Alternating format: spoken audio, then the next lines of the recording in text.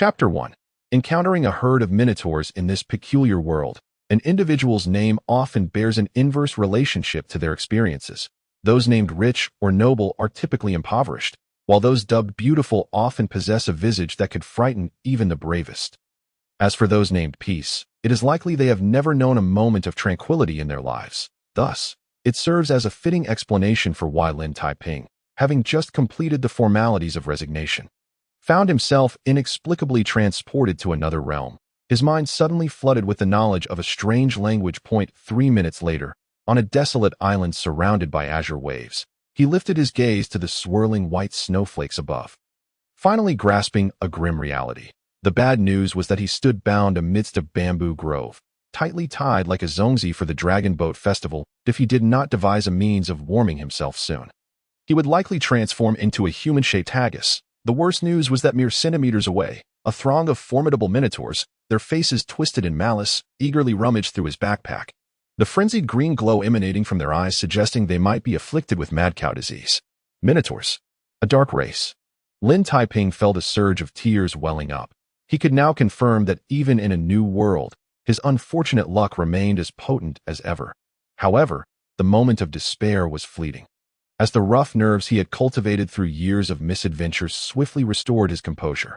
Well, if he could encounter a horde of robbers while merely withdrawing cash from the bank, then encountering a band of pillaging minotaurs in this strange land was not entirely unfathomable.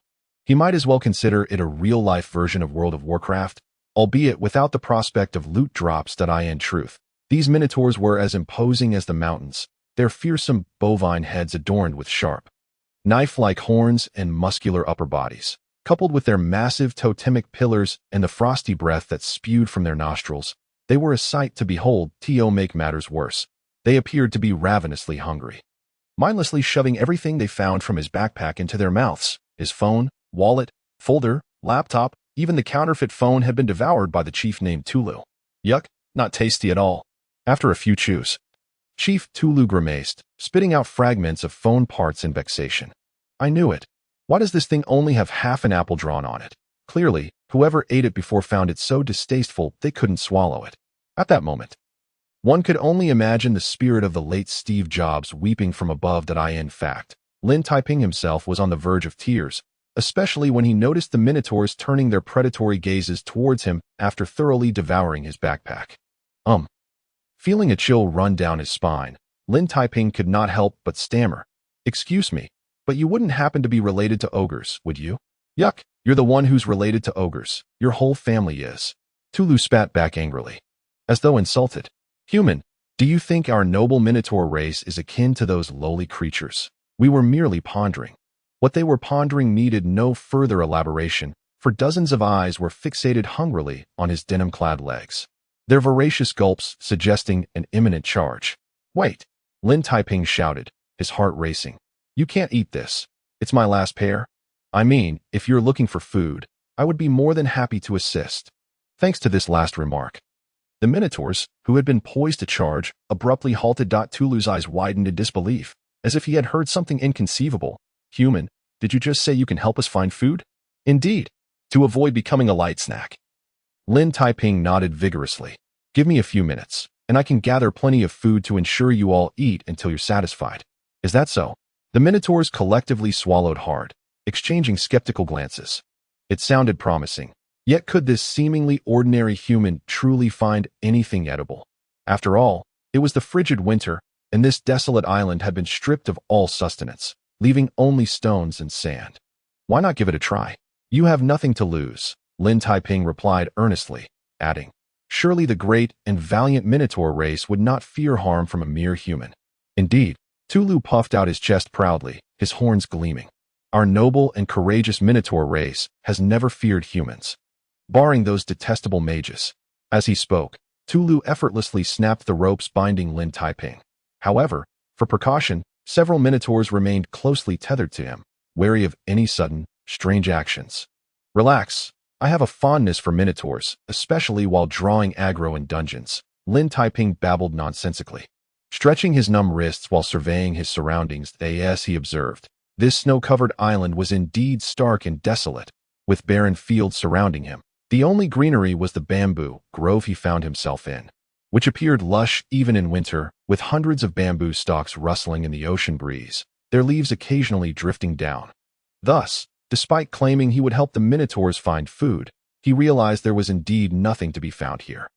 The nearby sea was eerily calm, devoid of any fish, and the wilderness offered nothing but stones and sand, except for this bamboo grove. Wait, bamboo grove. An idea sparked in his mind, and he thoughtfully stroked his chin. Pacing around the grove, the bamboo was thriving, and given it was winter, it occurred to him. I've tried it before. It's absolutely dreadful, Tulu sighed, observing Lin Taiping circling. The stalks are too hard to chew. The leaves are bitter, and it tastes like paper. Honestly, I'd rather eat paper. Recalling his unsatisfactory bamboo experiences, the minotaurs felt their stomachs churn. Be why the dark gods above, if this human dared to suggest eating bamboo, they would surely turn him into a pig's head. Rest assured, I won't suggest you eat bamboo, Lin Taiping declared, picking up a narrow, flat stone and squatting beside a large bamboo stalk, beginning to dig a hole. The minotaurs exchanged bewildered glances, Tulu's eyes widening in disbelief. Why the dark gods? What on earth was this human doing? Was he planning to unearth a pile of earthworms? Well, to be honest, even those didn't taste particularly good. While the minotaurs murmured amongst themselves, Lin Taiping was already sweating profusely, having dug up nearly every inch of ground within several meters. Unfortunately, despite nearly toppling the bamboo, the pit contained only worms and dirt. Nothing at all. Rubbing his sore legs, he shifted to another spot, continuing his excavation. However, it soon became clear that his luck was abysmal. This time, even the worms were absent. Human, what in the world are you up to? Tulu finally lost patience. Huffing angrily, listen, if you dare to play tricks on us, we'll bury you in the very pit you're digging. Calm down, calm down. Lin Taiping waved his hand dismissively, turning to yet another spot to dig. Just give me a moment. I refuse to believe my luck is this dreadful. Wait. With a resounding thud, as he complained mid-sentence, the stone seemed to strike something. He paused, startled, and upon seeing a hint of brownish yellow emerging from the soil, his face lit up with ecstatic realization. Moments later, what lay hidden beneath the dirt was fully revealed. The minotaurs leaned in, curiosity piqued, staring at the peculiar object, its muddy shell concealing a conical plant part, encased in a layer of yellowish-brown skin. Weighing at least several dozen pounds. Could it be? Was this the legendary food? Indeed, this is known as winter bamboo shoots, Lin Taiping exclaimed, cradling the find as if it were a treasure, nearly overcome with the impulse to kiss it. This is a delicacy of the bamboo grove. Simply cook it over a fire until tender, peel off the outer layer, slice it thinly, and you can crack. While he was still explaining, Tulu had snatched the winter bamboo shoot, biting into it without even wiping off the mud. But after only a few chews, his face contorted in agony, as though trampled by a herd of rhinoceroses. Yuck, this is utterly revolting. Damn it. Human, are you toying with us? In an instant, the minotaurs erupted in fury, their muscular hooves cracking ominously, poised to charge at Lin Taiping, ready to make him pay for this culinary betrayal. What could one possibly say in such a situation? Lin Taiping wiped the cold sweat from his brow, raising his hands in a gesture of innocence. Please, I already mentioned that this must be thoroughly cooked before consumption. It is you who did not wait for me to finish. Ahem.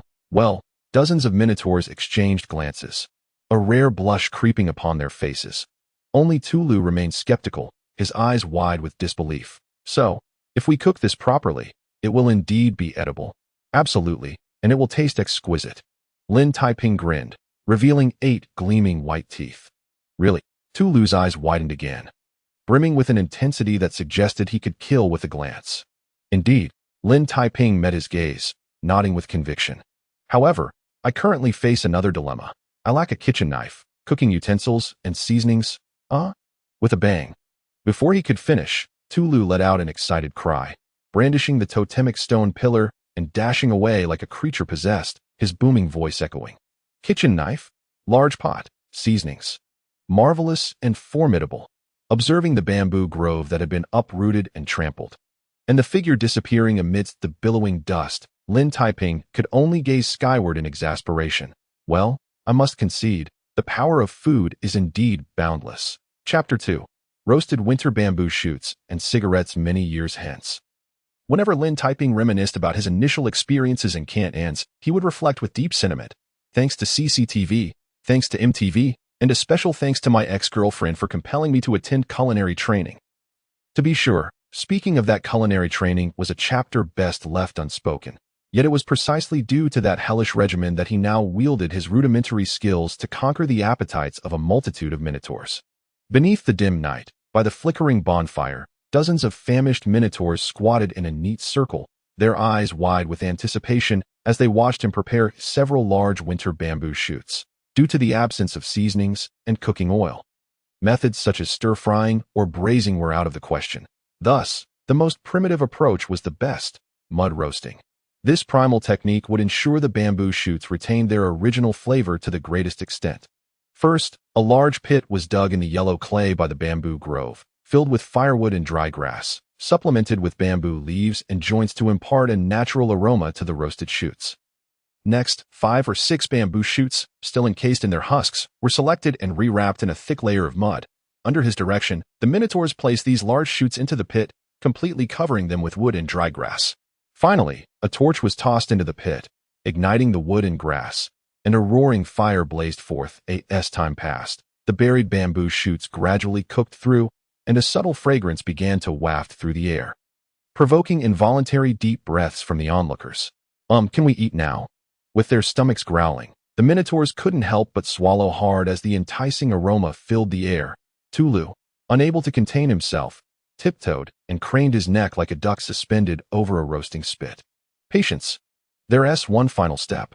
Estimating the time was right, Lin Taiping extinguished the flames in the pit. As the temperature cooled, he carefully prodded the pit with a stick, extracting the large bamboo shoots. At this moment, after a period of roasting, the outer mud shell had solidified.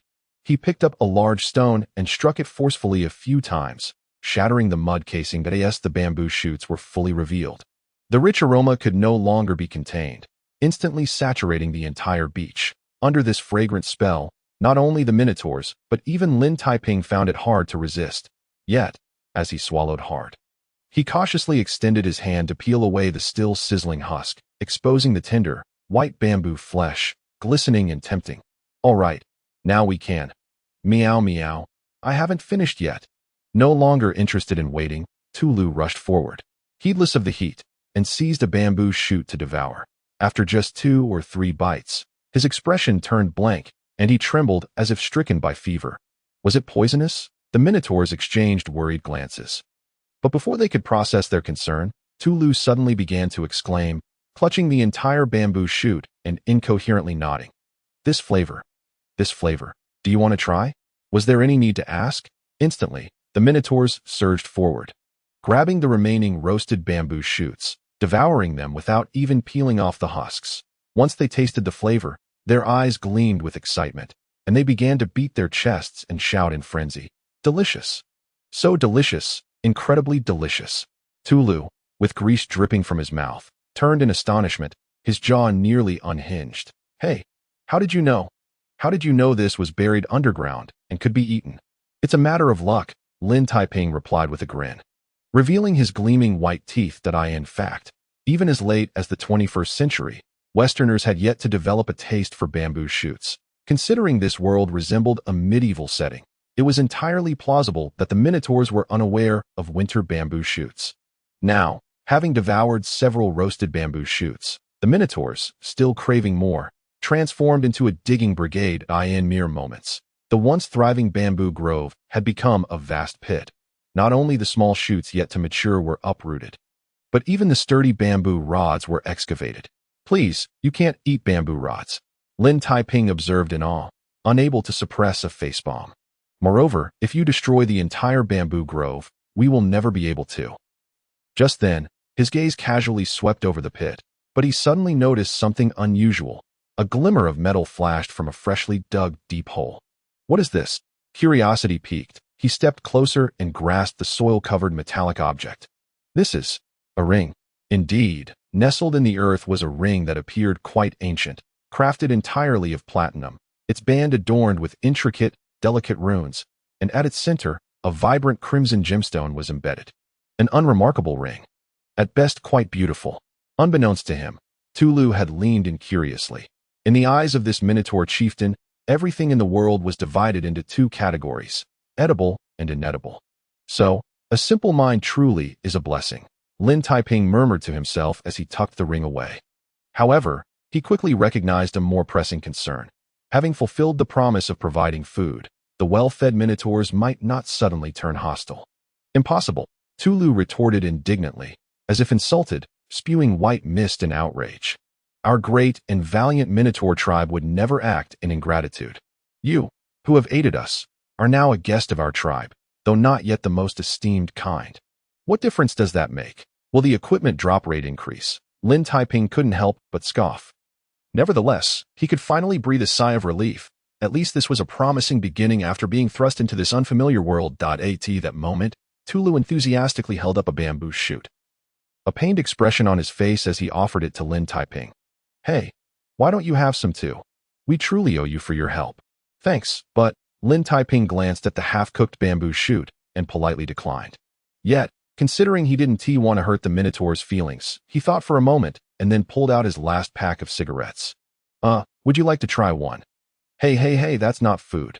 Marvelous and formidable. Had he not intervened in time, Tulu would have attempted to swallow nicotine whole. However, when Tulu saw Lin Taiping produce a lighter next, he took several steps back in shock. Fire. Are you a magician? This is what you said. I never claimed to be anything. Lin Taiping blinked innocently. Lighting a cigarette for Tulu. Here, mimic my actions. Take a gentle puff. Then exhale. How does it feel? It feels dizzy, Tulu replied honestly. As with his enormous lung capacity, he inhaled the entire cigarette in one go. If he didn't feel dizzy, it would be a miracle. But it seems quite nice. May I have another? No words were needed. Observing the eager look in Tulu's eyes, Lin Taiping could only sigh in resignation, reluctantly producing another cigarette. Swiftly, reality proved that when it comes to the mischief of male creatures, they adapt with remarkable speed. Within a minute, Tulu had mastered the use of a lighter, albeit narrowly avoiding a burn.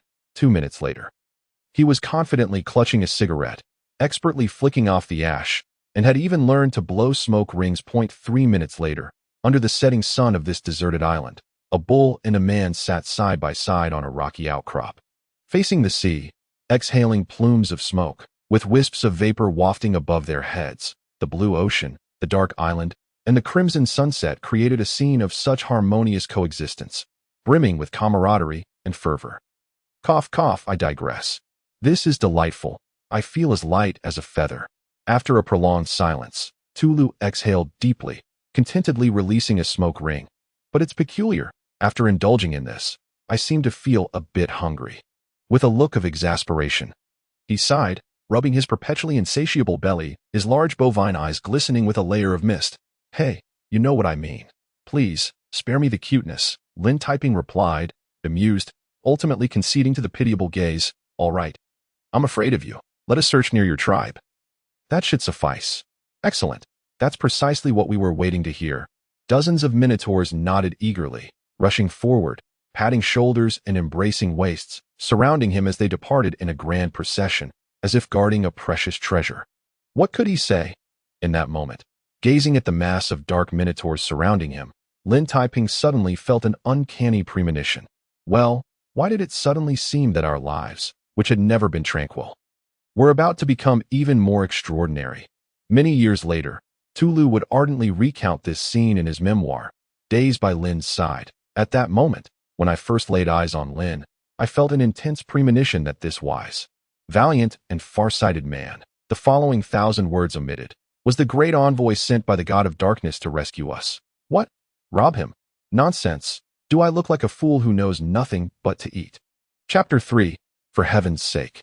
You are Minotaurs. As someone once said, life's ups and downs can be exceedingly exhilarating. Just 2 hours prior, Lin Taiping had been unceremoniously dismissed, simply for delivering a swift kick that sent the office door flying open while his superior was discussing life and aspirations with a female employee. For the record, the superior was also female. 2 hours later, he found himself surrounded by a throng of Minotaurs, marching boldly across Demon Island, their ferocious demeanor startling the seabirds along the way, causing them to scatter in alarm. Well, I must admit, I'm beginning to enjoy this sensation of collecting protection fees. Lin Taiping couldn't deny that he relished this lifestyle, free from the scrutiny of others and the drudgery of labor. While inhaling the fresh, invigorating in fact, if it weren't for the incessant chatter of a minotaur beside him, he might have contemplated settling on this island, having previously been utterly alone. However, ever since sharing food and cigarettes and establishing a tentative friendship, the initially fearsome minotaur chief Tulu had fully revealed his gluttonous nature. Lin, since the roots of bamboo are edible, surely other plant roots must be as well. I just spotted a massive pine tree. Do you think we should dig up its roots too? Lin, this flower has such a strange color. Should you not taste it? I've eaten several already, yet my tongue feels slightly numb. Lin, have you ever tried eating stones? Perhaps we could use them for soup. I once consumed a shiny stone embedded with a butterfly, though it was so hard I nearly lost a tooth. Lin, help. Who can assist me in silencing this loquacious glutton? Lin Taiping felt overwhelmed, as if swarmed by 1,000 flies buzzing in his ears, and he began to suspect that this minotaur was a hybrid of a goblin and a parrot, possessing a miraculous stomach that could digest anything. Nonetheless, it was precisely Tulu's incessant prattling that gradually enlightened Lin Taiping about the world he had traversed into.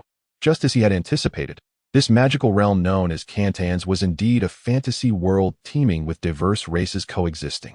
Interestingly, however, there was no vast continent, only countless islands scattered across an expansive ocean. As for his current location, it was the remote Demon Island in the Horn Sea, following the War of Light and Dark a millennium ago. Many dark races had fled from the resource-rich larger islands, and Tulu's Minotaur tribe, along with another tribe of dark elves, had inadvertently arrived here via a one-way portal and settled down. Unfortunately, due to the island's inherent scarcity of resources and its remote location, both the dark elf tribe to the north and the Minotaur tribe to the south struggled to survive. To make matters worse, winter had set in, with plants withering and magical beasts hiding away. And even the nearby rivers were frozen solid. The unfortunate Tulu and his kin had resorted to gnawing on roots and tree bark after exhausting their food supplies. What? Fishing at sea. Have you ever seen a minotaur capable of building boats or swimming? Well, I can somewhat understand your predicament. Lin Taiping sighed sympathetically, suddenly feeling quite unfortunate himself. While others were transported to new worlds with golden fingers, he found himself bereft of any advantages, save for the ring he had unearthed while digging.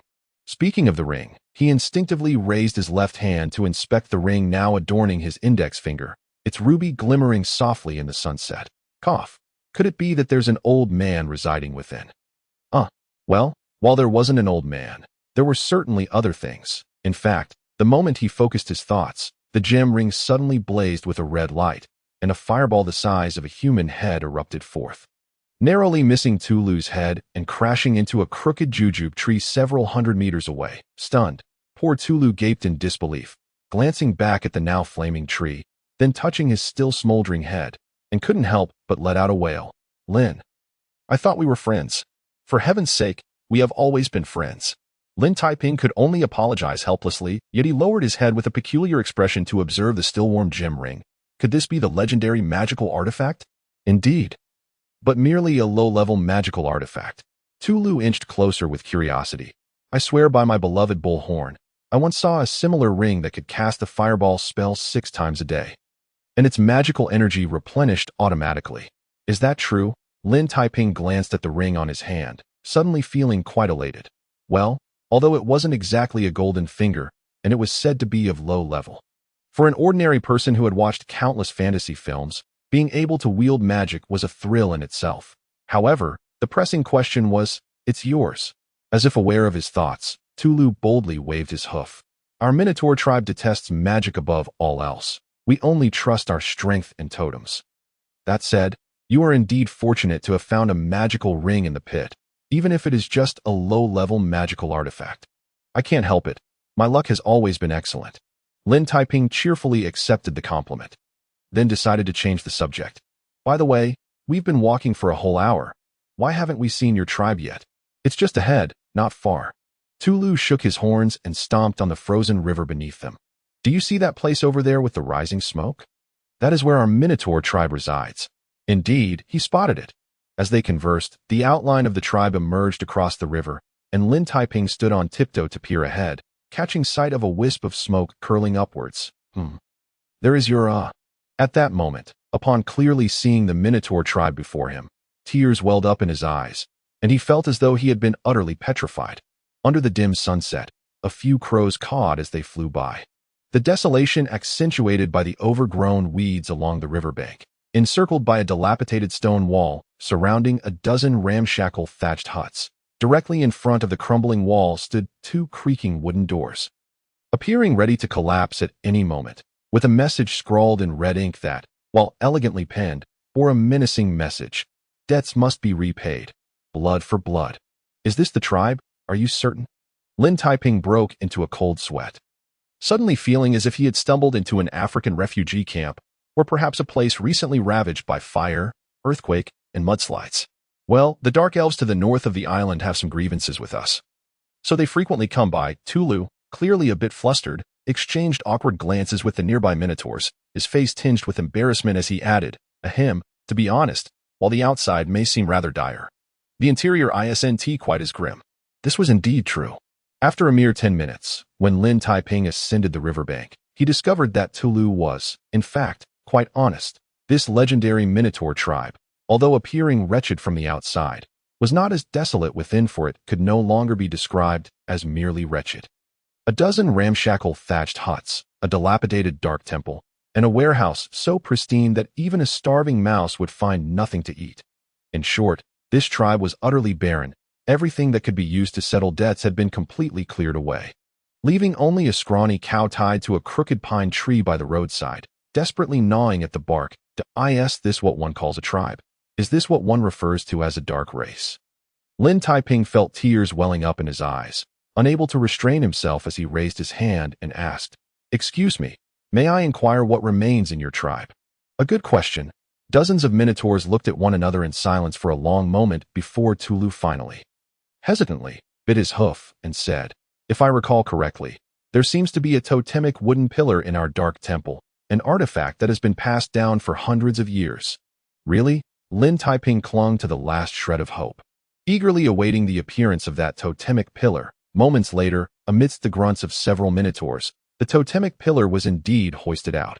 Nearly 6 meters tall, its surface intricately carved with dense totemic runes, emanating a dark luminescence. Even the mushrooms growing atop the pillar looked particularly. Wait, mushrooms, stay calm, stay calm. Lin Taiping could only tell himself earnestly, when suddenly, Tulu exclaimed beside him, his face alight with joy. "Wow, mushrooms, thank the heavens. We finally have something to eat tonight." Puffed. Thus, just when Lin Taiping had resolved to remain composed, he was suddenly overwhelmed with the urge to smash his head against the wooden pillar. How splendid! How powerful! Dozens of starving minotaurs in this utterly destitute tribe, unable to find even a morsel of leftover food, relying on shivering for warmth, walking for transport, and subsisting on porridge. For goodness sake. You are supposed to be a dark race, and a mighty one at that. How can this be justified to the players of World of Warcraft? But the reality was laid bare before him.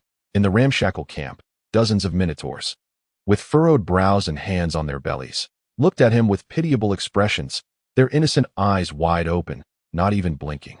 "All right, I'm afraid of you now."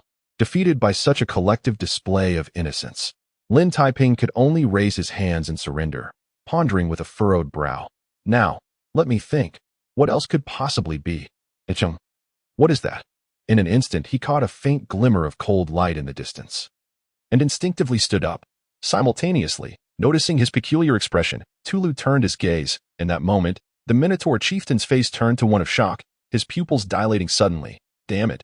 That is, Chapter 4. I want you to bear our children, damn it."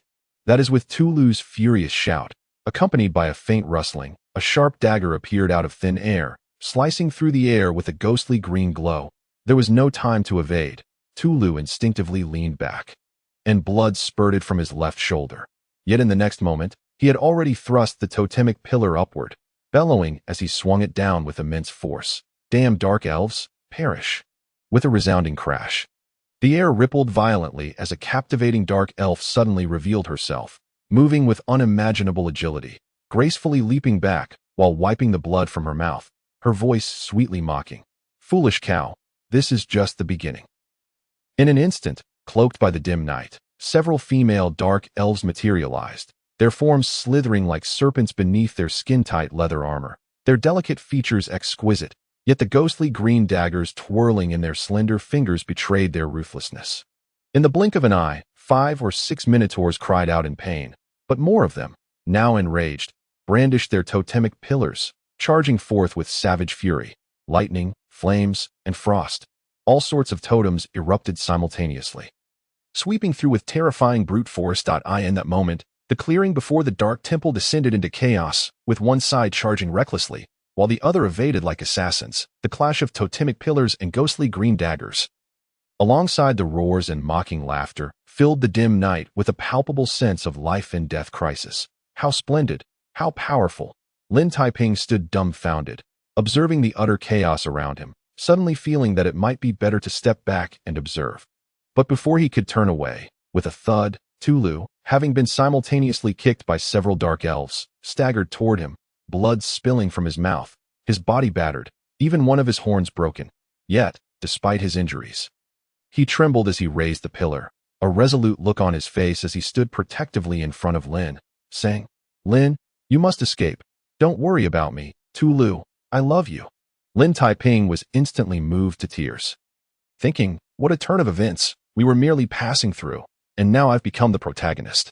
Indeed, in the next moment, as the ghostly green light flickered, the most enchanting dark elf leader materialized like a specter. Radiating a bewitching smile, "Human, it seems you are quite significant, to the extent that these foolish cows are willing to risk their lives to protect you?" "Not at all significant," Lin Taiping earnestly replied. Yet his denial had no effect. In a flash, the ghostly green dagger whirled past Tulu, slicing through the air with a sharp hiss. "Am I caught in the crossfire?" Lin Taiping could only look up at the sky in exasperation. Raising his left hand innocently, "I'm sorry, but I have a preference for beautiful women, except when it comes to ambushes." In an instant, the ruby ring glimmered, and the dark elf leader's expression shifted slightly. Instinctively leaning back, her slender waist bending impossibly. Yet even so, a blazing fireball struck her shoulder, causing her to let out a muffled cry as she was knocked backward.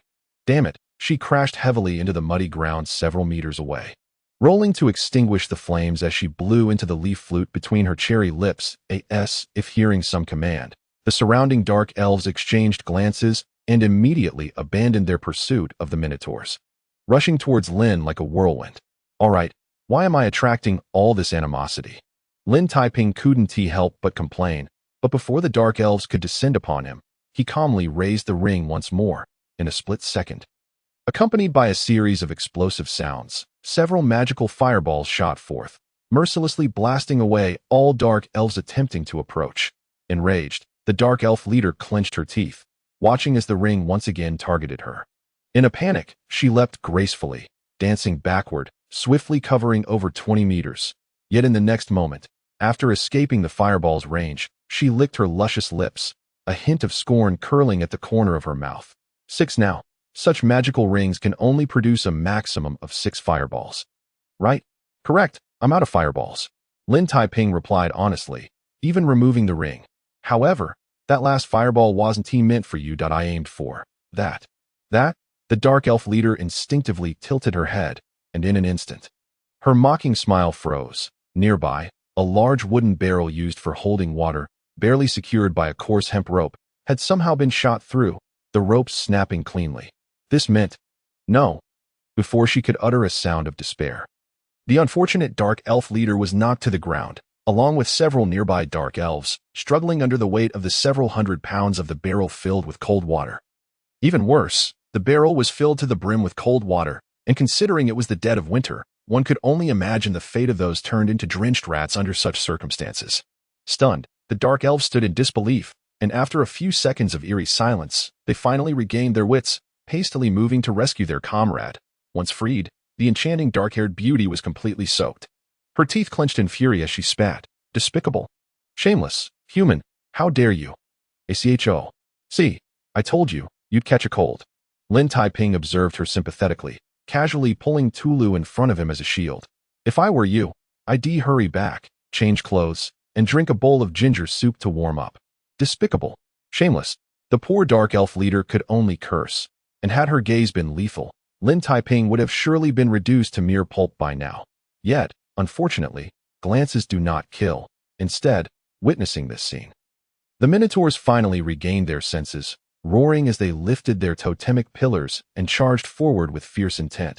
How delightfully foolish! The dark elf leader, filled with indignation, clenched her teeth tightly as her form suddenly shimmered with a blurred ripple, vanishing without a sound. Moments later, when she reappeared, she was accompanied by a dozen dark elves, gracefully leaping down from the surrounding wall like feathers, disappearing into the darkness without a trace in the dim wilderness. Only the echo of her hateful, cold laughter lingered in the air. Despicable humans! I swear to the god of darkness, I will. Next time, when you fall into my hands, I will make you, bear children for me. Many, children. Hey, what does this have to do with me? Lin Taiping protested innocently. Please, your enemy should be Tulu and his lot. Why are you asking me to bear children? Bear children? For a few seconds, Lin Taiping suddenly wondered if the dark elf leader had lost her mind. But when he turned around, he found Tulu and a large group of Minotaurs looking at him with sympathy. What was going on? Lin Taiping couldn't help but shiver, thinking to himself, it was just about having children. Was it really that terrifying? What do you think? With dozens of Minotaurs staring at him in eerie silence, Tulu suddenly enveloped him in a warm embrace, tears glistening in his eyes. Lin, thank you for the sacrifices you have made for us. Well, no more words, just go in peace. Chapter 5. From today on, become a wealthy man. Due to Lin Taiping's unexpected intervention, what should have turned into a tragic night battle ultimately concluded in comedy. At least for the Minotaurs. Although they failed to capture a single dark elf, after pursuing them, the Minotaurs unexpectedly seized several mounts left behind by the dark elves, including a rare swift dragon. Well, rare meant that Tulu drooled while swearing he had never tasted the flesh of such a creature. Thus, 2 hours later, the Minotaur tribe, which had been troubled over food, feasted on delicious roasted meat, and as the greatest contributor to this battle, Lin Taiping was naturally invited to the barbecue gathering, where he unabashedly took on the role of chef, searing steaks, stir-frying meat cubes, simmering meat soup. He wielded a rusty kitchen knife, busily working at the counter, while a loquacious Minotaur babbled nearby. Lin, I swear to the god of darkness, from now on, you are our tribe's most esteemed friend. By the way, when do we eat? Well, that last question is the crux, isn't it? Lin Taiping looked at it with disdain, but couldn't help stroking his chin. By the way, you still haven't told me why having children with dark elves is such a terrifying thing. Well, Tulu scratched his horn, wearing a strange expression, and after a long pause, he stammered. Actually, it's not terrifying to have children with dark elves. What's terrifying is having children with a whole group of dark elves. Do you know how fearsome those women are? All right, according to Tulu, the dark elf race had always been quite peculiar, and they were composed entirely of women, who traditionally captured men from other races for mating, propagating their kind through such forceful means, and all offspring exhibited dark elf traits. Even worse, they had no notion of monogamy. Any unfortunate man who fell into their hands would be besieged by a multitude of dark elves. What, you think being surrounded by a group of beautiful women is enticing? Very well, try saying that after being ravaged a dozen times. Therefore, males who fell into the hands of dark elves faced only two fates, either being exhausted to death or being killed after fulfilling their reproductive duties. Speaking of which, the unfortunate individual expressly named by the dark elf leader was likely doomed to become a mere vessel for sowing seeds. Isn't that right? Upon hearing this, Lin Taiping envisioned the scene of being surrounded by a throng of alluring dark elves tearing at his clothes. And he couldn't help but shiver. I do have an affinity for beauties, but the idea of being overwhelmed and forced, I cannot bear that. Scary, isn't it? Tulu looked at him with sympathy, but then patted his chest and said, however, Lin, rest assured, we will do everything we can to protect you to most. When those women come to capture you, we will cut you up first, so they won't take you away.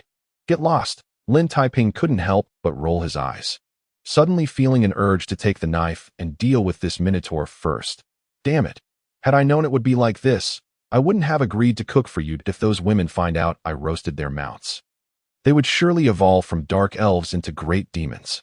In fact, just as he suspected, on a small hill several dozen miles away, the dark elf leader gritted her teeth in fury, glaring at the smoke rising in the distance. Trembling with rage, human, how dare you? How dare you?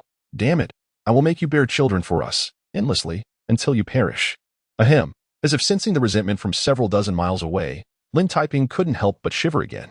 However, it was too late to say anything now, as the bonfire blazed, and dozens of plates of swift dragon meat were steaming hot on the table.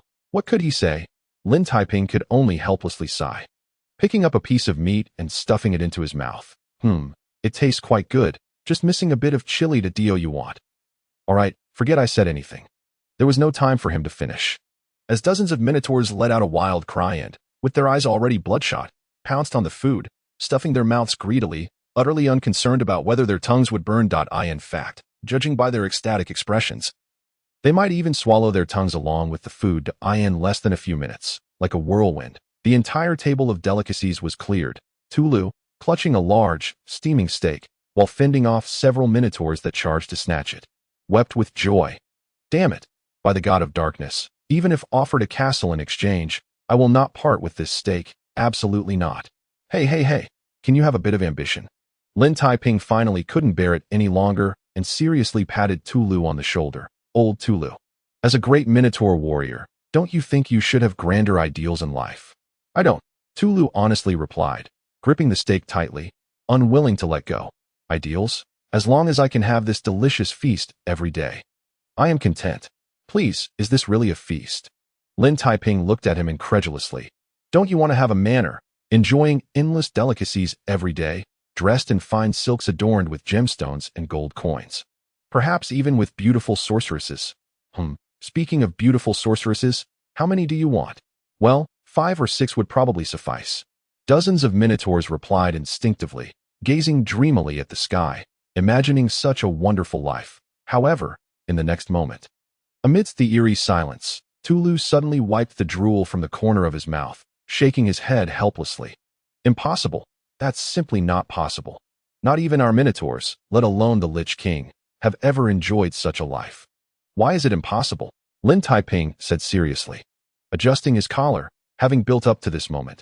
Let me put it this way. Do you know what my ideal is? What is it? Tulu and dozens of minotaurs perked up, curiosity ignited within them. Under their collective gaze, Lin Taiping drew out his words, then coughed lightly. Well, my ideal is quite simple. Enjoying life, to revel in life to the fullest. Goodness! Dozens of minotaurs immediately fell over in shock, with Tulu wide-eyed, struggling to maintain his composure while biting his hoof. Lin, are you joking? What is the problem? Lin Taiping replied nonchalantly, spreading his arms, even if it's some grand goal like conquering the world or becoming the strongest. In the end, isn't it all about living more comfortably?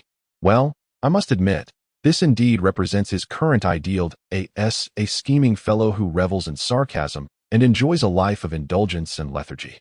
His so-called grand ambition is, of course, to sleep until naturally awakened, counting his riches until his hands cramp, living a life so comfortable that it inspires envy and resentment, becoming a lord of such vast territories that he might lose his way, residing in the magnificent skeletal castle personally overseen by the Lich King, sleeping in a warm bedroom remodeled by dark sorcerers, and being attended by a horde of beautiful fox maidens, savoring exquisite delicacies prepared by halfling chefs, and enjoying fruit juices airlifted from the distant east by succubi, and if boredom strikes, he would sail the seas with his undead fleet, flanked by a throng of heavily armed dark knights, with a lazy, napping fire dragon at his feet, and beside him, a debauched fallen angel puffing on a cigar, while a few enchanting mermaids serenade him with Tyrandit. Of course, he could also take the opportunity to visit several ports, engaging in a few million gold business deals, and if he spots someone he dislikes, he could snap his fingers and send hundreds of thousands of skeletons to gang up on them, collecting protection fees afterward, and then seek a beautiful elder sister to discuss life aspirations. What? You say this is rather kitsch. Precisely, it is kitsch. Dare you claim you have never entertained such thoughts? Truly, what a magnificent, noble, just, and passionate ideal this is. In an instant, dozens of Tauren listen with solemn reverence, tears streaming down their faces, while only Turu, with a face full of admiration, fervently nods. Yes, I have always thought the same. But Lin, how exactly do we go about realizing this ideal? Indeed, ideals are bountiful while reality is starkly lean. Living such a lavish life that it draws collective middle fingers from others is, without a doubt, the aspiration of all beings, including the Dark Ones. Yet, considering the current dire state of the Tauren tribe and the desolation of Demon Island, this seems exceedingly challenging. Fear not, there will be delicacies. There will be gold, and there will be beauties. Lin Taiping nonchalantly shrugged, then smiled as he extended his left hand. All of this is on me. However, the pressing question is, Turu, are you interested in participating? Well, Turu scratched his clever head, and for a few seconds, he suddenly felt as though he could see Lin's demon tail swaying behind him, but immediately afterward, upon envisioning that life of counting riches until his hands cramp, he sprang up as if invigorated by a potent elixir, placing his hooves atop the table. Is that even a question? Lin, just tell us what to do. Exactly. Dozens of Tauren nodded vigorously, raising their hooves high in the air, fervently shouting, Demacia, we shall prosper. Demacia, we shall indulge. Demacia, we shall have beauties. Very well, then it's settled. Lin Taiping nodded with satisfaction, suddenly feeling that if he were to change careers to become a charlatan, he could surely deceive a throng of devout followers. However, soon reality would prove to him that devotion can sometimes be quite terrifying, for in the next moment, Turu, now thoroughly caught up in fervor, suddenly raised his hand grandly. Bring forth our tribe's most beautiful maiden to celebrate Lin's arrival and to preemptively toast our grand ideal. Thus, amid the envious gazes of dozens of Tauren, the most beautiful maiden of the Tauren tribe, Lia, made her entrance, with a physique akin to a fortress, a waist needing two to embrace, eyes as large as brass bells. Coupled with a bashful demeanor and the curious sound of gulping, at that moment, Lin Taiping could not help but shed tears. No, it's really unnecessary. I am not particularly interested in such feminine charms. You should. Hey, don't come closer. If you must come, then just come. Why are you pulling my clothes? Help. Chapter 6. I pass by you and continue early in the morning, awakened by the cries of beasts. Lin Taiping shook his groggy head and crawled out from amongst a heap of splayed Tauren hooves. Behind him were the snores of the Tauren, with Turu clutching a bone, licking it while mumbling incoherently in his sleep. Delicious. More, two more. This fellow is simply a glutton, Lin Taiping mused, rubbing his chin, but what left him even more speechless was what lay behind him, for the most beautiful Tauren maiden, Lia, had already drowsily opened her eyes. Gazing at his close figure, she bashfully nibbled on a Tauren hoof, her large eyes fluttering. Darling, you're awake so early. Would you like me to perform a hula dance for you? Excellent, very impressive. Lin Taiping, initially hesitating whether to stroll outside, was instantly resolute upon hearing the term darling, and he dashed out with lightning speed, wholly disregarding Lia's resentful gaze behind him. Over half an hour later, he found himself leisurely strolling along the beach. It was an ordinary morning on Demon Island. A shroud of black mist enveloped the desolate plains. Fresh air greeted him. The azure sea gently lapped at the shore, and a few white seabirds circled above, emitting melodious chirps. A most peculiar island. Desolate yet mysterious. Lin Taiping shrugged indifferently. From last night until now, he had felt as though he were in a dream, but the current reality confirmed that all this was not a dream but truly transpiring. This desolate demon island, situated in a remote corner of the Gal Sea, was not particularly large and lacked abundant resources. The entire island was shrouded in black mist, and few merchant ships passed by. It could be deemed an utterly worthless wasteland. Decades ago, the exiled Tauren tribe utilized a one-way portal to arrive here, but to their surprise, they discovered that a dark elf tribe had already settled to the north of the island. Though both belonged to dark races, the relationship between the Tauren and dark elves had never been amicable, and given the limited resources of the barren island, conflicts were inevitable. After several fierce battles, neither side had the capacity to vanquish the other. Thus they reluctantly chose to govern the island separately, with the Tauren settling in the southern valley, their backs against the white wave beach, while the front faced the barren Blackbone Mountain, and only in the nearby dark wasteland did some magical beasts still exist, barely providing sustenance for their hunting. Thus, if one were merely to be trapped on this island, they might not even have enough to eat. Lin Taiping reflected on Turu's introduction, looking at the demon island before him, troubled as he rubbed his chin. Well, perhaps the most crucial task ahead is to devise a way to leave this forsaken island. And then, in fact, Lin Taiping believed that even a destitute Tauren tribe could offer something of value, such as that item he had been contemplating since last night, if brought to those affluent islands. It could surely yield immense profits. However, the problem lay in the remoteness of Demon Island. so distant that it was entirely off any maritime routes, and worse still, the Taran tribe, having arrived via a one-way portal, possessed no knowledge of seafaring techniques, much less shipbuilding. In other words, without a ship, he and the Taran had no means of leaving Demon Island, and without leaving Demon Island, they could not earn money to improve their lives. And without earning money to improve their lives, well, was this compelling him to don beast skins, grow a beard, and subsist on tree roots, ultimately becoming the son-in-law of the Taran tribe. A ship, I need a ship. The thought of such a dreadful scenario sent a shiver down Lin Taiping's spine. As he gazed resentfully at the sky, if only I could have a ship capable of long voyages, even if it were rudimentary and decrepit. Well, perhaps the dark god truly heard his lament. In the next moment, accompanied by the resonant sound of a low horn, the outline of a ship gradually emerged from the layers of mist on the distant sea surface. No, this was no illusion, in his astonished gaze. The pirate ship flying a skull flag became increasingly clear amidst the morning fog, its slightly damaged white sails billowing in the sea breeze, propelling the vessel forward at high speed, showing no signs of slowing even as it approached the shallows. And then it crashed headlong into a reef, resulting in utter catastrophe. The next moment, water surged into the breach, causing the vessel to tilt slowly. Amidst the clamor and chaos, dozens of pirates hurriedly jumped from the ship's side, scrambling onto the white sandy beach. Curiously, these ferocious and brutal pirates now bore faces of sheer terror and unease. The one-eyed giant leading them glanced back at the deck, his arm gripping the axe trembling slightly, as if he had encountered a great calamity. Damn it! We must get out of here! Boom! Before his words could settle, the sealed deck suddenly exploded, with splinters and dust flying everywhere, and amidst the wild chaos, a striking beauty in a red dress leapt forth, landing gracefully like a light bird. Red hair, a red skirt, red lips. This captivating maiden radiated a vibrant charm, illuminating the dim beach in an instant. In an instant, stunned by her commanding presence, the entire beach fell into a profound silence. Yet, almost immediately, a gold-toothed pirate erupted into a frenzied roar. "Kristen, you foul wench, how dare you pursue us too?" With a thunderous crash, the pirate, who had not yet finished his sentence, was suddenly sent flying, howling in agony as he collided with a distant rock, blood spewing forth from his mouth as his ribs cracked upon impact. Amidst the eerie stillness, the lady in the red dress, known as Kristen, unfazed, stepped forward. Incredibly, she held aloft a massive iron anchor weighing hundreds of pounds in her delicate, fair left hand, her step still light as if she were dancing. "Boring. Scum like you should have turned into bounty long ago."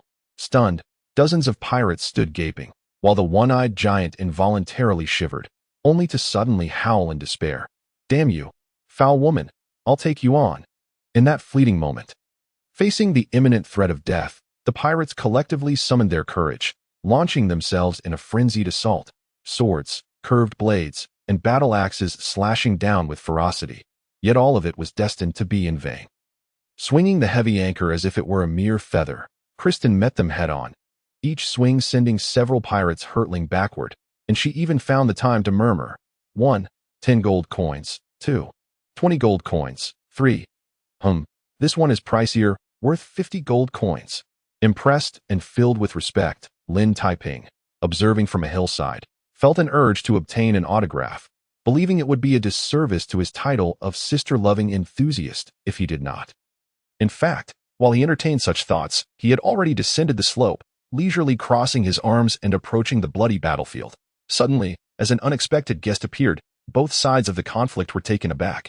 Kristen merely cast a casual glance, yet the pirates wore expressions of bewilderment, with the one-eyed giant angrily bellowing, "Pretty boy, get lost, or I'll gouge your eyes out.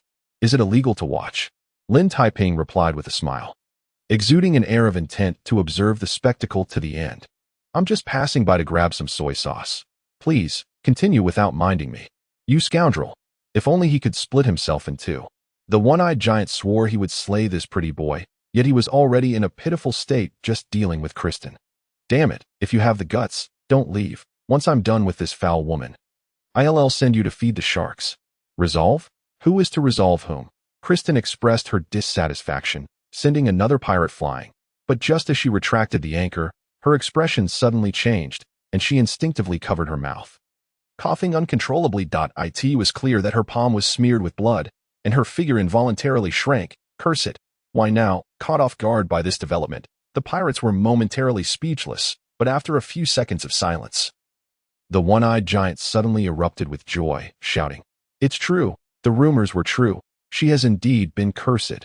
Like a glimmer of hope in a losing battle, dozens of pirates were momentarily stunned before they charged with renewed fervor. Curved blades slicing through the air with chilling precision. Coughing violently, Kristen pressed her blood-stained lips, desperately swinging the anchor to topple a few unfortunate souls. However, in her exertion, she too staggered back, pale-faced at that moment. The one-eyed giant raised his axe high, roaring with malicious intent. "Foul wench, die." Feeling a searing heat behind him, the one-eyed giant instinctively crouched low, and in that very instant, a blazing fireball whizzed past, narrowly grazing his scalp before colliding with a pirate who had failed to evade. Amidst the screams, the unfortunate soul ignited into a living torch, while the one-eyed giant, shaken, felt his hair as he and the other pirates turned in astonishment, eyeing their incredulous gaze. Lin Taiping leaned casually against a rock, his left index finger raised, the magic ring glimmering in the sunlight. "Gentlemen, it suddenly occurs to me that I am the protagonist of this hero saves damsel scenario. What do you think?" Chapter 7. A warm salutation from the Taran tribe. Imagine the sensation of being struck by a searing fireball in less than a few seconds. That unfortunate pirate, engulfed in flames, leaped into the icy sea, never to resurface. A sudden chill washed over the remaining pirates as they exchanged fearful glances, involuntarily taking a few steps back. The one-eyed giant, however, was unfazed, roaring with madness. "Bastards, what are you afraid of?" He asked just one man. Damn it. In the throes of his rage, he caught sight of the black-haired man's friendly smile, and panic seized him, causing him to retreat. The pirates screamed in terror, instinctively turning to flee, but before they could fully pivot, the magic ring's radiance flared once more.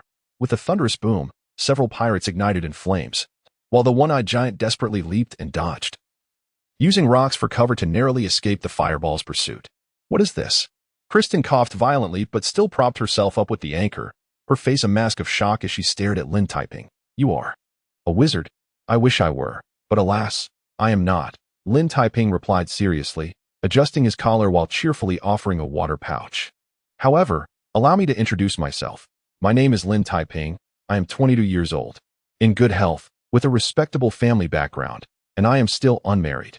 "Is this a matchmaking session?" Kristen stared wide-eyed, unsure whether to express her gratitude first or inquire if he minded her being a few years older. Or perhaps, watch out. With a resounding crash, yet another pirate fell, and the soot-covered one-eyed giant suddenly charged from behind the rock. In close proximity, he roared in utter despair, producing a vial of black potion. "Damn it. I don't want to use this life-burning potion, but since you've forced me to this dead end, let us go to hell together."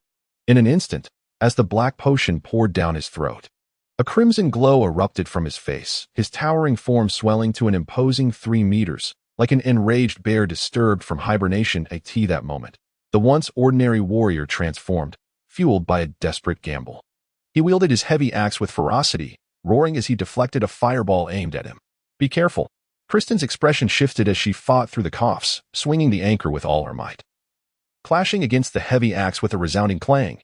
Just then, the curse within her reared its painful head once more. In that fleeting moment of weakness, she could no longer withstand the assault. The one-eyed giant, filled with fury, landed a crushing kick to her abdomen, then leaped high, the gleaming axe poised to strike down.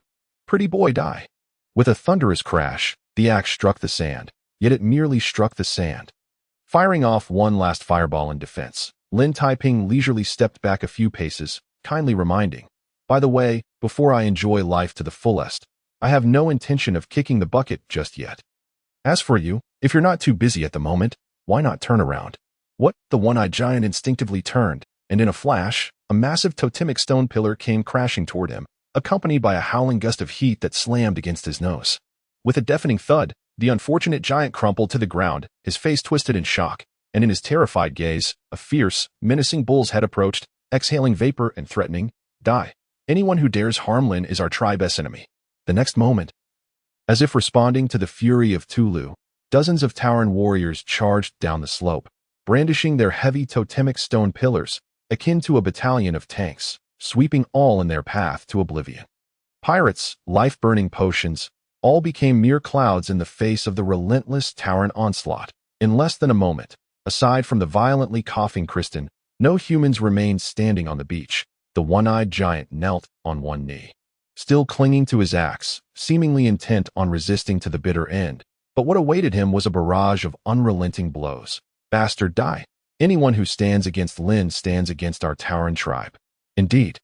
Without Lyn, we would starve, and we'd never taste that delicious food again. How dare you do this? Go to hell. Wait, where are you all throwing that? Make way, make way. Let me take a few swings too. In the midst of a cacophony of bizarre cries, the unfortunate one-eyed giant found himself encircled by a throng of minotaurs, mercilessly subjected to a relentless beating. Particularly fervent among them was the strikingly beautiful minotaur maiden, Leah, who, in a fit of rage, brandished a large iron pot and screamed, "Die! Die! How dare you harm my dear? I shall have my vengeance."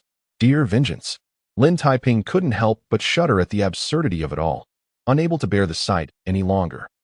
He cleared his throat and interjected, Perhaps it would be wise to cease this assault. Furthermore, even if you intend to crush him, might I suggest you remove his axe and wallet first? Bloodied items lose their value." At this, the minotaurs suddenly appeared enlightened, promptly transforming from ruthless thugs into savage brigands, stripping the one-eyed giant of his possessions with great efficiency, before dragging him over to Lyn Taiping like a slaughter-bound pig. "Listen, my good fellow, we are all quite busy here," Lyn Taiping said, stroking his chin with a smile, raising a finger. "Thus, I present to you two choices. First, divulge everything you know, including who you are and the origins of this Miss Christine." "What about the second?" the one-eyed giant was tempted to ask, but upon witnessing the minotaurs cracking their hooves ominously, he wisely raised his hands in surrender, exclaiming, "My lord, I shall tell all. We are the subordinates of the pirate Blood Eye, and this Miss Christine is a bounty hunter pursuing us." Fearing further punishment for any delay, he hurriedly spilled every detail he knew. According to him, they had intended to embark on a grand heist as Blood Eye's crew. But little did they know that Christine, the bounty hunter from Rhodes Island, had cunningly infiltrated their ranks disguised as a sailor. After a chaotic skirmish, the out-of-control pirate ship had veered off course and crashed into the reefs of Devil Island. And then, "So that is the case. I should thank you for delivering the ship to me," Lyn Taiping replied, nodding with a cheerful demeanor as he glanced at the stranded pirate vessel in the distance. However, his attention quickly shifted back to the still unconscious Christine. Even in her unconscious state, this golden-haired beauty exuded an irresistible allure, making it difficult to fathom how such a stunning figure could be reduced to the perilous life of a bounty hunter, typically reserved for those of lesser stature. "I'm not entirely certain," the one-eyed giant replied, a hint of frustration tugging at his lips as if his teeth might fall out. "I only heard that she was once of noble birth. But after her parents passed, her family fell into decline, and she had to toil relentlessly to support her 13 younger sisters." "What?" Lyn Taiping spluttered, spraying water as if transformed into a human fountain. While the minotaurs nearby admired him with raised hooves. 13 sisters. Had they heard correctly? Good heavens, that couple must have been extraordinarily prolific, akin to a sow in heat. Most astonishingly, they were all girls. "I am astounded, truly. They can breed," Lyn Taiping said. Bowing in admiration, he turned to look at the still unconscious Christine and realized why this alluring lady was so preoccupied with discussions of bounties. It made sense why she meticulously kept account of each pirate she felled. Her life depended on it. How heart-wrenchingly tragic. With such adversity befalling the elegant lady, how could these ruffians not line up to be vanquished by her sword? It was utterly inhumane. The poor one-eyed giant silently cursed, but surrounded by the minotaurs, he could only nod pitifully. Yes, indeed, you are correct, my lord. If you don't mind, I would gladly offer this pirate ship as restitution." "Is that so? Then I shall reluctantly accept your generous offer," Lyn Taiping replied, feeling quite pleased as he stroked his chin, suddenly in high spirits. "What a stroke of fortune! Just as I was in need of a vessel, one has conveniently presented itself. Alas, it still lacks a captain and skilled crew." "I will," the one-eyed giant eagerly volunteered as the other pirates, pretending to be unconscious, scrambled to raise their hands in a fervent display of enthusiasm, as if to say they would gladly offer their services for free. "You," Lyn Taiping shrugged dismissively, recognizing that the loyalty of this motley crew was likely non-existent. Pondering instead, stroking his chin thoughtfully as he turned his gaze back to the still unconscious Christine. This enchanting lady, tirelessly striving to provide for her family, appeared to have extensive knowledge of maritime trade. Moreover, compared to a horde of ugly brutes, a beautiful lady was undoubtedly the superior choice. Very well then, it is settled, Lin Taiping declared, exhaling with satisfaction as he turned to Tyrrell. Please ensure everyone is returned to the tribe. And find some herbs for this lady Christine. Be courteous and gentle, if you please. Courteous and gentle? The dozens of minotaurs exchanged glances, first regarding Lin Taiping's earnest expression, then the lovely visage of Christine. And suddenly, they all appeared to reach a harmonious understanding. And the next moment, Tyrrell nodded vigorously, thumping his chest with a resounding thud. Rest assured, Lin, I swear by my beloved horns that I shall care for this lady Christine. By the way, may I inquire whether you prefer a forceful approach or a more romantic one? Chapter 8. From now on, call me boss. As a bounty huntress known as the Rose of Rhodes Island, Christine harbored two aspirations. First, to amass a substantial fortune to support her 13 adorable yet boisterous sisters. Second, to return to her homeland and deliver a crushing blow to the despicable uncle who had usurped her family's wealth with a mighty iron anchor. Unfortunately, thus far, neither of these dreams appeared to be within reach. The former thwarted by a dire economy that frequently left even a valiant warrior like her unemployed, and the latter complicated by the fact that her unscrupulous uncle had become a prominent figure on the island and was on the verge of being elected as a councilman. Consequently, Christine's life had been fraught with hardship. To make ends meet, she had taken on numerous roles: bounty hunter, trader, chef, part-time pirate, and even spent 2 months singing in a tavern until she smashed a chair over the head of a lecherous baron. Yet despite her tireless efforts, she lived from hand to mouth, at times impoverished to the point of not even having a mouthful of wind to drink. Even worse, 6 months prior, a strange curse hidden within her had flared up unexpectedly. After fruitlessly seeking the help of various sorcerers, she was left with no choice but to suppress the curse while continuing to work, her body on the brink of collapse. All for the sake of earning enough to support her 13 sisters before her life reached its inevitable conclusion. This was undoubtedly a perilous gamble, and during her pursuit of the pirates, she had finally collapsed under the strain. However, even more unfortunate was the fact that when she awakened in a cold sweat, she found herself lying within the tent of a tribe of dark creatures, surrounded by a menacing group of minotaurs and a young man with black hair and eyes. What have you done to me? Instinctively clutching her chest, Christine seized a wooden stick, vowing that if any minotaur dared to approach, she would not hesitate to strike, turning him into a meat patty. Relax, relax, we have done nothing at all, the black-haired man replied calmly, turning to face her with a steaming cup of coffee in hand, revealing a cheerful smile adorned with 8 gleaming teeth. In fact, you should be grateful to us, perhaps offering a few hundred gold coins, or even making an oath of fealty. This reminded Christine of her plight, and she pressed her temples in frustration, finally recalling the events leading up to her fainting spell. Let me think. Your name seems to be Lin Taiping, unmarried. He replied earnestly, emphasizing his single status. Lin Taiping, Christine repeated, bewildered by the peculiar name. However, she quickly realized that she should express her gratitude first. Thank you for your assistance, but unfortunately, I have nothing to offer in return. If you wouldn't mind, perhaps I could repay you once I earn some bounty. Not a problem at all. Lin Taiping waved his hand dismissively, yet curiously inquired. However, Miss Christine, it seems you are in dire need of funds. Who could argue with that? Initially feeling a tad anxious, Christine was suddenly reminded of her financial predicament and couldn't help but enumerate her troubles aloud. I am in desperate need. Alice needs milk powder. Vivian's diapers are on credit. Nancy's coat is too small. Jane's tuition fees are 3 months overdue. And Lena's doll. Quite impressive. If left uninterrupted, it seemed this lovely lady could elaborate for 2 hours. The Minotaurs exchanged glances, contemplating who truly had it worse. In comparison to this enchanting lady, their tribe felt like a veritable treasury. In truth, Lin Taiping was already drenched in cold sweat, as he watched Christine about to delve into matters concerning rent and utilities. He could no longer restrain himself and raised his hand to interrupt. Stop, Miss Christine. Please halt for a moment. I merely wish to inquire if you would have any interest in working for me? Work for you? The directness of the question left Christine utterly astonished, her eyes widening as she foolishly turned to survey her surroundings.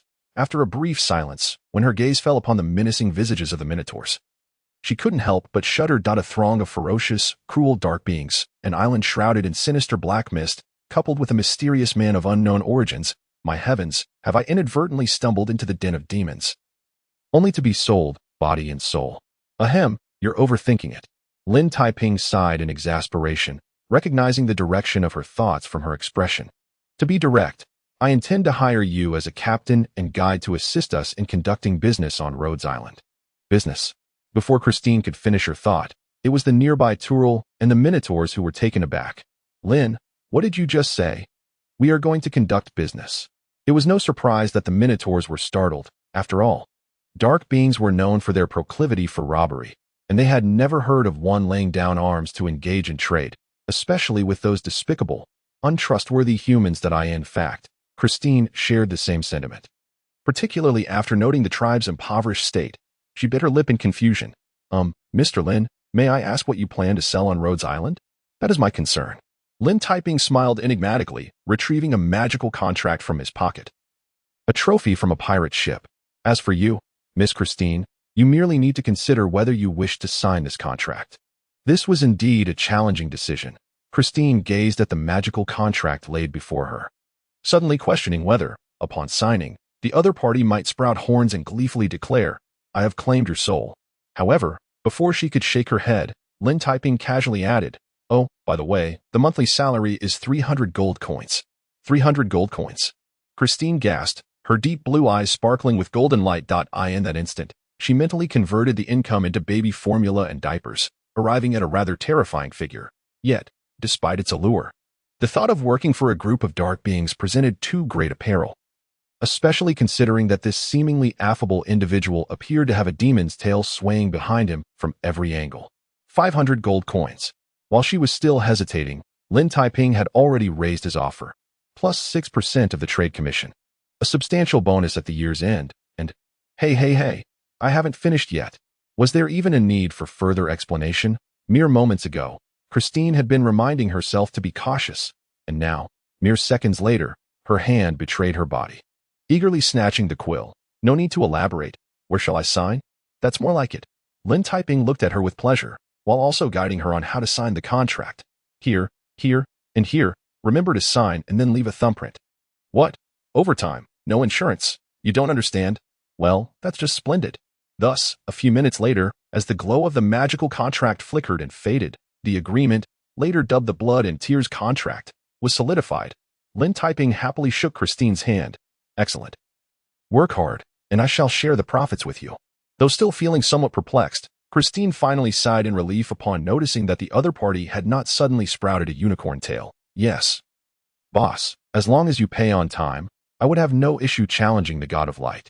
Rest assured, I am not one to withhold wages, Lin Taiping replied with a smile, pondering before suggesting, so, how about we get started right away? Christine, do you know how to repair ships?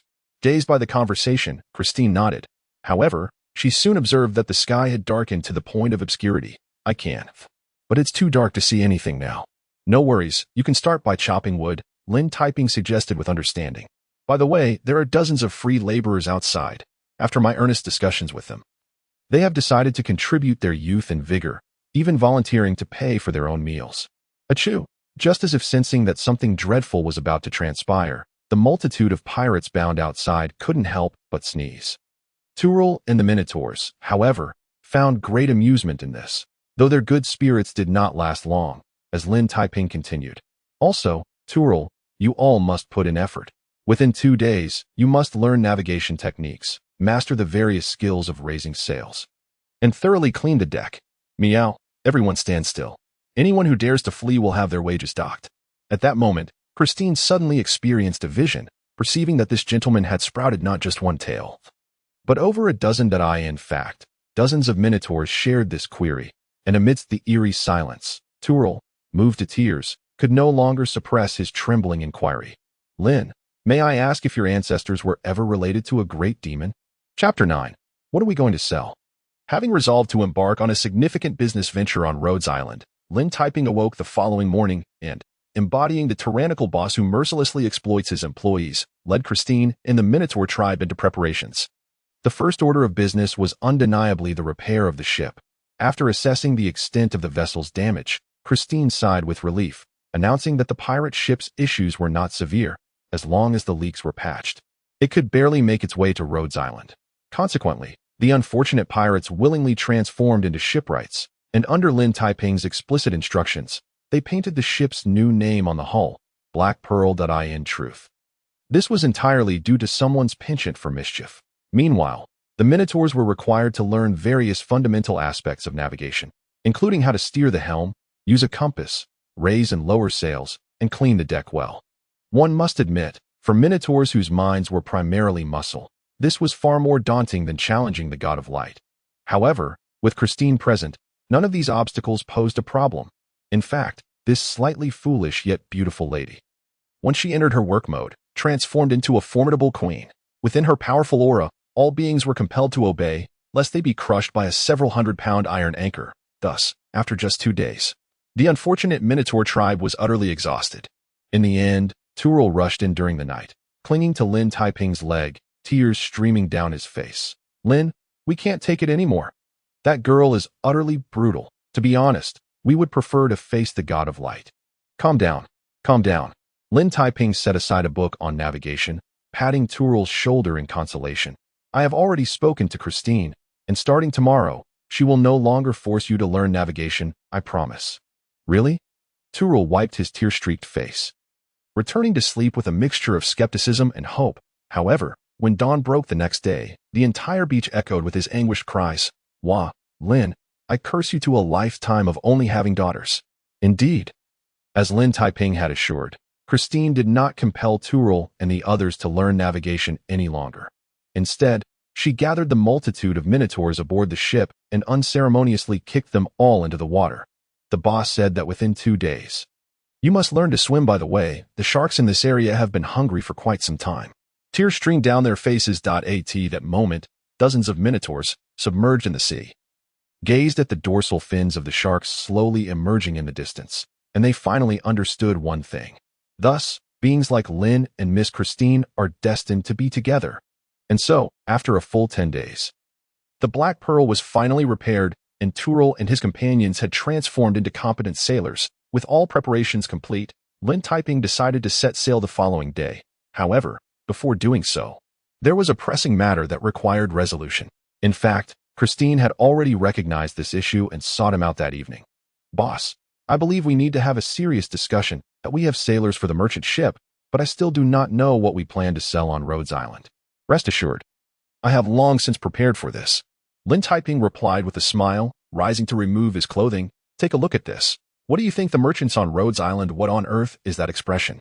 Do I look like the kind of unscrupulous boss who would set his sights on a female secretary?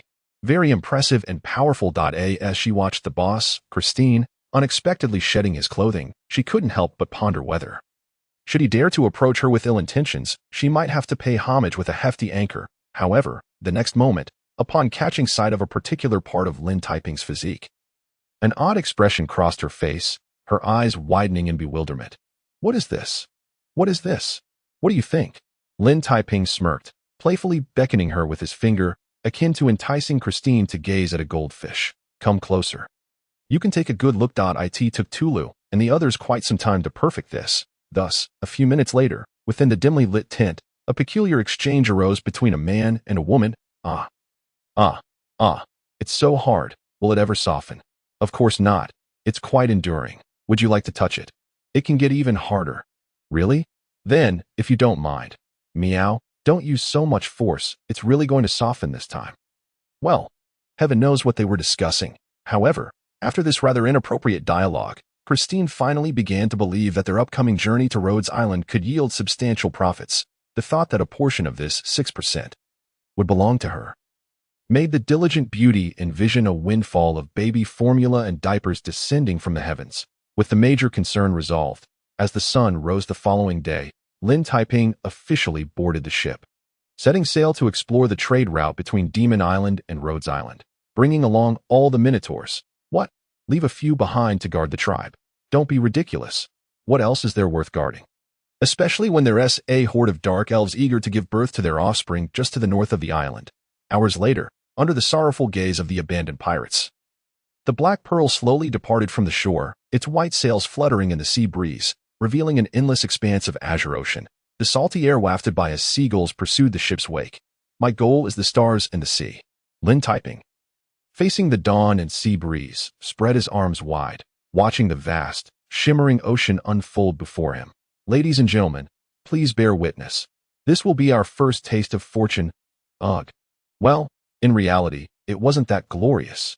For not long after leaving Demon Island, he tragically discovered that games and reality were distinct realms. Despite having been a seasoned player of naval games, he was unable to prevent many things from occurring, such as seasickness. 2 hours later, he was retching like a shrimp.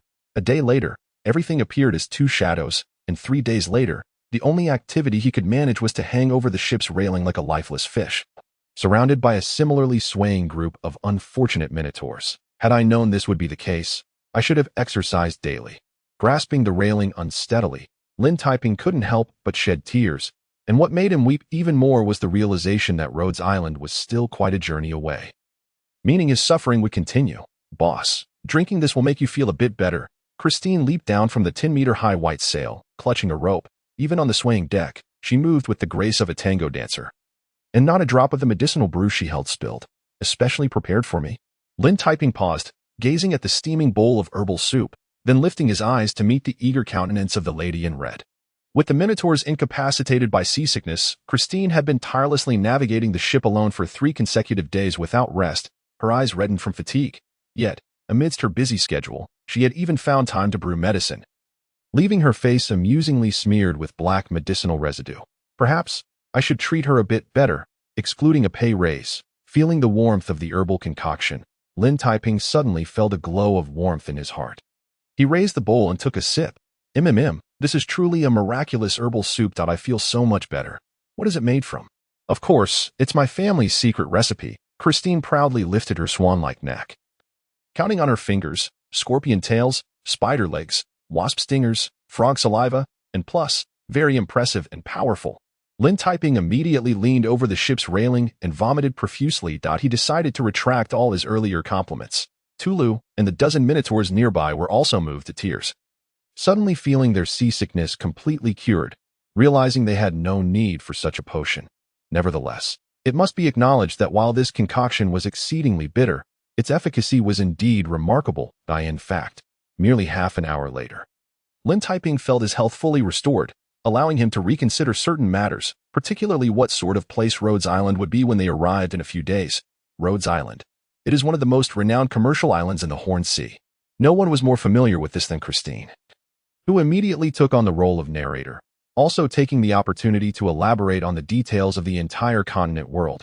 According to Christine, the entire continent world can be roughly divided into 7 major seas based on ocean currents. This vast world, composed of oceans and islands, has undergone numerous divisions and reunifications over thousands of years, having witnessed several unified empires that eventually disintegrated over time. The most recent unification occurred nearly 1,000 years ago, when the forces of dark creatures were remarkably potent. Orcs, undead, demons, and various dark races united, nearly conquering the 7 seas of the continent world, establishing a terrifying dark empire, relegating humans and other races to the status of slaves. However, for reasons unknown, this powerful dark empire collapsed overnight. The oppressed humans and other races seized the opportunity to unite, forming a resistance army of millions, engaging in a decade-long war against the dark creatures, historically referred to as the War of Light and Darkness.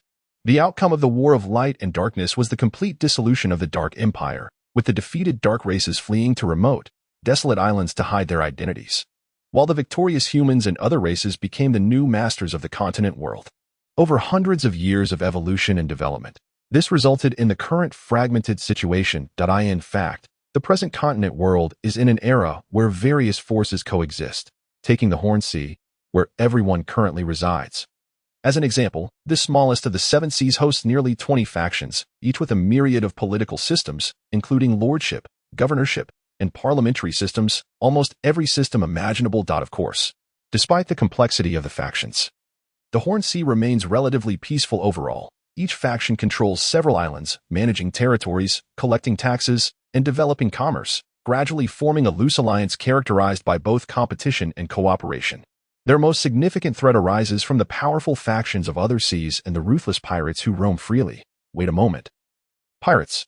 Upon hearing this, Lin Taiping paused. Christine, are you suggesting that there are many pirates in this sea area, and they are quite formidable? Of course, boss, don't you know? Christine looked at him in confusion. In our chaotic sea, many pirates lurk. Those notorious scoundrels wander about, seeking opportunities to plunder merchant ships, and they occasionally band together to attack weaker islands. In fact, as Christine had stated, pirates are indeed a significant headache in the Horn Sea. Taking the notorious pirate captain, Blood-Eye, who roams nearby, as an example, he is known for his brutality and bloodlust, commanding 4 or 5 pirate ships and controlling 200 vicious pirates, even recruiting several evil powerhouses. Each year, hundreds of merchant ships fall prey to Blood-Eye's raids, resulting in losses amounting to vast fortunes.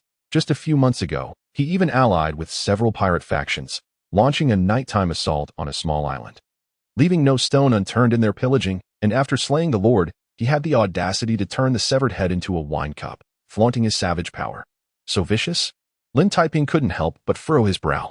If he intended to engage in maritime trade in this sea, he would inevitably encounter these greedy and brutal individuals, such as Blood-Eye. Indeed, nearly every merchant caravan has suffered at their hands. Christine shrugged nonchalantly. However, in a certain sense, I actually like them, especially when they turn into bounties. Exactly. Tulu, having nearly finished retching, thumped his chest vigorously. Lin, rest assured, no matter what pirates appear, they will be as weak as chicks before our great minotaurs. If they dare to show themselves, very impressive and powerful. The next moment, Tulu, through his own actions, proved what it meant to have a crow's mouth. In the distance on the horizon, a smoking merchant ship was struggling to approach. Its battered hull riddled with damage. The plump merchant standing on the deck looked pale, frantically jumping up and down, urging his crew. Yet despite their utmost efforts, the ship could not possibly fly. Following closely behind the merchant vessel was a triangular sailboat flying a black skull flag. With dozens of pirates crowding at the bow, brandishing gleaming curved blades and grinning wickedly to reveal their sharp, white teeth, that a somewhat battered catapult roared as it hurled stones, occasionally landing near the merchant ship. At that moment, a golden glint shone in Christine's bright eyes. Turu, who had just been pounding his chest, stood dumbfounded, while Lin Taiping rubbed his chin in disbelief and could no longer restrain himself from asking earnestly, Turu, I would like to confirm, how is your cattle trading recently? Chapter 10. Not all rings harbor old men. As the sun gradually sank below the horizon, the dim twilight was about to envelop the sea. Yet the battle at sea was only just commencing. Despite the sailors' utmost efforts, the speed of the merchant ship could not compare to that of the pirate ship. After a series of stone projectiles were launched, the sails of the merchant vessel were finally shattered, causing the entire ship to lose control and tip sideways. Seizing this opportunity, the pursuing pirate ship accelerated, and before the two vessels could draw near, the ferocious pirates grabbed the rigging, leapt over the ship's railing with malicious grins, and brutally slashed with their curved knives, swiftly toppling several sailors and staining the deck with their blood. Well done. In 10 minutes, I want to see a ship filled only with corpses, proclaimed the pirate captain, commanding from the mast, revealing a sinister smile, his piercing laughter carried by the wind, akin to metal scraping against glass. Who is that? Lin Taiping raised his spyglass to observe in the distance. The pirate captain, emaciated like a stick, had skin as dark as ebony, smeared with olive oil, and an elongated neck that appeared exceedingly grotesque, reminiscent of a vulture's head and neck. That fellow is nicknamed Vulture. A skilled swordsman and the subordinate of the pirate captain Blood-Eye, Christine replied, her eyes widening in thought. Perhaps deeming it insufficient to showcase the other's prowess, she added in her customary manner, moreover, he is worth 200 gold coins.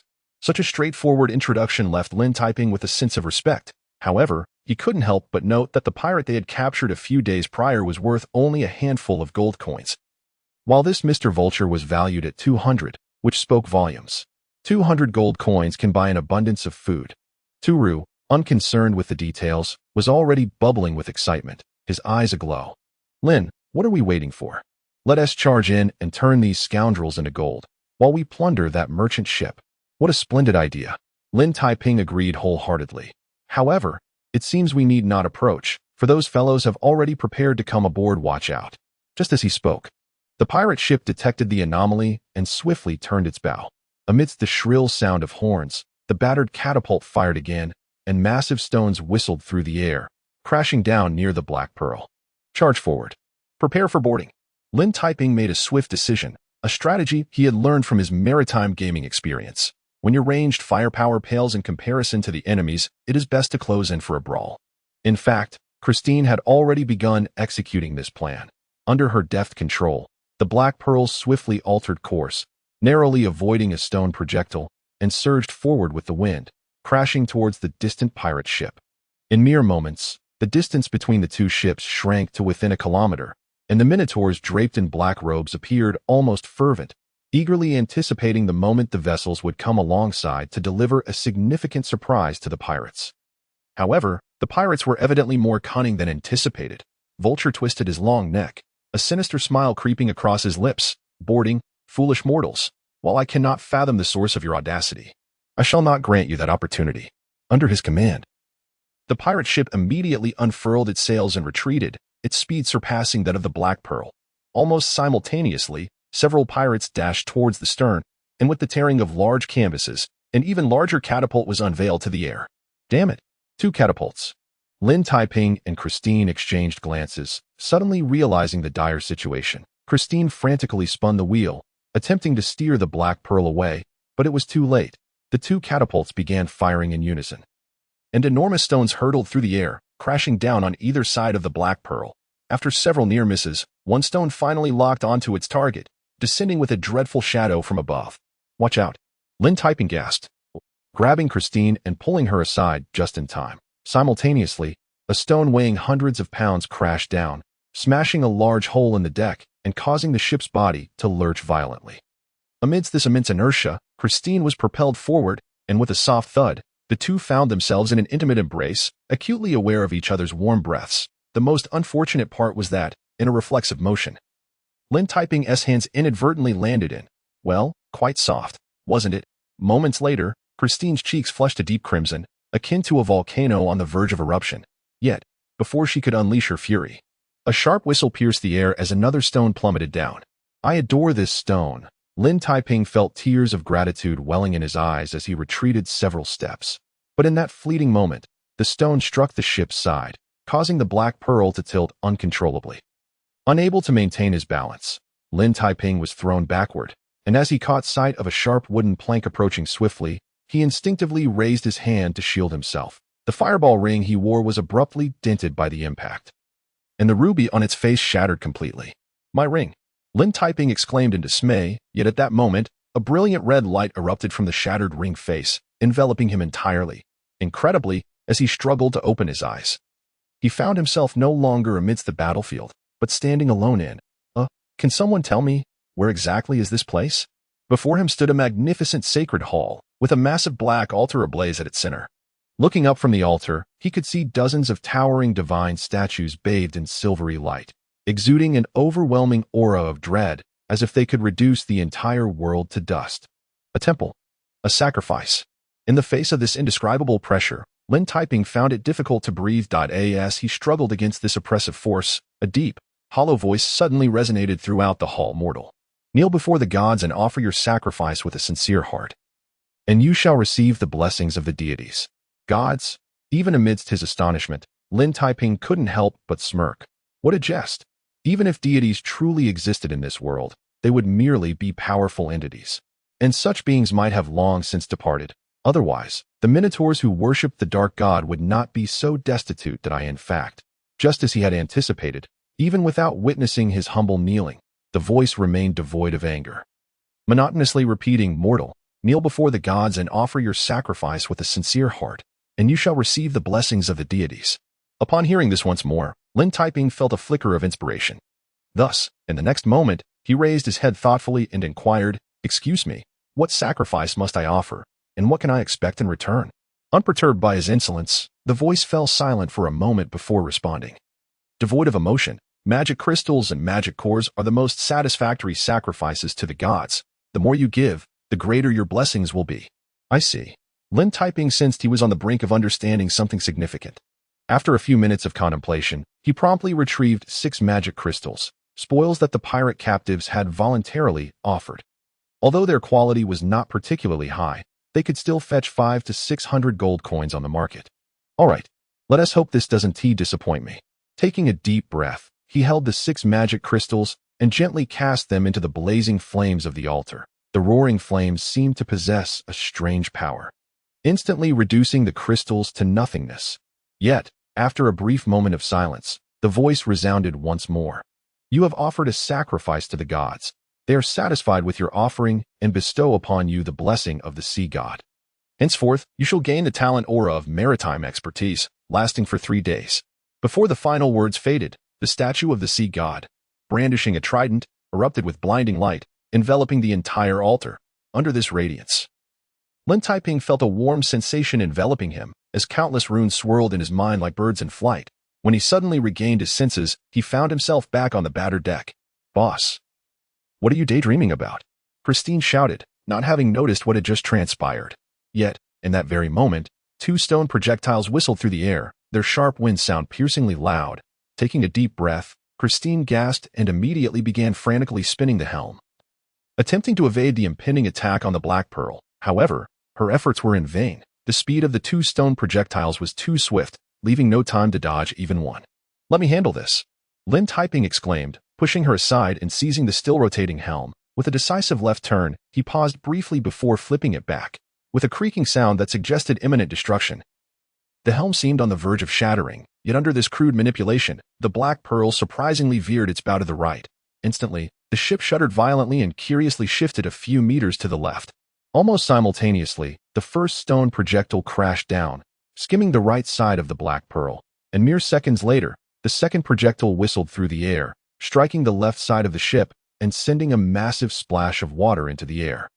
An incredible miracle. It was astounding to think that even a 1-second delay would have resulted in the Black Pearl's utter destruction, yet this irregular, minute adjustment allowed it to narrowly escape the barrage, leaving not even a scratch on the hull's paint. How is this possible? The Vulture nearly toppled from the mast, his elongated neck twisting in disbelief. This can't be real. Even the most skilled pirate captain could not achieve this. Damn it! Is that fellow the illegitimate child of the goddess of fortune? Boss, are you really the goddess of fortune's illegitimate child? Christine echoed the sentiment, perplexed. Wait, if I recall correctly, you seem to know nothing about navigation. I'm knowledgeable now. Isn't that sufficient?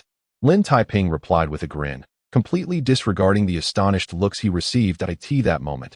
As his hands grasped the helm, he felt an immediate connection, as though the Black Pearl had suddenly come to life, merging seamlessly with his very being, each movement flowing effortlessly. Mastering navigation, a talent aura. He mused, stroking his chin, then turned to the dazed Christine, his 8 pearly white teeth glistening in the sunset. Well, dear Christine, have you ever danced the tango? I mean, with a ship. Chapter 11. The tango of the Black Pearl. Christine swore on her cherished gold coins that she had witnessed countless eccentric captains in her lifetime, including a drunken old man who could navigate through treacherous reefs with his eyes closed. Yet, she never imagined that a seasick novice could maneuver a ship as if it were dancing. Indeed, it was a dance, an exuberant, fast-paced tango, even amidst the whistling stone projectiles and the severe damage to the ship. Lin Taiping managed to control the Black Pearl's rapid advance with impeccable timing. Each seemingly casual adjustment of the helm allowed the sailboat to narrowly evade the bombardment, every inexplicable twist enabling it to greet the approaching projectiles. Most astonishingly, as the Black Pearl twisted and turned, its speed showed no signs of diminishing. In fact, it accelerated further. The Vulture and his crew of pirates were left in stunned silence, questioning whether this was all a well-rehearsed act.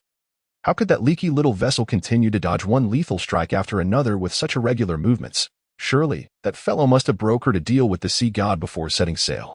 6 magic crystals. Does that count as a big deal? Lin Taiping remarked, spinning the helm with fervor, even finding time to light a cigarette and lazily exhale a few smoke rings. Those scheming merchants, they only let me use 6 magic crystals for 3 days. And if I'm unsatisfied, there's no refund. Next time, I shall definitely leave them a scathing review. As he spoke, another stone projectile plummeted from the sky. This time, Lin Taiping didn't even bother to dodge, under the influence of his navigation mastery. The Black Pearl became not only remarkably agile but also slightly faster, enabling it to glide through the air, leaving the projectile to plunge sorrowfully into the sea. Stupefied, the pirates watched as the battered vessel surged forward. The Vulture finally recognized the danger and frantically shouted, "Full sails, turn left. Don't let that guy get close." Wasn't it too late to react now? Lin Taiping exhaled a few more smoke rings, turning with a grin amidst the swirling mist. "Christine, you know what to do. Understand." Christine leaped into action, effortlessly vaulting onto the ship's railing, her waterfall like golden hair billowing in the wind, the massive black iron anchor whirling above her head. The fierce gusts created by her swinging motion stung her face like a whip. What is that woman planning? The Vulture's eyes bulged in disbelief. While dozens of pirates stood agape, knowing that a distance of over 200 meters rendered even crossbows ineffective, was that woman truly intending to? Unfortunately for them, they guessed correctly, with Christine's furious shout. The black iron anchor flew from her grasp like a bolt of black lightning, crashing heavily into the left side of the pirate ship before the pirates could even react, with a deafening roar. The entire vessel tilted uncontrollably, tossing several pirates overboard, and to make matters worse, a massive breach appeared in the hull as wooden splinters scattered, allowing seawater to rush in and drastically reduce the pirate ship's speed.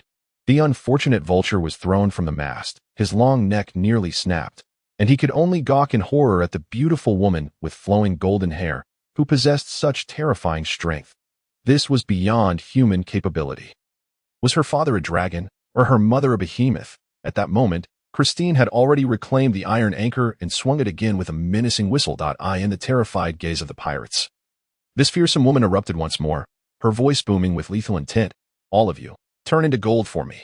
With another thunderous crash, the unfortunate pirate ship was struck again. The anchor swept across the deck, sending several pirates flying before it obliterated their catapult.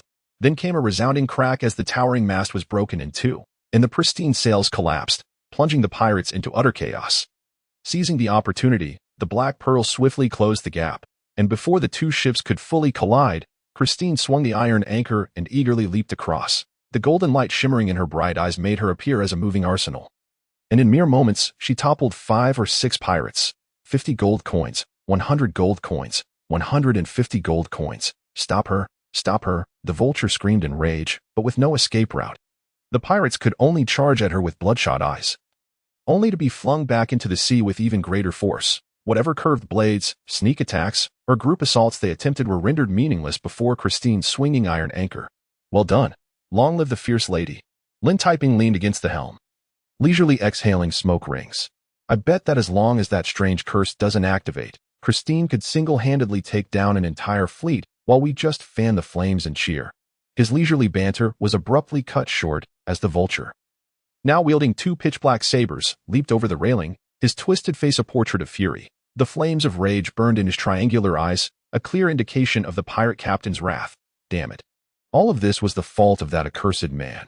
If it weren't for his bizarre sailing skills, things wouldn't have spiraled so far out of control, and now, die. In an instant, the dark sabers struck like venomous snakes, their blades shimmering with a sinister green light. Damn you, don't think you've won. You will soon learn the tragic fate of provoking a swift swordsman. With a hissing sound, the sabers lunged forward, and the Vulture's twisted, gaunt face broke into a sinister grin, only for that grin to freeze in shock. Unsurprisingly, the sabers pierced Lin Taiping's chest, but contrary to expectations of blood gushing forth, the slender blades suddenly met resistance, as though striking a wall of stone, shattering at their tips. Impossible. The Vulture gasped in disbelief, for he had clearly seen that Lin Taiping's robes bore no armor, and if there was anything, it was merely a peculiar pattern drawn upon his chest. Surprised.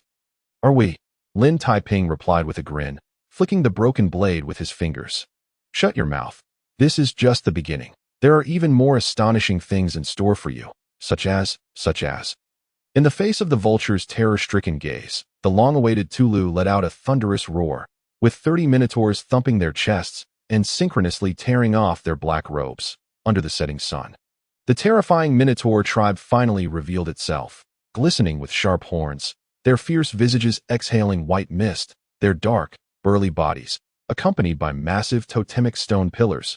With each synchronized step, the entire ship trembled violently. The Vulture, finally realizing what he had overlooked, stepped back in pallid fear, his teeth chattering not from rage, but from sheer terror. Dark races, Minotaurs, and 30 of them at this moment. The previously chaotic battlefield was suddenly engulfed in an eerie silence. Every pirate held their breath. Even as Christine's mighty anchor swung above them, they remained as if petrified, oblivious to the need to evade. Some quaked uncontrollably, their curved blades clattering to the ground. "Are we still fighting?" Lin Taiping asked sympathetically, his gaze resting upon them. A formidable throng of minotaurs looming behind him, alongside towering stone pillars glowing with totemic light. "To be honest, I abhor violence, but if you insist, what absurdity! Only a fool would persist in such folly." Mere moments later, nearly half of the pirates had discarded their curved blades, while the vulture, trying to preserve the dignity of the pirate captain, bellowed with a contorted face, "You fools, do you not understand that even if we surrender, we shall be hanged on the gallows?" With a resounding crash, the descending anchor provided a definitive answer. Before succumbing to unconsciousness, the last thing he heard was Christine's contented murmuring, 200 gold coins. In hand, enough to purchase an abundance of baby formula and diapers. Witnessing this scene, the remaining pirates promptly cast aside their weapons, finally realizing that while death awaited them either way, being crushed into a pulp by a massive anchor was undeniably more tragic than being hanged. "Is that it? We haven't even had the chance to strike." Tulu and the Minotaurs sighed in disappointment, as if they had starved for 3 days in anticipation of a grand feast, only to kick open the kitchen door and discover nothing but a pot of pickled vegetables. "Relax. We have other matters to attend to," Lin Taiping reassured Tulu with a pat on the shoulder. "Let us not forget, there is an unfortunate merchant ship awaiting our visit. I wonder what they will offer as a token of gratitude." Chapter 12. Long-lost brothers. What is the purpose of rescuing someone? Is it merely to display valor and then depart with a smile, casually uttering, "My name is Red Scarf"? Lin Taiping candidly declared that he would never engage in such a losing endeavor unless, of course, a camera happened to be rolling. Thus, at his well-meaning suggestion, 30 Minotaurs immediately turned their eyes, filled with green glimmers of anticipation, toward the battered merchant vessel swaying a few hundred meters away. A wolf-tooth flower. Christine casually glanced over, but soon noticed a blue flower painted on the ship's hull. "So, they are Mr. Cohen's people." "Mr. Cohen?" Lin Taiping leaned in with curiosity. "Is he a wealthy merchant from Rhodes Island?" This latter question was pivotal, to which Christine shook her head. "No, Mr. Cohen is merely a middling merchant, but he possesses excellent connections and a good reputation. Most importantly, his wife's sister's niece is married to the son of the Lord's steward." Such a convoluted family connection left Lin Taiping bewildered. Yet it appeared that Mr. Cohen held both renown and influence, which implied, achoo. At that moment, the sailors aboard the beleaguered merchant ship, busy extinguishing fires and patching leaks, suddenly shivered, sensing that something dreadful was about to transpire. However, even if they wished to flee, it was too late. Minutes later, these unfortunate sailors, pale-faced, could only huddle together in trembling anticipation as they watched their neighbors come to pay a visit, under Tulu's lead.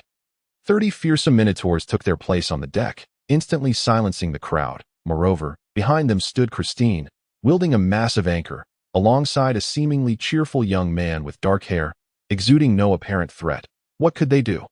The poor sailors were utterly powerless to resist, while Mr. Cohen, hiding in the corner of the deck, trembled in terror, vowing he would prefer to be kidnapped by those pirates than fall into the clutches of these dark creatures.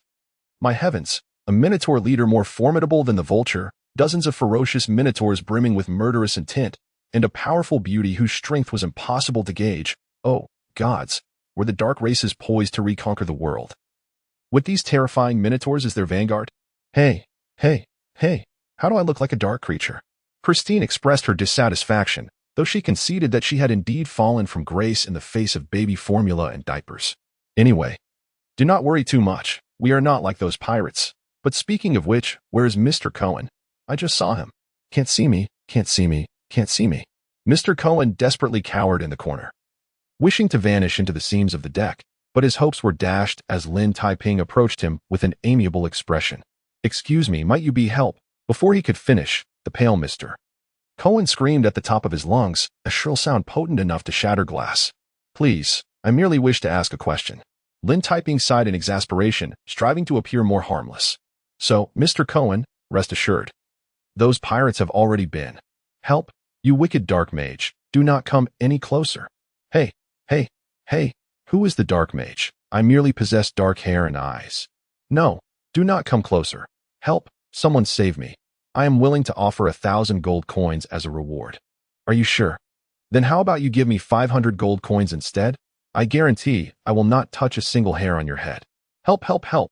What a farcical situation. It was utterly nonsensical, regardless of how Lin Taiping endeavored to persuade him. Mr. Cohen, teary-eyed, vehemently shook his head, clutching his collar tightly, almost petulantly declaring that he would not listen. Frustrated, Lin Taiping decided to say nothing further, instead signaling to the minotaurs behind him, eagerly. Tulu lunged forward, seizing Mr. Cohen with malicious intent. Barking, "Silence, you fat pig, go to the cabin." With a thud, the unfortunate Mr. Cohen was unceremoniously thrown into the cabin. Lin Taiping meticulously adjusted his outer robe and entered with a beaming smile, casually kicking the cabin door shut behind him. A few loyal sailors pondered rescuing their employer, but as the 30 minotaurs merely stood at the door and forcefully slammed a totemic pillar onto the deck, all were quick to recognize the futility of their intentions. Through the closed door, vague sounds of conversation between Lin Taiping and Mr. Cohen could be heard, but moments later, Mr. Cohen's frenzied screams filled the air, seemingly pleading for mercy against whatever was about to transpire. However, abruptly, with a few muffled thuds, his cries ceased, and in the eerie silence, a flicker of red light seeped through the door's crack. Could it be some malevolent, dark magic? Could it be? The sailors exchanged glances. Beads of cold sweat visible on their foreheads. Perhaps at this very moment, the dark-haired man had sprouted a horn and was laughing maniacally with a devilish tail, while Mr. Cohen's flesh and soul were reduced to ashes in a blazing inferno? With a bang, just as those thoughts crossed their minds, the tightly shut cabin door suddenly swung open. The sailors reflexively flinched, collectively gazing upward, and then they stood there, utterly dumbfounded. No torture, no dark magic, no scent of blood, indeed. Nothing at all. In the somewhat cramped doorway, Lin Taiping and Mr. Cohen emerged side by side, both wearing broad smiles. Their camaraderie, so intimate it was as if they were long-lost brothers reunited after years apart. What was happening? What was this situation? The sailors were utterly bewildered, even questioning whether their eyes were deceiving them. The very Mr. Cohen who had been screaming for help was now casually draping an arm over the shoulder of that dark mage, grinning as if he had stumbled upon a treasure trove. In truth, it was far more than merely finding a wallet. Mr. Cohen was now gripping Lin Taiping's hand tightly, his gaze radiating warmth capable of melting the iciest of hearts, as if he were beholding a moving vault of riches. "Dear Lin, let us seal this agreement. Once we reach Rhodes Island, you must grant me the honor of staying at my home for a few days." "Of course. It would be my privilege," Lin Taiping replied with a dazzling smile, his 8 pearly white teeth glimmering in the sunlight. "I believe perhaps we could host a grand ball tomorrow, inviting the prominent nobles and merchants of Rhodes Island to attend. What do you think of this suggestion?" "Excellent idea. I adore this proposition." Mr. Cohen's eyes sparkled with excitement, his entire plump face glistening with enthusiasm. "Without delay, I shall instruct them to repair the ship. Please bear with me for a moment. Would you care for a fine wine? I have a bottle of 30-year-old Polish red wine that I could have someone bring you to sample. Remarkably powerful, witnessing such a bizarre spectacle, over a dozen sailors have been transformed into statues right before my eyes. Particularly upon hearing the mention of this bottle of Polish red wine, I felt an overwhelming sense of impending doom, as if the entire world were on the brink of collapse. By the gods. That is Mr. Cohen's most cherished collectible, which he acquired for 1,000 gold coins at an auction.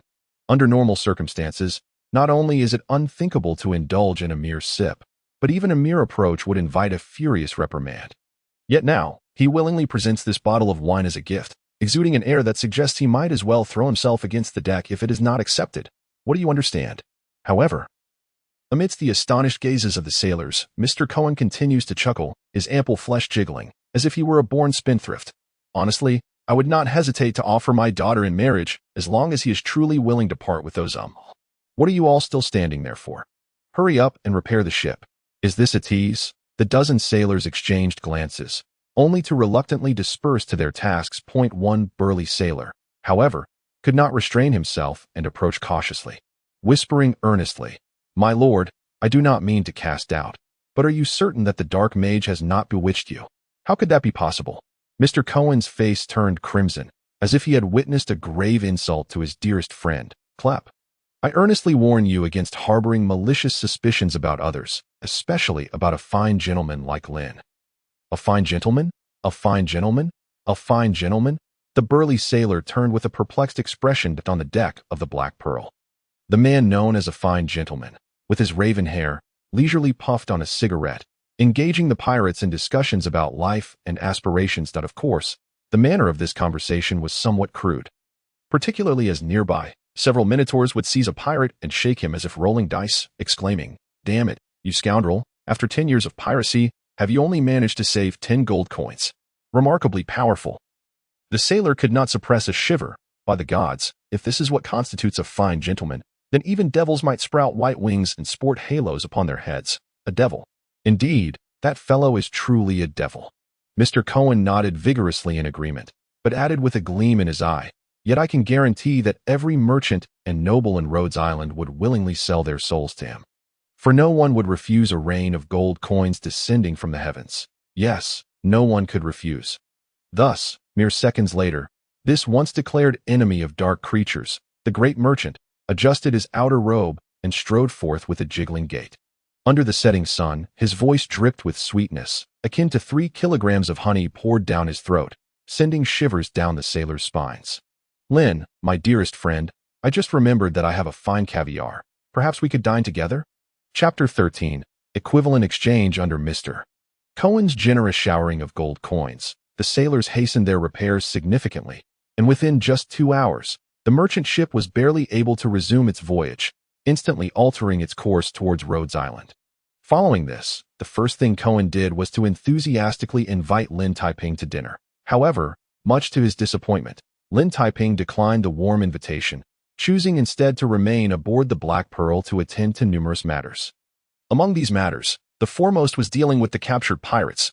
Under the fierce intimidation of Christine and the Minotaurs, the pirates obediently surrendered their plunder from years of pillaging, even offering up their gold-plated teeth. This left the remaining pirates, trembling in the cold wind, in tears of confusion over who the true pirates really were. In fact, the vulture was quite eager to resist. "Damn it, you pretty boy, do you even know who we are? If Lord Blood-Eye finds out about this, you'll all be fed to the sharks."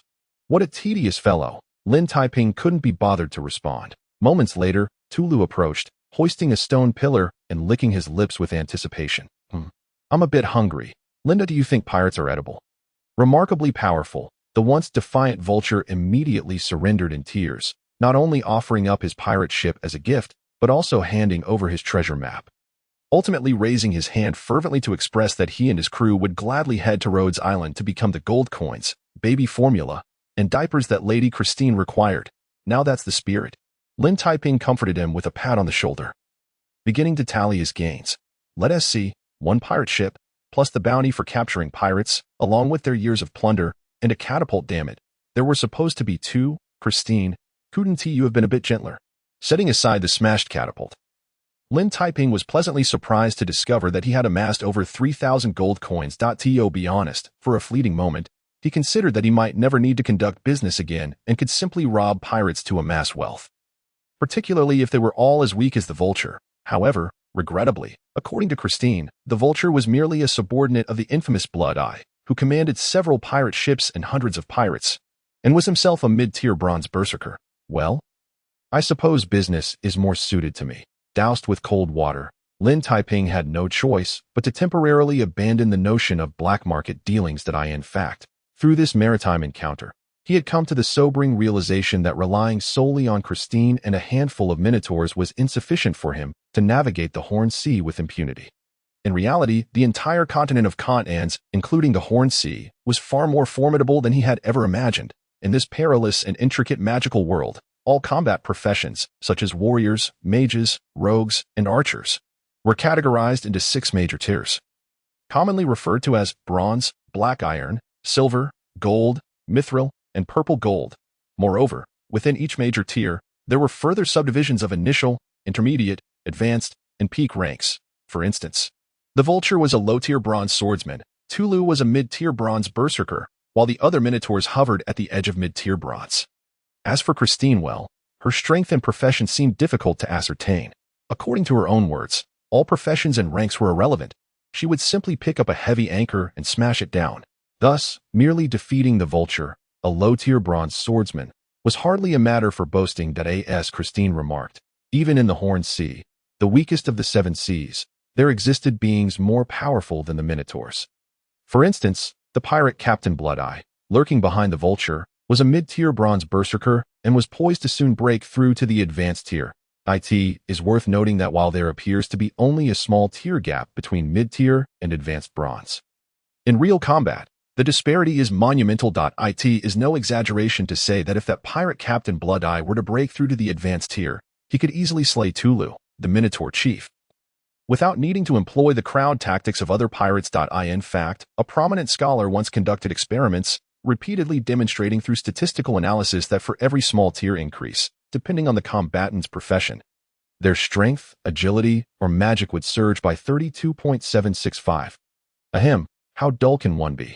So, Tulu, you must continue to strive. Considering all these factors, Lin Taiping turned to Tulu and earnestly patted him on the shoulder, saying, "You know, in my homeland, powerful minotaurs are highly sought after, adored by all, especially when it comes to tackling dungeons. Moo, don't you worry, Lin." Tulu replied, gnawing on a large piece of smoked meat, thumping his chest vigorously. "Well, we were simply too poor before, spending all our time searching for food. I vow on my most treasured horn that if given ample time and resources, I will soon break through to advanced bronze, ensuring we can tackle dungeons by the way." "What is a dungeon?" "No explanations." Lin Taiping joyfully stroked his chin, yet grew contemplative as he lowered his gaze to his left hand, under the golden sunlight, on his left index finger. The damaged ring that had just proved invaluable was glimmering with a faint light. Indeed, no one would guess that within this seemingly unremarkable ring lay a secret of unfathomable magnitude. The gods, sacrifice, such notions might deceive the devout natives, but to Lin Taiping, the essence of this ring boiled down to 4 words. Equivalent exchange. Precisely, to put it plainly, it is equivalent exchange. One party pays a substantial amount of magic crystals, while the other provides various forms of assistance within the bounds of the rules. As for what the deities truly are and why they appear within this ring, who cares? As long as they are willing to cooperate, that is all that matters. In truth, rather than pondering the origins of deities, Lin Taiping is currently more concerned with the assistance these divine beings can offer.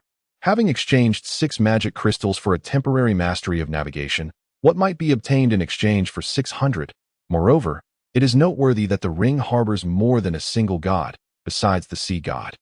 What other blessings might the other deities bestow? Of course, these inquiries will require meticulous research to unravel, and for now, it suffices to say that they must first acquire a sufficient number of magic crystals.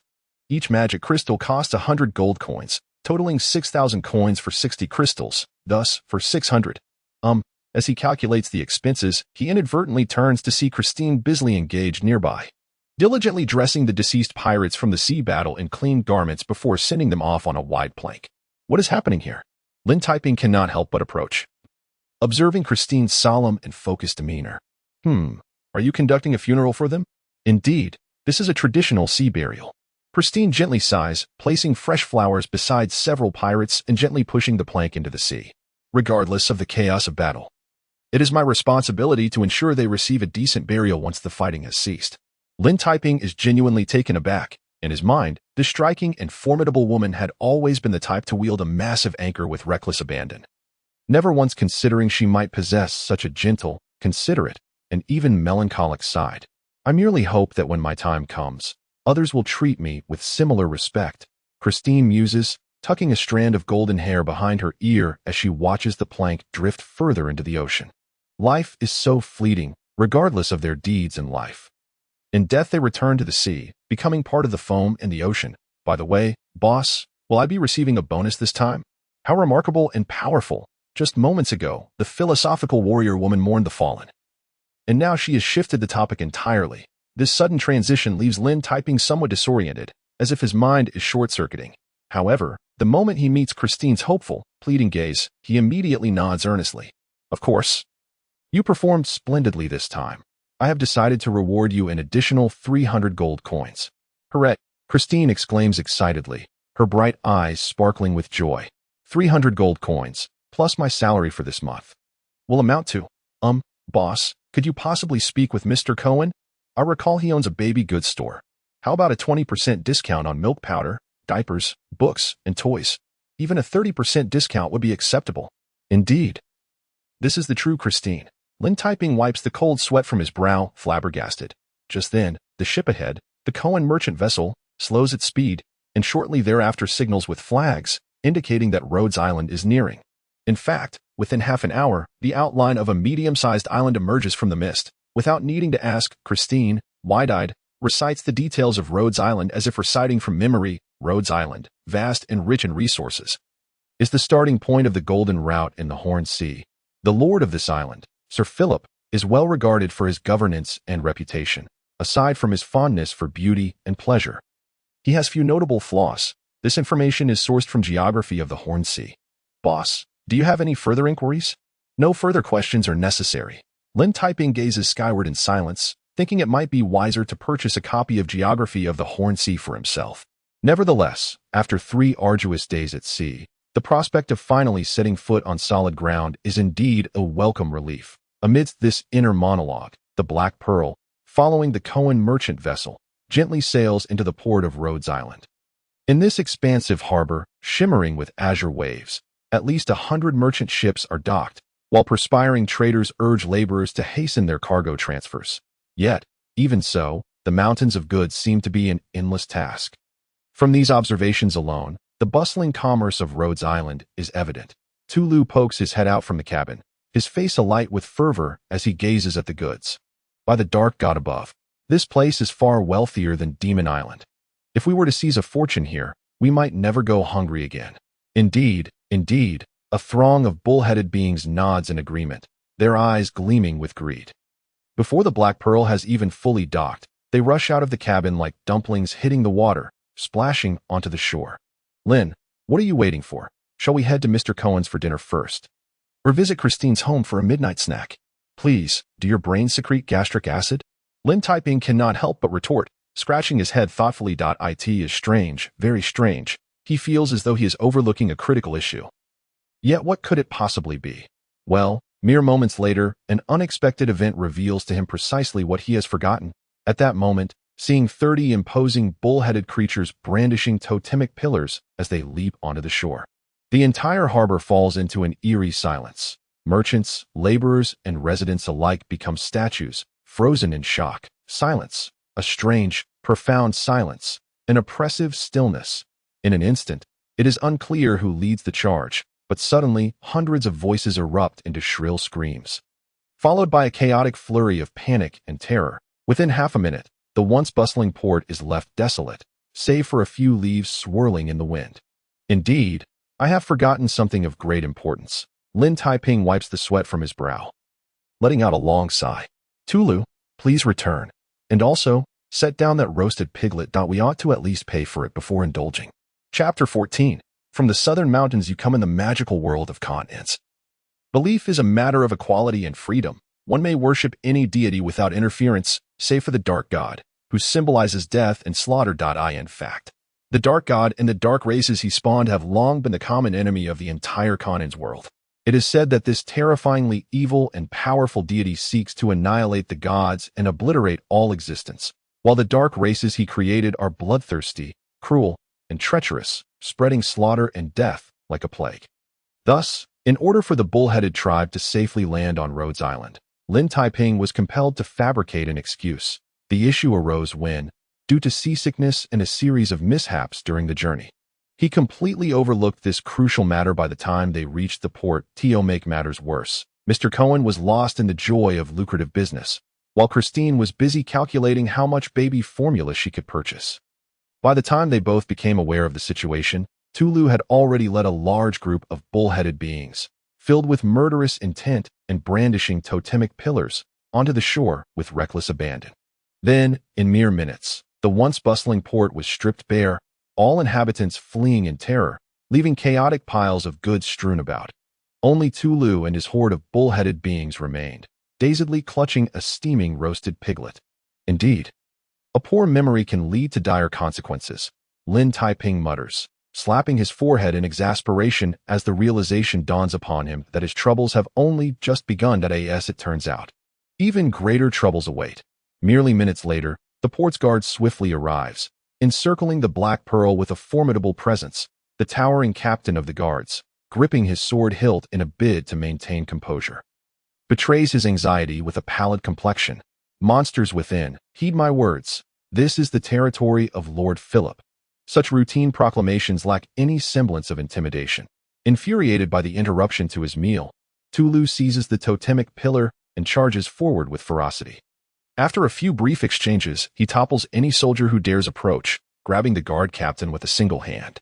"Monster, you damned human, how dare you address the great chief of the bull-headed tribe in such a manner?" Tulu is furious. And the repercussions are dire. The guard captain, shaken like a small chick, finds himself on the verge of becoming nothing more than meat-filling. Fortunately, in the next moment, Lin Taiping swiftly intervenes, raising a hand. Calm down, Tulu. Do not be so ruthless.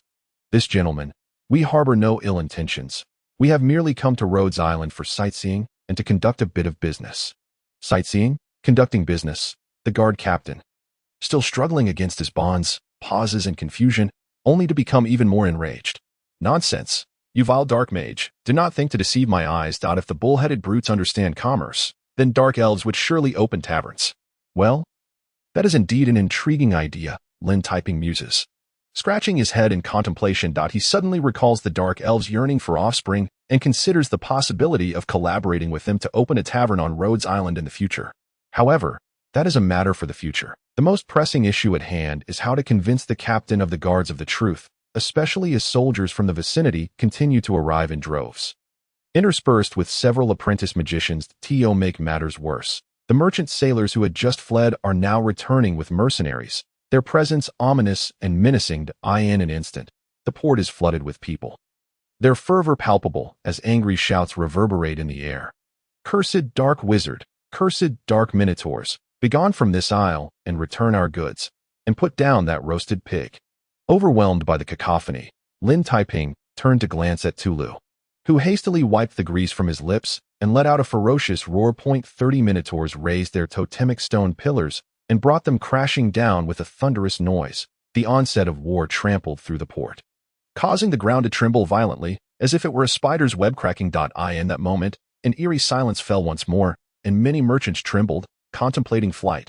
Fortunately, at that precise moment, Mr. Cohen, disheveled and breathless, rushed down from his ship, calling out from a distance, "Ladies and gentlemen, please, do not resort to violence. I can attest that Mr. Lin is truly not a dark wizard and harbors no ill intentions."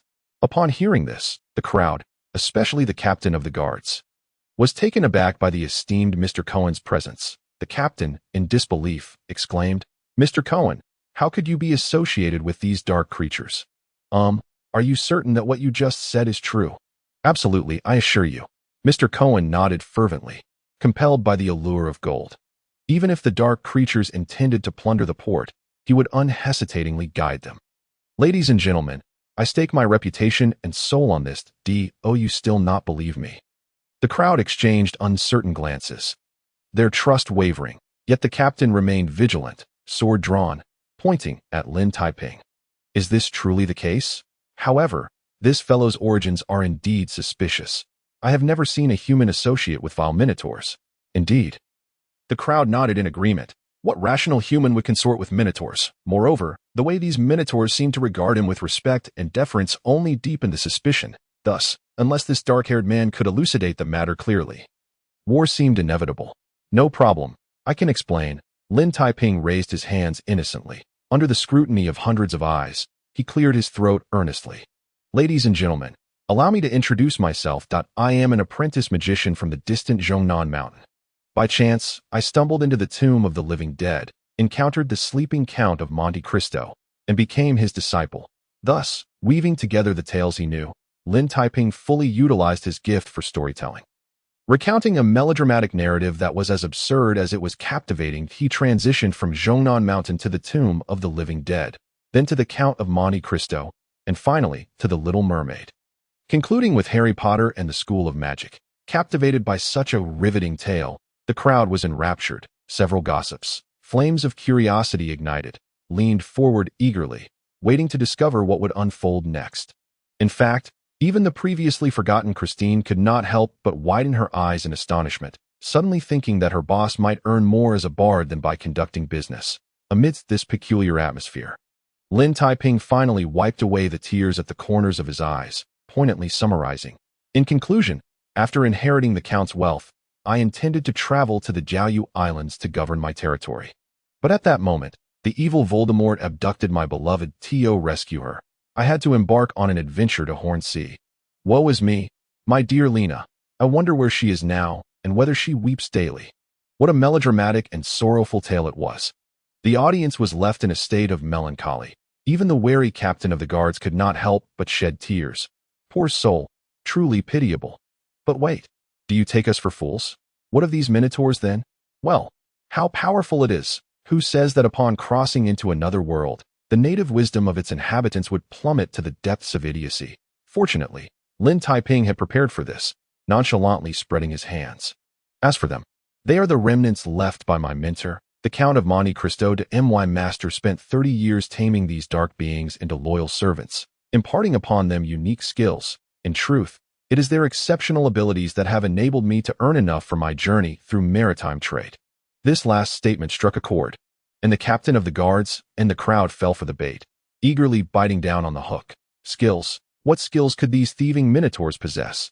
Do they know how to produce any goods? I can testify. Before Lin Taiping could respond, Mr. Cohen, brimming with enthusiasm, raised his hand, his face glowing with the allure of gold. Ladies and gentlemen, when I encountered Mr. Lin on his journey, I saw some of the goods he brought, and they were indeed quite remarkable. No further words were necessary. Just a glance at Cohen's astonished and envious expression ignited the curiosity of the crowd, particularly among the merchants, who were ever sensitive to the scent of money. Wait. If that's the case, why not show us what you have? Now, Lin Taiping appeared genuinely surprised. Are you suggesting I display them now? This question required no answer, as the merchants and the captain of the guards all nodded eagerly. Some even urging, Mr. Lin, this is also to verify your identity, so please, hurry and reveal it. Do you really want me to? Lin Taiping hesitated, glancing around with a peculiar expression. Honestly, should we not find a more suitable place? It seems rather inconvenient here. Enough with the excuses, just show us. Driven by curiosity, several impatient individuals rolled up their sleeves, as if they were ready to search for themselves. All right, if you insist, Lin Taiping sighed in resignation. Then, taking a moment, began to slowly, leisurely remove his clothing. Wait, what? Remove his clothing. Chapter 15. 100 gold coins for a life indeed. He was removing his clothing, under the setting sun, amidst the howling cold wind. Lin Taiping, with an innocent expression, began to unfasten the buttons of his outer garment, leisurely shedding it. But he did not stop there. He proceeded to remove his shirt, and once that was off, he began to take off. At that moment, the crowd was left dumbfounded, uncertain of what to say. Was this fellow mad, to strip before such a multitude? And it appeared he was intent on bearing all. Could he be the infamous exhibitionist, planning to run naked around the port once fully undressed? In fact, several ladies in the crowd were blushing fiercely, unable to resist covering their eyes, peeking through their fingers with a mix of embarrassment and intrigue. How scandalous! Who would dare to undress in public? Yet this Mr. Lin was rather handsome. Perhaps they could appreciate him from an artistic perspective. Amidst this bizarre silence, Lin Taiping did not disappoint the ladies. Once he removed his last garment, his torso was fully exposed to the frigid air that it was the dead of winter, and the biting cold wind made him involuntarily sneeze. The crowd, now utterly astonished, had forgotten what to say. Yet the captain of the guards, having experienced grand spectacles before, finally came to his senses after a long pause, murmuring, Mr. Lin, where is the product you mentioned? Did you not see? It is right here. Lin Taiping grinned, pointing to the intricate patterns on his left chest, where fine lines intertwined to form a complex, dark tattoo. This is a tattoo. The crowd exchanged perplexed glances, and within seconds, they began shaking their heads in disappointment, some even turning to leave. How mundane. After such a tantalizing build-up, it was merely a tattooing skill, and a rather crude one at that. It was well known that Rhode Island had at least 3 tattoo parlors, and any tattoo artist could produce more exquisite designs. Wait, everyone, don't rush to leave. Observing this scene, Lin Taiping remained unfazed, but Mr. Cohen was already in a panic, as if he had seen gold sprout wings and fly away. Lin, you must know. Before he could finish, Christine suddenly hissed sharply, drawing a glinting dagger and plunging it into Lin Taiping's left chest. In an instant, the crowd, about to disperse, gasped in unison, the ladies covering their eyes in genuine horror. For they had witnessed the splattering of blood. Unexpectedly, there was no splatter of blood nor any anguished cries. The sharp dagger plunged forcefully into Lin Taiping's chest, producing a sound akin to metal striking stone. How could this be? By the gods, how could this be? The gasp that lingered on the tip of their tongues vanished without a trace, leaving the entire assembly in stunned silence, mouths agape in disbelief at the spectacle before them. Good heavens, what have we witnessed? That dagger, so keen, has struck the Eastern visitor, yet he remains unscathed, not a mark left upon him. Could this be some form of sorcery? In truth, the captain of the guard, astonished, rushed forward to seize the dagger for inspection. No issue, not a single flaw. This dagger is indeed real, its blade sharp enough to split a hair. Of course it is real, Lin Taiping remarked, lightly patting his chest, where a dark tattoo emanated a crimson glow, enveloping his body entirely. Ladies and gentlemen, I believe you may have surmised a fragment of the truth. The real mystery lies in an instant. All gazes converged upon the black tattoo. The guard captain was momentarily speechless, only to suddenly display an expression of incredulity as he exclaimed, "Wait, could that tattoo be some form of magic? It is a totem, more precisely. It is a rock totem," Lin Taiping corrected with utmost seriousness. As you all know, rock totems are traditionally carved into stone pillars, enhancing their resilience. With the assistance of the minotaurs, I have directly tattooed the rock totem onto my skin. And then, what followed was unnecessary to articulate. The crowd exchanged bewildered glances, their worldviews momentarily shattered. It turned out that the arcane totems, known only to the minotaurs, could indeed be inscribed upon skin while retaining their efficacy.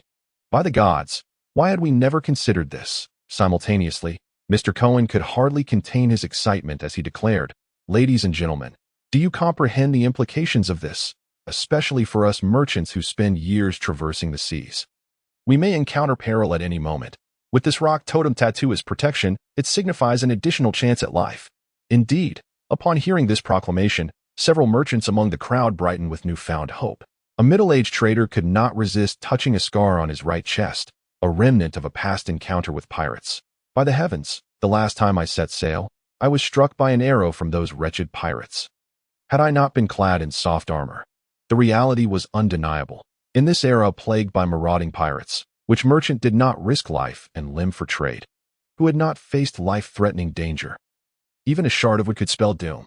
Yet, if one possessed the rock totem tattoo, at that moment, many merchants felt their hearts quicken, yet they still harbored one final question. "Dear Lin, how long will it take to create these totem tattoos? And what would be the cost in gold?" 6 hours. 3 minotaurs familiar with the totems can complete one tattoo within that time frame, Lin Taiping confidently replied, raising a finger. As for the price, we are currently in a promotional phase, so discounts will certainly apply.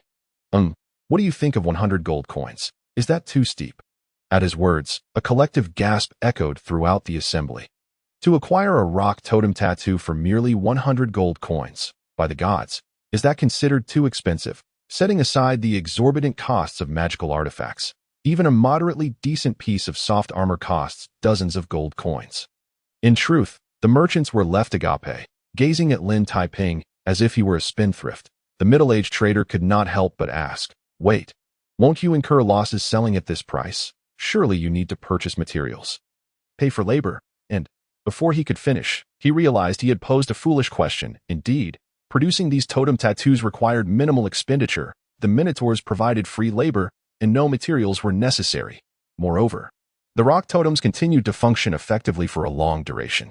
My heavens, what could be more advantageous? For merely 100 gold coins, one could gain an extra life, far surpassing the utility of any armor.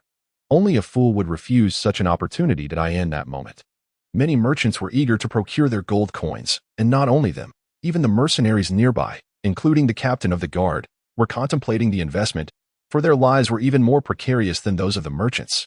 Only the earlier middle-aged trader remained in disbelief, muttering, "Is it truly possible? Mr. Lin, your mentor conceived of this utilization of totems? What was so surprising about that?" Lin Taiping resolved to enlighten them. "Do you know, I have long pondered that if totems can be carved into stone pillars, why not onto other surfaces? After conducting some research, we invited the most intelligent of the minotaurs, to Tulu, I am not complimenting you. Very well. Tulu, who had just puffed out his chest in anticipation of praise, immediately slumped to the ground in dismay, drawing circles in the dirt behind him. The most beautiful maiden of the Minotaur clan, Leah, stepped forward with pride. Her face flushed. I'm not that intelligent. I merely made slight modifications to the traditional totems. Indeed, the truth was as such, ever since witnessing Tulu and the others using totem stone pillars as weapons. Lin Taiping had been contemplating the application of totems. Upon consulting the Minotaurs, he was astonished to discover that Leah was the clan's shaman, possessing knowledge of totems far exceeding that of her kin. Thus, under the allure of wealth and improved living conditions, the innocent, beautiful maiden, Leah, began her relentless study of totems, striving to transfer their essence from stone pillars to skin, ultimately devising even more innovative totem designs. Wait, Mr. Lin, did you just mention more innovations? The merchants, who had been brimming with excitement, widened their eyes in surprise at this revelation. Does that mean you possess more than just this single rock totem tattoo? Chapter 16. The Rain of Gold Coins at the Port of Rod as the rock totem tattoos were unveiled. The merchants at the port of Rod Island were filled with astonishment and anticipation. They sensed that perhaps, in their future maritime endeavors, they would possess an added layer of security. However, Lin Taiping was evidently not content with mere satisfaction. Following his statement of more innovations, the merchants who had been deliberating their purchases of the rock tattoos were now even more exhilarated. Their eyes aglow with delight, Mr. Cohen exclaimed, "Dear Lin, you never mentioned there were additional totem tattoos. What are we waiting for? Bring them forth." "You never inquired, either," Lin Taiping replied innocently, spreading his hands. Leah immediately blushed, shyly clutching her garment, her large bovine eyes blinking. "Dear, the other totem tattoos are not yet prepared. We only have a few samples at the moment." Dear, the moment hung in the air as all present collectively gaped. Glancing between the tender gaze of Leah and the stupefied expression of Lin Taiping, igniting a fervor of gossip within them. Did we hear incorrectly? This apprentice mage from the East is involved with a Minotaur? It seems the aesthetic tastes of Easterners are indeed rather unique. Unique, indeed. Under the scrutiny of hundreds of eyes, Lin Taiping could not help but feel tears welling in his eyes. "No, it's not what you think. I assure you, I am completely innocent. Well, let us focus on the other totems for now." Thus, at his urging, the merchants set aside their curiosity and formed an orderly circle, watching as Leah presented several totem designs. Patiently detailing their features, the former lightning totem had been transformed into a luminescent tattoo, emanating a soft white light that could illuminate an area of several dozen meters, greatly aiding navigation during the dark of night. The former flame totem now exuded a warm aura, allowing those adorned with this tattoo to wear only a thin robe even in the frigid winter, which was precisely why Lin Taiping dared to shed his garments. The former restoration totem, which enabled Minotaurs to quickly regain stamina in battle, had been adapted for universal use. Activating this tattoo would allow a fatigued individual to restore a significant portion of their vitality in an instant.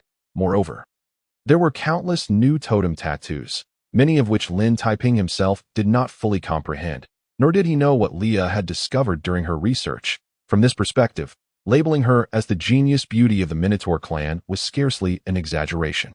Indeed, a genius, truly a stroke of genius. In truth, merely after witnessing 2 or 3 totems, the merchants present had already succumbed to a state of frenzy. Some traders, while their hearts raced with excitement, began to contemplate the broader market potential of these totem tattoos. The gods above, these wondrous totem tattoos are undoubtedly not solely for the use of the merchants. If managed astutely, they could transform into products of vast potential, consistently yielding profits. For instance, consider the warm totem tattoo from earlier, for many nobles who cherish winter hunting. It represents the epitome of comfort and suitability. It is certain that should this product enter the market, it would swiftly become a sensation throughout the Hornsea region. Indeed, the middle-aged merchant from earlier had fervently grasped Lin Taiping's hand, his eyes gleaming with the light of gold coins. "Dear Lin, perhaps we could discuss a long-term partnership." "Wait, why should it be you?" Before his words could fully escape, another bearded merchant interjected, his voice booming. "Mr. Lin, do not be swayed by that cunning merchant's sweet talk. That if you are willing, I can." Thus, in an instant, the merchants, having caught a whiff of fortune, rushed eagerly towards Lin Taiping, encircling him in layers, with some already grinning broadly in an attempt to ingratiate themselves with the minotaurs. Just seconds later, Lin Taiping's next statement acted like a collective frenzy spell, pushing the merchant's excitement to its zenith. Gentlemen, please, relax a little. To be honest, these totem tattoos are merely an appetizer, a way to earn a little pocket money. Upon hearing this, the crowd nearly erupted in a collective spurt of blood. What a jest! These totem tattoos, which could bring sustained high profits, are merely pocket change. One might ask, how exorbitant are your travel expenses? Are they calculated in the thousands? Yet, who cared for such matters? The pivotal point now was that Mr. Lin seemed to possess even more lucrative treasures in his hands. The mere thought of gold coins raining down sent a dozen merchants into a frenzy, eager to compel Lin Taiping to sign a partnership agreement, if not to secure the agency rights for other islands. Enraged, Mr. Cohen was instantly incensed, akin to witnessing his treasure trove being pilfered. Damn it! You shameless scoundrels! Do you not realize that I have already negotiated a collaboration agreement with Lin? All orders for these totem tattoos on Rhode Island are under my purview. Understand? Understand, you say? A dozen merchants glared at Mr. Cohen with fury, as if he were their sworn enemy. Damn it, you intend to monopolize all the profits, Cohen? Dear Lin, just name your price. Regardless of what favorable conditions that scoundrel Cohen offers, we can provide even better. Excellent. Formidable. If looks could kill, poor Mr. Cohen would have been reduced to mere pulp. Fortunately, the next moment, Lin Taiping timely came to his rescue. Gentlemen, as a person of my word, I must politely decline your generous offers. How about this? In a few days we shall host a banquet, inviting the nobility of Rhode Island to attend, at which time there will be some even more expensive and extraordinary items. Should you be inclined, you are welcome to join us. More expensive? More extraordinary? This implied even higher profits. Upon hearing this, the now crimson-faced merchants were all the more curious, yet no matter how they pressed for details, Lin Taiping remained tight-lipped, merely smiling and pointing. As for the current totem tattoos, if you're interested in trying them, you may consult Mr. Cohen about reservations and also discuss the agency rights for other islands. Silence. The once boisterous port suddenly fell into a profound hush, hundreds of green eyes abruptly turning in unison towards Mr. Cohen, causing him to involuntarily shiver. Then, in the blink of an eye, poor Mr. Cohen found himself thrust forward and backward, experiencing the unique sensation of being both universally loathed and elevated to prominence within mere seconds. Just a moment ago, he was the target of collective ire. The next, he was exalted, leaving him struggling amidst the throng, unable to suppress the cold sweat trickling down his brow as he lamented. Indeed, being too popular can be quite a burden. Thus, Lin Taiping found himself in a rather desolate situation, with only the captain of the guard still dutifully on watch, albeit with a hint of doubt as he rested his hand on the hilt of his sword.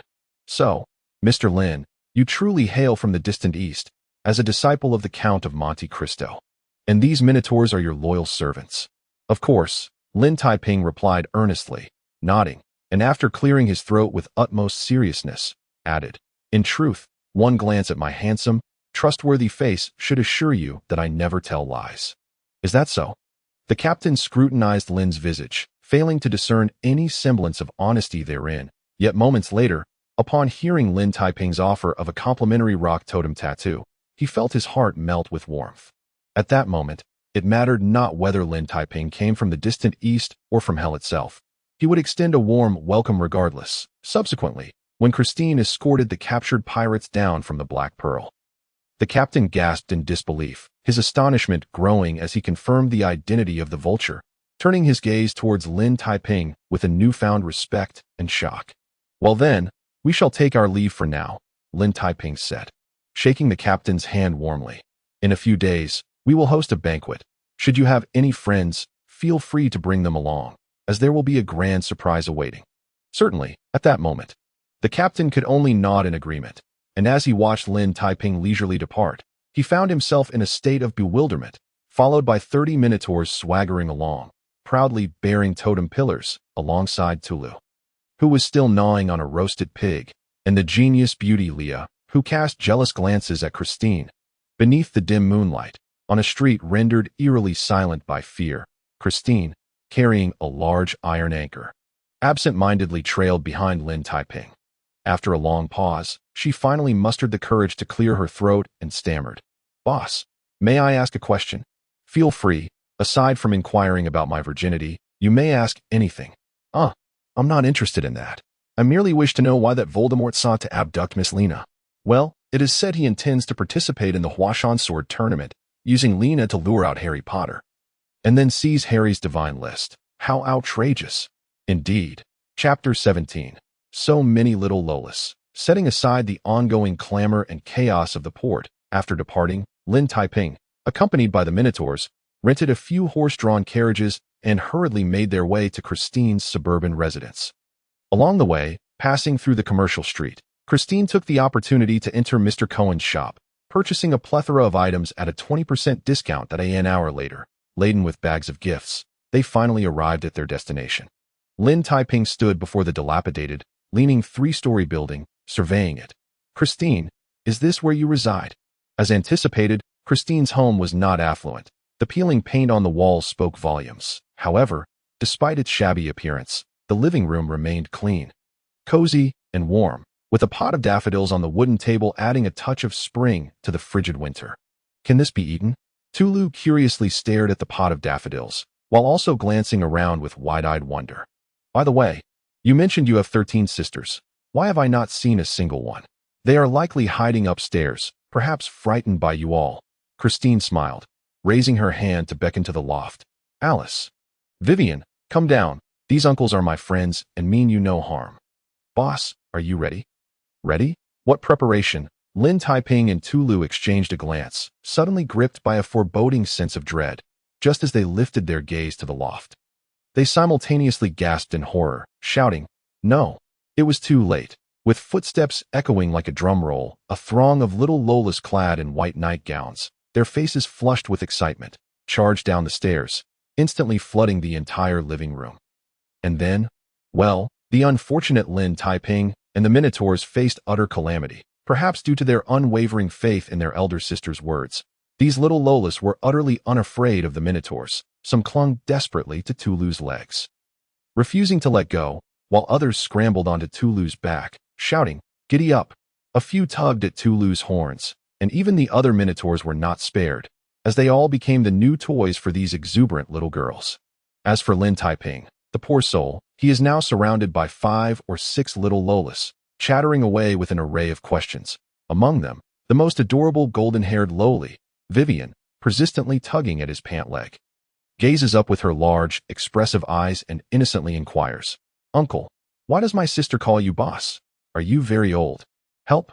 Help!" Lin Taiping, with tears streaming down his face, is especially devastated upon hearing the term uncle, realizing the gravity of his situation. He has come to understand that even the cutest of Lolas can become quite formidable when their numbers reach a critical mass. "Boss, you should take care. It seems Vivian is quite fond of you," Christine remarks sympathetically before turning away with a hint of mischief. Rummaging through her bag to produce item after item, reminiscent of Santa Claus distributing gifts. Let me see, Nancy. Here are some teething biscuits I bought for you. Open your mouth wide. Let me see how many teeth you have now. Go on. Alice, I have prepared a large piece of ham for you. How about I make fried rice with ham for dinner tonight, along with 2 eggs and a little cake for dessert? Oh, and Vivian, here is the doll you like. Go play with it. And remember, do not put it over the fire. It is no fire mage, and certainly not in water either. In this manner, the once fierce and intimidating beauty transforms into a gentle figure, patiently conversing with each little sister, occasionally ruffling their hair and tidying their disheveled clothing, even feeding the youngest with, milk. Lin Taiping, holding the incessantly questioning Vivian, watches helplessly from the side. He suddenly finds himself admiring Christine, who juggles her livelihood while caring for a gaggle of oblivious little sisters. Such a life would be unbearable for him. Yet Christine has managed to endure for several years, seemingly with no end in sight. Consider this: a carefree noble girl, faced with a drastic family upheaval, does not crumble in weakness but rather relinquishes her leisurely afternoon teas and balls, sheds her lavish garments and exquisite jewels, and embarks on a struggle akin to that of an ordinary lowly servant to support her family, even risking her life in the process. Nevertheless, she has performed admirably. Even the most critical observers must concede this point. Strangely, at that moment, amidst the chaos and clamor, Lin Taiping feels an unexpected warmth, a sense of familial comfort, seemingly brought about by Christine's presence. Perhaps I should consider giving her a raise, with a soft sigh. He cannot help but lift his gaze to Christine, who is still busy. Under the dim yellow candlelight, she gently tucks a stray strand of golden hair behind her ear, her fair cheeks radiating beauty. Suffused with a genuine smile of contentment, for a fleeting moment, Lin Taiping even imagines he sees white wings behind her and a halo of warmth above her head. However, reality soon asserts itself, as Christine, after distributing the gifts, irresponsibly dashes off, saying, "Boss, could you please take care of them? I need to prepare dinner. What would you all like to eat?" "Oh dear," Lin Taiping stumbles, nearly falling to the ground. "Woe is me, how terribly mistaken I was. This lady is no angel, but a devil in disguise, a grand deceiver masquerading as an angel. The problem is, whether he likes it or not, Christine has already taken her leave." Moments later, the attention of a dozen little Lolas is entirely focused on him, and even more shamelessly, Tulu and the others have sneakily slipped away. What can he say, with a dozen pairs of watery, wide eyes fixed upon him? Lin Taiping shudders involuntarily. After much hesitation and struggle, he can only timidly propose, "Well, how about I tell you a story? Once upon a time, in the distant kingdom of Oz, there was a beautiful and kind princess." "Another princess?" The little Lolas shake their heads in disappointment, with Vivian biting her thumb and complaining, "Uncle, we've heard so many princess stories. You have one we haven't heard." "All right then. Once upon a time, in the distant kingdom of Oz, there was a princess as fat as a pig." "Protest. Uncle, how could a princess be as fat as a pig?" "Fine. Once upon a time, in the distant kingdom of Oz, there was a princess who wore no clothes. And so it went." After narrating stories for a solid 2 hours, Lin Taiping swore to the heavens that if anyone ever dared to claim that Lolas are the cutest beings in the world, he would grab a frying pan and smash that person into a potato pancake. Just imagine, surrounded by a dozen chattering Lolas, with 7 or 8 hands raised every second to ask questions, including bizarre ones like, "Why didn't Snow White smash the magic mirror?" One can only fathom the torment of such an experience. Therefore, when Christine finally set a steaming table of food 2 hours later, Lin Taiping was utterly exhausted, barely managing to escape the onslaught of Lolas, retreating into the bedroom and leaping onto the soft bed. However, before he could even drift into slumber, the door was abruptly kicked open. "Help!" This was Lin Taiping's immediate reaction. But contrary to his expectations, it was not the terrifying little Lolas who stormed in, but Mr. Cohen, red-faced and trembling, looking as if he might suffer a stroke at any moment. "Lin, my dear Lin, guess how many orders we received tonight?" Calm down, take it easy." Lin Taiping hurriedly handed him a glass of water, lest Mr. Cohen combust from excessive excitement. "Let me guess, is it 30 orders for totem tattoos? Or perhaps 40? No, it's a whopping 120. Mr. Cohen shrieked dramatically, looking at Lin Taiping as if he were beholding the messenger of the god of wealth. "My heavens, 120 totem orders equate to 12,000 gold coins. We are going to strike it rich." Well, it's no wonder Mr. Cohen was so ecstatic. Last year, his several shops barely made a profit of a few thousand gold coins. Yet, this mysterious visitor from the East has amassed over 10,000 gold coins in a single night. A feat more profitable than robbing a bank. However, I must remind you, it wasn't just one night. Lin Taiping cleared his throat, unable to contain himself from pouring cold water on his enthusiasm. "We've only received the orders. We have yet to create the totems. Moreover, Tulu and the others can only complete 2 or 3 tattoos a day. So, I believe you should talk to them about improving their work efficiency." Indeed, Mr. Cohen's eyes lit up, and he dashed out. But just before he bounded down the stairs, he suddenly turned back, asking earnestly, "Dear Lin, I'm not doubting your integrity, but I recall you mentioned I would receive 5% of the profits as compensation. Correct?" "Of course." Lin Taiping nodded with a smile, also reminding him, "Additionally, I suggest you put more effort into hosting a banquet and inviting those noble elites, compared to these ordinary totem tattoos that will build our reputation. What we prepare for the nobility will yield true profits." "Precisely." Mr. Cohen nodded vigorously, nearly leaping down from the second floor. Minutes later, his voice rang out in the courtyard, so enthusiastic it could melt snow. "Dear Tulu. Dear Miss Leah, you both look splendid today, especially those beautiful horns. So, can we discuss the production of totem tattoos?" "What? You still want to eat and sleep?" Don't joke around. Don't you think that earning gold is the true meaning of life? Far more important than sleeping. Excellent and formidable. Lin Taiping shuddered at such a dialogue from above, suddenly sensing a premonition that perhaps the tragic life of the Minotaur tribe was about to commence. Well, why did I suddenly think of Foxconn? Chapter 18. Roll. It turns out Lin Taiping's premonition was spot on. Under the dazzling allure of gleaming gold coins, the feeble Mr. Cohen transformed into an evil overlord starting that very night. Bursting forth with 100 times the enthusiasm, he followed Tulu relentlessly, urging the Minotaurs to labor tirelessly, nearly brandishing a whip in fierce admonition. Hurry, hurry, hurry! The 2 totem tattoos ordered by Mr. Sis must be completed by 3 o'clock this afternoon. He has been waiting at the door for an hour. Dear Miss Leah, would you kindly come over here? It appears there is a minor issue with Mr. Kent's rock totem tattoo. Could you devise a way to implement some improvements? What? You need to use the restroom. Damn it. What is there to do with a restroom right now? Fine, fine. I'll give you just 2 minutes. No. Even if it's urgent, you only have 2 minutes. Time is money. Don't you understand this principle? Thus, for an entire week that followed, the Minotaurs were subjected to relentless exploitation, from 4 in the morning until midnight, traversing from the living room to the kitchen and then to the bedroom. 30 Minotaurs had to squeeze in time to work even while eating. Eventually, Tulu found himself twitching and flailing his hooves in his sleep.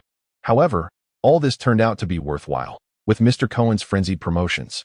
The queue of individuals awaiting tattoos at the door grew ever longer, and gold coins flowed into Christine's home like an unceasing river, to the point where Lin Taiping even contemplated purchasing a few more boxes. By the afternoon of the 7th day, the thoroughly exhausted Minotaurs could no longer endure. After completing the tattoo for the 50th customer, Tulu let out a blood-curdling scream and crashed heavily to the ground. Woe is me. My hooves are nearly worn away. Lin, we must go on strike. I would rather gnaw on roots than continue this labor. No, absolutely not. Upon hearing this, Mr. Cohen, who had just received another stack of orders, erupted in furious screams. What nonsense! Do you have any idea how much profit we would lose in just 1 hour of striking? These are glittering gold coins. All right, let us rest for a few days. Lin Taiping lazily descended the stairs, while Vivian clung to him affectionately like a koala. For some reason, this little girl seemed to have an extraordinary affinity with him, sticking to his side from dawn until dusk, to the point where Christine felt a twinge of jealousy. Rest, Mr. Cohen clearly was reluctant, but considering that Lin Taiping was the true decision-maker, he could only mutter helplessly. Very well, let's take a break for 2 days. No, 1 day would suffice. That I could also take the opportunity to check on the preparations for the banquet and distribute the invitations. Hooray! Upon hearing this, the Minotaurs, who had just been lying on the floor panting, erupted in jubilant cheers, with Tulu excitedly waving his hooves. Let us feast. Let us head to the city for a grand banquet. Roasted pig, roasted lamb, roasted chicken, duck, and goose. Let's order 100 of each. It was indeed a splendid suggestion, and the group of Minotaurs nodded vigorously, unable to suppress their saliva. However, at that moment, a sudden loud knocking echoed from outside. Urgent and somewhat rude. Before Lin Taiping could react, Christine burst out of the kitchen with a spatula in hand, hastily opening the door. Ah, my food is still cooking. Who could it be at this time? Oh, who are you? As the door swung open, a gust of cold wind swept in. Standing at the threshold were 5 or 6 burly men, and at their center was a portly figure resembling a mountain of flesh. In fact, due to his excessive girth, this man had to force his way through the door, the frame creaking in protest. Edward. Cohen instinctively turned his head, and upon recognizing the rotund man's features, a look of worry and unease crossed his face as he muttered under his breath, Damn it. This greedy fool has finally caught the scent of blood and come knocking. Greedy fool. Lin Taiping was slightly taken aback. The term sounded peculiar. Almost simultaneously, the burly men rudely shoved Christine aside, casting menacing glares at the little girls, indicating they should keep their distance. Amidst this oppressive atmosphere, Edward, the so-called greedy fool, strode into the living room, arrogantly puffing on a cigar while rudely surveying the scene. He finally directed a condescending nod towards Lin Taiping. So, you read the pretty boy, the apprentice wizard from the east? Such a greeting was indeed impolite, causing Tulu to leap up in fury. Yet Lin Taiping remained unperturbed, responding with a smile, Indeed, I am that apprentice wizard. And you, sir, enough of your prattle. Edward dismissed him with an impatient wave of his hand, as if swatting away a fly. I just need to know you are the apprentice wizard, so let's get straight to the point. I don't wish to linger in this place filled with children for even a minute longer. Damn it! Christine was instantly enraged, but Mr. Cohen, wiping the sweat from his brow, managed to force a smile. Mr.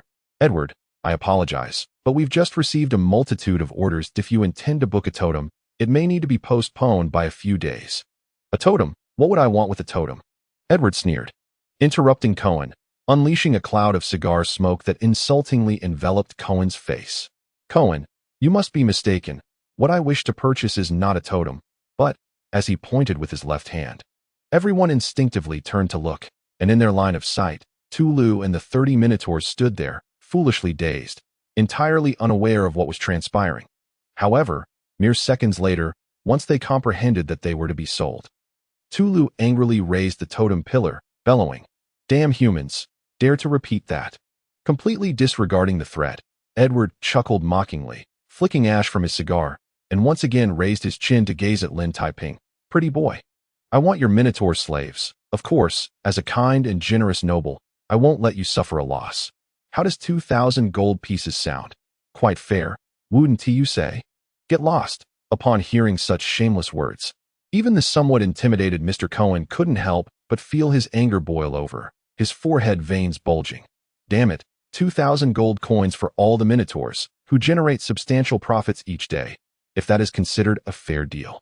Then there are no unscrupulous merchants left in this world. What? Not willing? Edward scoffed, his bell-like eyes gleaming with malice. You lot must not realize the situation. This is not me requesting a trade, but rather you begging me to purchase your Minotaurs, or else. Is this a threat? Lin Taiping chuckled dismissively. However, at that moment, Cohen suddenly tugged at his sleeve, his face twitching as he whispered urgently, Lin, though it may be cruel, I personally believe it's best if you agree to him. Otherwise, we will all face troublesome consequences. Are you certain? Lin Taiping raised an eyebrow, a nonchalant smile on his lips. Trouble is the least of my concerns. But, by the way, is this fellow perhaps a relative of a lord, like those Lich King plots? If that were the case, it wouldn't be so frightening. Cohen wiped the cold sweat from his brow, seemingly recalling something dreadful. The issue is, this fellow has a peculiar background. There are whispers of a powerful force backing him. In truth, Edward was indeed insignificant, arrogant, overbearing, and brutish, to the point where calling him as foolish as a pig would be an insult to pigs. Yet the problem lay in the fact that this very fool, after going bankrupt a few years ago, had inexplicably become wealthy beyond measure, greedily devouring wealth like a ravenous shark. What was even stranger was that those who had wronged him would inevitably face misfortune after some time. One merchant who refused to sell goods at a low price was beset by pirates at sea. His corpse fed to the sharks. Consequently, many believed that a formidable power must be supporting Edward. Perhaps he was the illegitimate son of a great lord, or a representative of a commercial alliance, or a pawn backed by a pirate faction, specifically used to dispose of stolen goods on Rhode Island. Regardless, as an arrogant, rude, and brutal fool, Edward had been living quite well in recent years, expanding his influence like a greedy, great white shark, occasionally baring his bloody fangs to devour the unfortunate souls that crossed his path. Thus, in this situation, gazing at this greedy fool opening his mouth wide, even with 100 reluctances in his heart, Mr. Cohen could only grit his teeth helplessly. Lin, while you have 30 Minotaur slaves, you should, ultimately, just temporarily submit. You cannot contend with him. Indeed, that would be the wise choice.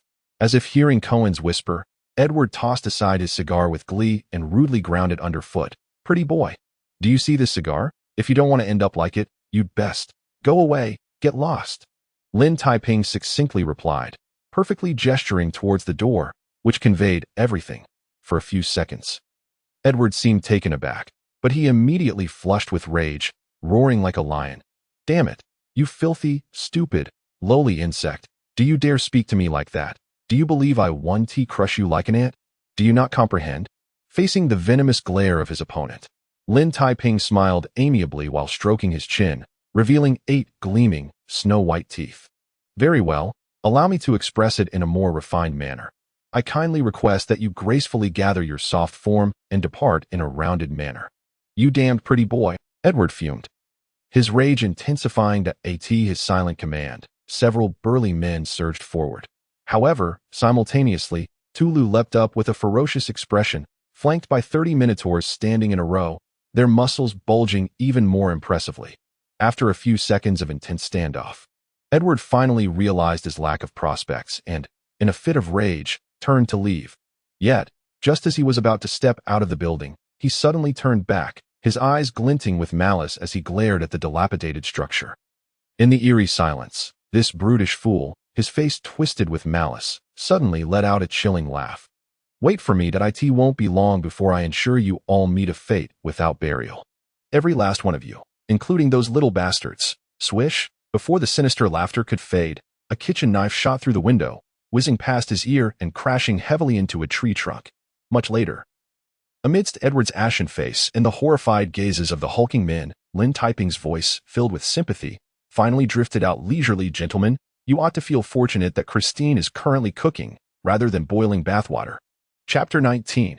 Wielding gold coins for a shopping spree. Robin Street is the most renowned commercial thoroughfare in Rhode Island, where one can find an array of shops catering to every desire: taverns, restaurants, blacksmiths, clothing stores, weapon shops, carriage dealerships, and magical supply stores. For someone preparing to lavishly spend gold coins, what place could be more perfect? Under the midday sun, Lin Taiping strolled leisurely along Robin Street, accompanied by a gaggle of little girls. Following behind them were Christine, who had just purchased 2 large bags of milk powder and diapers, and 30 minotaurs, charging forth while shouldering totemic stone pillars. Good heavens, do we still have the luxury of shopping at this moment? Mr. Cohen wiped the cold sweat from his brow, his face pale as he trailed alongside. Lin, are you not considering leaving Rhode Island to avoid the storm? Who knows what that mad fool might do? Perhaps he is already contacting powerful allies to plot your demise. Exactly. I too am eager to see what he will do. Lin Taiping replied nonchalantly, cradling a bottle of milk while Vivian nibbled on a large apple in his arms. Guess how he will retaliate. Will he hire a horde of assassins?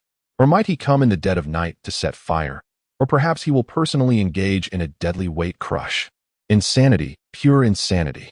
Observing Lin Taiping's enthusiastic discussion, Mr. Cohen felt his spine chill. And within seconds, he made the wisest decision. I suddenly remembered that my wife called for me to return home for lunch.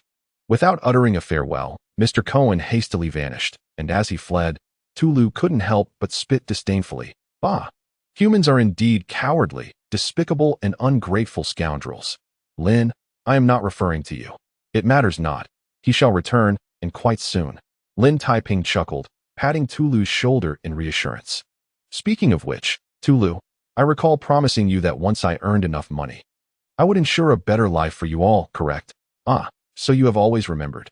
Tulu paused, momentarily touched, his bovine eyes even glistening with moisture. So, are we now to purchase a grand estate and procure dozens of female sorceresses to cook for us? How delightful. You remember better than I do. Lin Taiping could only gaze skyward in exasperation. It was merely a casual remark, yet this fellow had retained it until now. It seemed the more honest one was, the less one could deceive. However, despite not being able to afford an estate or sorceresses just yet, he had still achieved a modest windfall from crafting totem tattoos, previously acquiring a bounty for pirates, and plus the returns from selling a pirate ship, now totaling over 10,000 gold coins, sufficient for a grand spree, such as what? Tulu asked, his gaze fixating on a large food store by the roadside. After a few moments of drooling contemplation, he suddenly shouted in excitement, charging forth like a bulldozer, with the minotaurs following suit, invigorated. No, the rotund middle-aged shopkeeper screamed, his first instinct to raise the cleaver used for chopping ham. Damn you! Vile minotaurs, get out of my store, or else, with a bang, before he could finish, a bag of gold coins struck him squarely in the face. Amidst the shimmering golden glow, Lin Taiping leisurely clapped his hands together. 200 gold coins. And all the food in this store is ours. Any objections? In an instant, the shopkeeper, who had just been terrified and furious, suddenly beamed like a sunflower, prompting admiration for the muscular development of his facial muscles. Of course. My lord, absolutely no problem. If the food here is insufficient, I have a vast stockpile in my warehouse. Please feel free to select as you wish. Thus, in that fleeting moment, a horde of minotaurs surged forward.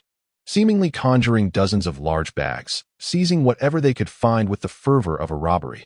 Honestly, Lin Taiping swore he only blinked 3 times, and by the time he regained his wits, the once bountiful food store had been rendered bare, even the crumbs on the wooden shelves swept clean. When they emerged, laden with large bags and satisfied, the rotund shopkeeper leaned against the doorframe, overwhelmed with emotion, waving a white handkerchief while choking back tears. "My lord, do come again next time. Sob sob, please be sure to visit often." Sweat trickled down Lin Taiping's brow. He couldn't help but shudder, suddenly finding the sentiment rather peculiar. Very well, very well. We shall certainly visit often if given the opportunity. Now, let me see what we should purchase next.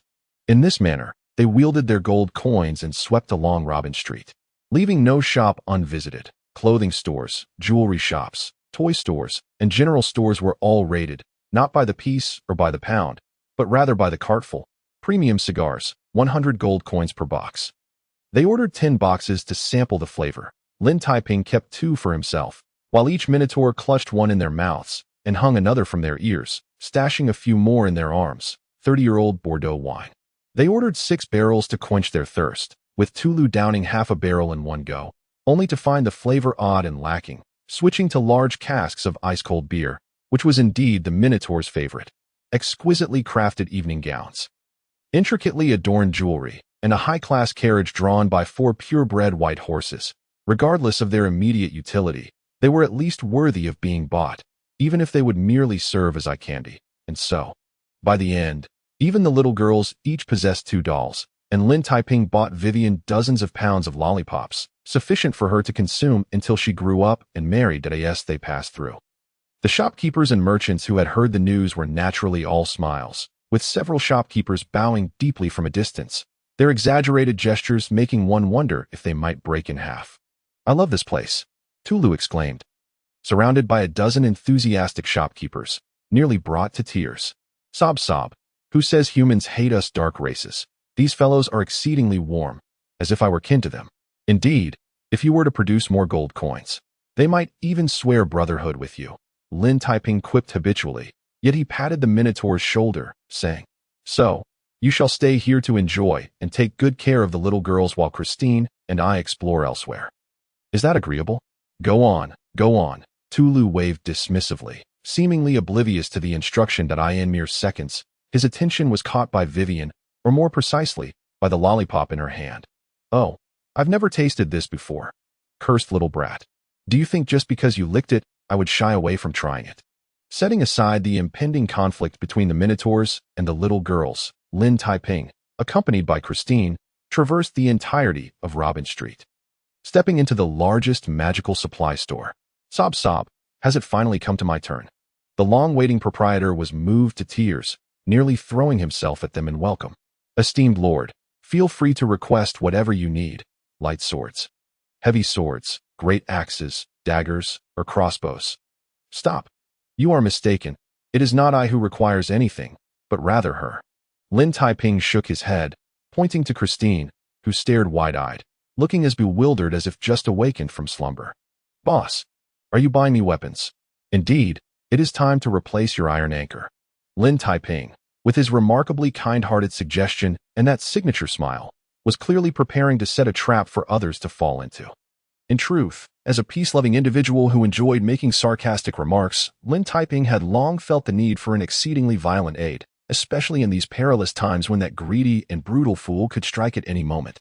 Given the current situation, it seemed that Christine, the humanoid mobile armory, was the perfect candidate to serve as a scapegoat and a meat shield, particularly if she could be armed to the teeth.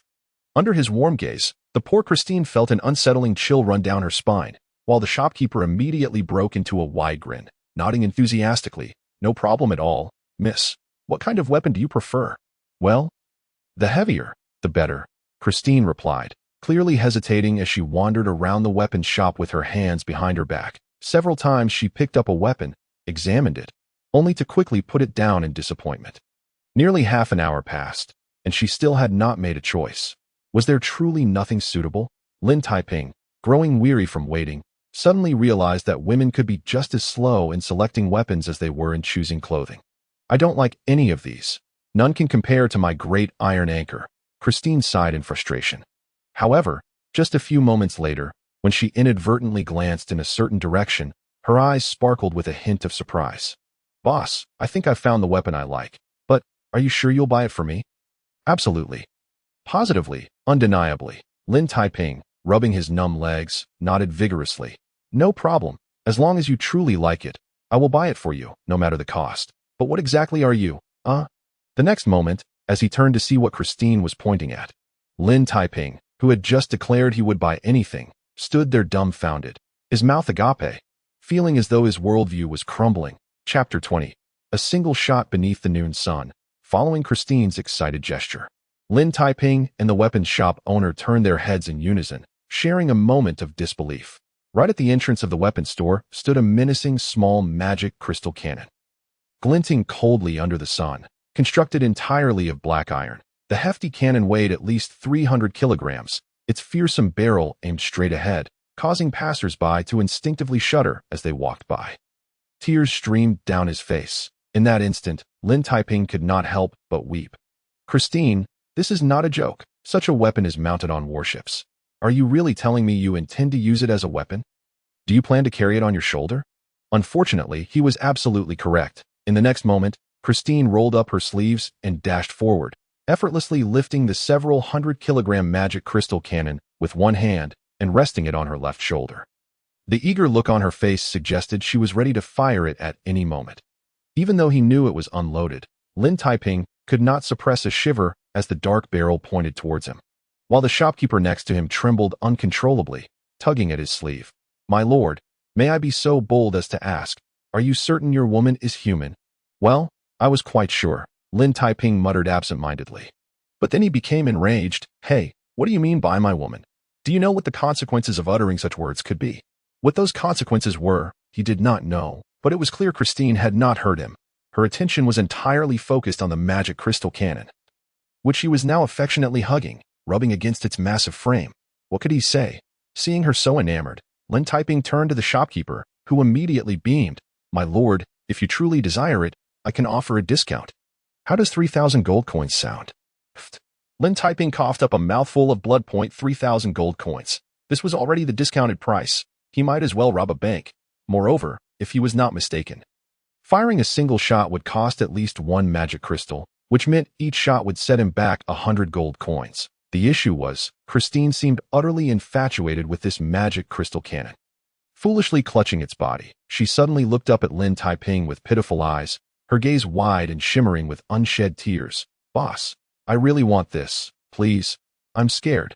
Witnessing such an unrefined display of charm, Lin Taiping felt a chill run down his spine and promptly slammed a gold note onto the counter. Fine. But let me make this clear. Each time you fire that cannon, it will cost one magic crystal. So unless absolutely necessary, you are not to fire it recklessly, understood? Hooray! Christine barely registered his subsequent words, her face flushed with excitement as she nodded vigorously. Got it. Got it. Don't worry, boss. I'll only fire for you from now on.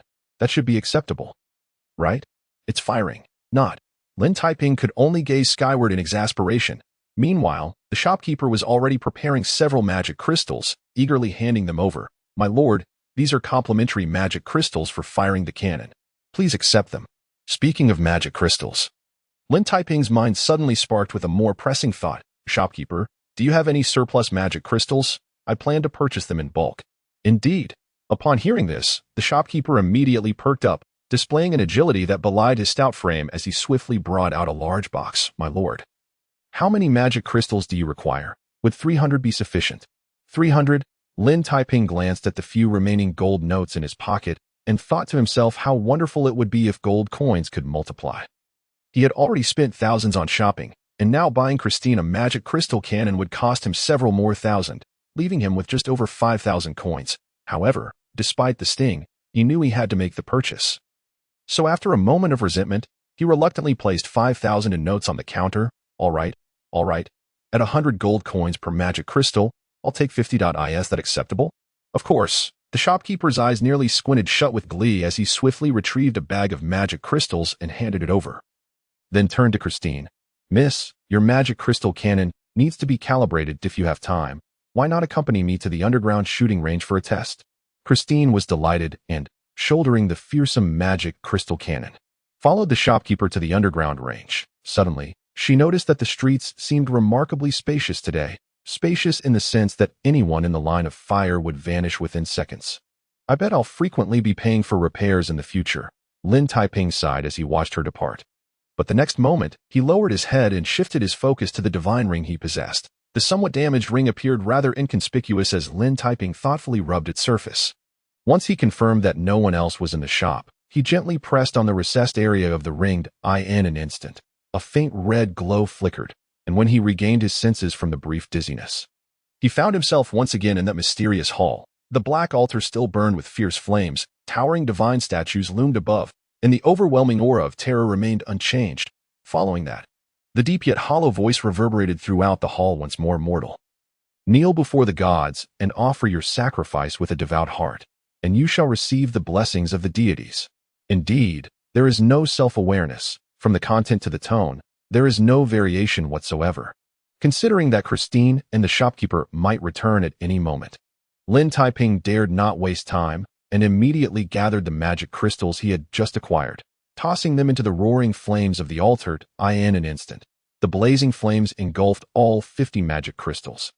And among the divine statues above, one holding thunder erupted with dazzling light, enveloping the entire altar. Shortly thereafter, the hollow voice resonated again.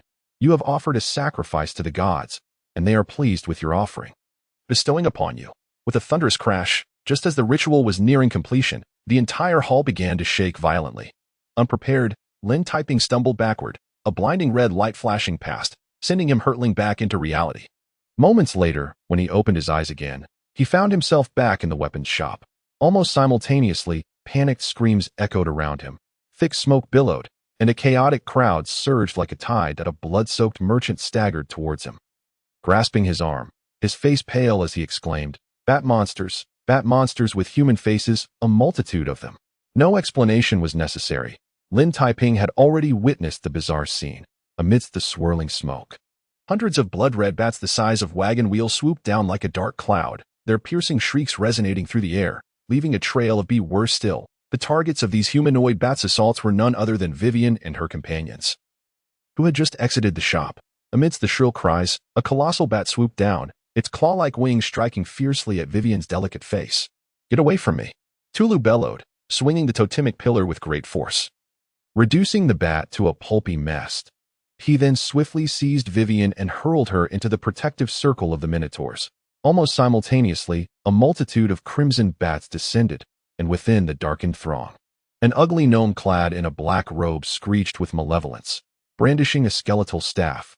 In accordance with the orders of Lord Bloodeye, eliminate those children, leaving only the Minotaurs.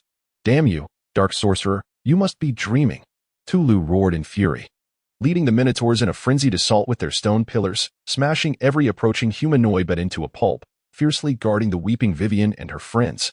Yet, even so, the gnome continued to cackle wickedly. And under the blood-red aura of his staff, the bat's onslaught grew increasingly vicious. Several bats, upon being struck by the totemic pillar, suddenly screamed and exploded into fragments, spraying caustic green liquid that corroded the ground into pits. Caught off guard, Tulu emitted a muffled grunt as the acid splashed upon him, his flesh immediately transforming into a bloody pulp. Nevertheless, he roared defiantly, summoning every ounce of strength to hurl the heavy totemic pillar through the air, creating a howling wind. However, the gnome merely raised his skeletal staff with a casual motion, unleashing a sickly green beam that corroded the pillar into a viscous liquid. A bunch of fools, stay right where you are. Vulture, what are you waiting for? I want that pretty boy's heart as a gift. That pretty boy, an ominous premonition gripped Tulu, and almost instinctively, he turned to look, only to exclaim in alarm. Damn it. Lin, get out of there. Just across the street. Lin Taiping had just exited the weapon shop, looking utterly dazed, as if paralyzed by fear, standing motionless. Almost simultaneously, a dozen dark figures leaped down from the rooftops, kneeling briefly before springing up again. Leading them was the gaunt figure of Vulture, who had only recently been imprisoned. Twisting his rigid neck, Vulture licked his lips with a menacing grin, revealing the glint of sharp blades hidden in his sleeves. Dear Lin, it seems we meet again. How do you plan to capture me this time? Well, Lin Taiping stood there in a daze, and after a few moments, he blinked curiously. "Excuse me, have we met before?" With a loud thud, Vulture stumbled momentarily, and then erupted in fury. "Damn you, pretty boy. It won't work to play dumb. What are you waiting for? Kill him." Amidst a savage roar, the pirates charged forward, grinning maliciously, while Lin Taiping remained nonplussed, taking a slight step back and raising his left hand high. "All right. I know this sounds kitsch, but hey, disturbing someone during their pose means you're going straight to hell." Chapter 21. The terrible consequences of offending women facing the ferocious pirates and Vulture's maniacal laughter. Lin Taiping expressed his dissatisfaction with the protest, stepping back and lifting his left hand high.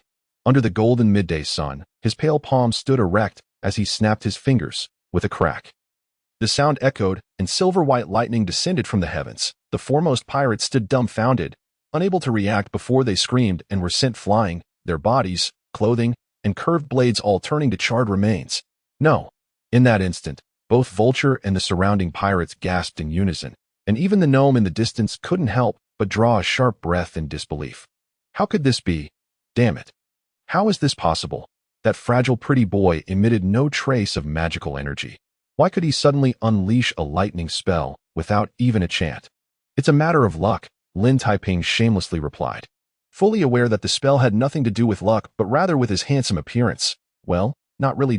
In truth, this spell was a gift from the gods, granted only moments ago after he sacrificed 50 crystal stones.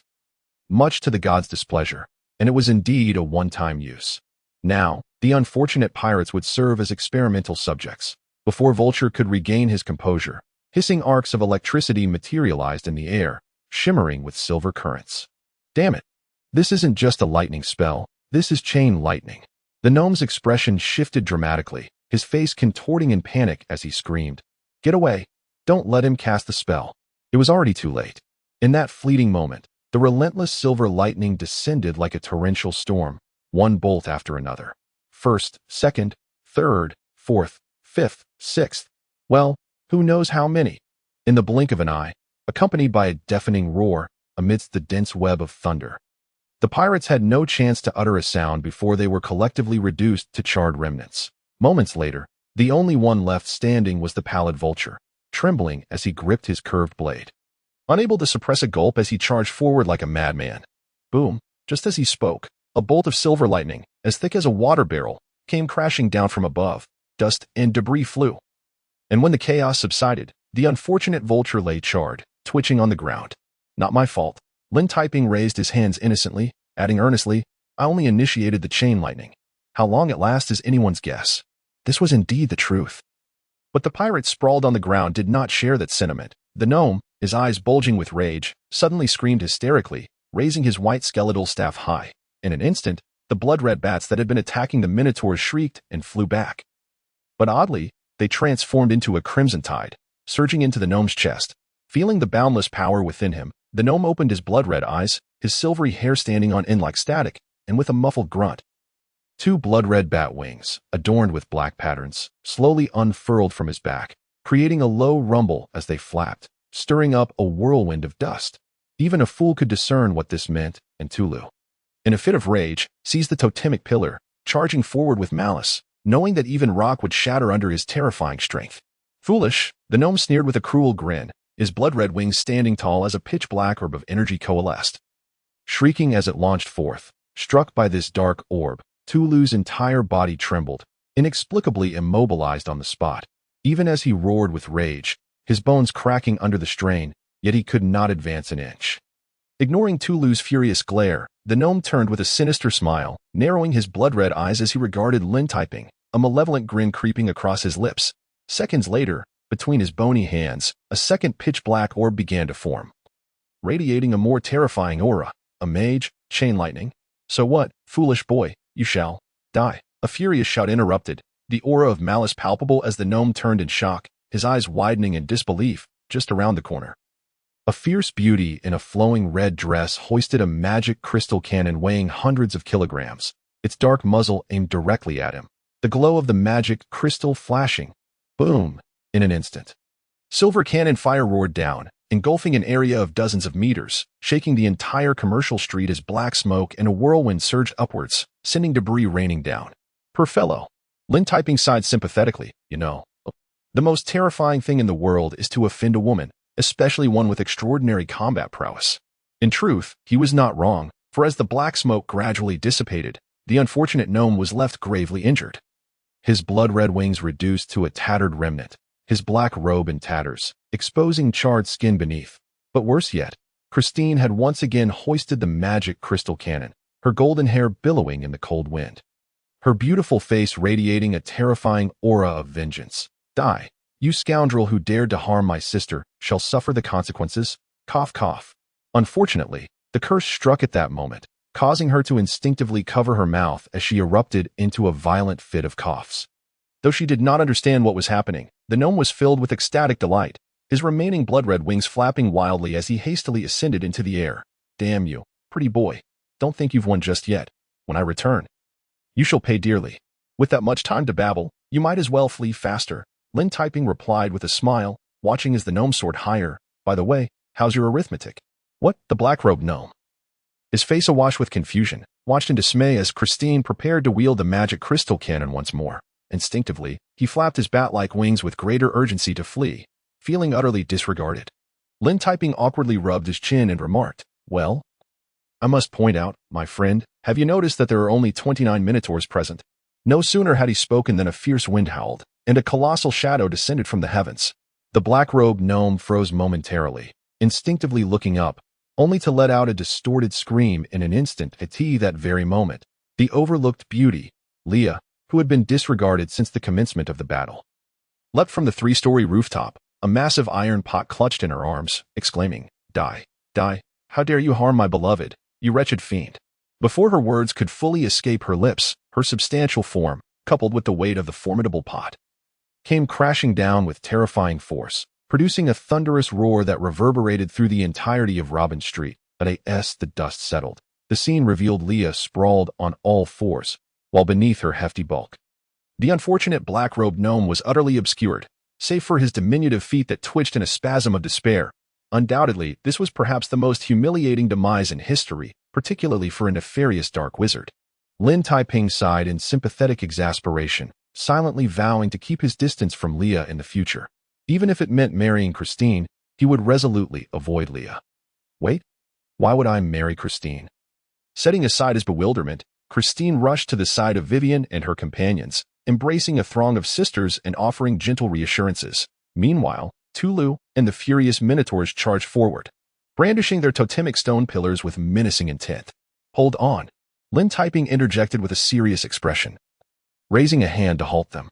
Tulu, you cannot treat a dark wizard in such a manner. Regardless of how despicable, shameless, cunning, and ruthless he may be, he is still a dignified sorcerer at the end of the day. The black-robed gnome, moved to the point of tears upon hearing this, was touched, yet tragically, he evidently did not grasp Lin Taiping's true nature.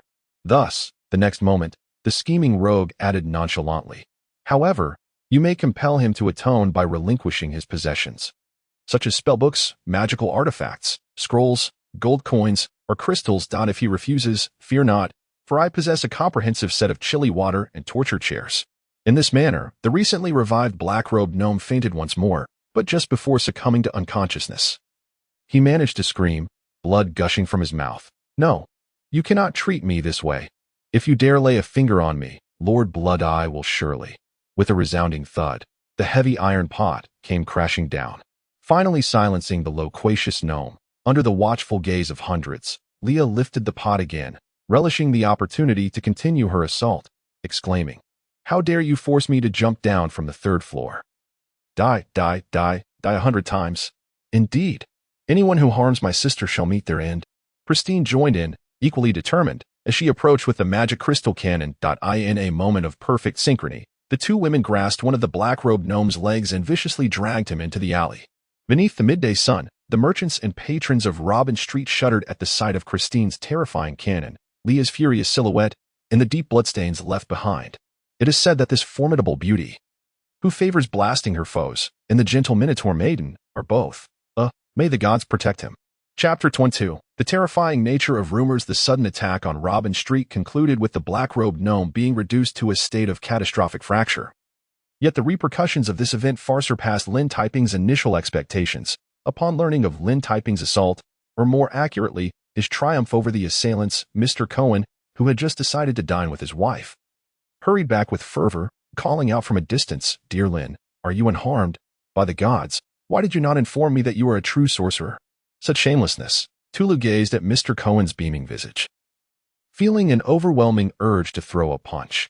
Fortunately, Mr. Cohen, perceptive as ever, promptly produced a substantial sum of money as a token of consolation, managing to secure the forgiveness of the onlookers. Meanwhile, upon learning of the assault, the Rhode Island Guard swiftly mobilized, arriving in a mere 2 hours. Well, in this regard, one must admit that law enforcement across any era tends to be remarkably efficient and orderly.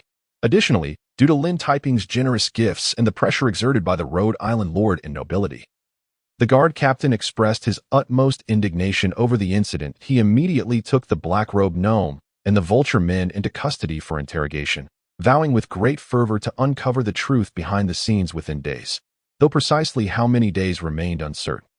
In truth, Lin Taiping harbored little hope for this investigation. Moreover, it was clear as day that the mastermind behind this incident must surely be the formidable Mr. Edward, though at present, one could only speculate about his mood. Was he bleeding profusely or fuming as he clutched his swollen face? Aside from all the aforementioned matters, the most significant consequence of the recent attack on the commercial street was that Lin Taiping, who had only recently arrived in Rhode Island, suddenly found himself at the center of attention.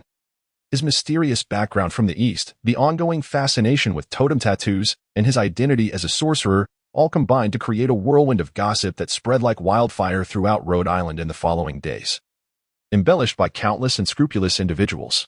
Did you hear? There is a mysterious magical apprentice from the distant East who has inherited the wisdom and wealth of the Count of Monte Cristo, and he recently arrived in Rhode Island. Of course. I know. I also heard that he is accompanied by 300 fierce minotaurs, who behave like obedient sheep in his presence and have crafted several wondrous totems for him. Your information is outdated.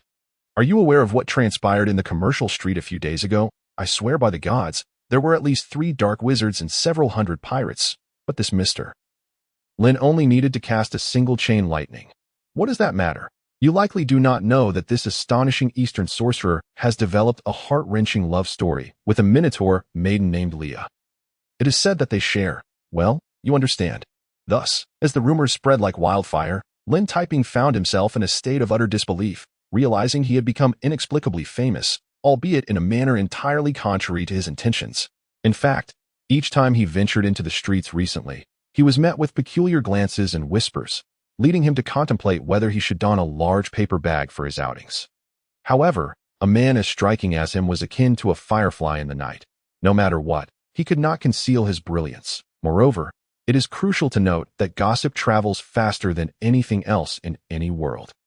Thus, when Mr. Cohen finally hosted his grand banquet, nearly all the nobility and prominent figures of Rhode Island attended. As for the reasons behind their enthusiastic participation, Mr. Cohen speculated privately that it was primarily due to their curiosity about the new totems. And secondly, perhaps they wished to witness the legendary interspecies romance firsthand. Tears streamed down Lin Taiping's face. At this very moment, Mr. Cohen, ever inquisitive, leaned in and asked softly, "Dear Lin, may I pose a purely academic question? What is the physiological structure of the Minotaur maiden compared to humans?" "Get lost," Lin Taiping politely replied, suddenly feeling an impulse to send Mr. Cohen to Demon Island to have dark elves bear children. Yet at that moment, as the clock struck 8, the melodious sound of the organ echoed through the banquet hall, officially announcing the commencement of the festivities. In no time, the elegantly adorned banquet hall welcomed a steady stream of guests, with nobles and dignitaries from all corners of Rhode Island arriving in their carriages. Stepping gracefully yet arrogantly into the hall, Mr. Cohen, beaming with a broad smile, rushed to greet them and seized the opportunity to introduce Lin Taiping. Perhaps due to the recent rumors, the demeanor of these nobles was notably courteous. However, amidst the conversations, curious inquiries inevitably arose regarding the infamous tale. "Dear Lin, I have heard that you were involved with a Minotaur maiden. I assure you, I mean no offense, but I am genuinely curious. Does a Minotaur's way of expressing affection differ from that of humans?" "Indeed. I share your curiosity about this matter. Furthermore, if I may be so bold as to inquire, when it comes to intimate activities, do Minotaurs prefer a more savage and brutal approach?" Curse it, your question is excessively rude. Dear Lynn, please do not blame my friend. I harbor no discrimination against love that transcends racial boundaries. However, are you certain you can withstand it? That is a behemoth of a bull-headed creature, weighing several hundred pounds. Can I strike them? Hearing such bizarre remarks, Lin Taiping could only turn away in exasperation and glance at Mr. Cohen beside him, who equally signaled with his eyes to endure. Endure, and endure some more, at least until the new totem is launched. It was precisely at this moment that the Earl Ford, who was embracing two beautiful women, casually draped an arm over his shoulder and, with a grin, lowered his voice, saying, Dear Lynn, should you require assistance, if I may suggest, I possess a certain potion that enhances endurance. Who might that be?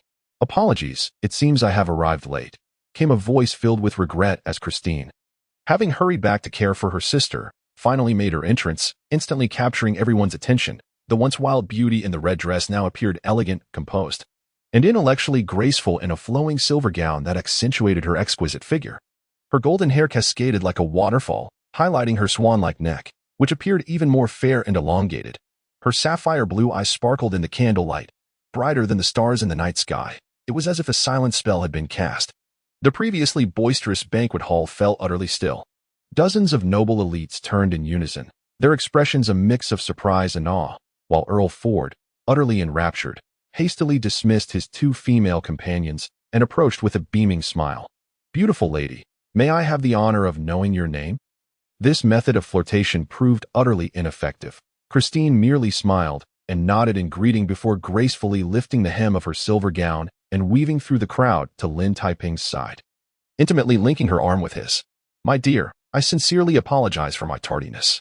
My dear, by the gods, did we hear correctly? My dear, in that fleeting moment, witnessing their closeness, the assembled nobility felt their hearts weep. Lord Clyde, in particular, appeared mortified, lamenting the fact that such a gentle, beautiful, elegant, and noble lady had already found a beloved, and of all people, it was that peculiar fellow enamored with bull-headed creatures. What concern is that of mine? Under the furious gazes of the crowd, Lin Taiping suddenly felt as though he were caught in a crossfire, especially when he observed Christine unabashedly clinging to him, her demeanor delicate and endearing. Wait.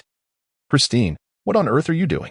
Boss, I am assisting you, Christine replied with a playful smile, tightening her grip slightly. Just this once, in gratitude for your help with the mana crystal cannon yesterday, I shall make this sacrifice. But let it be known, you are not to take advantage of me. Who would dare take advantage? Lin Taiping couldn't help but roll his eyes. However, as he caught a whiff of her faint orchid fragrance and felt the softness of her touch on his arm, he found himself momentarily entranced. Well, perhaps occasionally taking advantage might not be such a terrible choice.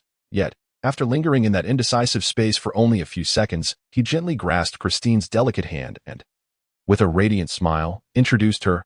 Ladies and gentlemen, allow me to present Miss Christine, my beautiful fiancée. Therefore, any rumors regarding bull-headed maidens are nothing but baseless fabrications. What could they say?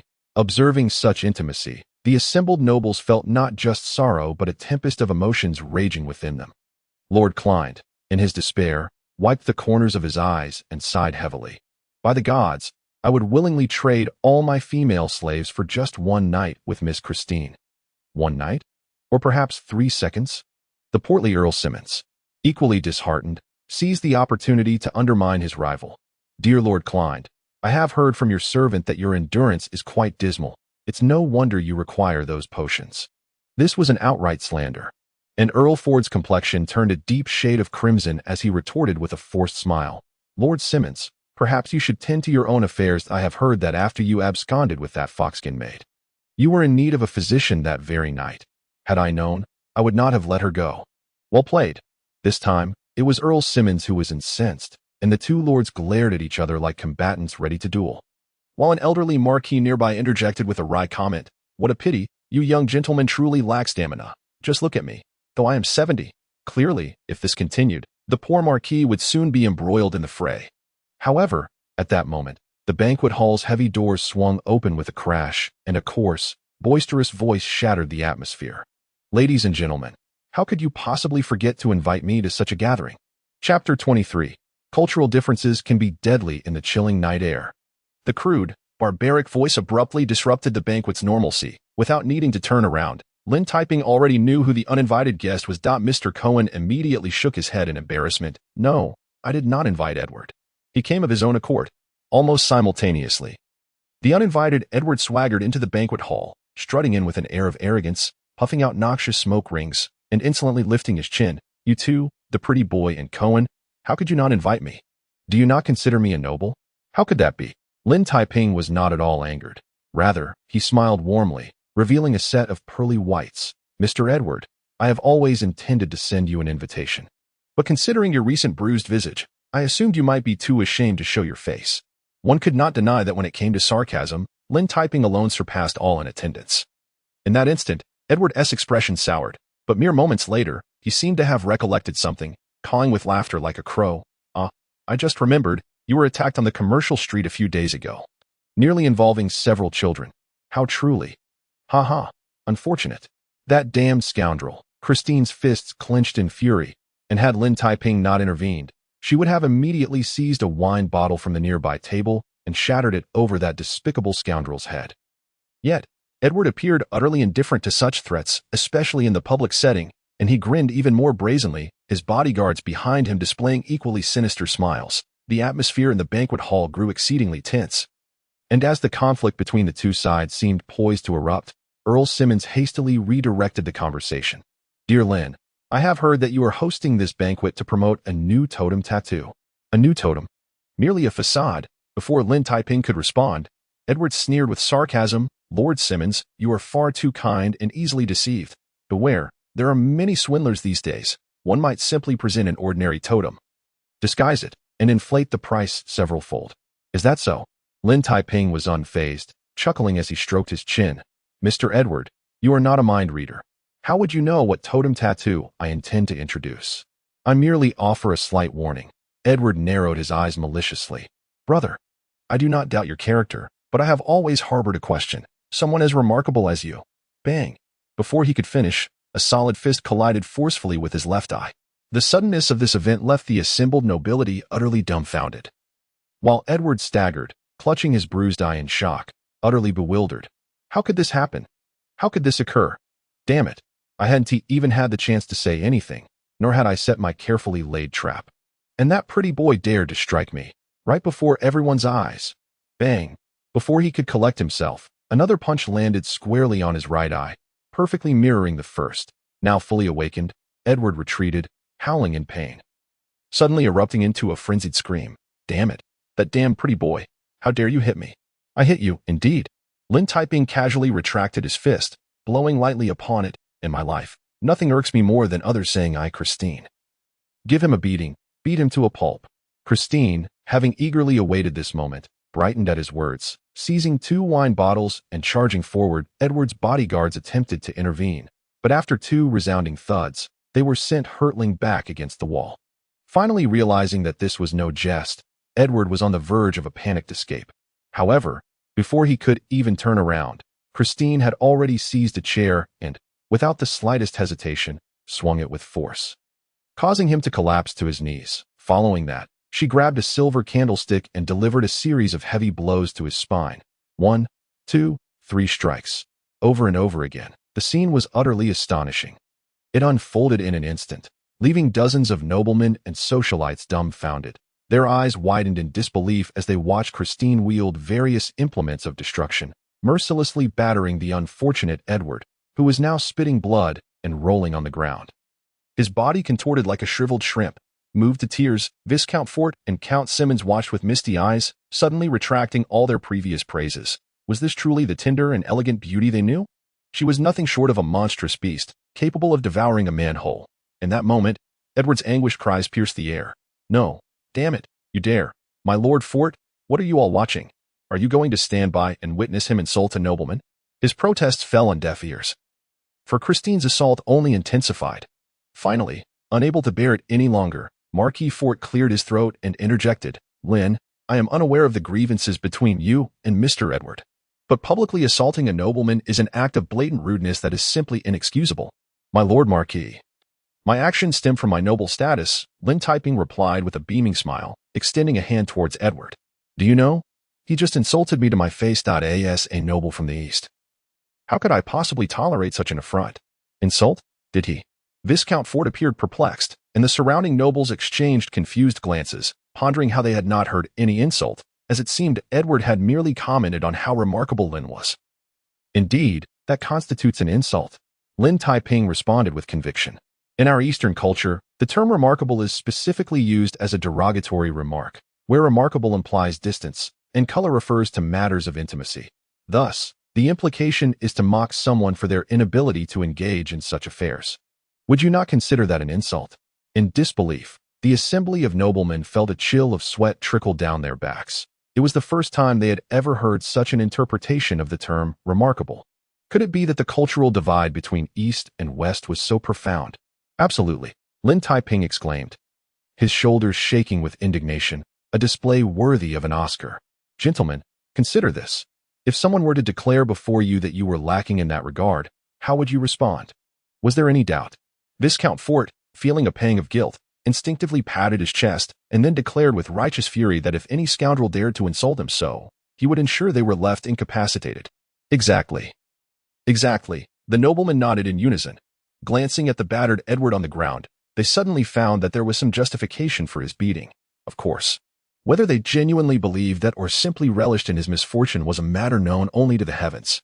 Only Count Simmons felt a tinge of sympathy and could not help but gently remind, "Dear Lin, I understand your sentiments, but let us not forget that Mr. Edward is unfamiliar with Eastern culture." So, is that so? Lin Taiping blinked innocently, then turned to glance at Christine, who was still busy administering her punishment. Of course, this is all a misunderstanding. A misunderstanding? He did not do so intentionally. Certainly not, Mr. Edward would never act so foolishly. Is that so? Let me ponder this. The matter seems rather intricate. Thus, as the two engaged in their lengthy exchange, Edward lay on the ground, bloodied and near death. Just then, Christine burst out of the banquet hall, and upon her return, she bore a magical crystal cannon upon her shoulder. Stop.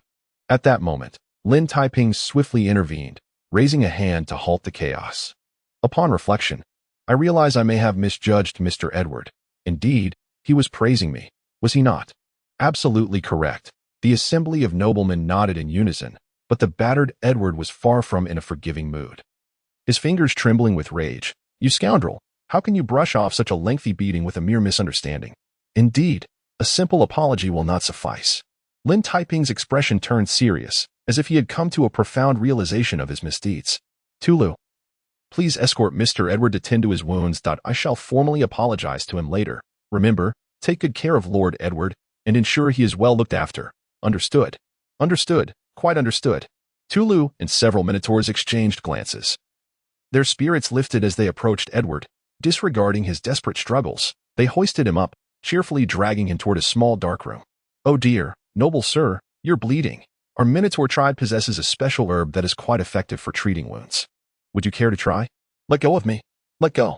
Poor Edward could only scream in vain, but in the strong arms of the Minotaurs, he was akin to a pitiful chick. To borrow a classic phrase. No matter how loudly he cried, it was of no use in that moment. The previously chaotic banquet hall descended into an eerie silence, a multitude of nobles exchanging glances, unsure of how to proceed. Finally, Viscount Fort cleared his throat and suggested, "Dear Lin, let us discuss the new totem. When do you plan to present it to us?" "How about now?" Lin Taiping replied with a smile, feigning regret as he sighed. "It is a pity. I had hoped to gather more insights from Mr.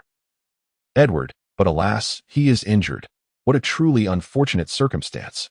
For heaven's sake, the noblemen could not help but roll their eyes, thinking to themselves that it was precisely Lin Taiping who had beaten him to a pulp, rendering Edward incapable of causing any mischief. How shameless! How utterly shameless! "Is that so?" Lin Taiping feigned innocence, blinking his eyes, and at his signal, Leah proudly puffed out her chest, placing a stone tablet flat upon the table. "But never mind. Let us take a look at the new totem." Indeed, it was true. After all, one should not let personal grievances interfere with potential allies, especially since Edward's reputation was hardly stellar. Thus, the noblemen quickly cast aside their sympathy and gathered around with eager anticipation. On the plain azure stone tablet, fine patterns radiated outward like ripples, yet intricately intertwined, emitting a faint red glow. If memory served correctly, This should indeed be the wondrous new totem, but what purpose did it serve? To be precise, it is a combination of 3 totems. Lin Taiping corrected with a smile, his fingertips gliding gently over the totem's surface. As for its applications, it is quite simple. It is merely intended to. What was it intended for? Like fish hooked by an invisible line, the nobleman instinctively leaned forward, their ears perked up in unison. By the gods, this audacious fellow still dared to withhold information at such a moment, completely ignoring the multitude of murderous glares directed at him. Lin Taiping drew out his words until his breath nearly failed him.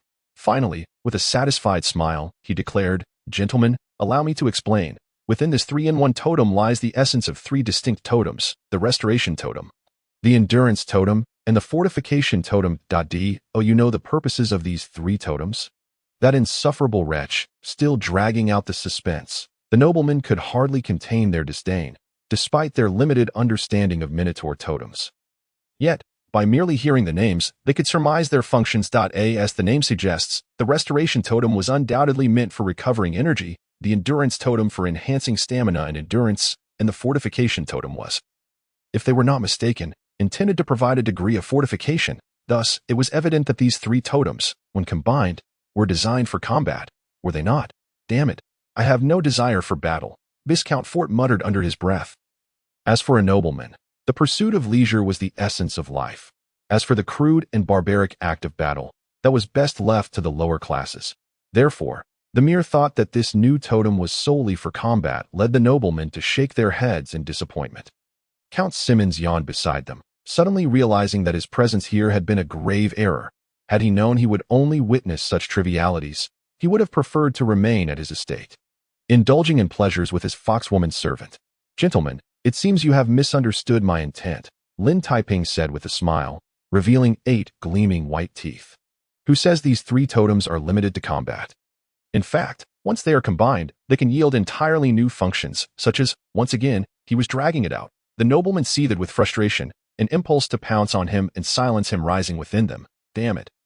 Dear Lin, could you not refrain from speaking in half measures? This is hardly the conduct of a nobleman." "I do not wish to either. It is truly quite difficult to explain," Lin Taiping said innocently, raising his hands in a gesture of surrender. "To be frank, have none of you contemplated the implications? Consider this, a means to restore stamina, to endure longer, and remarkably durable, such an evident utility. Do you still not grasp it?" Confusion reigned, as dozens of noble elites collectively resembled bewildered schoolchildren, shaking their heads vigorously. Lin Taiping was utterly at a loss, glancing around helplessly before directly pulling the still-dazed Christine closer, gently wrapping his arm around her slender waist. "Now, do you comprehend?" "Comprehend what?" The multitude of nobles exchanged glances between Lin Taiping and the slightly blushing Christine, becoming increasingly perplexed. Yet, in that very instant, Viscount Ford suddenly appeared enlightened, exclaiming with an odd expression, "Dear Lin, could it be that the new totem's purpose you mentioned refers to?" Understanding dawned, a definitive comprehension, as the wicked grin on Viscount Ford's face clued the men in immediately.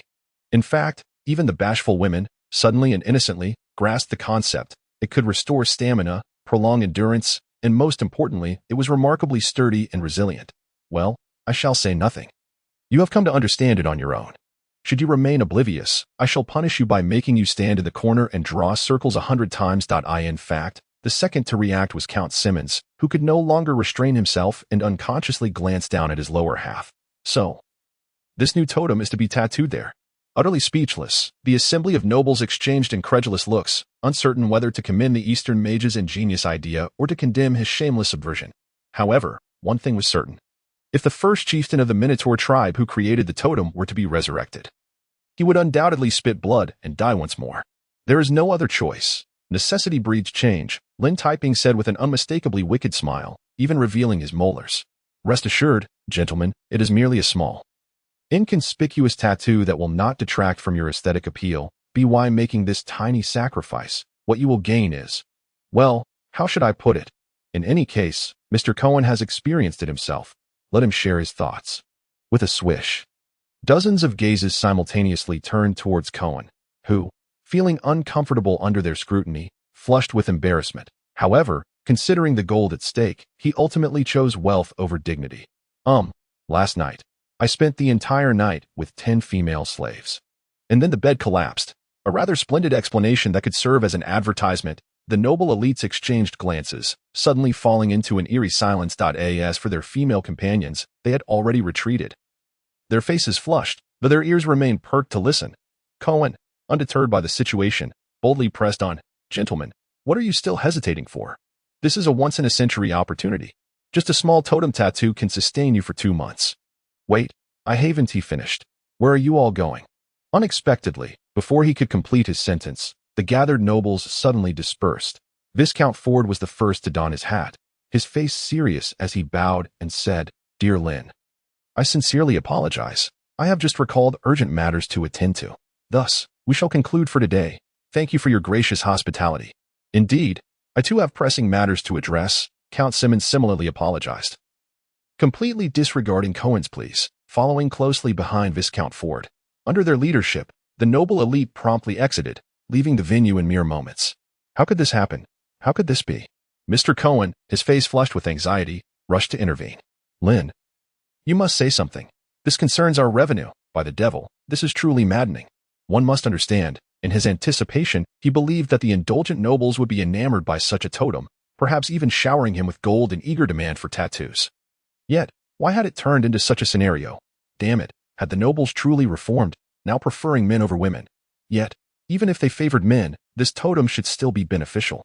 Calm down, calm down." Lin Taiping nonchalantly lifted his wine glass, smiling as he sipped the red liquid. "There is no rush. I foresaw this outcome, and it is not surprising at all. Not in a hurry." Mr. Cohen's face flushed with rage, wishing to seize Lin by the collar. "By the devil. If you knew it would turn out this way, why did you promote such a totem? Why did you deceive me into believing there would be great profits? How foolish of me to trust your words.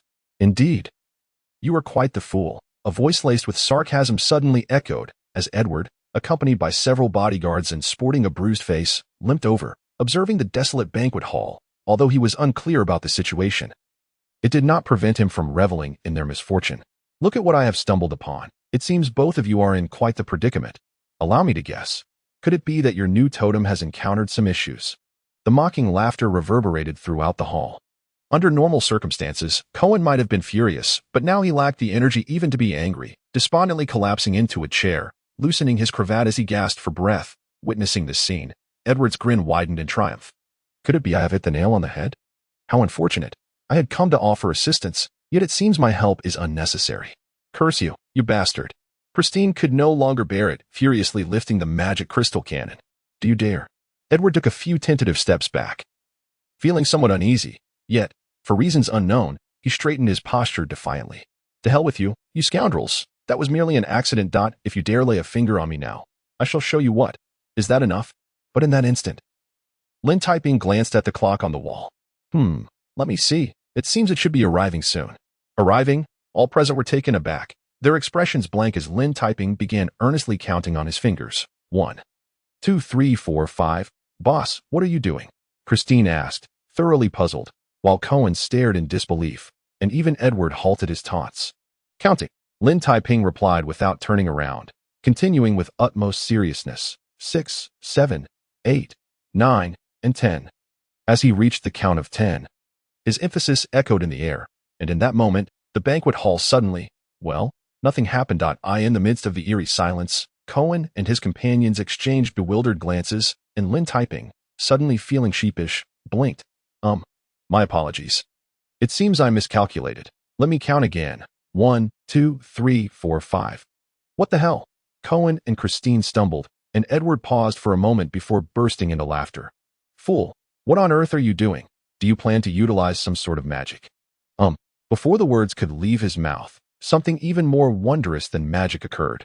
The door creaked open, and in that moment, Viscount Ford's rotund head appeared silently behind the door, bending low and creeping cautiously.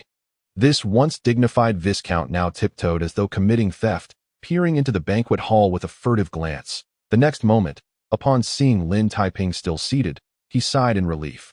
"Dear Lin, thank heavens you are still here. I wish to inquire about that totem." Edward. Chapter 25.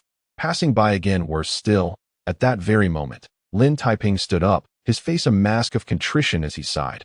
"My Lord Viscount, this is not my concern. I have been urging Mr. Edward to leave, yet he insists on remaining here, and I cannot fathom why. For what purpose? Surely, it is merely to witness my humiliation. Viscount Fort seethed with barely contained rage, vowing that upon his return, he would exert every ounce of his power to ensure that the wretched Edward would wish for death. Is that so?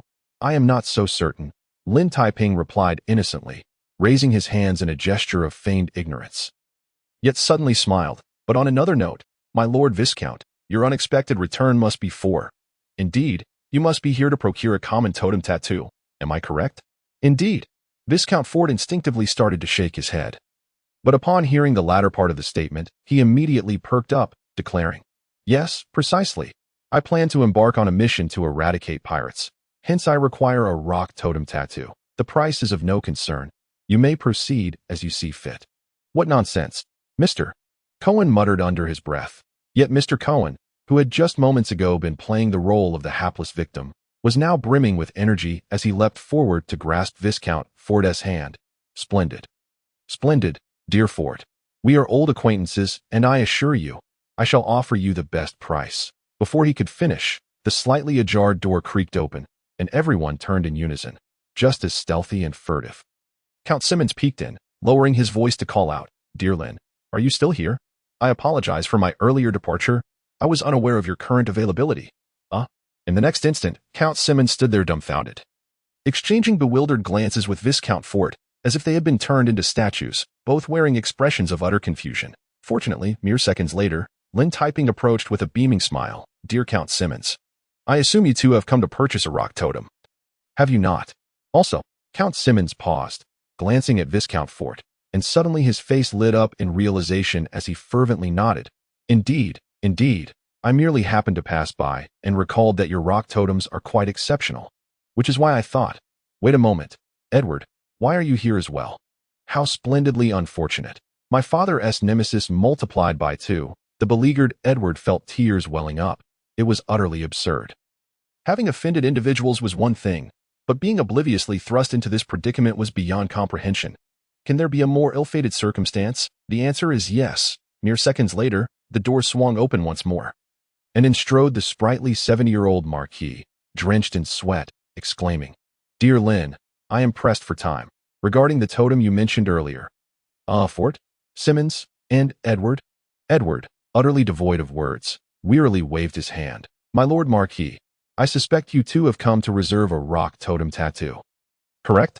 It soon proved he was not mistaken. Before the old Marquis could awkwardly respond, a fourth nobleman squeezed through the door, followed by a fifth, a sixth, and a seventh. In the ensuing minutes, the recently departed aristocrats returned in droves, as if they had collectively finished their meals and were now idly passing by to witness the commotion.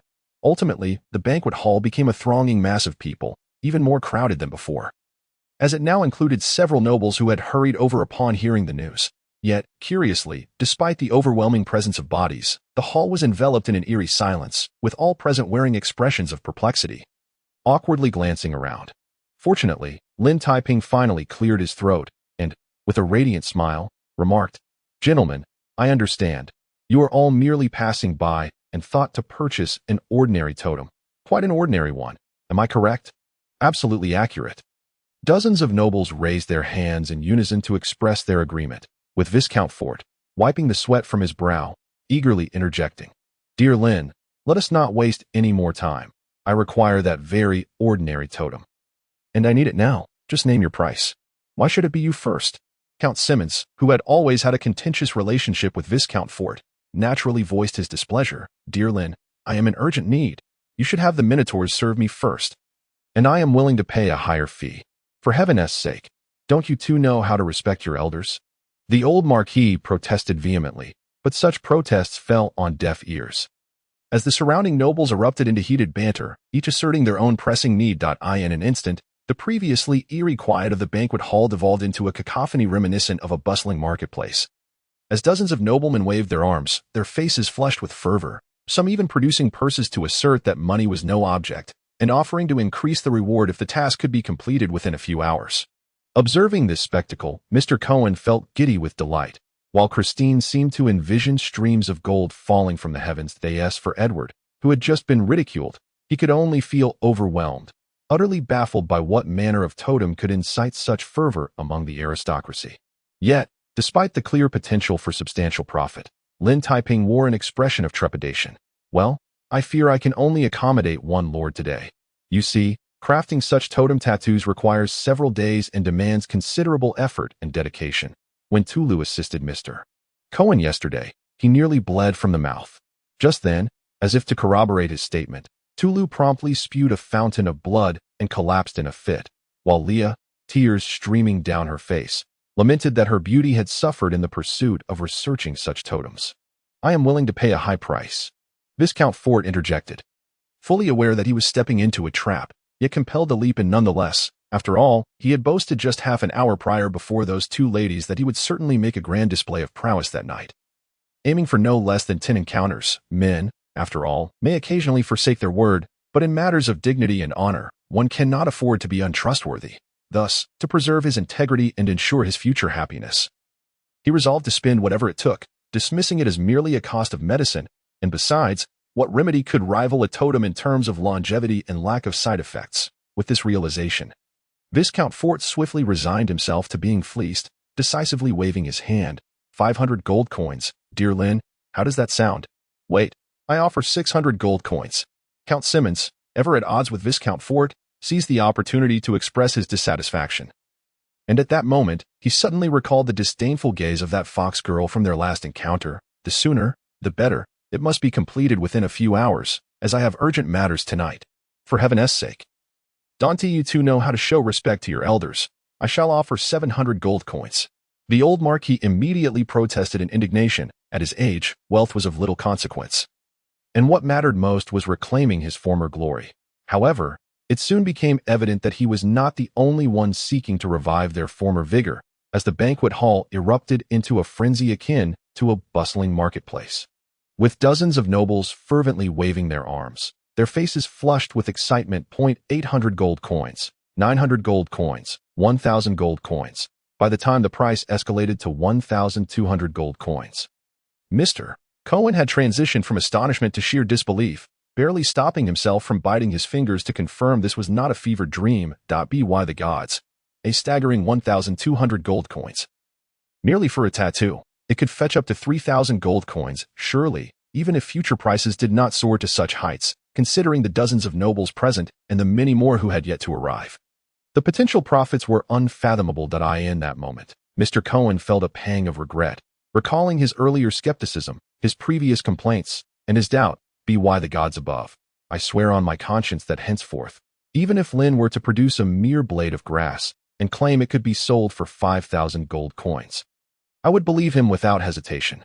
Fortunately, it was not too late for repentance, and mere moments later, Mr. Cohen turned to Lin Taiping with an overly broad smile, his voice dripping with insincere sweetness. Dear Lin, do you have time tomorrow to visit my home?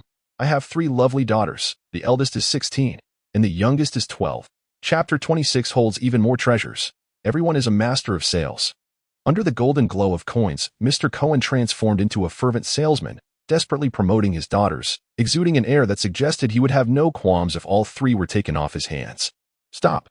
Gazing at the face of this eager father-in-law, Lin Taiping couldn't suppress a shiver, while Christine let out a disdainful huff, though she herself was at a loss as to why she felt displeased. Who was it that just called the boss a great fraud? Did someone say that? Mr. Cohen feigned forgetfulness, his face contorted in anger as he rolled up his sleeves, declaring that if he discovered the identity of the rogue who spread such slander, he would confront them without hesitation. As Mr. Cohen fervently promoted his daughter, the price of the totem continued to rise, ultimately halting at the staggering sum of 2,000 gold coins, with eyes ablaze and a face contorted in a mix of pain and triumph. Lord Fort let out a boisterous laugh, exclaiming, 2,000 gold coins. I bid 2,000 gold coins. Let us see who dares to compete with me. Madness. This fellow must certainly be out of his mind. How could he be so delighted to shell out 2,000 gold coins? Poor Edward, utterly bewildered, had never witnessed such a bizarre spectacle in his lifetime. That it was simply absurd. That Dandy hadn't even made a bid. Yet these nobles were escalating the price, as if possessed, without a hint of negotiation. Was this truly the nobility I once knew? What is so strange about it? Lin Taiping remarked with a smile, stroking his chin. Those rascals who sneaked into adult shops at the witching hour simply tossed their money aside, and took what they desired without so much as a second thought. Have you ever seen anyone leisurely sipping tea in a shop while haggling with the proprietor? The crux of the matter, however, was that Edward was oblivious to this reality. All he knew was that this dandy had produced a certain totem. And suddenly, the nobles were frantically pulling out their purses. By the gods, what manner of totem could provoke such fervor? If only it could fall into my hands. Curious to know, Lin Taiping asked, his face alight with mirth as he observed Edward. Witnessing this scene, Christine could not suppress a shiver, suddenly realizing that her boss was about to dig a deep pit for someone. Unfortunately for Edward, he was so dazed by the gold coins that he instinctively nodded fervently, saying, "Yes, I am very eager to know what that totem is." "Well," Lin Taiping began, revealing a set of gleaming white teeth, "I suppose I could tell you." But he abruptly turned and called out loudly, "Ladies and gentlemen, Mr. Edward has been inquiring about what totem you are all purchasing." In an instant, the previously boisterous banquet hall fell silent, as dozens of nobles turned in unison, fixing their gazes upon Edward. Each face bore a mix of embarrassment and inexplicable anger, magnificent and formidable, a vendetta against a father multiplied 30-fold. At that moment, Edward could not help but weep. He felt as if he were perched upon a volcano, ready to erupt with molten lava at any moment. "I suddenly remember I have matters to attend to. I must take my leave." Moments later, Edward, having been thoroughly humiliated, fled in a most undignified manner. Christine watched his retreating figure, her excitement unabated as she hoisted the magical crystal cannon. "Boss, may I fire a shot at his carriage?" "Certainly, if you are willing to pay for the magical crystals," Lin Taiping retorted, feigning pain, yet suddenly smiling. "In truth, even if you did fire a shot, I doubt it would make any difference." "Why not?" Christine asked, her eyes wide with confusion, while Lin Taiping teased, then abruptly added, "By the way, I plan to return to Demon Island in a few days." "Absolutely not," Christine gasped, though it was Mr. Cohen, contemplating whether to offer a dowry, who suddenly shouted, "Dear Lin, are you jesting? This is the peak of our business. You cannot possibly say you wish to leave at such a perilous time. What of my 3 daughters should anything happen to you?" "Here we go again." Lin Taiping could not help but roll his eyes, forcing himself to explain, "I do not wish to return either. But consider this. How long can the totem craze we are currently fostering last?" This much was true. The fervor generated by the totems was indeed on the rise, yet given the total population of Rhode Island and the number of nobles, this craze would soon taper off. Even with merchants promoting it on other islands, they could not reverse the trend of plummeting totem orders. Under such circumstances, if Lin Taiping wished to continue making a fortune, he had but 2 options. First, to take the Minotaurs to other islands to promote various totem tattoos. Second, to remain in Rhode Island and develop further, but without solely relying on totems, instead introducing new products. Of these 2 options, the first seemed a tad hasty, as the market in Rhode Island had not yet fully opened. Thus, Lin Taiping was considering executing the second plan, aiming to launch more new products, which was precisely why he intended to return to Demon Island. But what could possibly be left on Demon Island? Christine pondered earnestly. Yet, no matter how hard she thought, she could not conceive of any valuable commodities there. Mr. Cohen harbored the same doubts. He had heard the Minotaurs speak of Demon Island, rumored to be barren and desolate, which explained why the Minotaur tribe lived in such misery. Of course there are. "You simply have not realized it," Lin Taiping said with a smile, beckoning Cohen to lean in closer. "That in fact, on the very first day I arrived in Rhode Island, I began contemplating this matter." For instance, what he articulated remained a mystery, but mere seconds later, Mr. Cohen's eyes sparkled with golden light as he grasped Lin Taiping's arm, breathless with anticipation. "Dear Lin, when do we set off?" "Why not do so immediately? I can't believe it." Christine stumbled in disbelief, completely baffled by what Lin Taiping had said. How could Mr. Cohen, who had been adamantly opposing the idea just moments ago, now be so fervently in favor? To the point of threatening to toss Lin Taiping into the sea if he refused to return to Demon Island. "For heaven's sake, at least allow me a few days to prepare." Lin Taiping sighed innocently. "That I need to procure many items and organize matters here. Moreover, if my intuition serves me correctly, this journey may not unfold as smoothly as anticipated." "Not smoothly? What do you mean?" Mr. Cohen instinctively turned his head, and in the distance, Edward was seen kicking a flower-selling girl aside in a fit of rage as he boarded his carriage. In the dark, frigid night wind, the black carriage resembled a coffin. Yet who knew whom it would ultimately bury? Achoo! Mr. Cohen could not suppress a shiver, his once excited face turning pale as he recalled an incident from years past. The unfortunate merchant who had rejected Edward's insolent demands only to encounter pirates at sea. With not a soul left unscathed, the blood staining the ocean crimson. Can you guess how that fat fool will deal with me? Lin Taiping asked with a sly smile, watching the black carriage gradually recede. Should I perhaps write a will? A will? Almost simultaneously, from within the receding carriage came a furious roar, reverberating throughout the interior. Edward, I expect a satisfactory explanation, or you may find you won't even have the opportunity to write your will. Gone was the previous ferocity. Edward trembled like a quail, cowering in the carriage as he gazed in terror at the one-eyed giant before him. My lord, I can explain. I have done my utmost. Yet no one anticipated that the damned dandy would bang. Before he could finish, his body was hurled out of the carriage, crashing heavily against the side, blood spewing from his mouth as his ribs shattered. Beneath the blood-red moonlight, the one-eyed giant rose slowly, his menacing visage adorned with dark magical tattoos, the remaining eye glowing with a crimson hue. Most notably, his right arm had been severed, replaced by a writhing black octopus tentacle. Overcome with terror, Edward forgot his pain, collapsing in desperation at the giant's feet. My lord, I beseech you to forgive me this once. Consider my years of service to you. I implore you to pardon me this time. Forgive you? The one-eyed giant roared, the octopus tentacle striking forth like a venomous serpent, tightening around Edward's throat. You foolish swine. You have cost me dozens of subordinates, including both the vulture and the gnome warlock, all sacrificed to your idiotic scheme. And now, you dare ask for my forgiveness? In an instant, the tentacle tightened with a forceful grip. The sound of Edward's throat cracking echoed painfully. And he believed his end was nigh. Yet, in the next moment, the tentacle suddenly loosened, sending him crashing to the ground, gasping for breath. I now give you one last opportunity, the one-eyed giant declared, wielding the tentacle with menace. His eye glowing a bloody, indeed, no matter what means you employ, I must know when that damned dandy intends to leave Rhode Island. Do you understand? With nothing left to say, Edward could only nod frantically, nearly tumbling from the carriage in his haste to escape into the darkness. Meanwhile, the carriage continued its steady advance through the night, but not long after, the crimson glow erupted, and the black octopus tentacle burst forth from the carriage with a deafening roar. Crashing down with tremendous force. In an instant, the sturdy carriage splintered into pieces, and even the two horses pulling it were reduced to bloody fragments, a torrential mist of blood enveloping the area. Reminiscent of a tempest. In the frigid, biting wind, the imposing figure shrouded in malevolence had long since vanished without a trace, leaving only a sinister roar that seemed to emanate from the depths of hell. Echoing through the air, damnable pretty boy, you shall soon learn that crossing me, the blood-eyed captain of the pirate ship, will be a fate far more dreadful than death. Chapter 27. Caring for our child for many in Rhodes Island. The banquet night in early December was undeniably steeped in an air of peculiar mystery. The nobles who had been invited departed with flushed faces, their appetites for more still unquenched. No matter how others pried and probed, they remained tight-lipped about the banquet's contents, merely expressing that the trip had been extraordinarily worthwhile.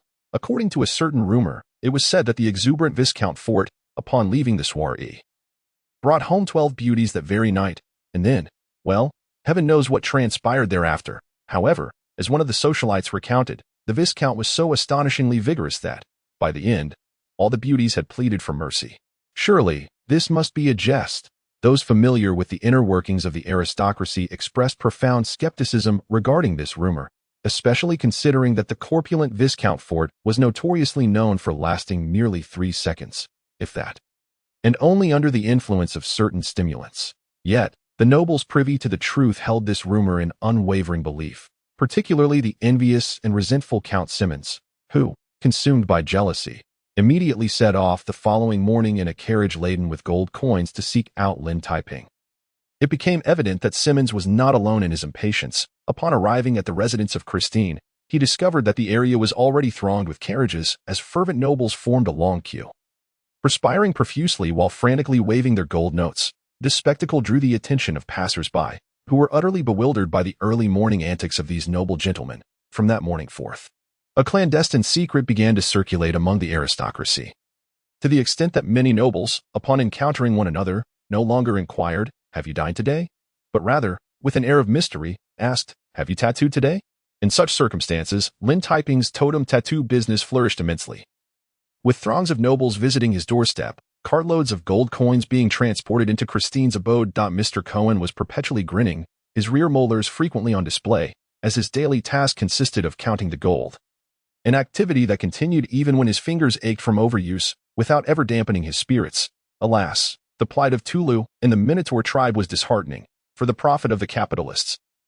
These laborers were squeezed of all surplus value, with their mornings commencing with the creation of totem tattoos and their evenings concluding in the same manner, even requiring dedicated personnel to feed them. Thus, within a mere fortnight, Lin Taiping found himself in possession of a substantial amount of gold notes sufficient to play cards, even after accounting for Mr. Cohen's share in the remuneration owed to the Minotaur tribe and Christine. He still had over 30,000 gold coins left, enough for hours of frivolity. However, as he had anticipated, with the dwindling number of potential clients, the fervor for totem tattoos began to wane, with fewer nobles making appointments for such tattoos. And the profits from ordinary tattoos also commenced their decline, indicating that he must swiftly return to Demon Island. Upon learning this, Tulu and the Minotaur tribe immediately pledged their loyalty, insisting on accompanying him back. Considering his safety, Lin Taiping would have dragged them along as free shields, even had they not volunteered. Nevertheless, Christine, who also expressed a desire to accompany him, was left behind in Rhodes Island to care for a dozen little girls. Yet, in her absence, Lin Taiping felt a sudden unease, prompting him to make a special trip to Nightingale Street before their official departure, where he lavishly spent gold on a multitude of supplies and 150 magic crystals. On the other hand, to ensure the safety of his benefactor, Mr. Cohen leveraged all his connections to borrow a warship from the Lord, a medium-sized square-rigged vessel known for its swift speed and formidable firepower. Manned by 50 skilled warriors, capable of at least escaping from a large pirate crew, somewhat unexpectedly, the commander of this warship turned out to be the captain of the guard, with whom Lin Taiping had previously crossed paths. Having received favors from Lin Taiping in private, coupled with Mr. Cohen's extravagant bribes, the captain of the guard was positively effusive, repeatedly assuring Lin Taiping that he would spare no effort to protect him. At last, the day of departure arrived, with Christine accompanied by 13 little girls, Mr. Cohen with his 3 beautiful and gentle daughters, along with Viscount Fort and Count Simmons, all collectively escorting Lin Taiping to the dock. What followed was a melodramatic yet fervent send-off ceremony, with the contents of the farewells varying according to each person's circumstances. "My dear Lin, remember to return promptly," Mr. Cohen implored, blinking eagerly, while nudging his daughter closer. "Alice, bid farewell to your fiancé. Are you not going to offer him a blessing kiss? Lin, I hear you will be bringing back more intriguing merchandise." Viscount Fort inquired warmly, shaking hands for a farewell. Then lowering his voice, "By the way, dear Lin, could you enhance the effectiveness of that ordinary totem tattoo you prepared for me? I have recently taken a fancy to a few succubi. Uncle, are you going to marry my sister?" Vivian, alongside a dozen little girls, approached with innocent curiosity, their cherubic voices asking earnestly, what does marriage mean? Does it mean sleeping together every day?" Overwhelmed by such heartfelt farewells, Lin Taiping was moved to tears. Hastily leaping aboard the ship, specifically, the comfortable and secure warship. Meanwhile, Tulu and 30 Minotaurs were unceremoniously crammed onto the Black Pearl, with a captain dispatched to instruct them in navigating the vessel, moments later. As the deep horn sounded, the square-rigged vessel raised its anchor and unfurled its sails, gliding slowly toward the vast, unknown ocean under the gaze of hundreds. Leaning against the railing, Lin Taiping looked back at the dock with a tinge of melancholy. Catching sight of Christine's worried expression, and felt his eyes moisten, unable to resist waving fervently, "My dear, take good care of our child. And I've named him Lin Ping'an." "Child?" Everyone present turned in unison to gaze at Christine. Tulu's jaw dropping in shock, the beautiful Leah's heart shattered, while Mr. Cohen glanced at his 3 daughters, suddenly overwhelmed by an urge to strangle himself. Alas, had this woman truly beaten him to it? Thus, with her face flushed, Christine felt an overwhelming desire to wield a magic crystal cannon and obliterate this unscrupulous boss. Yet at that moment, watching the warship gradually disappear on the horizon, she found herself inexplicably gripped by an unsettling sense of foreboding, as though something dreadful were about to transpire. Indeed, something terrifying was unfolding, for at that very moment, aboard the swiftly sailing warship, Lin Taiping once again succumbed to the torment of seasickness, leading him to a relentless bout of retching, making it seem as though it were he, not Christine, who bore the burden of pregnancy. "Lin, are you all right?" inquired the captain of the guard, holding a nautical chart, his face etched with concern. "According to the chart, We still have at least 3 days before we reach the island you mentioned. By the gods, could there truly be demons residing on that isle? Demons, not so much, but there is a horde of women eagerly awaiting childbirth, Lin Taiping quipped, even in his disoriented state, not forgetting to jest. But enough of that. I truly need to find a place to lie down for a bit. Do you have any comfortable cabins on board? This was hardly a concern, as the captain immediately patted his chest, assuring Lin Taiping that his quarters were both cozy and warm, clearly designated for Mr. Lin. This struck Lin Taiping as peculiar, leading him to ponder just how many gold coins Mr. Cohen had expended to secure such attentive service from the captain. However, he soon discovered the reason behind this, for just as the captain ushered him into the quarters, he leaned in, his voice lowered and face flushed. Rubbing his hands together, Mr. Lin, I heard you prepared a certain totem for Viscount Fort and the others, a very ordinary one, if you could. Ah, now it made sense. Lin Taiping suddenly grasped the situation, and in response to the captain's expectant gaze, he generously waved his hand. No problem. Once we return to Rhodes Island, I'll have Tulu and the others craft you a tattoo at a 50% discount. How does that sound? Really? Upon hearing this, the captain beamed, revealing his teeth in a broad smile, immediately presenting an array of fresh fruits. And after a prolonged period of attentive hospitality, he gently closed the door behind him, departing with the assurance that Lin Taiping could seek him out on deck should he need anything. Thank you for your gracious hospitality. Lin Taiping expressed his heartfelt gratitude. However, mere minutes later, once the door was firmly closed, the first thing he did was not succumb to slumber, but rather, in an instant, a flash of crimson light flickered, and his figure abruptly vanished from the captain's cabin. Reappearing once more in the Hall of the Gods, once again facing the towering statues of deities, almost immediately, as if sensing his arrival, the profound yet hollow voice reverberated throughout the hall once more. Mortal, kneel before the gods and offer your tribute with a pious heart. You shall receive the blessings of the divine. Wait, I have a question. Unexpectedly, Lin Taiping did not directly present the magic crystals, but instead interrupted the voice abruptly. With a contemplative gaze, he slowly surveyed the entire hall, a peculiar light shimmering in his eyes. Finally, taking a deep breath, he raised his voice to inquire. I wish to know, before I present my offerings, may I see the specifics of the blessings? I mean, all the blessings. Chapter 28. Indestructible. This inquiry was rather presumptuous. Had the gods truly possessed self-awareness, Lin Taiping would undoubtedly have been obliterated. Yet, as he had surmised, the voice exhibited no emotional fluctuation and, after nearly 10 minutes of silence, resumed its monotonous tone. Mortal, the gods have decided to acquiesce to your impudent request. Kneel in sincerity before the altar, and in humble prayer, you shall behold all the blessings the gods can bestow upon you in this moment. Indeed, just as he had suspected, Lin Taiping let out a gentle sigh of relief. From the very beginning, he had pondered that if this was a fair exchange, he should rightfully possess the right to negotiate. The current reality confirmed that he could actively select rather than passively await random blessings from the gods. However, the notion of kneeling and praying was evidently mere formality. Thus, Lin Taiping made no move to kneel, standing calmly upon the altar, focusing his thoughts and silently contemplating. I believe I need to see all the details of the blessings. After a moment of silence, as if it had heard his prayer, a silvery light descended from above, enveloping him entirely.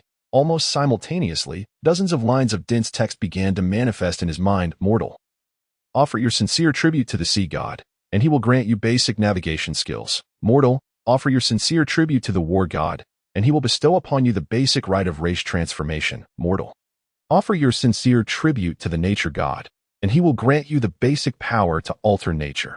In the blink of an eye, Lin Taiping beheld numerous divine blessings, spanning several deities and encompassing a variety of options such as basic navigation, spell mastery, mana replenishment, combat skills, nature alteration, and race transformation.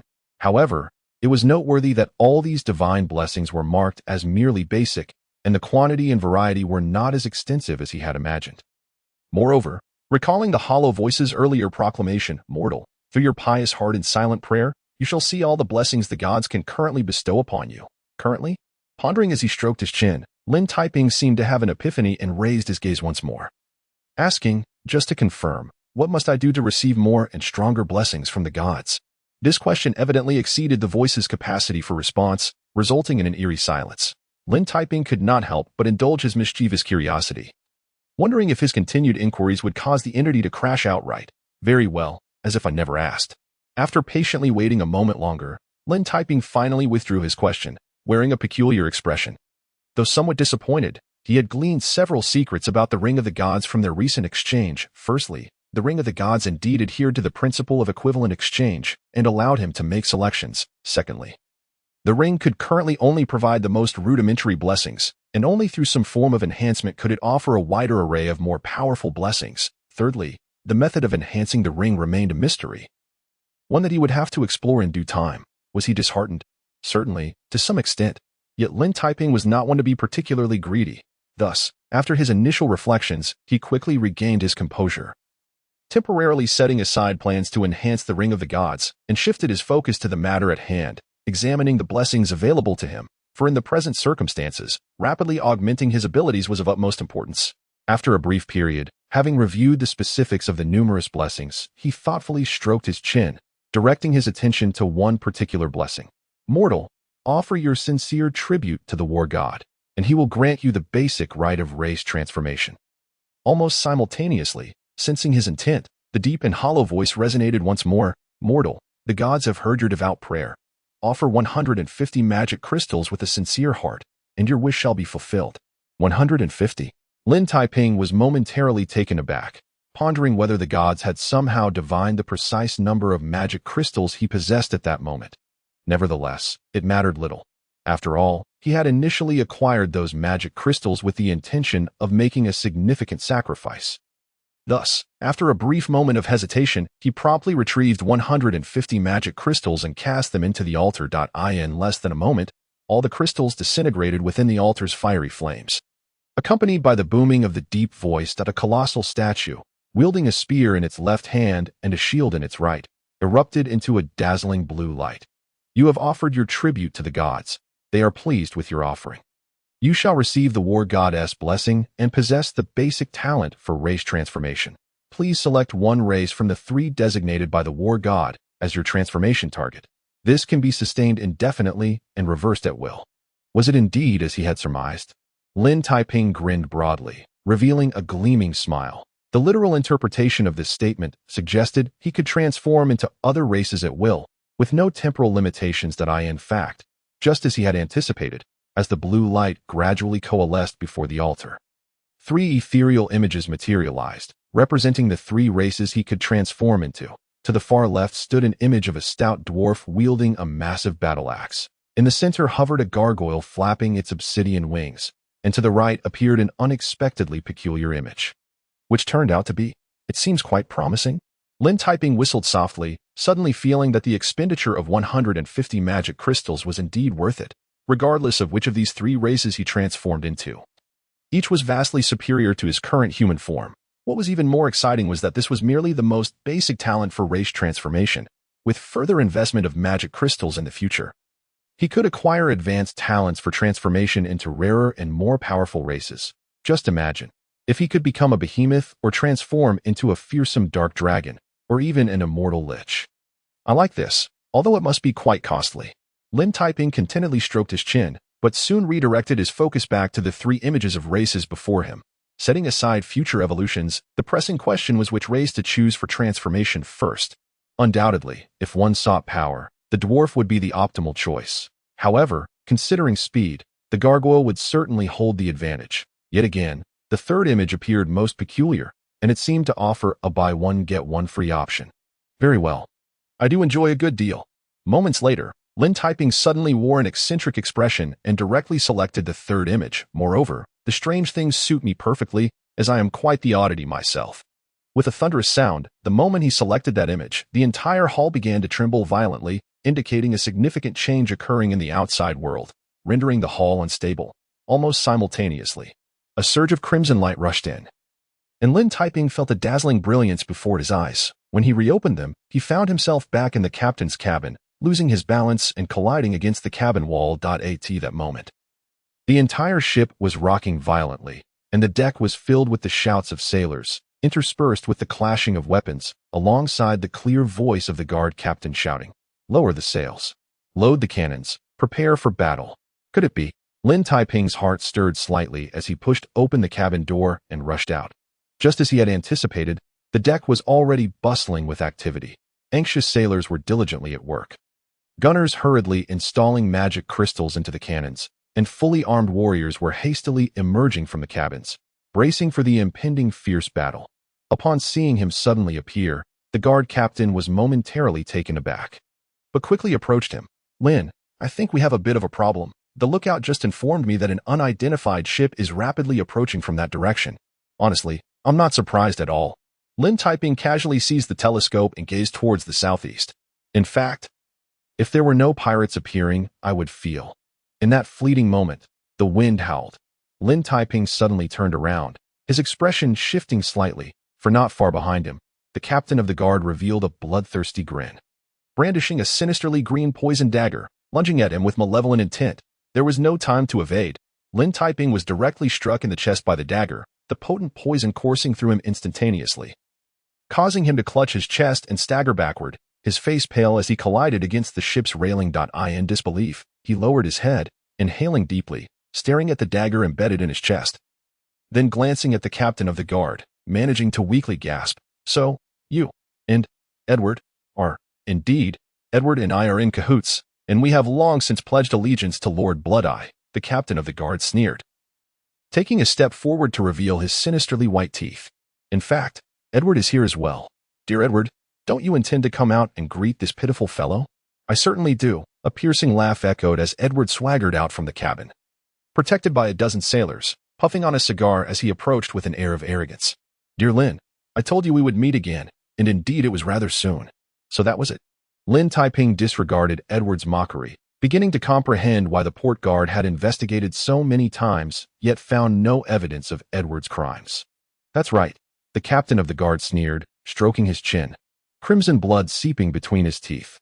"Regrettably, you discovered the truth too late. Even more unfortunate is that you should not have cast those bull-headed creatures aboard the Black Pearl. That vessel has already been shed from our grasp. By the time they catch up, they can only watch as you are devoured by sharks. So, everything was premeditated." Lin Taiping sighed helplessly, turning to survey the deck. This moment, the deck was filled with sailors who had shed their disguises, revealing their bloodthirsty pirate visages, raising curved blades and crossbows as they menacingly encircled him. The situation was dire. Edward laughed heartily, his flesh quivering, yet his eyes glimmered with malice. "Dear Lin, thanks to you, I have suffered considerable losses over the past month. Now, what do you intend to do to compensate for my losses?" Upon hearing this, the pirates erupted into sinister laughter, and the captain of the guard licked his lips, grinning as he slowly drew his great sword.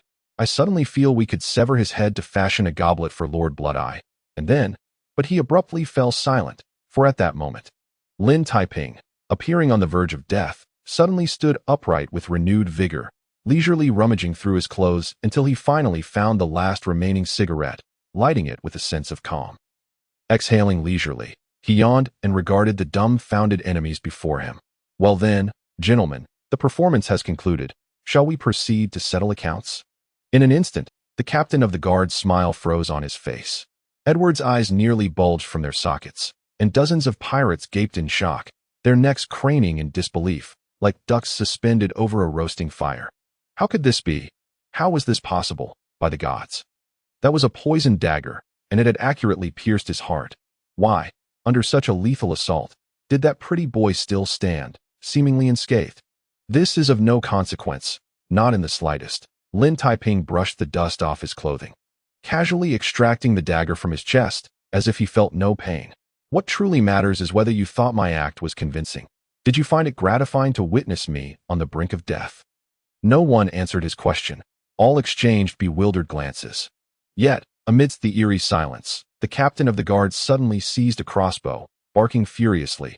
"Damn it! What are you all waiting for? Kill him!"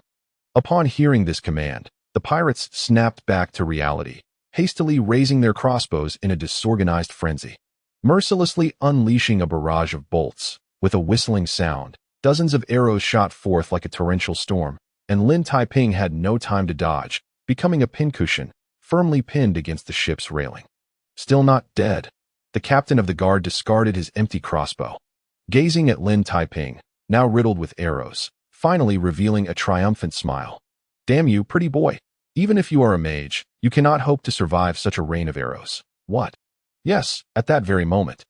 Lin Taiping, now resembling a target riddled with arrows, unexpectedly smiled and lifted his head, as if devoid of any sensation of pain, calmly patting his robe. Hey, you lot, you've ruined my clothes with your arrows. They were quite expensive. You know? Silence, an uncanny silence, at this moment, witnessing Lin Taiping's cheerful display of 8 gleaming white teeth, observing him continue to smoke with arrows protruding from his left hand, and seeing him pull out arrows one after another from his body. All present stood frozen in shock, a chill racing up their spines. Suddenly, Edward shrieked in a frenzy. Hell, look at his hand. Look at his left hand. Following Edward's pointed direction, the pirates collectively turned to gaze. And in an instant, upon recognizing that left hand, almost all of them recoiled in terror, goosebumps erupting across their skin. The hand was, God damn it. What sort of abomination was that? Chapter 29. I'm the skeleton monster, goddammit. What sort of abomination was that? At this moment, gazing at Lin Taiping's left hand raised high, the pirates recoiled in horror, involuntarily holding their breath, their bodies trembling in dread. Indeed, it was a skeletal left hand. Devoid of flesh and blood, only long, white bones remained, yet it moved with the dexterity of a human. The 5 sharp phalanges gently sliced through the air, producing a chilling cracking sound. A skeleton. This was a skeleton. A skeletal being from the wicked undead race. How could this be? How could this be? The captain of the guard's pupils constricted in disbelief. He was beginning to understand why neither the dagger nor the arrow rain could slay this seemingly frail pretty boy. Apologies for startling you, Lin Taiping shrugged with feigned regret. Casually tearing off the tattered robe, under the golden midday sunlight, his body underwent a bizarre transformation, as flesh gradually morphed into a skeletal frame, his smiling visage shifting into a stark white skull. The black eyes vanishing, replaced by 2 pitch-black voids emanating a ghastly green glow.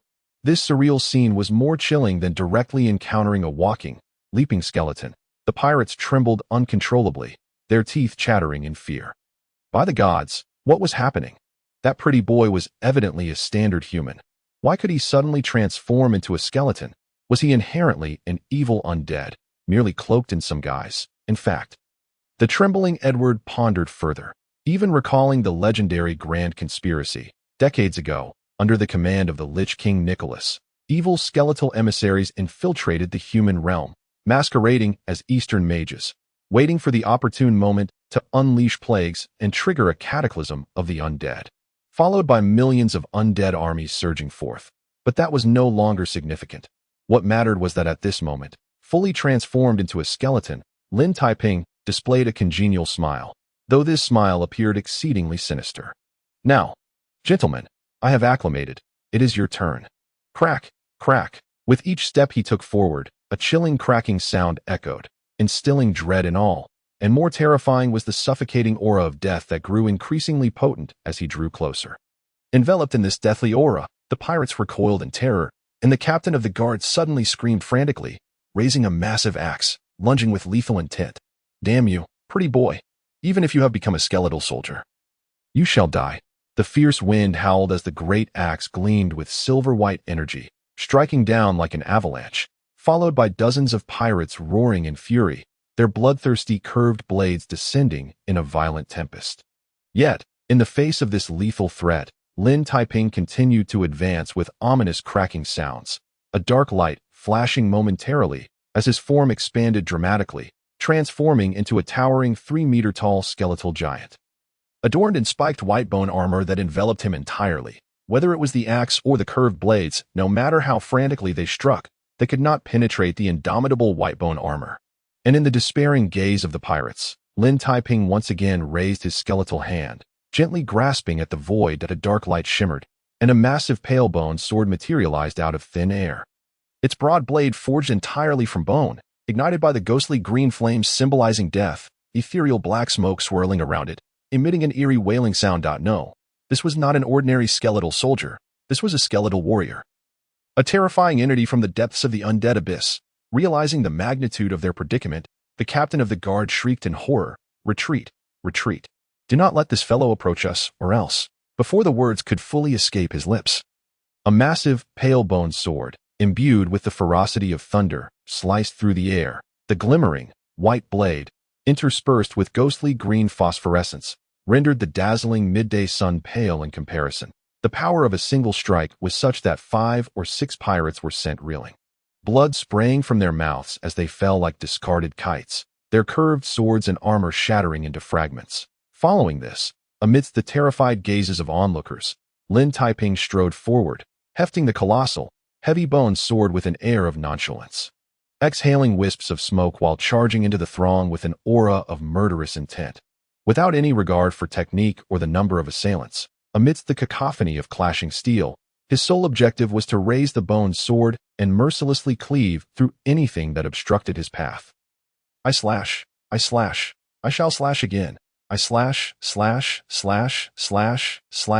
In that moment, the entire deck was enveloped in the chilling radiance of the sword. Shattered fragments of curved blades flew through the air, and blood rained down like a fine mist, mingling with the cries of anguish and alarm that even drowned out the roaring waves. With no courage left to resist, the terrified pirates could only scream and retreat, but this panic only led to greater chaos. The pale bone sword swung freely among the crowd, akin to the scythe of death, indiscriminately reaping both life and matter, rendering them as fragile as paper. Damn it, what kind of trouble have we stirred up? The captain of the guard lamented, his face ashen, mustering the last vestiges of courage as he leapt high, swinging his axe in an attempt to sever Lin Taiping's ribs from behind. Yet this ambush proved utterly futile. Lin Taiping had no interest in dodging, instead standing relaxed with his arms crossed, allowing the axe to futilely crash against his heavy armor. Go ahead, take your time. You can chop away slowly. Just let me know when you tire. Finally realizing the futility of his efforts, the captain retreated in despair, but before he could escape, a bony hand shot out, seizing his throat and lifting him into the air as if caught in an iron vice, unable to breathe. The guard captain trembled uncontrollably at the sight of the skeletal visage before him. No, please, I beg you. To his astonishment, his pleas bore fruit. The skeletal hand suddenly relaxed, and Lin Taiping nonchalantly stepped back a few paces, plunging the massive bone sword heavily into the deck before folding his arms, striking a pose that signified an end to hostilities. What was happening? The guard captain, who had presumed himself doomed, sank to the ground, his face drained of color, feeling a dampness between his legs. The fleeing pirates, equally bewildered, exchanged confused glances, involuntarily halting their retreat. In the eerie silence, Edward, hidden behind a distant barrel, suddenly displayed an unusual acumen, shouting, "The time limit! The time limit has expired. His spell's duration has ended, and he is about to revert to human form." Was that so? The guard captain and the pirates exchanged glances, staring at Lin Taiping, who remained motionless. A flicker of hope ignited within them. Oh gods above! If this were true, perhaps we still had a chance to turn the tide. However, the very next words from Lin Taiping extinguished all hope. Spell duration? Please, I simply realized that this whole killing business doesn't really suit me. It's far more fitting for them. The pirates collectively shivered, instinctively turning their heads, only to be met with an overwhelming sense of dread. Including the guard captain, their faces turned a ghastly white, even paler than before. Not far off, the Black Pearl was unfurling its pristine sails, cutting through the waves, and on the bow of the deck stood Tulu, flanked by 30 furious minotaurs, frothing with rage as they brandished totemic stone pillars. Yet, that was not the most terrifying aspect. The most frightening thing was that amidst the throng of minotaurs, the most beautiful maiden of the tribe, Leah, was wielding 2 enormous frying pans, screaming fiercely, "Unforgivable! Absolutely unforgivable! You damned pirates dared to harm my beloved! I shall stew you all!" Tears streamed down their faces. In that moment, every pirate was reduced to tears. The guard captain closed his eyes in utter despair, while Edward, who had long since slipped into semi-consciousness, regretted for the first time in his life not knowing how to swim. As they gazed in horror, Lin Taiping, with a smile, exhaled smoke rings and casually proposed, "All right, my dear friends, it is time for you to make a choice. So, would you prefer to be stewed by Leah? Or would you rather have tea with me and discuss the ideals of life?" Chapter 30. The Butterfly Effect. To be a slave, or to be stewed into soup. Which would you choose? Undoubtedly, no sane creature would wish to become a pot of soup. Thus, as the minotaurs leapt onto the deck, filled with murderous intent, before Leah could unleash her wrath with the frying pans, all the pirates, including the guard captain, uniformly crouched down, clutching their heads and surrendered. In fact, Edward reacted even faster. throwing himself in front of Lin Taiping, clinging to his shoes with a desperate grip. Wu, great, wise, and illustrious one, please accept my loyal service. From now on, I shall be your dog, and whoever you bid me to bite, I shall bite without letting go. You truly are fickle. Lin Taiping transformed back into his human form, casually patting his pocket, only to realize he had smoked his last cigarette. My lord, please take this. In a life-or-death moment, Edward suddenly exhibited a remarkable surge of wisdom, promptly retrieving a cigar from his bosom, not only offering it respectfully, but also volunteering to light it for Lin Taiping. You cunning scoundrel, do you think this will save you? Tulu growled, seizing Edward by the collar and pulling him close. Hand it over. Surrender all your possessions, and if it satisfies us, I shall only break 5 of your legs. Why 5 legs? Poor Edward was utterly bewildered, but seeing the Minotaur's ferocious demeanor, he could only surrender in tears, dutifully relinquishing all his belongings. He then eagerly offered to switch sides, promising to lead them to loot the guard captain and the pirates clean. Now that's more like it. At least you know your place, Tulu grunted, still seething with rage as he dragged Edward away to slowly plunder the ship's treasures, which meant the misfortune would soon befall the guard captain and his crew. Take your time. Remember to be thorough. Not a single gold coin should be overlooked, Lin Taiping cheerfully reminded from behind. Before shifting his focus back to himself, the sensation of transforming from human to skeleton and back again was indeed peculiar. However, it must be acknowledged that the scheming merchants in the Hall of the Gods had not been so exploitative this time. At least the initial racial transformation talent acquired was significantly more powerful than anticipated. It not only allowed him to transform into an undead skeleton, but also elevated him directly to the status of a skeletal warrior among the undead, equivalent to a mid-tier bronze warrior. Alright, no need for any arduous training to substantially enhance combat prowess. This windfall felt far more gratifying than the toil of training. What? You say the process of training is a beautiful memory. Ahem. Well, you may enjoy that process at your leisure. I personally prefer the bounty of effortless gain. More importantly, this was merely the initial racial transformation talent, after offering a greater sacrifice of magic crystals next time. Perhaps even more formidable races would become available for selection. Heaven knows what the ultimate racial transformation talent would be. Perhaps one could directly transform into a dragon, standing dominantly at the apex of the food chain. Thus, my future sacrifices will temporarily focus on upgrading the racial transformation talent. Exhaling a smoke ring, amidst the swirling haze, he clarified his path for the foreseeable future. Almost simultaneously, an excited roar echoed nearby as Tulu, his eyes gleaming with fervor, charged back, his forelegs trembling as if they were cramping, almost making one suspect he had gone mad with excitement. Lin, dear Lin, guess how much we've amassed in total? Well, just by observing Tulu's frothing demeanor, Lin Taiping knew they had undoubtedly struck gold. However, even so, when he heard the figure Tulu announced, he was still taken aback, nearly dropping his cigarette. How much? 50,000 gold coins. He inhaled sharply in disbelief, suddenly feeling as if he too might succumb to madness. This was outrageous. They had toiled for so long on Rhodes Island, barely earning a mere 100,000 gold coins, yet they had managed to loot half that wealth from this pirate ship alone. Indeed, a full 50,000 gold coins, Tulu insisted, nodding vigorously, pointing at Edward, who was in agony from the loss. Heh, this fellow has too many enemies, so he carries his wealth in a storage ring. No wonder, Lin Taiping finally understood. Edward, as the pirate's agent on Rhodes Island, must have accumulated a considerable fortune. While this wealth rightfully belonged to the pirates, well, at this moment, he would not hesitate to accept it. Upon the mention of pirates, he recalled a matter of great significance, and with a cheerful smile, he turned his head to gaze at the heartbroken Edward, who was still lamenting his losses. Well, dear Mr. Edward, could you enlighten me on the identity of the individual who orchestrated the attack on my abode? Well, surprisingly, Edward hesitated, seemingly fearful of the mastermind behind him. Curse that scoundrel, do you dare to remain silent? Tulu immediately glared fiercely, shouting with menace, spill the truth promptly. If I detect even a hint of deceit, I shall devour you. In all honesty, Tulu did not partake in cannibalism, but Edward was oblivious to this fact. Gazing at the 2 rows of gleaming white teeth, he felt a complete collapse, both physically and mentally. I shall speak, my lord. This is not my doing. It was Captain Bloodeye's command. Woo, I was coerced. Captain Bloodeye, Lin Taiping, puffing on his cigar, furrowed his brow upon hearing this name. Although he was not well versed in this world, he had encountered this notorious name several times after arriving at Rhodes Island. It was said that this pirate captain, known as Blood-Eye, had reached the mid-bronze level several years ago, capable of contending with Lin Taiping's transformed skeletal warrior. More importantly, he commanded 3 heavily armed warships and led hundreds of bloodthirsty pirates. Able to achieve victory even at the cost of lives that in the past few years, this brutal and bloodthirsty pirate captain and his crew had become a lethal threat to the shipping lanes near Rhodes Island.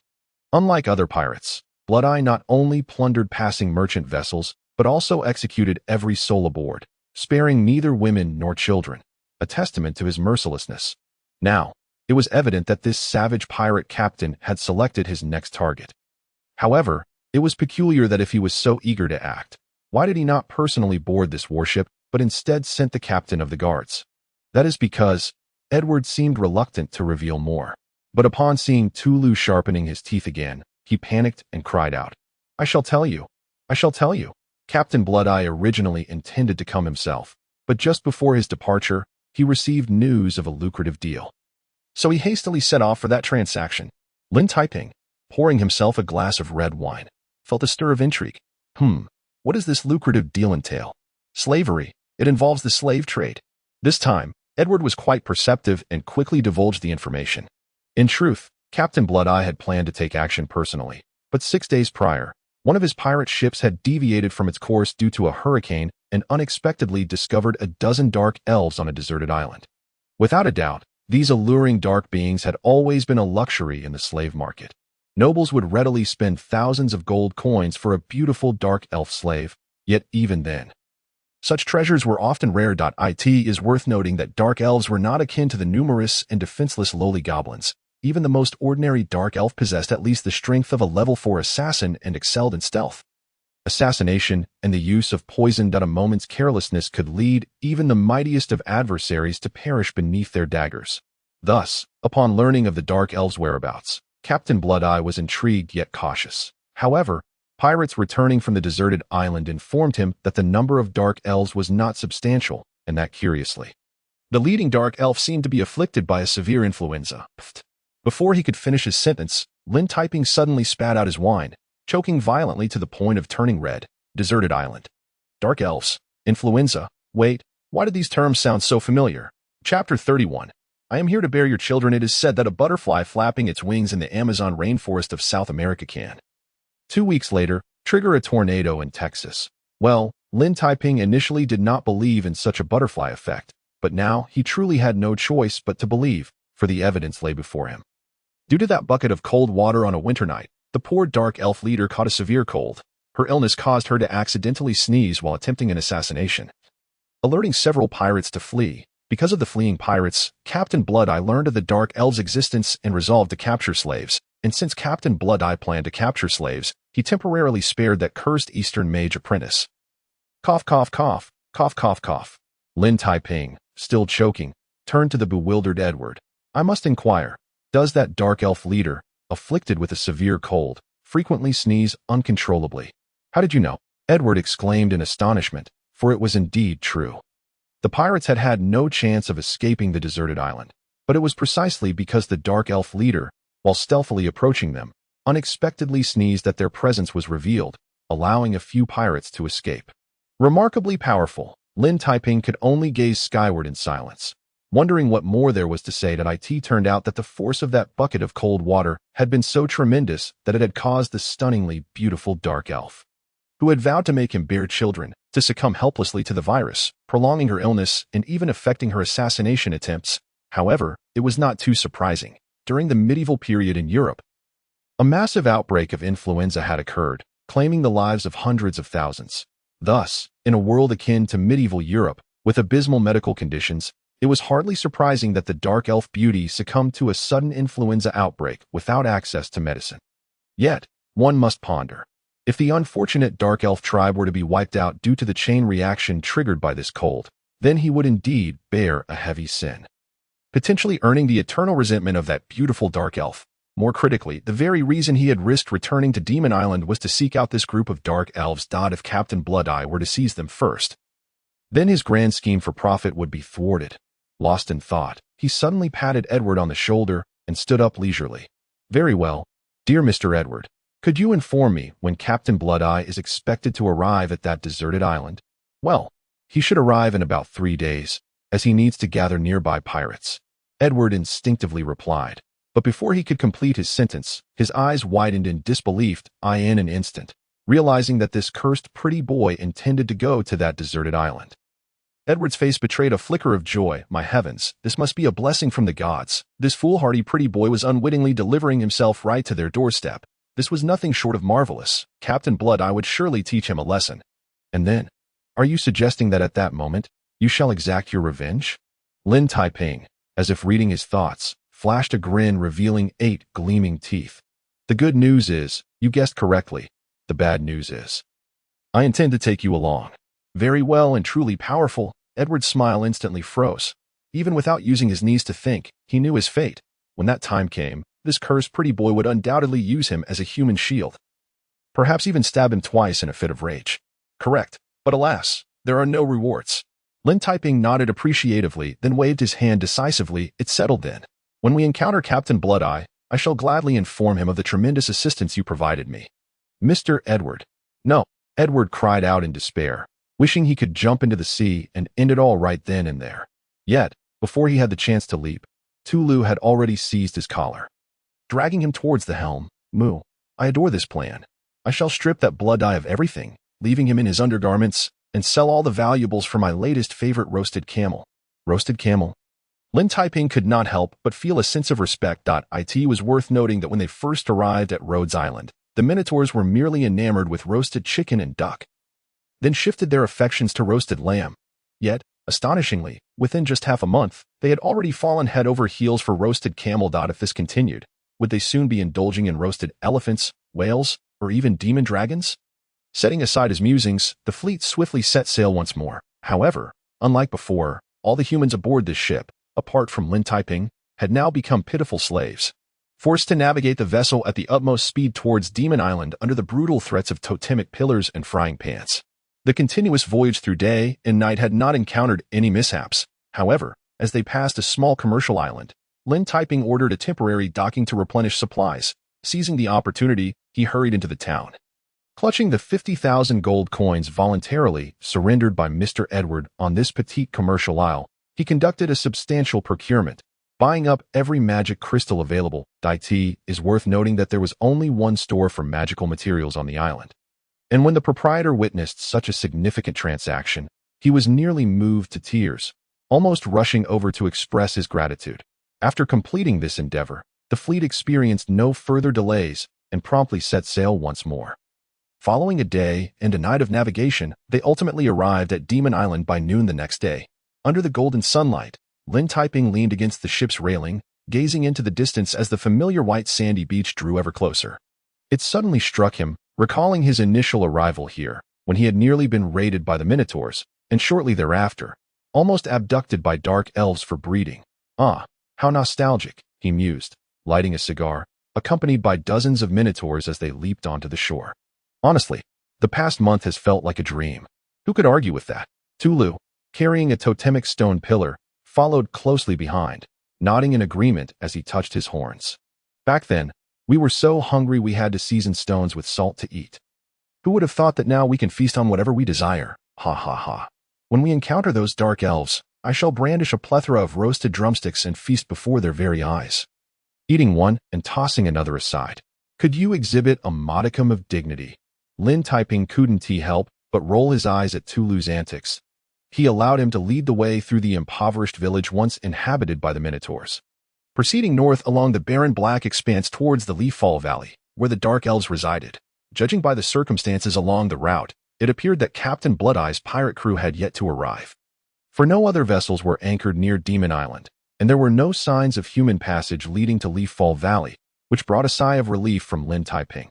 Hours later, they successfully reached Leaffall Valley, a dark chasm strewn with jagged rocks, perpetually blanketed in a thick layer of withered yellow leaves, measuring 2 to 3 feet deep. Each step they took elicited a chilling, crackling sound, amidst the eerie silence. This persistent sound heightened the valley's foreboding ambience. As Lin Taiping trod upon the dry leaves, a thought struck him, prompting him to turn back and inquire. Tulu, I recall that when we encountered Christine, we captured a dozen pirates, including a bald man. Whatever became of those fellows? Ah, indeed. Tulu paused momentarily, suddenly recalling. When we passed through our village earlier, I don't believe I saw that bald fellow. Could it be that they have already fallen into the hands of the dark elves? As if summoned by their conversation, a forlorn cry for help suddenly pierced the air. Help, help. Accompanied by the exclamations, several pirates stumbled out from the valley, with the lead being none other than the bald, muscular man. However, their current appearance, gaunt and ragged, clearly indicated they had endured a period of hardship. It appeared as though something dreadful pursued them, and in a state of panic, the bald man, along with several pirates, fled. Yet, before they could make significant progress, a dozen alluring dark elves, lithe and agile, leaped forward with gleeful laughter, blocking their path. Tears streamed down their faces as the pirates, unable to contain their despair, suddenly knelt in unison, raising their hands in a plea. Lady Night Song, we beseech you to spare us. We had no part in this. No part in this. A disdainful snort echoed, rippling through the air, as the enchanting figure of the dark elf leader, known as Night Song, materialized. After a prolonged absence, she appeared even more alluring, her dark gem-like eyes sparkling, the corners of her lips curving in an enticing smile, clad in a form-fitting silvery armor that barely concealed her voluptuous form. She possessed a waist so slender it seemed delicate enough to break, complemented by long, supple legs. Yet, despite her beguiling appearance and dulcet voice, the fury flickering in her eyes was unmistakable. This is all your fault. If it weren't for your provision of a ship, that despicable human could never have led that herd of foolish bulls to escape. Achoo. Mid-sentence, Night Song was interrupted by a sneeze, causing her to seethe with anger. Her teeth clenched. This persistent cold seemed to be worsening, all due to that vile individual, if it weren't for his bucket of cold water. In truth, the more she lamented, the itchier her nose became, leading to several more sneezes. Achoo, that detestable fellow. Achoo. I hope he never. Achoo. Who? Her pointed ears twitched slightly, as if sensing something amiss. With a swift motion of her delicate hand, a sickly green dagger was hurled forth, her figure darting like a specter across dozens of meters, aiming straight at a towering tree. Cunning intruder, come forth? Everything transpired in an instant, but in the next moment, as Night Song prepared to launch her attack, she was taken aback, her eyes widening in disbelief. What had occurred? The dark elves exchanged glances, and in unison, they rushed forward. Mere seconds later, when they beheld the scene behind the tree, they too were left utterly dumbfounded. Beneath the setting sun and the evening breeze, behind the towering tree, amidst a throng of minotaurs, Lin Taiping beamed as he leisurely puffed on a cigar, exhaling clouds of smoke, as if he were merely passing by.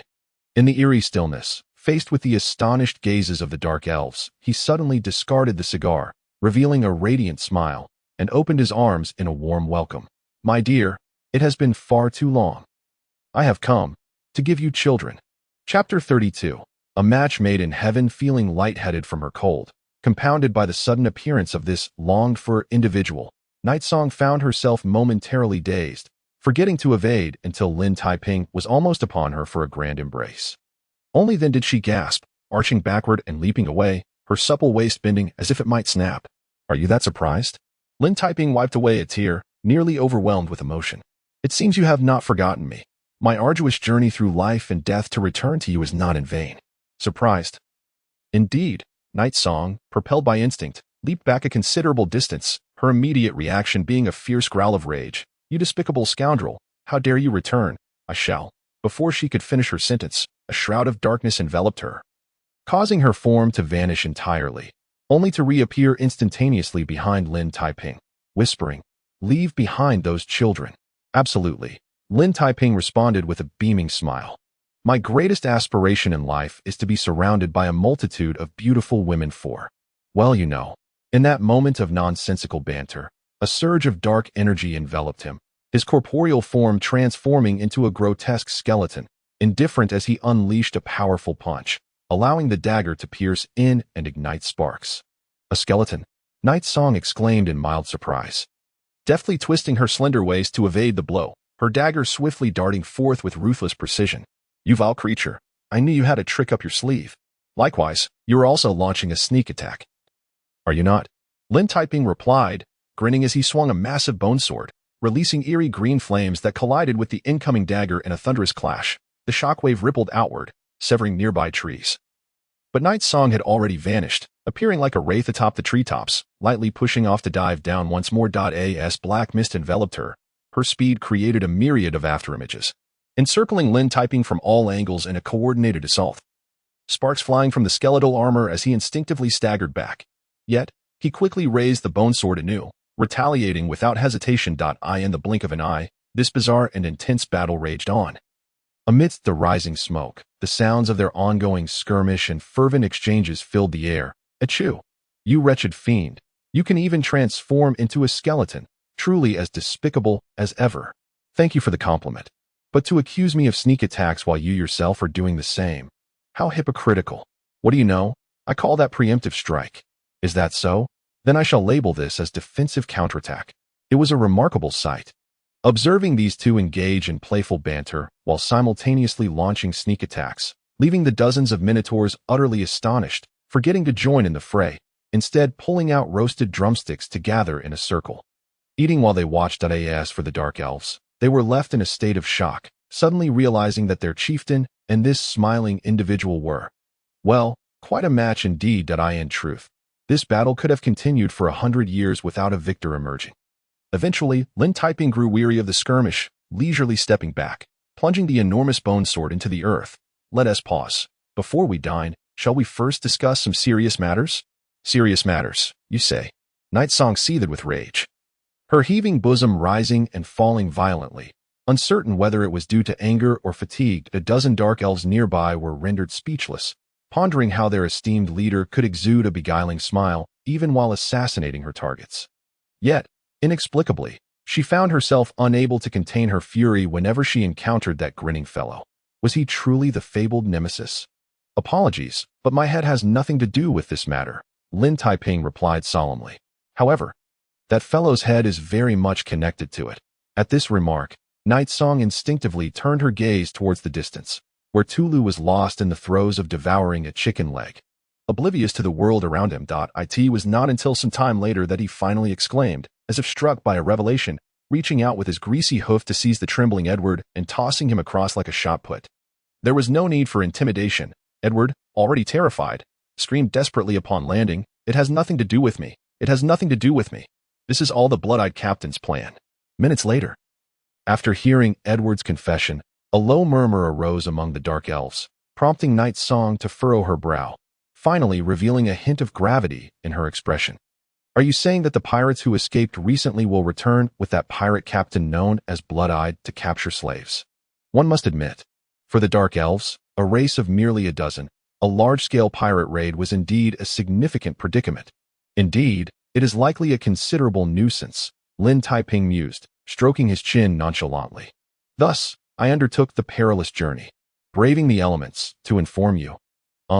I say, do you not intend to express your gratitude? Thank you. Night Song spat the words through clenched teeth. Had it not been for this fellow's bucket of cold water, she would not have fallen ill, and had she not fallen ill, she would not have sneezed during her stealthy assassination attempt. If she had not sneezed, those pirates would have never escaped. If those pirates had not escaped. Ahem, the weather is splendid today, Lin Taiping said leisurely, lifting his head and entirely ignoring Night Song's ire, fixated on the sky as if expecting a shower of gold coins to descend from above. That infuriating fellow. The dark elves exchanged glances, and Night Song seethed with suppressed rage, suddenly feeling an overwhelming urge to leap upon him, sink her teeth into him, and drag him back to bear her children as compensation. However, just as she was about to act upon this impulse, Lin Taiping proposed with utmost seriousness. Actually, why not consider a collaboration? If the Tauren and the dark elves unite, not a chance. Before he could finish, both Tulu and Night Song rejected the notion in unison, glaring fiercely at one another, their heated gazes colliding in the air and igniting sparks of intense animosity. Proudly lifting his chin, Tulu rattled his cherished golden horns, thumping his chest with a resounding bang. Rest assured, Lin, our magnificent Tauren tribe can handle those pirates entirely on our own, without the interference of those dark elves with rabid ears. Rabid ears. Night Song's pointed ears perked up. trembling in indignation as if jolted by electricity. How ludicrous! You muscle-brained buffoons are no better, and I eagerly await the day you are turned into steaks by those pirates. This was an outright provocation, and Tulu immediately exploded in fury, raising his totemic pillar, while Night Song unflinchingly brandished her dagger. The atmosphere crackled with tension, as if a mere match could ignite an explosion. Quite formidable indeed. Lin Taiping suddenly found himself at a loss for words. It appeared that the animosity between the Tauren and the Dark Elves ran far deeper than he had imagined. But who could explain why, despite both being denizens of the shadows, they bore such profound enmity towards each other? Fortunately, the lovely Leah, with her understanding nature, fluttered her doe-like eyes and said, "Well, when we first arrived on this island, Chief Tulu once went out in search of food and happened upon Night Song's scouting hawk, and then, thus, the deliciously roasted hawk became the witness to the feud between the two races, ultimately revealing that the root cause of their discord lay in food." What could Lin Taiping say?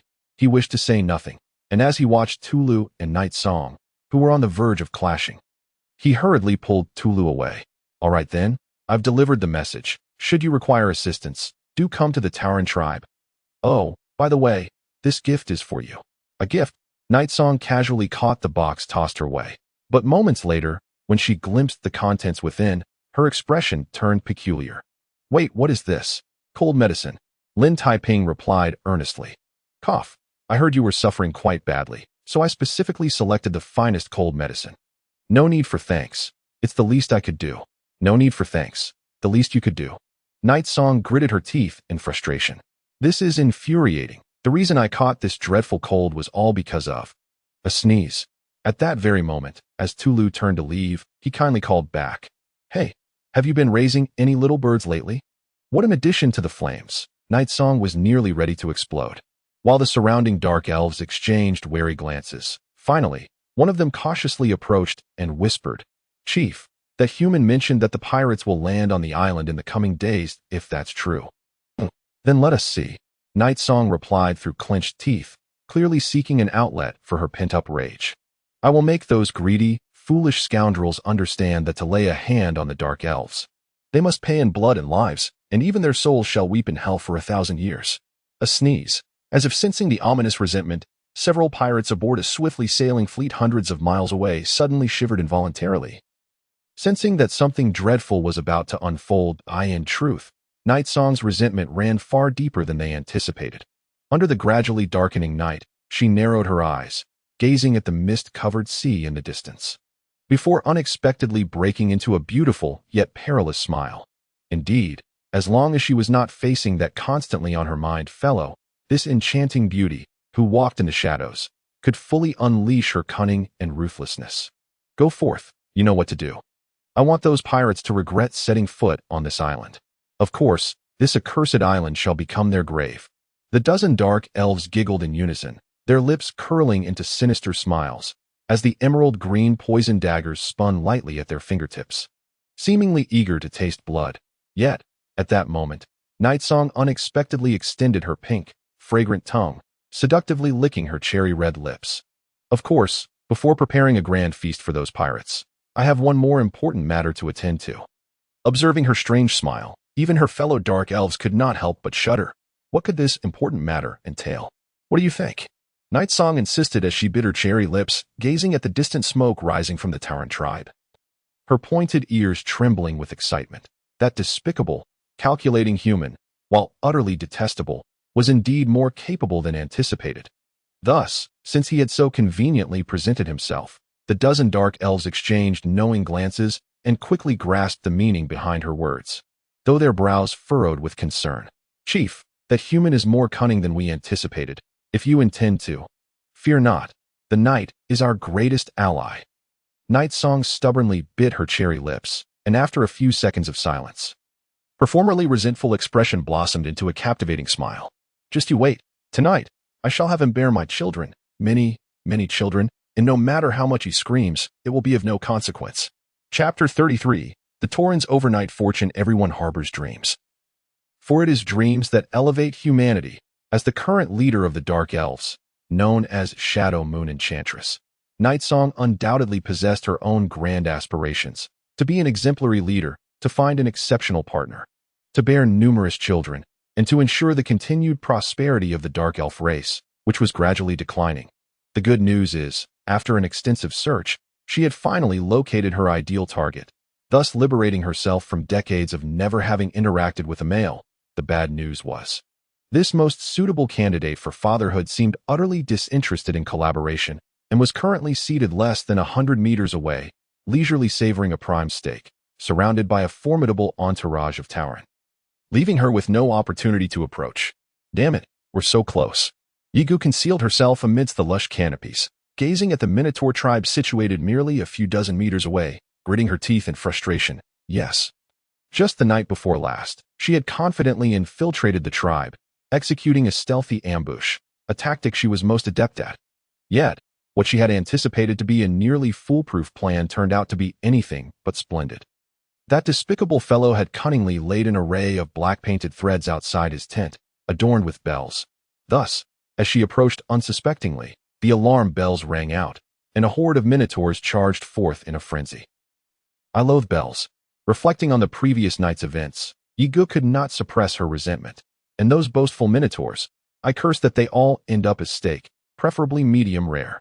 Indeed, aside from that treacherous human, those muscle-brained minotaurs were also objects of her deep-seated hatred, a sentiment that had only intensified upon their recent encounter. For a considerable duration, the Minotaur tribe had been the subject of mockery among the Dark Elves. Although the Dark Elves led a challenging existence, they at least managed to fill their bellies through fishing and foraging, which bestowed upon them a sense of superiority over those who could only gnaw on roots and bark. Yet, who could have imagined that merely a few dozen days apart, the once impoverished Minotaur tribe had undergone a dramatic transformation, becoming wealthy and arrogant, strutting about with the demeanor of nouveau riche. As if they had unearthed the fabled treasure of a pirate king, the dilapidated camp had been razed and rebuilt, with an abundance of construction materials unloaded from ships and continuously flowing into the tribe.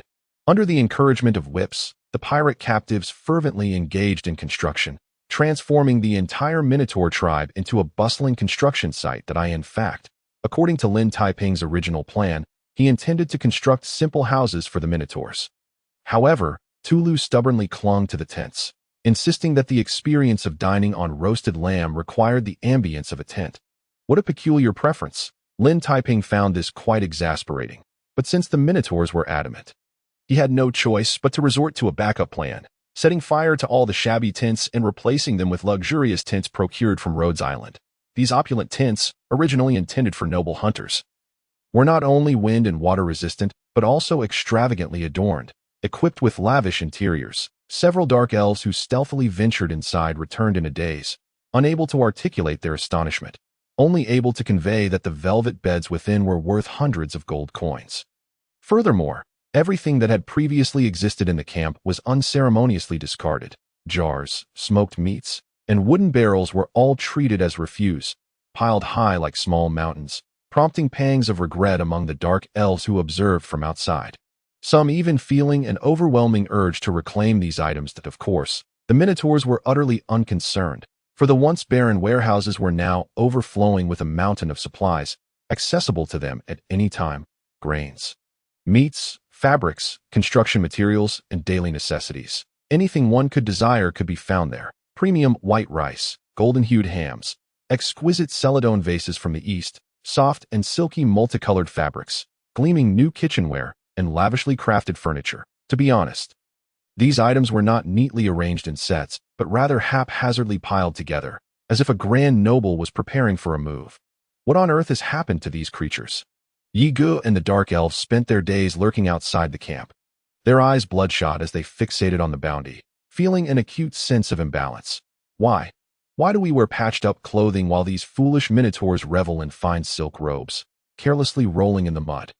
Especially that gluttonous minotaur chief, who did nothing all day but doze at the camp entrance, alternating between feasting and sleeping, deliberately gnawing at roasted chicken legs in front of a throng of dark elves. The most infuriating part was that he would eat one and discard another, as if to taunt them. Envy, jealousy, and anger consumed them.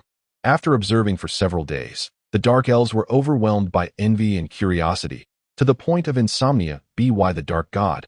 What on earth was going on? How could these foolish minotaurs return suddenly affluent after merely venturing out? I don't understand. I truly don't understand. Yiga lamented, shaking her head, her pointed ears involuntarily perking up, swaying gently in a habitual manner. Whenever this beautiful maiden exhibited such behavior, it signified her inner turmoil and bewilderment. Could it be that these creatures had resorted to pillaging? Had they discovered the Pirate King's treasure? Or perhaps beef prices had skyrocketed in the human realm, fetching tens of thousands of gold coins per pound. Pa, you're the one who should be selling meat. In response to this skepticism, Tulu vehemently retorted, yet with a proud pat on his chest declared, "What does it matter? Recall our time on Rhodes Island. Countless nobles clamored to curry favor. Once, I merely mentioned I had never tasted horse meat, and Cohen roasted his beloved steed for me. What utter nonsense!" Yigu rolled her eyes, utterly disbelieving this tale. Surely, humans could not coexist peacefully with dark races, let alone shower them with such hospitality. Even if one were to boast, there should be limits. However, she soon found herself compelled to believe. For Tulu produced a stack of noble crests, numerous invitations to balls, and even a love letter written by a noblewoman. Heaven knows how this noblewoman possessed such peculiar tastes. Perhaps she had been influenced by Lin Taiping and Leah? In that moment, Yigu was utterly astonished and bewildered, feeling as though her worldview, shaped over decades, was crumbling. You? What exactly have you done? Wait, could it be that despicable fellow? Fortunately, she guessed correctly this time. Tulu nodded vigorously, gazing at Lin Taiping with gratitude, as if he were a messenger of the dark god. Indeed, all of this is thanks to Lin. Without him, there would be no present for our Minotaur tribe. Is it true? Yiga found it even harder to believe. That treacherous, cunning little face had managed to orchestrate such a profound transformation in the Minotaur tribe in just over a month. What on earth had he done? Well, Tulu puffed out his chest proudly, stroking his cherished horn. It's nothing much. Lin merely took us to Rhodes Island, let those nobles into a little dark room, had them stripped down, and then we walked in. And they paid us, eagerly. Nobles? A dark room? Stripped down? Pay? Yigu was utterly baffled, her mind swirling with confusion. What sort of nonsense was this? Were those nobles masochists?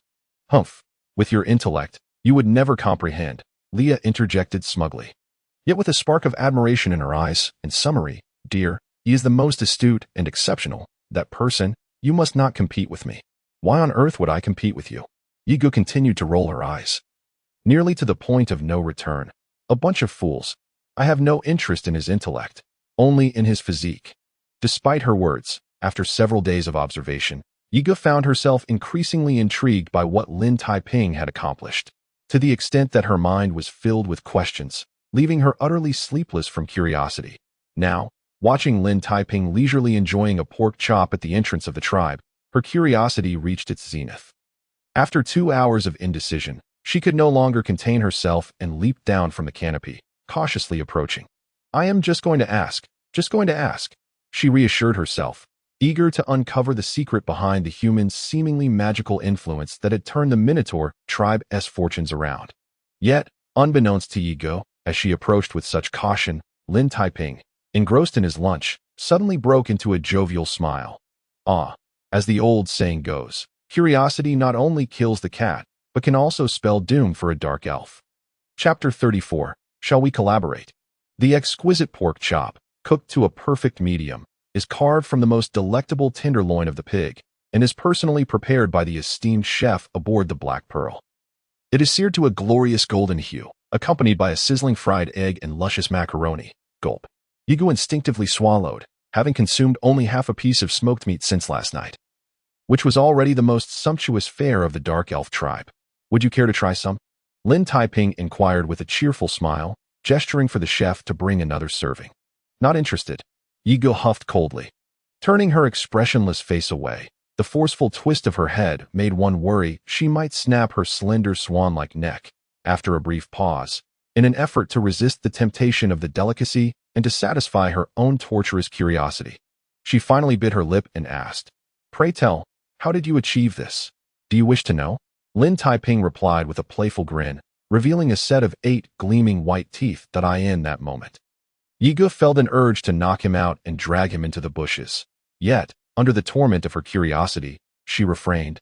inhaling deeply to muster a beguiling smile, intentionally leaning forward to reveal a patch of fair skin. Of course. I am genuinely curious. If you could enlighten me. I shall not divulge. Lin Taiping replied with utmost seriousness. Consequently, Yi Ji's smile abruptly froze, her pointed ears standing erect as if jolted by electricity. Damn him. She vowed to drag this scoundrel into the bushes today, and no one would stop her. Fortunately, the next moment, Lin Taiping relinquished his teasing demeanor and casually explained, "It's quite simple. Really that I merely took them to Rhodes Island to teach them how to use totem tattoos." And then those nobles eager for tattoos began to lavishly produce gold coins. Totems? Tattoos? Yiga suddenly grasped the concept, yet confusion quickly followed. She could understand each term separately, but combined, they left her bewildered. In essence, it's about inking totems onto a person's skin. Lin Taiping was surprisingly candid, providing several examples, such as rock totem tattoos, warmth totem tattoos, and even the so-called ordinary tattoos that nobles were clamoring to reserve, stunned into silence. Yigu initially sought merely to satiate her curiosity, but the more she listened, the more astounded she became, her beautiful eyes widening until they nearly resembled the size of cowbells, almost rivaling the large eyes of the tower.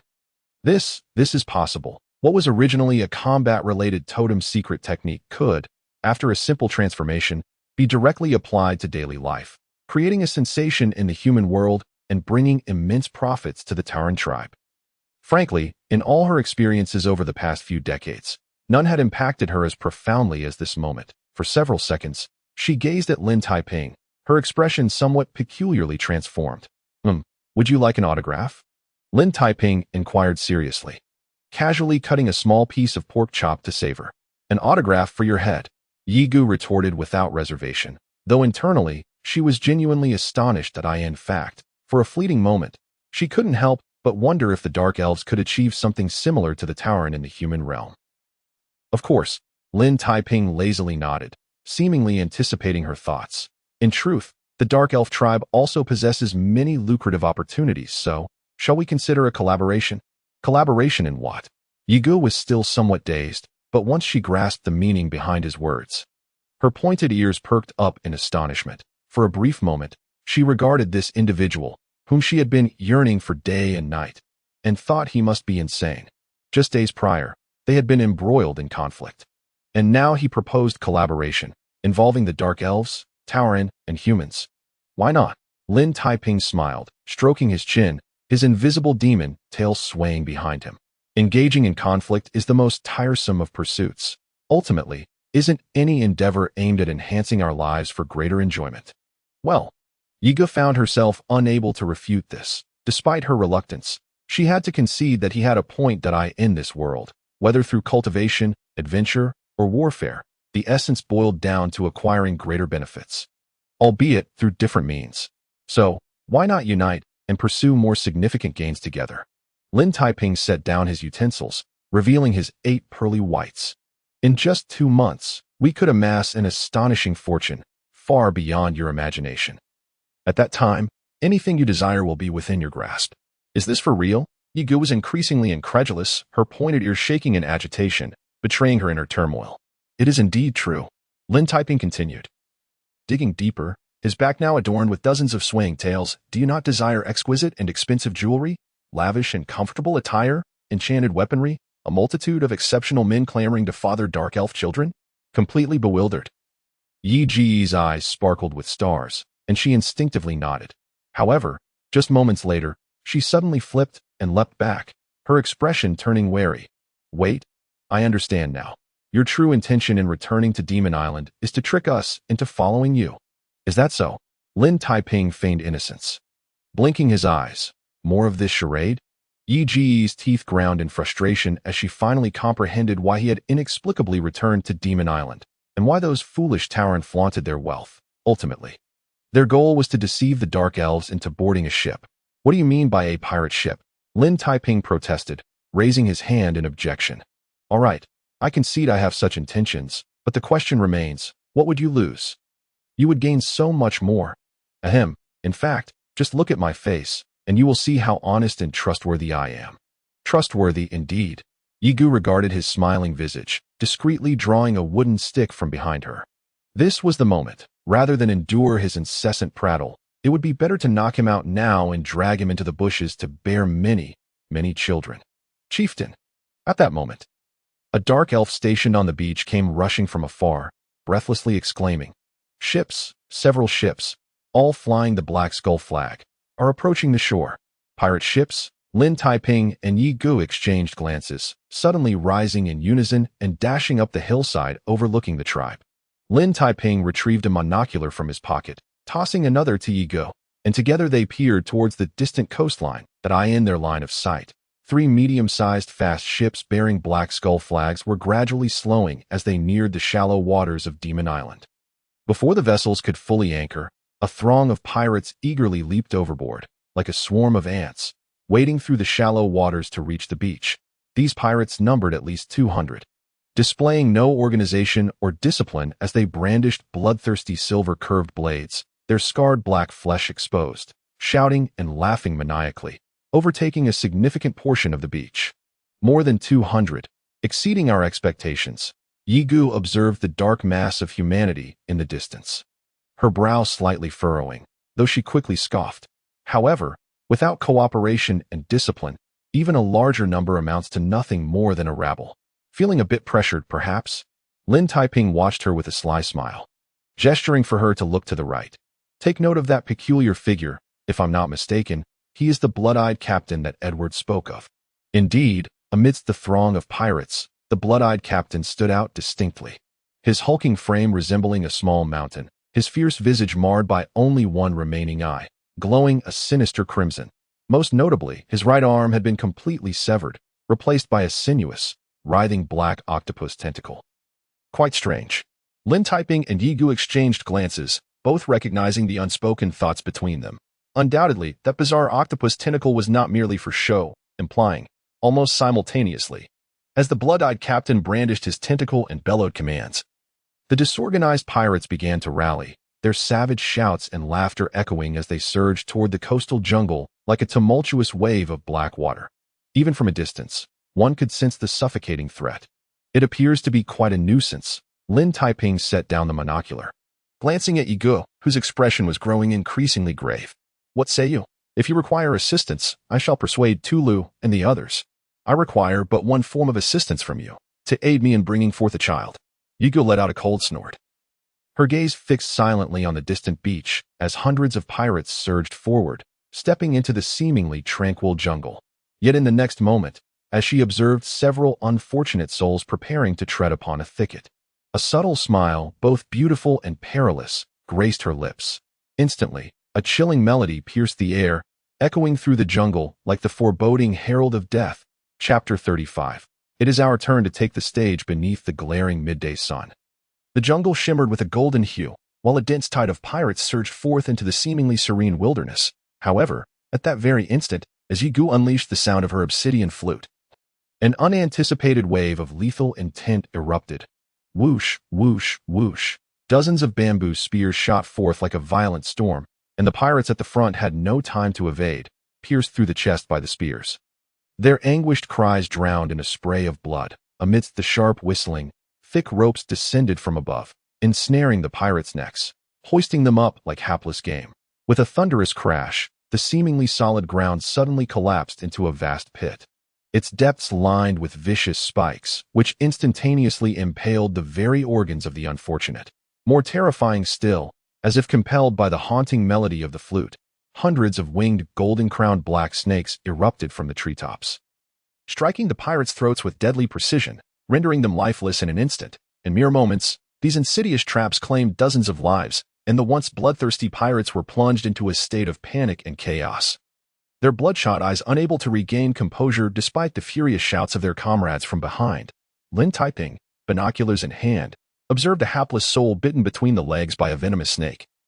Involuntarily shivering, "Well, that fellow is utterly finished. Should I offer him the Sunflower Manual at a premium?" "The Sunflower Manual?" Yi Gu licked her cherry-red lips, finding immense satisfaction in the sanguine scene. "This is merely the beginning. I shall make those foolish brutes understand that greed exacts a toll of life." In truth, the beleaguered pirates were already in a state of utter disarray, frantically brandishing their blades as they fled in terror, the trampling injuries caused by their own chaos proving more perilous than the traps themselves. Just then, several black iron balls were hurled, exploding into a cloud of dark mist, from which emerged hidden dark elves, their sickly green daggers glinting ominously as they wreaked havoc amidst the crowd. This was no longer a battle. It was a one-sided slaughter. The terrified pirates could only flee in disarray, yet no matter how swiftly they ran, a dangerous, lilting laughter echoed behind them, followed by the swift strike of a toxic dagger. No. Yet upon witnessing this overwhelming scene, Yiga felt no joy, but instead frowned slightly, eyeing her original plan. The Dark Elves were to continuously activate traps along the path, akin to hunters targeting a massive elephant, persistently maneuvering for ambushes until the great beast succumbed, drained of its last drop of blood. However, it seemed that the scent of blood had driven some of the monitoring Dark Elves to abandon their safest stealth. Which signified, indeed, in the next moment, upon seeing these Dark Elves reveal themselves, the furious Blood-Eye Captain displayed a ghastly grin, his towering figure barreling forward. "Fools, you have committed the gravest of errors." A crimson glow flared as the obsidian tentacles on his right arm swelled dramatically, resembling a hissing, monstrous serpent, crashing down with malice. With a resounding explosion, the obstacles in his path shattered into fragments, the ground beneath the impact quaking violently, sending shockwaves that stirred the air into a tempest. Amidst muffled groans, several Dark Elves were sent sprawling, two of them rendered unconscious by the force of the blast, while the remaining elf barely managed to alight upon a treetop, yet before she could activate her stealth, the tentacle was upon her, ensnaring her without mercy and dragging her back. "Foolish, the last thing you should have done was abandon stealth." Blood-Eye sneered cruelly, gazing at the ensnared Dark Elf with a glint of greedy malevolence. "Not bad. Your face and figure are quite acceptable. You will fetch a high price, however, if you comply with my wishes before being sold." "Bah!" The Dark Elf, nearly choking, spat out a mouthful of blood-tinged saliva. "Unappreciative," Blood-Eye roared, striking her face with a vicious slap that left it swollen and crimson. Then with a wicked grin, he tore at her garments. With a sickening rip, her bodice was shredded, exposing her ample bosom to the air. Upon witnessing such a lascivious scene, the surrounding pirates revealed their depraved gazes, some brazenly reaching out to grope her exposed flesh. Damn it! The Dark Elves atop the hill, witnessing this atrocity, felt their eyes nearly ignite with fury, and though Yiga maintained her composure, the slight tremor of her pointed ears betrayed her inner rage. Lin Taiping, too, frowned slightly. The brutality of Blood-Eye was evident in this scene, and it was no wonder that merchants from Rhodes Island spoke of encountering a storm as preferable to facing Blood-Eye. For the latter's only outcome was a ship devoid of survivors. Even infants impaled upon iron spears at that moment. Blood-Eye hoisted the captured Dark Elf high into the air, roaring unabashedly, "Come forth. You wretched rats, your struggles are futile. Lay down your weapons and surrender, and I shall spare you further torment."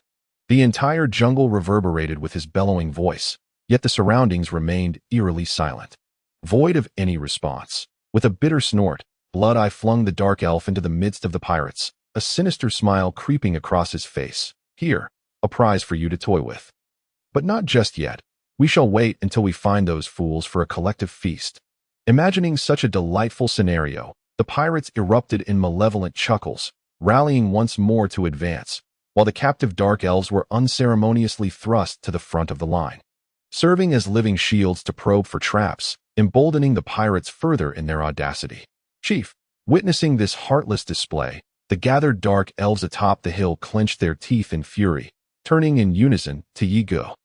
In response, Yiga transformed into a shadowy specter, swirling like a tempest through the treetops, leaving behind an eerie whisper that drifted through the air. "Follow me. This is the true battle." Exchanging determined glances, the Dark Elves followed suit without hesitation, vanishing into the ominous depths of the jungle.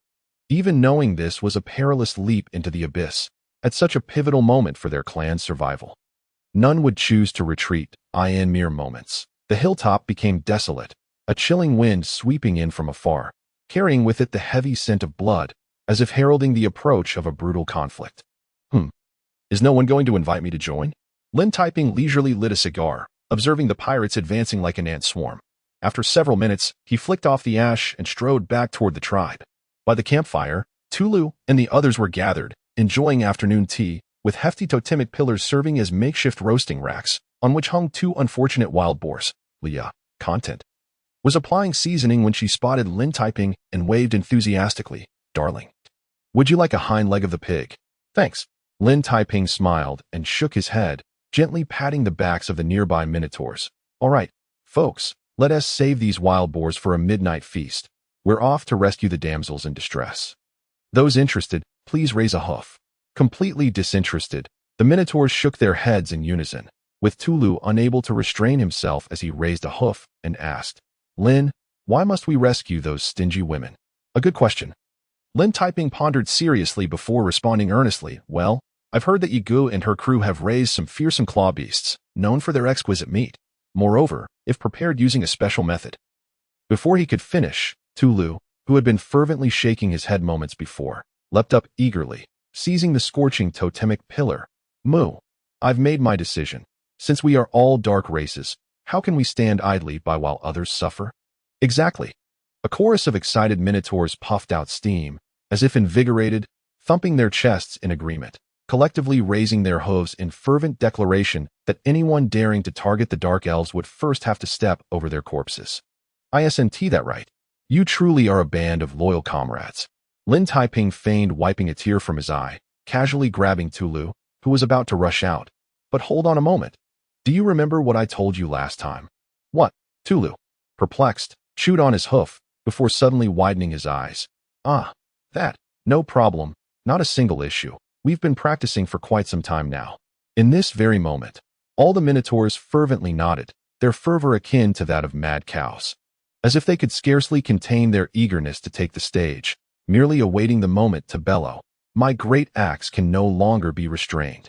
The next instant, amidst the cacophony of monstrous howls, the dark mass of the Minotaur tribe surged forth like an overwhelming tide, their robust forms colliding like mountains, their obsidian horns forming a dense thicket, while dozens of towering stone pillars pierced the golden sunlight at noon, glimmering with a lethal aura of death that I can hardly wait. This marks the first true instance of a brawl. Lin Taiping contentedly patted his chest, and the next moment, as the brilliance flickered past, he found himself once again within the hallowed halls of the gods. This time, there was no need to await the familiar voice, as he generously produced all of his magic crystals, unhesitatingly articulating his request. Listen, my friend, I require an enhancement to my racial transformation talent. Could we possibly negotiate a discount? Chapter 36. Unleash Turu. As the armed-to-the-teeth Minotaur tribe charged up the hill, the brutal battle in the jungle had reached a critical point. Driven mad by desire, the pirates continued their reckless rampage. That a few pirates at the forefront, tasked with clearing the way, cast lecherous glances at the half-clothed dark elves beside them, unable to suppress their sinister grins as they reached out. What a lovely sight. Come here, let me. In an instant, their mocking laughter was cut short as a shimmering green poison dagger materialized out of thin air, swiftly slashing across their throats, with a flash of green light. Blood sprayed forth, and several pirates, clutching their agonizing wounds, fell lifelessly to the ground before they could even collapse. The nearby pirates were taken aback, instinctively swinging their curved blades at the surrounding air in a panic.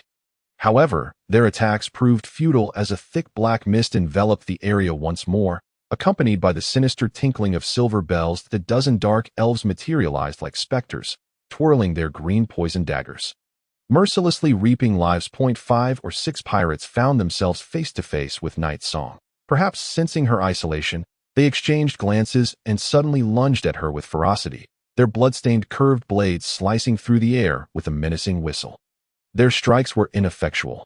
Night Song revealed a mysterious smile, her sinuous form twisting gracefully amidst the onslaught of blades, effortlessly evading their attacks. With a mere flick of her wrist, 2 blood-red crowned vipers erupted from her sleeves, hissing like sharp daggers, unleashing a flurry of deadly starlight in an instant. The soft sounds of impact lasted mere seconds, leaving 5 or 6 pirates frozen in shock, their skin taking on a bizarre purplish hue, before they abruptly collapsed into pools of blood.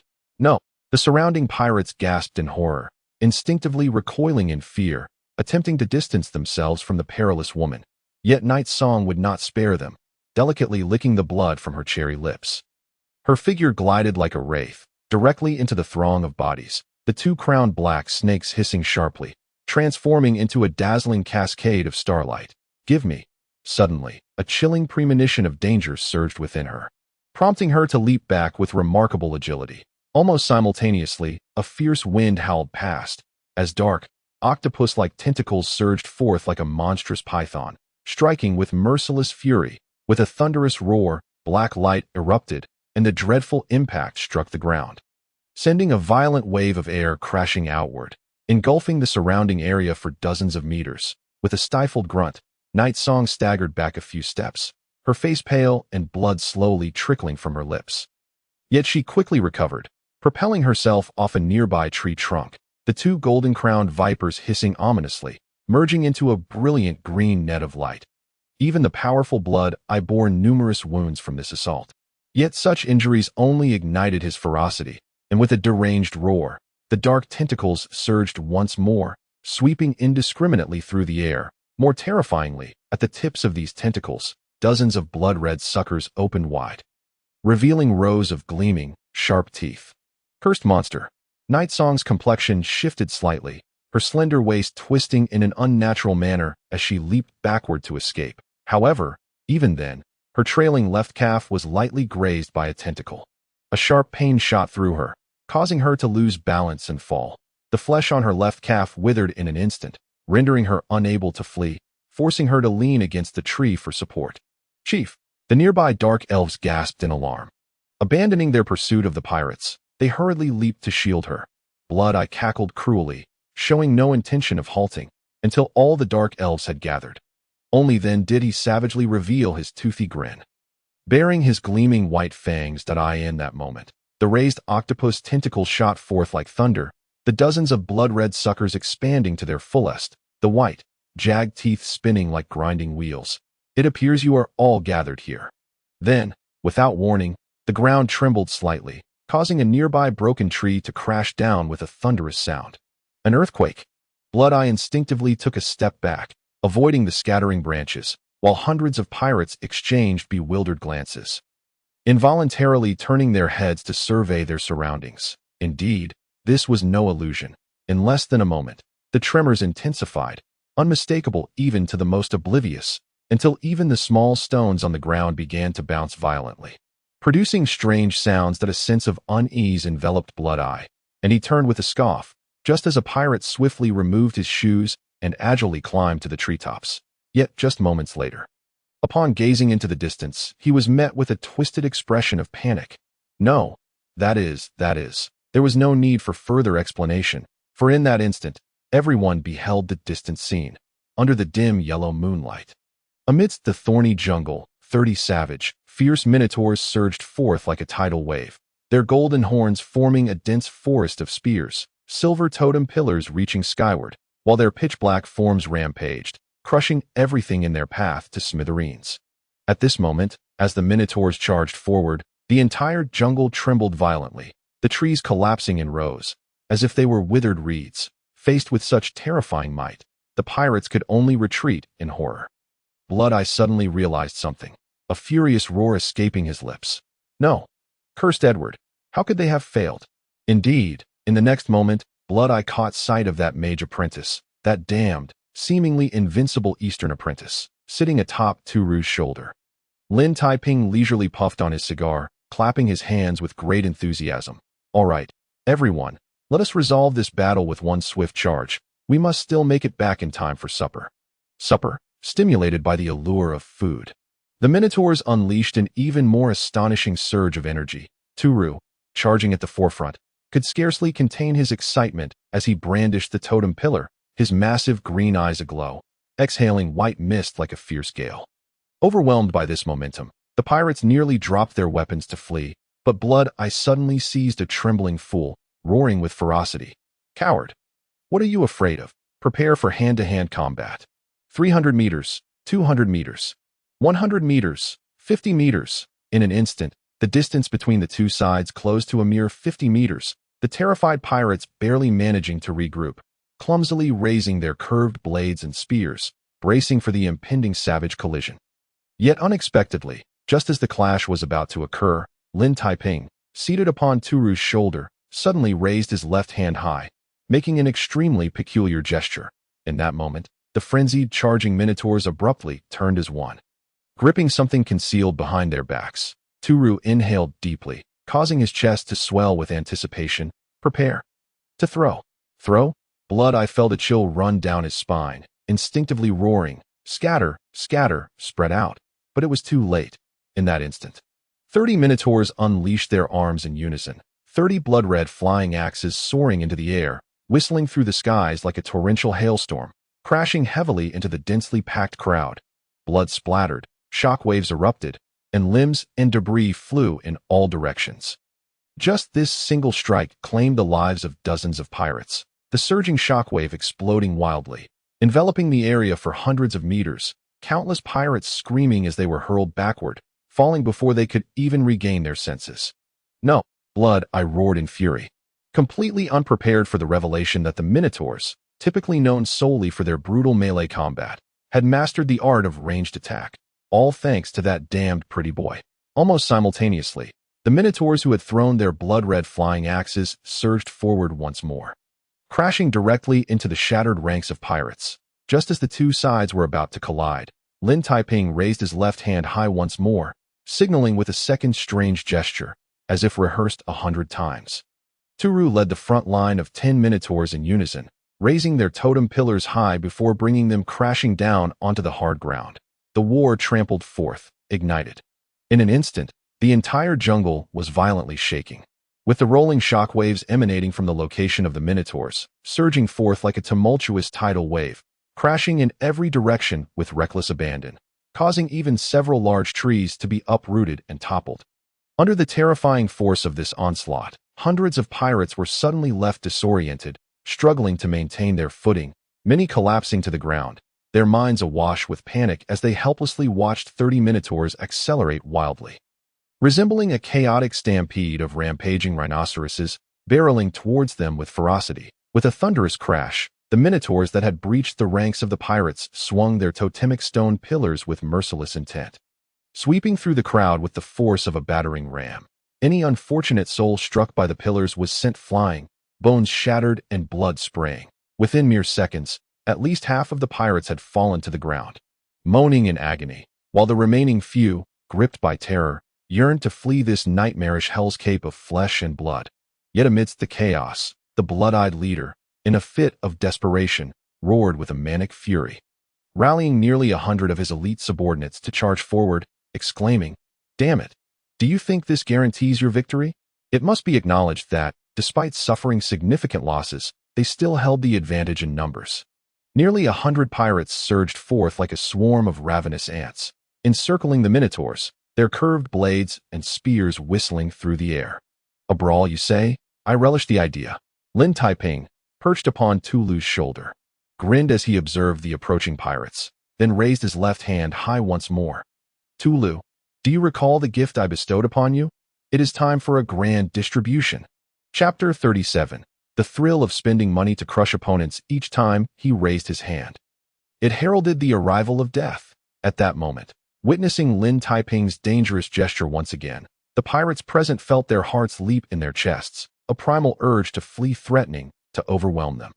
Yet, in the crowded battlefield, escaping was far from simple. In a flash, Tulu, caught up in the frenzy of battle, threw back his head and roared, discarding the totemic pillar as he charged straight into the dense throng of pirates. Seemingly intent on clashing his flesh and blood against their blades and spears, such an action appeared to be a reckless invitation to death, yet no one anticipated that, just as he was about to collide with the sharp blades, the seemingly brainless minotaur leader would abruptly tear at his outer robe with surprising force. To everyone's disbelief, Tulu's muscular torso was bound with numerous tightly packed scrolls, each radiating a kaleidoscope of colors, pulsing with intense magical energy, signifying no. Upon seeing this, the blood-eyed leader shrieked in horror, his menacing visage twisting in terror. Step back, those are magical scrolls. At that moment, the spirits of legendary heroes converged. Boom, boom, boom, boom, boom. Before he could finish his warning, dozens of magical scrolls detonated simultaneously, unleashing crimson fireballs, silver ice arrows, massive boulders, and dark storms, creating a cacophony of destruction. Amidst the relentless thunderous explosions, surging shockwaves rose into the air, coalescing into a colossal mushroom cloud, obliterating the pirates within a radius of several dozen meters, while the fortunate few on the outskirts were hurled away, their bodies charred and unable to rise again. In fact, even the two instigators found themselves covered in soot. Lin Taiping wiping the blood from his scratched face, unable to suppress a fit of coughing. Cough, cough. I never expected the power to be so immense. Even with our prior activation of the stone totem, we nearly. However, the sensation of spending a fortune on scrolls to crush foes is simply exhilarating. Indeed, the thrill of such ostentation was truly splendid. Yet the pirates harbored no such sentiments. As the mushroom cloud gradually dissipated, only a handful remained standing, and even the blood-eyed leader bore severe injuries, his left side shattered enough to reveal glimpses of bone beneath torn flesh. Worse still, the Minotaurs showed no mercy, ruthlessly capitalizing on the situation. Tulu, exhaling fiercely, targeted the blood-eyed leader after dispatching every standing adversary nearby. A horde of Minotaurs roaring with savage intent as they charged forward, wielding their stone pillars with reckless abandon. Almost simultaneously, the dark elves, having narrowly escaped, joined the fray, weaving through the chaos under the Minotaur's cover, their ghastly green daggers slicing through the rain of blood, inflicting grievous wounds upon their foe, raging and drenched in blood. The blood-eyed leader swung his tentacles wildly, but even his frantic flailing could not fend off the torrential assault. Damn it, you filthy bastards! I will make you die. Nightsong leaped down from the treetops, executing an incredible flip, her toes striking the blood-eyed leader's temple, while two golden-crowned venomous snakes lunged forth, tearing away chunks of flesh from his throat. With a howl of agony, the blood-eyed staggered back. Only to everyone's astonishment, he erupted into maniacal laughter, blood gushing from his throat. Die! A bunch of fools! It is you who shall perish! In that instant, accompanied by his frenzied laughter, dark octopus tentacles shot forth, ensnaring several pirates who lay amidst the pools of blood, the multitude of suckers on the tentacle greedily siphoning their life force. Before they could utter a cry of despair, several pirates were reduced to mere husks. And after satiating his thirst for blood, the blood-eyed leader's body trembled violently, undergoing a grotesque transformation. Black light swirled like a vortex, his once mighty form expanding exponentially, the sound of cracking resonating as magical runes erupted from his being. Blood gushing forth like arrows from his limbs. Shortly after, his skin ruptured, secreting a viscous white fluid. As his disfigured body swelled, limbs morphing into dark, sinuous tentacles, while even his facial features gradually vanished, replaced by a razor-sharp beak. In less than a moment, the blood-eyed leader, once human, had entirely transformed into a colossal octopus, looming like a small mountain amidst the foliage, casting a suffocating shadow of terror, with a grotesque human visage embedded within its slippery, massive form, grinning with malevolent glee. What in the world is this abomination? The Minotaurs and dark elves exchanged incredulous glances, stepping back in shock. They had never witnessed such a bizarre spectacle. A pirate of pure human blood had completely morphed into a giant octopus, far beyond their wildest imaginings. You shall all perish. The blood-eyed leader waved his 8 serpent-like tentacles, the human face embedded within the gelatinous body, revealing a mouth full of sharp, white teeth. This is the gift of the Jester Lord. Though I have endured tremendous agony during the transformation, sacrificing all my accumulated magical crystals over the years, every bit of it has been worthwhile. Wouldn't you agree? The Jester. Lin Taiping raised an eyebrow, keenly sensing the significance of that term, while he knew not who the Jester was. It was apparent that the blood-eyed leader's grotesque transformation stemmed from the Jester's boon. Indeed, but you are far too late to comprehend. The blood-eyed leader issued a shrill, cackling laugh, the bloodthirsty glow radiating from his distorted face. Die. All of you shall die. Any creature aware of this transformation's secret shall descend into hell to spread the word. In an instant, the dark tentacles shot forth once more. Several pirates, realizing the peril too late, were ensnared and dragged into the gaping maw of the octopus, their screams cut short as they were reduced to pulp. Blood flowed freely from the blood-eyed leader's mouth as he howled in satisfaction, his gaze turning once more to the remaining combatants. A delightful flavor indeed. Now it is your turn. Foolish pretty boys, do you have any final words? Final words? In such dire circumstances, any utterance would be superfluous. The only course of action was to fight to the bitter end. The Minotaurs struck their chests with fervor, raising their totemic pillars high, while the dark elves activated their stealth, slipping silently into the shadows. Tulu took a deep breath, his muscles taut with tension, and like a mountain. He lunged forward, positioning himself protectively in front of Lin Taiping. A chilling wind swept through the air as the blood-eyed leader slithered closer, his massive, gelatinous form looming ominously, 8 dark tentacles thrashing through the air with a whip-like crack, relentlessly pressing the Minotaurs back. Very well, I have but one last question. Lin Taiping nonchalantly lit a cigar, peeking out from behind Tulu, and posed a question he had long been eager to ask. Pray tell. Can you predict the World Cup? Chapter 38. The victory earned through struggle. Can you predict the World Cup? The moment Lin Taiping uttered this absurdity, the Minotaurs, already accustomed to such cues, seized the fleeting opportunity of the blood-eyed leader's momentary lapse in attention. Launching their ferocious assault .30 imposing black stone pillars, each weighing 1,000 pounds and adorned with gleaming totemic silver light, swept through the air with a menacing aura amidst the swirling leaves stirred up by the pillars. The dark elves materialized like phantoms, their sickly green daggers raised in unison, resembling the carnivorous petals of a flower blooming in the dark night, shrouding a space of several dozen meters. Fool, this is merely a futile struggle, completely disregarding the imminent threat.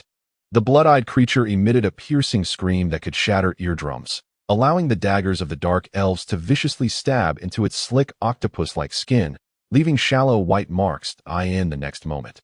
Its ebony form suddenly contracted, then, without warning, it leapt high into the air, crashing down like a thunderous mountain, its 8 bloody tentacles thrashing wildly, sending nearby dark elves flying, with a resounding crash as it landed heavily on the battlefield. The air rippled like furious ocean waves, sending the surrounding minotaurs tumbling back. The creature roared in a fit of rage, attempting to strike downwards with the totemic pillars, but the 8 tentacles coiled around it like serpents, mercilessly wrapping tighter. Bound tightly, the Minotaur let out an uncontrollable scream as dozens of suckers on the tentacles activated simultaneously, voraciously siphoning its blood, causing its body to begin to wither. Fortunately, in the next instant, Night Song appeared like a specter, driving a dagger deep into the tentacles, seizing the opportunity of their agonizing contraction to pull the Minotaur forcefully, and the two of them managed to roll and crawl away from the deadly threat. After feasting on fresh blood, the blood-eyed octopus creature swelled even larger, charging forward like a black war chariot, its 8 tentacles fully extended, unveiling sharp, white fangs, as if intent on reducing all living beings to jerky. Damn it! Retreat! Fall back! In the face of such terrifying power, even the Minotaurs dared not stand firm. Turu could only roar in horror, desperately protecting Lin Taiping as they retreated frantically, trying to evade the blood-sucking tentacles' assault. The dark elves darted through the shadows, attempting to inflict some damage on the enormous octopus body, but their efforts were trivial at best. The blood-eyed creature could restore itself by merely coming into contact with any living being, growing even more fearsome and powerful. Damn it! Night Song exclaimed, rolling back with some difficulty to remain close to Lin Taiping. What manner of monster is this, able to continuously siphon blood, no matter how much harm we inflict? It seems utterly futile. Watch out! Before the warning was fully uttered, a chilling gust swept behind them, a terrifying aura descending suddenly. Without needing to look, Lin Taiping's form transformed directly into a skeleton, and then, with a gentle grip of his left hand, a massive, pale-boned sword materialized out of thin air, wreathed in ghostly green flames, and with a thunderous motion, he swung down, clashing against the dark tentacles of the octopus with a resonating clang. Under the immense force of impact, he stumbled back several paces, scarcely having a moment to breathe before the blood-eyed creature roared once more, pursuing relentlessly, its single eye shooting forth a venomous glare that locked onto Lin Taiping's skeletal form. Human? Undead? I begin to understand why Edward and his comrades fell. Thank you for the compliment. Lin Taiping stood upright against a great tree, propping himself with the bone sword. Your power is indeed unexpected. But I am curious. How do you intend to drain my blood? Will you suck it directly from my bones? This jest was far from humorous. The blood-eyed creature merely shifted color for a fleeting moment before erupting into a frenzied laughter. Its massive octopus form surged once more, mercilessly crashing forward, causing the Minotaur's expressions to change dramatically as they desperately attempted to block its path.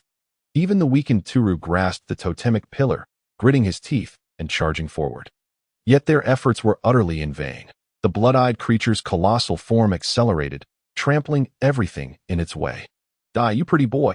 At this moment, seeing Lin Taiping with no retreat, the blood-eyed creature finally revealed a satisfied grin. "What of your skeletal warrior? I can crush you into fragments with a single charge." "Is that so?" Lin Taiping leaned against the tree, observing the incoming massive octopus body, and then, with a gentle sigh, made a regretful expression. "I apologize. Who says I am merely a skeletal warrior?" Merely. Before anyone could grasp the meaning of that word, Lin Taiping raised his bony arm once more, and within his pale skeletal hand, ghostly green flames ignited, followed by an ominous incantation. "Arise, wicked undead that slumbers beneath the earth. I, in the name of the death god Paulus, summon you to battle." In an instant, the ghostly green flames in his hand erupted explosively, showering the battlefield with several strands of green fire that enveloped the 6 pirate corpses nearby. In the blink of an eye, those 6 corpses, infused with the green fire, trembled and rose once more, fully transformed into pale skeletal soldiers. "No." The blood-eyed creature's sinister grin suddenly froze. How could this be? This pretty boy was clearly a frail human. Why had he suddenly transformed into a mid-tier bronze skeletal warrior? And now into an even rarer, more powerful skeletal mage. How could such bizarre occurrences exist in this world? "Well, with your intellect, it might be quite challenging to comprehend," Lin Taiping remarked sympathetically, making another peculiar gesture. As if responding to their master's command, the 6 pirate corpses transformed into white skeletal soldiers surged forward, but the massive octopus tentacles swept through, knocking 2 skeletal soldiers to the ground. Yet, the remaining 4 soldiers deftly avoided the attack, stumbling toward the blood-eyed creature, brandishing their crimson curved blades with ferocious intent.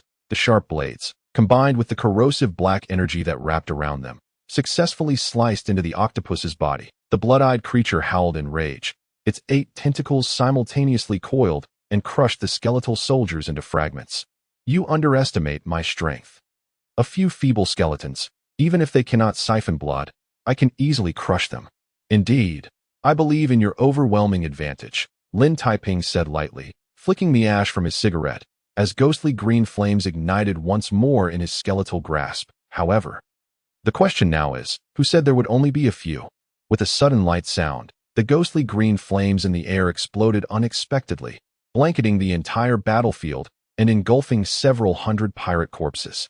"No." The blood-eyed creature let out a sharp wail, instantly realizing the dire situation, but it was far too late. In that instant, under the shroud of the ghostly green flames, all corpses within 100 meters transformed into undead beings, hundreds of skeletal soldiers rising in unison, forming a dense phalanx that filled the entire forest. The next moment, as Lin Taiping waved his hand gently, these skeletal soldiers turned silently, their hollow eye sockets glowing with an eerie green light, clutching their crimson curved blades, advancing methodically and emotionlessly, producing a chilling sound as they pressed forward toward the enemy. There was no fear, no hesitation, no change. They surged forward in relentless waves, swinging their blades with ferocity, leaving trails of blood across the octopus's body. Although this damage appeared minimal, when multiplied by the hundreds, it was sufficient to instill fear in any formidable entity. Damn it! The blood-eyed creature roared frantically, swinging its tentacles to strike down one skeletal soldier after another. But despair gripped it. Every skeletal soldier that fell would rise again moments later, as long as their bones remained intact, charging forward fearlessly once more. Moreover, in the course of this battle, at least 100 beasts and birds had perished, and now, with Lin Taiping's summoning, these previously weak creatures transformed into undead skeletons, surging forward like a tidal wave. The bony, horned rhinoceros charged through, exhaling white mist, its sharp horns plunging deep into the flesh of the blood-eyed creature. The vultures and seagulls with bony wings swooped down, clawing at the creature's head, splattering blood in their wake. Even the frail skeletal rats scurried through the gory wounds, tearing and gnawing without restraint at that moment. The blood-eyed creature's dark octopus body became the greatest impediment. No matter how futilely it flailed its tentacles or rolled on the ground in an attempt to crush its foes, it could not halt the relentless onslaught of the undead skeletons that surrounded it, tearing its flesh apart with ruthless abandon. Thus, Lin Taiping suddenly realized that he seemed to need do nothing at all. All he had to do was leisurely light a cigar and watch as countless skeletal soldiers continued to charge forward, slicing, smashing, reassembling, and then slicing and smashing once more. I refuse to accept this. I refuse to accept this, the blood-eyed creature howled in despair, for it could have achieved a resounding victory, even against stronger foes. It could have prevailed. Yet, it was damned to fail, for its powerful blood-sucking abilities were utterly ineffective against skeletons, and the undead were simply its natural nemesis. Why is it that every great villain always utters such lines? Lin Taiping remarked lazily, shaking off the ash, turning his attention to the utterly astonished minotaurs and dark elves. Behind him, the massive, blood-eyed octopus lay shrouded beneath a dense blanket of white skeletons, its final cries swallowed by the overwhelming silence. All done. Folks, let us head back for a late-night snack. What do you think about some buttered pancakes? Chapter 39. Is your hand black, Tulu? As Lin Taiping finished the last piece of buttered pancake and wiped his mouth contentedly with a napkin, the battle in the jungle reached its conclusion. Stumbling forward, a limping skeleton soldier weakly swung its curved blade, finally tipping the scales against the battered blood-eye, which let out a woeful roar before crashing down. Even in death, this once mighty pirate lord, who ruled the seas, kept his singular eye wide open, unleashing a curse that echoed from the depths of hell. I will not rest, you wretched bastards. I will watch from the underworld as Lord Jester avenges me and strips the skin from your bones. Jester? This was the second time Lin Taiping had heard the name, yet he feigned indifference, blinking casually. So, you pirates moonlight as circus performers. I seem to recall hearing something along those lines from the captured pirates. Night's Song mused, licking her cherry lips. That fellow known as Jester is reputedly the recognized pirate king of the Horn Sea, said to be on the verge of breaking through from bronze tier to black iron tier. As for his strength, you will soon find out, and very soon. The blood-eye sneered ominously, as if regarding a fool. Before long, Lord Jester will learn of my demise, and at that moment, stop your droning, Tulu interrupted rudely, stomping down hard on him and grinding his foot a few times. Who cares about some Jester? If that guy dares to crawl out of his hole, I'll chop him into pieces for soup. Just you lot? The blood-eye revealed his blood-stained white teeth, letting out a shrill, piercing laugh. Foolish creature, just wait to bear the wrath of Lord Jester. You will soon discover that death is a most blissful affair. With his last ounce of strength, he emitted a chilling laugh, spewing blood from his mouth as he breathed his last, until his body turned cold. That singular eye remained wide open, staring at the overcast sky as if awaiting something. Farewell, no need for formalities. Lin Taiping waved cheerfully, then irresponsibly wandered off for a stroll, leaving the task of cleaning the battlefield and counting the spoils to the minotaurs and dark elves. Now, let us see if we can find a few more good items. Tulu, is your hand black? It turned out that Tulu's hands were indeed quite black, having rummaged through hundreds of pirate corpses, yet only managing to find a little over 3,000 gold coins, around 100 magic crystals, and 2 barely acceptable magical artifacts. Well, perhaps as the blood-eye suggested, he had contributed all his assets to the pirate king Jester in exchange for the transformation of that octopus body. Doesn't he leave anything for me? Looking at the few thousand gold coins and a heap of worthless junk, Lin Taiping couldn't help but feel resentful, considering that he had spent 500 magic crystals just to upgrade his racial transformation talent to the 2nd level, clearly incurring a significant loss. Fortunately, the 2 magical artifacts could somewhat mitigate this disappointment. Although they were not of high quality, they possessed unexpectedly peculiar attributes, which, if utilized properly, could rival high-tier magical artifacts. The first to mention was a pure black gentleman's cloak, aptly named Nocturne of the Waltz, reminiscent of those worn by noblemen at evening gatherings. That it possessed a group camouflage enchantment that allowed the wearer to alter their appearance and conceal their presence at will, effective against all beings within a 30-meter radius. Thus, upon donning the Nocturne of the Waltz, Lin Taiping merely needed to focus, transforming into a pale young man with golden hair, while the minotaurs standing beside him morphed into nondescript, burly men, Even the malevolent aura of the dark beings dissipated without a trace. What a fine item. Perhaps I can masquerade as a necromancer in the future. Lin Taiping expressed his satisfaction, as a necromancer was a dark sorcerer specializing in the summoning of the undead. Although they were still quite sinister, they were certainly preferable to skeleton mages, as he wouldn't immediately be hunted upon revealing himself. It's worth noting that due to racial limitations, necromancers could summon far fewer skeletons than skeleton mages.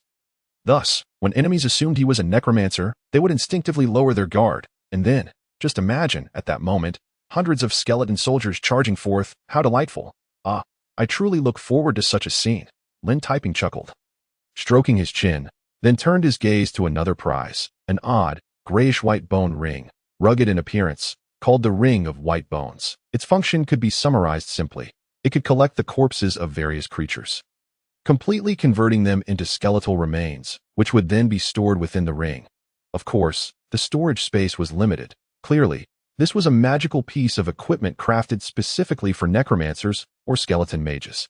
No wonder the warrior Blood-Eye never utilized it after acquiring it. However, for Lin Taiping, this Ring of White Bones was nothing short of perfect. After all, once he transformed into a skeleton mage, he could summon hundreds of skeleton soldiers at once thanks to his racial talents. His only frustration had been the lack of sufficient materials. Now, with this magical ring, the situation would be entirely different. Well then, it seems I should begin stockpiling a plethora of bone materials. Lin Taiping mused, caressing the Ring of White Bones, contemplating his future plans. Then turned back. So, Tulu, are there only these two magical items? I even rummaged through their undergarments. Tulu nodded, munching on a roasted hind leg of a terror claw beast, oil glistening on its mouth. However, after a moment of contemplation, it suddenly exclaimed as it pulled out a blood-stained shining stone from beneath its rear, tossing it over carelessly. And there's this, which I found from the tentacles of the Blood-Eye. The thrown shining stone landed softly on the yielding earth. Its texture seemed akin to jade, yet its smooth, hard surface was etched with a myriad of peculiar runes, glowing with a silvery light amidst the dim night, radiating an exceptionally potent energy wave. What is this? Lin Taiping exclaimed in surprise, bending to pick up the shining rune stone. The strange runes on it appeared as if naturally formed, yet emitted an unidentifiable energy wave. Strangely, this shining rune stone had been retrieved from the Blood-Eye's body, meaning that the creature had embedded a stone into its weight. In an instant, Lin Taiping suddenly grasped something. The Blood-Eye, which should have been human, could inexplicably transform into an octopus sea demon, an occurrence that defied logic. Coupled with the bizarre nature of this shining rune stone, could it be that the strange energy of the stone enabled the Blood-Eye to transform into a sea demon? This seemed the most plausible explanation. Yet it also deepened the mystery surrounding the origins of this shining rune stone and the wondrous power it possessed, capable of... Before Lin Taiping could fully react, an even stranger event unfolded.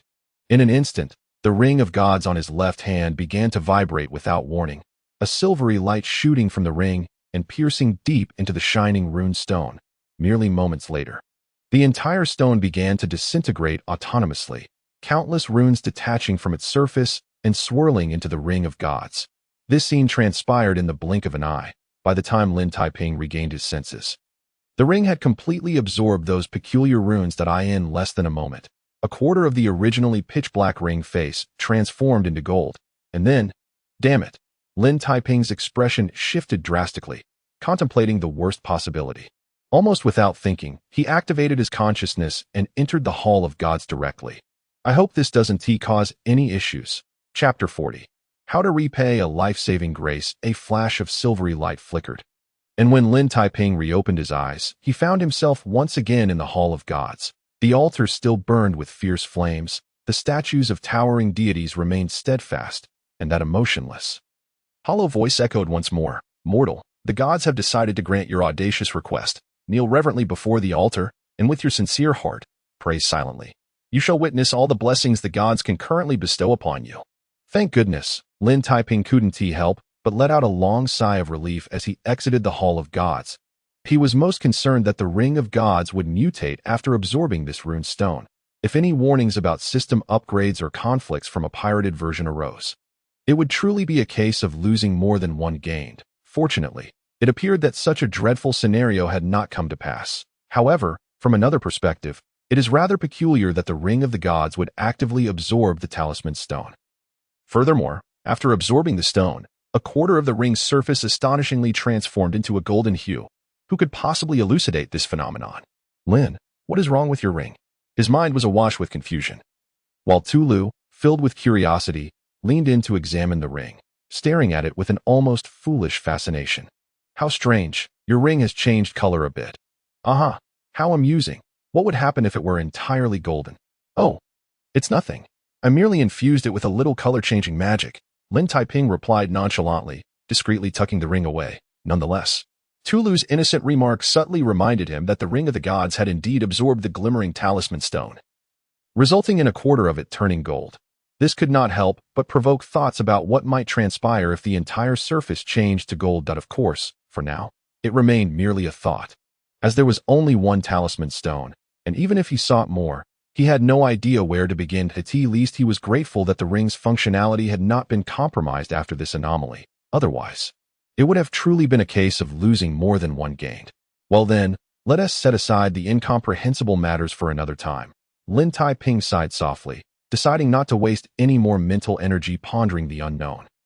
Just then, Yigu approached after tending to her wounds, accompanied by a dozen dark elves. The stunning matriarch appeared quite flustered, evidently struggling to adapt to the abrupt transition from adversary to savior.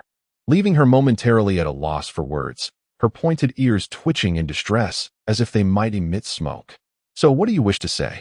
Lin Taiping inquired with a warm smile, his innocuous expression inciting a maddening impulse within her. For a few seconds, Yigu genuinely entertained the idea of pouncing on this scheming rogue and dragging him into the bushes for some intimate escapades.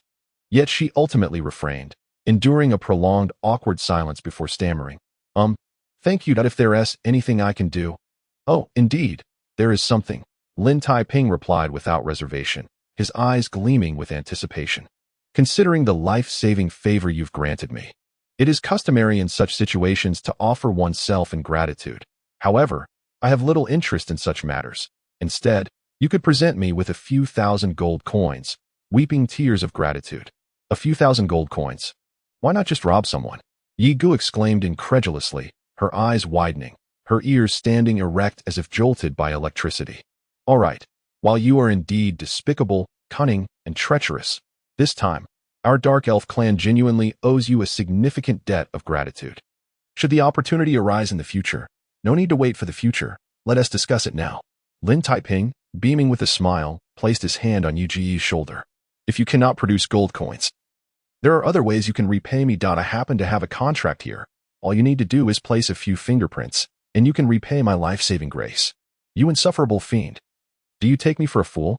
Yigu grumbled, being nudged toward the tribe by him, her teeth clenched in frustration. I swear on my beloved pointed ears that this contract contains at least 9 traps. Dare you claim otherwise? Of course. I do not. In fact, it only contains 8. Lin Taiping retorted with a sense of righteous indignation.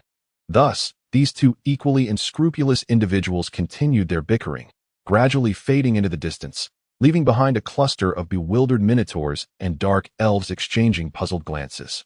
After a considerable time, a few minotaurs could no longer contain themselves and tugged on Tulu's robe.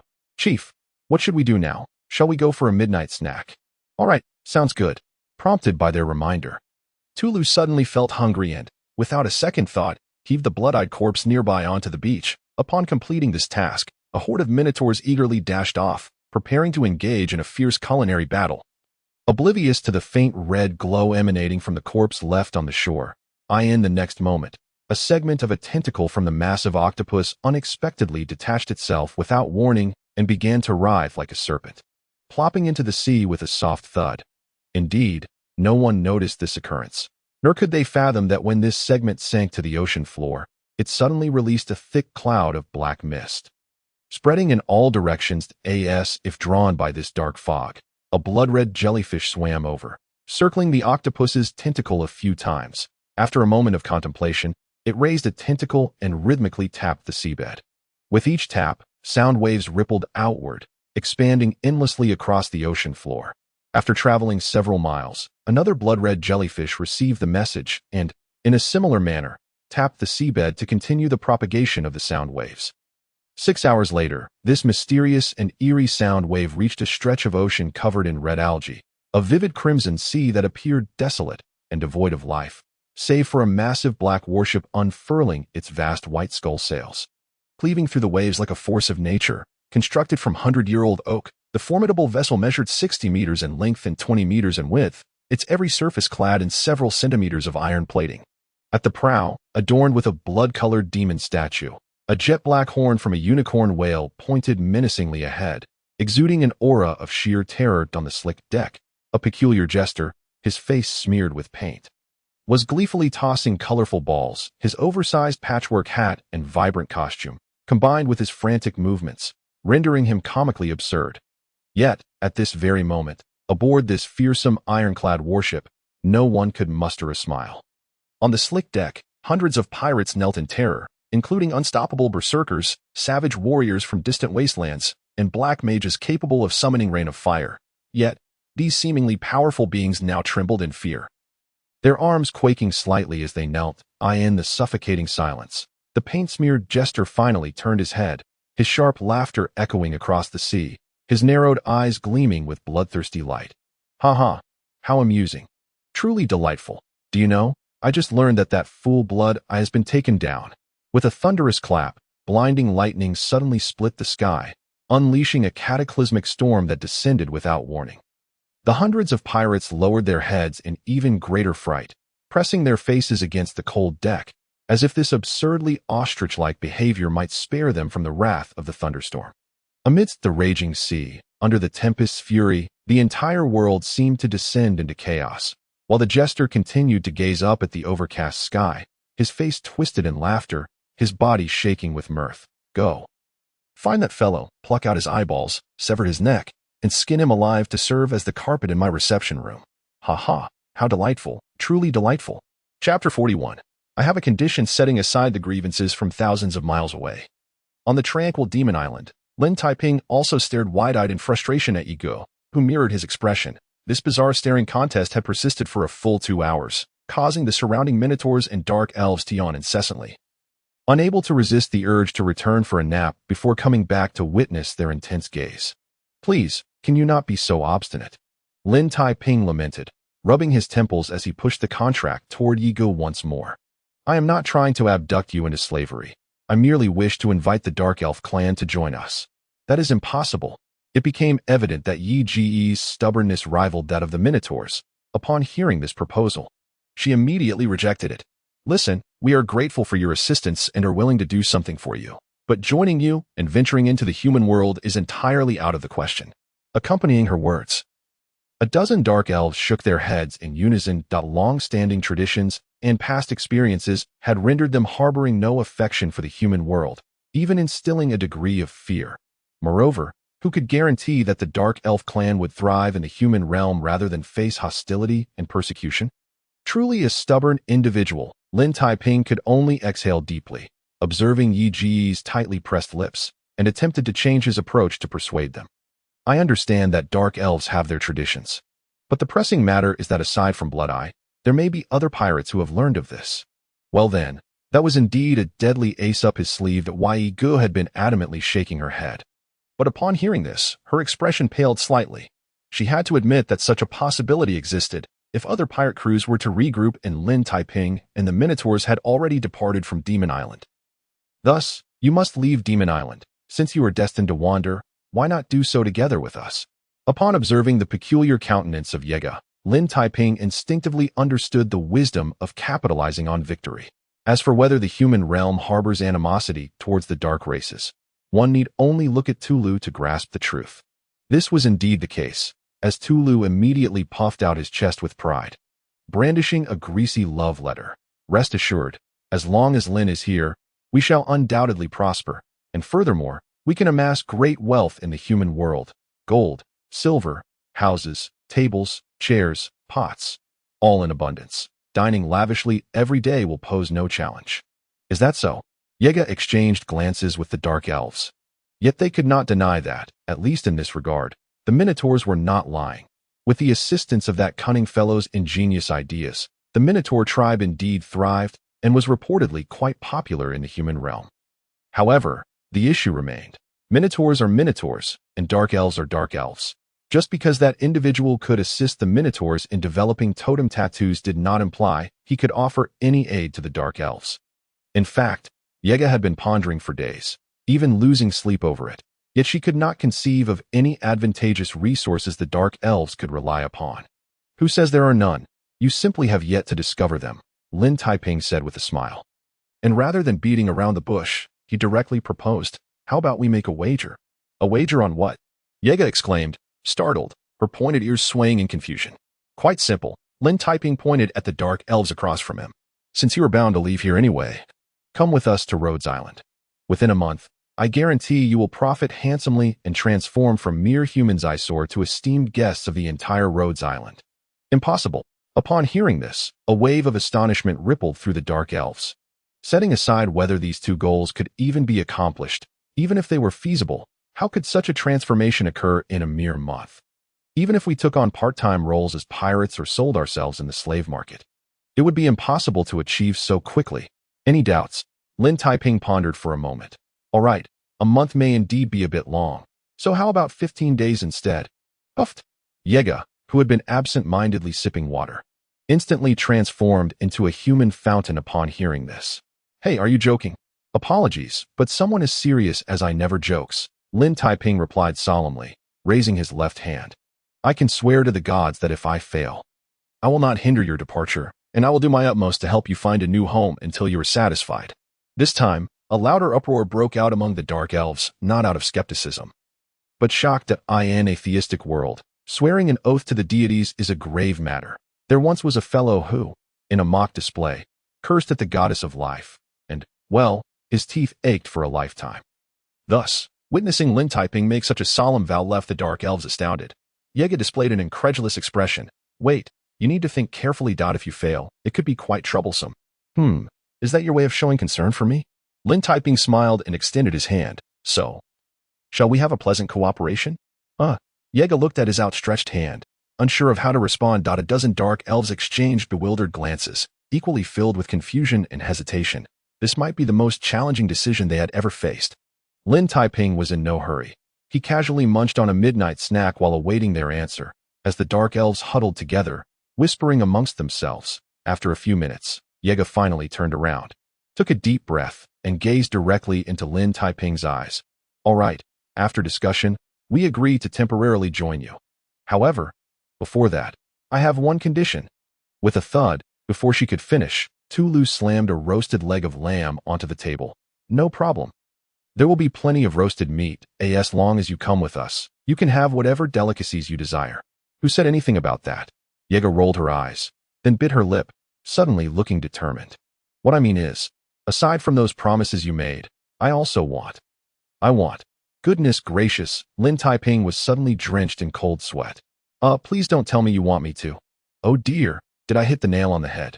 Unfortunately, he was correct, as Yega beamed with delight. So, you agree? Excellent. The sooner, the better. Let us get to it. Get to what? Watching Yega rush towards him with eagerness, Lin Taiping quickly retreated a few steps. I can't possibly agree to that. There are so many men in the world who can help with that. Why must you seek me out? Curiously, if there are so many men, why can't I choose you? Yega stubbornly gazed at him, her enchanting eyes sparkling with desire. Right now, the weather is splendid, and it would surely be favorable for conception. Do you prefer in a cave or on the grass? This was quite bold and audacious, and Lin Taiping couldn't help but feel the urge to retort. Come on, sister, is your entire existence merely to bear children? Of course, the propagation of our race is of utmost importance, Yega replied earnestly, completely unaware of the absurdity of her statement. As the chieftain, I must lead by example and strive to bear many children to ensure our tribe's survival. In that moment, Yega's expression was one of solemnity, righteousness, and fervent dedication. The surrounding dark elves looked on with reverence, deeply moved. Chieftain, you truly sacrifice so much for our dark elf tribe. Wait, is this really happening?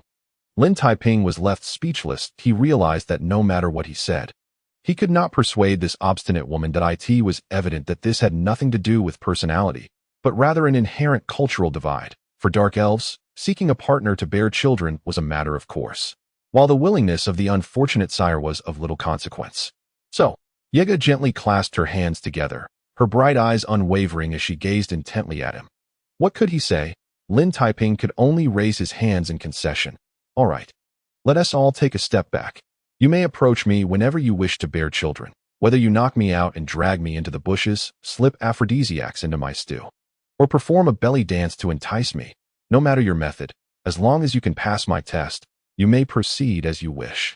Are you certain? Yega paused for a moment, then suddenly revealed a cunning smile, reminiscent of a fox that had just caught a chicken. Dear Lin, I must remind you that our dark elf clan is exceptionally skilled at handling men. Of course, Lin Taiping replied with a smile, extending his hand once more. Then, let us have a pleasant cooperation. Pleasant cooperation. Yega shook his hand enthusiastically, giving it a firm shake. So it's settled. I'm going to prepare the potion for childbirth right now. Thus, with the enthusiastic handshake between the two cunning individuals, an interspecies pact was officially forged at that moment. Witnessing Yega's determined expression, the dark elves were once again moved to tears. Several dark elves even volunteered. Chieftain, such a burdensome task should not fall solely on your shoulders. We are willing to assist. Achoo. Tulu, gnawing on a roasted chicken leg, suddenly sneezed. He even imagined the future scenario beneath the dim candlelight. On a velvet bed, an innocent-looking Lin surrounded by a group of alluring dark elves, each holding a number plate. Chapter 42. The correct method to prevent being knocked down as dawn broke. The morning sun bathed Demon Island in golden light. The dark elves, having temporarily joined the team, boarded the prepared Black Pearl ship early the next morning, after a night of discussion and organization. Lin Taiping leaned against the ship's railing, gazing downward at the line of dark elves boarding, suddenly feeling as though he had opened a treasure chest, eagerly awaiting a deluge of gold coins to spill forth. The sensation of counting money was truly delightful. There is something even more delightful. Would you care to try? A voice as sweet as honey suddenly chimed behind him, as the air rippled gently. Yega mysteriously appeared at his back. Unfazed, this enchanting beauty wrapped her smooth, delicate arms around his neck, exhaling softly. Dear Lin, I recall you promised to help me bear children. How about we do that right now? I don't think I've had breakfast yet. Lin Taiping innocently rubbed his stomach, completely ignoring the tantalizing sensations from behind. By the way, I just simmered a pot of rib soup. I should probably eat that quickly before Tulu and the others sneakily finish it off. As he spoke, he promptly dashed into the cabin, with Yega following closely behind, her laughter ringing in the air, not forgetting to firmly shut the wooden door behind her. Here we go again. The Minotaurs and Dark Elves exchanged knowing glances, unsure of who initiated it, but all of them immediately perked up, pressing their ears against the door in unison, a silent agreement among them. A few Dark Elves even produced wooden bowls, believing that placing them against the door would enhance their ability to eavesdrop. Unfortunately, they heard no strange sounds as anticipated. Instead, they were met with the raucous sounds of a struggle within, indicating that the two occupants were once again engaged in their usual routine of stubborn resistance. 10 minutes later, Lin Taiping, disheveled and at ease, sat at the table savoring a bowl of pork rib soup, while a perspiring Yega leaned against the door, panting in frustration. How infuriating. I simply asked you to help me have a child. It wouldn't cost you anything. Why must you always refuse so decisively? Who says so? A man's virtue is quite valuable, Lin Taiping replied nonchalantly, continuing to sip his soup while handing her a bowl. All right, I concede that you are a stunning beauty, and I would be quite willing to engage in such activities, but when it comes to having children, I cannot bear the thought of being a mere vessel for procreation without love. Love? Yega tilted her pointed ears in confusion, genuinely perplexed by the term. Among the all-female dark elves, men were categorized into two types: those who should be treated as slaves, and those who served merely as breeding tools for love. What was that? Such an intangible concept could neither be consumed nor exchanged for gold coins, yet many foolish individuals seemed to be driven to madness by it. Heaven knows what allure it held. Don't be so certain. Perhaps one day in the future, you too will find yourself infatuated with someone, Lin Taiping mused, resting his chin on his hand, a broad smile gracing his face. I can't help but wonder who the unfortunate soul will be, frankly. I eagerly anticipated. Is that so? Then you shall wait and see. Yega scoffed, but soon returned to the topic at hand. All right, let's set aside the matter of having children for now. I am keen to know what you intend for us dark elves to do. Indeed, aside from the urgency of procreation, this was the foremost concern on Yi Ji's mind, even though the man before her was adamant about how he could benefit the dark elves.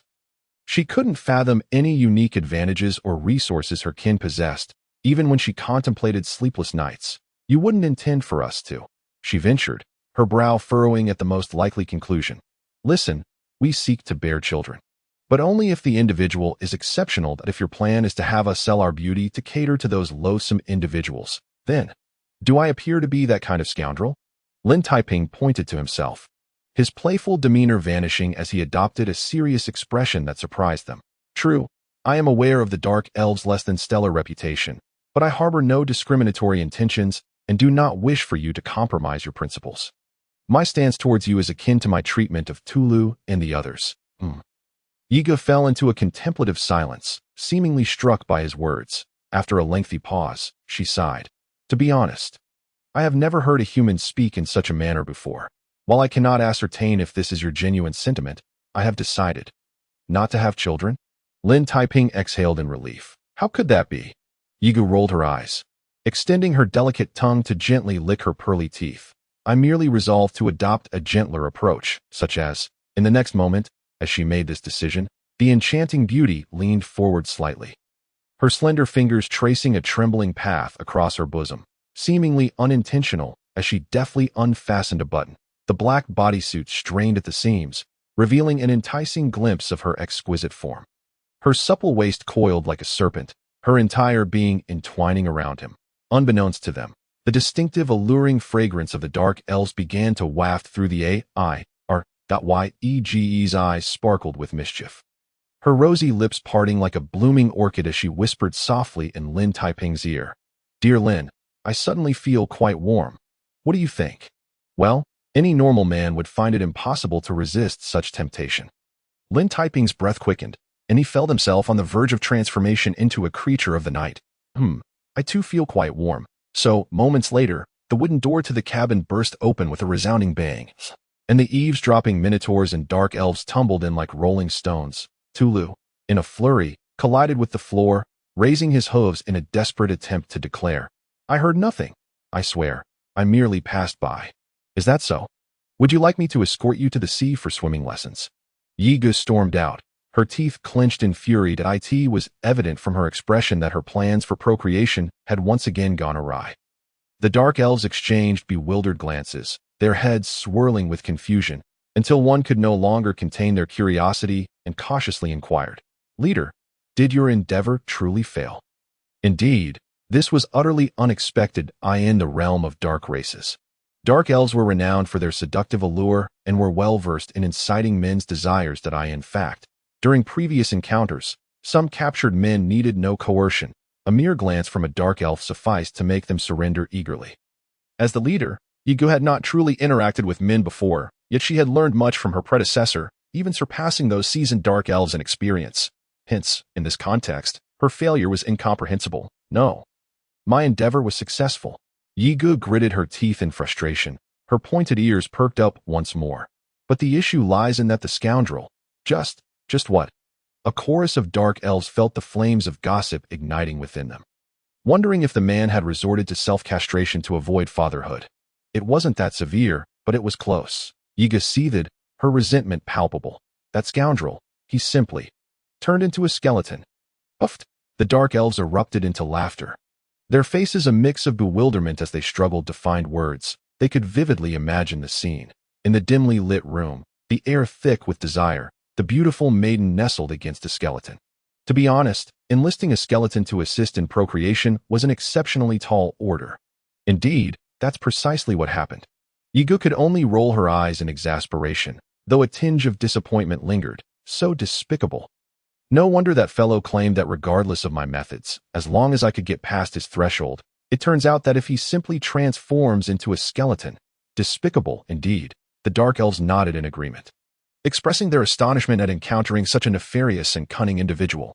Yet, they couldn't help but reflect that their own leader was also known for her cunning nature. Why, then, did she always fall into his traps? Was this the legendary case of one creature being subdued by another? Who knows who will triumph in the end? Yigu retorted defiantly, turning towards the cabin, her small fists clenched in frustration. "You wretched scoundrel. Just wait. I will return one day and trick you into my bed. No problem. I look forward to it." Lin Taiping replied with a grin as he sauntered out of the cabin, stretching leisurely as he ambled past Yi Ge, whistling in a carefree manner. However, at the moment they brushed against each other, he leaned in close to her adorable pointed ear and placed a light kiss, as fleeting as a dragonfly's touch. "By the way, your angry expression is utterly adorable." With that, he strolled away at a leisurely pace, disappearing around the corner of the deck, followed closely by a gaggle of minotaurs eager to prepare lunch. Yiga stood there in a daze, her fingers grazing her slightly damp pointed ear, the lingering warmth and scent of the man still fresh upon her. Strangely, she found it utterly unrepulsive. "Leader, you wouldn't happen to?" The dark elves exchanged incredulous glances, their faces etched with disbelief. That despicable guy. But in the next moment, Yi Ji's cheeks flushed a deep crimson, her embarrassment igniting her fury as she rolled up her sleeves, beneath the bright morning sun. Her voice echoed across the vast sea. "Cursed be you. Just wait. One day, I will lure you into my bed." Chapter 43. Are you colorblind? It is said that the relationship between men and women is akin to a war.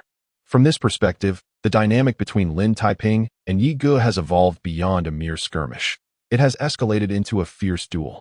During the 3-day voyage aboard the Black Pearl, both parties engaged in a relentless battle of wits and cunning, unfolding a series of heart-wrenching and heroic encounters akin to a grand endeavor of childbirth, characterized by ambushes and counter-ambushes, subjugation and resistance, seduction and counter-seduction. Regrettably, despite Yi Ji's exhaustive efforts employing various tactics, including concocting a special potion from the Dark Elf clan to slip into the soup, stealthily warming the bed in the dead of night, and feigning vulnerability to elicit sympathy, she was utterly incapable of devising any strategy against Lin Taiping.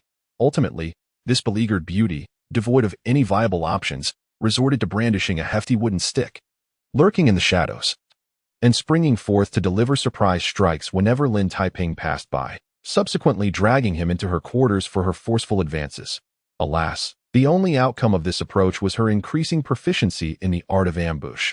Lin Taiping even suggested that should they encounter formidable foes in the future, she need not resort to daggers or venomous snakes, but could silently approach and deliver a blow to the back of the head with her wooden club, ensuring the resolution of any issues.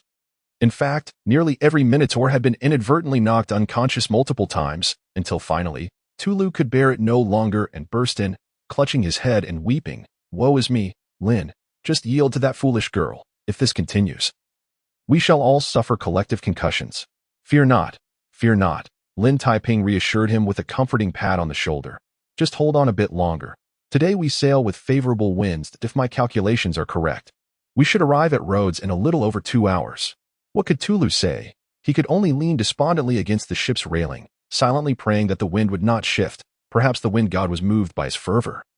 As a strong tailwind soon whipped across the sea, allowing the Black Pearl to reach the shallow waters of Rhodes in just over an hour, far earlier than anticipated, before the vessel could dock, a small patrol ship approached, manned by fully armed silver knights. Upon witnessing the ship filled with minotaurs and dark elves, one knight instinctively drew his sword, Yi Ge, brimming with frustration and seeking an outlet, seized her wooden stick and stealthily approached, only to, 10 minutes later, the silver knight, drenched in cold water, was seething with rage, vowing to uncover the identity of the scoundrel who had ambushed him. Lin Taiping, unable to contain himself, cleared his throat and interjected, "Ahem, esteemed knight. We are all friends of M.Cohen.My name is Lin." "Silence. This is not your place to speak," the knight bellowed furiously, but in the next moment, a thought seemed to strike him, and he wore an expression of disbelief. "Wait, are you the esteemed wizard from the East?" In mere seconds, upon confirming Lin Taiping's identity, the originally haughty and obstinate knight underwent a complete transformation, his demeanor becoming exceedingly respectful, his face alight with fervent admiration. "My sincerest apologies. Truly, I was unaware this was your ship. I shall have someone escort you into port immediately." This overwhelming display of adulation took the dark elves by surprise, leading them to ponder that while Lin was indeed treacherous, he was undeniably quite popular in the realm of humans. In truth, Lin Taiping himself was equally perplexed. unable to fathom what he had done to elicit such enthusiasm from the obstinate knight. However, he soon came to understand. Minutes later, as the Black Pearl glided toward the shore, Mr. Cohen appeared, nearly sprinting onto the deck, waving his arms in exuberance and exclaiming, "Lynn, dear Lynn, our great hero, you have finally returned." Accompanying Mr. Cohen were his 3 beautiful daughters, the noble maidens running with their long skirts, their eyes sparkling like stars as they gazed at Lin Taiping. Even the youngest, the most charming little girl, blushed shyly as if she had just spotted a prince on a white steed. "What on earth is happening?" Lin Taiping mused, slightly sidestepping the warm embrace. "Wait, what do you mean by great hero? Is that my new title?" Indeed, indeed." Mr. Cohen grasped his hand tightly, shaking it vigorously. "Dear Lin, thanks to your astute bravery, we were able to uncover that hidden pirate spy. According to our interrogation, those scoundrels intended to launch a coordinated attack on Rhodes in a few months. Thankfully, your timely discovery spared us from this calamity." "Ah, so you mean Edward and the captain of the guards?" Lin Taiping suddenly realized. Coming to the realization that he had inadvertently rendered a significant service to Rhodes. No wonder the knight and Mr. Cohen's daughters had been so adoring. Precisely, those 2 rascals, Mr. Cohen recalled, still shaken. "You know, the Viscount Ford expressed his profound gratitude and insisted that upon your return, you must attend a welcoming banquet." Viscount Ford? Lin Taiping smiled faintly, recognizing him as a valued patron of his tattooing business. Since the nobles had such a request, he certainly had to attend. Perhaps it would serve as a splendid opportunity for the dark elves. "Is that acceptable? Shall we depart at once?" Mr. Cohen promptly turned to instruct his servants to prepare the carriage. However, after giving this order, he lowered his voice with a hint of concern. "Lin, I must caution you about something. The Viscount and his associates may wish to enlist your aid to confront the captain of the Blood Eye, who might seek revenge at any moment." "Really?" Lin Taiping was genuinely taken aback. "You mean the Blood Eye?" "Yes. You are aware of him," Mr. Cohen said, his face filled with worry as he gazed into the distance. "Although you captured Edward and the captain of the guards, you have consequently offended the Blood Eye. If that scoundrel learns of this, in short, be cautious and do not be foolishly flattered into agreeing to eliminate the Blood Eye." His words were partly out of friendship and partly for pragmatic reasons. And Lin Taiping felt somewhat touched. He nodded earnestly. "I understand. I will keep my distance from the Blood Eye, and I believe I will not encounter him anytime soon." "That is good. That is good." Mr. Cohen sighed in relief. "You know, I've been having nightmares lately, losing several pounds. Just the thought of the Blood Eye potentially seeking vengeance leaves me unable to eat or sleep." "Is that so?" Lin Taiping chuckled, stroking his chin, deciding against revealing the truth to Mr. Cohen. From another perspective, this was clearly beneficial for his weight loss endeavors. "Well then, we can set off now." As Mr. Cohen observed the carriage approaching, he suddenly paused, smacking his forehead. "Ah, I almost forgot. Lin, did you not say you were going to Demon Island to bring back a group of course?" Lin Taiping nonchalantly turned his head and waved toward the empty deck.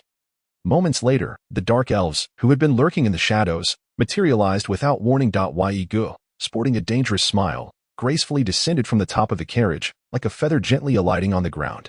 "By the gods!" Mr. Cohen staggered back in disbelief, his face draining of color. Yet, mere seconds later, as if struck by a thought, he suddenly mustered the courage to shout and charged forward, as if to his doom. "Foolish," Yiga smirked, her lips curling into an enchanting smile as 2 venomous snakes slithered out from her sleeves, hissing ominously. "Such an audacious attack is simply—" But she abruptly faltered, unable to complete her thought.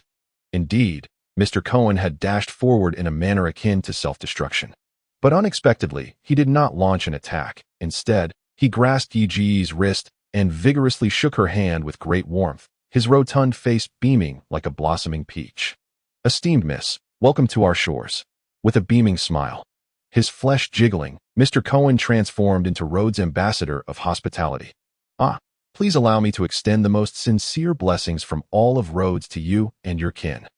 Just a moment more, and Yigo might have swung her club at his head. However, upon hearing Mr. Cohen's words, her immediate reaction was to perk up in astonishment, suddenly questioning whether she was experiencing a delusion. Did she hear correctly? Had this man genuinely welcomed her arrival and referred to them as the most esteemed guests? It turned out she was not hallucinating, as Mr. Cohen had already turned to greet every dark elf present with beaming enthusiasm, shaking hands to the point of exhaustion. Yes, yes, welcome to Rhodes. You need not worry. Anyone who dares to threaten you must first step over my dead body. Moreover, I had prepared the finest rooms, the best cuisine, and the most exquisite jewelry a fortnight ago. If there is anything to your dissatisfaction, do not hesitate to speak. Please do not hold back. Do you not understand? No. No. No. You need not comprehend it all. Merely acknowledging that I am a true friend of the Dark Elves suffices. That in truth, I have always held a deep admiration for the Dark Elf race. So please permit me to offer my humble services. Thus, in less than a fleeting moment, Mr. Cohen proclaimed himself a friend of the Dark Elves, entirely unconcerned with whether his claim was accepted or the peculiar gazes of nearby humans. What could one say? A dozen Dark Elves stood in stunned silence, their eyes wide with disbelief. Ye Gu, utterly flabbergasted, glanced from side to side, her mind racing with a singular thought. Could this fellow possibly be colorblind? Chapter 44. My talent is digging pits. Although all belong to the elven kin, the Dark Elves, draped in shadows, have long been perceived as malevolent and treacherous, especially in contrast to the elegant and benevolent Light Elves. Thus, upon witnessing Mr. Cohen's enthusiastic reception, Yi's immediate thought was that this rotund man must indeed suffer from severe color blindness.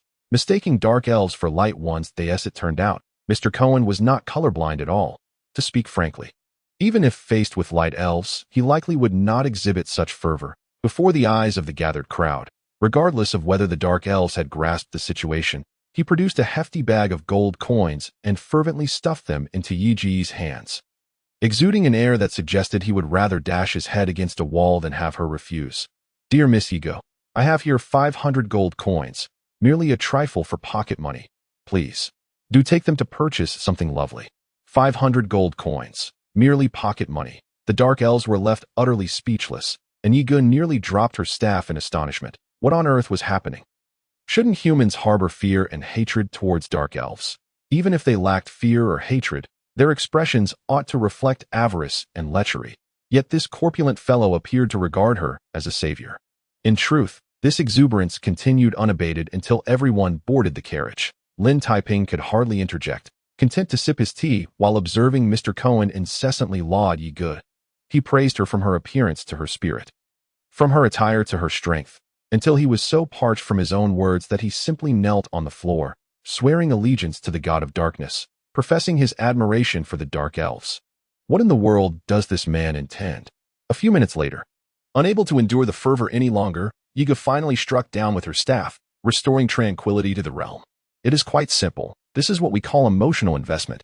Lin Taiping took a pleasant sip of his tea, regarding the frothing and unconscious Mr. Cohen with amusement. Merchants are always most concerned with profit. As long as you can provide them with substantial returns, they would have no qualms about joining the ranks of the Dark Elves. Oh, such is humanity. Yiga scoffed, her curiosity piqued. However, I truly cannot fathom what benefits we Dark Elves could offer him. Wait, have you discussed something with him before? Revealing it would spoil the intrigue. Lin Taiping gently set down his cup, turning his gaze to the window. In truth, I have already devised what I wish for you to do. We are merely awaiting the right opportunity. Are you certain? Yigu expressed her skepticism, casually turning her head to evade his gaze. Do not forget, we agreed upon a 15-day deadline, and 3 days have already elapsed. Is that a reminder? Lin Taiping observed her with a smile. Not to worry, perhaps at the upcoming welcome banquet. We shall. How infuriating. He was teasing her once more, Yigu thought, her teeth grinding in frustration. However, at that moment, their carriage arrived at the Lord's estate, and Mr. Cohen miraculously awoke, bewildered and glancing around. Ugh, my head aches. What transpired just now? Nothing much. You were bitten by a rabbit with pointed ears, Lin Taiping replied with a smile, completely disregarding Yi Ji's resentful glare as he leisurely opened the carriage door. The awaiting nobles had long been positioned at the entrance, and upon seeing Lin Taiping disembark with a beaming smile, they rushed forward, with Viscount Fort bursting into tears of joy. Dearest Lin, we have awaited you for so long. You have finally returned. It was no easy feat. Thus, the lavish welcome banquet commenced. Tulu and the Minotaurs huddled in a corner, forming a large circle as they devoured the roasted lamb they had requested, while simultaneously instructing the restless Dark Elves on how to command the servants for their service and how to snatch the most delectable delicacies. In truth, for the newly arrived dark elves, the atmosphere of this human banquet felt utterly foreign. It was awash with opulence and grandeur, suffused with indulgence and intoxication. Why Igu even felt, albeit vaguely, as if she were a refugee from a deserted island who had suddenly found herself in a prosperous metropolis. Well, not just as if. She truly was. Moreover, the dark elves found it strange that, despite the lingering gazes of the human nobles being rife with lust and greed, not a single one dared to lay a hand on them, nor even attempted to engage in conversation. I would like to. But the question is, how could I dare? Viscount Fort muttered to himself, fully aware that the mage from the east had effortlessly dealt with a horde of pirates. If anyone dared to touch his female slave, it would truly be akin to courting death. Yet, despite this, the sight of a dozen alluring dark elves swirling about before them left the nobles yearning for more. After a while, Viscount Fort could no longer contain himself and leaned closer to Lin Taiping, whispering, "Dear Lin, I have heard that those dark elves are all your female slaves. You are the female slave. Your entire family are female slaves." Though this voice was low, Yi Gu, relying on her racial prowess, heard it clearly and immediately rolled her eyes in exasperation. However, Lin Taiping appeared quite fond of the inquiry, grinning as he sipped his red wine. "Indeed, these dark elves are farewell gifts from my teacher, solely tasked with serving tea and water." Serving tea and water? The nobles exchanged glances, turning to observe Yi Gu in the distance. Although she was currently rolling her eyes in disdain, such a mesmerizing beauty could make even eye-rolling appear enticing. With her exquisite features, ample bosom, slender waist, and long, delicate legs. With a gulp, Viscount Fort swallowed hard again, feeling a fire ignite within him. "Dear Lin, do you not think it a waste to have these dark elves solely serving tea and water? Is it?" Lin Taiping blinked innocently. "Becoming habitually mischievous, indeed. I suppose I should consider having them learn some new skills, perhaps washing my clothes or something of the sort." What a catastrophe! The dozen nobles could not help but roll their eyes in unison, their urges to strangle this fellow rising. Stroking his little mustache, Viscount Fort could no longer restrain himself and directly proposed, "Dear Lin, I realize this request may be somewhat presumptuous, but if you do not mind, could you perhaps sell a few dark elves to me?" This statement was made more quietly, barely audible amidst the bustling hall, yet Yi Gu heard it distinctly and immediately donned a composed smile while discreetly grasping her poisoned dagger. "So, in the end, they truly intend to sell us dark elves? Very well, if that is the case." As if sensing her intentions, Lin Taiping suddenly turned to glance at her, but then returned his focus to Viscount Fort and the surrounding nobles, regretfully shaking his head. "I am truly sorry. I cannot comply with your request, for these dark elves are gifts from my teacher, and without her consent, I cannot arbitrarily sell or transfer them." At this, Yi Ji's shoulders trembled slightly, and she released her grip on the dagger. Viscount Fort was completely oblivious to the peril he had just skirted, instead sighing in disappointment, while the nearby nobles exchanged glances, suddenly feeling that the banquet had grown rather dull.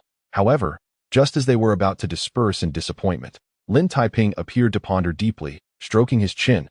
"However, to reiterate, my teacher merely forbade me from selling the dark elves. She did not impose restrictions on other matters." "What do you mean?" The dozen nobles turned in unison, Viscount Fort's spirits soaring. "What I mean is, you may attempt to pursue them," Lin Taiping replied with a smile, observing their familiar expressions, causing Yi Gu to shudder involuntarily from afar, sensing the nobles were about to face dire consequences. Yet, Viscount Fort remained blissfully ignorant, foolishly leaping into the trap, dragging the surrounding nobles down with him. "Well, speaking of pursuit, it is quite simple, is it not?" Lin Taiping smiled at them, continuing to subtly dig a massive pit. "To be honest, for charming and successful gentlemen such as yourselves, winning the hearts of a few unsuspecting dark elves is utterly effortless. It cannot be simpler." Indeed, a dozen or so nobles immediately puffed out their chests, with Viscount Ford being particularly unwilling to show weakness, his two little mustaches trembling slightly. However, despite his obvious pride, he couldn't help but feel a twinge of insecurity. Charm. Well, let's set that aside for now, but when it comes to wealth, I wonder what these dark elves might fancy. Perhaps jewelry, exquisite garments, or even rare enchanted weapons. Just a few minutes later, the dark elves who had just arrived at Rhodes Island were astonished to find themselves transformed into the most sought-after figures of the evening. The nobles approached them with fervor, showering them with flattery and gifts, to the point where two marquises nearly drew swords to invite a dark elf to a jewelry shop. Well, heaven knows how this transpired. But in the blink of an eye, nearly every dark elf was inundated with an array of gifts, especially the clan leader, the most beautiful Night Song, who received so many presents that she could hardly carry them, and was trailed by at least 5 nobles, prompting her to threaten to knock a few of them unconscious to scare them off. What a bountiful harvest! As a qualified ally, Lin Taiping eagerly offered to help convert these gifts into cash, suggesting a split of 30-70, with him taking the larger share. Dream on, a 50-50 split would be more appropriate. Night Song retorted with a dissatisfied snort, her brows furrowing slightly. Listen, this is indeed intriguing, but if this is what you meant by your previous promise, I shall be exceedingly disappointed. Of course not. This is merely an appetizer, Lin Taiping cheerfully declared, raising his wine glass and eyeing the assembled nobles as if they were a collection of human wallets. Now, we must prepare for the main course, the only issue being that I have yet to identify the right opportunity, though, dear Lin. Just then, Viscount Ford approached with a glass of red wine, accompanied by the city's most renowned socialite. Lady Elizabeth, I just heard Cohen mention that you have brought us some marvelous goods this time. Might I have the honor of previewing them? What you think is what you get, under Night Song's gaze. Lin Taiping paused momentarily, then suddenly revealed a dazzling smile, showcasing his 8 pearly white teeth as he turned to the Viscount. Ah, your information is indeed remarkable. My lord, I would be delighted to present a demonstration for you all, in that instant. Upon witnessing such a familiar devilish grin, Night Song felt a shiver run down her spine, a premonition that had been proven time and again. Oh well, the unfortunate souls present were in for a rough time. Chapter 45. Perfume. How Klitsch. Of course, I would be more than happy to showcase some intriguing new products. With Lin Taiping's proclamation, the previously boisterous banquet hall abruptly fell into an unusual silence, as the surrounding nobles and their ladies turned their heads in unison. New products. Viscount Ford rubbed his hands together in anticipation, casting a glance at Lady Elizabeth beside him. After successfully charming her with a previous ordinary totem, he wondered if this new offering would be even more potent and enduring. Well, I'm afraid you may be disappointed, Lin Taiping replied, disregarding the Viscount's eager gaze as he cleared his throat seriously. In fact, the new products I have brought are intended for Lady Elizabeth and the ladies present. For us? Lady Elizabeth's eyes widened in surprise, while the nearby noblewomen and ladies gathered curiously around. Dear Mr. Lin, do you mean to say you have prepared something new for us? Indeed, Lin Taiping replied courteously, bowing with a beaming smile. However, this is our little secret. And if the gentleman wouldn't mind, might you temporarily vacate the banquet hall so that I may have a private discussion with the ladies? Private discussion? The Viscount and his companions exchanged glances, at a loss for words. However, before they could inquire further, the curious noblewomen were already urging them to leave. What could they do? Despite their reluctance, the nobles could hardly refuse the request of a group of lovely ladies. So, filled with curiosity, they had no choice but to exit the hall.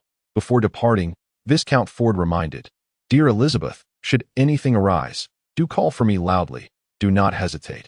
With a resounding thud, Lin Taiping shut the door, turning to the gathered noblewomen and ladies with a grin. All right, esteemed ladies, now we can discuss the new products. Night Song. Night Song, who had been enjoying the spectacle from the sidelines, was suddenly bewildered to be called out. Please. Present that secret potion, Lin Taiping said, turning to her with a beaming smile and outstretched hand. Yes, the very precious one. Which one? Night Song stammered, shaking her pointed ears in confusion, feeling her intelligence plummet. What do you think? Lin Taiping winked conspiratorially, lowering his voice. Do you recall the events aboard the ship? You intended to seduce me into fatherhood, employing that peculiar concoction, and of course, I ended up as a skeleton. Bringing up that incident of facing a skeletal monster made Night Song grit her teeth in frustration. But she quickly regained her composure, raising her ears in disbelief. You mean that one? What else could it be? Lin Taiping regarded her with an expression of pity reserved for fools. Come on, I know you always carry it with you. Don't be stingy. Stingy. You say?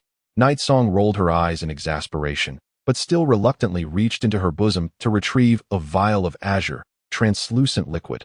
Listen, this potion is quite precious, requiring a plethora of rare ingredients. if you dare waste it. Hey, I haven't finished speaking yet. Ignoring her grievances, Lin Taiping snatched the vial of blue liquid and presented it to the assembled ladies. Esteemed ladies and noble women, allow me to grandly introduce this marvelous secret potion. Sourced from the dark elf lineage and meticulously refined by Eastern mages, as he rambled on, he shook the crystal vial, and under the curious gazes of dozens, he gently removed the cork. In an instant. A delicate, fragrant aroma wafted through the hall, causing the surrounding noble women to inhale deeply. Captivated by its essence, Lady Elizabeth's eyes lit up with desire as she exclaimed, is this perfume? It smells delightful. Regrettably, it is not perfume. Lin Taiping feigned disappointment. Casually lifting a bowl of cream mushroom soup from the table, and carefully tilted the crystal vial, letting 3 drops of the blue liquid fall into the soup. 1 drop, 2 drops, 3 drops, as the blue liquid made contact with the soup. It seamlessly blended in, enhancing the already alluring aroma of the mushroom soup, enveloping the entire banquet hall in its fragrance. A seasoning? The noble women craned their necks in unison, resembling a group of ducks hanging over a roasting spit. I've heard that in the distant eastern continent, there are some rather peculiar seasonings, such as soy sauce. No, this is neither soy sauce nor vinegar, Lin Taiping replied, looking around with a hint of exasperation as he rubbed his forehead. All right, now we need to find a test subject. Someone brave with a hearty appetite. Ideally someone who can finish this bowl of soup in one go. Soup? What soup? Turu, who had been gorging himself in a corner, suddenly perked up and leapt to his feet.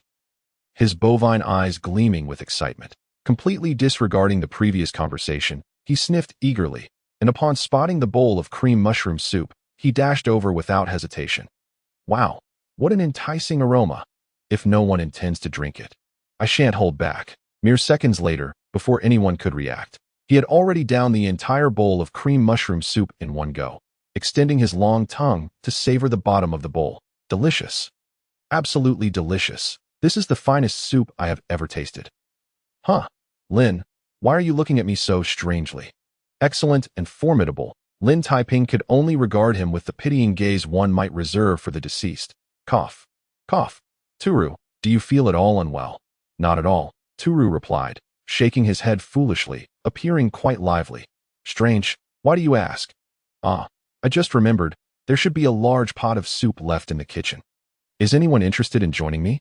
Naturally, there was interest. A throng of minotaurs had already been drooling in anticipation, immediately rallying around their great leader as they excitedly made their way to the kitchen.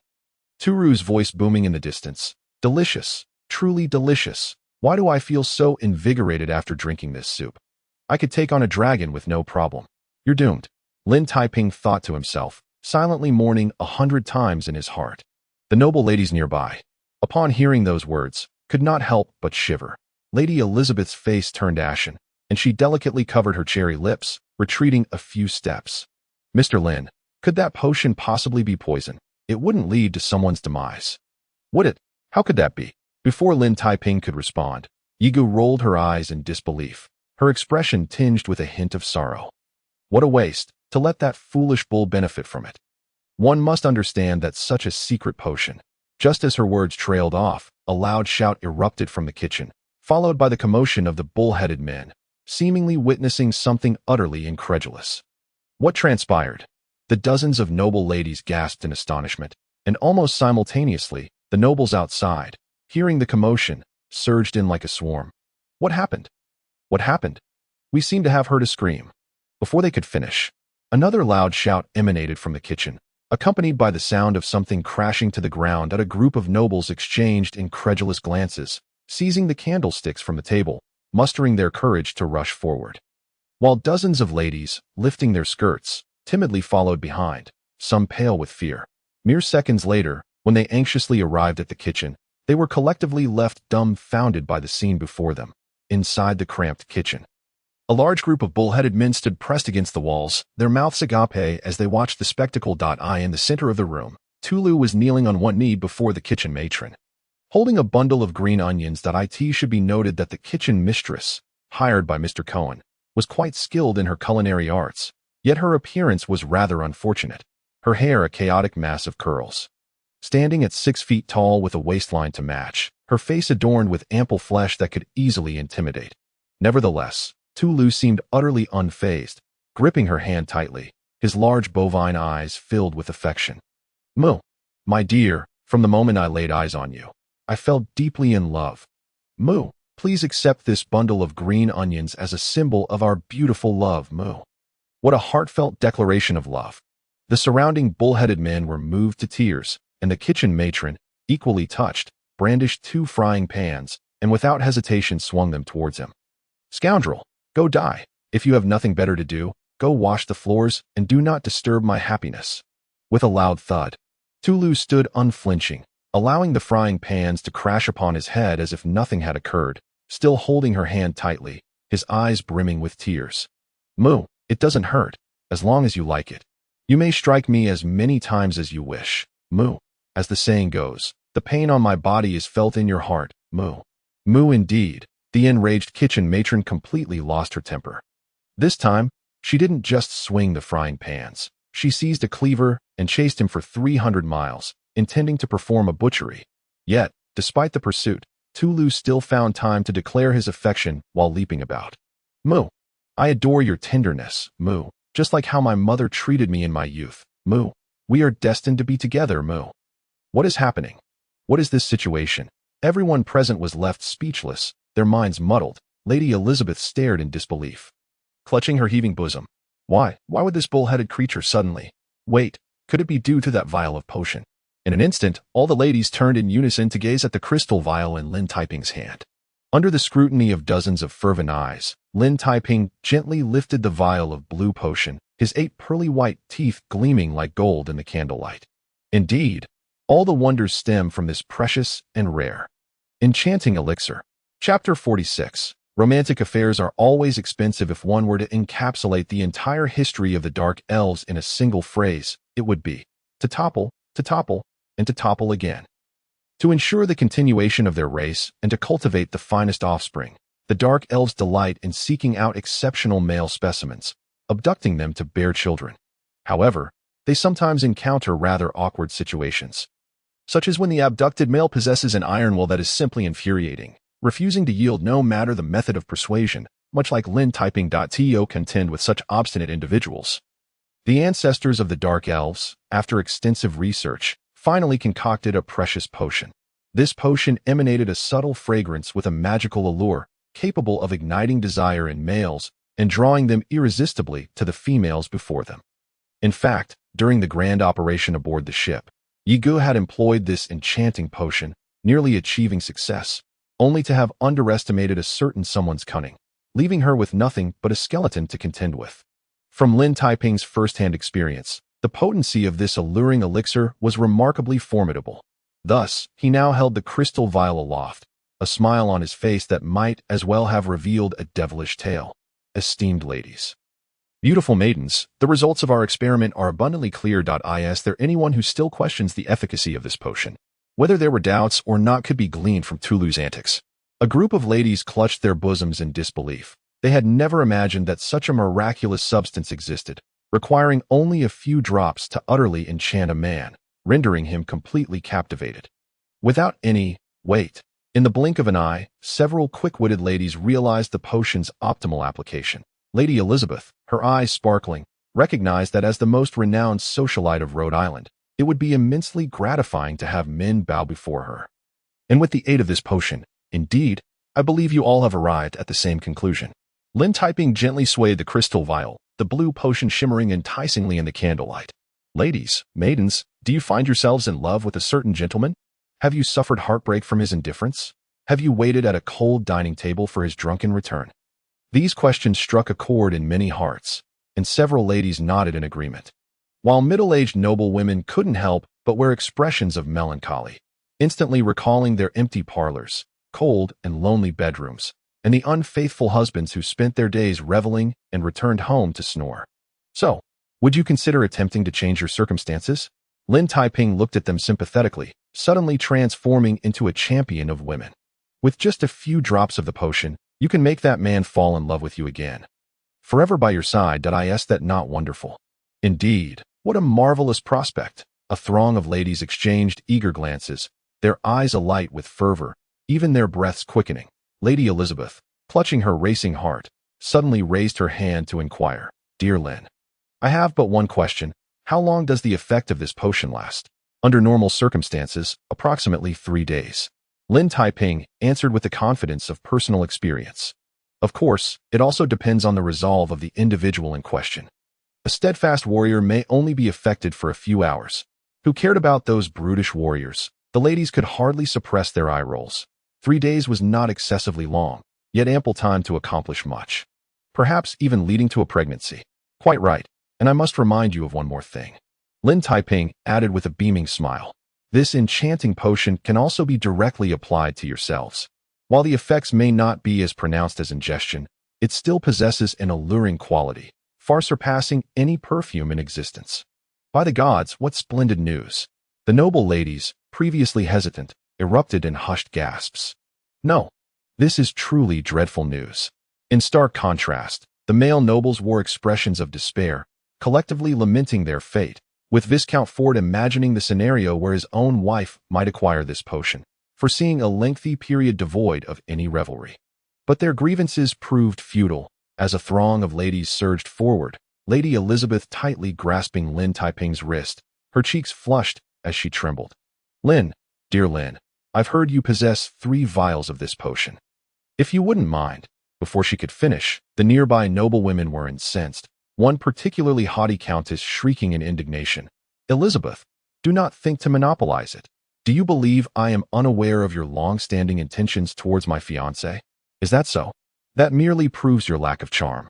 Lady Elizabeth laughed lightly, completely disregarding the threat, pressing closer to Lin Taiping, even deliberately accentuating her bosom. Dear Lin, please feel free to name your price. I am willing to pay any cost. Indeed, all costs. No, a multitude of male nobles lamented in unison, acutely aware that the gilded notes within their wallets were about to sprout wings and take flight. Why, they pondered, must it always fall upon men to settle the bills for women's shopping sprees? Even more alarming was the realization that this elixir was akin to a bane for their kind, deities above, which illustrious god could intervene and make the wretched Lin vanish from our sight.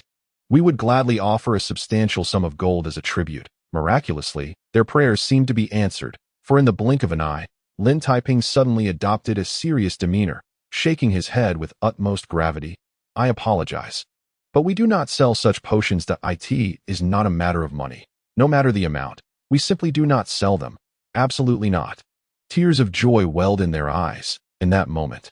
All the male nobles were overcome with emotion, and Viscount Ford rushed forward, tears streaming down his face, embracing Lin Taiping tightly. Dearest Lin, thank heavens you have finally come to your senses. Of course, I have always been quite lucid, Lin Taiping replied with a smile. Yet with earnestness added before the ladies could express their disappointment. What I mean is, this potion is not for sale. However, we can certainly teach you how to concoct it. In an instant, the male nobles were left gasping, feeling as though they could not possibly articulate their frustration without resorting to expletives. Wretched Lin, why do you not just disappear? Selling this beguiling potion was one thing, but to impart the secrets of its creation was an entirely different matter. Were they not being driven to despair? However, while the male nobles wallowed in their anguish, a group of ladies erupted in delight. Lady Elizabeth, her eyes brimming with tears, gazed at Lin Taiping as though he were a divine savior. Dearest Lin, are you truly willing to teach us how to brew the enchanting potion? Indeed, more accurately, it shall be Night Song who will teach you. Lin Taiping responded with a beaming smile, deftly silencing any protests from Night Song. Of course, you all understand that the formula for this enchanting potion is highly coveted, and the process of brewing it is quite complex, requiring a significant investment of time and effort. Therefore, not a problem. We are more than willing to pay a handsome fee, Lady Elizabeth interjected, immediately demonstrating her understanding, while a chorus of nods from the surrounding ladies signaled their agreement. Is that so? Lin Taiping observed the excitement around him, contemplating seriously before arriving at a difficult decision. Very well, since you are all so sincere, beginning tomorrow, the Dark Elves will conduct potion-making classes for you.as for the course fees. Night Song, what do you propose to charge for tuition? Night Song, utterly dazed, shook her pointed ears in confusion, instinctively raising a finger. Before she could utter a figure, Lady Elizabeth promptly nodded. Not a problem, 1,000 gold coins. That price is quite fair. With a resounding thud, Night Song nearly collided with the dining table, desperately wanting to convey that her initial thought was not 1,000 gold coins, but rather 100. Yet, it soon became evident that she had underestimated the situation. For Lin Taiping added, "I apologize, esteemed ladies, but you may have misunderstood. Night Song meant 1,000 gold coins per class, totaling 6 classes. The revelation that each class would cost 1,000 gold coins, culminating in an astonishing total of 6,000 gold coins, was overwhelming. Night Song felt as though she might collapse beneath the weight of the absurdity. What a farce! Even if this potion were the most precious of treasures, it could scarcely be valued at 6,000 gold coins, certainly not even the finished product. Yet, women never consider the price when shopping, particularly when spending someone else's money.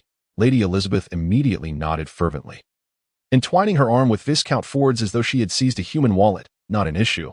I am more than willing to cover this expense, dear little Ford. You would be delighted to gift me this. Would you not? Can I say no?" Viscount Ford lamented, his heart aching, drenched in cold sweat and trembling. "Dearest Lynn, this is exorbitant. If it were for a finished potion, 6,000 gold coins might be acceptable. But for mere classes on potion making, this is preposterous. Expensive. How could it be?" Lin Taiping feigned innocence, gazing at him with wide eyes. "My lord, there is a saying in the East. It is better to teach a man to fish than to give him a fish. The supply of enchanting potions is limited and will eventually run dry. However, if you esteemed ladies learn to brew them, you will be able to produce them in abundance. Is that not an extraordinary boon?" "That makes sense indeed." The ladies nodded in unison, their gazes filled with affection for Lin Taiping. Truly, he was a master from the East, unlike the chauvinistic men here, gentle, considerate, and thoughtful towards women. Moreover, is it not more delightful to create rather than simply purchase the potion? Lin Taiping continued to weave his narrative, a skill that seemed innate to him. Imagine the joy of painstakingly crafting a potion infused with love, and then pouring it into a broth, watching your beloved savor every sip. How romantic that would be. Exactly. The ladies wholeheartedly agreed, inhaling deeply and closing their eyes in unison, envisioning the enchanting scene. Without further prompting from Lin Taiping, they turned to their reluctant companions, beseeching, "Darling, would you not consider gifting me just a little something? Do you not love me?" Tears streamed down the faces of the unfortunate male nobles as they realized the depths of their regret. Why had they attended this welcome banquet, especially with their wives or paramours in tow? It felt akin to queuing at a slaughterhouse. In truth, Viscount Ford was on the verge of tears, having witnessed his entire half-year's income from his estate squandered by this extravagant woman. And to think that the expensive potion was ultimately turned against him. Was there anything worse? Yes, there was, for in the next moment, Lin Taiping clapped his hands once more, continuing with a grin, "Esteemed ladies, beautiful maidens, I have yet another delightful announcement. Besides this enchanting potion, the Dark Elves possess several other marvelous elixirs that are equally worthy of your study in their creation." "Such as what, pray tell?" The ladies, fervently competing for the potion distribution rights, turned in unison. "No." The male nobles once again lamented in agony, now fixated on a singular thought, to seize a plate from the table and strike that detestable Lin into unconsciousness. Before succumbing to the same fate themselves, under their mournful gazes, Lin Taiping continued his methodical pitch, retrieving vial after vial of elixirs from Night Song, neatly arranging them upon the table. "Behold this silvery potion. You all ought to know that dark elves, living in the jungle, inevitably suffer cuts from thorns, leaving scars. This silvery potion allows their wounds to heal without any trace of a scar. And this golden potion, do you know why the skin of dark elves is so smooth? Indeed, it is because they add a drop of this potion to their bathwater daily, rendering their skin as smooth and soft as ivory, glistening with an alluring sheen. Of course, the black potion beside it is equally remarkable. Who among you has ever encountered a plump and corpulent dark elf? I wager none of you have. And do you know why? Correct, it is due to the miraculous effects of this potion." Thus, with each vial revealed, the ladies descended into a frenzy, gasping and clamoring to rush forward, eager to seize these delightful potions to take home. "Not for sale."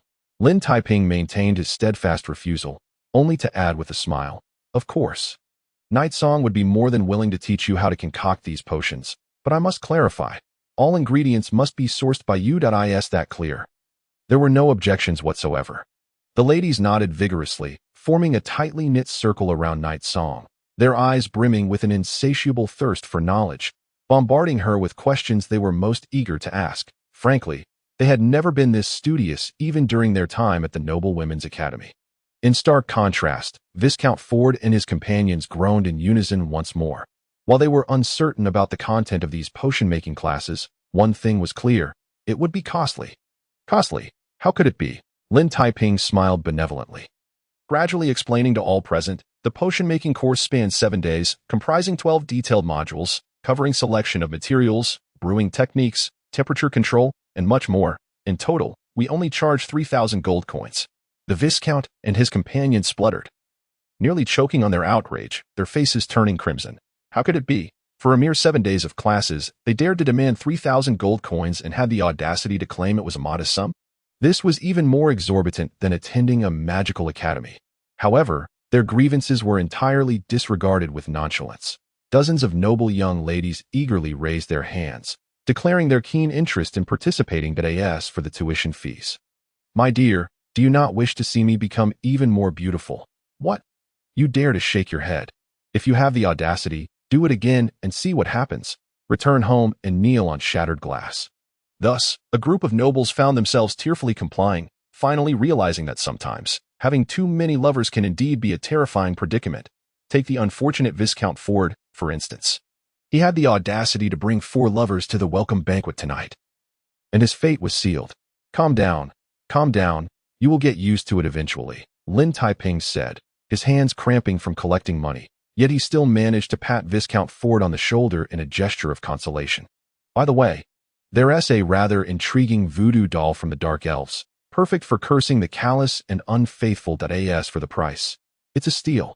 With that, he swiftly pulled Yigu away before the Viscount could charge at him in desperation, clutching a large stack of gold notes as they escaped to the banquet hall, where he began to distribute the spoils with great satisfaction. Is this really acceptable? Yigu, overwhelmed by the sheer volume of gold notes that could practically be used to make paper airplanes, was utterly dazed. Her elegantly pointed ears alternated between standing upright in surprise and drooping in confusion, nearly curling into a knot. Indeed, those 3 vials of alluring elixirs were undeniably precious and rare. However, no matter how exquisite, one could always procure them for a few thousand gold coins. Who would have thought that under the machinations of that cunning fellow, merely teaching how to concoct such potions could yield 6,000 gold coins? With at least dozens of ladies present? And that was not all. The most astonishing part was that even those potions the Dark Elves had long since become accustomed to employing could be wielded for immense profit. Take, for instance, the dark healing potion used for treating wounds, which required only a few dozen gold coins for its ingredients. Yet because it could eliminate scars, some were willing to pay several thousand gold coins to learn its secrets. So, this wager, I have one. Lin Taiping pinched her adorable pointed ear, stroking his chin with satisfaction. You wouldn't want to back out now, would you? Dazed and bewildered, Yigu spun around in circles for several moments before finally regaining her composure. Taking a deep breath in disbelief as she gazed at Lin Taiping with a complex expression, stammering, Why? Why have I never considered this? How could you think of it? Because my mind is not solely occupied with thoughts of procreation, Lin Taiping quipped habitually before gently patting her shoulder, just before Yigu could roll her eyes in exasperation. Relax. It's merely an appetizer. No need to be so worked up. I am not worked up. The rise and fall of Yi Ji's chest betrayed her excitement. Just moments later, as she grasped the meaning of Lin Taiping's words, her exhilaration only intensified.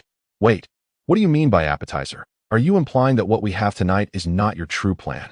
Of course, the so-called potions and training classes were merely ideas I conjured up on the ship. Lin Taiping smiled at her. Did you truly believe that in this backward little commercial town, attending a few training courses and extracting tens of thousands of gold coins from the pockets of the nobility constitutes the future of the Dark Elf race? Remarkably strong, Yigu was left utterly speechless, remaining in stunned silence for several minutes before she finally stammered. But what else can we Dark Elves do? You can do a great many things, and of course, Turu and the others can as well. Lin Taiping chuckled, stroking his chin as if pondering something quite amusing, revealing his gleaming white teeth. It involves a grand plan that promises both excitement and riches, though I have yet to decide which island we should venture to. Wait. Chapter 48. The long-awaited Christine. Wait, Just as he was about to unveil his secrets, Lin Taiping paused, deep in thought, then suddenly wore an odd smile. What are you looking at? Following his gaze, Yigu curiously stretched her neck to peer down the street. At the corner of that very street stood a striking beauty in a red dress, exuding a wild charm, standing tall and poised with a pitch-black magic crystal cannon.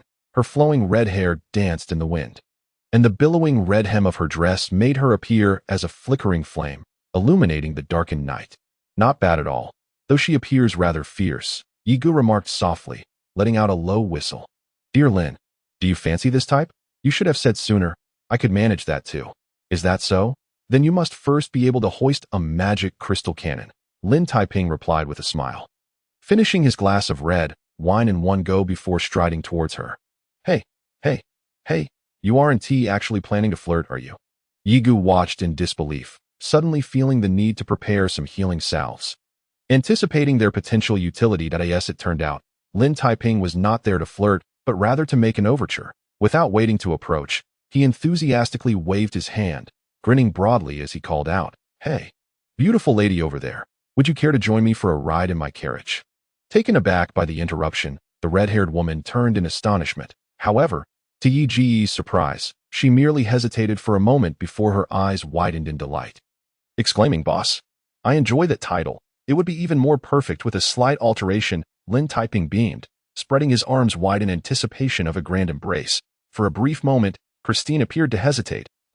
But after a few seconds of indecision, she chose not to shy away, instead slowly opening her arms as a faint blush crept onto her pale face.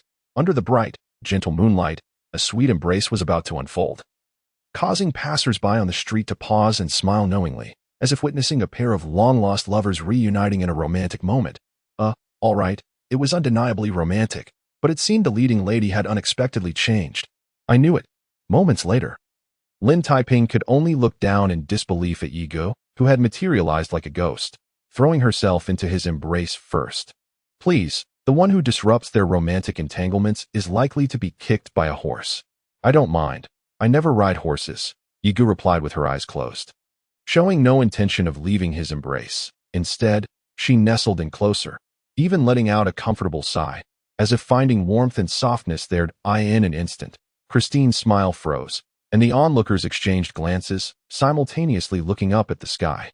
As if the sunny weather that had just been bright was about to turn into a storm. I was merely passing by, Lin Taiping thought, choosing to remain silent as he stuffed his hands in his pockets. Retreating a few steps with an innocent expression, staring at a nearby pillar as if it bore some peculiar advertisement. Guess what happened next? Following the script of certain cliché dramas, it was certain to lead to an intense jealousy showdown, where the male protagonist would feign suffering while secretly reveling in watching two beautiful women vie for his attention, all while lamenting how troublesome it was to have so many women. Well, it turned out he was overthinking it.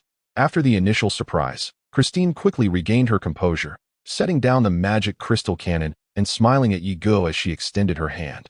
Christine, human, 26 years old, skilled in obliterating foes with a magic crystal cannon, currently aspiring to earn money for milk powder and diapers. Pleasure to meet you, Yigu replied, also smiling as she extended her hand, mimicking Christine's introduction. Yigu, dark elf, 168 years old, adept in ambush and controlling magical beasts, currently hoping to persuade Lin to father many children with me. As they introduced themselves, they intertwined arms, and within mere minutes, they became inseparable confidants, as if they had known each other for years. Dear Yigu, so you wish to have children with the boss? To be honest, winning his heart is quite the challenge. No worries, I do not care for his heart. Only his body will suffice. However, that fellow is too cunning and sly. He turns into a skeleton at critical moments that I suspect he has demonic blood. No need to speculate, he absolutely does. I would stake my beloved magic crystal cannon on it. He has at least 9 demonic tails. Well, it seems you've also suffered at his hands. Should we join forces, once I have my children with him? I could arrange for you to have one too. Lin Taiping could only gaze skyward in exasperation, watching the two beautiful women discuss how to incapacitate him in order to have children. He suddenly felt that the allure of mature women was indeed markedly different from that of ordinary ladies. They were simply remarkably fierce. In the next moment, as the two began discussing the most effective positions for conception, He could no longer contain himself and cleared his throat to interrupt.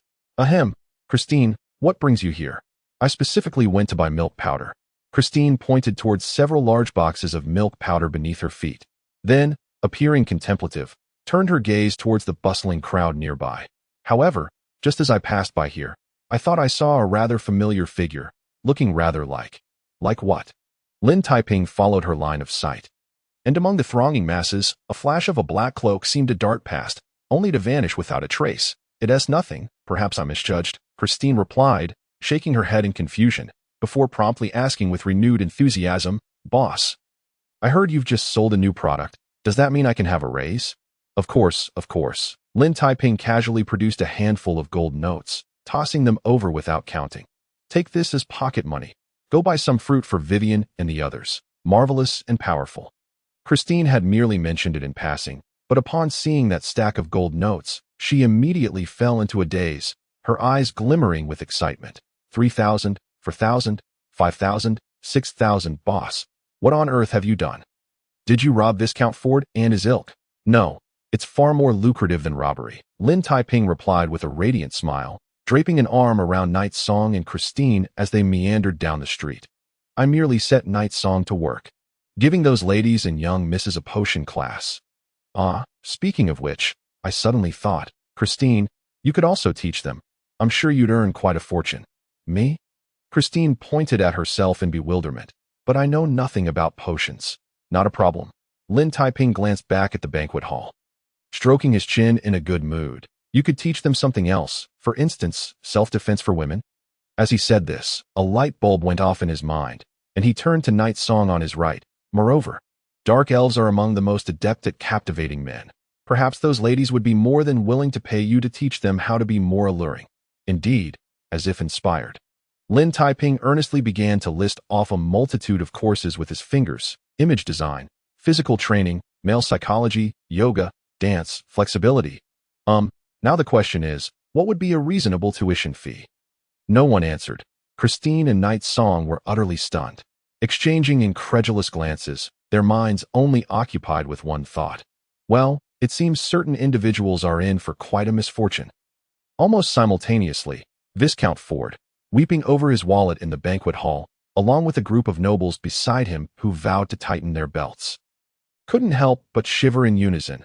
Achoo! It seemed that something dreadful might be about to happen. Chapter 49. Christine's dilemma for a visitor arriving in Rhode Island in March of this year. They would be astonished to discover that the nobility of the entire island were incessantly murmuring one name: Lin Taiping. Of course, this murmuring varied in tone. For instance, the suddenly frugal male nobles often accompanied their mention of Lin Taiping with a gritted teeth curse. By the gods, let that scoundrel who robbed us of a fortune be struck down to hell by lightning. In stark contrast, the ladies of Rhode Island frequently spoke his name with tender expressions, cooing delicately, Lin? P.S. Such a wonderful person. We have never encountered such a gentle and considerate gentleman that if given the chance, I would gladly spend a delightful evening with him. Well, whether it is resentment or adoration, Lin Taiping was quite indifferent, as the truly significant matter was that the training courses led by Night Song and the Dark Elves were swiftly gaining popularity, raking in thousands of gold coins daily within the circles of the nobility and affluent merchants. It is no exaggeration to say that all the noble women in Rhode Island had enrolled in the Dark Elves training courses, with even the ladies from nearby islands rushing over to participate. They waved their gold notes without concern, not only attending the potion training course but also reserving spots in other classes, especially the one personally taught by Night Song titled 12 Ways to Captivate Men, which became an overwhelming favorite among the noblewomen. In the end, even the lecture hall could not accommodate everyone, prompting many ladies to bring their own stools and willingly sit in the corridors to listen. This fervor led Lin Taiping to question whether he had inadvertently walked into a pyramid scheme. In fact, it was quite similar, as after Night Song effortlessly assisted a countess in revamping her image and successfully winning back her husband's heart, she instantly became a marriage mentor for those noble women, who flocked to her daily with a multitude of pressing inquiries. Ultimately, even the attire Night Song wore to class set off a fashion frenzy, with throngs of ladies rushing to purchase similar garments. In light of this, Lin Taiping wisely took action, engaging with the proprietors of high-end boutiques to negotiate substantial sponsorship deals. Furthermore, Christine's self-defense classes for women also garnered significant attention, particularly when she wielded a magic crystal cannon to obliterate several wooden targets portraying lecherous men, instantly transforming a crowd of noble women into her devoted fans, with some even offering thousands of gold coins to hire her as a personal bodyguard.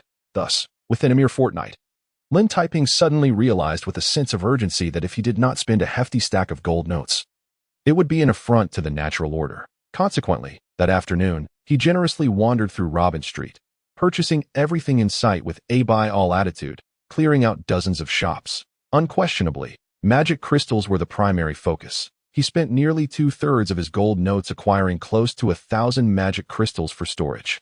Although they might not be immediately needed, an acute instinct hinted that these crystals could soon prove insufficient. In addition to magic crystals, weaponry and armor were also high on the procurement list. At the weapons shop where he had previously purchased a magic crystal cannon, he ordered a total of 30 sets of bloodline black armor.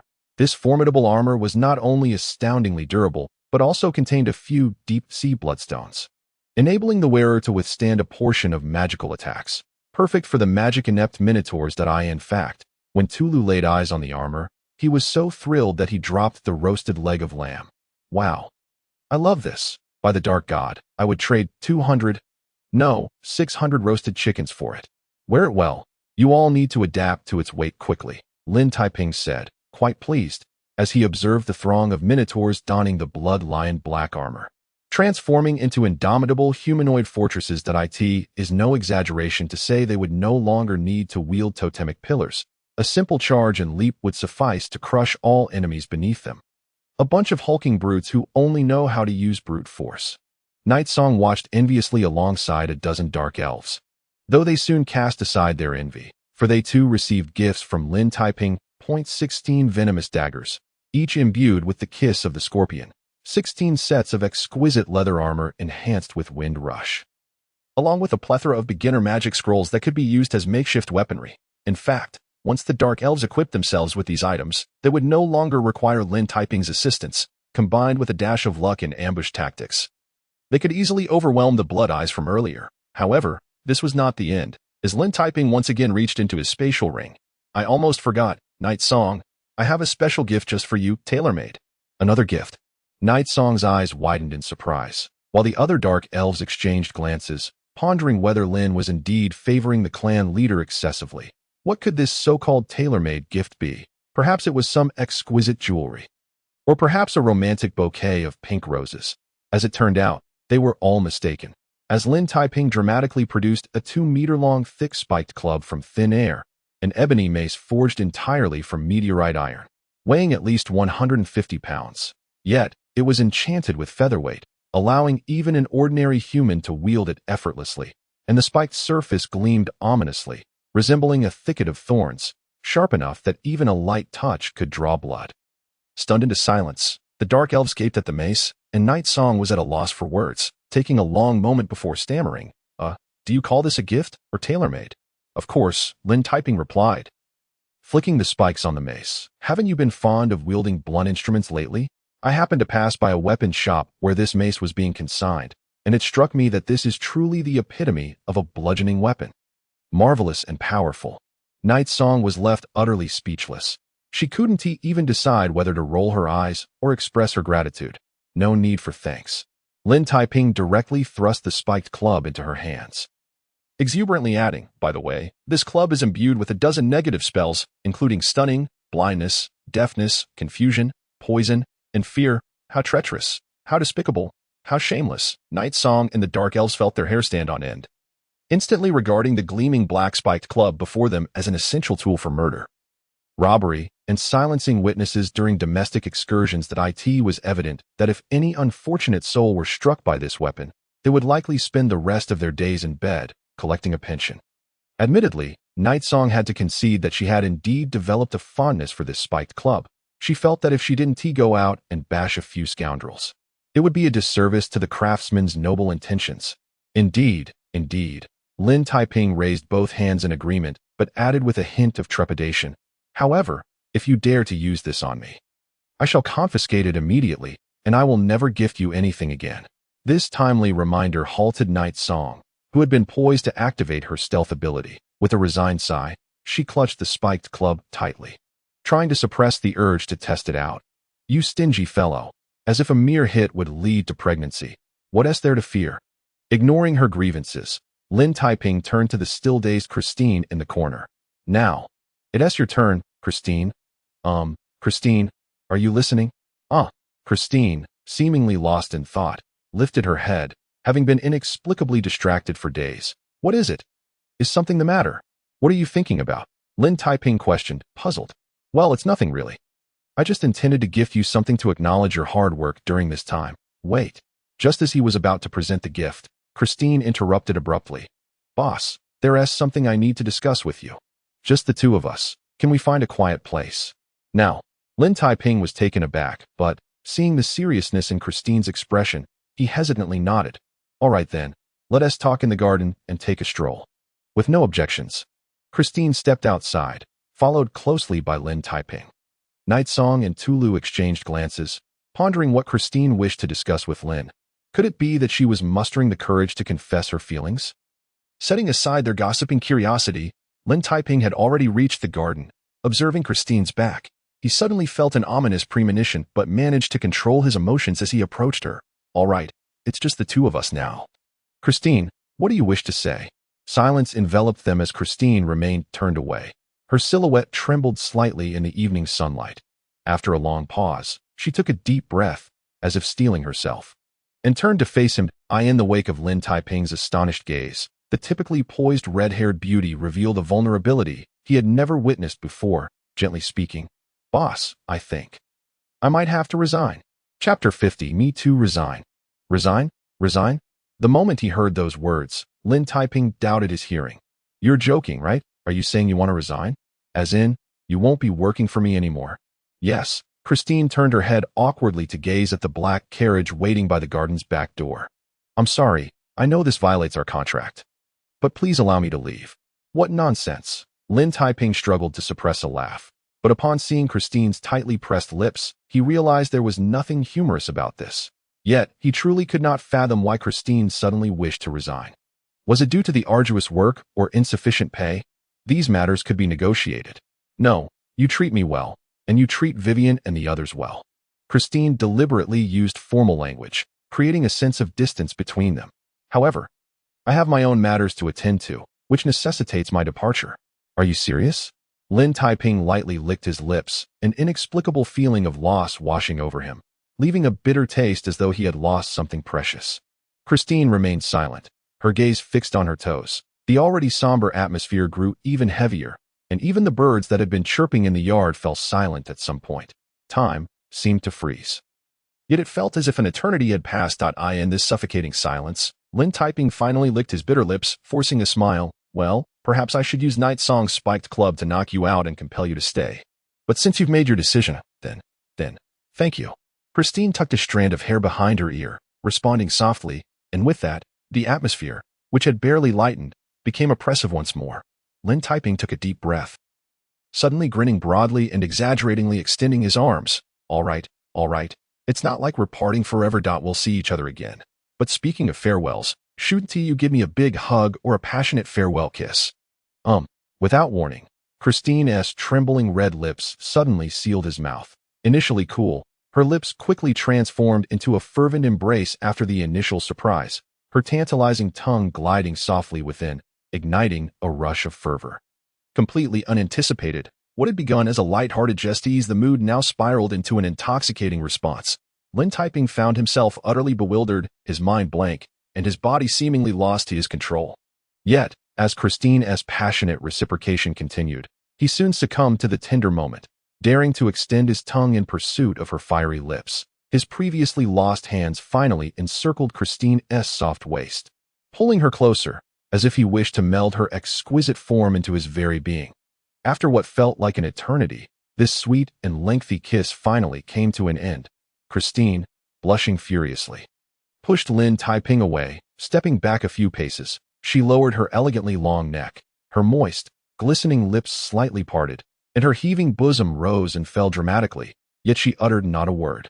Lin Taiping, feeling oddly awkward, absently touched his lips, unsure where to direct his gaze. What struck him as even more peculiar was Christine's sudden assertiveness, although there had been underlying affection and ambiguity between them. It hardly seemed to warrant such an escalation. "It's nothing, just a parting gift." Christine finally lifted her head, her radiant smile illuminating the moment. The earlier distress and shyness vanished entirely, and she transformed back into the confident Christine he knew. Bright and vibrant, exuding a wild beauty. "So, boss, take care of yourself, and remember to have a few more children with nightsong.as for me. Goodbye." With that, she made a decisive and brisk farewell, striding away. The golden evening sun cascaded over her flowing red hair, rendering her figure increasingly indistinct, as if she might vanish into thin air at any moment. Yet, in her final moments before exiting the garden, the red-haired beauty, with glistening eyes, suddenly turned and called out earnestly, "Boss." That was my first kiss. Gazing at her beaming face, Lin Taiping remained silent for a moment before responding loudly, "Likewise, me too." Indeed, as if receiving a satisfying answer, Christine's bright smile radiated like a golden sunflower blooming under the sun. Yet, she waved vigorously and stepped into the waiting black carriage. Amid the sound of rolling wheels, the unmarked carriage slowly departed along the lonely, quiet path, gradually fading away into the evening mist. "Well, I loathe this glitch plot." Lin Taiping lit a cigar, murmuring expressionlessly amidst the rising smoke. Moments later, he suddenly lifted his head, gazing at the lush tree nearby. "Hey, have you seen enough? If so, come out." "You actually noticed?" With the rustling of leaves, Night Song gracefully leaped down from the treetop, her expression slightly odd, yet still smiling. "How pitiful. Dear, would you like me to hand you a handkerchief or offer my shoulder to cry on for a while?" "Not at all. All you need to do is pay the admission fee." Lin Taiping exhaled a few smoke rings, casually brushing off his hands. "Of course, if you're not planning to pay, how about helping me with something instead?" "What is it? Do you want me to help you write a love letter?" Yigo licked her fragrant lips, yet still leaned closer. However, after a brief moment, upon hearing Lin Taiping's words, she suddenly revealed a peculiar expression. Are you certain you want to proceed with this?" "Of course, I am quite certain." Lin Taiping patted her delicate shoulder. "Is there a problem?" "If you cannot manage it, I can always seek assistance from others." "Fool, the tactic of provoking me is utterly ineffective." Yigo could not help but roll her eyes, yet still confidently licked her cherry-red lips. "However, considering your gift, I shall reluctantly assist you this once, but only this once." As she spoke, she extended her pinky finger and tilted her head in contemplation before adding thoughtfully, "That being said, normally when a man is so sorrowful, shouldn't he seek a place to drown his sorrows in drink, getting intoxicated and treating other women as lovers, bringing them back to bed? Push you? How absurd." Lin Taiping turned on his heel and walked away, while behind him, Yigo persistently followed, grumbling in discontent. Hey, we can negotiate. After all, if you're going to take advantage of others, why not take advantage of me instead?" "Wait, don't walk so fast. I am serious. I promise that when you take me down, I will not resist, even if you call out Christine's name." "How infuriating. If you can kiss her passionately, why can't you father a child with me? This is outrageous. Are you forcing me to resort to a mace?" Chapter 51. Then you are doomed. Pinecone Island lies 300 nautical miles southeast of Rhode Island, a small island resembling a pine cone, serving as a vital resupply point for passing fleets. Every day, dozens of merchant ships dock here, filling the modest harbor to capacity. Under the warm midday sun, within the bay of Pinecone Island, a medium-sized vessel adorned with a red dragon motif was making its final preparations before departure. Dozens of sailors busily toiled on the deck, occasionally lifting their heads to gaze with awe at the red-haired beauty leaning against the ship's railing, gazing into the distance. 2 days, 6 hours, and 72 minutes. Christine gently tapped the ship's railing, observing a somewhat familiar silhouette slowly merge into the bustling crowd. For a fleeting moment, she truly believed she had spotted that individual, but it was destined to remain an illusion. Since that farewell on the evening of their departure, she had boarded this once familiar vessel for reasons she could not refuse, setting sail from Rhode Island that very night, heading southeast, only to see land again today. There was no farewell party, no ceremony, not even a chance to see that person again. Perhaps the time spent in Rhode Island was merely a memory, a beautiful recollection to be cherished slowly in the future. If there is a future at all, the future, that depends on whether you are willing to cooperate. A sudden, shrill laughter echoed from just behind her, reminiscent of a serpent hissing, sending shivers down her spine. Accompanying this laughter was a gaunt old man draped in a black cloak, his long face skeletal and hollowed eyes filled with murky darkness, greedily fixated on Christine's delicate figure. Have you had your fill of watching? Christine wrinkled her nose in disgust, lightly pressing against the magical crystal cannon beside her. Goblin, I warn you once more, if you dare to stare at me like that again, I will reduce you to a pulp. Is that so? Do give it a try. The old man known as Goblin scoffed nonchalantly, extending a skeletal hand towards a distant corner of the deck. I am quite certain that even if I were to tear your clothes asunder right now, you would only smile in compliance, unless you wish for those children's lives to be forfeit. Despicable. Fury ignited in Christine's eyes, her ample bosom heaving violently, as if ready to erupt like molten lava. If she could, she would raise the magical cannon and smash this vile, lecherous old man into a mere puddle, but she dared not do so, for not far away, Vivian and a dozen other girls were frolicking and playing. Surrounded by several expressionless muscular men keeping a vigilant watch, oblivious to the crisis facing their sister, Vivian and her companions were enjoying themselves, perplexed only by the sudden departure from Rhode Island without the chance to bid farewell to their dear Uncle Lynn. While the uncles aboard this ship wore perpetual frowns, their demeanor ominous. You see, you do not wish for them to come to harm, do you? Goblin revealed his filthy, blackened teeth, his greedy, malevolent gaze growing increasingly brazen. Thus, my dear little beauty, it would be prudent for you to cooperate. If you comply, Lord Grantui shall surely be pleased. Do not mention that bastard to me. At the very mention of that loathsome name, Christine's fury intensified, and she erupted into a fit of violent coughing. I have no such uncle. He schemes for our inheritance, drives us away, and even casts this damned curse. What vile deed has that bastard not committed? Look at you. So adorably angry. Goblin squinted his murky eyes, his claw-like hands trembling with excitement. Yet, you must obediently return to his side. Even if you do not wish to lift the curse, consider Vivian and the others. Unless you are willing to witness them endure the same torment. You scoundrels. Christine gripped the ship's railing tightly, the solid oak splintering beneath her grasp, a testament to her simmering rage. If you have the courage, come at me instead. Don't you find it shameful to target mere children? Not at all. In fact, I take great pride in it. Goblin's face flushed with an unhealthy hue. Perhaps you do not know that when Lord Grantui commissioned the curse, I lent a hand. Ah, how delightful it was to witness a group of innocent children suffer under that curse one day. Just the thought of it excites me. Bastard. Christine gritted her teeth, nearly shattering them in her fury, yearning to swing her fist and strike the scoundrel's face. But upon seeing Vivian and the others, she felt as if a bucket of cold water had been poured over her, forcing her to suppress her righteous indignation. Relax, they may not necessarily die. Goblin stepped closer, his rancid breath nearly touching Christine's face. As long as you obediently return, as long as you comply with Lord Grantui's commands, perhaps one day, he may show mercy and lift this curse. Stepping back in revulsion, Christine crossed her arms and scoffed, not believing such words. Yet even in her disbelief, she could only cling to the tiniest shred of hope. No matter how meager it may be, having hope is certainly better than having none, is it not? Goblin pressed closer, his excitement palpable, reaching out with his veiny, bony hand. So, my dear little beauty, perhaps you should demonstrate your willingness to comply. Such as, damn it, do not touch me. Christine growled angrily, retreating once more until she found herself cornered against the ship's railing, with no escape left. Are you certain you mean to refuse? Goblin snickered ominously, his eyes gleaming with greedy malevolence, resembling a ravenous wolf eyeing a helpless lamb. Dear Christine, it would be wise not to resist. It would be best to wear a smile, or else.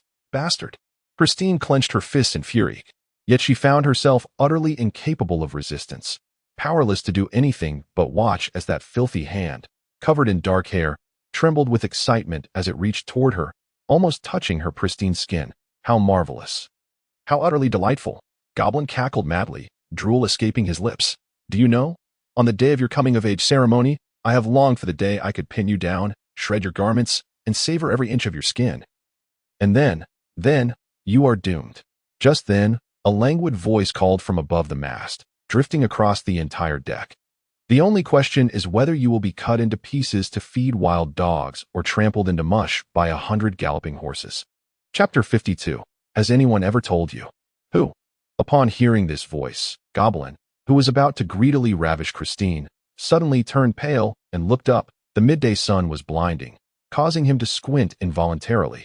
Atop the pristine white sails, a young man with black hair and eyes leaned casually against the mast, puffing on a billowing cigar, revealing a dazzling smile that showcased 8 pearly white teeth as he looked down at the deck. "Boss," Christine gasped in disbelief, her voice laced with uncontainable joy. "Why? Why are you here?" "Quite simply, because that kiss was exceedingly strange." Lin Taiping, seemingly lost in thought, gently touched his lips, which still bore a hint of sweetness.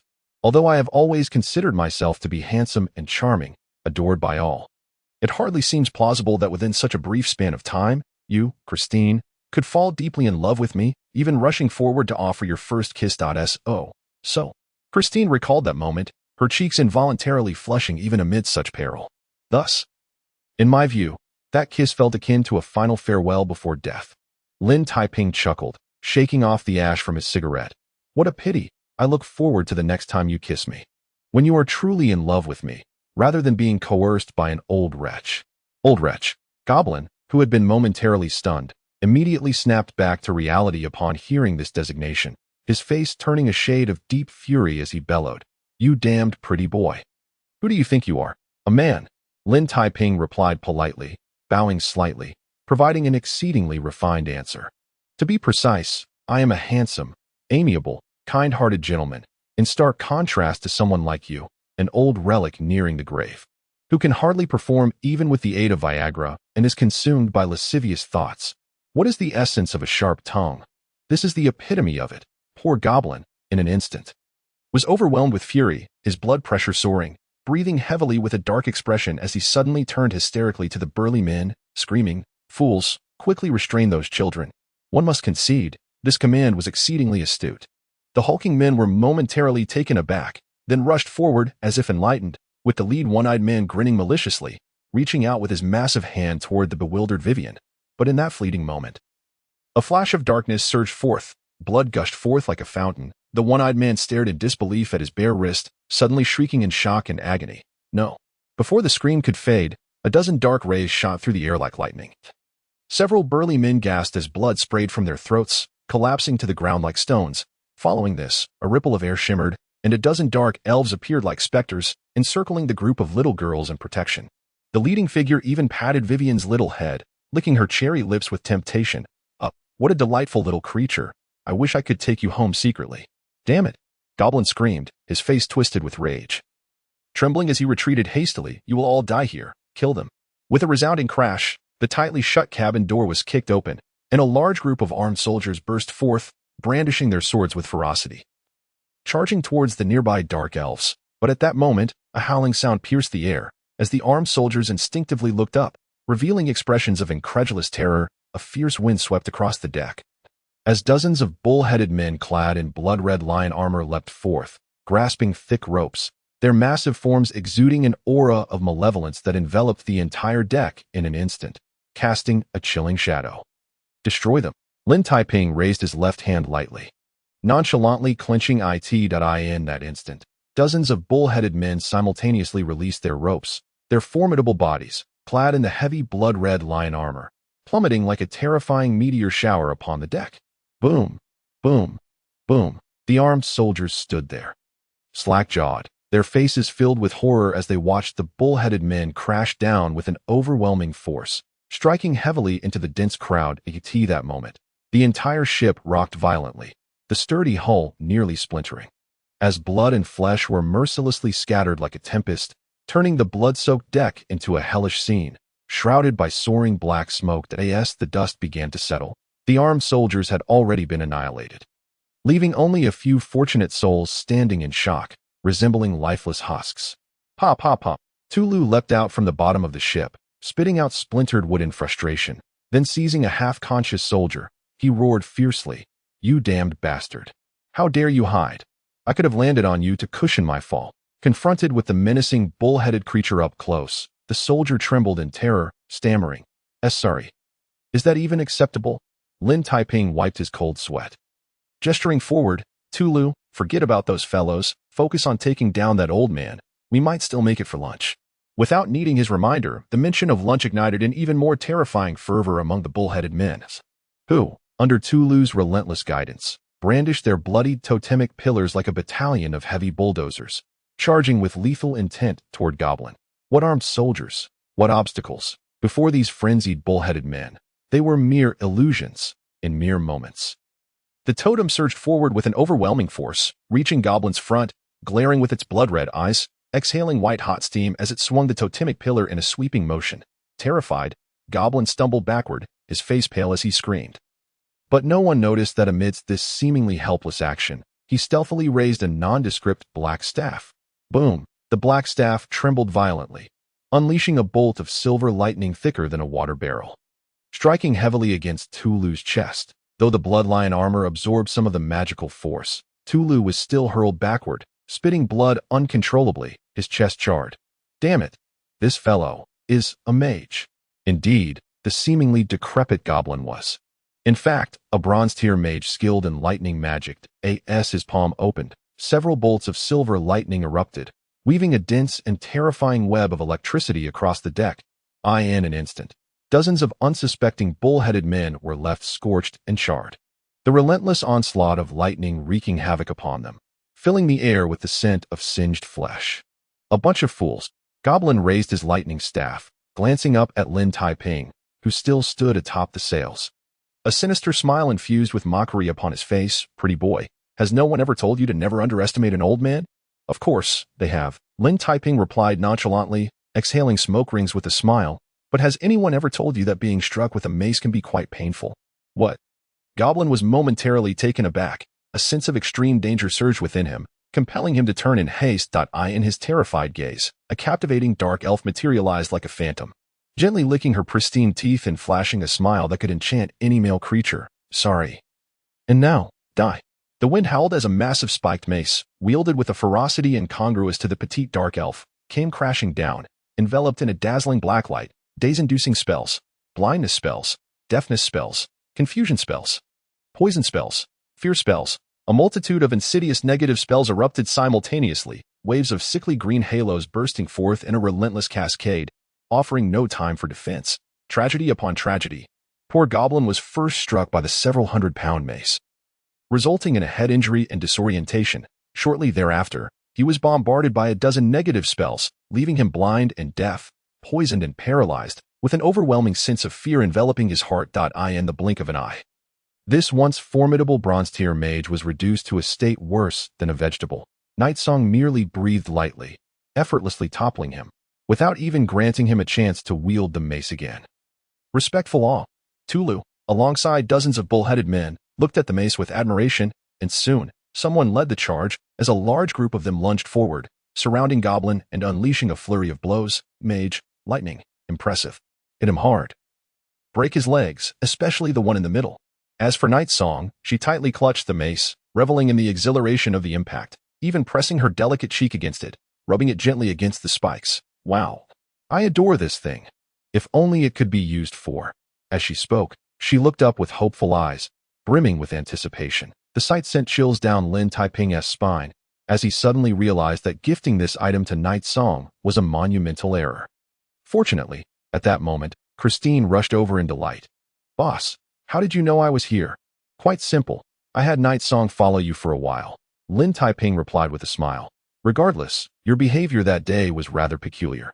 So in the interest of being responsible for my employees, I specifically had Nightsong. Well, let us not dwell on that, shall we? A hero saving a damsel in distress. Aren't you going to express your gratitude? Perhaps with another sweet kiss? As the romantic scene from that day came to mind, Christine couldn't help but blush, but just a few seconds later, she suddenly turned around in a hurry, exclaiming, Wait, boss, give me a few minutes. I'll be right back. In the next moment, under the peculiar gazes of the crowd, the beautiful and radiant lady effortlessly hoisted the dark magic crystal cannon and sprinted away with a fierce aura. Viciously shoving aside the Tauren, she raised the cannon menacingly, aiming it at the bruised goblin, and mercilessly brought it crashing down. Curses, threats, exploitation.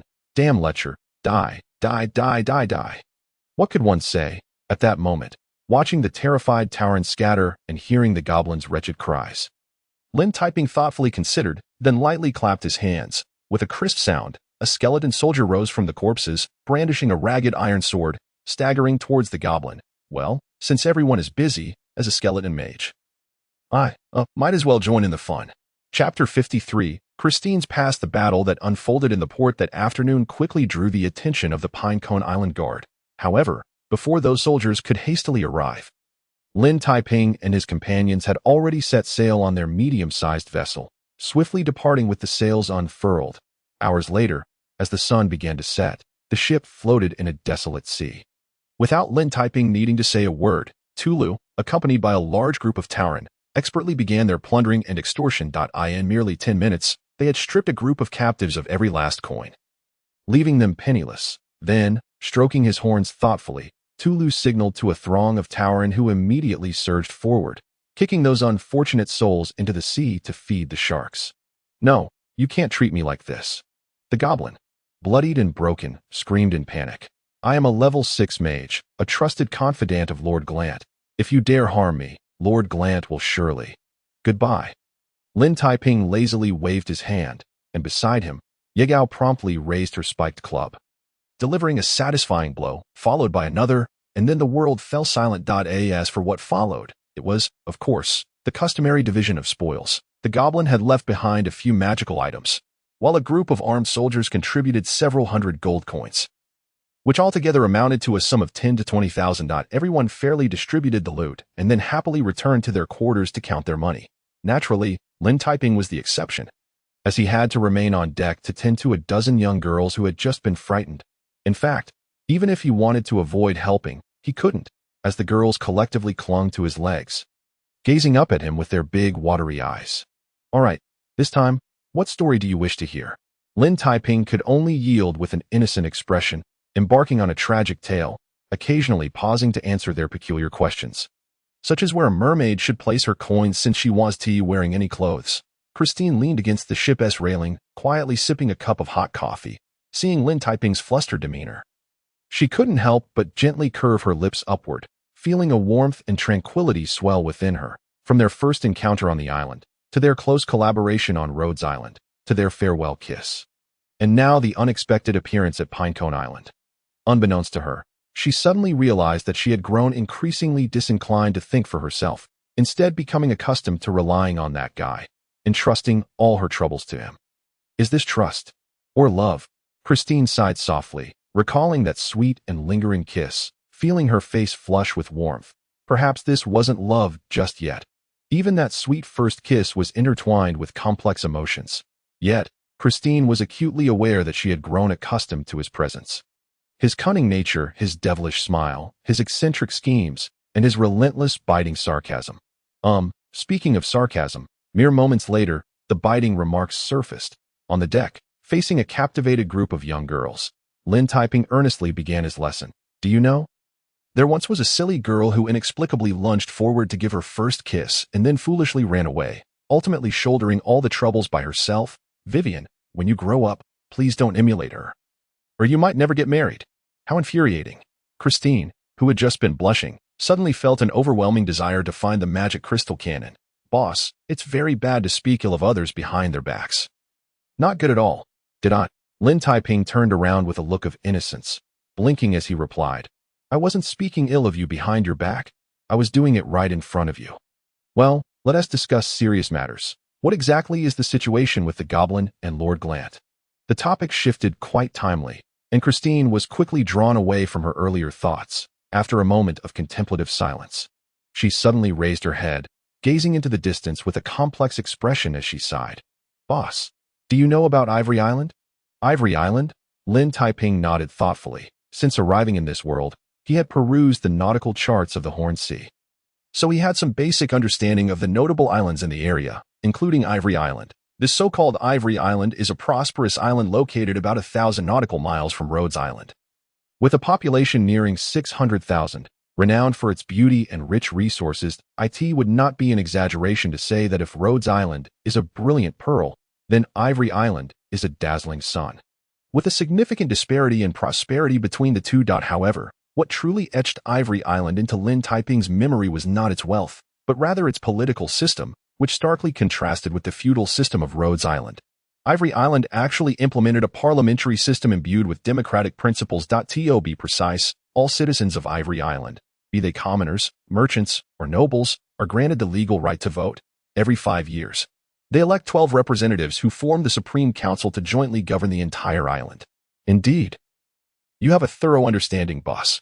Christine slowly nodded, pausing for a moment before she suddenly looked up earnestly. In fact, my father was once one of the representatives of Ivory Island. Lin Taiping spat out his milk in disbelief, eyes wide. You must be joking. Your father held such a significant position. What is there to joke about? My family was once a prominent clan on Ivory Island.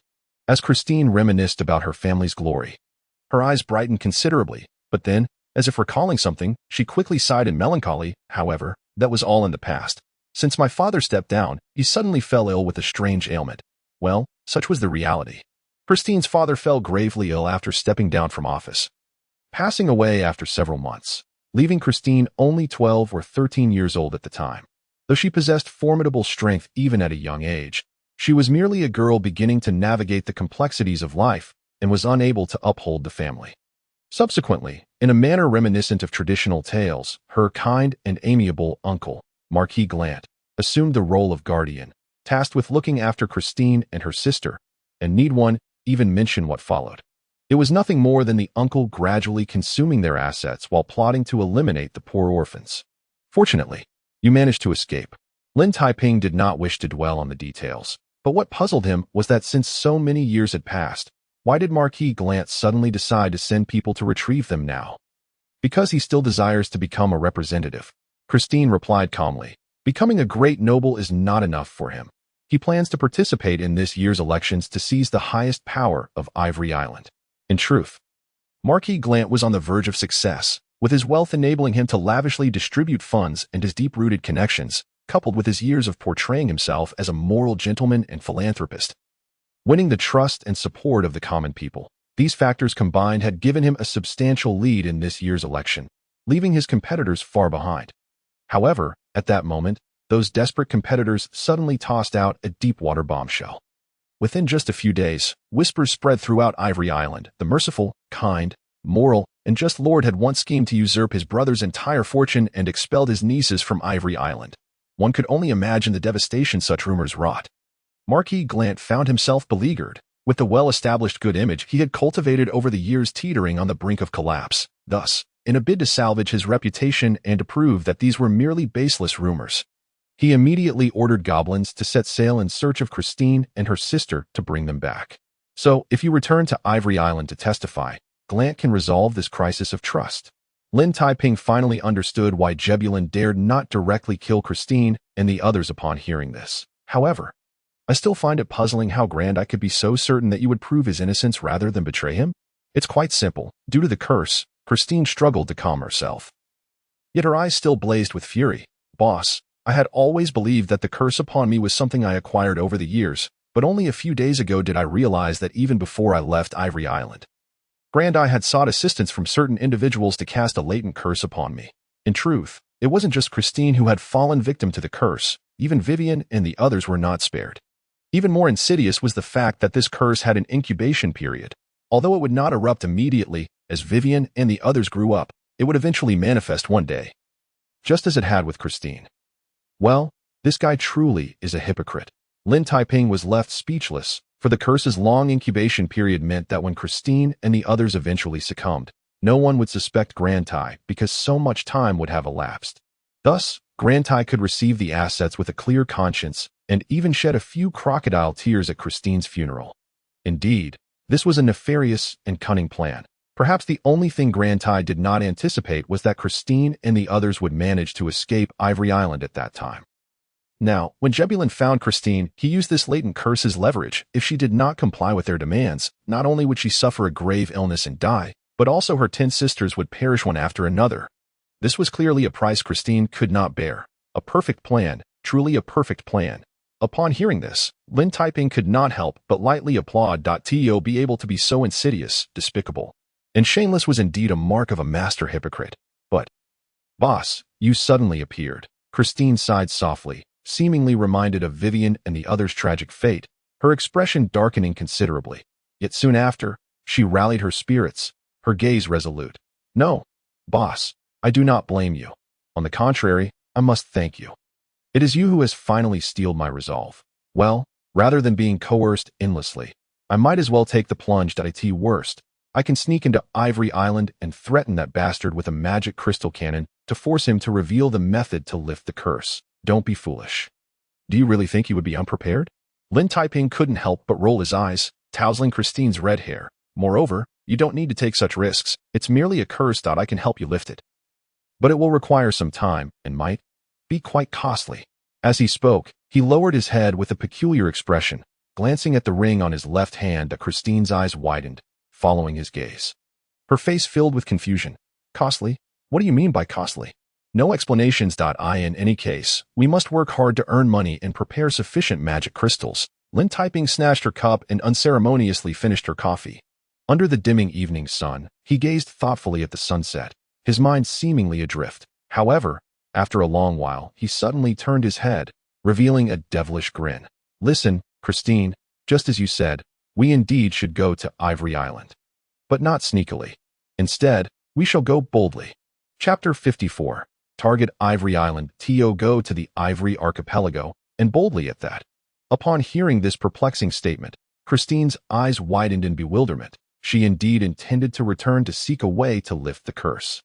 But if they went back boldly, wouldn't that be akin to walking into a tiger's den? Exactly. Lin Taiping clapped appreciatively, completely ignoring Christine's incredulous gaze. Since Grand Eye wishes for your return so much, we should proactively deliver ourselves to his doorstep, smacking that hypocrite's face directly, ensuring he can never become a councilman, perhaps even leading to his utter disgrace and ruin. Cough. Doesn't that sound thrilling and exhilarating? Thrilling. Exhilarating. Christine was utterly confounded, as if she were dreaming of such a miraculous reversal. Boss, you must be joking. How could this be possible? I am not joking. A serious person like me never jokes. Lin Taiping replied earnestly before turning away. Hey. I know you're eavesdropping over there. Would you like to come out and discuss this together? Caught. Tulu and Yegao exchanged glances before sheepishly emerging from their hiding spot. Tulu shielded his face with a roasted camel leg, while Yegao wisely took the lead in shifting the topic. Lin, I don't quite understand why we must go to Ivory Island. Because it's a splendid opportunity to achieve 3 objectives with 1 arrow. Lin Taiping answered without hesitation. First, we can help Christine take revenge while simultaneously finding a way to lift the curse. Second, we can assist Christine in reclaiming her family's assets, ensuring that hypocrite loses everything. And third, and most importantly, at this point, he tantalizingly paused, waiting until everyone looked at him with disdain before continuing with a grin. Do you remember? I mentioned a while ago that we had a rather interesting plan for making money? Of course they remembered. Yegao and Tulu nodded in unison. That intriguing money-making scheme was said to involve both the Minotaurs and the Dark Elves. But the only issue was that Rod Island was too small to support such a grand plan. Exactly. Therefore, I have been studying nautical charts, searching for a suitable island. Lin Taiping clapped his hands, his face beaming with delight.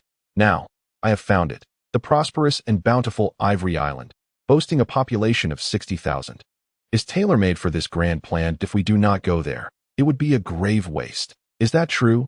Tulu remained blindly trusting as ever, but Yegao was still a bit skeptical, especially since she still had no idea what that grand plan entailed. Surely it couldn't involve kidnapping and plundering on Ivory Island, could it? Much quicker than kidnapping and plundering. Lin Taiping replied earnestly. In any case, our next objective is to go to Ivory Island. We can help Christine slap that hypocrite in the face and conveniently earn a fortune. Well, I truly am a genius. Wisdom and appearance are indeed directly proportional. Shameless. Yegao couldn't help but roll her eyes vigorously, suddenly feeling the urge to pour cold water on him. Darling, I don't mean to discourage you, but don't forget that Grantai's influence is vast. What advantage does Christine have to seek revenge against that hypocrite?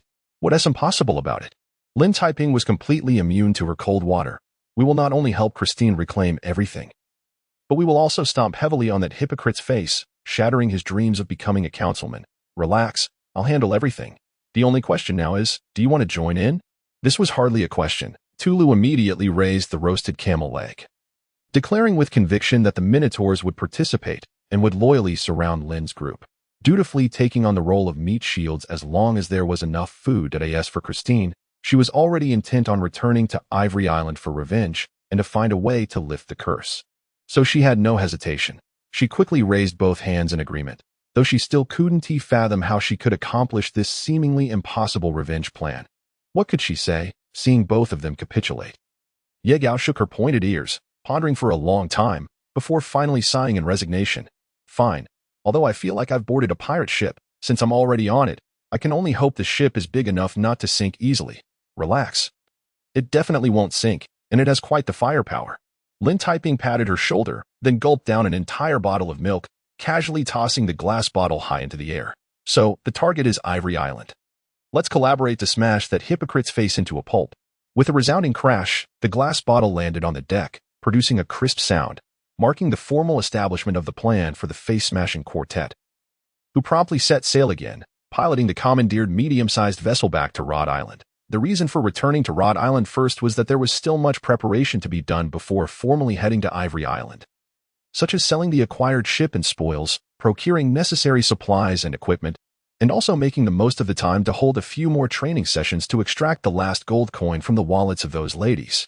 Of course, most importantly, upon returning to Rhode Island, Lin Taiping invited Mr. Cohen over for a visit. The two of them shut themselves in a small dark room for a peculiar discussion. Only a genius could fathom what they discussed. But 2 hours later, Mr. Cohen burst forth from the small dark room, his face flushed and glistening with sweat, as if he had been invigorated by some elixir. Grabbing the butler, he exclaimed, quickly, swiftly, "Withdraw all the funds. My dear Lin, you are the messenger of the goddess of wealth. Woe is me, this investment must include me." Thus, Mr. Cohen managed to procure a substantial investment from which Lin Taiping, once again wealthy, contentedly lit a cigar and boarded the Black Pearl with the Minotaur and the Dark Elves, officially embarking for Ivory Island. Thank heavens, that fellow has finally departed. The nobility of Rhode Island wept profusely, as did the ladies and maidens of the land, and of course, Mr. Cohen, accompanied by his 3 beautiful daughters, cried the most pitifully, "Woe is me, dear son-in-law. Once you implement your grand plan, do not forget my share. Hey, hey, hey, when did I promise to marry your daughter?" Under the piercing gaze of Christine and the disdainful look from Night Song, Lin Taiping could only wave his hands innocently, bidding farewell to the island that had granted him his first fortune. Following this, aided by the fortuitous northwesterly winds, the Black Pearl unfurled its pristine sails, sailing smoothly southeastward towards the bounteous Ivory Island, which awaited them in the heart of the Horn Sea, 1,000 nautical miles away. Nearly half a month of sailing passed without incident, leaving Lin Taiping nearly bored to the point of weaving spider webs. The sole activity at his disposal was to summon the Minotaurs and Dark Elves, proudly slapping down the grand plan he had meticulously crafted over 3 full pages, declaring, "Come, my friends, let us commence our training." Poor Christine, excluded from participation, could only sulk in frustration, scratching at the door. However, it soon proved fortuitous for her absence, as those who underwent the training were left in a trance-like stupor, as if collectively brainwashed, first this, then that, and then again. Tulu, leading a group of Minotaurs, swung their hooves in a daze, their once robust hooves now trembling like those of a frightened chicken, their eyes reddened. How to use it, how to use it? Night Song directed a dozen Dark Elves, who either stumbled into masts in a daze or gathered in shadowy corners, fiddling with a peculiar crystal ball, occasionally emitting chilling low chuckles. What on earth was happening? After 2 weeks of this madness, Christine could no longer suppress her curiosity. She burst into Lin Taiping's cabin, thrusting a dagger onto the table with force. "Listen, boss, either you tell me what this grand plan entails, or you might as well stab me." "With what shall I stab?" Lin Taiping retorted bashfully. Then, before Christine could erupt in rage, pointed out the window. "All right, I shall reveal the grand plan, but first, it seems we must prepare to disembark." Under the warm morning sun, the silver-white island shrouded in mist was bathed in golden dawn. So beautiful and bounteous, if I am not mistaken. That should be our destination, Ivory Island. Have we finally arrived? Christine, momentarily forgetting the dagger and her curiosity, gazed in awe at the silver-white island, her bright eyes brimming with hope, nostalgia, desire, yet tinged with a hint of trepidation and worry. Indeed, we have finally arrived.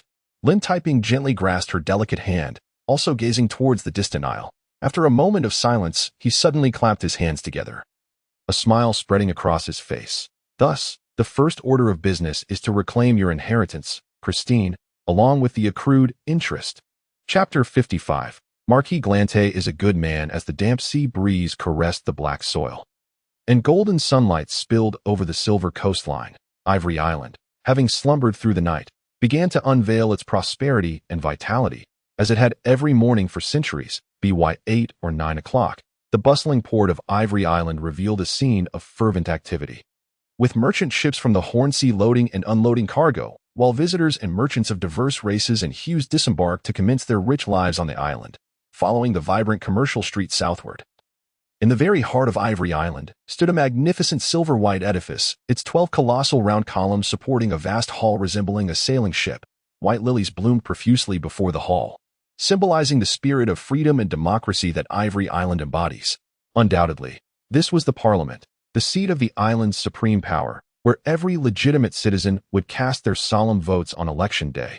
Aspirants for the highest office would view this as their battlefield, delivering impassioned campaign speeches from the platform before the Parliament. At this moment, a count with silver-white hair stood atop a 6-meter stone dais, enthusiastically gesturing to the gathered crowd of hundreds. Citizens, I, the honest Count Anderson, solemnly promise you that if I am elected as your next representative, I shall propose significant tax reductions, ensuring greater welfare for all, and establish the mightiest fleet to vanquish that accursed pirate leader.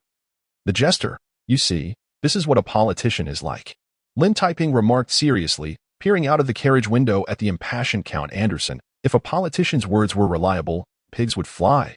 No, they would journey to the moon. Just hours earlier, he had arrived at the port of Ivory Island, aided by the cloak of the Night Waltz. A large group of minotaurs and dark elves disguised themselves as ordinary human attendants, allowing him and Christine to pass through inspection smoothly as tourists and proceed to the Parliament for registration. Amidst the throng at the Parliament's entrance, their ordinary carriage appeared unremarkable, so as they ascended the steps, apart from a few nobles who instinctively turned their heads in awe of Christine's beauty. No one else paid them any heed. Has anything truly changed here? Christine mused, her emotions complex as she surveyed her surroundings, the familiar sights triggering a flood of cherished memories. Years ago, when she was an innocent girl, her favorite pastime was to sit on the steps of this hall, lost in thought, while her stern yet resolute father busied himself with state affairs in his office, and her gentle mother smiled softly from the balcony, gazing affectionately at her. Yet all of this was ultimately as fragile as glass, shattered to pieces in just a few short years. She would never forget the moment that kind-faced uncle entered their family home like a savior, shattering all that was beautiful, heralding the onset of her nightmares. Fear not, from this day forth, we shall become that man's nightmare. Lin Taiping gently patted the back of her hand, revealing a devilish smile as he led the way into the Parliament chamber. By the fountain in the marble hall, a self-satisfied middle-aged clerk, cigar in hand, boasted to several nobles about his investment acumen. Indeed, I just purchased that small island, along with all its assets. 5,000 gold coins may seem steep, but it's a fine investment. Perhaps in a few years, I can sell it for double. As he bragged, mere moments later, upon noticing Lin Taiping and Christine approaching, his countenance shifted to one of bureaucratic formality. Addressing them with an official tone, "Good morning, sir. How may I assist you?" "Certainly." Lin Taiping offered a cigar and nudged Christine forward. "You see, my fiancée was once a citizen of this island, and now she has returned, seeking to petition the Parliament to inherit her father's legacy." "Fiancée?" Christine's cheeks flushed crimson, suddenly feeling an urge to gnash her teeth in irritation, while Night Song, trailing behind, perked up her ears with a resentful expression. In fact, even the middle-aged clerk appeared momentarily taken aback, before eventually regaining his composure and picking up a quill. "Not a problem, as long as the documentation is complete. This young lady may inherit her legacy at any time. Now, esteemed young lady, may I have your basic information, please?" "File it, Christine." Christine replied softly. "Very well, file it." The clerk instinctively began recording but suddenly looked up in shock, disbelief etched across his stern face. "Wait, the Filet family? You are indeed the one from the Filet family." No wonder he was so astonished. Thanks to recent rumors, many had recalled the tales of the Filet family, and as the eldest daughter of that lineage, Christine's name had been mentioned repeatedly. At that moment, as the middle-aged secretary was struck with astonishment upon realizing that the beautiful lady before him was none other than the long-lost eldest daughter of the Filet family. He could hardly believe his ears.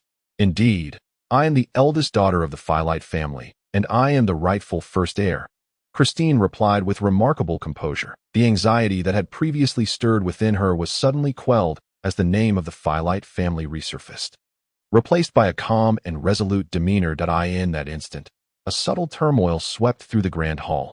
Nearby noble merchants turned in astonishment, whispering amongst themselves and revealing expressions of schadenfreude.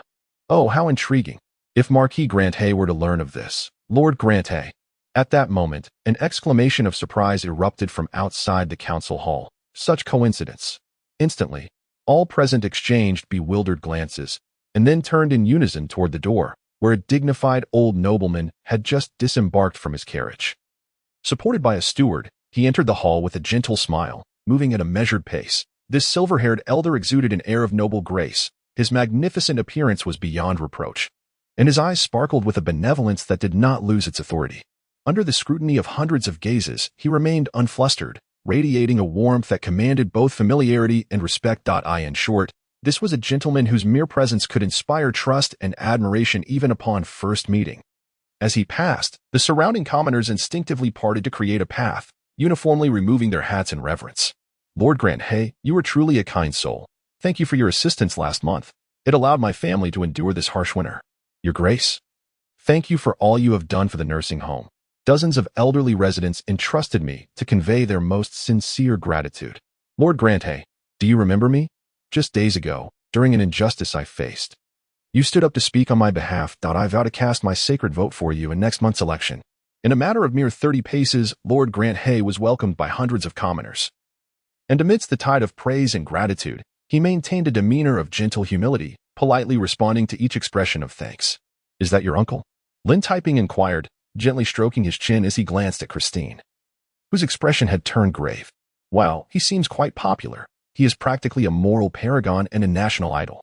Do not be deceived by his appearance, Christine retorted, her fist clenched tightly, her nails digging painfully into her flesh from sheer rage.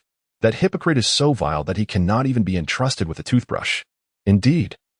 Lin Typing nodded in agreement. If a person appears too perfect, they are likely too false. The Marquis Granthay before them was not merely perfect. He seemed capable of playing the role of a divine messenger with just a hint of illumination behind him.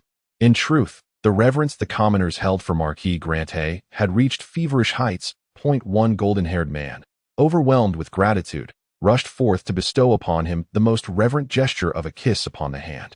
Lord Granthay, you are truly a great man.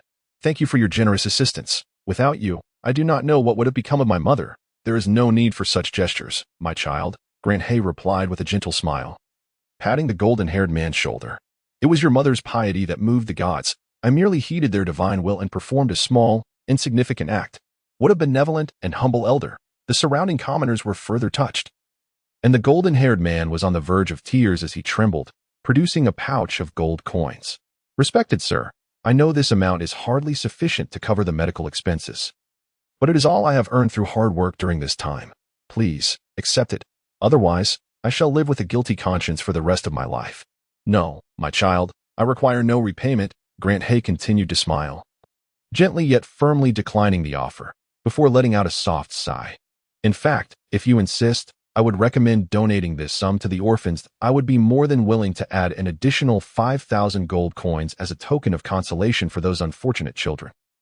Merciful, humble, kind, just, wise, generous. In that moment, as they beheld the radiance emanating from Marquis Granthay, the entire hall fell into a hushed silence. The commoners found their eyes misty, the merchants retreated in embarrassment, and several nobles who had previously reveled in schadenfreude could not help but feel a twinge of shame.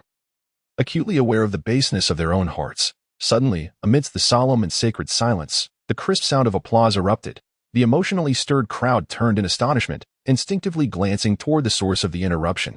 At that moment, under the gaze of hundreds of bewildered eyes, Lin Typing, tears glistening, rushed forward and grasped Marquis Granthay's hand, shaking it fervently with a face full of admiration. I am so moved, my lord. You truly are a wonderful, wonderful person. Would you like me to send you a little golden statuette?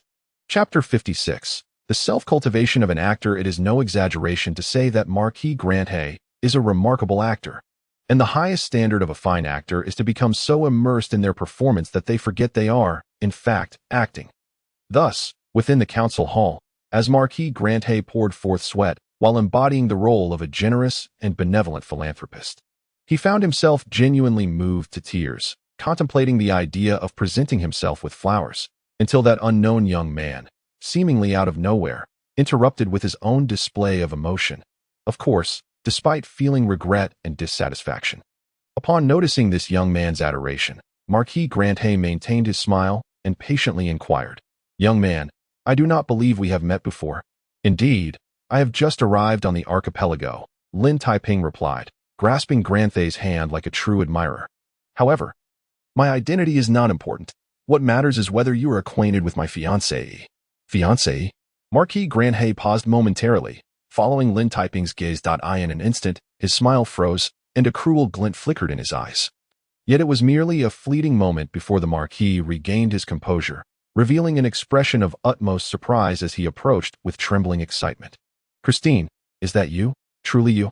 An absolutely flawless performance. Lin Taiping was left in awe, while the nearby nobles and commoners were deeply moved, contemplating who could possibly claim that the Marquis had ever committed a nefarious act.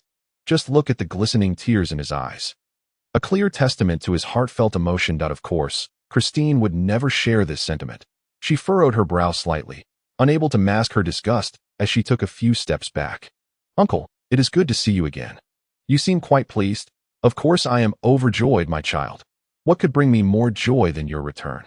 Marquis Granthay exclaimed, trembling with excitement as he reverently raised his gaze. "I give thanks to the merciful gods for bringing you back to me. My dear child, why did you not inform me of your return? Promise me you shall not leave again." "As you wish, I shall not depart again." Christine deftly evaded his embrace and replied coldly, "In fact, I not only intend to remain on Ivory Island, but I shall also inherit everything and become the true mistress of the Phyllite family."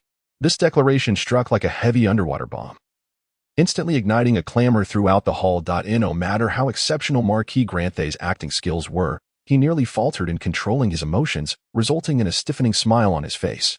"My child, do you mean to say that you intend to inherit the legacy left by your father? Is there a problem with that?" Christine boldly raised her chin, gazing steadily into his eyes. "My father has been deceased for quite some time. As his eldest daughter, should I not inherit his estate?" Of course. Granthay stammered, taken aback. However, as an accomplished actor, he quickly regained his composure, feigning a resigned sigh. "The issue is that your father, it seems, did not leave behind much of an estate. So, is that so? Not much, you say?" Christine arched an eyebrow, quickly regaining her calm demeanor. "Yet I seem to recall that during my father's lifetime, he possessed at least one estate, 2 shops, and over 300 acres of vineyard. Lord Granthay, could you enlighten me as to the whereabouts of these assets now?" Almost instinctively, everyone present in the council hall turned in unison to gaze at Granthay.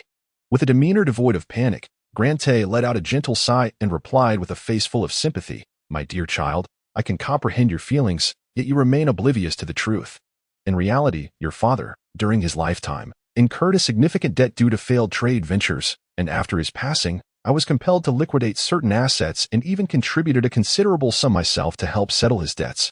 He recounted this with such tranquility, as though narrating an inconsequential matter. Turning to face the assembly in the hall, he raised his right hand with an air of indifference. "I am aware that there have been disconcerting rumors about me circulating lately. But should anyone doubt my words, they are welcome to visit me, where a comprehensive list of debts awaits. On this matter, I can swear before the gods." It must be acknowledged that his expression and tone were impeccably executed, to the extent that the hundreds of attendees could not help but believe a substantial portion of his claims, with several fervent admirers even calling out, "My Lord Marquis, we trust in your words. How could a gentleman as benevolent and noble as you commit such a grave error?" "No, I have indeed erred," Granthay sighed softly, his eyes glistening with a hint of sorrow. "My greatest mistake was agreeing to my brother's request to conceal this unfortunate news, all in the hopes of allowing Christine a modicum of happiness. If I had known that this would cause her pain and lead to misunderstandings between us, I should have contemplated the matter more thoroughly." This was a flawless performance, with his slightly reddened eyes and a gaze imbued with both sadness and resolve, rendering it utterly impeccable. The hundreds of spectators exchanged glances, momentarily swayed to sympathize with the Marquis. "Hypocrite!" Christine clenched her fists tightly, her fingertips turning pale from the pressure, as she gazed at the odious, duplicitous visage before her, filled with an overwhelming impulse to hurl herself at him without a second thought. Clap, clap, clap. Yet, amidst this bizarre atmosphere, Lin Taiping suddenly applauded once more, revealing a devilish smile. Magnificent, truly a splendid tale. But there is one aspect I cannot fathom. As far as I know, the estate left by Christine's father, including the 300 acres of vineyards, appears to have been under your management all along. Indeed. Upon hearing this inquiry, a murmur arose within the governing hall that it was true that while shops and jewelry might have been sold off to settle debts, the vineyard bequeathed by that gentleman seemed to remain intact. In fact, just 6 months prior, Marquis Grante had sold a substantial quantity of wine, reaping considerable profits. In an instant, Grante's complexion shifted slightly, but amidst the flickering of his gaze, he swiftly regained his composure. Of course. Young man, as you have stated, the vineyard on the highland has always remained. So, Lin Taiping grinned as he stroked his chin. My lord Marquis, do not tell me that even that estate has been transferred to your name. Perhaps with the names on the deeds altered as well. Certainly not, Grante replied with unwavering calmness. In fact, that estate has always been in Christine's name. I am merely assisting her in its management. Should you doubt this, feel free to inspect the land deeds. Is that so? Lin Taiping nodded with satisfaction. Then what are we waiting for? Since the estate remains, let us go see it now and perhaps stay there for the night.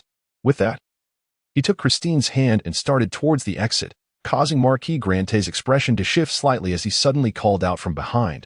Wait, I have yet to finish. Christine, there is something you may not know.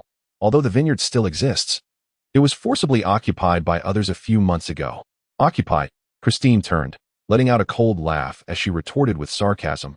I truly did not expect that anyone on Ivory Island would dare to seize our family's assets. I too find it quite unbelievable, Grante replied, his hands raised in a gesture of helplessness, his eyes glinting with cunning. In fact, over the past few months, I have repeatedly sent individuals to negotiate with them, but those ruffians are utterly unreasonable and possess formidable strength, leaving even me powerless. Is that so? Christine pressed on. I am quite curious to know who possesses such might. Grante stroked his beard thoughtfully, and after a moment of silence, he hesitantly responded. Well, perhaps I should not disclose that name.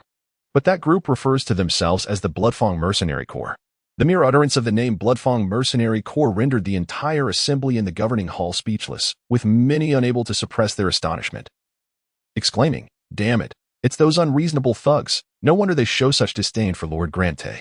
Indeed, it was no surprise they reacted this way. The Bloodfang Mercenary Corps was a notorious mercenary group in the Hornsea region, having survived numerous bloody battles over the years, boasting over 200 mercenaries, all of whom had been tempered by the fires of war.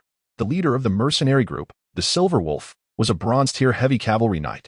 In fact, the reason the Bloodfang Mercenary Corps had arrived on Ivory Island was due to a contract with the governor to assist in repelling pirate incursions. However, this mercenary group was evidently not inclined to reason. During their years on Ivory Island, they had instigated several conflicts, and had it not been for the backing of a powerful figure, they would have likely been expelled long ago. Thus, upon hearing the name Bloodfang Mercenary Corps, everyone turned in unison, their gazes filled with sympathy for Christine. Poor child, before such a group of unreasonable and formidable mercenaries, one could scarcely hope to reclaim the vineyard, let alone a single grape. So, I must simply accept this reality. Christine lowered her head slightly, the flames of anger igniting within her eyes.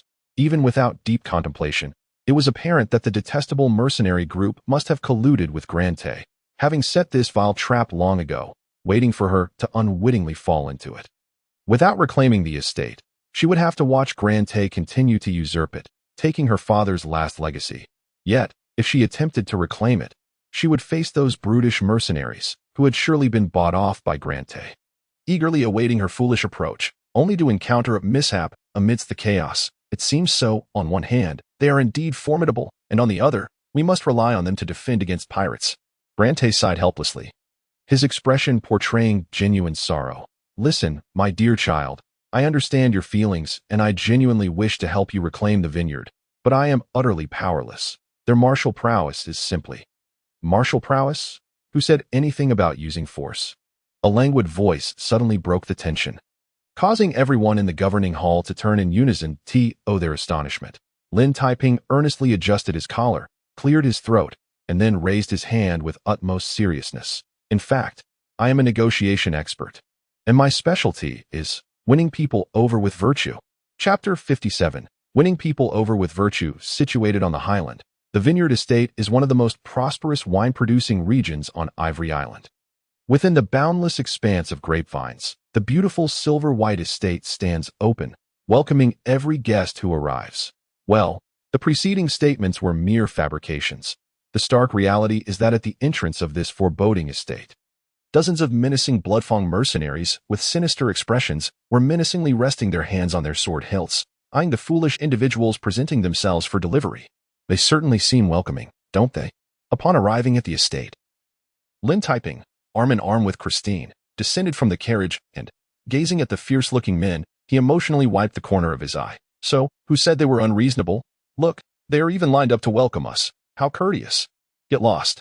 Is this what one would call courtesy? The nobles and merchants who had come to witness the spectacle, along with the throngs of commoners drawn by the news, could not help but roll their eyes, pondering whether this individual had truly lost his mind, believing himself a negotiation expert, thinking mere empty words could persuade the bloodfang mercenary corps to relinquish the estate.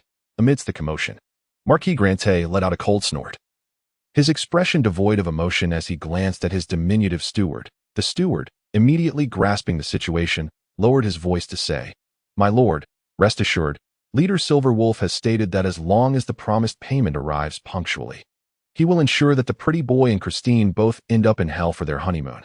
Is that so? How unfortunate indeed. Marquis Grante sighed lightly, a tone of helpless sorrow in his voice. However, amidst a fierce battle, such unforeseen incidents are bound to occur. Even if my dear niece were to have her throat slit, it would be unavoidable, would it not? The sorrowful expression paired with the venomous undertone sent chills down the steward's spine, even when accustomed to such matters. Meanwhile, Marquis Grante stepped forward a few paces, regarding Christine with feigned sympathy. "My dear child, it appears you and your fiancé have encountered some trouble." "Trouble? Not in the least."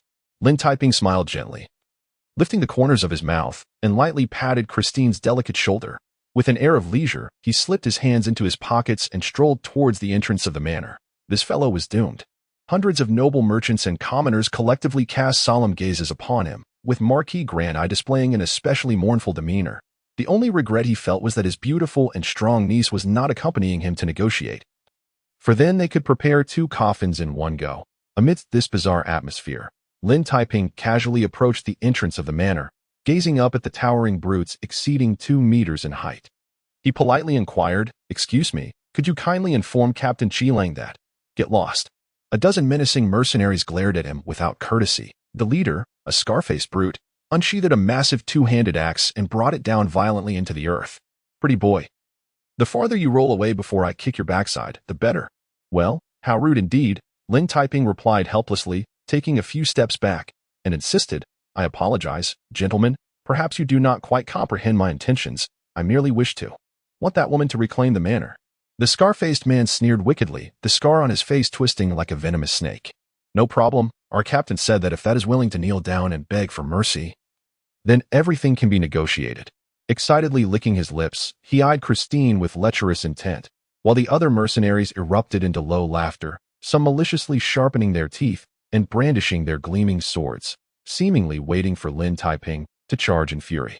However, contrary to expectations, Lin Taiping exhibited no anger in the face of such blatant insult. On the contrary, after a few seconds of silence, he unexpectedly turned around and walked away without a hint of acknowledgement to the mockery behind him. "Coward!" The scar-faced brute raised his middle finger derisively, accompanied by his mercenary comrades, while even the nobles and commoners across the way could not help but display contemptuous expressions. Marquis Grante shook his head repeatedly, sighing in despair, seemingly lamenting the choice of such a worthless fiancée for his niece. Yet, amidst the scornful and mocking gazes, Lin Taiping continued to retreat slowly, taking 1 step, 2 steps, 3 steps, 4 steps, until he halted after 7 deliberate steps. Gently caressing the spatial ring, it appeared he was retrieving something, yet he wore a mischievous smile, gazing at the group of mercenaries, slowly counting on his fingers. 1, 2, 2.5. What on earth? The mercenaries were taken aback into silence. And in an instant, the scar-faced man felt a surge of dread, but before he could react, with a thunderous boom, a small, black magical cannon suddenly erupted from the spatial ring, crashing heavily onto the ground. Before anyone could utter a gasp, Christine had already stepped forward, effortlessly lifting the cannon with one hand and resting it upon her delicate shoulder. By the gods! An incredulous gasp reverberated through the skies. In that fleeting moment, Christine adjusted the cannon's aim, firmly pointing it at the manor's entrance, while Lin Taiping stood beside her, beaming in the sunlight. Hey, that disfigured fellow over there. Would you like to have a close encounter with a cannonball? Boom. Before his words could fade, the terrifying magical cannon unleashed a frenzied barrage. Amidst the sharp howling, the searing iron balls traced a perfect arc, crashing down upon the sturdy gates, unleashing a tempestuous wave of force. Dust and debris erupted into the air, forming a black mushroom cloud that enveloped the vicinity for dozens of meters. With just one strike, merely one strike, the entire gate lay in ruins. A dozen mercenaries were ruthlessly hurled aside, battered and bruised upon the ground, while the unfortunate scar-faced man, bloodied and battered, resembled a frightened rabbit, wailing pitifully. No! You damned bastard! How dare you! Boom! Responding to him was Christine's second shot, as another cannonball roared down. This time slightly off target, smashing into the throng of mercenaries instead of the manor's walls. Black smoke billowed skyward, sending several mercenaries into a daze, while under the immense force, the scar-faced man was flattened against the shattered gate. Shrieking hysterically, yet, in that very instant, as if to answer his cries for help, the battered gate was forcefully kicked open, and over 200 fully armed, towering mercenaries surged forth like a tidal wave.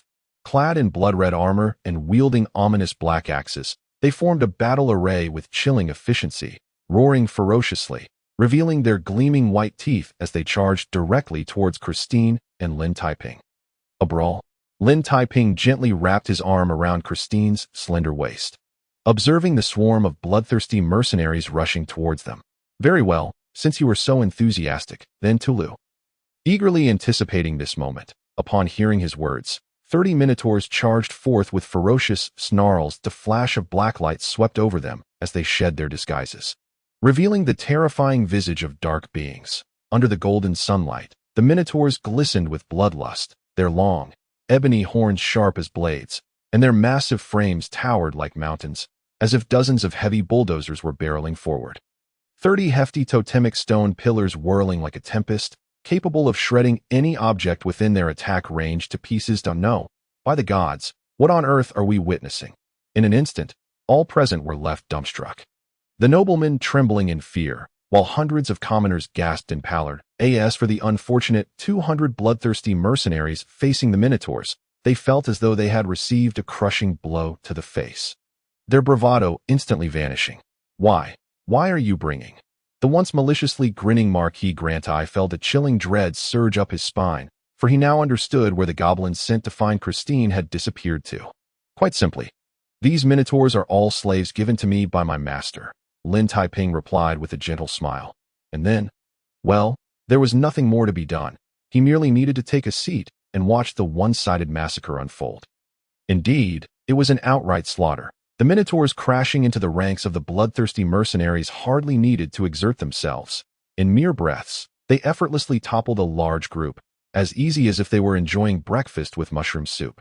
In the end, even Tulu and the others did not need to lift a finger. They merely watched as Leah roared angrily, wielding 2 massive frying pans, sending dozens of remaining mercenaries fleeing in disarray.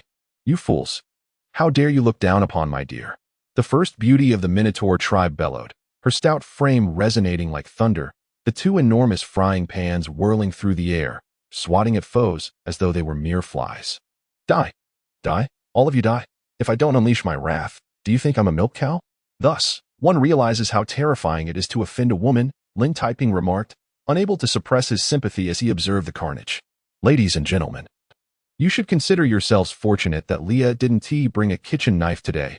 Otherwise, at that very moment, a powerful surge of magical energy suddenly erupted, accompanied by a deep chant. 6 black-robed mages emerged from behind the gate, radiant light shimmering at their fingertips, a palpable aura of danger enveloping the battlefield. My heavens, truly the blood-toothed mercenary corps. Witnessing this scene, the previously stunned crowd gasped anew, for no one had anticipated that the blood-toothed mercenary corps would engage 6 mages. Though the highest among them was merely a bronze mid-tier, if these 6 combined their spells, they could certainly obliterate a large number of defenseless minotaurs that in that moment. The once pale-faced Marquis Grantai revealed a satisfied smile, as if he could already envision fireball meteors raining down, picturing that pretty boy kneeling in surrender, imagining a hefty black spiked club. Wait, why a spiked club? As the 6 black-robed mages prepared to unleash their magic. Marquis Grantai suddenly widened his eyes in disbelief. By the gods, could it be that he was mistaken? Why was there suddenly a black spiked club emerging behind the mages? It turned out he was not mistaken. Nor was anyone else present. With a flash of dark light, the spiked club, bristling with barbs, swept through the air. The nearest red-robed mage barely had time to turn around before his fragile nape met the formidable spiked club in a passionate embrace. With a sickening crunch, the unfortunate red-robed mage collapsed, leaving the other 5 mages dumbfounded, who quickly turned in furious disbelief. Damn it, this is Dark Elf. Before they could finish, a dozen ghastly green daggers sliced through the air silently. Blooming into a radiant display of blood, the 5 mages could only utter a muffled groan before clutching their throats, collapsing in anger and despair, lifeless on the ground. Until this moment, the silhouettes of the Dark Elves began to subtly manifest in the air. Night Song, dragging a blood-stained wolf-toothed club, languidly licked her cherry-red lips, murmuring, "How delightful! A hefty weapon is truly the best." Silence. At this instant, the entire assembly was enveloped in an eerie stillness, as hundreds of nobles and commoners gaped. Fixated on Lin Taiping.by the gods above, first came the frenzied minotaurs, followed by the treacherous Dark Elves. What could possibly emerge next? The dazed Marquis Galantai felt as if his very breath had been stilled, clutching his chest tightly as he suddenly sensed his heart convulsing violently. Is this also your slave?" "Correct," Lin Taiping replied with a beaming smile, continuing his nonsensical ramblings. "Well, my teacher, Count Monte Cristo, has a penchant for collecting various dark creatures. So upon my departure, he gifted me dozens of minotaurs and dark elves to deter any would-be bullies." How shameless! All present rolled their eyes in unison, thinking who would be foolish enough to dare bully you. With such a formidable entourage of dark creatures, you would be more likely to extort protection money from others than I. In fact, at that moment, many began to realize that this battle no longer warranted continuation. Over 200 mercenaries had been obliterated, and 6 mages had been so stifled they couldn't even cast a spell. What more could the unfortunate Bloodfang mercenary corps do? Could they possibly conjure? Wait. What was that sound? In an instant, the previously silent estate erupted with a thunderous roar, accompanied by the resounding collapse of a massive section of the wall. The Bloodfang mercenary corps final trump card was finally revealed. 5 heavily armored Crimson Knights, mounted on 5 ferocious bronze lizards, marched in unison from the estate. The leader of the Blue Wolf Regiment, standing at the forefront of the triangular formation, wielded a heavy crimson lance, his scarred face devoid of expression, save for the furious fire burning in his open, single eye. Yet, it was the bronze lizards beneath them that truly commanded attention. These vicious reptiles, measuring 6 meters in length, boasted limbs as sturdy as pillars, and their fearsome heads were adorned with a sharp, yellowish spike that glinted ominously, capable of piercing through heavy armor at high speed. This is, everyone present shuddered in unison, and several astute nobles immediately recognized the origin of these bronze lizards, exclaiming, "Behold, the undead! These are unicorn drakes, exceptional mounts for heavy cavalry." Indeed, these sharp-spiked brutish lizards were the very embodiment of raw power, not yet deserving the title of magical beasts, yet possessing fearsome physical impact and an almost impenetrable defense, making them an ideal choice for heavy cavalry. And now, as these 5 unicorn drakes made their fearsome entrance, the battlefield descended into a deathly hush. Those nobles who had previously deemed Lin Taiping's victory a foregone conclusion quickly reversed their assessments. By the gods above, no matter how savage the Minotaurs or cunning the Dark Elves might be, they could scarcely withstand the collective charge of a battalion of Drake Riders at that very moment. The leader of the Blue Wolf Regiment, his expression frigid, raised his right hand high as he suddenly clenched his fist and gestured forward. The 5 Bloodfang Knights howled in unison, urging their unicorn drakes into a furious charge. In the golden sunlight, the blood-red armor glimmered ominously as the 5 grotesque bronze drakes coalesced into a terrifying wave of fury, racing forward with a deafening roar, causing the ground to tremble uncontrollably. Several pine trees blocking their path were instantly crushed to splinters at this moment. Both nobles and commoners trembled, their faces pale as they clasped their mouths in shock. In that instant, even the minotaurs and dark elves dared not resist head-on. Retreating helplessly to the sides, at that moment, Marquis Gelantai revealed a sinister smile, as if he could already envision the exquisite carnage about to unfold. "Boss, we must flee." Christine frantically loaded the magic crystal cannon, grasping Lin Taiping in an attempt to push him away from the impending carnage. However, contrary to expectations, Lin Taiping remained steadfast, even leisurely clasping his hands behind his back, observing the dense formation of Drake riders charging forth. An unstoppable force. 300 meters, 200 meters, 100 meters, 50 meters. In just a few breaths, the terrifying tidal wave was nearly upon them. As the 5 Bloodfang knights simultaneously raised their lances, the obsidian tips gleaming with death's light. As if sensing the overwhelming aura of death emanating from them, the 5 unicorn drakes opened their gaping maws, unleashing a primal roar that could rend the soul. This is where it ends. The Blue Wolf leader, observing the seemingly paralyzed foes, revealed a savage grin, his white teeth glistening menacingly in the sunlight. "Foolish pretty boy, once you reach hell, remember to tell the Reaper that it was I who ended you." Clap, clap, clap. Without any warning, the sharp sound of applause rang out, and amidst the astonished gazes of all, Lin Taiping, with a beaming smile, raised both hands, leisurely applauding 3 times. Before the applause could fade, a dozen bones tumbled from the skeletal ring. And before they even hit the ground, they swiftly reassembled into a stark white skeleton soldier, unsteadily rising and brandishing a blood-red bone dagger. By the gods above, this individual from the east was, astonishingly, a necromancer. In an instant, the crowd gasped in unison, many instinctively retreating, for even in the so-called democratic and free Ivory Island, necromancers, those malevolent offshoots of sorcery, evoked fear and aversion. Necromancer. Who claimed I was a necromancer? Lin Taiping, with a mischievous glint in his eye, contemplated revealing his true form, but that was merely an exaggerated thought. Thus, he continued to play the role of the necromancer, clapping his hands once more as he watched the second skeleton soldier wobble to its feet. At this moment, the crowd erupted into even greater exclamations, while the Blue Wolf leader's expression shifted slightly. Yet, it only took him a few seconds to regain his composure, coldly sneering as he urged the unicorn drakes forward with even greater ferocity. "Fool!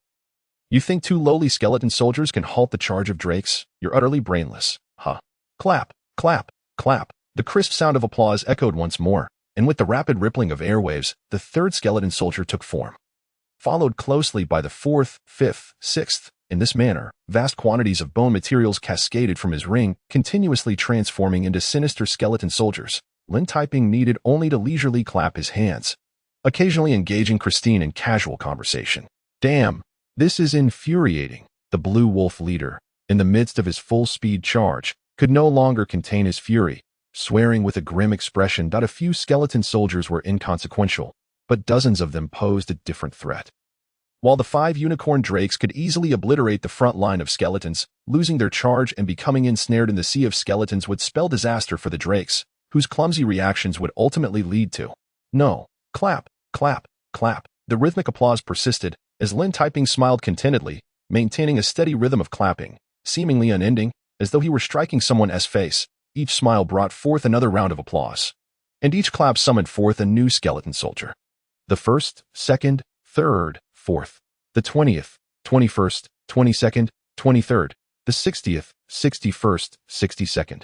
Well, who could possibly know the exact number?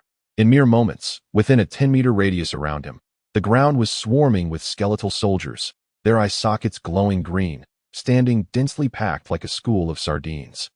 Eerily silent as they occasionally clashed against one another, producing hair-raising crackling sounds. My heavens! My heavens! My heavens! At this moment, everyone present was collectively rendered speechless, their minds blank, save for the repeated exclamations of disbelief. How could this be? How could this be? How could this possibly be? The ability to simultaneously summon and control nearly 100 skeleton soldiers was a feat only a necromancer of black iron rank or higher could achieve. And such powerful necromancers were nowhere to be found on Ivory Island.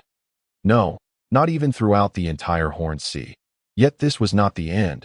Mere seconds later, as Lin Taiping clapped his hands once more, The black earth ahead began to roil like a surging tide. In the next instant, a multitude of skeletal spears erupted from the hardened ground, forming a dense thicket akin to a thorny jungle.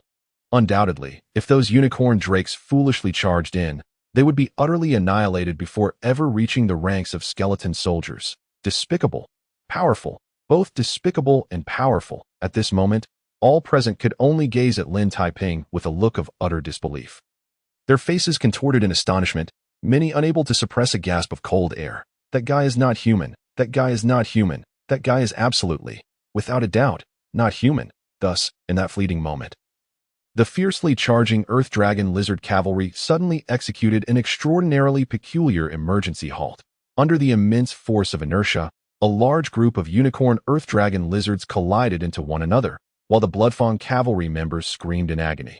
Involuntarily propelled backwards, amidst the chaos, the ferocious leader of the Green Wolf Brigade leapt down from his giant lizard and, in a frenzy, charged towards Lin Taiping, resembling a cornered beast fighting desperately for survival.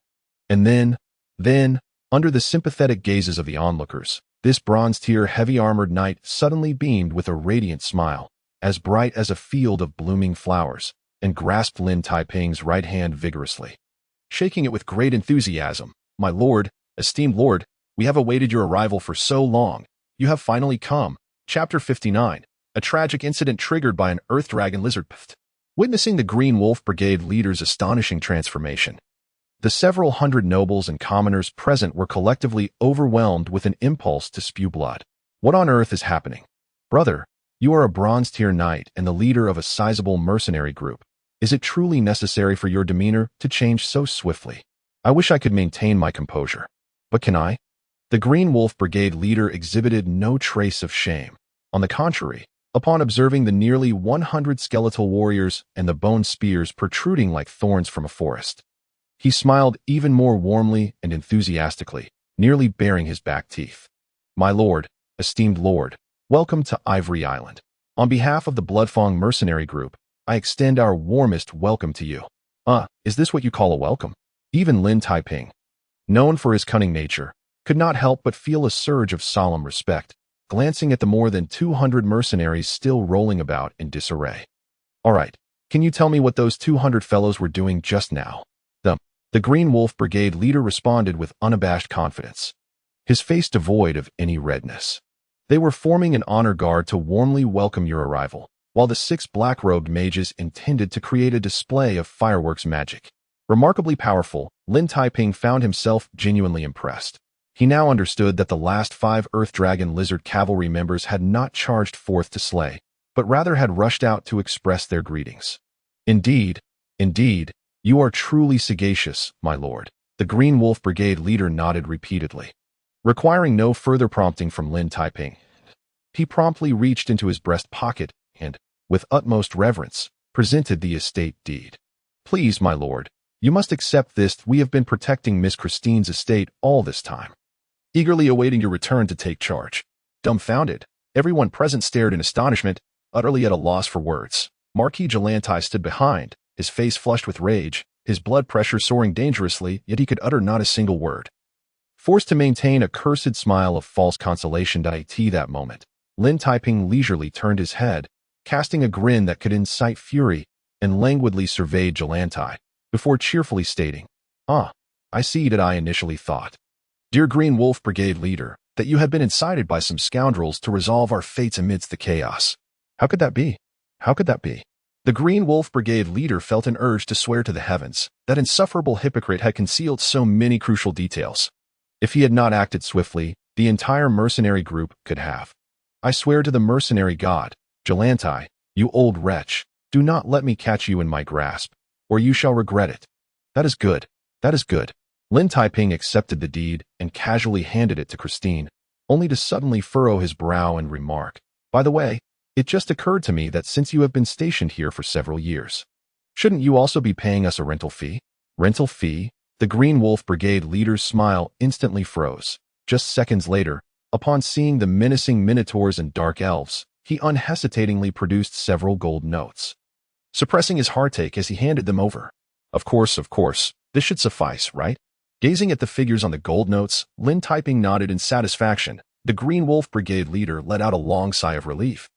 But before he could fully relax, he heard the words he dreaded most. The rental fee, well, it is barely adequate. Amidst the worshipful gazes of the crowd, Lin Taiping sighed in exasperation, turning to the minotaurs and dark elves beside him. The problem is, my loyal and reliable slaves have sustained unexpected injuries. Cough, Tulu. Tulu, drooling as he circled an earth dragon lizard, widened his eyes in confusion upon hearing this, while Jaeger beside him helplessly slapped his forehead, opting to lean in and whisper a few words. A few seconds later, Tulu, who had just been brimming with energy, suddenly let out a high-pitched scream, leaping into the air and crashing down heavily onto the ground, his bovine face contorted in agony. Oh, it hurts, my stomach. No, my arm is broken, my leg is broken, and I have sustained severe internal injuries. Roll, that is not an internal injury, it is an insult to our intelligence. The crowd collectively rolled their eyes in exasperation, while the Green Wolf Brigade leader's face twitched with the urge to rush forward and truly inflict a heavy injury upon the shameless Minotaur. However, the situation dictated otherwise, and despite his internal curses, he continued to sweat profusely, wearing a furrowed brow as he reluctantly produced more gold notes, eager to escape any further demands. What a pity, I haven't even mentioned compensation for emotional distress. Lin Taiping sighed regretfully.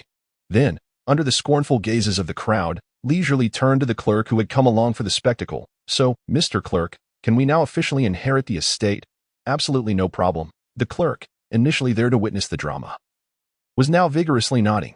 Marquis Galantai clenched his cane tightly, the veins on the back of his hand bulging, yet he could only endure the bitter anger, for even if he wished to intervene, he could not find any reason to do so. Minutes later, the documentation was swiftly completed, and when Christine signed her name on the papers, a dozen nearby nobles rushed forward, exuberantly offering their congratulations. Of course, whether they were congratulating Christine on her formal inheritance or on having a mysterious and powerful fiancé was known only to the heavens. In fact, Lin Taiping was surrounded by even more people. Hundreds encircling him, bombarding him with an array of bizarre questions, including inquiries about the identity of his mysterious teacher, whether minotaurs consumed humans, and whether dark elves employed whips and candles when capturing men to bear children. Naturally, among these peculiar inquiries, the most pressing concern for all was how nearly 100 skeletons had been summoned. In truth, even at this moment, the dense ranks of skeleton warriors remained motionless, and one could only wonder how much magical energy was required to control them. Well, this is a long story. Lin Taiping continued with his favored pretense of storytelling. Cough. You see, a long time ago, I was pursued and fell off a cliff, inadvertently encountering a grand archmage, and then, as he spun his tale, the crowd surrounding him felt dizzy, left only with awe and admiration. Marquis Galantai stood expressionless in the back, his chest heaving intensely. Yet, mere moments later, he suddenly revealed a gratified smile, opening his arms to embrace Christine. Dear child, you have found a truly remarkable fiancé. With a benevolent smile, he gently patted Christine's shoulder, then slowly lifted his gaze to the sky, a hint of sadness in his sigh. I believe my brother, if he watches from above, would surely be pleased. Alas, he is already. Sigh. As he expressed his sentiments, tears glistened in the corners of Galantai's eyes. He turned back to Lin Taiping and offered a warm embrace. However, unbeknownst to anyone, in that intimate moment, the Marquis's expression twisted into a sinister grimace, his voice dropping to a menacing whisper as he cursed, Yellow-skinned monkey, do not think you have triumphed. I will make you realize how foolish it is to oppose me. Just wait.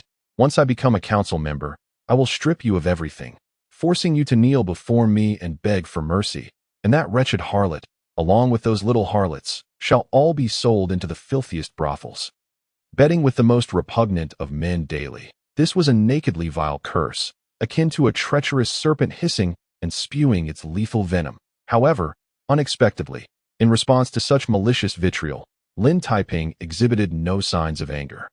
Instead, he leisurely stepped back a few paces, revealing a smile brimming with sympathy. Wait, sympathy?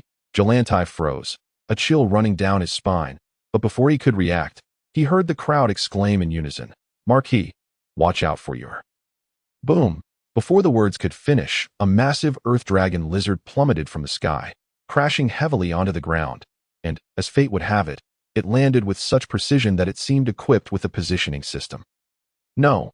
Galantai screamed in a piercing wail, watching as his entire right leg was pinned beneath the earth dragon lizard, the excruciating pain crashing over him like a tidal wave. He needed no doctor to diagnose that his leg had suffered a compound fracture. At that moment, the entire venue fell into a hushed silence, with everyone wide-eyed and agape, gazing at the unfortunate Marquis Glantai, pinned beneath the weight of the ground-dwelling lizard. They could not help but glance towards Teru, who remained frozen in a throwing posture. Standing there with an expression of naive sincerity, Teru raised a hoof and suddenly cried out in a panic. "It's not my fault, truly. I merely wish to take this lizard back for a late-night snack." And who could have anticipated such precision in my throw? "Do you dare to speak further?" Lin Taiping, filled with fury, pointed an accusatory finger.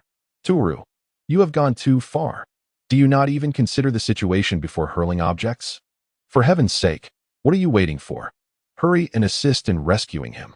In response, a herd of minotaurs exchanged guilty glances and promptly rushed over, their faces awash with shame. The beleaguered Marquis Glantai, already on the brink of unconsciousness from the pain, witnessed the ferocious approach of the minotaurs and screamed like a pig being slaughtered. "No, stop! You wretched creatures, get away from me!"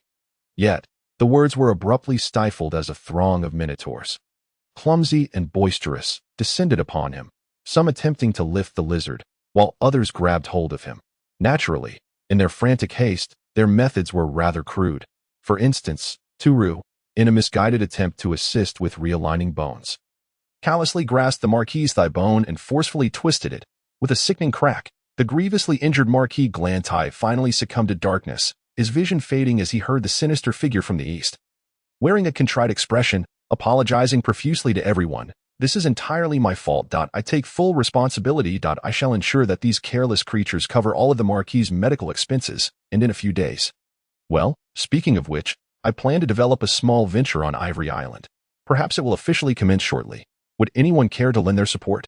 Chapter 60. What are they selling? For the Marquis Glantai. The final month of this year marked the darkest days of his life. During this unfortunate period, he was first overwhelmed by the chaos wrought by rumors, then lost a cadre of loyal subordinates, and finally witnessed that detestable woman return unscathed from afar, seemingly to slap him in the face by participating in the election for council members. Well, he could tolerate all that, but could someone explain why that vile woman suddenly had a cunning little pretty boy by her side? A pretty boy who was also an enigmatic and powerful necromancer. Damn it, how infuriating! That insufferable pretty boy and that wretched woman. Both of you should meet your demise, with a shattered leg burdening him. The Marquis Glantai lay in his sickbed for a full fortnight. The only thing he could do each day was to unleash a torrent of vehement curses, vowing that once he recovered, he would employ every means at his disposal to make that pretty boy's life a living hell. However, despite his fury, the Marquis understood all too well that the pretty boy would not be easily dealt with. So in the midst of his rage, he dispatched several skilled thieves to shadow the winery, ensuring that every movement of that pretty boy was reported back to him. Well, this strategy proved effective. From that afternoon onward, every action of Lin Taiping was meticulously documented and sent to the Marquis's residence, including even the times he dined, drank, and slept. Yet, the problem was that the Marquis could not find any pleasure in this information as he perused the stack of reports. He grew increasingly perplexed. Utterly baffled by the pretty boy's intentions on the first day, he did nothing but feast lavishly at a restaurant on the commercial street with a cadre of minotaurs and dark elves. And he even purchased a nearly bankrupt weapon shop. On the second day, he ventured out shopping and, through a trading house, ordered a substantial quantity of high-quality white paper. Who knew what he intended to do with so much paper? On the third day, strange sounds emanated from the manor, banging incessantly from dawn till dusk, interspersed with protests from minotaurs demanding a strike, along with the chattering of dark elves discussing how unappealing things were. On the fourth day, he slept the entire day away. On the fifth day, he continued his slumber. On the sixth day, he again slept through the day, and on the seventh, eighth, ninth days. Enough, enough! This is intolerable. After enduring 2 weeks of reports, the Marquis Glantai could no longer contain his frustration, slamming the table with a furious glare. "Incompetence, a bunch of useless fools. You have cost me so much money just to inform me that the fellow enjoys sleeping in certain positions?" Speechless, the thieves exchanged guilt-ridden glances, realizing that indeed, the pretty boy seemed to do nothing but eat and sleep, as if he had come to Ivory Island for a vacation. Although, from a certain perspective, this was undeniably peculiar. It's obvious. Even an imbecile can see that this is highly unusual. The Marquis huffed disdainfully, his brow furrowing in deep concentration. Undoubtedly, Christine and that Eastern pretty boy's objectives were far more sinister than merely reclaiming an inheritance. Especially since the winery they had regained was but a fraction of the inheritance, so, in such a context, how could they appear so content, indulging in feasting and slumber as if all enmity had been forgotten? Perplexed and distressed, the Marquis felt as though he might lose his hair over the matter. He could swear on his reputation that Christine and that pretty boy were undoubtedly orchestrating a devious and malicious revenge scheme. Yet the crux of the matter remained. What exactly was their plan? Would they foolishly wait for him to become a council member and seize ultimate power, only to turn the tables and eliminate him? Suddenly, the door burst open, and the butler rushed in, his face flushed and breathless. "My lord, I have just heard that the Eastern man is distributing items for free on the commercial street alongside Christine and the Dark Beings." Just as I suspected. The Marquis slammed the table down, disregarding his still healing leg, and rose with renewed vigor. "I knew it. Those two fools intend to win the hearts of the populace and garner sympathy. Listen, whether they distribute wheat or cooking oil, we shall double our efforts, and I shall see how long their finances can sustain this." "Are you certain, my lord?" The butler, typically quick to praise his master's wisdom, now wore a perplexed expression. "My lord, I did not finish speaking. The Eastern man is not distributing wheat or cooking oil, but rather copper coins, silver coins." The Marquis's expression shifted as he realized that if this were the case, their financial resources were evidently far beyond his expectations. Not quite. The butler shook his head in confusion, seemingly at a loss for words, hesitating for a long moment before finally stammering. "In fact, what they are giving away for free is paper." Silence. An eerie stillness enveloped the room as the Marquis stared blankly, questioning his own hearing.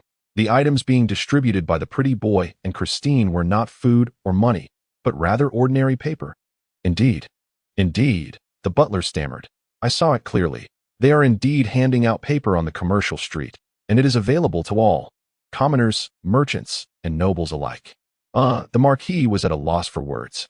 Even the most exquisite paper could not compare to the practicality of food or money. Did the pretty boy truly believe that by generously distributing a few sheets of paper, the common folk would feel grateful? Clearly, the butler was equally baffled, and the two could only exchange incredulous glances in stunned silence. But just then, another thief burst in, an expression of disbelief plastered across his face. "My lord, the latest news. That pretty boy is no longer giving away paper. He has switched to selling it." "Uffed," the Marquis spluttered, spitting out his tea in shock. "Wait, say that again. You must repeat that. What is that pretty boy doing? Transitioning from giving away paper to selling it? I swear I did not mistake it." The thief nodded fervently. "Just a moment ago, he suddenly announced that each sheet of paper would be sold for 10 copper coins. And the supply is limited. First come, first served." Insanity. Madness. That pretty boy must be out of his mind. The Marquis felt his head spinning, forgetting even to wipe the tea leaves from his face. What nonsense is this? An ordinary sheet of white paper could hardly be worth more than 5 copper coins, yet that fellow dared to sell it and had doubled the price to boot. How could this be? Was he deluded, or did he think the entire population of Ivory Island was composed of fools who could be easily swayed into parting with their coin? As it turned out, the people of Ivory Island were indeed easily deceived. For the very next moment, another thief rushed in, panic etched across his features, shouting, "My lord, that fellow has sold out of paper completely. He sold a total of 2,000 sheets, and the crowd refuses to disperse, all clamoring to buy more." This time, the Marquis did not merely spit tea. He spewed blood in disbelief. "This is utter nonsense. Prepare the carriage. I must go to the commercial street and see for myself what that pretty boy is up to." A few minutes later, a horse-drawn carriage hastily set off, racing towards the commercial street.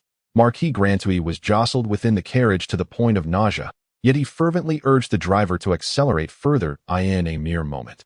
The carriage burst into the bustling commercial street, dragging his injured right leg. The Marquis propped himself up and peered out of the window, only to be struck dumb as if turned to stone.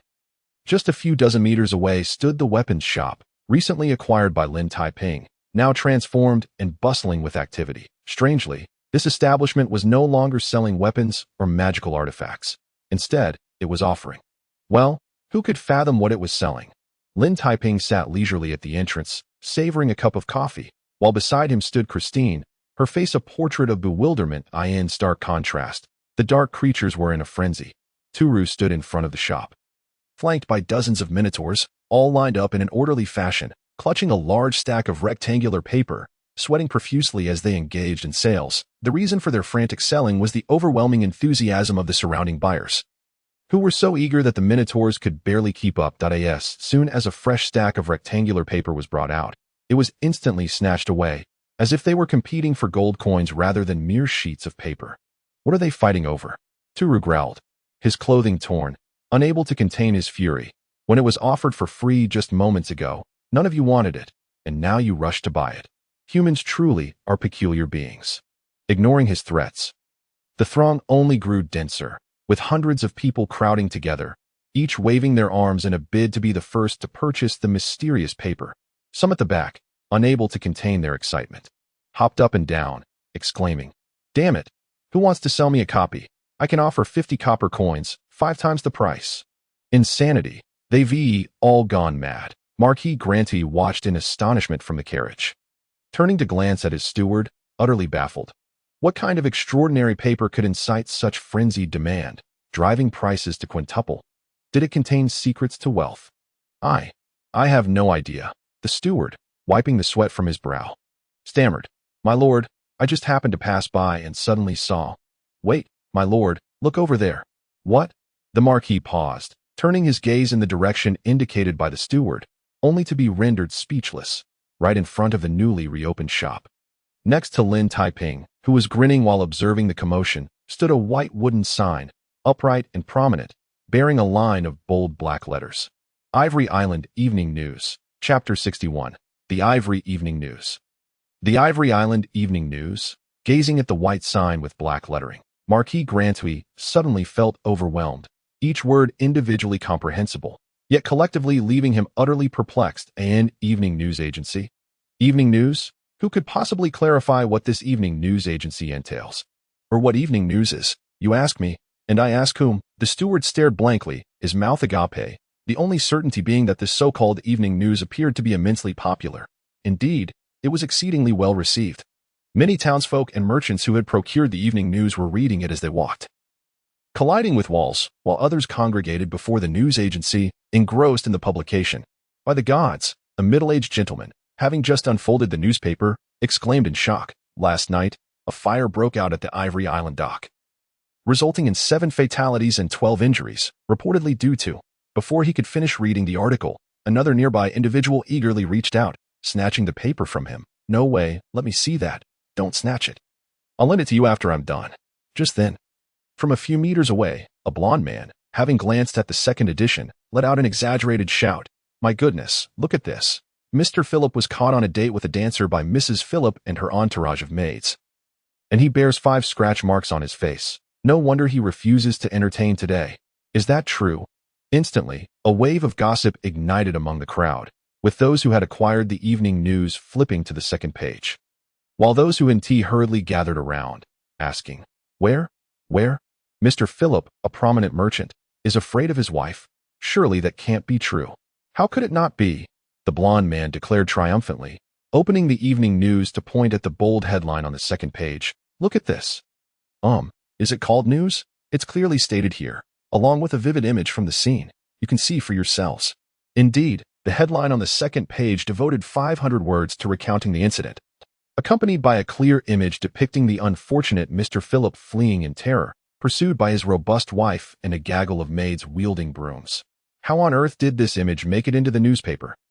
The crowd exchanged bewildered glances, unable to comprehend the underlying mechanics, but after a brief moment of confusion, they quickly resumed their gossiping, debating whether Mr. Philip was caught in bed or if he was apprehended before reaching the bed. Amidst the chaos, a stout merchant suddenly bellowed, rushing to the front of the evening news agency, eyes gleaming as he waved a newspaper.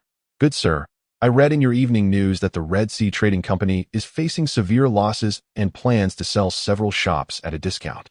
Is this information reliable?" "What do you think?" Lin Taiping replied leisurely, taking a sip of his coffee. "If memory serves, the Red Sea Trading Company isn't too far from here. You can verify it for yourself." That made sense. The stout merchant paused momentarily before eagerly departing, and just 10 minutes later, he returned, his face aglow. shouting from a distance, "Heavens, it's astonishing. The Red Sea Trading Company initially tried to conceal their losses. But once I presented the evening news, by the gods, Mr. Lin, how did you obtain this information?" Without answering, Lin Taiping merely smiled, revealing a set of pearly white teeth. At that very moment, the merchants present began to eagerly seek out the evening news. Finally realizing that this publication contained not only news and gossip, but also crucial commercial information that could potentially yield substantial profits. Thus, in mere moments, the already crowded front of the evening news agency became even more chaotic and lively. As throngs of people surrounded the minotaurs selling the evening news, even snatching away the defective copy Lin Taiping held at several times its original price. Some sought significant news, others craved gossip, while still others were in pursuit of commercial intelligence. Regardless of their motives, the freshly issued Ivory Island Evening News swiftly became a fashionable sensation, radiating outward from the commercial street to the surrounding areas. What on earth are they all looking at? Marquis Granny pondered from the carriage, growing increasingly perplexed, his eyes nearly bulging out. "Damn it, golly, fetch me an evening news right now." What could he say? The unfortunate steward sighed, witnessing the spectacle at the evening news agency, and could only grit his teeth and charge into the throng. After another 10 minutes, he triumphantly returned with an evening news, battered and bruised, and mumbled, my lord, I managed to get one. It was quite the ordeal." Completely disregarding the steward's display of triumph, Marquis Granny snatched the evening news and, after merely a few seconds of scanning, exclaimed in disbelief, am I seeing this correctly? That little white-faced fellow actually published an apology statement in the evening news? Indeed. In the lower right corner of the second page, Lin Taiping had published a heartfelt apology, clearly expressing regret for the previous incident, and he had even bolded the text, as if afraid others might miss it. Thus, upon encountering such a sincere apology, the Marquis's initial reaction was to think that the little white-faced man had lost his mind. Yet before he could regain his composure, the steward suddenly gasped, pointing in astonishment at something beside the apology statement. "Wait, my lord, look here." "Look at what?" The Marquis hesitated, instinctively shifting his gaze to the important news adjacent to the apology. In an instant, upon seeing the striking headline, his complexion shifted from pale to red, then from red to purple, and finally from purple to black, until his face resembled a vibrant palette, as if he had stumbled into a dye shop. In stark contrast to a mere apology statement the size of a tofu block, this significant news piece spans no less than 500 words, occupying a full quarter of the page. Particularly striking is the line featuring a bold, prominent headline that is impossible to overlook, clearly visible even from several meters away. In sickness, unabashedly seeking pleasure, a noble misappropriates public donations to recruit dancers for amusement. One can only imagine that such a formidable headline would compel anyone to read on. Indeed, right beside the carriage, a group of middle-aged men who had just purchased the newspaper could hardly contain their excitement as they read aloud. According to our report, yesterday afternoon, an informed source disclosed to us that a well-known nobleman currently running for a parliamentary seat, despite nursing injuries at home, has been actively recruiting exotic dancers for his entertainment. It is reported that the exorbitant expenses incurred in hiring these dancers were entirely funded by donations solicited from the public for an orphanage. Just reading this lead paragraph, Marquis Grantai found himself spitting blood in indignation. Although the article did not name names, the mere combination of keywords such as election, injury, and donation made it obvious to even the most dim-witted that the so-called nobleman was none other than himself. Defamation. This was nothing short of defamation, a blatant attack on his character. The Marquis trembled with rage, his face flushed and seemingly emitting steam, as if he were on the brink of a hypertensive crisis. He swore on his honor that during his convalescence, he had not even entertained the thought of consorting with exotic dancers. Well, perhaps he had once, but that was merely a singular instance, and somehow it had been used against him. Of course, dabbling with dancers was hardly a crime. But the maliciousness of this report lay in the accusation that the funds used to hire these dancers had come from donations intended for the orphanage. Utter nonsense. That money had long been appropriated for his own use, leaving not a single copper to spare for such frivolities. Yet, therein lay the crux of the matter. It was impossible to clarify the situation.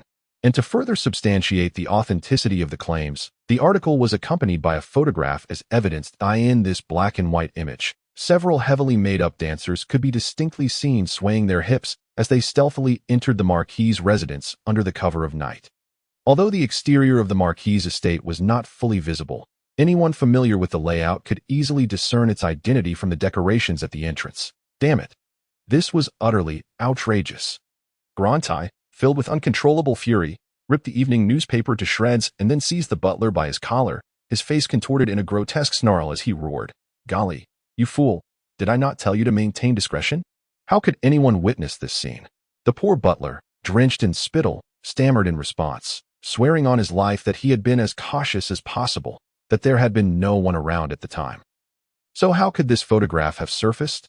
Meanwhile, those gathered near the carriage, having read the article, began to engage in animated discussions, their voices laced with mocking laughter seeping through the carriage window. By the gods, is the nobleman mentioned in this news report none other than our esteemed Marquis? Of course, who else could it be? By the gods, I never imagined that the man who appears so dignified would be so despicable in private. I can't believe I ever supported his candidacy for Parliament. Indeed, to think he would misuse our donations. If I ever see him again, I shall hurl tomatoes at him, teaching that hypocrite a lesson in shame. He is nothing but a disgrace. Uft. Gazing at the shattered remnants of the evening paper beneath his feet and hearing the incessant mockery echoing in his ears, Grantai could no longer contain himself. He spat a mouthful of congealed blood against the carriage window. In the next moment, he forcefully flung open the carriage door, striding toward the entrance of the newspaper office amidst the astonished and scornful gazes of hundreds. "Mr. Lin, I believe you owe me an explanation. A crucial explanation regarding my reputation." Chapter 62, Defamation. "Mr. Lin, you owe me an explanation." Under the scrutinizing gaze of the public, Marquis Grantai approached the newspaper office, his face a stormy shade of blue, although he endeavored to maintain his composure. The fury in his eyes and the bull-like rapidity of his breath betrayed his extreme agitation. "Explanation? What explanation?" Lin Taiping blinked innocently, completely disregarding the menacing threat before him. "Ah, are you referring to the evening paper? My apologies. I forgot to deliver a copy to you. The apology statement on it. Do not change the subject. You know precisely what I wish to discuss." Grantai gasped in anger, snatching a copy of the evening paper from someone nearby. "This report claims that I misappropriated donations to hire dancers for debauchery. This is a vile and shameless defamation. If you cannot provide me with an explanation, I will lodge a formal complaint against you in the Parliament." "Wait a moment. Why would you be the one to accuse me?" Lin Taiping inquired curiously, stroking his chin. Could it be that the nobleman mentioned in this article is you, Marquis?" Grantai felt as though he had been struck squarely in the face, his indignation diminishing in an instant. Although the report had provided numerous insinuations, it ultimately remained veiled in ambiguity. Did he really wish to admit before this crowd that he was the male protagonist of this scandal? That would be akin to jumping into the mire without hope of redemption. Therefore, if it is not you, why are you so agitated? Lin Taiping grinned, turning to the crowd surrounding them. "Ladies and gentlemen, do you think someone as benevolent and virtuous as Marquis Grantai would commit such sordid and disgraceful acts?" At this, the crowd exchanged glances before shaking their heads in unison. What they truly thought remained a mystery known only to the heavens. Poor Marquis Grantai felt as though his chest might explode with frustration. Yet he had no choice but to swallow his indignation. "Nonsense. I would never engage in such behavior. However, as a nobleman, I cannot tolerate such boundless defamation, even if I have no connection to the nobleman mentioned in the news." "Is that so? How magnanimous of you!" Lin Taiping exclaimed, clasping his hands in feigned admiration. "However, please note that this article was not authored by us. We simply received a submission from a certain writer. To be honest, we were quite hesitant about whether to publish it, but considering that Ivory Island champions democracy, every citizen has the right to express their opinions." Indeed, the onlookers nodded in agreement, acknowledging that in the parliamentary electoral system of Ivory Island, any citizen could freely voice their thoughts, even if someone were to stand at the entrance of the parliament and berate a member, as long as it did not involve slander or personal attacks. The insulted member could only stand there and endure it. However, the difference was that berating someone at the parliament would reach only a few hundred people, whereas, given the popularity of this evening paper, it was expected that within 6 hours, over 50,000 residents of Ivory Island would be eagerly discussing this scandal at that moment. In an instant, Grantai envisioned his name being dragged through the mud, and the thought nearly overwhelmed him with joy. After spending over a decade engaged in disingenuous acts, painstakingly building a reputation. Now it was all about to be obliterated by this baseless report. Even worse, with the parliamentary elections set to commence in just 2 months, if his reputation continued to deteriorate. No, suddenly, it dawned on him the true nature of Christine and that pretty boy's revenge plan. Their goal was not merely to reclaim the inheritance, but rather to ruthlessly avenge themselves, ensuring that he would be utterly disgraced and forever barred from becoming a member of parliament. No, I shall not allow this to happen. Trembling with rage, Grantai felt his heart sink into darkness, yet he resolutely reminded himself to remain calm. You despicable pretty boy, you will not succeed in this. I have invested over a decade of effort, pouring immense resources into this endeavor, and at this critical juncture of impending success, no one shall thwart me. No one. Taking a few deep breaths, Grantai suddenly regained his composure, lifting his head with a steely gaze fixed upon Lin Taiping. Yes, Mr. Lin, as you stated, every citizen has the right to express their opinions. However, I must point out that you published this article without any verification whatsoever. Did you not consider the consequences? This was indeed true. And the crowd nodded in unison, having to concede that Grantai's accusations held some merit. After all, once this article was published, it would be seen by everyone on Ivory Island. Indeed, the consequences are severe, with the crowd's agreement fueling his confidence. Grantai straightened his back, his expression turning serious as he proclaimed, "Your irresponsible actions have tarnished another's reputation and disrupted the normal order of Ivory Island. Therefore, I will immediately file a complaint with the Parliament, denouncing you for..." Yes, indeed. This is indeed very serious. Lin Taiping nodded repeatedly with a humble demeanor, then spoke earnestly. Thus, to mitigate the influence of rumors, we deliberately included a statement at the conclusion of the news article. What statement? Marquis Galanti was momentarily taken aback, instinctively glancing at the news, while those present could not help but lower their heads, redirecting their gaze to the bottom of the article. Indeed, at the end of the sprawling news piece, there was a nearly illegible line of small print. Please note, this article reflects the personal views of the author and does not represent the stance or position of the Ivory Evening News. Goodness. Is this permissible? In that instant, the crowd nearly toppled over in disbelief. Such audacity. The preceding news occupied a quarter of the page, elaborately composed, yet they relegated their responsibility to a mere sentence at the end. Whose devilish genius conceived such a nefarious idea? Well, it certainly was not mine. Lin Taiping innocently gazed skyward, suddenly feeling a profound respect for the pioneers of journalism. However, regardless, we have issued a warning. Should anyone take this news at face value, I can only express my regret, sincere regret. Regret, you say? The unfortunate Marquis Galanti felt darkness encroach upon his vision. Had it not been for the butler's support beside him, he might have truly collapsed at the entrance of the newspaper office. You scoundrels, do you think a single line absolves you of all responsibility? What else is to be done? Lin Taiping appeared as innocent as a lamb, adding, or, we could assist you by locating the submitting author. You could file a complaint against him in the chamber. Though, truth be told, that fellow could be anywhere among the dozens of islands and hundreds of thousands of people. It would indeed be quite a challenge to find him. However, I believe that with a year or so, we might manage.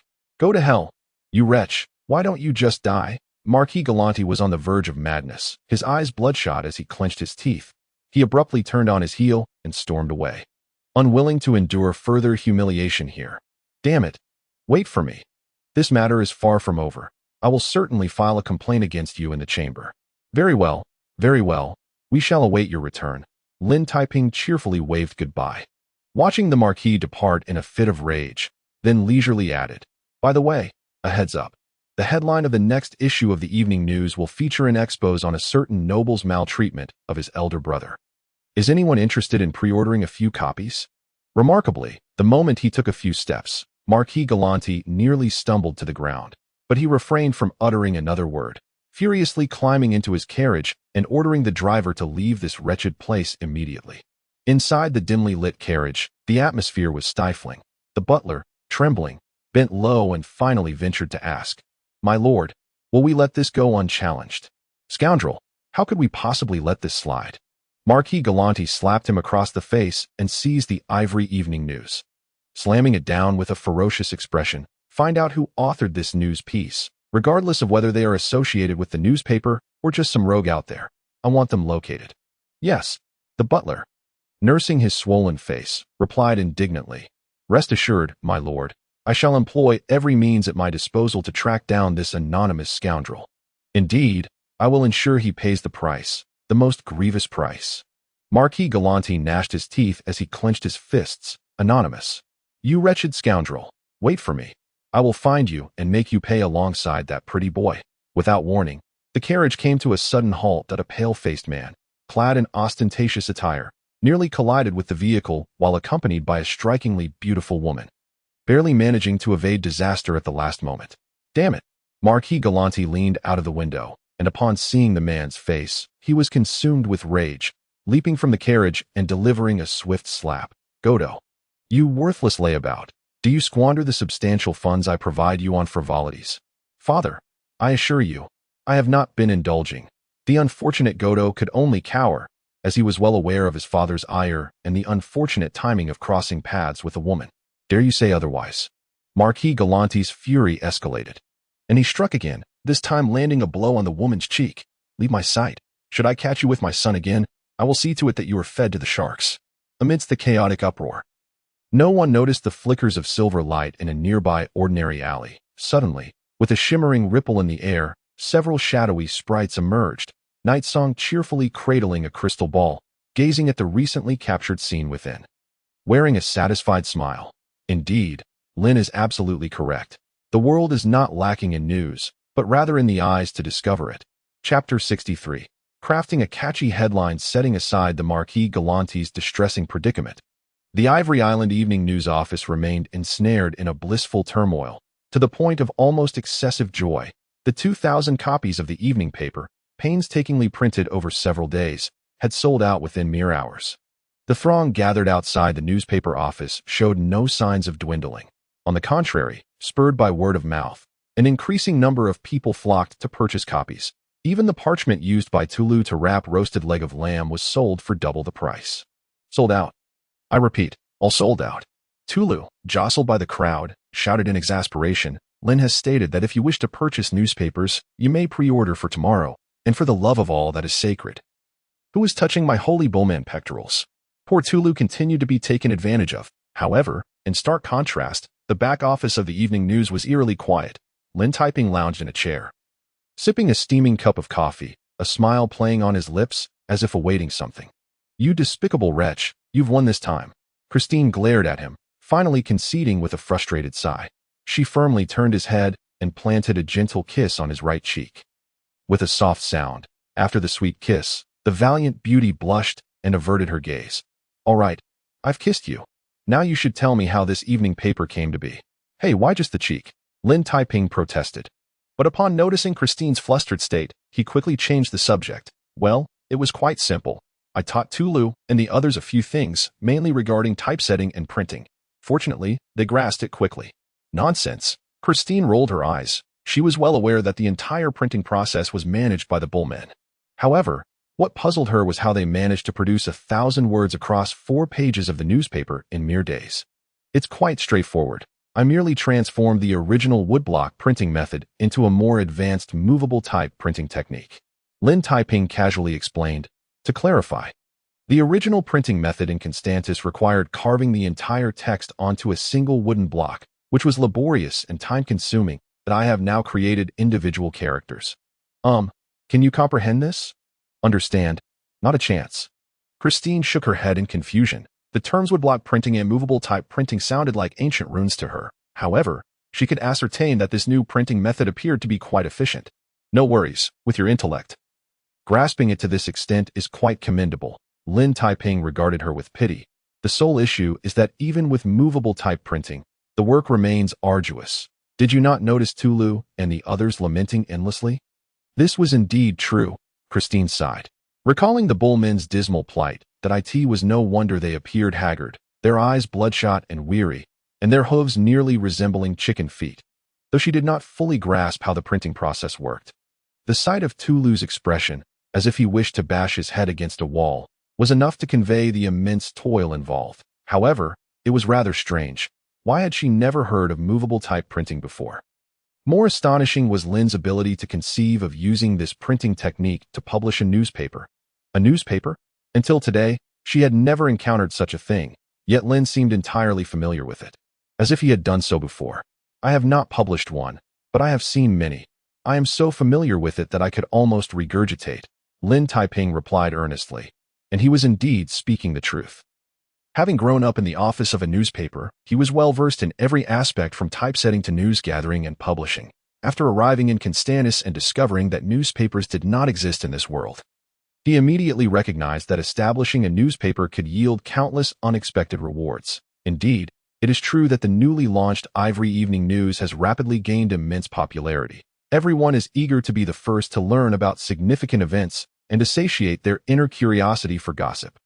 It is precisely due to such demands that the Ivory Evening News sold out on its very first day, promising substantial economic benefits in the future.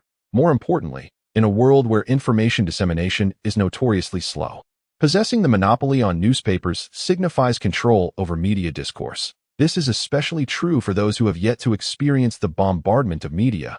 The opinions expressed in newspapers are often readily accepted and believed. Take the unfortunate Marquis Glante as an example.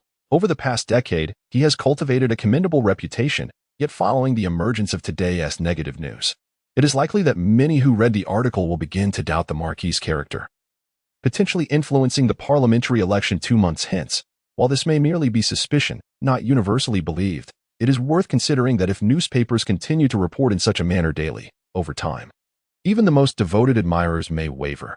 As the saying goes, 3 men can create a tiger. To wield media power is to wield influence, which explains why journalists are often referred to as the unofficial kings. Well, if that fellow enjoys playing the virtuous gentleman so much, he should be prepared for a bombardment, Lin Taiping remarked, leisurely sipping his coffee. True, I cannot gather evidence of his attempts to seize family wealth. But that does not mean I cannot uncover other stains, misappropriating donations, living a life of debauchery, or spitting indiscriminately. With enough stains, I can expose them, if there are none. I can fabricate them. I could easily find hundreds of such instances. Achoo!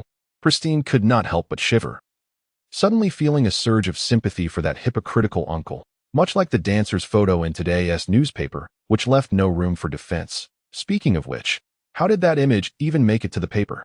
It's quite simple. It's called imaging magic. Lin Taiping replied nonchalantly, picking up a crystal ball. When I was in Rhode Island, I ordered several imaging crystals. This magical device captures images and projects them onto paper, which I then turn into engravings. Well, I bet you don't understand. Indeed, Christine continued to gaze vacantly, yet she truly admired the photographer who patiently waited at the Countess' residence until the dancer appeared, seizing the fleeting moment to capture the image. That was the work of Night Song, Lin Taiping said with a smile, stroking his chin. As I previously mentioned, running a newspaper requires collaboration between Minotaurs and Dark Elves. The Minotaurs handle typesetting, printing, and distribution, while the Dark Elves led by Night Song serve as our first batch of reporters. From the very first day of encountering the Dark Elf race, Lin Taiping pondered what other talents these shadowy beings possessed aside from their proficiency in assassination and stealth. This question troubled him for quite some time until one day he inadvertently glanced back to find Night Song, that foolish girl, stealthily preparing to slip a love potion into a teacup with a wolf-toothed club in hand. Inspiration struck. If this foolish girl could breach the Minotaur's tight defenses to enter his room, it meant she could just as easily appear in a noble's bedroom, beneath the tables in the parliament, in the corners of warehouses, or among the docks. What is professionalism, if not this, compared to the gossip magazine's paparazzi? Those Dark Elves are practically invincible. It is no exaggeration to say that as long as the Dark Elves are willing to act, no noble or merchant can keep secrets. Where there are Dark Elves, there is gossip. Where there are Dark Elves, there is news. This race seems to be inherently designed for the establishment of newspapers. Is that even possible? Christine's eyes sparkled with admiration. She suddenly felt compelled to dissect her boss's brain to uncover what thoughts could lead to such ideas. So, I equipped them with projection crystals. Though they are quite expensive, Lin Taiping said, setting down his coffee cup, beaming as he gazed out the door. Perhaps at this very moment, Night Song is hiding in some corner, clicking away just as he finished speaking. The door was kicked open, and Night Song burst in, proudly brandishing the projection crystal. Lin, guess what I captured? Tomorrow's sensational news is ready, impressive and formidable. Minutes later, after Christine viewed the images within the crystal ball, she was left in awe, feeling an overwhelming respect. Is that really possible, Night Song? How did you manage to capture this? It's simple. I followed that fellow from last night until now, Night Song replied triumphantly, cradling the crystal ball, clearly satisfied with her work. Listen, I've even drafted a title for this news story. Marquis Glante furious at unfilial only son, family legacy threatened with extinction. Was that too harsh? Christine felt an involuntary chill, yet at that moment, Lin Taiping lazily sighed. Unremarkable, Night Song. I must say, your titling skills are rather subpar. Is that so? Night Song protested, clutching the crystal ball with dissatisfaction. Lin. Then what title would you consider compelling? Simple, Lin Taiping replied without hesitation, swiftly jotting down a line on paper, then proudly pushing it forward. So quick. Christine and Night Song exchanged glances, elongating their necks in curiosity, and moments later, they both sat there, wide-eyed in astonishment. Shocking revelation. 60-year-old Marquis engages in public brawl with only son, suspected of jealousy over a woman? Puffed. In an instant, Christine and Night Song both spewed blood, gazing at Lin Taiping with expressions intertwined with shock, admiration, and disdain. Emotions too complex to articulate. After a long silence, Night Song finally licked her lips, involuntarily giving a thumbs up. Darling, I swear by the dark god, you are the most devious and cunning person I have ever encountered, but I like it. Chapter 64. The fierce evening news for anyone on Ivory Island. Failing to read the Ivory Evening News this month signifies only two possibilities. Either you are illiterate, or you are utterly out of touch. In less than a month, this peculiar newspaper, published thrice weekly, has rapidly swept across the entirety of Ivory Island with an alarming speed, subtly altering the lives of all its inhabitants like a gentle spring rain. In the bustling taverns, patrons clutching their beers each possess a copy of the evening news, which has become their prime topic of conversation, occasionally leading to heated debates and even brawls over differing opinions. At lavish banquets, noblemen no longer discuss the purchase of fine horses or female slaves, but rather the headlines of today's evening news, engaging in fervent discussions and analyses, as if such discourse were the only way to prove their erudition and attract the attention of ladies present. During business gatherings, merchants exchange commercial information gleaned from the evening news, using it as a basis for their next investments. While not every venture yields accurate profits, there are always those who proudly stand up, claiming their keen eye for opportunity, having derived incredible gains from seemingly trivial news. Ultimately, even within the daily meetings of the Supreme Council, when those members rise to speak, they often reference a piece of news from the evening paper as evidence of their viewpoints, even if sometimes two opposing figures cite the very same report. Thus, in the face of such an irresistible wave of popularity, the Ivory Evening News, having been published for less than a month, swiftly demonstrated a shocking growth trend. The total sales of the first issue amounted to merely 2,000 copies, yet the second issue doubled that figure. By the time the third issue was officially released, the pre-ordered copies had reached 8,000, and this was only due to the Minotaur's inability to keep up with printing. Otherwise, sales would have undoubtedly surged even higher. The situation is not merely good, it is exceptionally promising, exceeding initial expectations. However, Lin Taiping did not rest on his laurels. Instead, he addressed several issues that arose in the earlier editions and implemented revisions for the sixth issue. The revamped Ivory Evening News was officially structured into 4 sections, the first dedicated to major news events, the second covering various social news, the third collecting and publishing public and commercial information, and the final 4th section, the most attention-grabbing, a hub for scandalous gossip and sensational stories. Thus, the once somewhat chaotic Ivory Evening News swiftly evolved to cater to the diverse needs of all social strata. Every citizen of Ivory Island, whether noble, merchant, or commoner, could find content of interest within its pages, thereby amplifying the newspaper's influence and causing its circulation to soar astonishingly. However, not everyone was pleased. At least the Minotaurs responsible for printing were on the verge of exhaustion. Having toiled day and night in relentless printing duties, they had developed a peculiar habit. The mere sight of blank paper compelled them to instinctively yearn to print something upon it. Just yesterday, while consuming slices of white bread, Tulu unconsciously retrieved an ink brush to spread cream. Yet, what could be done? The monopoly of movable type printing was a fundamental guarantee for the newspaper's success, leaving Lin Taiping no choice but to resolutely insist that the Minotaurs persevere. For the first time, he felt that his cadre of dark beings was insufficient. Perhaps he should devise a plan to recruit a larger group. In truth, it was not just the Minotaurs who were lamenting their arduous labor. The work of the Dark Elf reporters was equally strenuous, with over 50,000 inhabitants across a dozen islands. The tireless efforts of this band of dark elves left them utterly drained, in the words of Yegao, who lamented through tears. Woe is me! Yesterday, I traversed 6 locations under the scorching sun, a journey that could encircle Ivory Island. Such injustice! The searing rays of the sun threaten my delicate skin. Ahem, sun exposure is beneficial for calcium absorption, Lin Taiping replied with utmost seriousness. Then, before Yegao could unsheath her spiked club, he wisely declared, "It's settled then. We shall recruit a band of thieves as freelance reporters. At least there are no monopolistic techniques in this domain."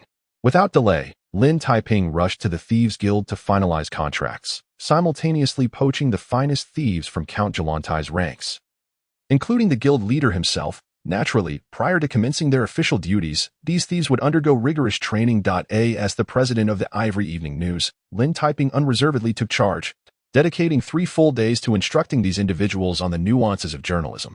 Ladies and gentlemen, can anyone elucidate the essence of news? In my view, news must captivate attention. A dog biting a man is not news, but a man biting a dog is. Yet, if 2 men engage in conflict over a dog, that is indeed news. Bankers, homicides, scandalous affairs. These are the topics that capture public interest. Who would care to read about parliamentary speeches? Pay heed. Our loyal readership comprises those who have their fill and seek diversion. We shall publish what intrigues them. For the reader is indeed king. What? You claim to be unable to find good news? Nonsense. Ivory Island is vast, with over 50,000 residents. Countless peculiar events transpire daily. In the unlikely event you cannot uncover news, have you no imagination? Even the most outrageous fabrications can be legitimized with the phrase according to informed sources. Did you know? In my homeland, there exists a tabloid called The Sun, filled with gossip, scandal, and scantily clad women. It is routinely scorned, yet consistently remains the top seller. You grasp the implications of this. Thus, after 3 days of intensive indoctrination, the thieves, initially drawn by the promise of lucrative remuneration, transformed into fervent devotees of Lin Taiping. Finally, under the watchful gaze of dozens of adoring eyes, Lin Taiping exuberantly proclaimed, "Dear comrades, remember, your illustrious names shall be etched in the annals of news history. Onward." And so, a frenzied horde of eager thieves surged forth, armed with remarkable tenacity, unwavering dedication, and an insatiable appetite for gossip, infiltrating every nook and cranny of Ivory Island, transforming the landscape into their battleground. No fear of thunder, no fear of death, no fear of being chased by dogs. Boss, what exactly did you tell them? Christine, having just returned with a large supply of milk powder, was momentarily taken aback by the sight of a stampede of thieves racing out as if possessed. Oh, nothing much. I merely taught them how to be successful paparazzi, Lin Taiping responded, crossing his arms, and after a moment's reflection, added with a grin, "Oh, and I mentioned that anyone who can procure negative news about Count Jalantai will receive 1 gold coin for every 100 words. 100 words for a gold coin. Not copper or silver, but glistening gold." In that instant, Christine felt an impulsive desire to abandon her milk powder and become a reporter instead. She turned, gazing at the direction the thieves had vanished, and could not suppress a shiver. Achoo! I wager that hypocritical fellow is about to face dire consequences. Chapter 65. The counterattack of Count Jalantai. It became evident that Christine's premonitions were indeed accurate. As Count Jalantai was destined for calamity, the circulation of the evening newspaper soared at an astonishing pace. The dark elves stood vigil at the gates of the Count's residence, while the thieves, spurred by the allure of gold coins, infiltrated every crevice. The unfortunate Count Jalantai was swiftly engulfed by the tumultuous tide of public opinion, leaving him no opportunity for resistance for an entire month. Each issue of the Ivory Evening News prominently featured headlines about him, not merely negative reports, but an incessant barrage of scandalous gossip and revelations of past misdeeds. In short, if any edition of the evening newspaper lacked material concerning Count Jalantai, it would undeniably impact sales. Shocking revelation. The 60-year-old Count engages in public brawl with his only son, suspected of jealousy over a woman.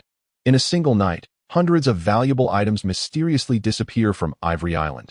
Sources reveal a noble happened to pass by just before the incident charity or showmanship.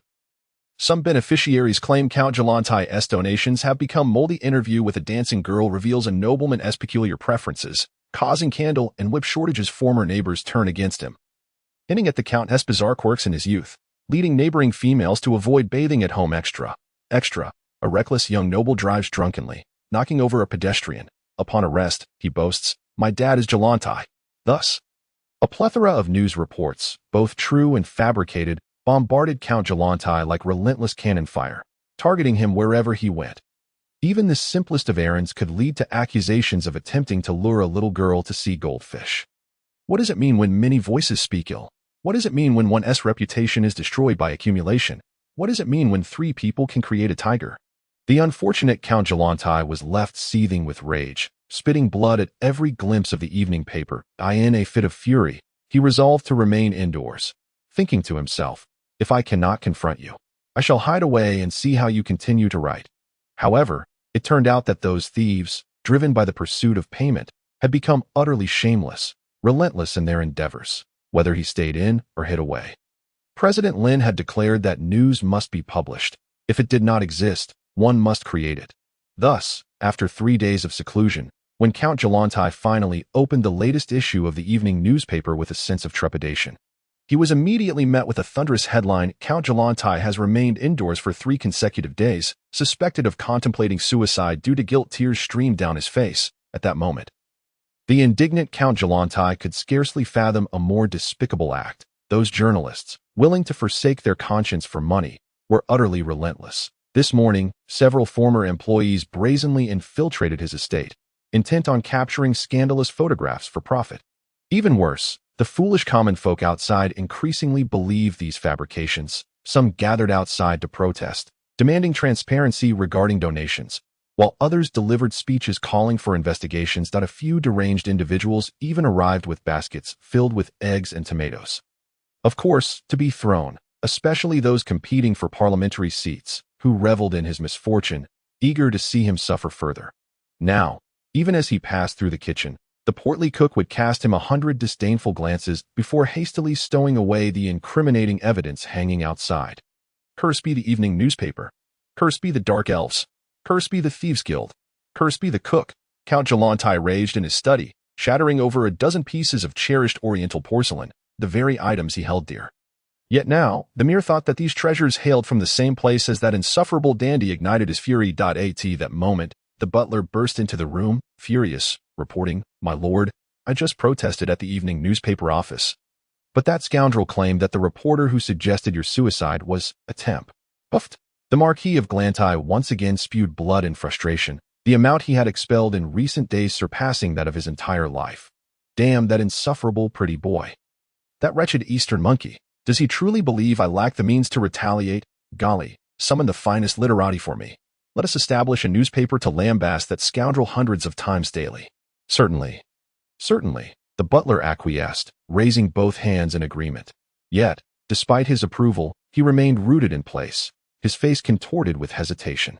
"My lord, your plan is undeniably splendid, but you are aware that the pretty boy seems to have mastered advanced printing techniques. If we resort to the antiquated woodblock printing, it would not only consume time and effort, but would also require a substantial financial outlay." This statement struck like a heavy blow to the face, instantly deflating the Marquis's fiery spirit. The truth was undeniable. While he could indeed spitefully publish a newspaper in retaliation, the archaic woodblock printing would cause a loss of several copper coins with every sheet. Should he print 10,000 copies and consider the subsequent issues, the staggering sum required would be untenable, even for the wealthiest among them. "Cursed be it," he seethed, grinding his teeth in impotent rage. In a fit of frustration, he swept all the cherished items off the table. Am I to remain a helpless spectator in my own home, watching those knaves defame me like rabid dogs? If this continues, not only will I fail to secure a seat as a councilman, but even, without warning, at that very instant, the painting hanging on the study wall erupted with a brilliant deep blue light. The Marquis instinctively turned to look, his expression shifting in alarm. Almost immediately, he sprang up, bowing deeply, resembling the most humble servant awaiting an audience with His Majesty. Simultaneously, as the painting gradually turned transparent, a circus clown, his face smeared with vibrant paint and adorned with a bright red sleeping cap, emerged within the canvas. With thick red lipstick on his lips, he grinned broadly, emitting a sharp, mocking laughter. "Wah-ha! Oh, my dear Marquis. Pardon me, perhaps I should refer to you as Honorable Councilman." Undoubtedly, the clown's words and actions were ludicrous, yet the Marquis could muster no laughter. Instead, he turned pale, trembling in fear. "Clown, I beg your forgiveness for my oversight. Due to recent troubles, I have been unable to submit my gold coins and resources on time. But please believe, tisk tisk kiste, how could a lowly creature like myself dare to reproach your nobility? The clown interrupted with a shrill cackle, his dark eyes glinting with a cold venom, akin to a viper's cruel bite. However, it matters not. My life has been quite difficult of late, so I intend to send some unfortunate souls to Ivory Island to beg. You wouldn't mind, would you? No. The Marquis turned ashen, fully aware of the implications behind the so-called begging. Months prior, this sinister and fearsome pirate leader had dispatched hundreds of pirates to Whitebird Island to solicit alms, resulting in nearly 2,000 deaths and the plundering of wealth worth hundreds of thousands. Much of Whitebird Island was reduced to ashes, its vitality unlikely to be restored for decades. Now, this avaricious and malevolent pirate, on the verge of breaking into the Black Iron tier, had set his sights on the more affluent Ivory Island. Heaven knows what he intended to do there. Even worse, considering the island's fortified defenses, he would certainly not confront them head-on, but rather coerce the Marquis to act as an insider. Indeed, I believe you would be more than willing to extend your benevolence to assist us. Wouldn't you? The clown raised a glass of red wine, downing the blood-red liquid in one gulp. Prepare a cargo ship capable of entering the port, inform us of Ivory Island's defenses, and devise a means to divert those guards. Doesn't that sound rather simple? Simple? The Marquis trembled uncontrollably. For a fleeting moment, he yearned to refuse vehemently. Yet, under the gaze of the clown's malevolent eyes, he lacked even the courage to raise his head, let alone issue a refusal. Just then, as if struck by a sudden thought, he shuddered slightly and immediately bowed deeply. Yes, my lord, I shall comply with your instructions. But may I make a small request? A request. The clown licked the crimson remnants from his lips, his face contorting grotesquely. Dear Marquis, I had presumed you were already my loyal servant. To discover you intend to haggle is rather disappointing. And no, I am certainly your servant, your most devoted servant. The Marquis, drenched in cold sweat, hastily lowered his bow even further. I merely seek your assistance, for recently I have encountered a troublesome matter. My niece, Christine, who ought to have perished long ago, has brought back an Eastern pretty boy. That fellow. Bang. Without warning, the clown's wine glass shattered suddenly, the shards of glass embedding deeply into his palm. Wait, did you just say an Eastern man? One with a minotaur's head? Why you? How do you know? The Marquis stammered, astonished. I know, of course, and perhaps even better than you do. The clown licked his lips ominously, his eyes narrowing, flickering with a ghastly green light, as if concealing a deadly venom. After a moment of silence, he erupted into a sharp, neurotic laughter, filled with malicious glee. Splendid, splendid. This is truly excellent news. The target I have been seeking is hiding on Ivory Island. Will you assist? The Marquis's face lit up with surprise. Although he did not fully grasp the implications, he was certain that with the aid of this pirate leader, that damned pretty boy was doomed. Why not? The clown grinned widely, revealing a mouthful of filthy yellowed teeth. In an instant, the sea blazed like fire, enveloping his form entirely, gradually vanishing from the transparent painting. At that moment, as the painting shattered, the study was plunged into a chilling darkness. With only the echo of the clown's spiteful laughter reverberating through the air, let us set forth, my dear children, to Ivory Island, to pay our respects to those benevolent and wealthy nobles, and return with that yellow-skinned monkey-s skin. TSK. My captain's quarters are in dire need of a new carpet. Chapter 66. Do you serve late-night snacks? The damp evening breeze wafted from afar, carrying with it the ocean's unique scent. Beneath the night sky, the wine estate flickered with the soft glow of candlelight, resembling scattered stars in the heavens. In the spacious and warm hall, Lin Taiping lit a cigar, sitting solemnly at the square table alongside Tulu, Lia, and Yegao, their focus entirely on playing mahjong. Indeed, they were playing mahjong on this rare weekend respite, considering the recent monotony of life. The Eastern game invented by someone had swiftly gained popularity among the Minotaurs and Dark Elves. Three of a kind. Tulu, with his hooves, gingerly placed a tile on the table, trembling slightly. Is this move correct? Correct. Pong. Yegao replied with a furrowed brow, her face plastered with sticky notes from her previous 12 consecutive losses. It's really strange. Why do I keep losing? 6,000. Thank you. I'll take that, Lin Taiping replied with a broad smile, not missing the opportunity to add salt to the wound. It's quite simple. Your mind is consumed with thoughts of childbirth. If you could spare just 1/10 of your brain cells to think of something else, You wouldn't be losing all the time. Very well, very strong. Due to his merciless jibe, Yegao truly felt the urge to brandish her club again. Fortunately, Christine, unable to bear it any longer, wiped her forehead, exhaling in exasperation. For heaven's sake, boss, can't you all engage in something more serious? Doesn't anyone find it odd that that hypocrite has been eerily quiet lately? Indeed, since the last evening report had been mercilessly criticized. The Marquis of Glantai had transformed into a model citizen, scarcely leaving his abode. Honestly, from any angle, it resembled the calm before a storm, leaving one with an unsettling sense of impending crisis. Relax, relax, Lin Typing said, puffing on his cigar as he casually played a tile. Even if I had to think with my heels, I do know what that fellow is planning that in fact. What troubles me now is when that guy intends to. Meow, where did the 9,000 I just played go? No one responded. Yegao and Leah exchanged glances, while Tulu, with a face of honest bewilderment, widened his eyes, indicating he knew nothing. The problem was, despite his honesty, he remained tight-lipped, as if harboring some secret within. Damn. Lin Typing, in a fit of anguish, let out a heart-wrenching cry and immediately lunged fiercely at Tulu, grasping his neck and shaking him violently. How dare you cheat? Spit it out. Give it to me. It goes without saying that Tulu would rather die than open his mouth. Amidst the chaos, Leah swiftly began to steal cards, while Night Song brandished a spiked club, preparing to incapacitate everyone present and loot the entire pot on the table. Christine, utterly dumbfounded, could no longer contain her frustration and hoisted the magic crystal cannon, exclaiming, "You wretches! Are you even listening to me?" Suddenly, without warning, a thunderous roar erupted, shaking the very hall, causing several candelabras to topple over. Was it outside? In an instant, the previously cheating crowd sprang into action. Lin Typing pushed open the window and peered out. In the southeastern direction of the highland, the affluent district of Ivory Island was ablaze, with flames raging fiercely and dark smoke billowing upwards, mingled with distant cries and screams carried by the wind. It's the pirates! Without a moment's hesitation, Christine, having witnessed similar scenes before, made a swift deduction. Damn it, how did they infiltrate Ivory Island? Could it be the Marquis of Grantai? Lin Typing and Night Song exchanged a glance, reaching an unspoken conclusion, but there was no tangible evidence. Their instincts told them that this sudden calamity was undoubtedly linked to that hypocrite. However, discussing it further was futile. As the inferno spread rapidly, the affluent district of Ivory Island descended into chaos. One could only imagine the gruesome slaughter hidden beneath the burning flames and thick black smoke. Those bastards! Christine slammed her fist against the windowsill, her pale face flushed with anger. Boss, I cannot stand by and watch innocent lives perish. Even if I must go alone, I will. Follow me. Lin Typing seized her hand and dashed down the corridor, kicking open the storeroom door. I fully support you, but before you set off, take a look at what I have prepared for you.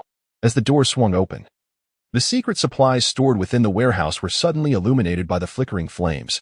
Christine squinted her eyes in the glow, but when she finally discerned the contents a few seconds later, her eyes widened in astonishment. What is this? Boss, when did you prepare all of this? It's been a while. I started preparing the moment we arrived on Ivory Island. Lin Typing grinned at her. To acquire these items, I practically raided 2 museums, 3 magical equipment shops, and a large shipyard. In short, we are back to being broke. Museums, magical equipment shops, a large shipyard. Christine's eyes widened in confusion, but she quickly cast aside her questions, her face alight with fervor as she lunged forward. This is fantastic. With these, I could take down an army by myself. We can set off right now. Of course, but not alone. Lin Typing pointed to Tulu and Night Song beside her. The Minotaur and the Dark Elf will accompany you. I expect you not only to win but to do so spectacularly. Ideally. Well, who knows what he whispered next, but after hearing those words, Christine felt even more dazed. For a battle-loving, formidable woman who was fond of diapers and baby formula, some things were even more challenging than the aforementioned 3. No worries, just focus on defeating the enemy.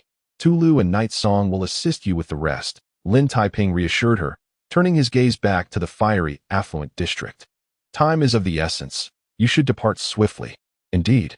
Christine shook her head vigorously, casting aside her chaotic thoughts, ready to charge out. However, at that moment, Night Song suddenly narrowed her cat-like eyes, deep in thought. Wait, if we all leave, and those pirates take the opportunity to split their forces and attack the manor. Before she could finish, Christine's expression changed slightly, instinctively turning to Lin Typing. her gaze filled with concern and doubt. "Boss, let me go alone. Let Tulu and the others stay here to assist you." "Absolutely unnecessary," Lin typing, unfazed and with a carefree smile, replied. "In fact, from a certain perspective, I am quite looking forward to their arrival.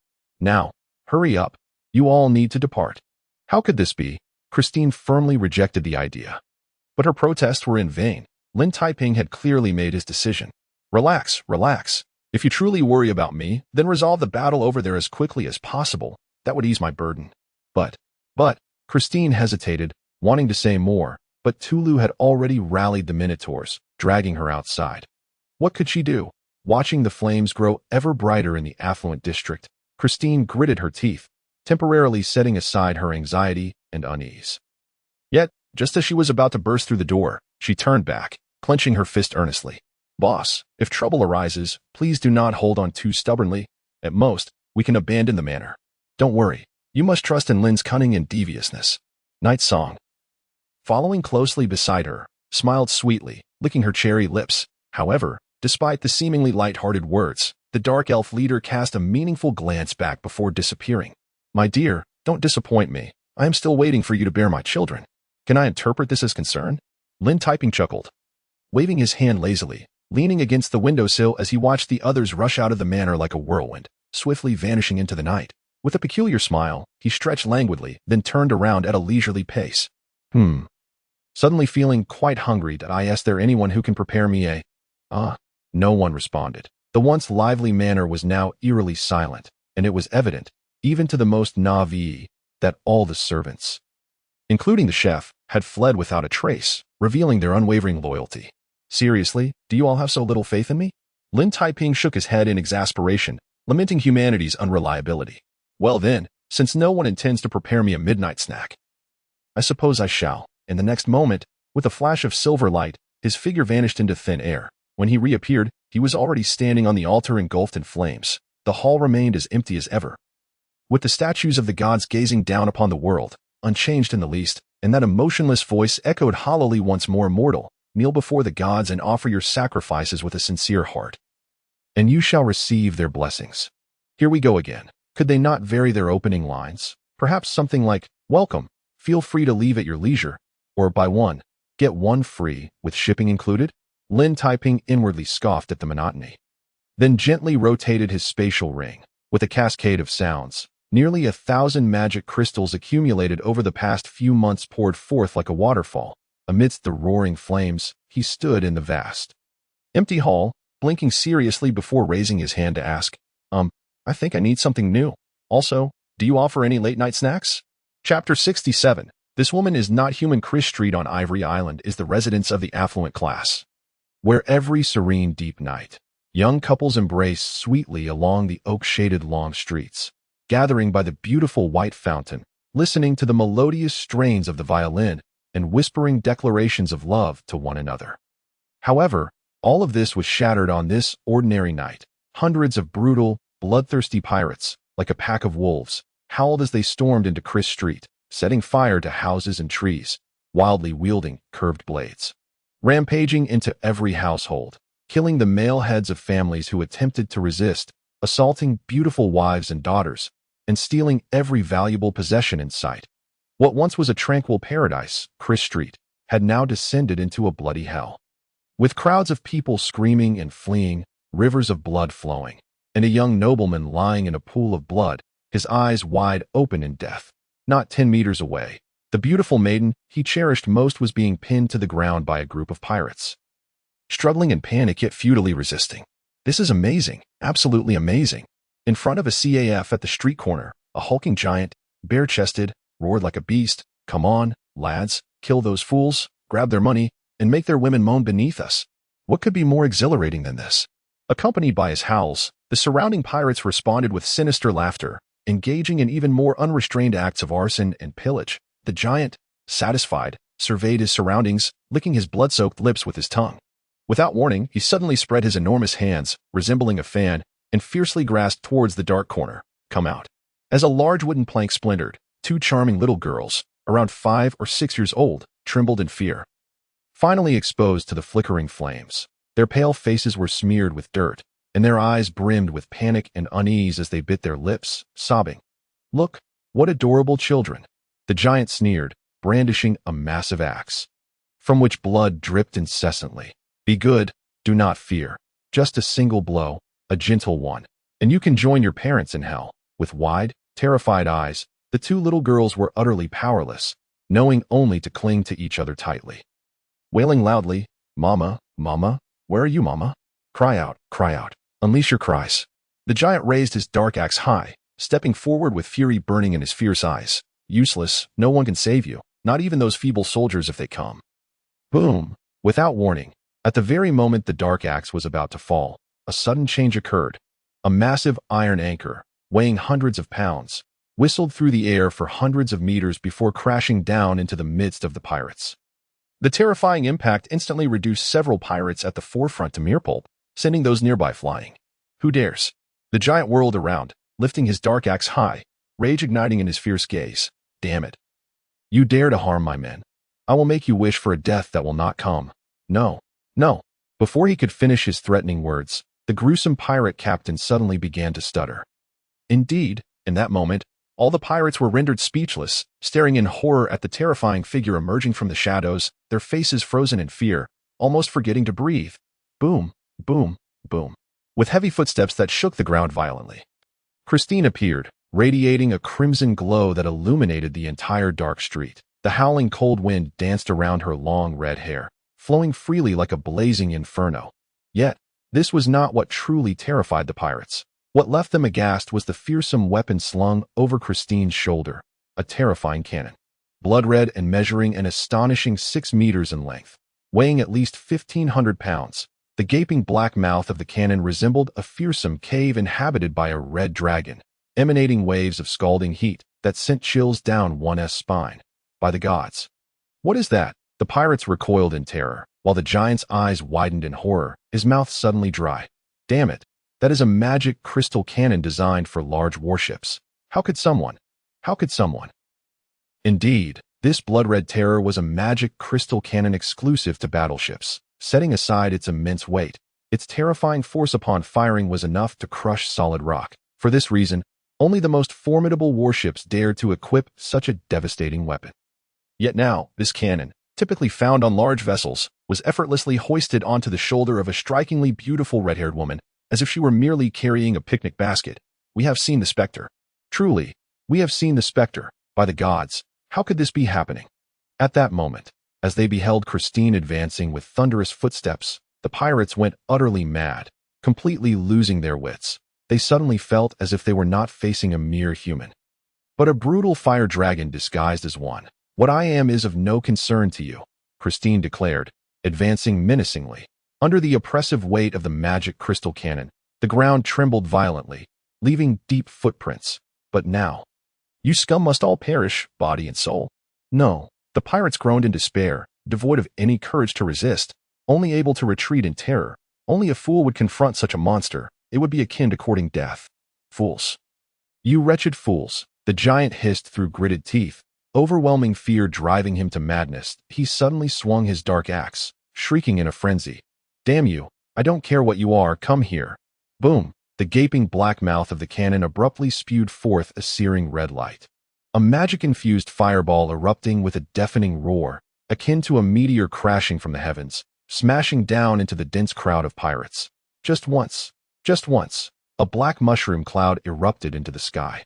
Crimson waves roiling violently, and dozens of unfortunate pirates struck by the fireball were instantly reduced to ashes, while even more fortunate ones screamed in agony, propelled backward as if struck by an invisible force. Blood spewing forth and bones fracturing. By the gods! This was beyond human endurance. Witnessing the hellish scene before them, the remaining pirates turned pale and trembled, and amidst the chaos, someone let out a horrified scream, prompting everyone to panic and flee. "Fools, why are you running? Charge forward." The giant wiped the blood from his face, seizing a fleeing companion by the arm, roaring furiously, "Have you all forgotten that even the mightiest magic cannon requires time to reload?" Indeed, this was the crux of the matter. In that instant, the terrified pirates suddenly halted in their tracks. The giant let out a ferocious howl, brandishing his dark axe as he lunged forward, inspired by his bravery. The pirates found their courage and surged towards Christine like a dark tide. Furious and relentless, if completely stunned, Christine seemed to forget to reload the cannon, standing foolishly in place. Just seconds later, at the moment the pirates were about to collide with her, she suddenly snorted coldly, "Idiot." No sooner had her words faded than the 6-meter-long magic crystal cannon roared to life, its heavy form transforming into a dark blur. Crashing into the throng with unstoppable force, with a deafening boom, the front line of pirates screamed as they were sent flying, blood spraying from their mouths, ribs shattered, dying mid-air. The pirates behind them were horrified, barely having the time to react before witnessing the massive cannon sweep back with even greater force. "No!" the giant cried out in despair, finally realizing his grave mistake. Indeed, the magic crystal cannon could only fire once in a short period. But the monstrous woman wielding it with ease signified she could similarly swing it without effort. By the gods, that was a 1,500-pound cannon. What curved blades, what axes, could stand against such a merciless weapon? But the question was, would it be too late to realize this now? Amid the surging tide, Christine charged forward, the magic cannon in hand, unstoppable as she plowed through anything in her path, sweeping aside all that obstructed her way. Not even pausing for breath, flesh and blood flew, remnants of warriors crumbled, a massive group of pirates was slaughtered without a chance to defend themselves, fleeing in utter panic, knowing that anyone who lagged even slightly would either be crushed into a pulp or become a baseball in a home run. I smash, I smash, I smash again, I smash, smash, smash, smash, smash. It seems I have nothing left to smash. Just as Christine was lost in her rampage, she suddenly realized she had broken through the encirclement, reluctantly turning back. She gazed at the wreckage and the terrified, wailing pirates, and this fierce woman let out a thunderous roar, charging back into the fray with renewed vigor. Help! The pitiful pirates wept openly, while the giant felt a desire to die. But this was merely the beginning of the tragedy, for in the next moment, a horde of eager minotaurs surged ferociously from the alley. The leading Tulu, evidently agitated, brandished a totemic stone pillar that seemed like a twig compared to the cannon. Spewing forth white vapor and indignation, "Boys, let us smash them to bits and show Christine that our pillars can kill too." Chapter 68. You have finally arrived. The towering giant, his face smeared with blood, cowered in the rear, utterly shattered. Witnessing the one-sided battlefield before him, he suddenly erupted into a frenzied wail, akin to a desperate plunge into mutual destruction. "Damn it, even if I perish, I will drag you down with me." A dark light flickered, and a gust of wind howled suddenly. The giant, his expression one of shock, turned to behold a jagged, obsidian wolf-tooth club gradually coming into focus before him. Then, bang, moments later, beside the half-conscious unfortunate giant, Yigu, with lingering satisfaction, brandished the wolf-tooth club, compelled to acknowledge that this enchanting dark elf lady had reached a level of mastery in her technique that was simply unparalleled.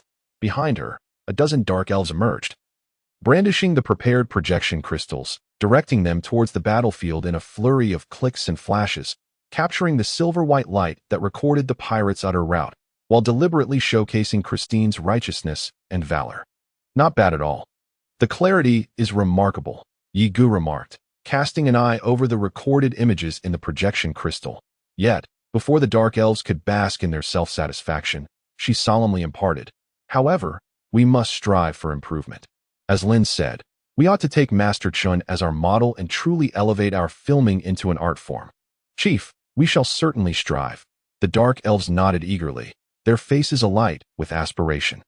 It was said that in Lin's homeland, there was a master of close-up photography named Chun, who, within a mere few years, had produced hundreds of works, each renowned and widely circulated, to the extent that even high offers could not procure them.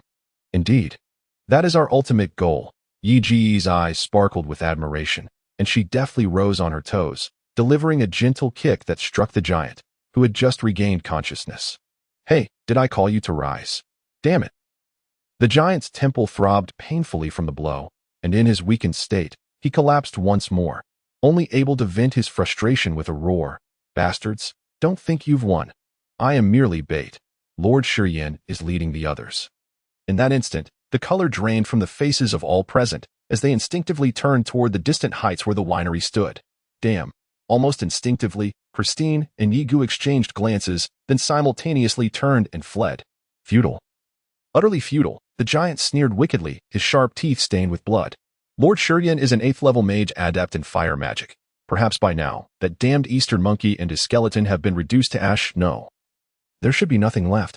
As if envisioning the scene, the giant threw his head back in a malevolent laugh, fully aware of his own impending demise, yet still grinning with wicked spite, his cackling echoing through the night sky like a prelude to death. No. Christine and Yiga sprinted through the darkness. The howling winds sweeping through the trees like the terrifying wails of nightmarish creatures. They gazed at the winery, now ablaze in flames, their hearts consumed by a singular thought. Lynn, hold on, you must endure, we cannot allow you to perish like this. Death. What a delightful prospect, a gaunt figure shrouded in a crimson robe remarked, seemingly sensing the distant malice dot on the path leading to the winery. The emaciated mage snapped his fingers with an expressionless face. In an instant, a blazing fireball materialized in his palm, requiring neither incantation nor preparation, as if the fire elements surrounding him had willingly submitted to this inherently malevolent master of fire magic. Amidst the flickering flames, the sinister visage of Shurian began to emerge, his elongated, pallid cheeks marred by charred scars from flames, his features contorted like a demon, save for one intact eye that glimmered with a fiery red glow in the night. At this moment, even the pirates trailing behind him instinctively took a step back, maintaining their distance. No one dared approach this deranged and wicked bronze-level fire mage, who, just 2 days prior, had unleashed hellfire upon 2 villages, claiming hundreds of lives merely to obtain a fire magic crystal. Do not worry, at least tonight, I shall execute the plan as per the Jester Lord's instructions, Shurian said, seemingly attuned to the pirate's fear. His lips curling into a predatory smile revealing jagged, charred teeth. Seconds later, as if hearing a distant sound, he suddenly broke into a chilling grin. How delightful. It seems some foolish souls are coming to deliver themselves. Almost simultaneously, the sound of galloping hooves erupted as a dozen hastily assembled guards charged forth on horseback down the shaded path. Upon spotting the pirates, the leading cavalry captain's expression shifted, and he immediately drew his sword, charging forth with the ferocity of thunder. Damn it, take him down. Boom. Without warning, a fiery explosion of blood-red flames erupted beneath him, engulfing the captain and his steed in a sea of fire within the blink of an eye, their anguished screams transforming them into charred remains. Captain. Witnessing this scene, the remaining cavalrymen were struck with horror, yet before they could react, the fire elements in the air surged violently, sweeping through like a tidal wave. In an instant, a half-human, half-elf fire sprite appeared among them, its blazing scythe sweeping through the air, showering the area with blood as terrified heads soared high, disintegrating into ashes before they could even touch the ground. Under such a terrifying assault, the remaining cavalrymen lost all will to fight and fled in a panic, though their efforts proved utterly futile. Fools. Shurian licked his lips with satisfaction, a spark igniting at the tip of his raised index finger, quickly morphing into a bursting fireball that shot forth like a tempest.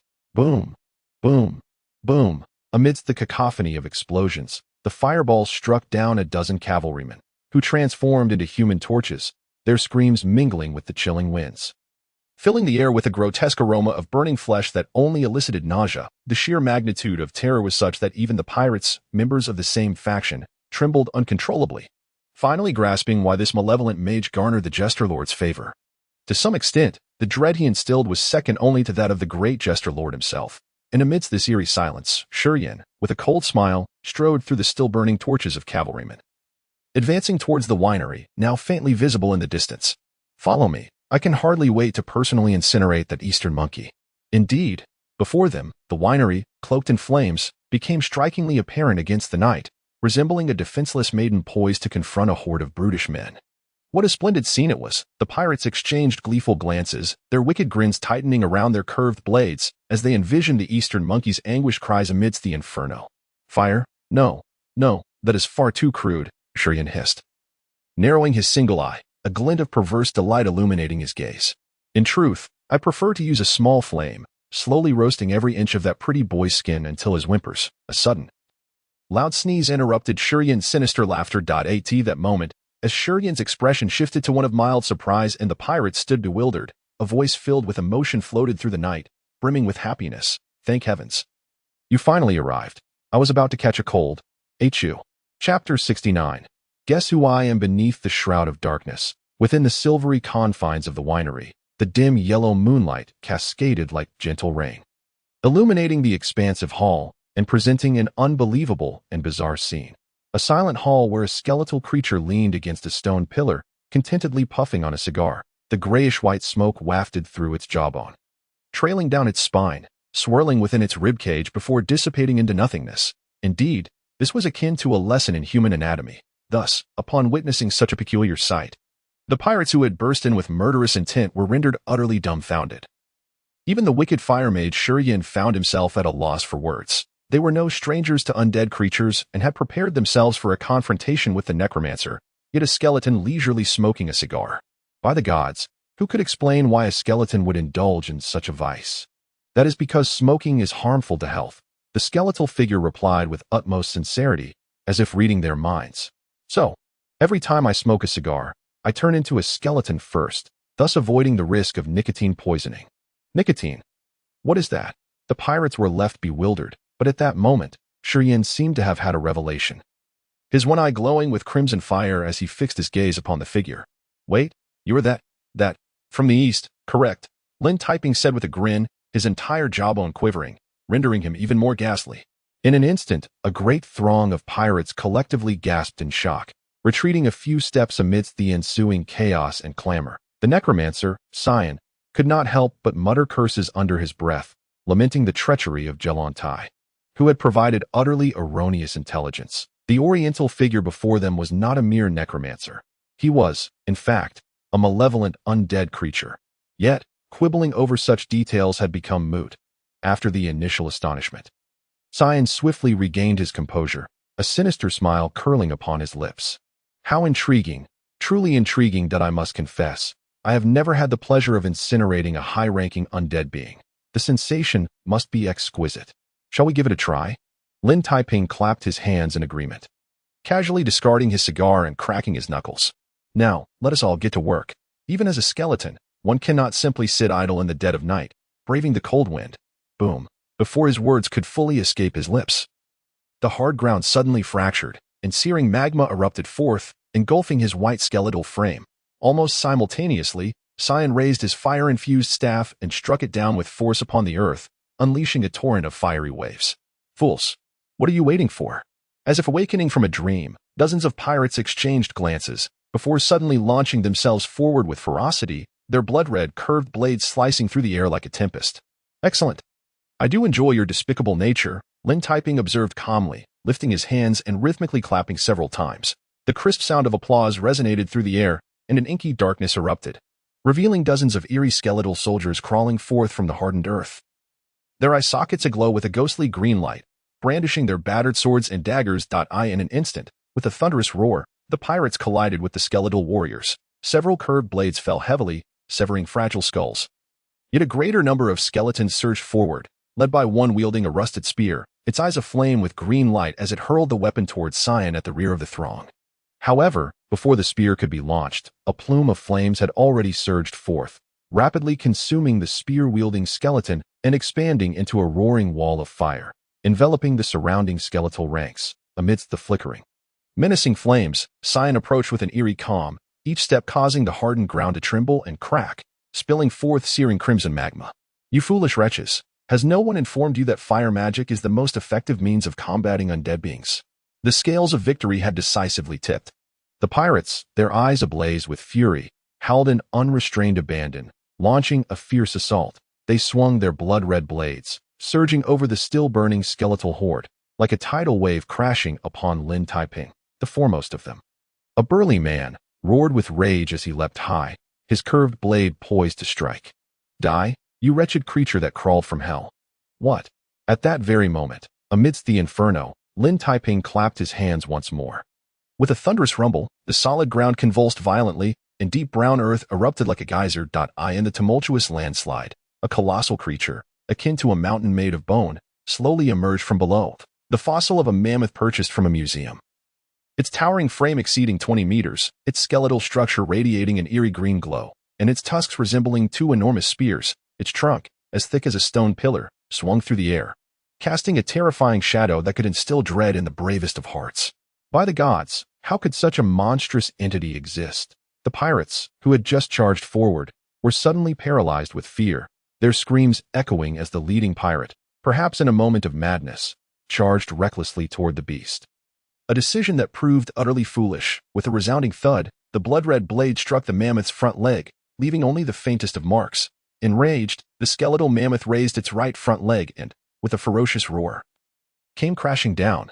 Blood and flesh erupted as the unfortunate man was obliterated, and before the surrounding pirates could comprehend the scene, the furious skeletal mammoth charged, a veritable moving mountain, crashing into their ranks. In a single collision, 5 or 6 pirates were sent soaring, while its massive trunk swept through the air, crushing the skulls of several unfortunate souls, and its sharp tusks pierced the chests of those who dared to obstruct its path. It was a one-sided massacre. Within mere moments, the terrified pirates were in disarray, some discarding their curved blades and scrambling towards Cyan. "Useless trash," Cyan roared, his face twisted in fury as he raised his fire staff high. Accompanied by a low, urgent incantation, the air crackled with fire elements surging like a tide. In the name of the fire god, summon forth the demons from the fiery abyss to scorch this world. In an instant, a colossal visage, entirely composed of flames, manifested in the void, with ghastly green fire blazing forth. The scorching magma it spewed incinerated several obstructing pirates into ash. The next moment, with a pale finger pointed, Cyan commanded the fiery visage, which let out a mournful wail, its gaping maw lined with jagged teeth, lunging toward the rampaging skeletal mammoth. Flames erupted, magma bubbled, and the ensnared skeletal mammoth was engulfed in a conflagration, its bones charring and weakening. Yet, its immense size allowed it to lift its front leg in defiance, striking down upon the fiery visage. The earth trembled as the fiery apparition howled in agony. The flames dimming. Cyan, standing at a distance, appeared gravely wounded, involuntarily retreating a few steps, yet he quickly regained his composure, a malevolent smirk crossing his features as he bit down on his tongue, dark blood sprang forth, cascading onto the form of the fiery visage. Empowered by the offering of his own soul, the infernal visage surged with renewed ferocity, flames leaping to an impressive length, its lava-spewing maw howling with frenzy as it devoured the skeletal mammoth. The inferno erupted violently, reducing the mammoth to charred fragments, while the victorious flame visage continued its savage cries, plummeting through the air like a flaming meteor from the heavens. Die. With Cyan's maniacal laughter echoing. The entire manor hall transformed into an inferno, a relentless torrent of magma raining down, obliterating all in its path. When the blood-red deluge finally subsided, the once grand hall lay in ashes, replaced by a colossal crater. Dark smoke swirling above, and Lin Taiping, who should have been present, had vanished without a trace, leaving no remnants, not even the tiniest shard of bone. The beleaguered pirates struggled to rise, their hearts heavy with dread as they beheld the devastation. Yet, they raised their curved blades in a chorus of frenzied cheers that eyed in their awed gaze. Cyan, thirsting for more, licked his lips with a sinister grin. "What a pity, I thought that pretty boy could last a bit longer." Crack! A sudden, unanticipated sound echoed from the depths of the crater. Instantly, the pirates' cheers fell silent, Cyan's single eye widening in disbelief as he retreated a few steps, fixating intently on the trembling pit before their astonished eyes. A blood-red claw, entirely composed of flames, shot forth from the depths, embedding itself into the edge of the crater. Suddenly, the fire elements in the air erupted violently, and a massive pillar of flames surged from the pit, soaring skyward and causing the surrounding temperature to spike. As if a volcano had erupted, the black tempest howled through the air, and amidst the rising inferno, a blood-red fire demon slowly took shape, its gruesome head lifting to emit a soul-shattering roar. Towering at 6 meters, its form was wholly composed of blazing flames, with serpentine tongues of fire writhing around in that moment. An eerie silence enveloped the scene. All the pirates were engulfed in a deathly stillness, even their breaths halting in terror. Cyan, his expression vacant, tilted his head back, his parched lips trembling violently, feeling as if his very soul was fragmenting uncontrollably. By the gods, this monster is. In the oppressive silence, the blood-red fire demon descended slowly, and with a single, effortless step, the ground around it ignited into a crimson blaze, unleashing a torrent of roaring flames. Under the despairing gaze of the pirates, it bared its maw, revealing a wicked grin, one that appeared both malevolent and terrifying. "Hi there. Guess who I am?" Chapter 70. Clap your hands and set fire to things. Guess who I am? Gazing upon the terrifying demon engulfed in flames, and hearing such a sinister inquiry, the pirates' faces turned ashen, plunging them into utter despair, robbing them of even the courage to flee. Was there any need to guess? Just seeing that familiar grin was enough to draw conclusions. Yet the pressing question remained, why had that damned pretty boy transformed into, curse be it, for that was an evil fire demon from the depths of the abyss, a creature born to wield dominion over the fire elements. It is no exaggeration to assert that even the most ordinary abyssal fire demon possesses the prowess equivalent to a high-ranking bronze fire mage, capable of obliterating any creature present in an instant. Moreover, considering the demon's innate mastery of fire elements, one might fear that even the esteemed fire mage, the Dead Flame, would find it impossible to contend with such a foe. No, this cannot be, it absolutely cannot. In an instant, the stunned Dead Flame erupted into a frenzied scream, his mind utterly disoriented, unable to comprehend this reality. First, there was the exceedingly rare necromancer, followed by the dark and sinister skeletal mage, and now, an extravagant transformation into an even more potent and terrifying abyssal fire demon. Oh, gods above, who can enlighten me on the identity of that accursed pretty boy? Well, given your intellectual capacity, I fear such understanding may elude you, Lin Taiping remarked casually, raising a claw formed of flames to stroke his chin. However, we could discuss other matters, such as whether you prefer your meat medium rare or well done with a sprinkle of pepper. This jest elicited not a single chuckle. The pirates felt a chill envelop them, their teeth chattering uncontrollably. The Dead Flame's singular eye had transformed into a lifeless orb, and the only action left for him was to scream hysterically, "Damn it, that cursed pretty boy, you will not deceive me. This must be an illusion, merely an illusion. Are you quite certain?" Lin Taiping replied with a cheerful grin, gently clapping his claws together.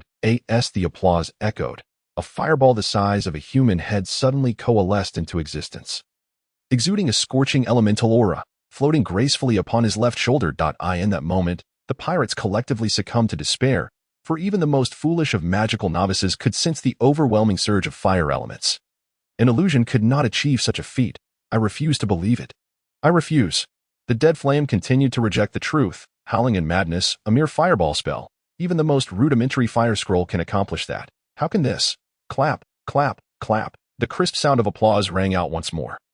And with the rapid shimmer of airwaves, a second crimson fireball took shape, hovering on Lin Taiping's right shoulder, mirroring the one on his left. No. The pirates were plunged into despair again, witnessing the simultaneous casting of two fireballs. Executed with instantaneous precision and remarkable control, this was beyond what an ordinary mage could achieve. Only an infernal demon with an innate affinity for fire elements or a grand mage with profound mastery over fire magic could accomplish such a feat. Indeed, that is precisely the case. It must be so. The Dead Flame clung to a shred of hope, though even he found it hard to believe. I see it now. I understand. It appears that the pretty boy and I are both. Clap, clap, clap. The applause continued relentlessly, Lin Taiping standing there with a playful smile, rhythmically clapping his claws, each clap akin to a slap on the Dead Flame's face, alternating between left and right. With each smile came a new fireball. The first, second, third, fourth, the 10th, 11th, 12th, 13th, the 20th, 21st, 22nd, 23rd. Well, who could say how many there were? In mere moments, a radius of 10 meters around him was filled with blood-red magical fireballs, these terrifying orbs ablaze, clustered together like a school of sardines, gently swaying in the wind, occasionally colliding and producing bone-chilling thuds. Stupefied, the pirates were left in a state of utter shock, their minds consumed by a singular, desperate thought: that guy is not human. That guy is not human. He is absolutely, positively not human. Poor Dead Flame, bereft of even the courage to scream, stared wide-eyed with his fish-like eye, his body and soul encased in an icy dread. In that moment, he recalled the words of the fire mage from his early days as an apprentice: "Listen, Flame, though I hesitate to admit it, in the presence of the fire demons from the abyss, our proud ability to control fire is utterly insignificant." Indeed, utterly insignificant. It was in this moment that the Dead Flame recognized his own insignificance. As a high-ranking bronze fire mage, he could manage to cast 3 fireballs in succession and barely achieve simultaneous casting, which he had thought was a point of pride. But then, he gazed upon that infernal demon, who could effortlessly unleash dozens of fireballs, all with remarkable ease. And more astonishingly, these fireballs remained under its complete control, when and how to attack were entirely at its discretion. As simple as having a midnight snack. Madness. At that moment, all the pirates, along with the Dead Flame, were driven to the brink of insanity, discarding their cutlasses in terror and stumbling backward in a panic. for perhaps the only way to survive now was to flee faster than their companions. "Fear not. I seldom take lives," Lin Taiping consoled them with apparent empathy as he gently waved his hand, causing a crimson fireball to orbit around his claw like a pet. "That said, I do have a touch of obsessive-compulsive disorder. Do you think it better for me to toss them one by one? Or should I release them all at once?" "Hey, wait, I'm not finished yet." Only a fool would wait for him to complete his sentence. In an instant, a cry of horror erupted from an unknown pirate, and all the pirates turned tail and fled in terror. The dead flame, in a frenzied attempt to escape, swung his staff wildly, casting fire magic to force a path through the throng. Yet, all efforts were destined to be futile. For Lin Taiping had produced a coin and, with great deliberation, made a decision. "Very well, if it lands heads up, I'll toss them one by one. If tails up," thus, in the next moment, accompanied by a sharp whistling sound, dozens of blazing crimson fireballs soared into the air like a flock of birds, pausing momentarily at their apex before transforming into a storm that engulfed the entire estate. Seconds later, the world fell silent, gazing at the billowing black smoke and the inferno at the estate's entrance, witnessing the wailing pirates soaring through the air, and the blood-soaked, fire-ensconced dead flame. Lin Taiping innocently spread his arms. "Not my fault. The coin simply landed tails up. If you wish to assign blame, perhaps consider your own luck." Just then, as his lamentations were interrupted, a furious roar echoed from afar. Amidst the swirling black smoke, the minotaurs and dark elves charged in with fierce intent. Leading the way were the complexly expressioned Night Song and the formidable Christine, brandishing a magic crystal cannon. Upon seeing the utterly devastated estate and the terrifying fire demon amidst the blazing inferno, Christine's complexion changed dramatically. Night Song suddenly gasped in shock, pointing at a shattered cigar box beside a deep pit. That was Lin's favorite. In that instant, Christine was overcome with dizziness and uncontrollable agitation, but she immediately raised her voice in rage, brandishing the heavy magic crystal cannon and lunging forward in a vengeful frenzy. What in the world? Lin Taiping had yet to comprehend the situation when the magic crystal cannon whistled toward him, prompting him to raise his hands in a desperate plea. "Wait, it's me." What? Christine was taken aback, and in a moment of panic, she released her grip, sending the magic crystal cannon flying off course. In the ensuing chaos, she lost her balance and cried out, stumbling toward him. "I like this." Lin Taiping eagerly resumed his human form, arms wide open, ready for an intimate embrace. However, to his dismay, Christine performed an emergency brake at the last moment, barely stabilizing herself. Meanwhile, Night Song, who was a good 10 meters away from Christine, suddenly leapt forward as if struck by an invisible force, landing atop Lin with a blissful expression. To make matters even more absurd, this enchanting dark elf beauty entwined herself around him like an octopus, their faces mere inches apart, her legs wrapped around his, unabashedly pressing her soft bosom against him, her cheeks flushed with a rosy hue as she rubbed against him. What in the world? Is this really happening? A group of minotaurs nearby rolled their eyes, while a dozen dark elves eagerly formed a circle, anticipating a display of reverse seduction. What could one say?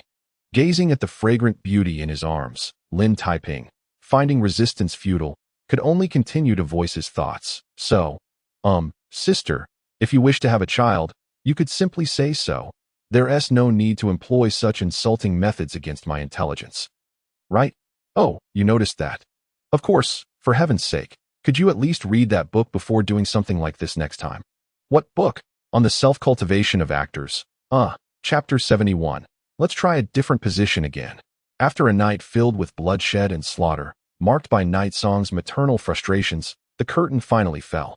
However, for Lin Taiping, who nearly experienced a reversal of fortune, many matters awaited resolution, such as cleaning up the battlefield and dealing with the dozens of pirates who had voluntarily delivered themselves to his doorstep. In truth, following the baptism of fireballs, a group of pirates had already suffered substantial casualties, with the fortunate survivors reduced to a state of utter despair and demoralization, before the fierce and wrathful tour could charge at them. They obediently crouched down, clutching their heads, and surrendered all their valuables. In stark contrast to these ruffians, the situation for the unfortunate 8th-level fire mage, Shiyan, was far worse, charred on one side from the barrage of fireballs. He lay convulsing in a pool of his own blood, possibly still grappling with the incomprehensible fact that a single individual could transform so drastically, from a skeletal undead one moment to a dread infernal next.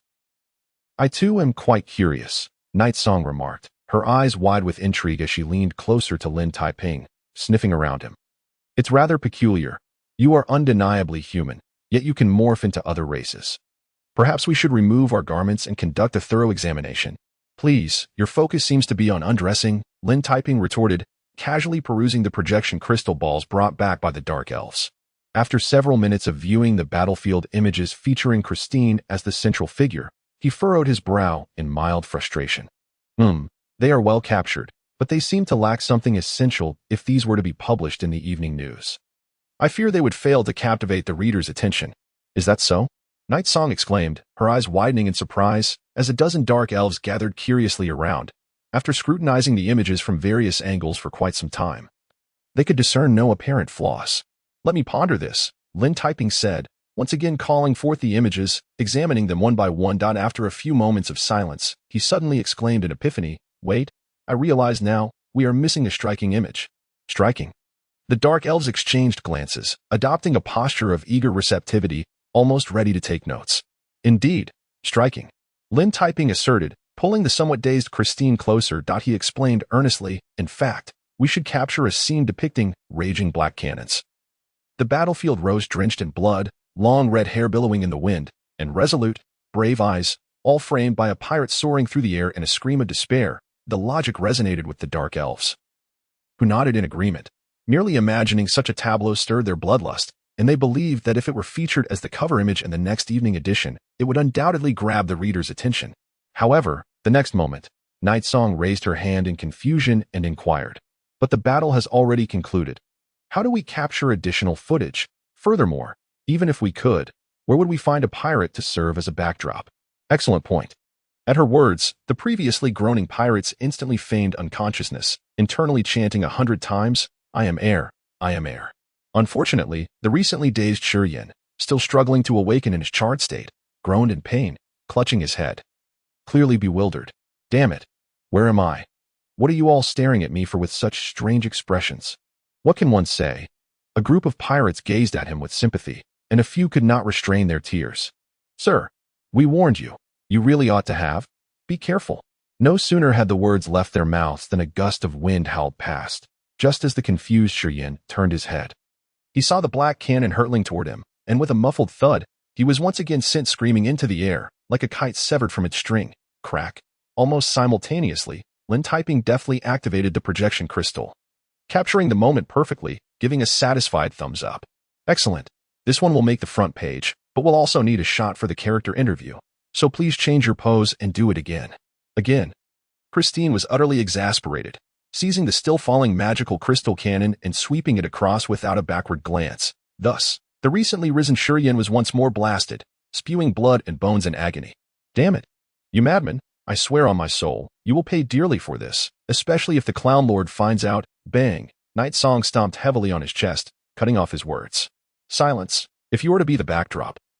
You must embrace that role. It matters not if it's the clown or the entire circus. No one can save you now."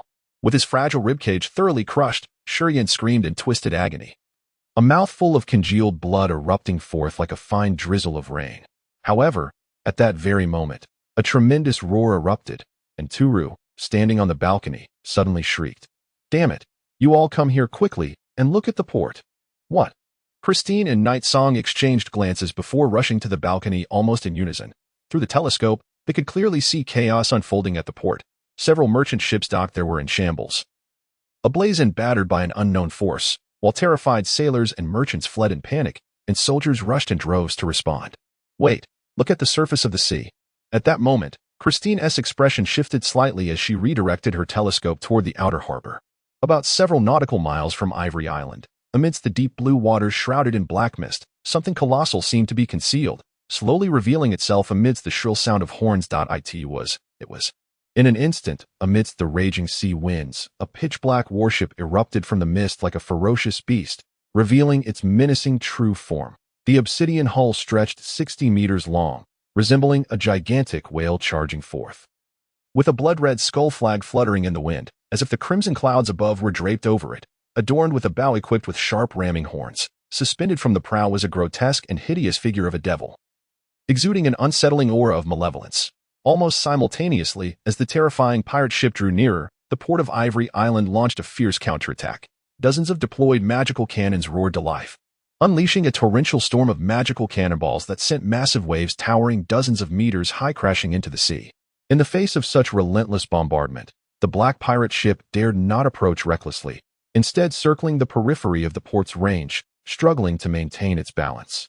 Yet gradually, as it slowed down, the blood-red devil figure at the prow suddenly erupted with a crimson glow, enveloping the surrounding waters for hundreds of meters. Strangely, under this blood-red light, schools of fish began surfacing, seemingly hypnotized, swimming en masse toward the figure.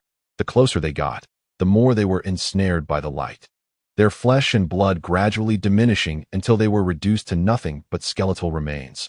Ultimately, the waters were littered with stark, white fish bones, amidst which were fierce, brutal sharks, contrasting sharply with the devil figure, which, after absorbing the flesh and souls, began to glow red and swell, eventually transforming into a towering statue 6 meters high. The dark god is upon it. What did this ship intend to do? Witnessing such a bizarre scene, even the dark elves, accustomed to evil, were taken aback. Turas suddenly sneezed forcefully, a strange expression crossing his face as he touched his horns. Moo, the aura emanating from that devil figure makes me quite uncomfortable. As if something is about to, boom. At that instant, the devil figure, having swelled to its maximum, let out a piercing wail. From its gaping maw erupted a dozen blood-red fireballs, radiating a black malevolence as they soared into the sky, accompanied by a shrill whistle, hurtling toward Ivory Island. These flaming fireballs descended like terrifying meteorites, crashing into the port, obliterating several merchant ships at the forefront, while the ground trembled violently, the searing flames morphing into a storm that spread outwards, engulfing surrounding vessels in its wake. By the dark god, Tura could hardly finish his sentence, his eyes nearly popping out of their sockets. It's the undead. What in the world is that? It's even more terrifying than Christine's magical cannons. Who knows what that is? But there is no denying that the destructive power of this pirate ship was astonishing, to the extent that with just this one strike, a significant portion of the port was set ablaze. Debris scattered everywhere, terrified crowds fleeing in all directions, blood flowing freely. Fortunately, following this horrific strike, the pirate ship seemed to have exhausted its magical power, as the blood-red figure gradually returned to its original state, lowering its sails and slowly changing course, gradually merging back into the black mist amidst the relentless counterfire of magical cannonballs. However, just before the ship finally vanished, a deranged, maniacal laughter echoed throughout the skies of Ivory Island, amplified by magic. Tremble, despair, fools of Ivory Island. Before long, you will all be skinned alive by me, writhing in agony beneath my feet, along with that damned yellow-skinned monkey. The chilling cackle lingered in the air, drifting away until it eventually faded into silence. In the next moment, Tulu and the others abruptly turned their heads in unison, directing their gazes towards the unfortunate Lin Taiping from a certain perspective. The elusive pirate captain, who had yet to make an appearance, truly harbored a deep affection for someone. What does that have to do with me? Lin Taiping blinked innocently, indicating his ignorance. What does it have to do with you? As if provoked, the dying Shurien suddenly opened his solitary eye and began to cackle with a sharp, venomous grin. Yellow-skinned monkey, you're in big trouble. All those foolish pigs who dare to offend Lord Joker ultimately meet their demise. Bang! In response, a spiked wolf fawn club struck him, courtesy of Yi Ji's unceremonious retaliation. With a pounding headache, Shurien finally collapsed in bitterness, and in his fading consciousness, he seemed to hear the oriental individual lighting a cigar, a smile adorning his face as he raised his hand. Chatty fellow, you should be more concerned about yourself. Now, it's time to loot the corpse for equipment. Chapter 72, The Ascension of the Ring. Undoubtedly, looting a corpse for equipment is a most sacred endeavor. To ensure the acquisition of high-grade gear, the individual responsible for the task usually engages in rituals of incense burning and bathing, adhering to a strictly vegetarian diet for 3 days, coupled with a month of abstaining from women, before they can. Well, the aforementioned is merely feudal superstition. In essence, it boils down to one thing. It all hinges on one's character. Given this, and considering Lin Taiping's rather peculiar character, he surveyed each person present, and, under the fervent gaze of Tulu, ruthlessly pointed. It's settled. Yigu, this time it's your turn. Why not me? Tulu grumbled in frustration, while Yigu paused momentarily, only to eagerly roll up her sleeves and squat beside Shurien's corpse. No problem, dear, your choice is absolutely correct. You must know that for quite some time, I have been solely responsible for cleaning up the battlefield. It proved that although the dark elf was a standard soft-spoken girl, her character was not significantly better than Tulu's. Who could have imagined that the first item she retrieved from Shurian's lifeless body would be a small fireball scroll? Indeed, the most rudimentary of magical scrolls, worth at most a few dozen gold coins. A bead of sweat trickled down Lin Taiping's brow as a sense of foreboding washed over him. How could you, Yigu, with such luck, manage to extract something so trivial from an 8th-level fire mage and key member of a pirate crew? It's just an accident, merely an accident, Yigu exclaimed, wiping her cold sweat. Continuing her relentless search, don't worry, the truly valuable item should be in his storage ring. Look, I found the storage ring. Now, if we can just open it, we'll immediately discover, with a cacophony of clinking sounds. As the storage ring shimmered, a dozen items cascaded forth, including a few notes worth less than 100 gold coins, several cracked magical crystals, an introductory guide for novice fire mages, and a handful of crude nautical maps. And, well, that was it. Nothing more. Excellent and formidable, as the saying goes, in darkness, there are those who excel at darkness. Observing this scene, everyone present fell utterly silent, and Tulu couldn't help but roll his eyes in exasperation. You know, Yigu, I don't mean to discourage you, but your luck seems worse than mine. I recall that when I raided that blood-eyed one, I at least found 2 magical items. Quit your rambling, Yigu snapped, her expression a mix of frustration and determination as she grabbed the storage ring, shaking it vigorously as if in a fit. Damn it, this guy clearly has nothing left, yet he still carries a storage ring. I refuse to believe there isn't a single good item inside. Tears streamed down Lin Taiping's face as he watched, finally unable to restrain himself, grasping Yi Ji's arm.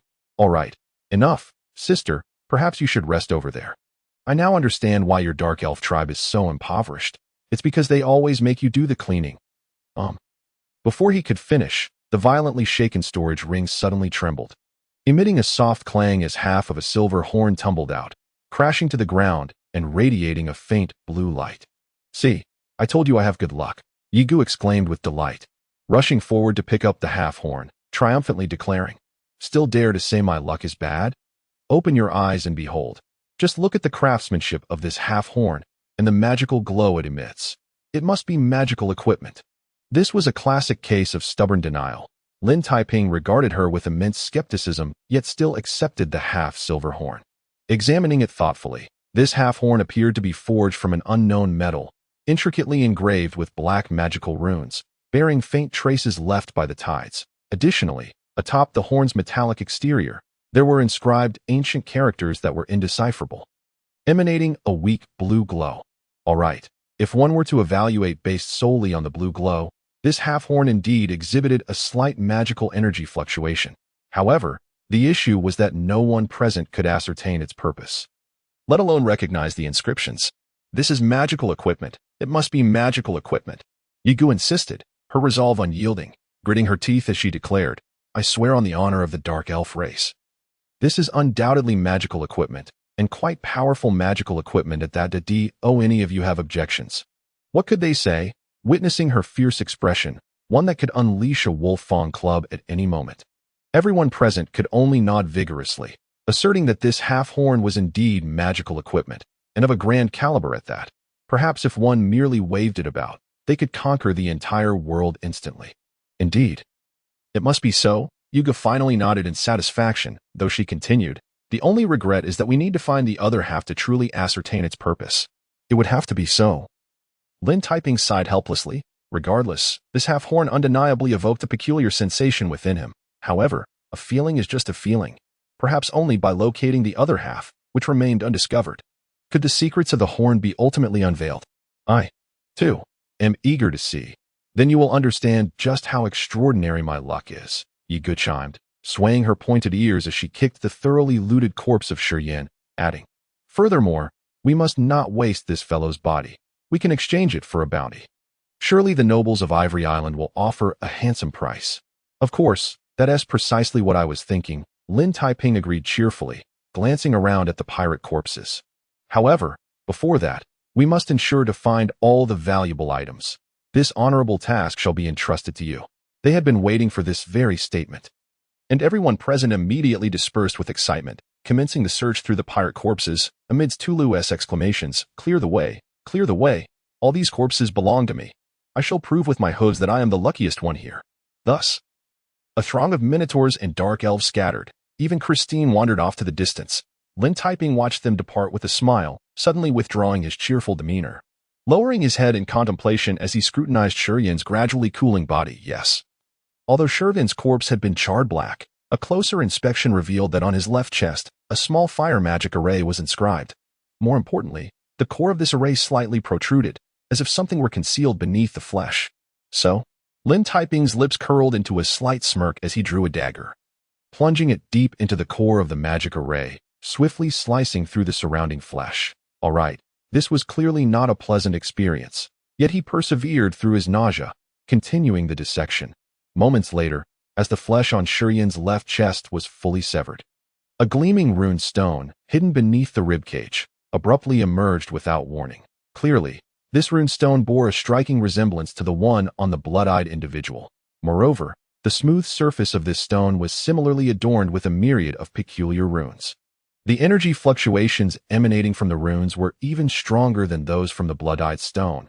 Is it truly so? Lin Taiping squinted slightly, turning to observe his surroundings. Once he confirmed that no one was paying attention, he took a deep breath and raised the Ring of the Gods towards the glowing runestone. As expected, the Ring of the Gods, seemingly responsive, immediately emitted a silver light, enveloped in this silver radiance. The runestone began to tremble violently, and after a brief resistance, countless runes detached themselves and were entirely absorbed by the Ring of the Gods. Immediately, the Ring of the Gods seemed to be infused with a formidable energy, trembling violently as the vivid crimson hue on its surface began to spread. Starting from a quarter of the ring's face, the color expanded at a speed visible to the naked eye. And within mere minutes, it engulfed the entire surface in a bloody red. That moment, the entire ring appeared as crimson as blood, exuding a heat akin to flames raging fiercely. Lin Taiping endured the burning sensation in his fingertips. And as a thought flickered in his mind, he instantly entered the Hall of the Gods, still the altar ablaze with fire, still the dozens of towering statues of deities. However, unlike before, the Hall of the Gods was now entirely enveloped in a golden radiance. As the majestic statues basked in this luminous glow, astonishingly swelling to nearly 100 meters in height, suddenly, an emotionless, hollow voice echoed without warning, "Devout believer, the gods have sensed your sincere faith and have decided to bestow upon you greater glory." Just as I suspected, at this moment, Lin Taiping finally exhaled in relief and tentatively raised his head to inquire. "Listen, I wish to know what blessings I can now receive." No sooner had he spoken than a silver-white light descended from above, enveloping him completely. Countless lines of dense script surged forth like a tumultuous tide, appearing one after another in his mind. Compared to before, the options for blessings now nearly doubled, introducing many new contents that had never existed. And even those that were already present had risen from basic to intermediate levels. Mortal, offer sincere sacrifices to the god of war, and the god of war shall grant you the intermediate rite of race transformation. Mortal, offer sincere sacrifices to the god of the sea, and the god of the sea shall grant you the power to summon storms, wildly tearing apart all obstacles before you. Mortal, offer sincere sacrifices to the god of darkness, and the god of darkness shall grant you the basic right to summon heroic spirits, commanding a certain spirit of the dark race to fight for you, and so forth. The new blessings emerging in his mind represented a profound transformation, far surpassing the old ones. Of course, to obtain these new blessings, the required magic crystals were evidently several times more, now counted in the thousands. Ah, just as I suspected, Lin Taiping sighed again, now certain that the Ring of the Gods was not static but could indeed grow stronger through some form of advancement, which was undoubtedly excellent news for him, currently facing the threat of pirates. However, the downside was that this special advancement required the absorption of shining talismans, about which he remained utterly in the dark. What exactly these talismans were, where they came from, and what powers they possessed. The only certainty was that the clown held a small quantity of these shining talismans and utilized them to transform ordinary pirates, just as the blood I could metamorphose into an octopus sea monster with the talismans. And the dead flame could gain a stronger affinity for fire magic through them. So, if I wish for the ring to continue to advance, I must confront the clown? Lin Taiping pondered, stroking his chin. Finally determining his next course of action. It appeared that only by utterly defeating the clown could he acquire more shining talismans and uncover their true origins. Well then, "Dear Mr. Clown, it seems we are destined to become bitter enemies. I cannot be blamed for this. Though I am a pacifist, the threads of fate are wondrously intricate, as the saying goes, a bond of 1,000 miles. Lin, we have finished cleaning up the battlefield." While he was lost in such irrelevant thoughts, Tulu and Night Song had returned, with Tulu carrying a large pile of worn-out weapons and armor, grumbling with a glum expression, "Damn it, those pirates are utterly impoverished. We barely found a few hundred gold coins." "No matter. I believe our haul is already quite substantial," Lin Taiping replied with a smile, glancing at the ring on his left hand. The vivid crimson hue had completely faded, reverting to its dark, tattered, and inconspicuous state. Yet only the wearer could sense the surging magical fluctuations emanating from within the ring of the gods. "What spoils?" Christine and Tulu exchanged puzzled glances, completely unable to discern any valuable loot remaining. Meanwhile, Night Song stubbornly clung to the half-silver-white horn, resolutely refusing to relinquish it until she could ascertain that it was indeed a divine artifact. "No explanations. You will soon be pleasantly surprised," Lin Taiping replied leisurely, turning his gaze towards the distant port of Ivory Island, still ablaze. Moments later, he suddenly turned back with a smile, revealing 8 gleaming white teeth, his expression exuding warmth and innocence. "You know, I suddenly think we should prepare a gift for Marquis Granty." Chapter 73. The victory of gold coins for the people of Ivory Island. The midnight of late December would become an unforgettable nightmare. In the span of a single night, over 300 lives were unjustly taken.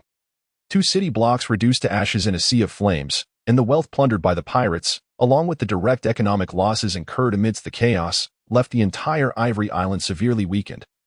Requiring at least 5 to 6 months to gradually recover. As dawn approached, the whole of Ivory Island was shrouded in sorrow and rage. Terrified citizens surged into the streets, gathering in front of the assembly hall to protest.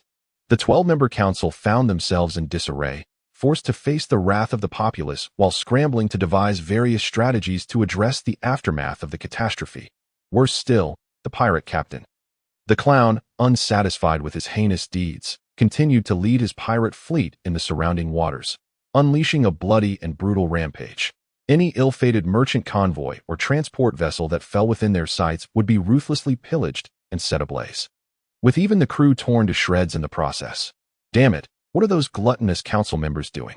Faced with the deteriorating situation, the citizens of Ivory Island grew increasingly enraged, under the subtle influence of public opinion. More and more people began to realize that what the archipelago needed was not politicians, but a powerful protector, a formidable guardian capable of ensuring the safety of all lives and property. Of course, not everyone was in a foul mood. At least for the reclusive Marquis Granty, his spirits were quite high. Although he had not achieved his ultimate goal, the pirate attack was nonetheless effective. At the very least, the clown had fixated on that pretty boy and would undoubtedly send more men to pursue him. More importantly, in the wake of this pirate assault, at least 1,000 civilians suffered devastating losses and were left homeless. This was undoubtedly a golden opportunity for a charitable spectacle to enhance his reputation. In 1 month, the coming month, I shall ensure that everyone is grateful to me, the Marquis gleefully declared as he observed from his bright, clean parlor, watching several orphans, bereft of parents, scavenging for food amidst the ruins. Fetch some moldy rice. I think I should pay a visit to those poor children and, fittingly, shed a few tears. Of course. My lord, you are the most benevolent noble I have ever seen. Those fools will surely be moved enough to vote for you, replied Steward Golly with a beaming smile. After a moment's thought, he added, "By the way, my lord, there is another piece of good news you will surely appreciate. Due to the sudden pirate attack, the paper mill and ink factory on the island have been destroyed." Aha! This is indeed splendid news. Marquis Granty paused in surprise before leaping up in high spirits. "Dear golly, do you know what this means?" Clearly, without an ample supply of paper and ink, that yellow-skinned monkey's evening paper will lack the necessary materials. If he intends to purchase paper and ink from elsewhere, the prices will be 2 to 3 times what they were before. In such a situation, printing even a single newspaper will result in a loss of several copper coins. The more he prints, the deeper the losses, until he ultimately goes bankrupt. Indeed, so that monkey won't last long, the steward agreed, nodding vigorously. Furthermore, the clown has sent word instructing you to keep a close watch on that monkey's movements, should he dare to leave Ivory Island and venture out to sea. he will face a frenzied attack from the pirate fleet. How wonderful! I truly relish this command. Marquis Granny's spirits soared even higher, almost prompting him to dance a waltz in celebration. That poor monkey can only remain on the island like a turtle withdrawing its head. And once I successfully become a council member, I will certainly propose a new decree to force him to leave. And then, bang! Before he could finish, the parlor door was abruptly flung open, and a panting servant rushed in. My lord. The latest news, that monkey has just released a new edition of the evening paper. What is so surprising about that? That fellow is merely wasting stock materials. He won't last long. The Marquis of G. Lanked I nonchalantly waved his hand, accepting the latest evening newspaper handed to him by a servant. As for the content, I need not peruse it to know. That fellow is undoubtedly maligning my reputation once again. Perhaps he even intends to report on the pirate attacks. Wait, what does live coverage of the pirate incident mean? To his surprise, this edition of the evening newspaper contained not a single mention of the Marquis of G. Lanked I. Instead, it was entirely devoted to the theme of the pirate assault, providing a detailed account of the events of that fateful night, complete with in-depth reports from the scene of the attack, including the pirates' brutal slaughters, the valiant counterattacks of the guards, the harrowing devastation of the burning neighborhoods, and the tragic plight of the assaulted civilians, among other heart-wrenching details. In fact, even the coward who trembled in his home that night would feel as though he were amidst the chaos upon reading this edition's on-the-ground reporting. It is truly difficult to fathom how those shadowy elven journalists managed to capture such harrowing scenes amidst the turmoil. Yet, that was not the crux of the matter. The real focal point lay on the front page, which prominently featured a vibrant color image of Christine, occupying nearly one-third of the entire page, making it nearly impossible to overlook, against the backdrop of a raging inferno. This striking heroine boldly charged into the midst of the pirates, her crimson hair billowing in the wind, while the black magic crystal cannon swung heavily, accompanied by the sight of an evil sorcerer being sent flying in a spray of blood. Damn it. What is that monkey up to? The Marquis suddenly felt an unsettling premonition, and mere seconds later, he realized just how accurate his intuition was. Yes, with that color image as a focal point, that damned anonymous author had waxed eloquent for nearly 2,000 words, describing Christine's solitary struggle against the pirates, maintaining a seemingly neutral tone throughout. However, even the dullest reader would feel an immediate reverence for Christine's heroic deeds after reading just a few lines. Following this, as if to validate his earlier statements, subsequent pages were replete with images of Christine, showcasing her as she wielded the magic crystal cannon against the pirates, recorded in the heat of battle as she plunged into their ranks to turn the tide, and standing resolutely with the cannon, heroically shielding two innocent children. In the concluding segment of this report, there was even a bold editor's commentary in black type. On this bloody, helpless night, perhaps we should reflect amidst our sorrow on what Ivory Island truly needs: boastful politicians or heroes who prove their worth through action. It was evident what the populace truly required. And yet it did not end there. When the commentary mentioned the boastful politicians, it was accompanied by a photograph of the tightly shut gates of the Marquis' residence, taken from a deliberately low angle to make the gates appear towering and coldly unapproachable. Cursed anonymous author, I shall toss him into the sea to feed the sharks. After a moment of stunned silence, the Marquis of G. Lanked I erupted into a fit of rage, tearing the newspaper to shreds. Undoubtedly, the previously obscure Christine would gain the admiration and trust of the common folk after this edition's release, perhaps even becoming a hero in the eyes of many overnight. Conversely, he, whose reputation had already suffered recently, had been targeted yet again by this newspaper. Who could fathom how many would lay eyes upon that image of his closed gates? Damn it, damn it. The very thought of it made the Marquis feel an urge to smash his head against the wall. He was keenly aware that in just over a month, the official voting date for the parliamentary elections would arrive. If he could not salvage his reputation in that time, my lord, the butler, golly, stammered, his pale face betraying his uncertainty. Actually, things may not be as dire as we think. At least that monkey's newspaper is on the brink of bankruptcy, and you still have over a month. If we seize the opportunity to engage in some charitable disaster relief. Indeed, it was this statement that caused the previously hysterical Marquis to suddenly regain an eerie calm. He paced the living room a few times before resolutely turning to Golly, his face contorted in determination, and gritted his teeth. Golly, prepare 50,000 gold coins, 10 tons of wheat, and a substantial amount of relief supplies. It seems we must invest heavily to restore our reputation. It is a pity to benefit those greedy commoners. So much, Golly gasped, unable to contain his shock. This was no trivial sum, even for the affluent Marquis. I understand, but this is a critical period. The Marquis grimaced, yet he continued through gritted teeth. Furthermore, you must go to the port and acquire all the paper and ink shipped from the outer islands. Raise the price and buy as much as you can. As you wish. Golly immediately bowed in acquiescence. He preferred this malicious scheme to any hypocritical charitable display. It wouldn't be long before that pretty boy would be left guarding the printing press, unable to produce a single newspaper. Excellent. Money is no object. The Marquis sneered, his twisted visage filled with malice. Perhaps I should also enlist the help of the jester to intensify the recent pirate assaults, especially against the merchant ships transporting paper and ink. Not a single one must be spared. Do you mean? Golly paused, but then his eyes lit up. A perfect plan. With the pirates rampaging in the open seas, the prices of paper and ink would soar once more, and the already struggling evening newspaper would face mounting financial pressure, ultimately leading to a complete halt in publication. Indeed, once they are silenced, no one will be able to prevent me from becoming a member of Parliament. The Marquis narrowed his eyes slightly, a venomous, sinister smile creeping across his face. And once I am an elected official, I will have 100 ways to deal with them slowly. You are absolutely right. Golly, finally convinced, bowed deeply, genuine admiration in his demeanor. My lord, I can hardly contain my excitement. Perhaps in just a month's time, I will witness your ascension to the highest parliamentary seat. That is merely the first step. Do you think I will share power with those foolish swine? The Marquis cackled as he stood by the window, gazing down upon the panorama of Ivory Island beneath the harsh midday sun. Perhaps noticing his presence, several orphans who had just received bread cheered and jumped, fervently waving their hands. Marquis, thank you for your help. If it weren't for you, it is my duty. Children, may you fare well. The Marquis replied with a smile, his kind, aged visage concealing an ugliness more sinister than that of a demon. Do you see? This is the folly of the commoners. Damn those yellow-skinned monkeys. I shall soon make them understand that what the so-called popular election boils down to is the triumph of gold. Chapter 74. Disrobing. We are out of money. Early in the morning, Lin Taiping, who had just awakened to the songs of the Minotaurs, had yet to push aside the nightingale who had stealthily climbed into bed beside him when he received the utterly dismal news.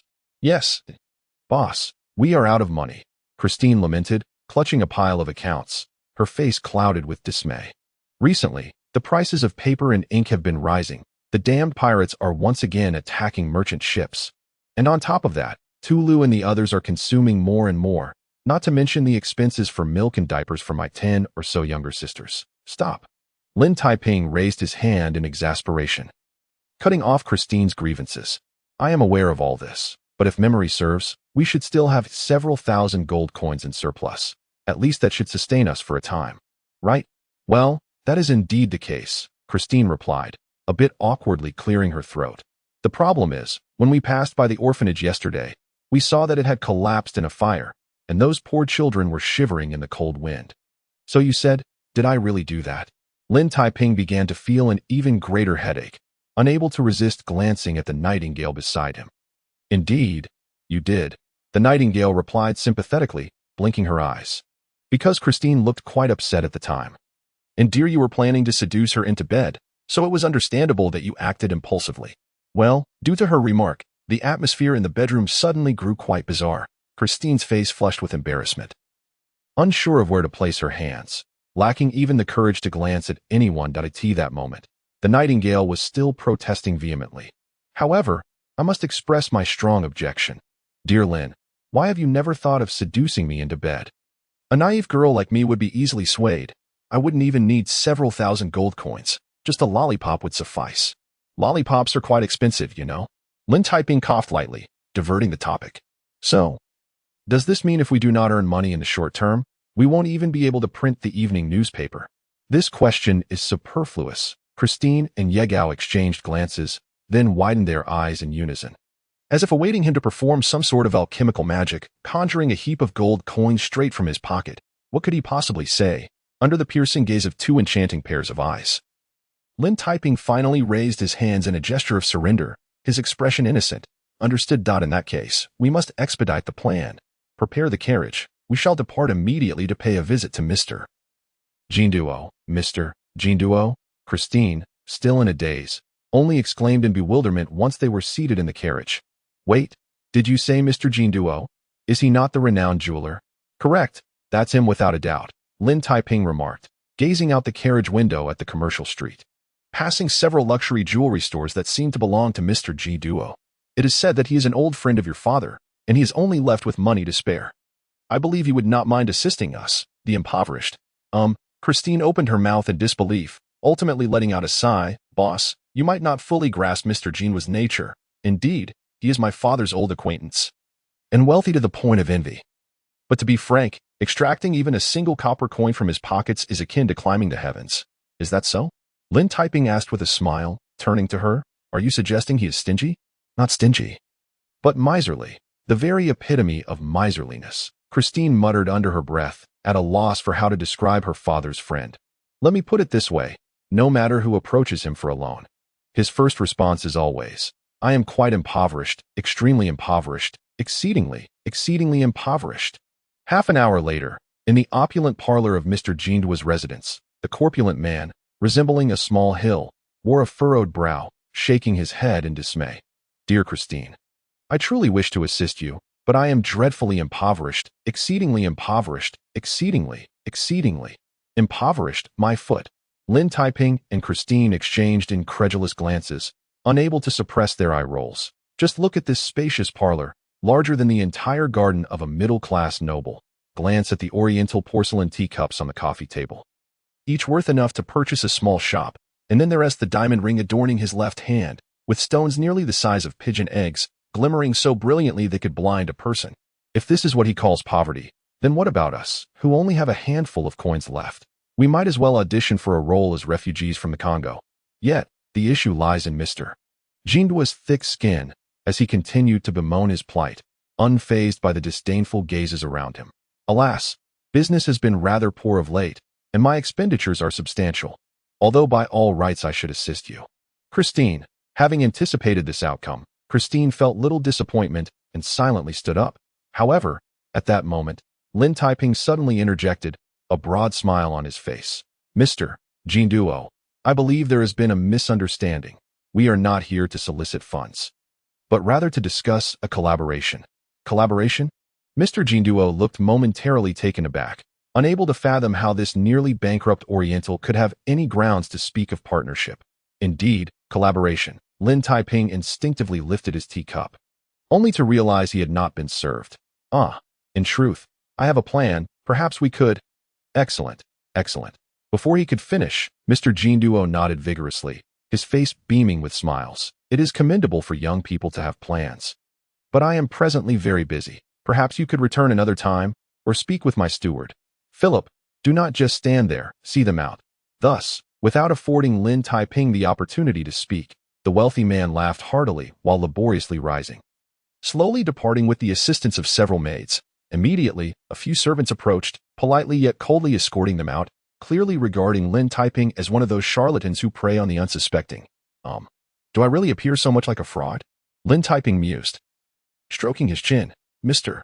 Jinduo, are you certain you do not wish to hear my plan? It would take but a few minutes.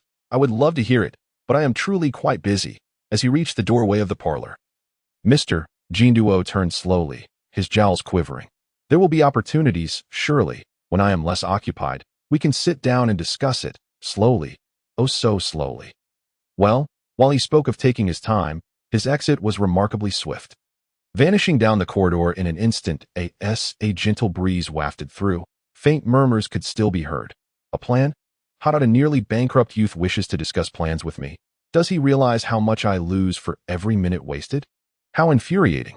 Lin Taiping and Christine were still processing this, but Ye Gao could not contain her frustration, nearly overwhelmed with the urge to seize a club and render that miserly fat man unconscious, while simultaneously plundering the place. Calm down. Calm down. Lin Taiping reassured her, gently patting her shoulder to quell her anger. No matter, perhaps in a few days, Mr. Jinduo will come running to offer us money, at which point you can take him for all he's worth. Do not jest.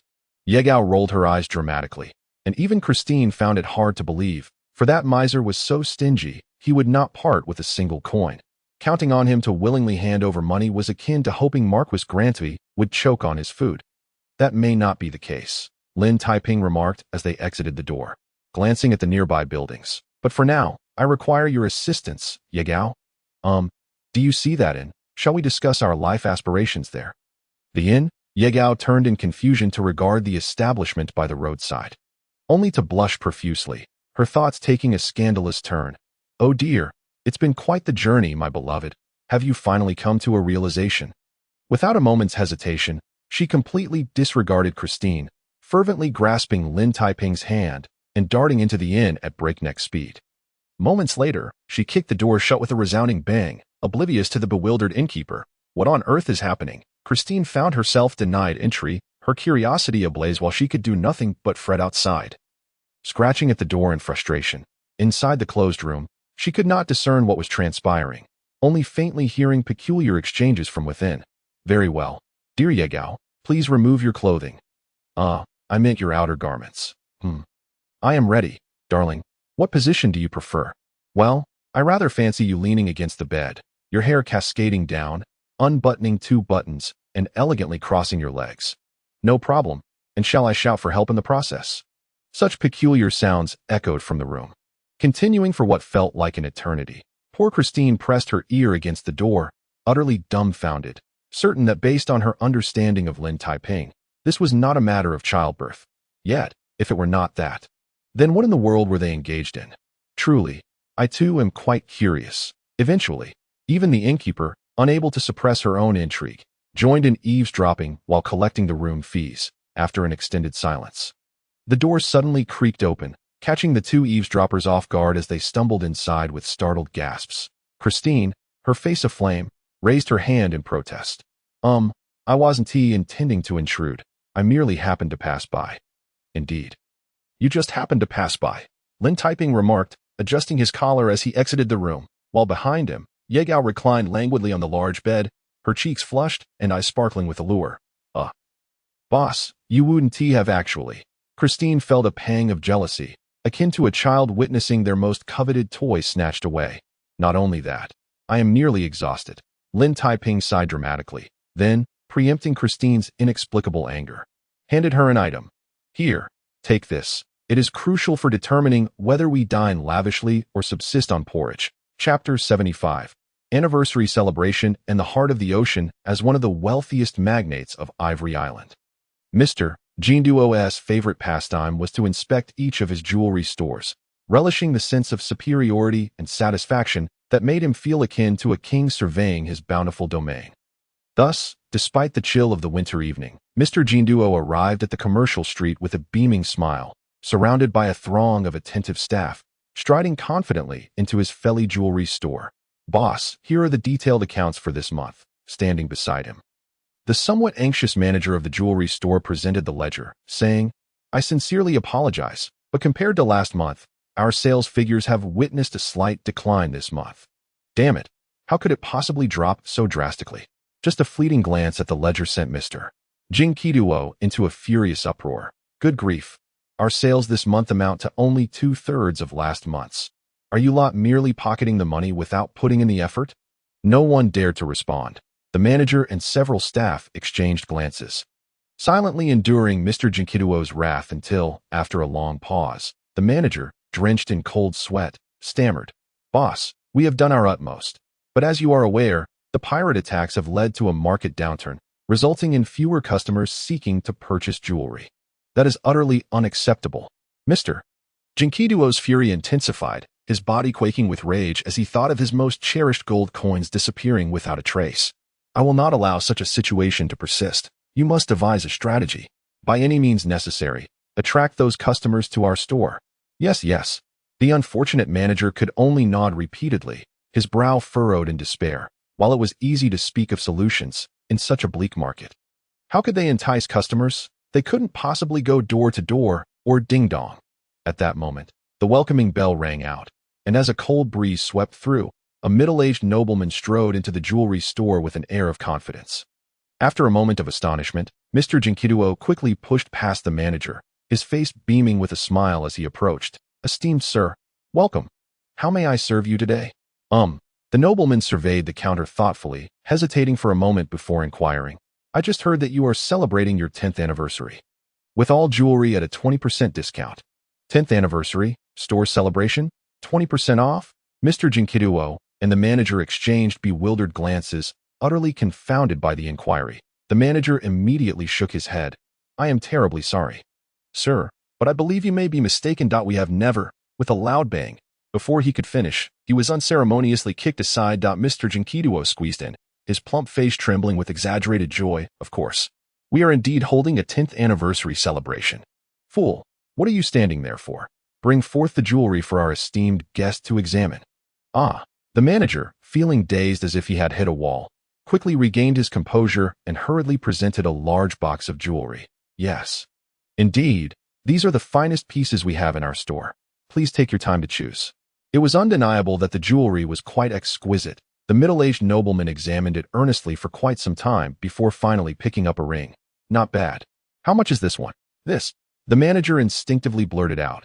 The price of this ring is 900. With another loud bang, he was roughly kicked away, and Mr. Jinkiduo interjected seriously. 1,300 gold coins. Of course, that is the original price. However, due to our anniversary celebration, the discounted price is 1,040 gold coins. Hiss.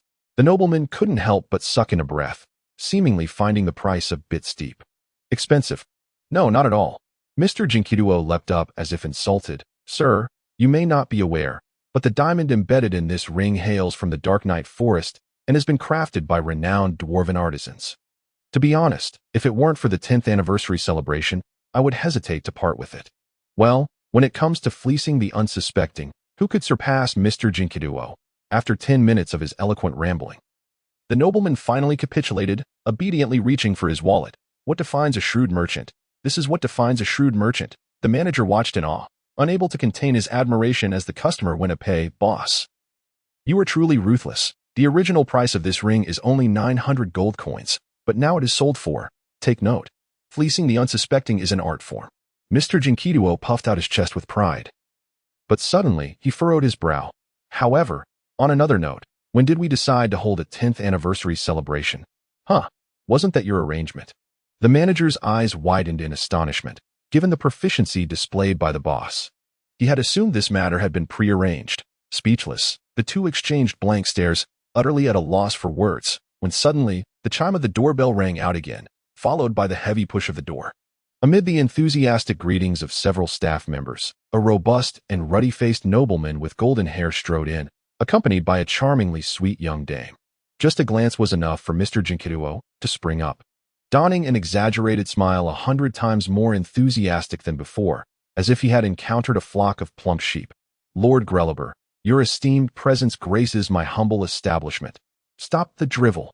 The man, addressed as Lord Grelliber, waved his hand dismissively, commanding in a boisterous tone, bring forth the heart of the ocean. Price is of no concern. Of course. The moment he heard that price was not an issue, Mr. Jinkiduo's smile widened to an almost comical degree. Your wishes are command. Quickly, fetch the heart of the ocean. What is the heart of the ocean? You ask me, and I ask who? The manager and several employees gaped in disbelief, utterly clueless about what the heart of the ocean could be. In fact, they didn't even know what Africa was. Damn it, are you mocking me? Lord Grelliber's expression darkened. His temper within the noble circles was notoriously explosive. Jinkiduo, I shall reiterate. Bring forth the heart of the ocean. I do not wish to disappoint the lovely Miss Nat. Under the intense gaze reminiscent of a killer, even if Mr. Jinkiduo had any doubts, he had to comprehend. However, the problem was that he truly did not know what the heart of the ocean was. You scoundrel, what are you pretending not to understand? Lord Grelliber could no longer contain his frustration. He pulled a newspaper from his pocket and, in a fit of rage, hurled it at Mr. Jinkiduo. Look closely, this is it. This is the one you advertised in the paper. What was it again? An advertisement. Miss Nat chimed in, gazing dreamily at the images on the newspaper. An advertisement? What advertisement? Mr. Jinkiduo, feeling dazed, picked up the newspaper, and moments later, when he finally discerned the content on the evening paper, his eyes widened in disbelief. Indeed, at the bottom of the front page, accompanied by 4 vividly colored images. These pictures combined to narrate a mystifying and magical legend, easily comprehensible to all. The first image depicted a forest shrouded in black mist, where dozens of ferocious minotaurs knelt fervently before a white stone altar, worshipping with fervent devotion. Atop the altar, amidst the flames, a dazzling magical gem radiated a soft blue light reminiscent of the ocean. The second image showcased Lin Taiping, clad in a silver-white gown, cradling the brilliant blue gemstone as he leapt through the forest, pursued by a pack of furious minotaurs attempting to reclaim their tribe's most prized possession.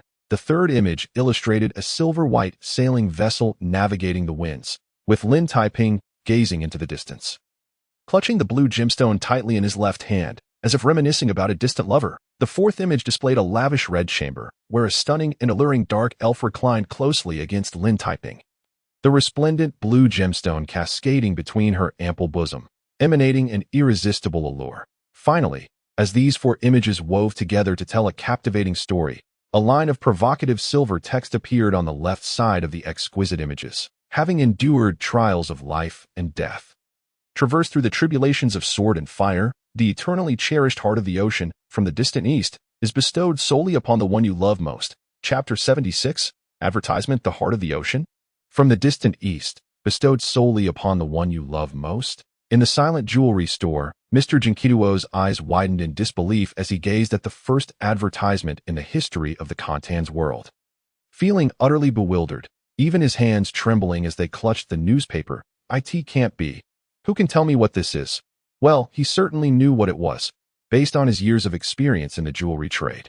He could instantly discern that the seemingly brilliant blue gemstone was nothing more than an ordinary gem, worth at most a few hundred gold coins. However, the predicament lies in the fact that, following the exquisite portrayal of four elegant images in the evening newspaper, coupled with the stirring words accompanying them, what was initially an ordinary pale blue gemstone was instantly cloaked in an air of mystery, as if it were a coveted treasure passed down through tribal lineage, having endured countless trials before reaching the Hornsea region.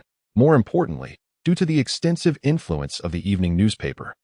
Within mere hours, the entirety of Ivory Island would take notice of this advertisement, and before long, the heart of the ocean featured in the ad would become a topic of fervent discussion, eagerly debated by all. And then, do you understand now? Count Griel seized the newspaper and slammed it heavily onto the counter. "You're the one advertising, so stop dodging and quickly present that heart of the ocean. It is a birthday gift for Miss Nat." When did I ever advertise? Mr. Jinkito felt utterly wronged, wishing to swear to the heavens to prove his innocence. "You bastard, do you dare to claim you haven't seen it?" Count Griel was nearly fuming, angrily waving a thick stack of gold notes. "Damn it, I know you intend to inflate the price, but it doesn't even matter how much you plan to sell it for. I will, really."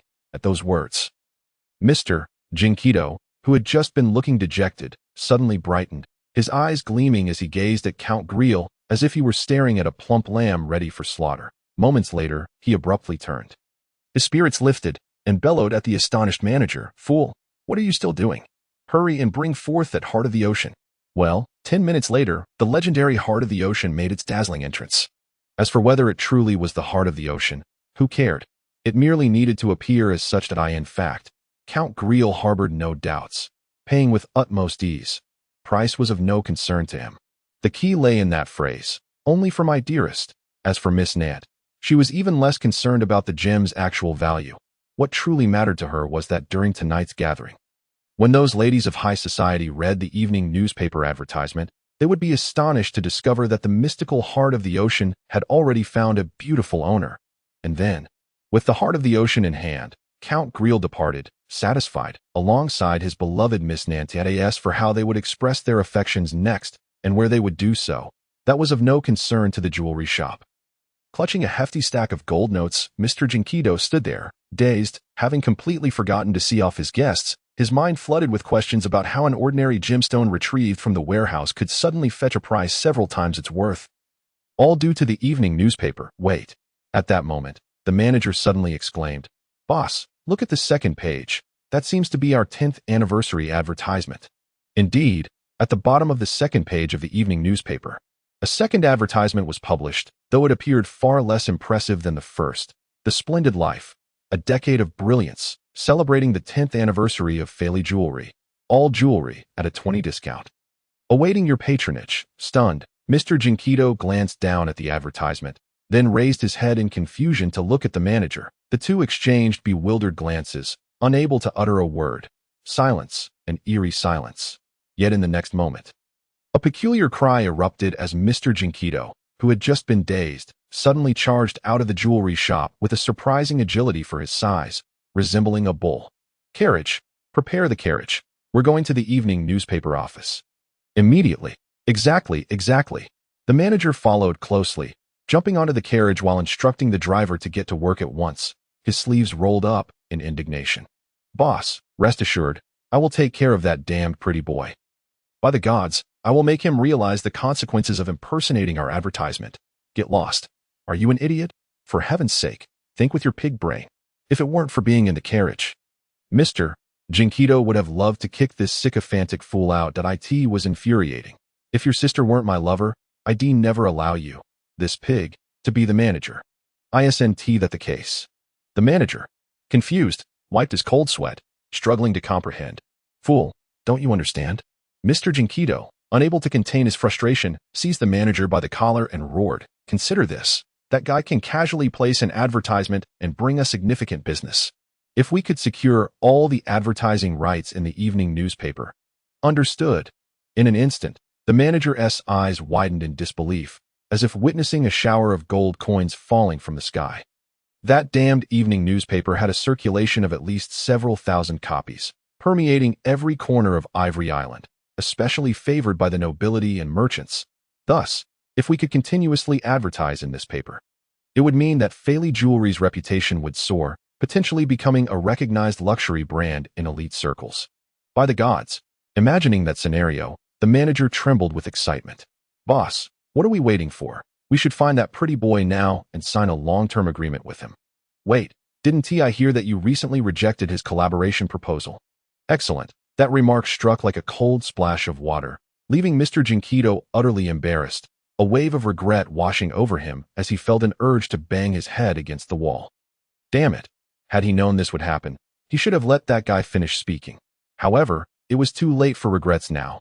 He could only urge the carriage to speed up, racing through the commercial street, nearly crashing into the entrance of the Ivory Island evening newspaper. Without waiting for the carriage to come to a halt, Mr. Jinkido burst out of the door like a gust of wind, plastering on an exaggerately warm smile as he approached Christine. "My dear child, I apologize for my behavior the other day. I was simply too busy. Come now, take this as your father's longtime friend. It is only right that I assist you, is it not?" Christine stared blankly at the gold note being offered, her eyes widening in disbelief as she counted. 1 0, 2 zeros, 3 zeros. Wait, am I counting wrong? Should I count again? It turned out she was not mistaken at all.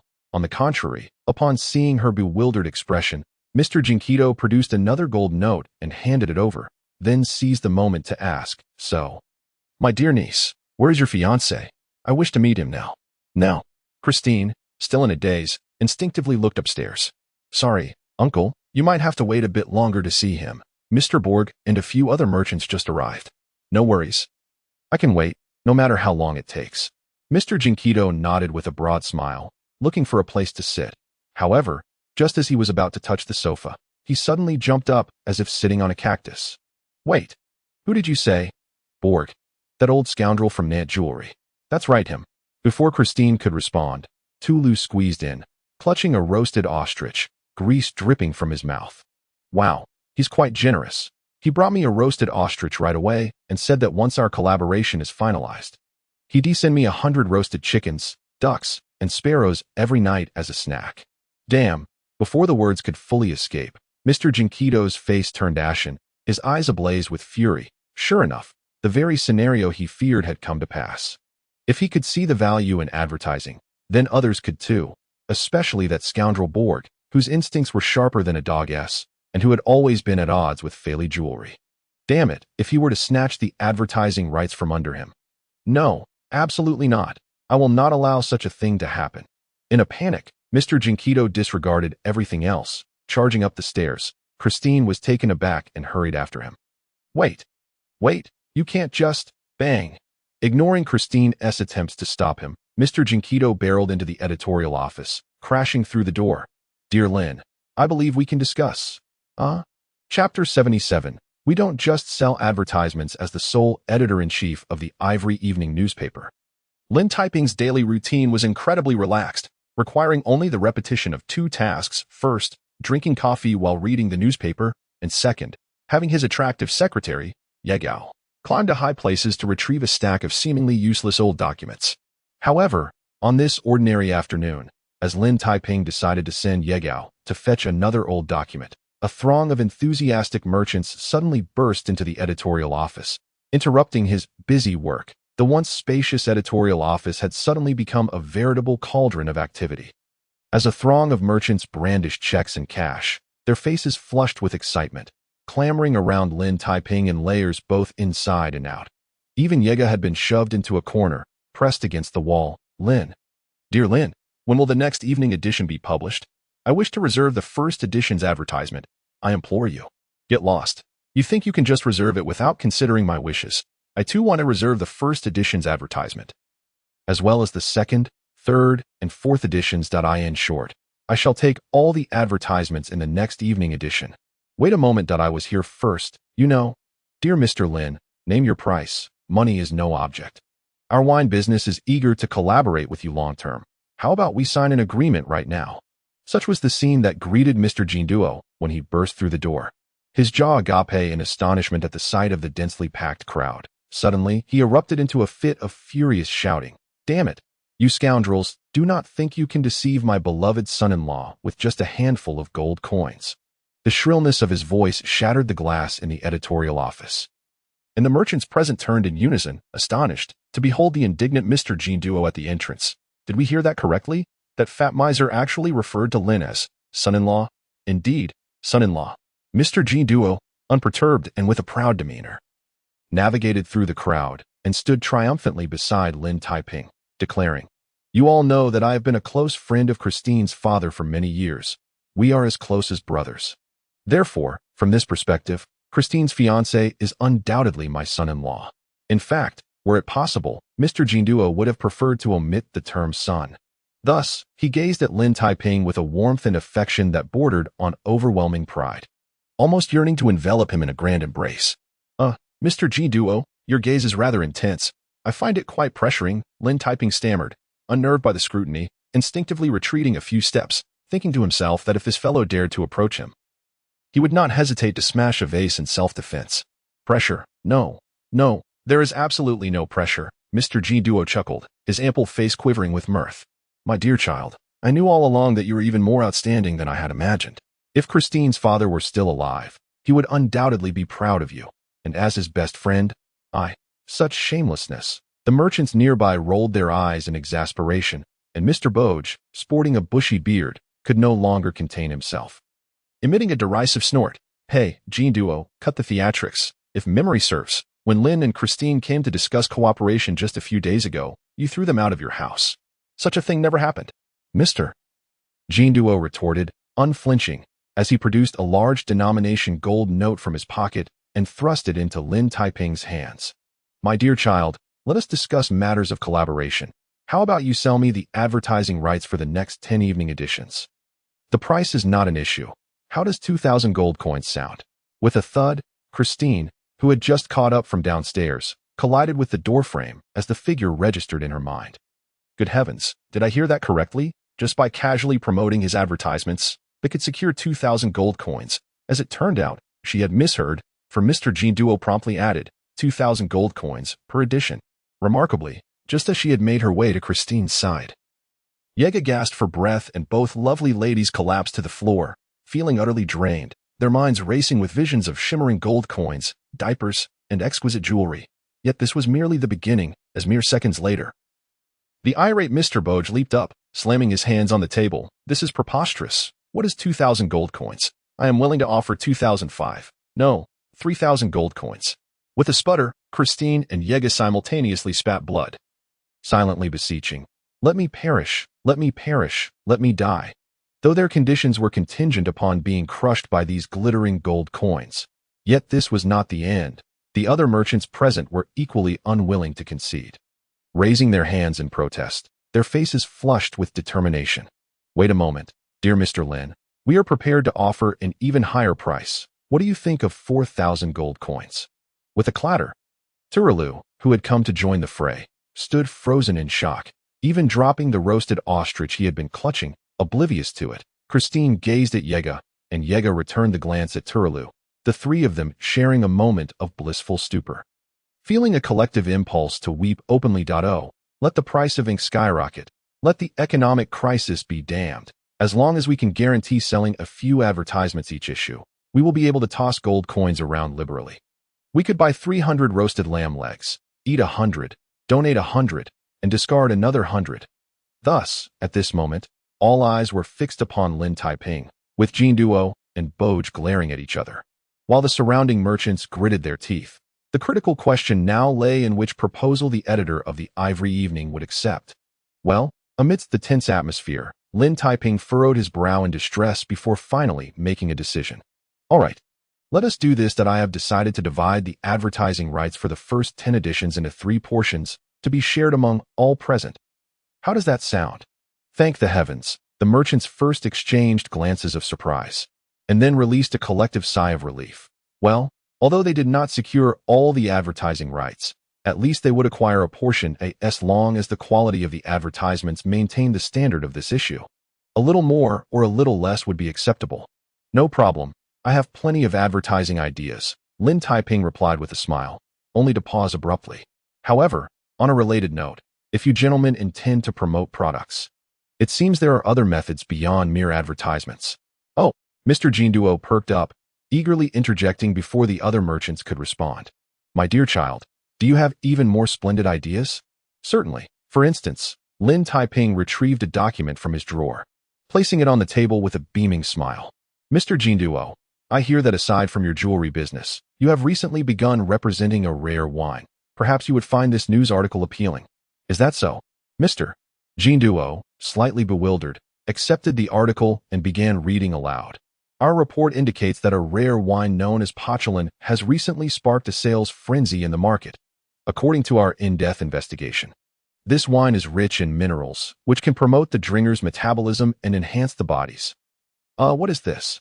A soft advertisement. Lin Taiping swayed his non-existent devil's tail. Just imagine, if we were to publish such a news piece in the next edition, leading readers to believe that this wine is being fervently sought after, then, with a thud, before he could finish, Mr. Jinduo, out of breath, slammed a second gold note onto the table, exclaiming, No need to say anything more. I want this news piece. And while we are at it, let's have one for my jewelry store as well, stating that my latest batch of jewelry is sold out and unavailable even for money. How dare he? Before he could finish, Mr. Boj exploded in fury, prompting the other merchants to wave their hands in protest, and chaos erupted once more in the editorial office. It was evident that this manner of advertising, while less direct and striking than traditional advertisements, possessed a subtler and more deceptive quality. Thus, from a long-term perspective, its effectiveness would certainly surpass that of conventional advertisements, especially as readers grew weary of the latter. Wait, I have not finished. Lin Taiping, feeling exasperated, patted the table to regain order, then turned to Mr. Jinduo. By the way, I have also heard that Marquis Grantai represents a wine called Lando, and it seems there has been some unpleasantness between you two. Such a thing never happened. Mr. Jinduo immediately shook his head, earnestly rebutting. My relationship with Marquis Grantai is excellent. While we do have some commercial competition, it will never affect our friendship. What a blatant lie. Hearing such shameless words, the merchants couldn't help but scoff inwardly. Just 2 days prior, the two of you nearly came to blows. If that is what you call a good relationship, then I must be as close as family with the pirate Captain Joker. Is that so? Lin Taiping sighed in disappointment. What a pity. I actually have another news article ready, titled Major Inside Scoop. Plague strikes the origin of Lando wine. In an instant, the entire editorial office fell into a hushed silence. The merchants exchanged glances, shivering involuntarily, realizing that this was no mere cunning. It was cunning squared and cubed. Thus, moments later, Mr. Jinduo, as if personally insulted, slammed his hand on the table, his face flushed with indignation. This is outrageous. Mr. Lin, what do you take me for? Do you really think I would resort to such despicable and shameless methods? Would I ever conspire against my most esteemed friend? How much? With a crash, the merchants present immediately collapsed to the ground. Who was that scoundrel who so confidently proclaimed their close relationship with Marquis Grantui? Indeed, I have a very good relationship with him. Mr. Jinduo declared with an expression of righteous indignation, lifting his chin defiantly. However, the issue lies in the fact that I cannot use this relationship to interfere with the freedom of the press. And the common people have the right to know the truth, do they not? A wave of respect washed over Mr. Lin that he could not help but clasp his hands together and exclaim, "Mr. Jinduo, you are the noblest person I have ever encountered." "So, 500 gold coins. Deal." Mr. Jinduo did not even blink as he pulled out another gold note, handing it over along with the previous two. "Then it is settled. In the next evening edition, I want to see." Hey, I haven't finished speaking yet." It was as if the devil himself had taken notice that a dozen merchants, including Mr. Boge, surged forward in a fit of anger, swiftly surrounding the chaotic editor's room.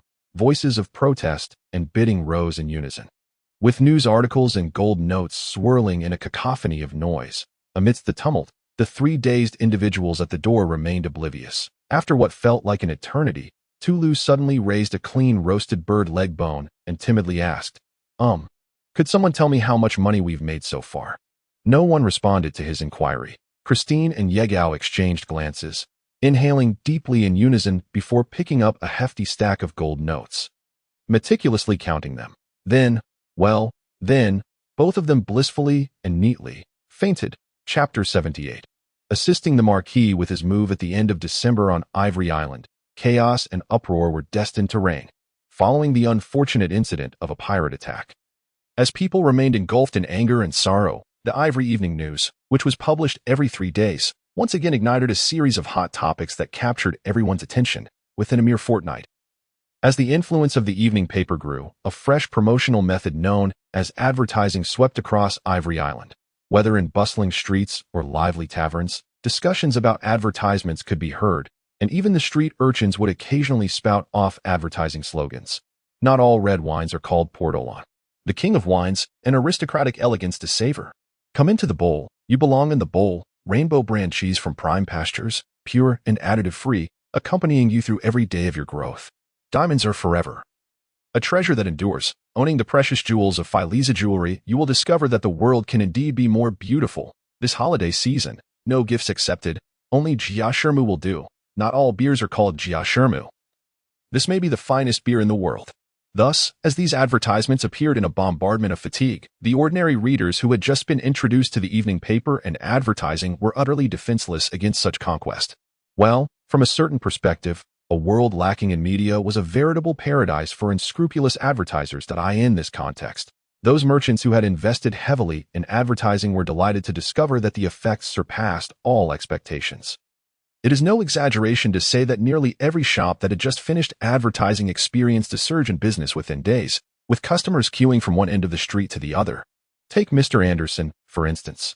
This nearly bankrupt cheese merchant, upon seeing the first advertisement, resolutely decided to sell off his assets to raise funds and hurriedly placed an advertisement with the evening paper. This gamble, seen as a reckless act by many, even drew ridicule from his wife, who threatened divorce. To make matters worse, his investment of 2,000 gold coins yielded merely a single image in the evening paper, accompanied by a perfunctory advertising slogan pinned by Mr. Lin, "Rich in milk, a silky indulgence." Insanity.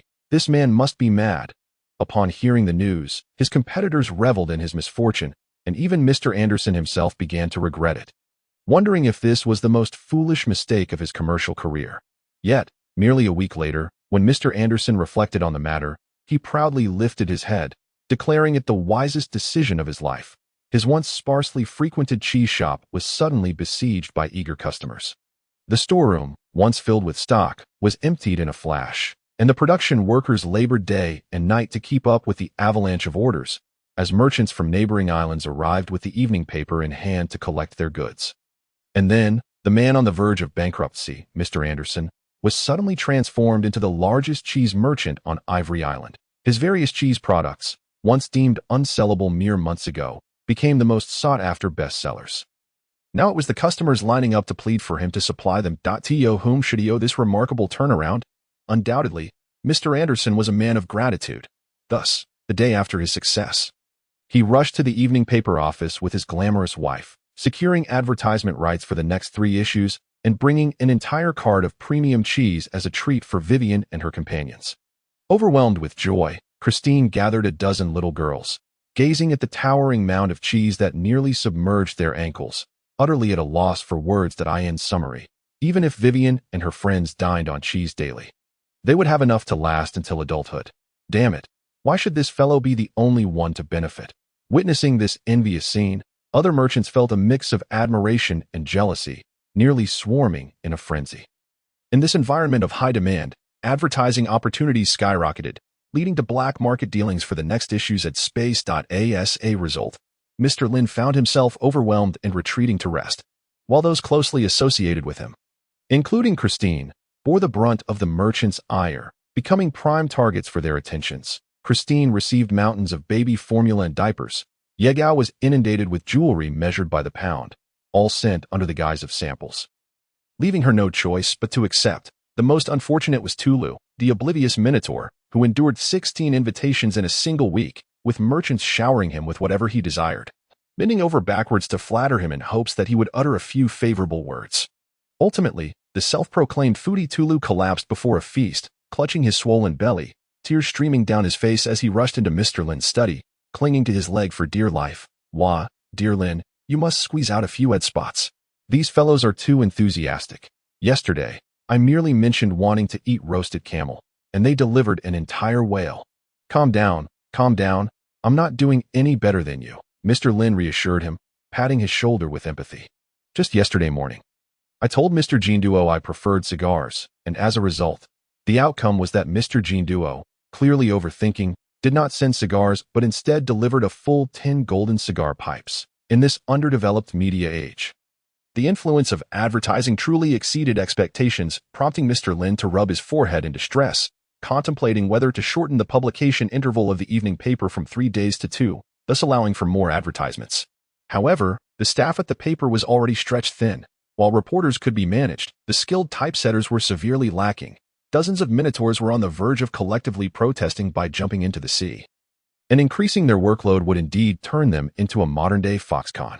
No, absolutely not. In fact, upon hearing about the potential overtime, Tulu immediately picked up a fruit knife and pressed it to his throat. Lin, I swear on my favorite horn, if you dare make us work overtime, our entire tribe will leave home en masse. Even Leo will go, and you will never be able to marry her. When did I ever say I wanted to marry her? Mr. Lin wiped the cold sweat from his brow, gazing at the Minotaur tribe's first beauty peeking through the door, unable to hold back his tears. Well, perhaps I should consider where to find some dark creatures to join us, and they should be as easy to deceive as you. No, I mean, as honest and straightforward. This was indeed a significant dilemma. Tulu, troubled, rubbed his horn, pondering if there were any rumors of dark creatures nearby, perhaps vampires, dark orcs, skeletons, dark knights, and liches. Unfortunately, due to the prevailing animosity toward dark creatures in the world of Kantans, the remaining dark races had dwindled significantly, mostly hiding in desolate islands. In this situation, the prospect of finding them and persuading them to cooperate in such a short time was nothing short of impossible. Take your time, let me know when you have a lead. Mr. Lin comforted Tulu with a pat on the shoulder that he paused momentarily, then leisurely turned his gaze towards the windowed in the frigid depths of night. The brooding clouds had enveloped the entire sky, with flashes of lightning occasionally slicing through the thick mass, accompanied by the ominous rumble of thunder. Perhaps, before long, a rare winter thunderstorm would descend upon them. Winter, can it truly bring forth a thunderstorm? Lin Taiping mused, stroking his chin with an expression of bewilderment. After a brief moment, he suddenly turned around, clapping his hands in delight. All right then, what splendid weather we have. Let's prepare. It's time for us to set off. Set off. Tulu yawned mid-sentence, his mouth agape in surprise.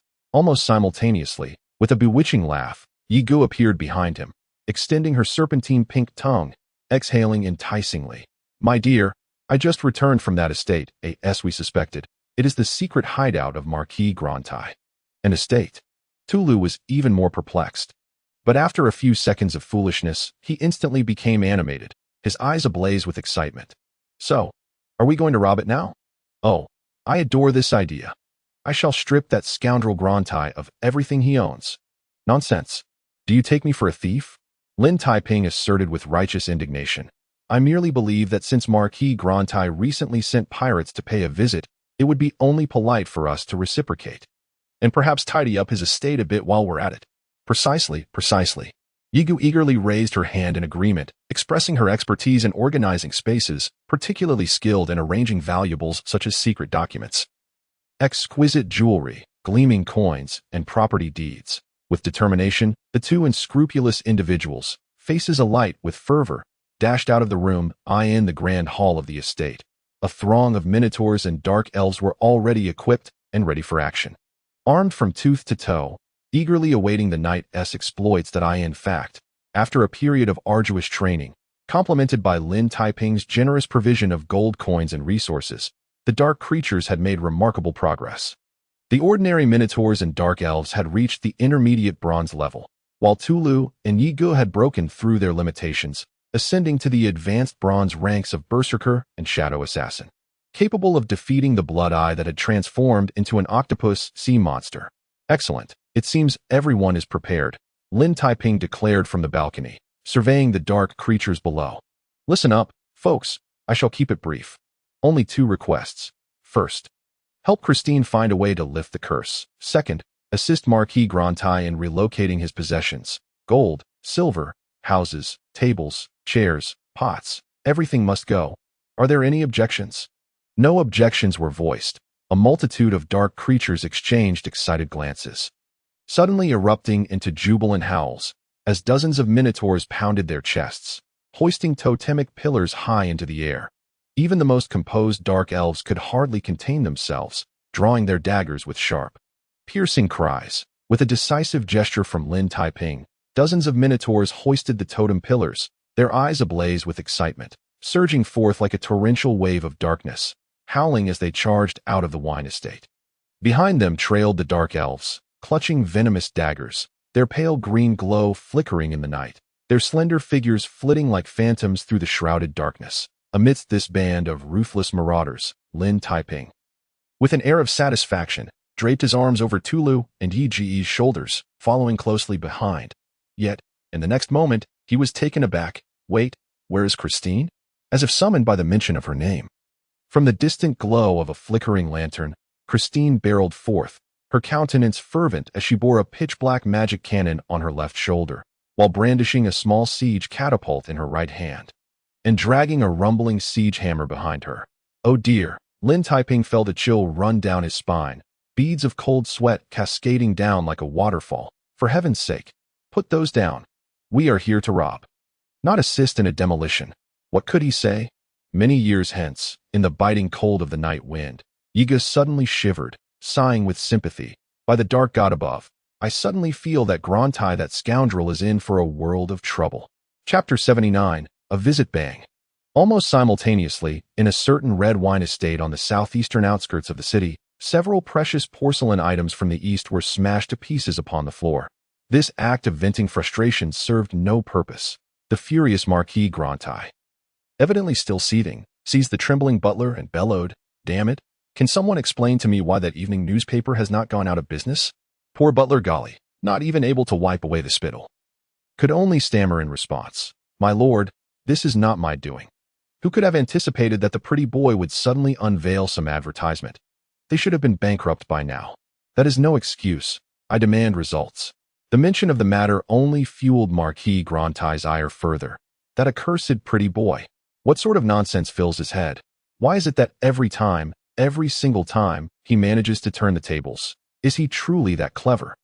Clearly, it is not that he is too clever, but rather that you are too foolish. Without warning, a voice, cold and sharp as a dead fish, drifted hauntingly through the parlor. The wind howled, extinguishing the flickering candlelight, plunging the entire hall into darkness. In a state of terror, Marquis Grantai turned, and in his blurred vision, a pale figure was seated on the sofa, softly humming an eerie tune, rhythmically tapping the floor. Clap, clap, clap. The bizarre scene sent chills down Grantai's spine, causing him to instinctively step back, then unceremoniously push the butler forward, compelling him to investigate. Why must it be me? The quaking butler, shivering uncontrollably, could only light a candle and, with trembling steps, approached in an instant, as the candlelight illuminated the pale figure. Both Marquis Grantai and Butler Golly were left horrified, their faces contorted in terror, collapsing helplessly to the ground. Before them sat a mummy, entirely wrapped in bandages, softly humming a tune and maintaining a steady beat. The figure was entirely shrouded in white bandages, with only two ashen eyes peering out, glimmering ominously in the darkness. By the gods!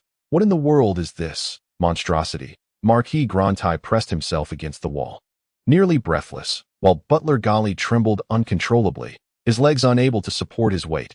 Yet at that moment, the fully bandaged mummy suddenly emitted a dry, sharp laugh and slowly rose. "Dear Mr. Grantai, is this how you choose to welcome me? Should the Lord Joker find out, he might be quite displeased." For a fleeting moment, Marquis Grantai felt an urge to flee, but upon hearing those words, he widened his eyes in disbelief. "The Joker? Wait, you are one of the Jokers." "First mate."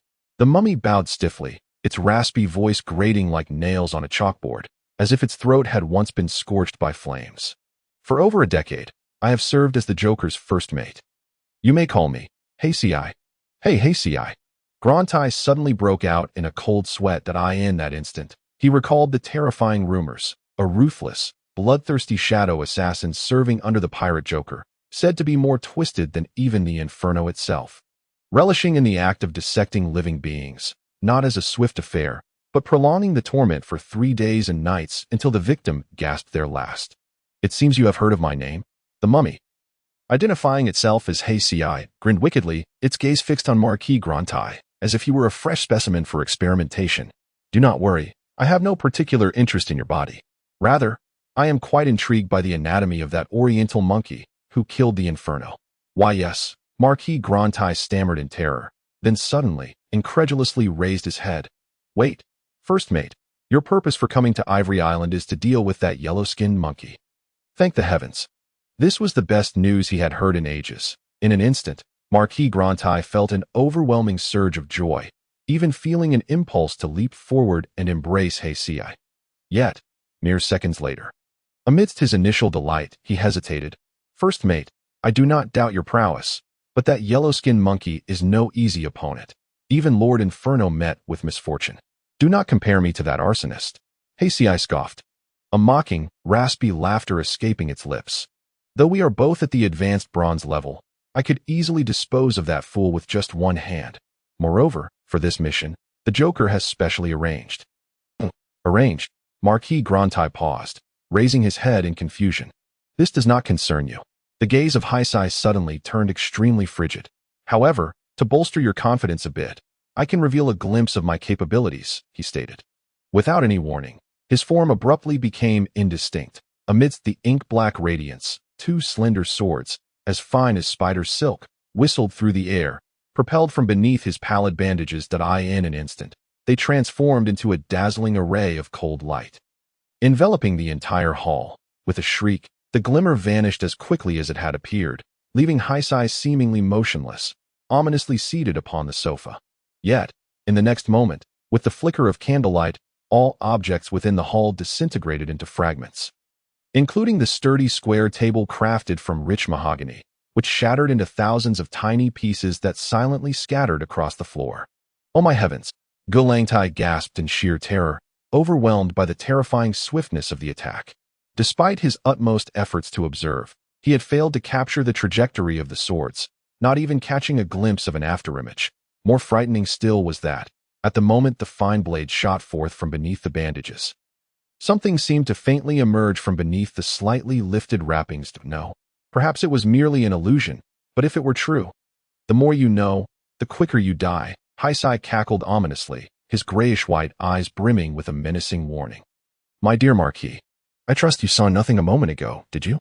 Of course, Marquis Gulangtai replied, beads of cold sweat trickling down his brow as he bowed his head, resolutely deciding to forget the harrowing scene he had just witnessed. "Lord Hasei, your prowess far exceeds my imagination. I can now say with absolute certainty that the yellow-skinned monkey will undoubtedly become your subject of dissection." "Very well, then you may leave," Hasei said, completely disregarding the flattery as he gestured coldly towards the door. "From this moment forth, this estate is under my control. Your sole obligation is to provide intelligence, including the daily activities of that yellow-skinned monkey." Yes, of course," Marquis Gulangtai hurriedly acquiesced, promptly bowing before adding, "I wish you a pleasant evening." and I shall return to my residence in the city. Should you require anything, please do not hesitate to send for me." With that, he prudently took his leave. In the presence of such a deranged anatomist, the pressure on anyone would become immense. Who knows when this lunatic might snap and reduce his allies to mere heaps of flesh? Expressionless, Heisei watched as Galangtai fled in a panic. After a few moments of silence, he slowly turned his gaze around, taking a deep inhale, as if sensing something in the air. This creature, entirely swathed in bandages, suddenly narrowed its sickly green eyes, peering toward the southwestern direction of the estate, revealing a thirsting, perverse gaze. "It appears I may not need to make a formal visit after all."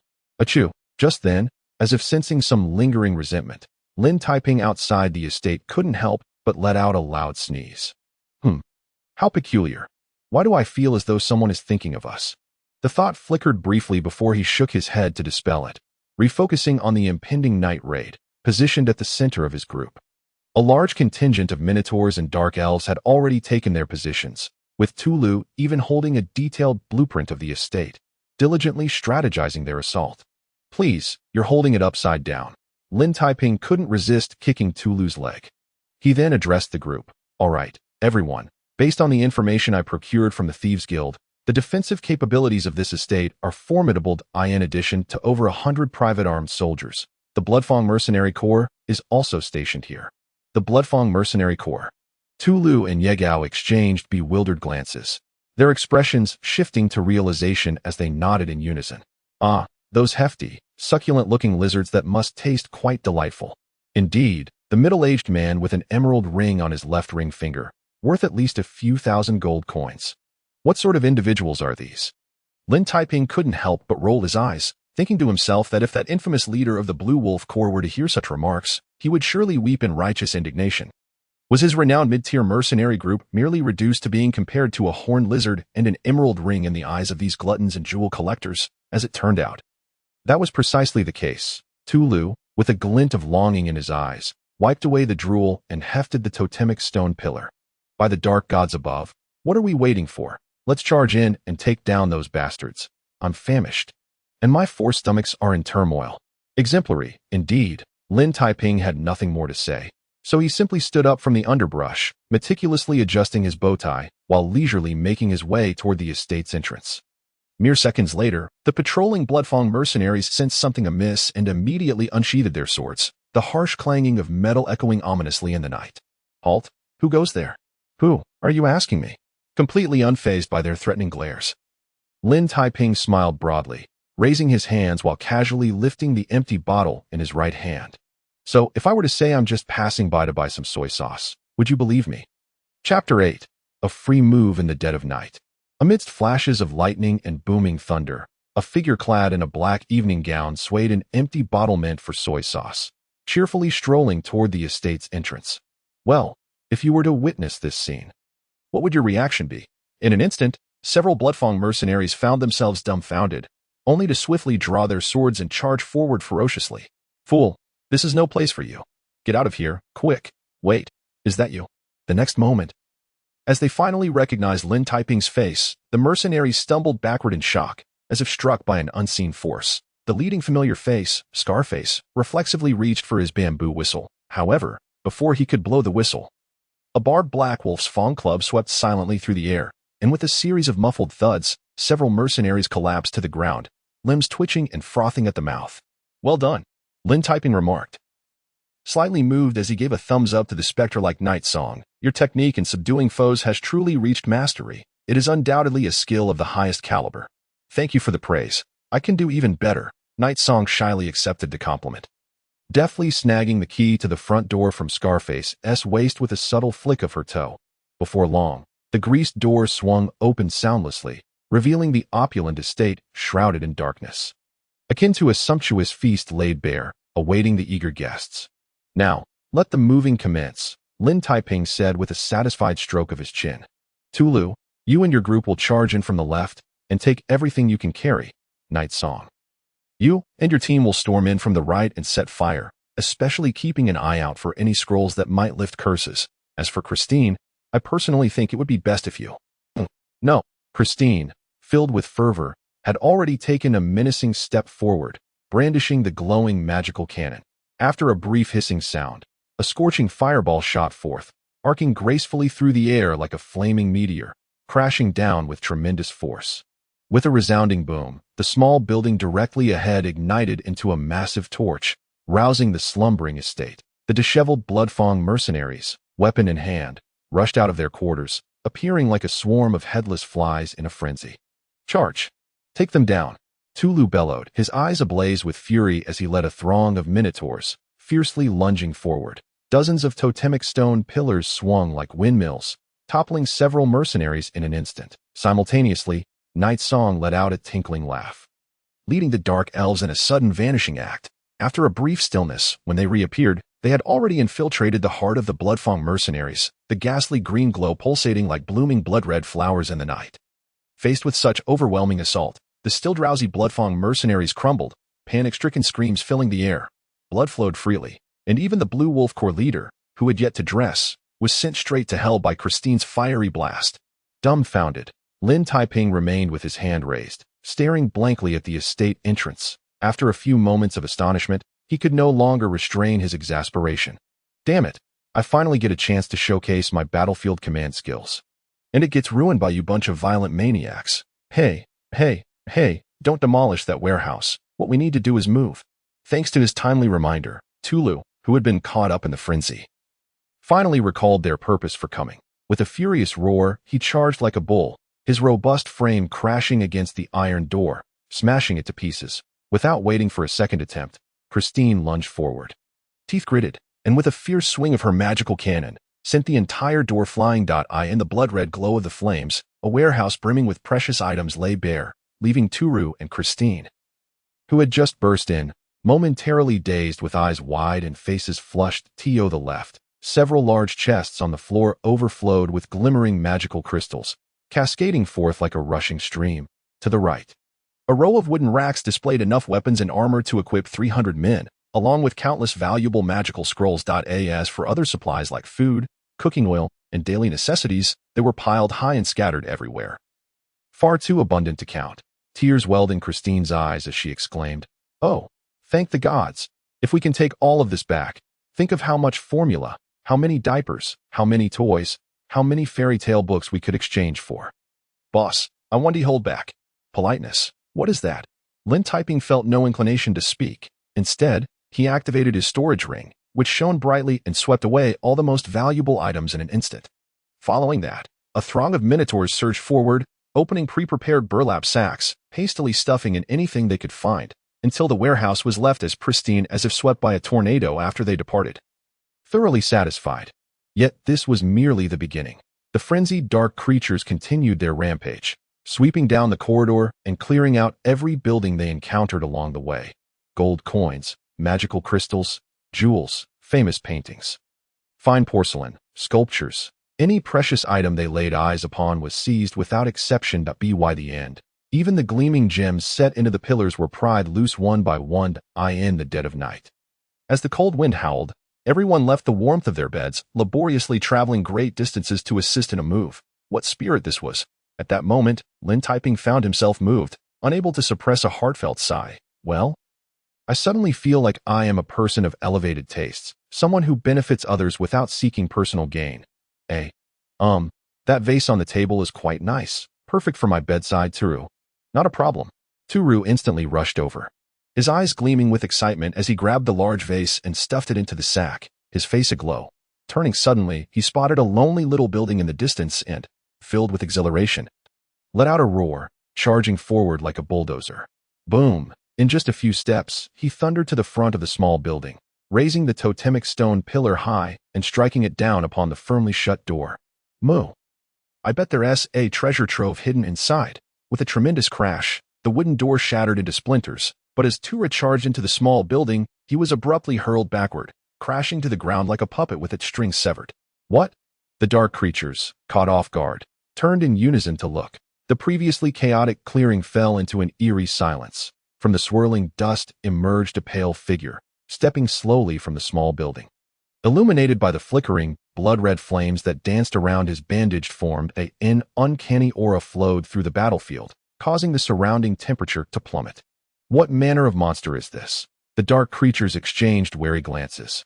Tura struggled to rise, only to find the bloodline black armor that enveloped him marred by dozens of sharp cracks, revealing bone-deep wounds beneath. It seems everyone has arrived? The raspy laughter of Black Spike echoed as he slowly drew two slender swords from his bandages. The jarring sound of metal scraping resonating across the battlefield, his grayish-white eyes glowing with a sickly red hue. Very well, it appears I need not pay you a visit, since you have come to me willingly. Then, in eerie presence, despite not fully grasping the enemy's strength, the Minotaurs displayed expressions of caution. Night Song, for the first time, retracted her alluring smile, positioning herself protectively in front of Lin Taiping. Lin, be careful. That guy might also be an assassin. And at least a high-tier bronze shadow stabber. Indeed, your assessment is quite accurate. Black Spike extended a crimson tongue from his bandages, hissing like a venomous snake while fixating his gaze on Lin Taiping. So, you are the yellow-skinned monkey from the east that M.Y. Lord the Joker has specifically instructed me to skin you alive and bring your hide back to fashion a carpet. Am I being shot at while lying down?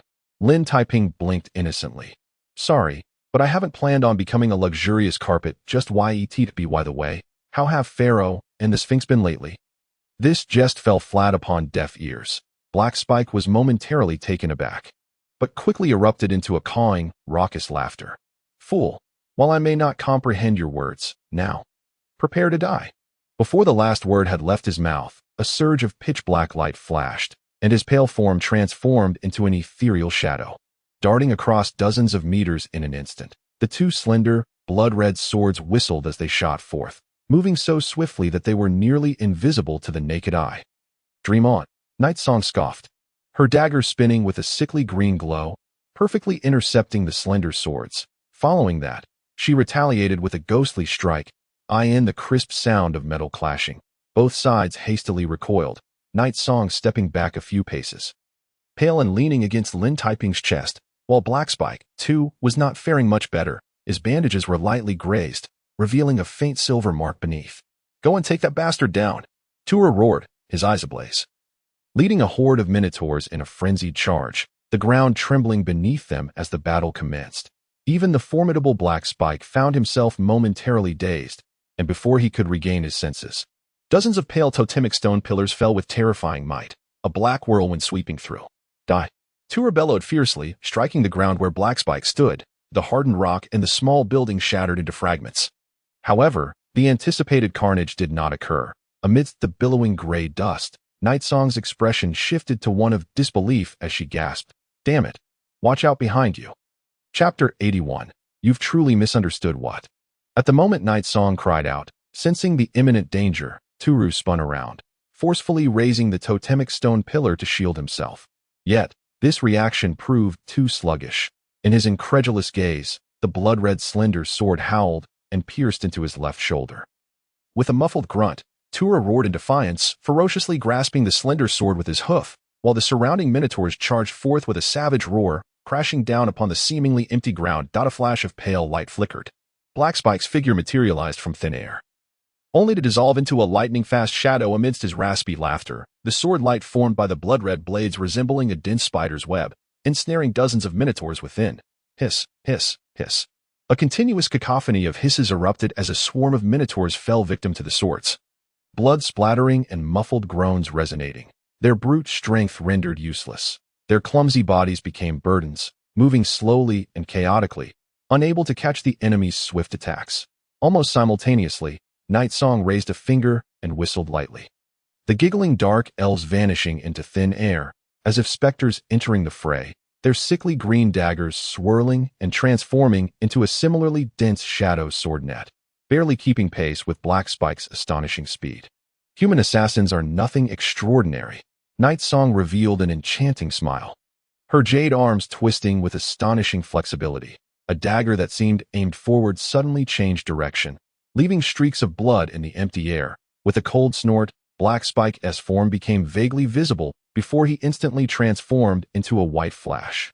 Evading Night Song's pursuit, in the horrified gaze of the dark elves, he, like a phantom, slipped through the dagger barricades and directly appeared before Lin Taiping.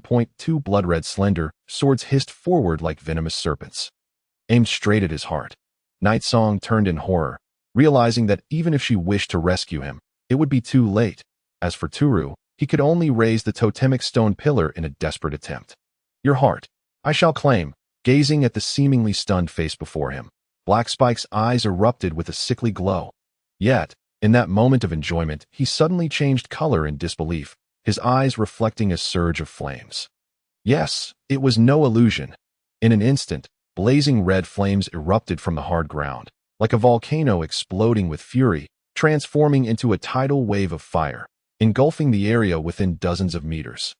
Amidst the searing blaze, Lin Taiping, who had been standing firm, vanished without a trace. In his stead emerged the abyssal flame demon, enveloped in a tempest of boiling flames, with merely a simple breath.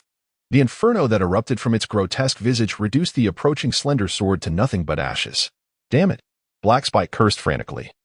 Struggling to pivot his body in a moment of peril, springing back with remarkable speed, narrowly evading the surging waves of fire, yet still unable to prevent half of his form from becoming charred.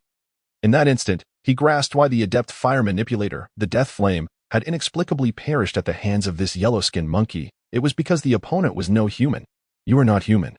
And neither is your entire family. Lin Taiping, engulfed by the roaring inferno, solemnly protested. With a gentle clap of his hands, reminiscent of a bygone scene, hundreds of searing, boiling crimson fireballs floated densely in the air like a torrential downpour. No, at the sight of this, Black Spike let out a spine-chilling growl as countless strands of grayish-white mist erupted from beneath his bandages, propelling his body into a hasty retreat. Such astonishing speed was beyond even Nightsong's ability to accurately perceive. The crimson lights surged, and the multitude of fireballs whistled towards their target, yet none found their marked eye in the intricate web of flames. Black Spike transformed into a pale phantom, skirting the precipice of life and death. Seemingly on the verge of being hit, yet always managing to evade with the utmost peril. Flame Demon, what of it? Amidst the roiling flames, his hoarse, sinister laughter drifted with the wind. Yellow-skinned monkey, with your pathetic reactions. You could exhaust your magic and still could not hope to confine me. Is that so? Lin Taiping revealed a smile filled with twisted amusement. After a brief pause, he raised his flame-formed claws to strike the ground with the force of thunder. Then, how about this? With a resounding boom, as the fiery claws struck the earth, the ground around them vibrated ominously, and hundreds of crimson fissures rapidly spread like a massive spider's web in the next moment. Scalding magma erupted from these cracks, each reaching an astonishing height of 2 to 3 meters. Black Spike, who had relied on speed to evade, found himself ensnared within the molten prison. A mere moment's hesitation led to several jets of magma crashing into his body, leaving him charred and gasping as he fell to the ground. You coward, jump again if you dare. Tura seized this opportunity, immediately charging forward with the totemic stone pillar, but Christine's reaction was swifter. The trembling dark magic cannon erupted with searing brilliance. With a thunderous impact, the charred Black Spike, along with the small building behind him, was utterly consumed by a raging sea of flames, fragments scattering and dust swirling into a colossal red vortex, climbing straight into the sky. Damn it, I was the one who got there first. Turu protested in dissatisfaction, but as he roared, his eyes widened in disbelief, revealing an expression of utter horror. In the midst of the blazing inferno, Black Spike, engulfed in flames, emerged as though he were an unkillable zombie, completely disregarding the immense agony of being burned. Trembling, he extended his hands, gripping the bandages tightly across his chest, and then tore them away with sudden ferocity. Fools! Since it has come to this, let you witness all that the clown has done for me. In an instant, the pallid bandages were completely ripped apart, revealing not a mere human, but an utterly bizarre creature, a grotesque form that was half human, half fish, radiating a grayish-white glow. Its enormous fish head, lined with razor-sharp teeth, bore a ghastly single green eye that narrowed ominously. The twisted body, towering at 3 meters, was cloaked in a dense layer of gray scales, with seawater dripping from its maw, creating an eerie sound in the tranquil night. Oh, dark god above, what in the world is that? Turu gasped in disbelief, while Nightsong staggered back in horror. Lin Taiping remained motionless, though a tempest of emotions surged within him. Without doubt, upon glimpsing this monstrosity, he was reminded of the pirate Blood Eye, who had transformed into a terrifying octopus months prior. Yet this uncanny metamorphosis was merely the beginning. Accompanied by Black Spike's manic, sinister laughter, the scaled body swelled slightly, and with the sudden opening of 6 blood-soaked orifices, 6 blood-red arms materialized, gripping 6 grayish-white bone swords tightly. "This is what you forced upon me." The sea monster turned Black Spike split its fish-like mouth, its sickly green eyes shifting to a vivid crimson, radiating an insane light of lost reason. Despair, tremble, all who behold this scene must die. Before the echoes of his words faded, his form flickered, appearing like a specter before Turu. The 6 bone swords whistled through the air, piercing Turu's chest, followed by a forceful kick that sent him sprawling. In the next instant, before Turu could even utter a groan upon hitting the ground, Black Spike vanished once more, reappearing before Night's Song. The 6 bone swords slashed down again, spraying blood in all directions. Subsequently, when Night's Song attempted to retaliate, her dagger only struck air, for the indescribably bizarre creature had already materialized behind Christine.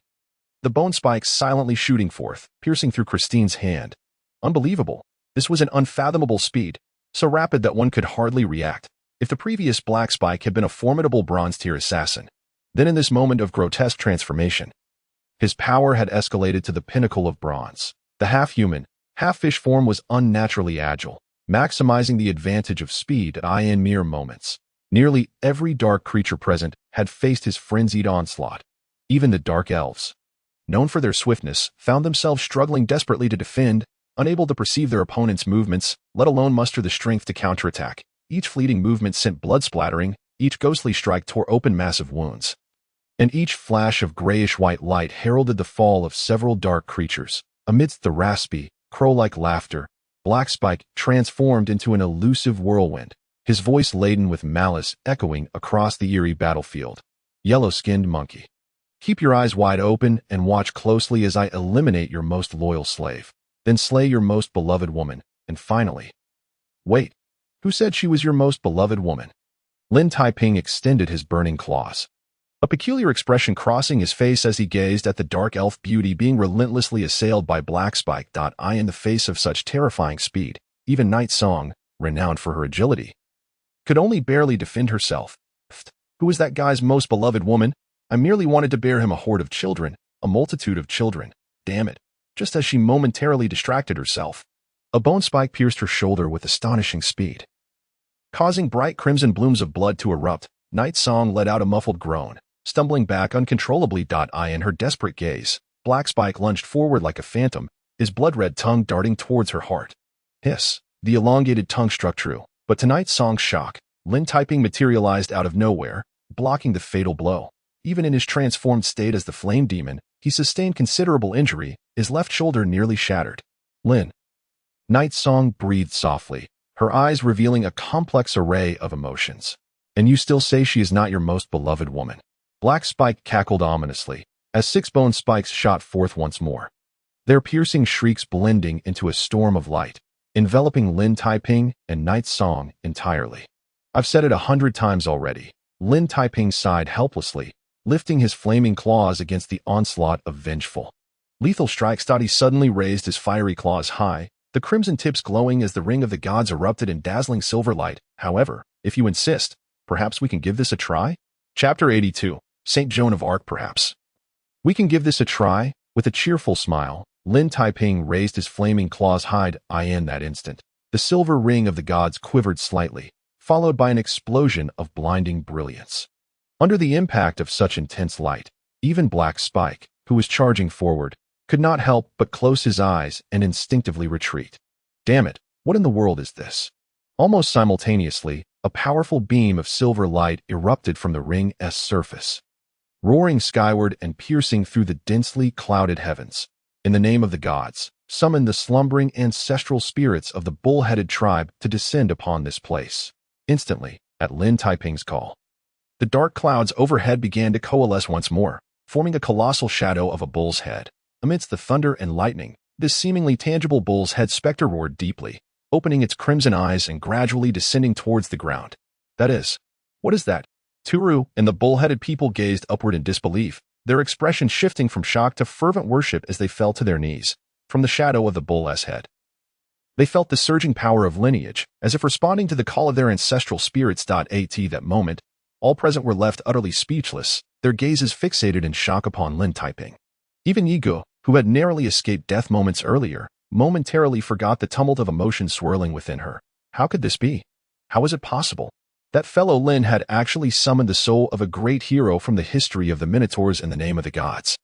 It was known that for thousands of years, the gods had never manifested their miracles upon the mortal realm. Well, if he could communicate with the divine, that might be acceptable. But who could explain why his summoning process appeared so effortless?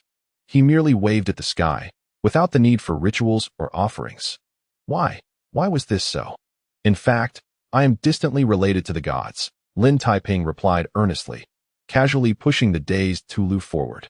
So, Tulu, are you prepared to receive the descent of our ancestral spirits? Completely stunned, Tulu stood rooted to the spot, gazing as the shadowy minotaur drew ever closer in the sky. Moments later, as if compelled by an unseen force, he suddenly straightened up, arms outstretched to welcome the shadowy figure, and both erupted in a burst of inky black light, as if engaged in some bizarre fusion. No, you shall not do this. At the sight, Hei, who had just opened his eyes, felt a chill run down his spine and let out a frantic roar. Utilizing his half-human, half-fish form, he propelled himself at breakneck speed toward Tulu. Stop him, Yigo cried out, her expression paling. There was no doubt that Tulu's spirit fusion was at a critical juncture, and if interrupted now, there would be no chance for integration. Almost simultaneously, nearby dark elves rushed in, Christine. Without even time to load her magic crystal, swung her dark cannon in an attempt to block Hei's path. Yet their efforts were all in vain, like an unstoppable white lightning bolt. Hei surged through the chaos, 6 bone spikes glowing a vivid crimson, plunging toward Tulu's heart. Die, foolish bull, you shall not. Without warning, the moment the bone spikes descended, the shadowy minotaur, seemingly merging with Tulu, unexpectedly broke away. Hei's malicious grin froze on his face as he looked up in astonishment. Wait, could it be that this was all merely a ruse? Correct. Lin Taiping replied with a smile, turning his head. Under his guidance, the airborne shadowy minotaur suddenly veered, darting toward another corner of the battlefield, its true target being, with a crunch, Leah, wielding 2 frying pans, stood agape, her mouth wide open in shock as the shadowy minotaur hurtled directly into her gaping maw. In an instant, this first beauty of the minotaur tribe began to tremble uncontrollably. Boundless dark energy surged forth from her horns, completely enveloping her form and transforming her into a massive black cocoon. Mere seconds later, accompanied by a thunderous explosion, the enormous black cocoon burst apart, leaving all present in stunned silence. Dozens of incredulous gazes converged upon Leah, now transformed by the spirit's possession. Her fearsome visage exhaled white vapor. Her razor-sharp golden horns pointed defiantly toward the heavens, and her already imposing physique was now cloaked in a dense coat of black fur, swelling to the size of a 3-story building. Even the 2 frying pans she held seemed to be infused with some magical essence, radiating dazzling silver light. I am. Standing there in bewilderment, Leah slowly lowered her bull head, gazing at her brawny form. Her tree trunk-like arms, and the colossal frying pans in her hands, her face a mask of confusion and distress. Wait, who exactly am I? What am I? In that instant, a pale light flashed, and Hei appeared behind her like a specter, his 6 bone spikes trembling violently, erupting in a blinding crimson glow. Die, you can slowly rot in hell. Smack, the 2 enormous silver frying pans, wielded with the fury of a storm, swept through the air with a vengeance. In the next moment, the unfortunate Hei was struck squarely in the head, resembling a fly mercilessly swatted, spewing blood as he was sent reeling, his head shattered and neck twisted like a pretzel.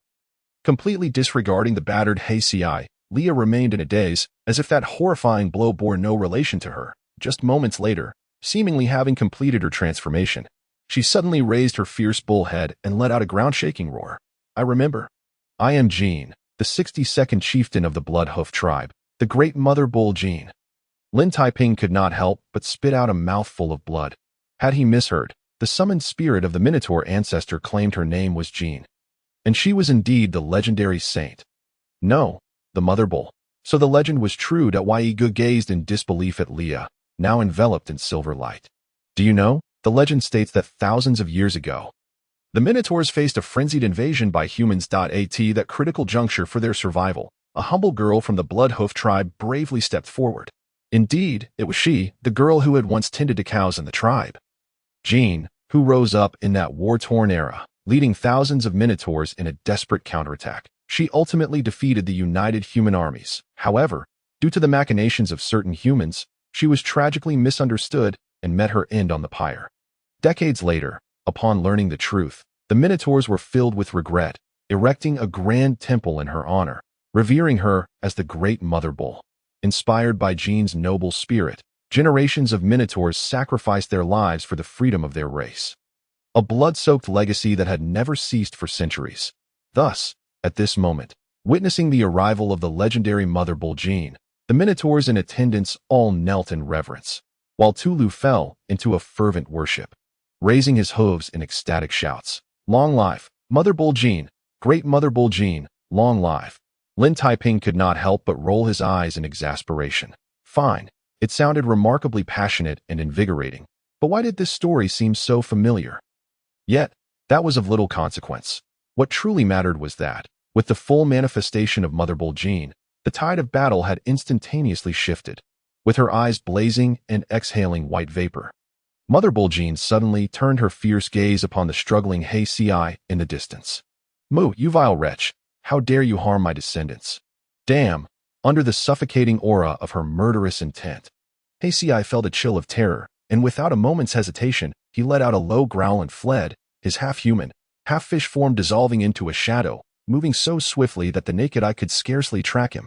Yet all was in vain.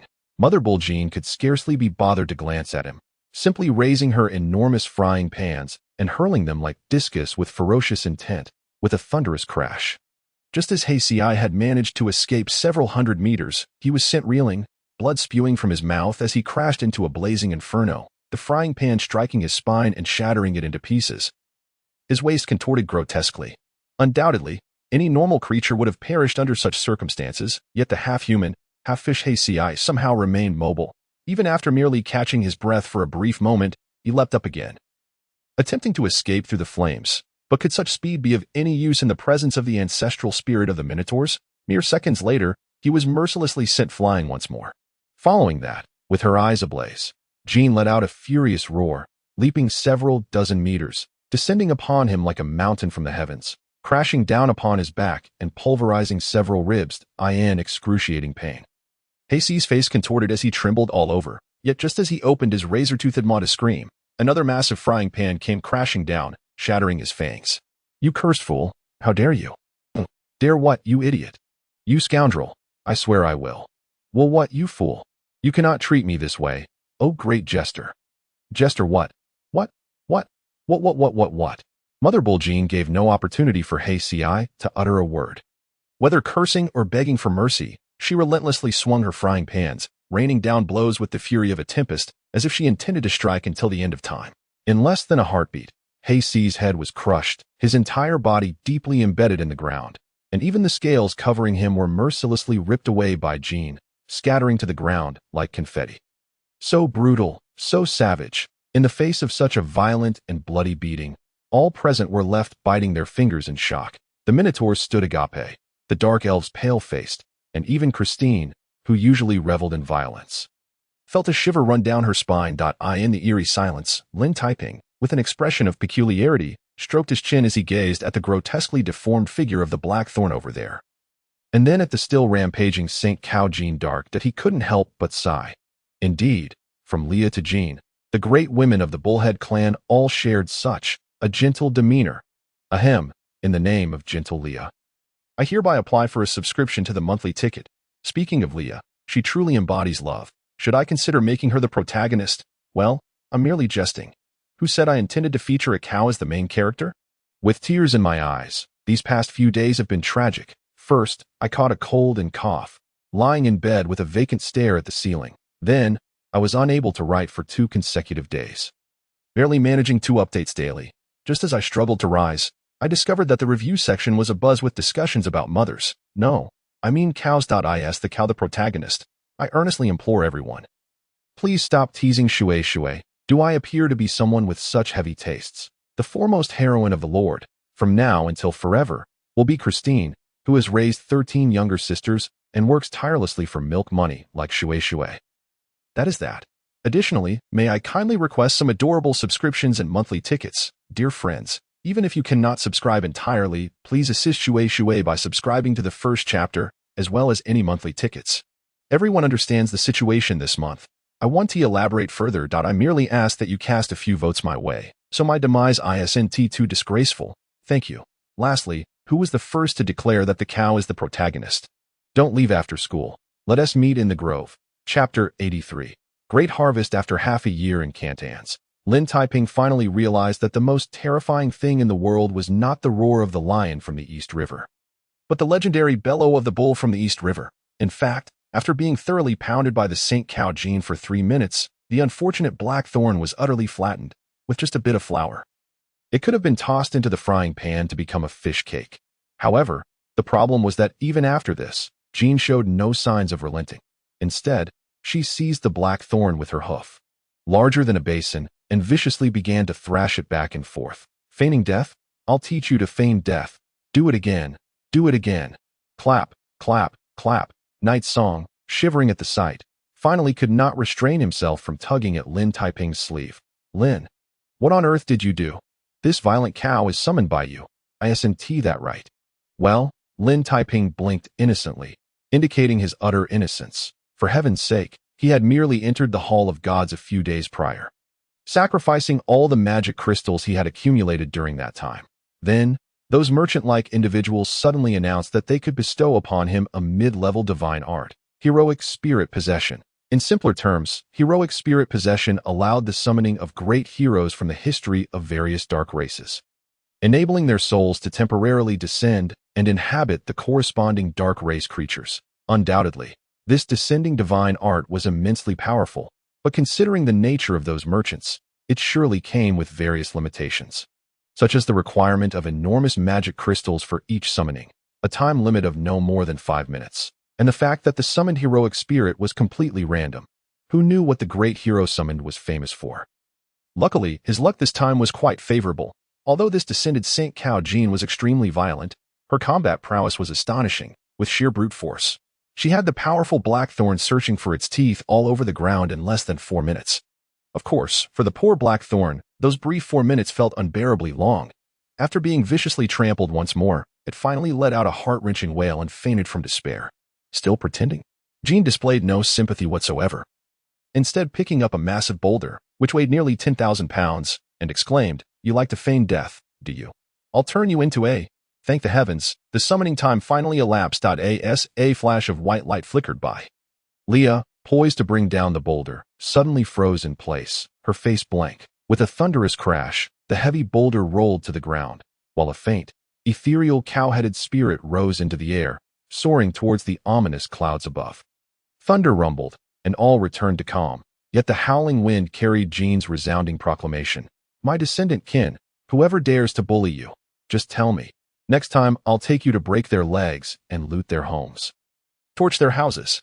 Another time, Lin Taiping wiped the cold sweat from his brow in disbelief. He secretly resolved to summon a gentler spirit next time. However, on the flip side, if the spirits of the bullheads were this fierce, one could only wonder what sort of situation would arise should he summon the ancestors of the dark elves. At that moment, Tulu, accompanied by a large group of bullheads, gazed skyward, their eyes brimming with tears, pounding their chests in emotional fervor.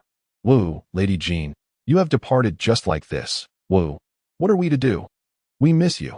Stop crying," Lin Taiping consoled, patting him on the shoulder. "If you truly miss her, gather a few thousand magic crystals for me next time, and I can arrange for you to meet her. A matchmaking session is not out of the question. However, shouldn't you first attend to Leah? She doesn't seem to be in good spirits." That was indeed true. Leah, just having been possessed by the heroic spirit, was now dazed, her eyes filled with stars, struggling to remain standing. Tulu and the others rushed to assist her. Since Leah, having been possessed by the St. Cow Gene, was now undeniably the saintess of the Bullhead tribe, enjoying the highest status besides Tulu. As for the subsequent tasks, it goes without saying that it involved clearing the battlefield and scavenging the mansion. Night Song led a dozen dark elves, meticulously searching the entire estate, uncovering several hidden chambers and a plethora of valuable items. However, it was regrettable that none of these items provided information on how to lift the curse. Christine could not help but feel a tinge of gloom. Her primary concern was not for herself, But for Vivian and the others, if that curse were to erupt prematurely, the consequences would be dire. I will resolve it. There is nothing to worry about. Lin Taiping gently grasped her hand. Have I mentioned that besides being distant relatives of the gods, I am also the apprentice of the great wizard Gregory? Hey, hey, hey, I haven't finished speaking yet, and aren't you even curious about my relationship with Gregory? Well, due to his habitual rambling, Christine's mood improved considerably. Night Song, affectionately wrapping her shoulder, offered rare comfort. Dear, rest assured, even if Lin is unable to help, I will assist you. For instance, tomorrow I can go to Glontai to collect moving fees and conveniently knock him out. Then, you fool, even if you kill him, you will never find a way to lift the curse. A hoarse, sinister laugh suddenly broke out. The black thorn, previously battered by Jean, now slowly opened its fish-like eyes, its terrifying regenerative ability bringing it back from the brink. With a cruel, bloodthirsty grin, it looked at everyone, blood dripping from its gaping maw. Do you know why? Because that curse was requested by Glontai from the Lord of Jesters. So, I eagerly anticipated. Perhaps you can go directly to seek out the Lord of Jesters. You bastard. Tulu was instantly enraged, raising the totemic pillar to strike down. Damn it, do you truly think we do not dare to confront him? With a resounding crash, the totemic pillar struck the fish head of the blackthorn, twisting its entire face in agony. Yet, in the throes of such intense pain, it only grinned more viciously. A bunch of fools, do you think you can take on the Lord of Jesters? If it weren't for that great matter preventing him from attending to you, worthless trash like you would have already been flayed alive by him to make a carpet. Is that so? Lin Taiping suddenly intercepted the furious Tulu, a smile on his face as he stroked his chin. So, it seems that the Jester, Blood-Eye, and Dead Flame, just like you, have undergone that peculiar transformation, becoming stronger than before. No response came. The blackthorn glared at him with a twisted expression until, after a long pause, it finally grinned. Yellow-skinned monkey, are you trying to extract my words? Dream on. You will never know how we acquired this terrifying power. Not even falling for the bait. Lin Taiping sighed in disappointment. He had initially hoped to glean some information about the shining runestones from the blackthorn, but it appeared the creature was highly vigilant, causing that plan to fail from the outset. However, the more the blackthorn concealed the secrets of the runestones, the more it hinted at their mysteriousness. It was truly perplexing how the Jester had obtained the runestones and mastered their use. It seems you are quite eager to know, the blackthorn sneered, its grayish-white fish eyes concealing an indescribable, eerie sensation. Yellow-skinned monkey, I offer you a piece of advice. The more you know, the quicker you die. Curiosity may kill a cat, but it will also, bang, before it could finish its sentence. A massive spiked mace came crashing down from behind, knocking it out once more. With an air of nonchalance, Yigu clapped her hands together and cheerfully added, what a tiresome fellow, since you refuse to cooperate. Your usefulness ends here. Perhaps I might consider using you as fodder for the beasts, like the one I just discovered. What is it? At that moment, a dark elf assigned to monitor the estate suddenly leaped down from the wall, exclaiming, Chieftain, a multitude of people are hastening this way. I spotted Marquis Glengarry, along with nobles and council members, accompanied by a throng of armed soldiers and civilians. So soon, Yigu exchanged glances with Christine and the others. But upon reflection, it made sense. The surroundings were nearly engulfed in flames, and if the denizens of Ivory Island had not been alerted yet, that would truly be abnormal. It appears we should contemplate a departure, Yigu purred, delicately licking her cherry lips as a beautiful, yet perilous smile graced her features. Lin, you all go ahead. I will remain behind to handle the aftermath. Perhaps I should eliminate every creature that has laid eyes upon us. Please. I still wish to enjoy a late-night snack. Can we refrain from such bloodshed? Lin Taiping couldn't help but roll his eyes. In truth, there is no need for such drastic measures, as I never intended to slip away unnoticed. In fact, what was he about to say? He left it hanging, instead donning that habitual sly grin. The exaggerated smile, revealing 8 gleaming white teeth, foretold that yet another unfortunate soul was destined to fall into a trap from which they could not escape. Here we go again. Dozens of minotaurs exchanged bewildered glances, while a group of dark elves wore expressions of incredulity. Only Christine, in her earnestness, raised her hand and inquired with utmost seriousness, Boss, what should we do next? What a timely question. Lin Taiping looked at her with appreciation, thinking that no matter how many times he articulated it, the beautiful and competent woman who earned a salary remained dependable. Understanding the importance of asking questions at critical moments to prevent her boss from losing face due to an awkward silence. It's quite simple. Our only task now is to. Chapter 84. Shall we roast some potatoes? In the dead of night, a great fire had thoroughly awakened the entirety of Ivory Island. Whether they were nobles reveling at a banquet, ordinary citizens just entering the realm of dreams, or council members who had just concluded a debate, all were now astonished, gazing at the raging inferno to the southeast of the city outskirts. 10 minutes later, the once criticized guard team, known for their slow response during the pirate attack incident, assembled with unbelievable speed and made their way outside the city. Accompanying them were not only hundreds of civilians and a handful of nobles, but also Mr. Fiedler, the highest-ranking official of Ivory Island. Along the way, they encountered the frantic Marquis Glengarry, who had rushed from his home. Clearly already informed of the situation, the Marquis, completely disregarding that he wore only one shoe, hopped about in a rage, protesting, "Damn it, Mr. Fiedler, I wish to lodge a complaint. That despicable little pretty boy dared. Calm down, Mr. Glengarry. Please maintain your composure." Mr. Fiedler, with a face resembling a playing card, always bore an icy, unapproachable demeanor. It was said that no one had ever witnessed him smile. "We are currently en route to investigate. If there is evidence to prove that Mr. Lin is responsible, both I and the council will provide you with a satisfactory explanation." Evidence? Was evidence truly necessary? Marquis Glengarry was on the verge of losing his mind. Yet a flicker of unease gnawed at him. Surely, the destruction of his estate was a grave misfortune, but what was far worse was that the Black Thorn was still within the manor. Who could ascertain whether he had seized the chaos to escape or had been? "My lord, there is no need for excessive worry," the steward, Gali, spoke softly beside him. "Even if that Black Thorn is apprehended, no one can prove he is a pirate. Moreover, I can assure you that our estate is entirely clean. There will be no trace of anything related to pirates, not even a curved blade." "Excellent." Marquis Glengarry exhaled a sigh of relief, though it only fueled his anger further. "Damn it, that wretched pretty boy. This estate embodies decades of my labor. Just the construction of that art hall cost nearly 3,000 gold. No." Moments later, upon rounding a patch of black pine forest, Marquis Glengarry was struck by the devastating sight of his estate. Overwhelmed, he felt darkness close in around him. Had it not been for Gali supporting him, he might have fainted from the sheer fury, stunned into silence. Mr. Fiedler, the nobles, the guards, and even the hundreds of civilians were collectively rendered speechless. By the gods, can anyone tell me what has transpired here? The once opulent and bountiful wine estate now resembled a place ravaged by 100 rampaging mammoths, transformed into a pitiful ruin, engulfed in roaring flames, with collapsed and charred structures scattered about. Particularly devastating was the art hall, which the Marquis had invested heavily in designing and constructing, now reduced to a massive pyre, its original form entirely unrecognizable. Yet this was not the crux of the matter. The real shock lay in the fact that surrounding the blazing art hall were Lin Taiping, Christine, and a throng of dark creatures. These culprits showed no intention of fleeing. Instead, they appeared to be reveling in the moment, forming a circle around a fire, skewering various delectable morsels with long spears, leisurely roasting them over the flames. Seated in a mahogany chair, Lin Taiping held a large skewer of golden roasted potatoes. Tulu grasped several skewers of roasted chicken wings, brushing honey over them with a paintbrush while they cooked.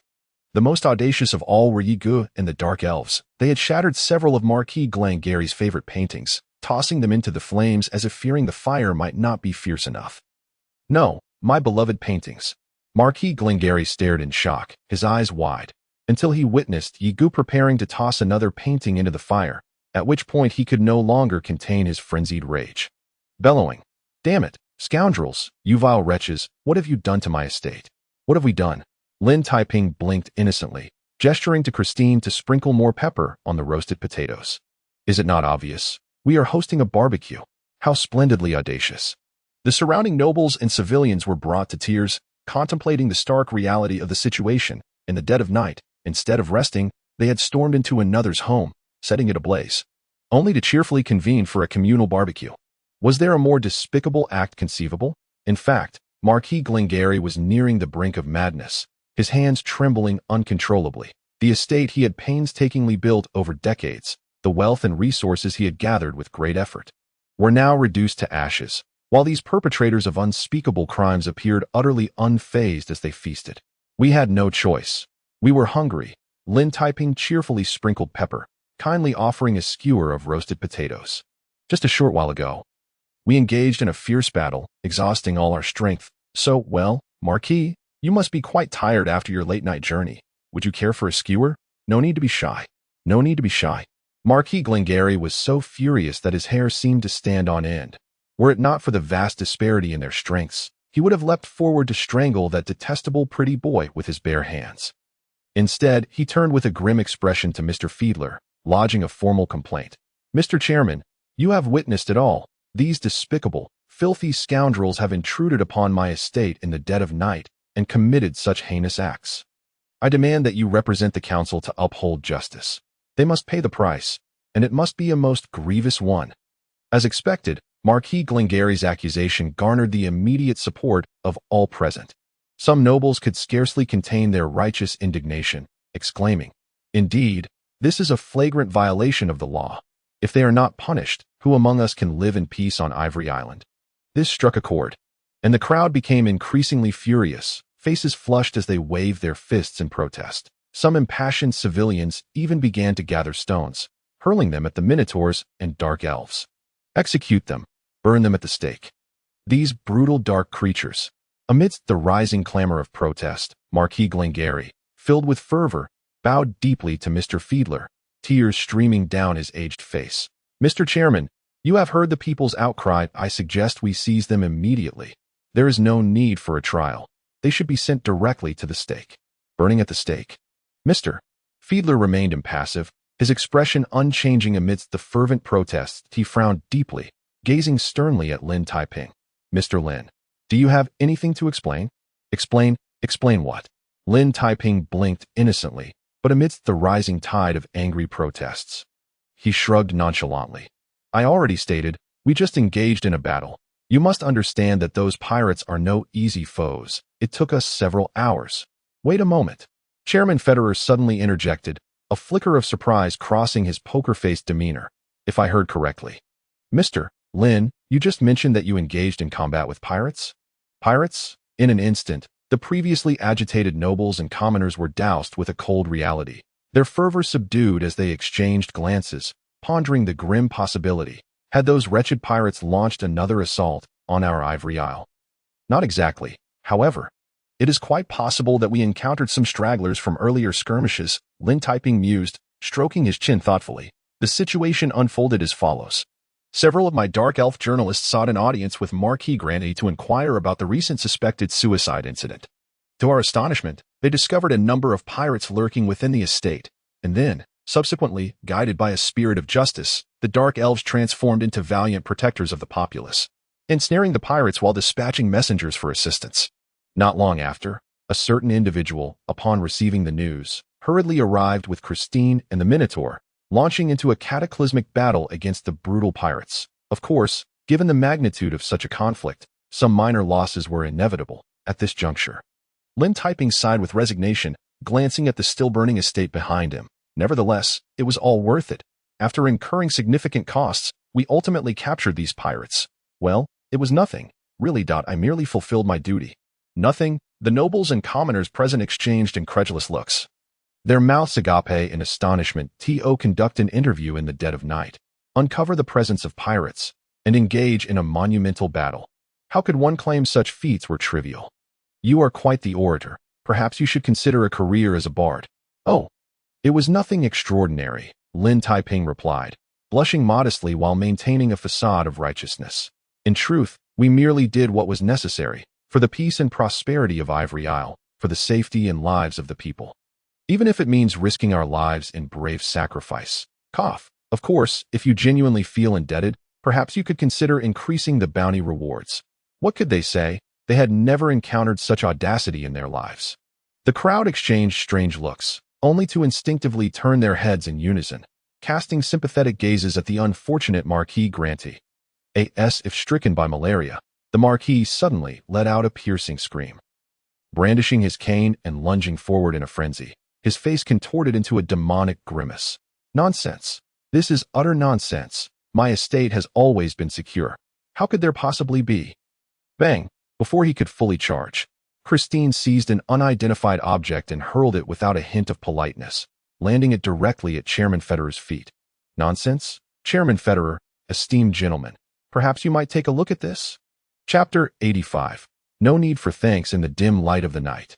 Amidst the roaring flames, a creature known as the Black Spike lay heavily cast upon the ground, emitting a muffled groan. It seemed to struggle to rise, but ultimately succumbed, its ghastly green fish-like eyes glaring with malice at Chairman Federer.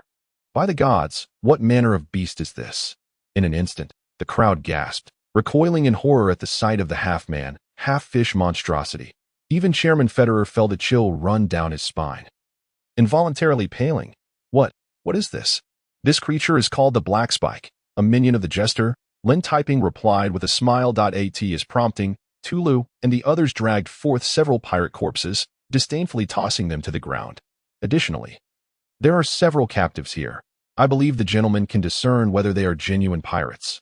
In truth, aside from the unidentifiable jester, the other pirate bodies were indeed authentic, though they had not been captured within the estate, but rather charred by Lin Taiping's transformation into a fire demon during a raid over a week prior, subsequently frozen as evidence. Now, as these pirates were presented as proof, a knight stepped forward, his expression grave as he reported, "My Lord Chairman, we have examined their weapons and bodies. Based on the evidence, we can ascertain with absolute certainty that they are pirates." No. Despite the undeniable truth, Marquis Granty could not suppress a low growl. "Are you certain you saw clearly? Perhaps that fellow merely killed a few sailors and is using their corpses to masquerade as pirates." "My Lord Marquis, please do not doubt my professional judgment." The knight, seemingly insulted, retorted with a scowl. "I can assure you, there is a vast distinction between pirates and sailors. Most importantly, the burly one-eyed man in the middle has long been on our wanted list." Upon hearing this, the crowd erupted into a clamor. The previously irate nobles wore expressions of disbelief, and those who had hurled stones at Tulu and the others felt a wave of embarrassment wash over them. Wishing for nothing more than to disappear into a cave by the gods, it turned out that there were indeed straggling pirates concealed in Ivory Isle, which meant we had unjustly accused that Eastern man. He had not been spouting nonsense. Everything he said was the truth. "It's quite all right.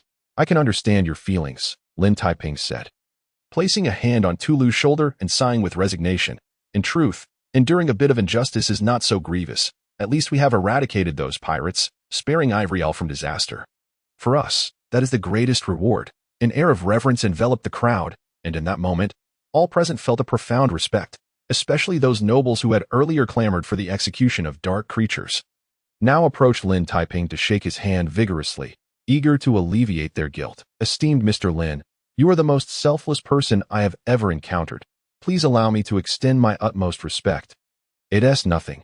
It is merely my duty," Lin Taiping replied with a beaming smile. Then turned to glance at the visibly distressed Marquis Granty, whose face was turning a shade of purple. Moments later, he paused thoughtfully, stroking his chin. "However, one matter still eludes me. Why would these pirates choose to nest within Marquis Granty's estate, evading capture during the recent extensive search, unless? How insidious! It was downright treacherous." In unison, nearly everyone turned their heads, casting suspicious glances at Marquis Granty, who stood aghast, incredulity etched across his features as he stumbled back. "Wait. You don't suspect me, do you? Mr. Granty, we harbor no suspicions regarding you," Chairman Federer replied, his brow furrowing slightly, his voice low and measured. "However, for the sake of caution, we may need to search your estate. What if there are additional pirates lurking?" This was not a request, but rather a command. Leaving Marquis Granty flushed with indignation, he could only manage a derisive chuckle. "Very well.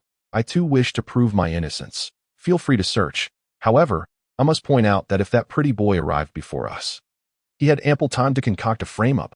Rest assured, we will discern the truth," Chairman Federer replied, his expression unyielding as he gestured for several knights accompanied by soldiers to enter the ruins of the estate. "Then, shall we take our leave?" Lin Taiping yawned languidly from the sidelines. "Mr. Chairman, you have no objections, I trust?" "Of course not." Chairman Federer stepped forward, warmly shaking Lin Taiping's hand in gratitude. "Mr. Lin, we owe our discovery of this hidden peril to your timely assistance. I shall propose a reward for your contributions to the council." as this conversation unfolded. The Minotaur and Dark Elves prepared to wrap up their work. Before departing, Tulu, reluctant to leave, retrieved several skewers of roasted chicken wings from the fire. You know, we shouldn't waste this. I'll take it back for a late-night snack. It smells divine. Food cooked over fine art and mahogany furniture just tastes better. You scoundrels, Marquis Grantui seethed, his teeth clenched, flames of fury igniting in his eyes.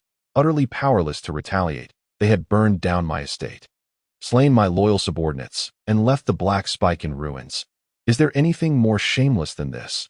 The answer was a resounding yes, for in the next moment, Lin Taiping, feigning bashfulness, cleared his throat and said, My Lord Marquis, though I shouldn't say this, having worked so hard to assist you in dealing with the pirates, don't you think you should express some gratitude? Puffed. Marquis Granty nearly spat blood in exasperation. You damnable rascals. You've reduced my estate to ashes and you expect me to thank you. Well, that's a rather bold statement, Lin Taiping replied earnestly, his eyes wide with feigned innocence. Please, we were saving you. Who knows what those pirates were planning while hiding here? If you had brought a few dancers to the estate for a deep discussion about life's aspirations, only for them to suddenly emerge, that would have been quite the predicament. Exactly. Tulu and the others nodded in agreement, while Yegao could not help but roll his eyes dramatically. Ungratefulness. Utter ungratefulness. Mr. Grantui, is this how you treat your saviors? At this late hour, we have crawled out of our warm beds to offer assistance, enduring considerable hardship in the process, and each of us is wounded. Surely, this warrants at least a few tens of thousands of gold coins. This sentiment was articulated with such heartfelt reasoning that even the nearby nobles and commoners could not help but wholeheartedly agree. The damage to the estate was one matter, but the obligation of saving lives was quite another. In comparison to the estate, does your life truly hold so little value? The Marquis of Jelangtai, feeling utterly disparaged and pierced by scorn, could not restrain his outraged this inopportune moment. Lin Taiping kindly interjected. Fear not. I understand that you have suffered significant losses recently and may not be able to produce such a sum. It's quite all right. You may issue us an IOU and repay us in installments over 6 months, with interest, or something of that sort. Flee. With that, he vanished before the Marquis could fully unleash his fury. Lin Taiping wisely made his exit, followed by a horde of dark creatures, while Tulu reluctantly glanced back, waving fervently.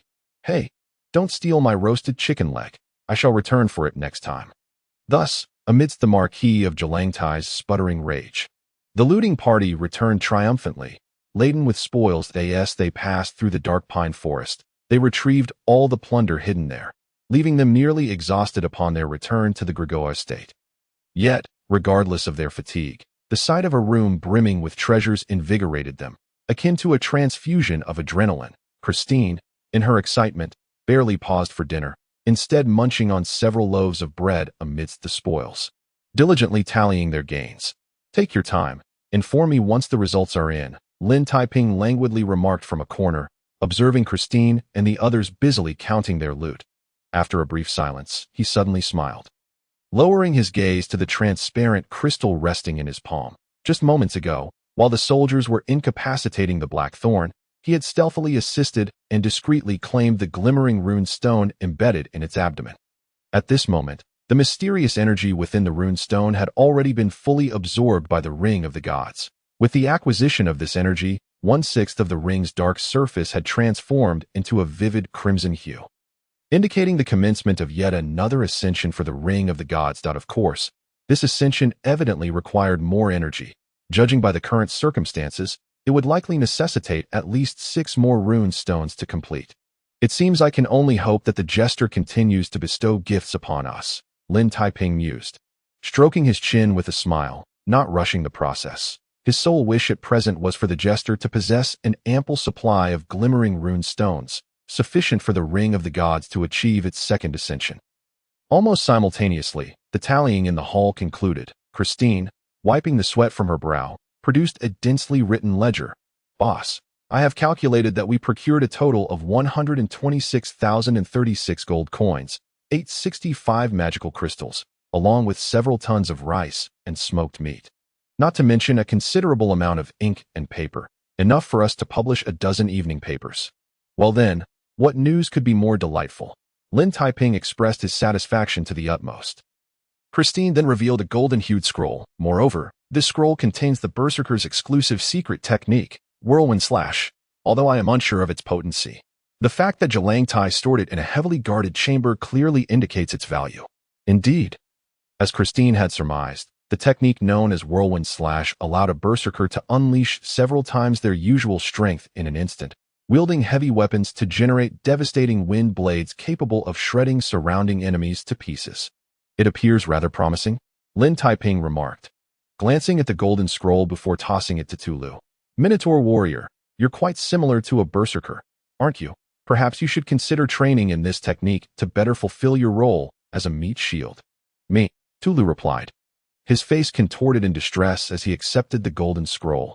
This is indeed splendid, but the issue lies in the fact that we cannot read. The absence of education is indeed a dire predicament. Lin Taiping sighed. Not to worry, you can ask Nightingale to teach you to read. Nightingale, what are you staring at? To his surprise, Nightingale appeared entranced by an object, and only after being nudged by several nearby dark elves did she look up, a bit dazed. Oh, it's nothing that I was just pondering. Lin, do you recall that half-artifact we discovered after vanquishing the Death Flame? An artifact, you say? Lin Taiping could not help but roll his eyes in exasperation. The so-called half-artifact was merely a half-silver white horn that Nightingale had found while rummaging through a corpse, its purpose still unclear. However, Nightingale remained steadfast in her belief that the half-horn must be a formidable magical equipment. What do you mean by steadfast? Nightingale retorted, clearly displeased. Moments later, she proudly puffed out her chest, raising the object in her hand. You lot are about to witness just how fortunate I am, for I have just found the other half. Chapter 86. The Horn and the Fleet in the dimly lit room.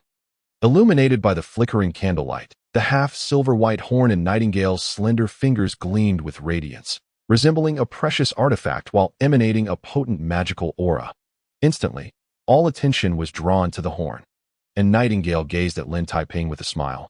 What do you think? Is my luck not incredible?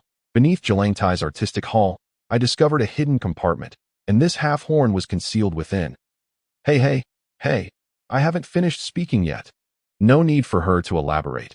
Lin Taiping's immediate reaction was to rummage through his spatial ring. Horn. Where is it? Goodness, why is my ring so disorganized, filled with all sorts of items? Where did this leftover ham come from? Ah, found it. Thank heavens. Although it was buried at the very bottom of his spatial ring. He had finally located the other half. The moment he retrieved it, the half-horn in Nightingale's possession seemed to resonate, trembling gently. In the next instant, a magnetic force materialized in the air, causing both halves of the horn to fly from their hands. With a soft thud, they seamlessly joined together. And then there was nothing more.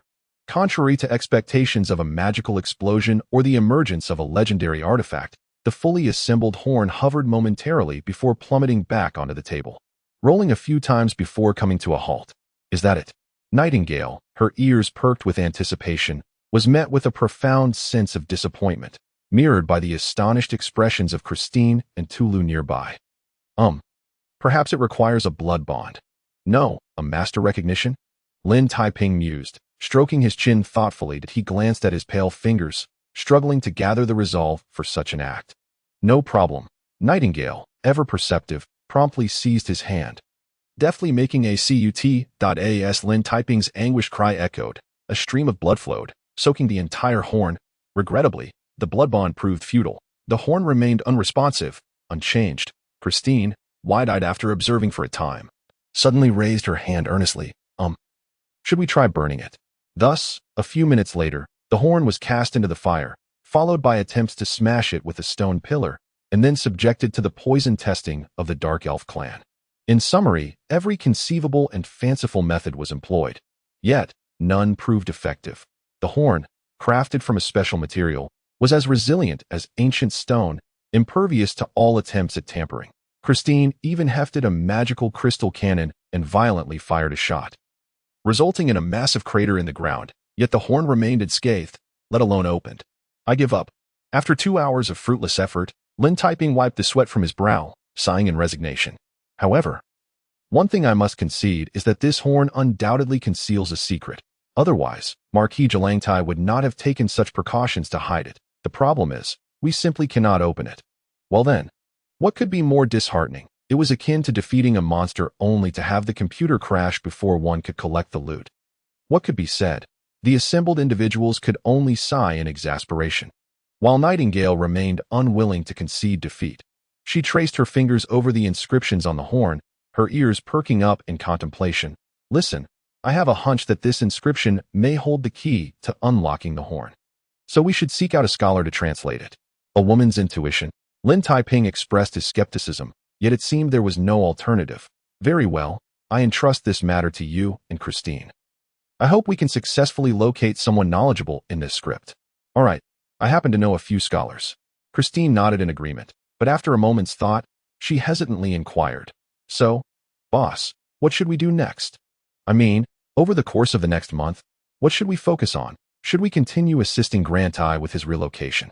Well, one act of kindness is sufficient, and besides, he surely will not grant us this opportunity again, Lin Taiping replied with a smile, tapping his fingers on the table while completely disregarding the resentment of a certain marquis lingering miles away.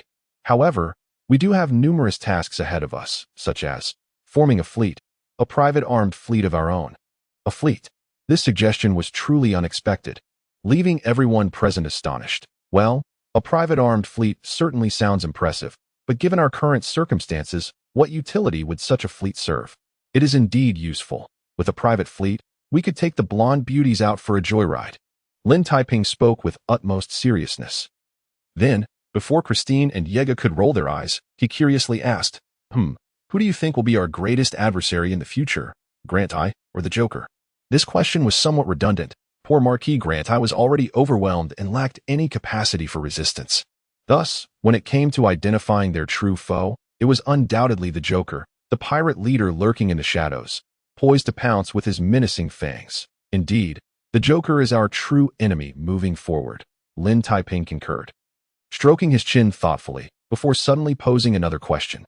So, if we were to confront the Joker right now, what would the outcome be? Well, the group exchanged glances, and finally, Tulu blinked and candidly replied, to be honest, if it were on land, we might at least reach a stalemate, but if we encountered him at sea, that fellow's fleet is far too formidable. He could effortlessly dispatch us. This was indeed a stark truth. Even the prideful Yega had to concede that, in the face of the Joker's powerful pirate fleet, especially under the bombardment of the Blood Demon, the Black Pearl would crumble before even enduring a single round of attack, disintegrating into mere fragments before it could approach, dragging them all down to the ocean floor to feed the sharks. Under such circumstances, even knowing that the Joker roamed the high seas and that the means to lift the curse lay with him, Lin Taiping and the dark creatures remained utterly helpless. Of course, the Joker had no means to deal with them either. The only thing both parties could manage was to shout, "Come at me if you dare," across the coastline. Well, that scenario was rather dull. Yega could not help but yawn, contemplating Lin Taiping. So, we need a powerful fleet, and then, correct. Lin Taiping grinned at her. Thus, to thoroughly resolve the predicament posed by the Joker, to lift Christine's curse, and to pave the way for future trade routes, we require a formidable fleet, at least one powerful warship. Well, it must be admitted that this was indeed a splendid plan. Everyone present exchanged glances, their hearts racing at the thought of possessing their own powerful armed fleet, sailing freely across the vast ocean, an undeniably desirable prospect. Yet the only issue remained. But the only issue is, we lack funds. Christine lamented, rubbing her red hair in exasperation. Boss, to take on the Joker, we need at least 2 large warships. Setting aside the cost of skilled sailors and magical artillery, do you have any idea how much just one large warship costs? How much? Indeed, everyone looked at her in unison, with Tulu tremblingly clutching his heart, fearing he might faint upon hearing that figure. 200,000. Christine unceremoniously declared a number that felt as though it had fallen from the heavens like a mountain. A single large warship, even stripped of all equipment, costs 200,000 gold coins. 2 ships would amount to 400,000. Are you all about to faint? Then I shall faint as well. Excellent. Splendid. All present collectively succumbed to unconsciousness. Even Lin Taiping, who had been somewhat prepared, felt his legs weaken. So, that means, despite having plundered Marquis Grantai and recently profiting from advertisements, we still need at least 236,323 gold coins. Christine sighed in frustration, feeling a strong urge to end her own life. 230,000, 230,000, 230,000. For the love of all that is holy, please stop. Yega and Tulu cried, tears streaming down their faces.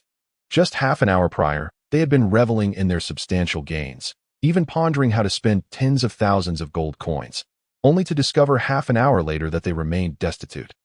Unable to afford even half a ship. We must strive to earn big. With tears brimming in her eyes, Yega suddenly stood up, a fierce determination igniting within her as she slammed her hand on the table. No matter what.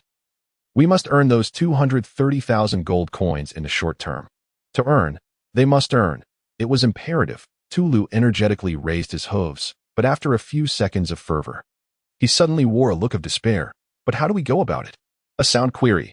Yega immediately slumped in disappointment. The two dark creatures stared blankly at each other, then glanced at Christine, who wore a similar frown. The three of them turned in unison, gazing pitifully at, well, I do have a method, Lin Typing said leisurely, sipping his coffee, his demon tail swaying gently behind him. However, this will require everyone's cooperation and will be quite arduous. It will demand overtime and considerable effort. And will also count us in. There was no need for further elaboration, for the grand dream of an armed fleet. Even knowing it might be a pitfall, Christine and the others bravely leapt in. Very well. This is what you all have agreed to. Lin Taiping grinned at them, then suddenly stood up, invigorated, and waved his hand decisively. So, what are we waiting for? Let's get to work. Someone, fetch my projection crystal. I want you to witness what the pinnacle of art truly looks like. Chapter 87. I am busy having resolved to establish a private armed fleet. The dark creatures, lamenting their impoverished state, under Lin Taiping's leadership, embarked on a vigorous new money-making scheme from the following day. For nearly half a month, apart from the regular publication of newspapers, the evening news agency appeared to have taken no further action. Lin Taiping, along with the dark creatures, remained cloistered within the manor, engaged in unknown activities, while the Minotaurs sporadically ventured out to procure high-quality ink and expensive copperplate paper. There was a conspiracy afoot, witnessing such an eerie calm. The beleaguered Marquis Grantai felt increasingly uneasy. From any perspective, that insidious pretty boy had no reason to let him off so easily, and this peculiar tranquility seemed to herald a storm on the horizon. Yet he had little time to ponder such matters, as the council was investigating his alleged collusion with pirates. Those idly wealthy politicians, eager to showcase their relevance, relentlessly pursued the investigation, holding meetings incessantly, requiring the Marquis to report his previous day's statements again, sparing no detail, even those of eating and toothbrushing. Thus, after a fortnight of relentless torment, the council regrettably announced that there was no evidence to substantiate the Marquis's alleged collusion with pirates. Upon hearing this declaration, Marquis Grantai was moved to tears, only to immediately rise in anger, demanding that the council hold Lin Taiping accountable for his defamatory claims. No problem. We relish the opportunity to turn the tables from plaintiff to defendant. The 12 counselors eagerly accepted the accusation, and the very next morning, led by the perpetually poker-faced Speaker Federer, they embarked en masse toward the winery estate as for whether they were there to investigate or to cause chaos. Only heaven knew. However, unexpectedly, Lin Taiping was nowhere to greet them. At the empty entrance of the manor stood only Christine, idly gazing at the clouds drifting in the sky. What kind of undead is this? The counselors exchanged glances, expressing their discontent, and Speaker Federer, with his usual impassive demeanor, coldly inquired, Miss Christine, may I ask if Mr. Lin is present? I believe I notified him in advance. The boss? Christine finally snapped back to reality, glancing around the manor in confusion. Well, he is here, but it seems he is quite busy. He hasn't even had breakfast and has gone off to work with Yega and the others. Upon hearing this response, the counselors grew even more displeased. Before Speaker Federer could speak, one individual could no longer contain himself and interjected. Work? What work? Has he become so preoccupied that he neglects even the most basic form of greeting? Well, I am not entirely sure. Christine shook her head, her expression peculiar. All I know is that early this morning, he went off somewhere far away and then returned with dozens of beautiful dancers. After which he entered a small room and hasn't he come out since. Dancers? Beautiful ones. Dozens of them? Anger erupted. Early in the morning, the members of Parliament, braving the biting cold wind, were seized by an overwhelming fury. How outrageous it was! We have toiled so hard to investigate the piracy incident, and that fellow had the audacity to summon a bevy of dancers for merriment, and not just a few. But dozens, truly excessive. At the very least, he could have left a few for us. Well, that last thought was merely a reflection of their inner turmoil, yet the members felt utterly disdained and were practically brimming with rage. Chairman Federer immediately waved his hand and strode unceremoniously into the estate, declaring, "Gentlemen, I believe we should ascertain just how busy Mr. Lin Taiping is at this moment." With that, he disregarded whatever Christine was still explaining, and the dozen or so members forcefully pushed open the grand doors of the estate, hastening down the lengthy corridor to the place where Lin Taiping was said to be working. This so-called workplace was, in fact, merely a temporary repurposed warehouse. The room was enchanted with a constant temperature spell, exuding a warmth akin to spring that a plush red carpet adorned the floor, while various props lay scattered about. And transparent glass windows embedded in the outer walls offered a clear view of the happenings within. What is this for? A curious throng of members gathered, pressing their faces against the glass to peer inside. Only Chairman Federer maintained a semblance of decorum, clearing his throat a few times before slowly approaching. "Gentlemen, remember our purpose. We are not here to sightsee. We are here to..." In an instant, upon witnessing the scene within, even the typically composed Chairman Federer was momentarily rendered speechless, his usually stoic face flushing slightly. In this spring-like studio, a multitude of enchanting dancers were clustered together, applying makeup and selecting costumes, their lively chatter filling the air, their diverse and charming faces merging into a delightful tableau. The intoxicating fragrance wafted through the atmosphere, transforming the entire studio into a veritable kingdom of women. It would not be an exaggeration to assert that nearly all of the most renowned dancers from Ivory Island had gathered here. Under the dim yellow lights, they donned an array of meticulously prepared costumes and posed in various elegant, alluring, or haughty manners, as if preparing for a grand performance. Unprepared for such a sight, the members outside the studio fell into a profound silence, their eyes widening in disbelief, their faces flushed and breaths quickening, wishing fervently for the power to pass through walls so they could rush in and witness the spectacle. Suddenly, amidst the eerie quiet, someone swallowed audibly, shattering the strange stillness. Chairman Federer's poker face twitched slightly, yet he endeavored to maintain his composure, stammering in a tremulous voice, Is this what you call work? Who are we asking?" Christine rolled her eyes, her expression bemused. "I have no idea, but the boss is here. Perhaps you could inquire with him?" Thankfully, due to Christine's prompt, someone finally noticed Lin Taiping's presence. The dozen or so members cleared their throats in unison, reluctantly diverting their gaze from the dancers to Lin Taiping, who was positioned at the opposite end of the studio. Click, click, accompanied by several dark elf assistants, Lin Taiping was capturing images with a projection crystal, aimed at the posed dancers, while Yega stood beside him, occasionally handing over props and advising the dancers on details they should pay attention to. "Excellent, Ilea. Your pose is lovely, but tilt slightly to the side and extend your leg forward. Yes, just like that. It will make your legs appear longer. Filiere, don't let your smile seem forced. Be more natural, even more natural. That be by the way. Where's the ruby necklace I handed you? Bite it with your mouth and gently lick the ruby with your tongue. Lucy, eyes on me. Your expression should be more casual. Imagine you're a little cat wandering in the night, lazy and lonely yet yearning for milk. Perfect. Maintain that. Don't move." Dumbfounded, the members could only stare, utterly at a loss for words. That on one hand, it seemed that Mr. Lin was indeed working and not indulging in debauchery with the dancers. Yet on the other hand, who could possibly explain what exactly was transpiring? "I don't know. I only know that the boss said he is shooting for the cover girl." Christine shrugged helplessly. Relieved, the members' curiosity was piqued, and they enthusiastically nodded in agreement, flocking toward the next room. In the glass-encased rooms lining the corridor, they could clearly see groups of dark elves guiding the hired dancers through various poses, while raising the projection crystals to capture the moments.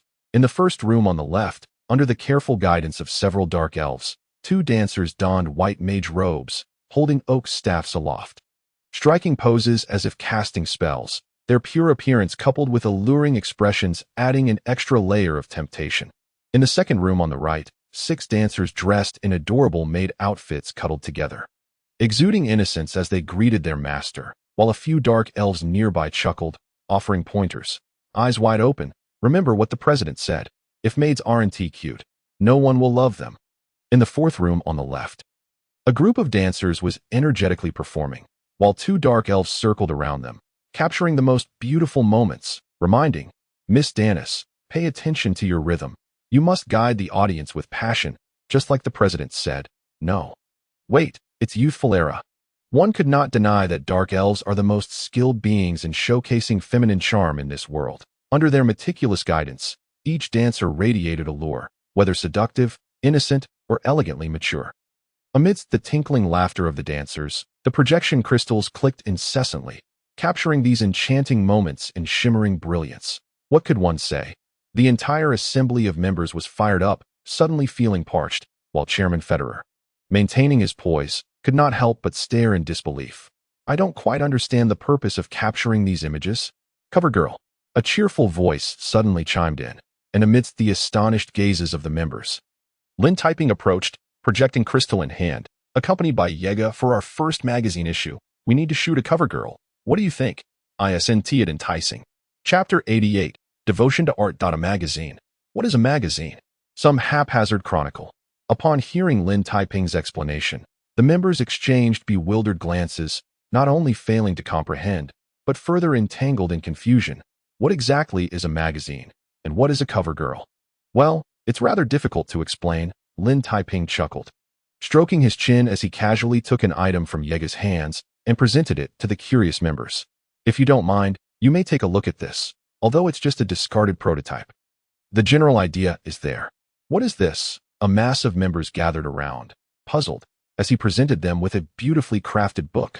No, it was larger than a typical book and much thinner, entirely printed in vibrant color. Even the paper made from the finest coated stock. But that was not the focal point. The highlight was the cover of this book, which was utterly captivating. The alluring pink cover featured the most beautiful dancer on Ivory Island.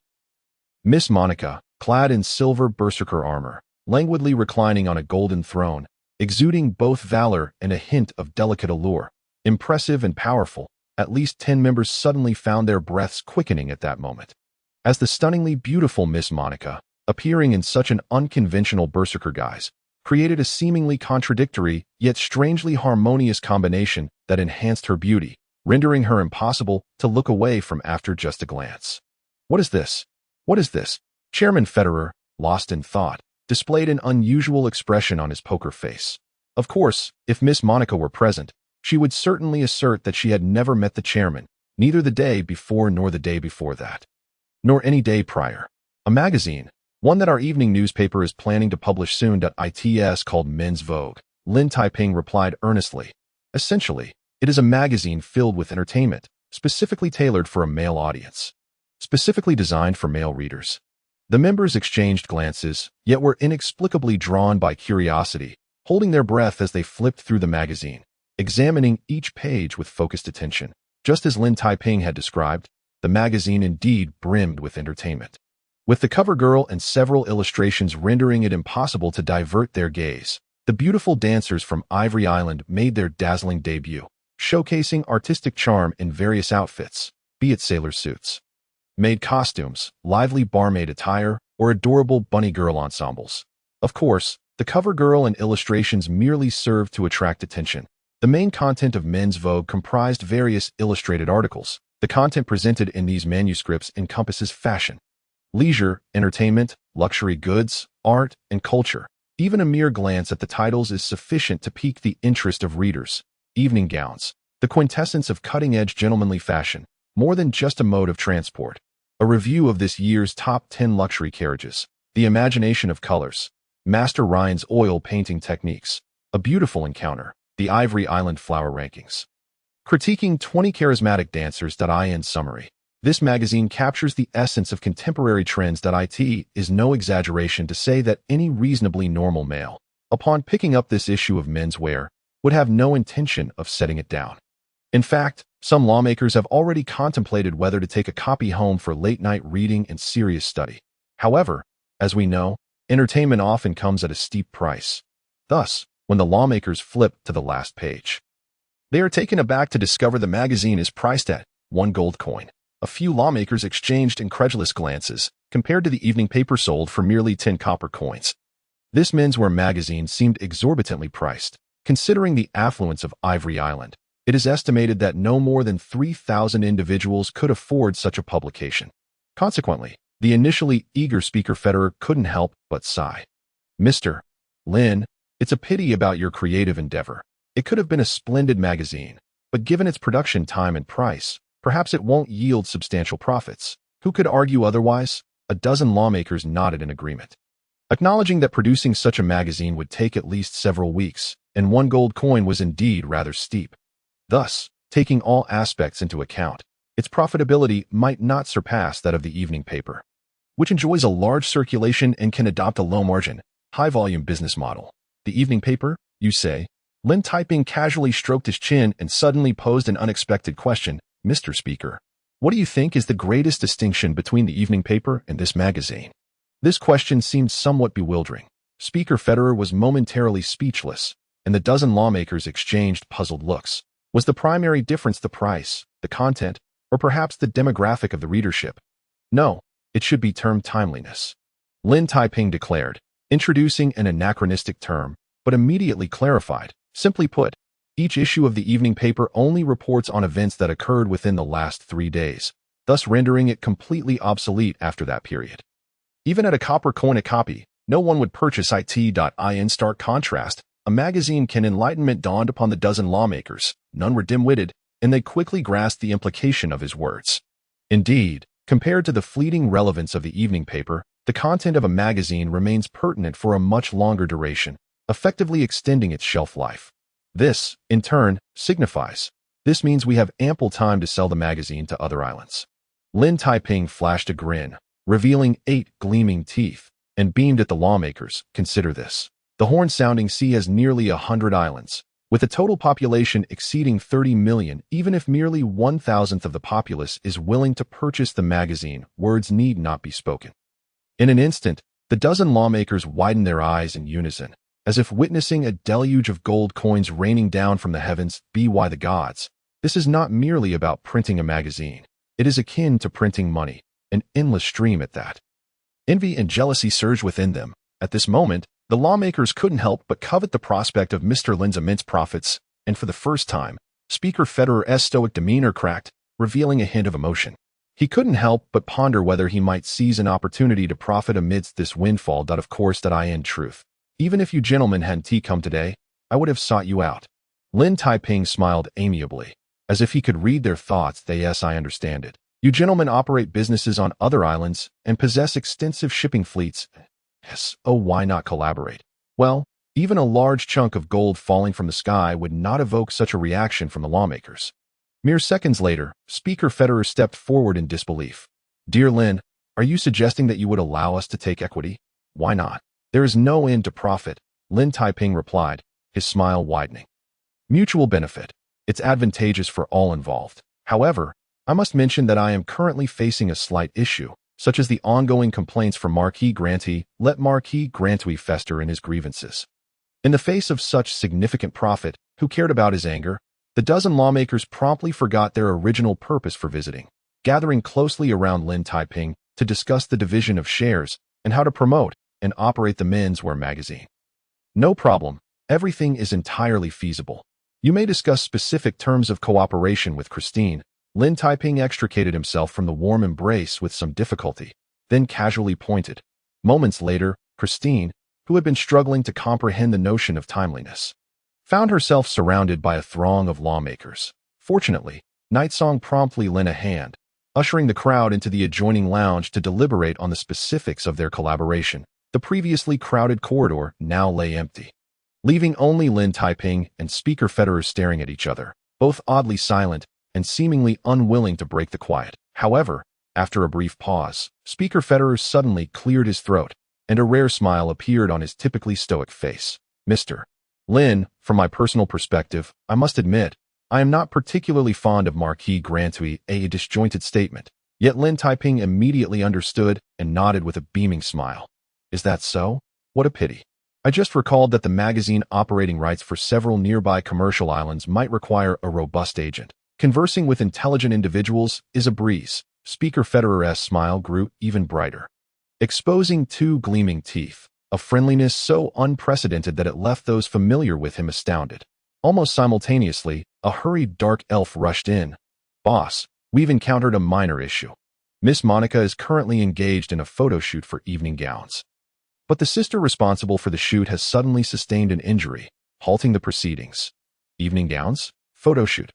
Monica, merely hearing these terms caused Speaker Federer to feel a warmth in his nostrils, and he couldn't help but envision how artistically vibrant that scene must be. "Is that so? That sounds rather unfortunate," Lin Taiping lamented, tapping his forehead. "Perhaps we should find someone to serve as a temporary photographer, but everyone seems rather busy." Unless. Thus, under the scrutinizing gaze of Speaker Federer, Lin Taiping couldn't help but clear his throat. "Mr. Speaker, would you be willing to assist us?" Lin Taiping inquired earnestly. "I have heard that you once engaged in oil painting and possess considerable artistic prowess. If you would be willing to lend a hand, we would be immensely grateful." "Well, wouldn't that be inappropriate?" Speaker Federer hesitated, frowning. "That I have numerous matters to attend to, and as the Speaker of Ivory Island I implore you." "We promise to keep it confidential." Lin Taiping's gesture. The dark elf immediately adopted a pitiful demeanor, practically conveying that the world would end if he didn't acquiesce. What could he say? Faced with such a sincere request, Speaker Federer gently shook his head, and after considerable deliberation, he finally sighed in resignation. "All right, since you insist, I shall reluctantly sigh. For the sake of art, I truly sacrifice so much." Chapter 89. Selling like hotcakes in mid-January on Ivory Island. A magazine published by the Ivory Evening News Society swept through the island like an unprecedented storm, becoming the fervent topic of discussion in just half a month. The entertainment magazine titled Men's Wear stood out from the very beginning. It featured not only eye-catching cover models, but also encapsulated the latest fashion trends. Moreover, it included a plethora of entertainment elements, such as top-notch novels and essays, provocative comics, and the most popular food, wines, automobiles, and audio equipment. In summary, this is a publication that every male reader desires to possess. It lacks tedious preachiness and lengthy theoretical discourse, from the first page to the last. It revolves entirely around entertainment and trends, boldly asserting a fundamental truth. Entertainment and enjoyment are rights that belong to everyone. Indeed, as someone remarked in the inaugural issue, if you are a gentleman aged between 18 and 80, then Men's Health is the magazine meticulously crafted for you. Should you desire a humorous, profound, and passionate experience while being entertained, Men's Health will surely become your favorite. Thus, this declaration is nothing but a mere act of plagiarism. Yet, who cares? It is precisely due to such an entertainment-driven ethos that the first issue of Men's Health sold out within merely half a day of its official release, with 3,000 copies vanishing without a trace. Even the flawed ones from the printing process were snatched up at inflated prices. Subsequently, when the second issue of Men's Health hit the shelves, a long queue had already formed outside the Ivory Evening News office. Nobles of Ivory Island, well-to-do merchants, and even ordinary citizens were driven mad for this magazine, with some willing to forego an entire month's worth of meals just to acquire a copy of Men's Health to peruse. A fortnight later, whether one had read this magazine became the ultimate standard of fashionability. At noble banquets, in merchant estates, and even in humble taverns, discussions abounded regarding the themes of the latest issue, such as the figure of the cover girl, the rankings of the dancers, and the lavish carriage detailed within. Ultimately, who purchased that particular piece? Of course, not everyone lauded this magazine. There were indeed numerous upright citizens on Ivory Island who expressed vehement condemnation. For instance, the Puritan Baron Brian, upon laying eyes on Men's Health for the first time, erupted in a fit of rage, slamming the table. "Outrageous! This utterly trivial and entertainment-driven publication is utterly devoid of value. It's excessive. Utterly excessive. What could one say?" Witnessing his fury to the point of near fainting, the originally eager but now perspiring steward could only nod repeatedly. Indeed, it is a sign of the times, my lord. I shall burn it at once." "Burn what?" Baron Brian trembled, extending his hand, aglow with divine fervor. "Go, quickly, procure 10 copies for me, from the first issue to this current one. All of them." "What on earth?" The steward, who had just been filled with shame, nearly stumbled over the table. "Did I hear incorrectly? Just moments ago, you declared this publication vulgar and worthless." and now you wish to purchase it. No less 10 copies at that. Are you intending to dine upon it tonight? Of course I must buy it. How can one uncover evidence of wrongdoing without a thorough investigation? Baron Brian, his countenance imbued with righteousness, showed no sign of embarrassment. As for the 10 copies, that is because I intend to galvanize my friends to join in this condemnation. Sternly, resolutely condemn it. The steward, filled with newfound respect, fell silent and dashed out with the purse of coins, while Baron Brian did not forget to call after him. Remember, when the next issue is released, ensure you procure it promptly. I shall continue my condemnation, unwavering, until it is completely ceased. Well then, whether in admiration or condemnation, it was undeniable that the freshly published Men's Health had gone utterly insane in sales. The first issue was snatched up entirely. The second issue followed suit, and as for the third, well, it hadn't even been released yet, and already there were people queuing overnight outside the evening news office, complete with betting. This was merely the beginning. By late January, when Lin Taiping attended a banquet hosted by Speaker Federer, he ambiguously declared that Men's Health would not only circulate on Ivory Island but would soon expand to other islands to satisfy the fervent demand of its readership. Do you grasp the implications? Sensing the scent of gold coins, merchants surrounded the Ivory Evening News office that very night, including not only local traders, but also those recently arrived from afar. Upon reaching the port and acquiring Men's Health, they instantly realized that its profitability far exceeded that of fine wines. Consequently, Lin Taiping, who was already overwhelmed, now faced the delightful dilemma of entertaining merchants wielding golden tickets. Monotonously repeating, "Certainly, certainly, as long as our printing can keep pace, I would be delighted to grant the agency rights.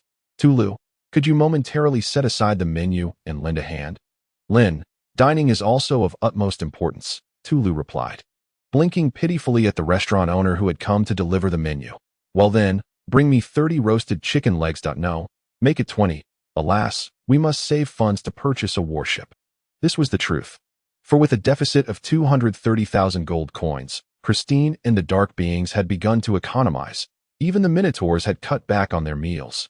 Thus, Tulu, facing the restaurant owner, could only suppress the protests of his four stomachs, sighing heavily.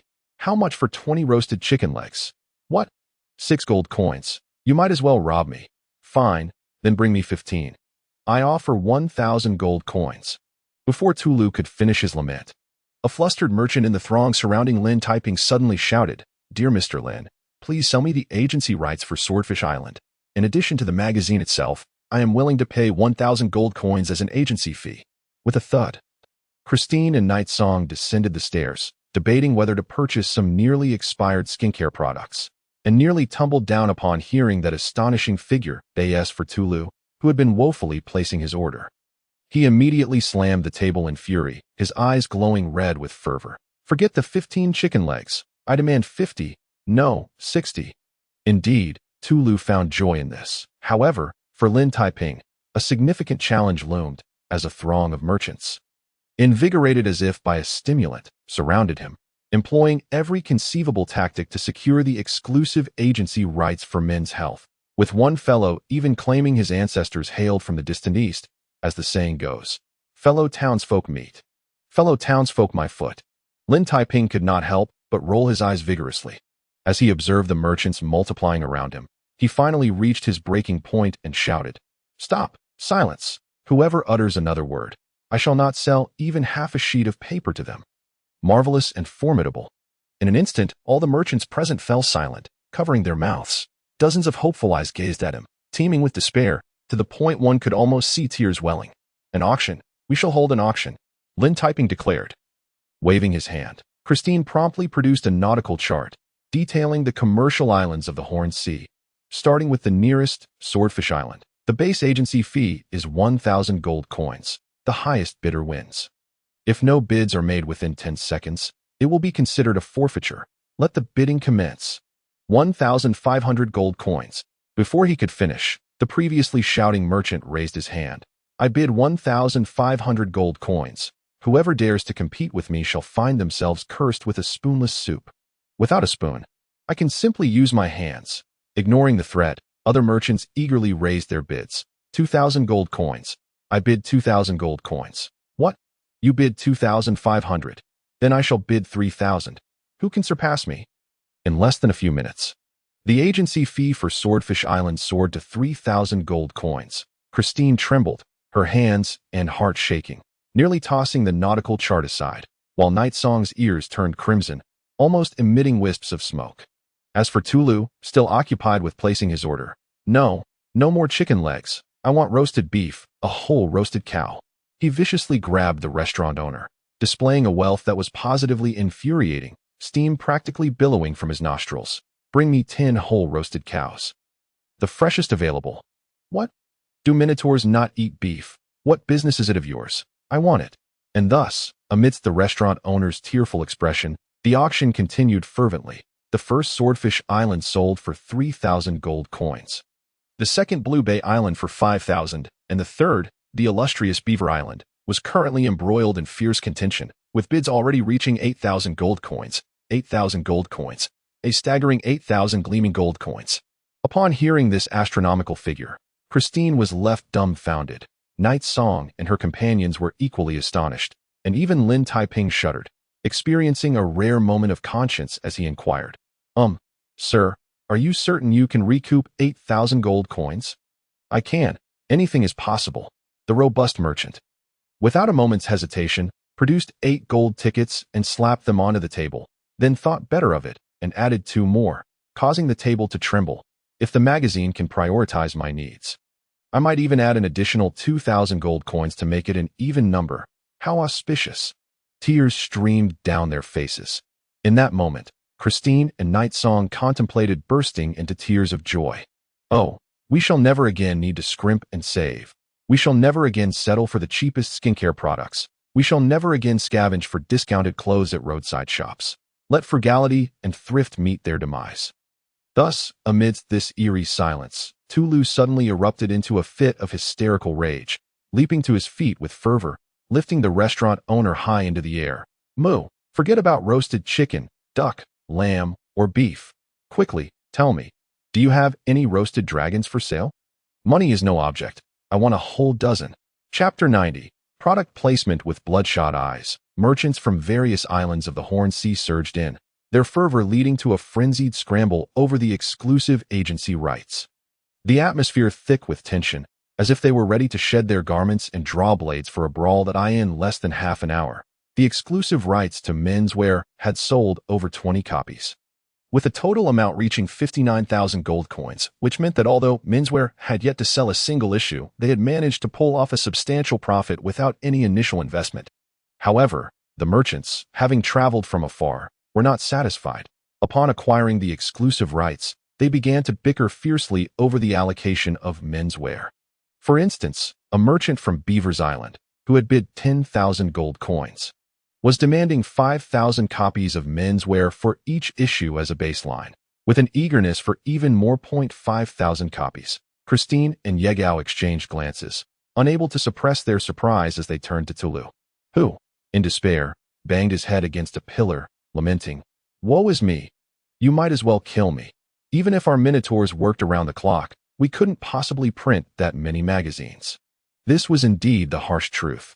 Yet who cared about his grievances? A throng of merchants, their eyes ablaze with greed, swarmed around him, brandishing thick stacks of gold notes, clamoring for the minotaurs to summon their spirit of relentless toil and produce tens of thousands of magazines within half a month. What a delightful dilemma! Christine and Yegao sighed in unison, expressing profound sympathy for Tulu, while simultaneously calculating the potential profits the evening news could accrue based on such a distribution volume. Don't rush to tally the accounts just yet, Lin Taiping interjected, patting their shoulders with a smile, for you will soon find yourselves recalculating, if I am not mistaken, in just a few moments. With a loud bang, before he could finish, Mr. Jinduo burst through the door with a frantic cry. Drenched in sweat and gasping, seizing Lin Taiping's arm, I need. What do you need? Lin Taiping gazed at him in bemusement, kindly offering him a glass of water. However, before Mr. Jinduo could take a sip, a horde of local merchants stormed into the evening news office like a 100-meter dash, shouting, Wait, we also want. We want. How splendid and formidable. Struggling to catch their breath, they nearly fainted. It was Christine, considering her father's reputation, who kindly posed the question, Mr. Jinduo, Do you wish to acquire the agency rights for the magazine as well? Yes. No. Yes. No. Mr. Jinduo replied, nodding vigorously before shaking his head in confusion, then nodding again. The onlookers exchanged exasperated glances, pondering what on earth he was trying to convey. Fortunately, a few merchants nearby finally caught their breath and clarified. Dear Lin, what Mr. Jinduo means is that he is very eager to obtain the agency rights for the magazine. But beyond that, he is even more interested in advertising in it. Exactly. Mr. Jinduo finally found his voice, producing a large box of jewelry and thrusting it into Lin Taiping's embrace. My dear nephew-in-law, I wish for those dancers to wear our Philly jewelry when they are photographed, and I am willing to pay a substantial sum for this advertisement. Indeed, it was evident that menswear would create quite a sensation throughout the Horn Sea, and as its influence grew, those who secured the opportunity to advertise within it would undoubtedly reap substantial rewards. Especially the captivating cover girls, whose jewelry would undoubtedly set the fashion trends across the Horn Sea. Thus, it was not only Mr. Jinduo who had this notion. The nearby clothing merchants shared the same sentiment. Recognizing it as the perfect promotional opportunity, when male readers drooled over the images of the beautiful dancers, their wives, filled with envy, would surely emulate their styles.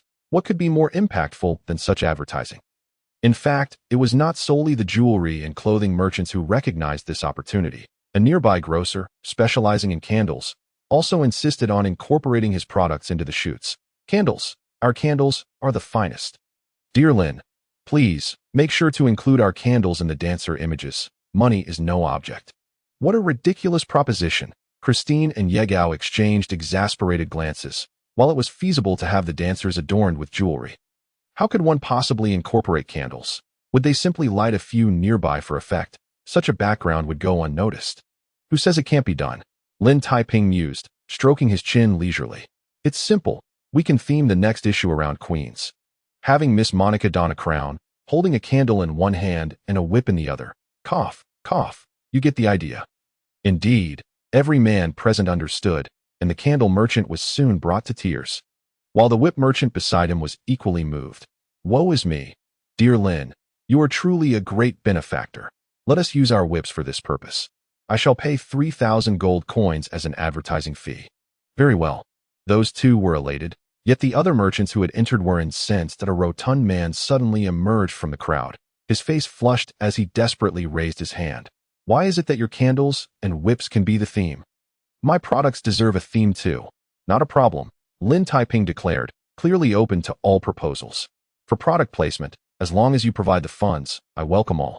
However, I am curious. What is your product? Well, the rotund man hesitated, rubbing his stomach and clearing his throat. My business is quite substantial. Primarily, I sell pig feed.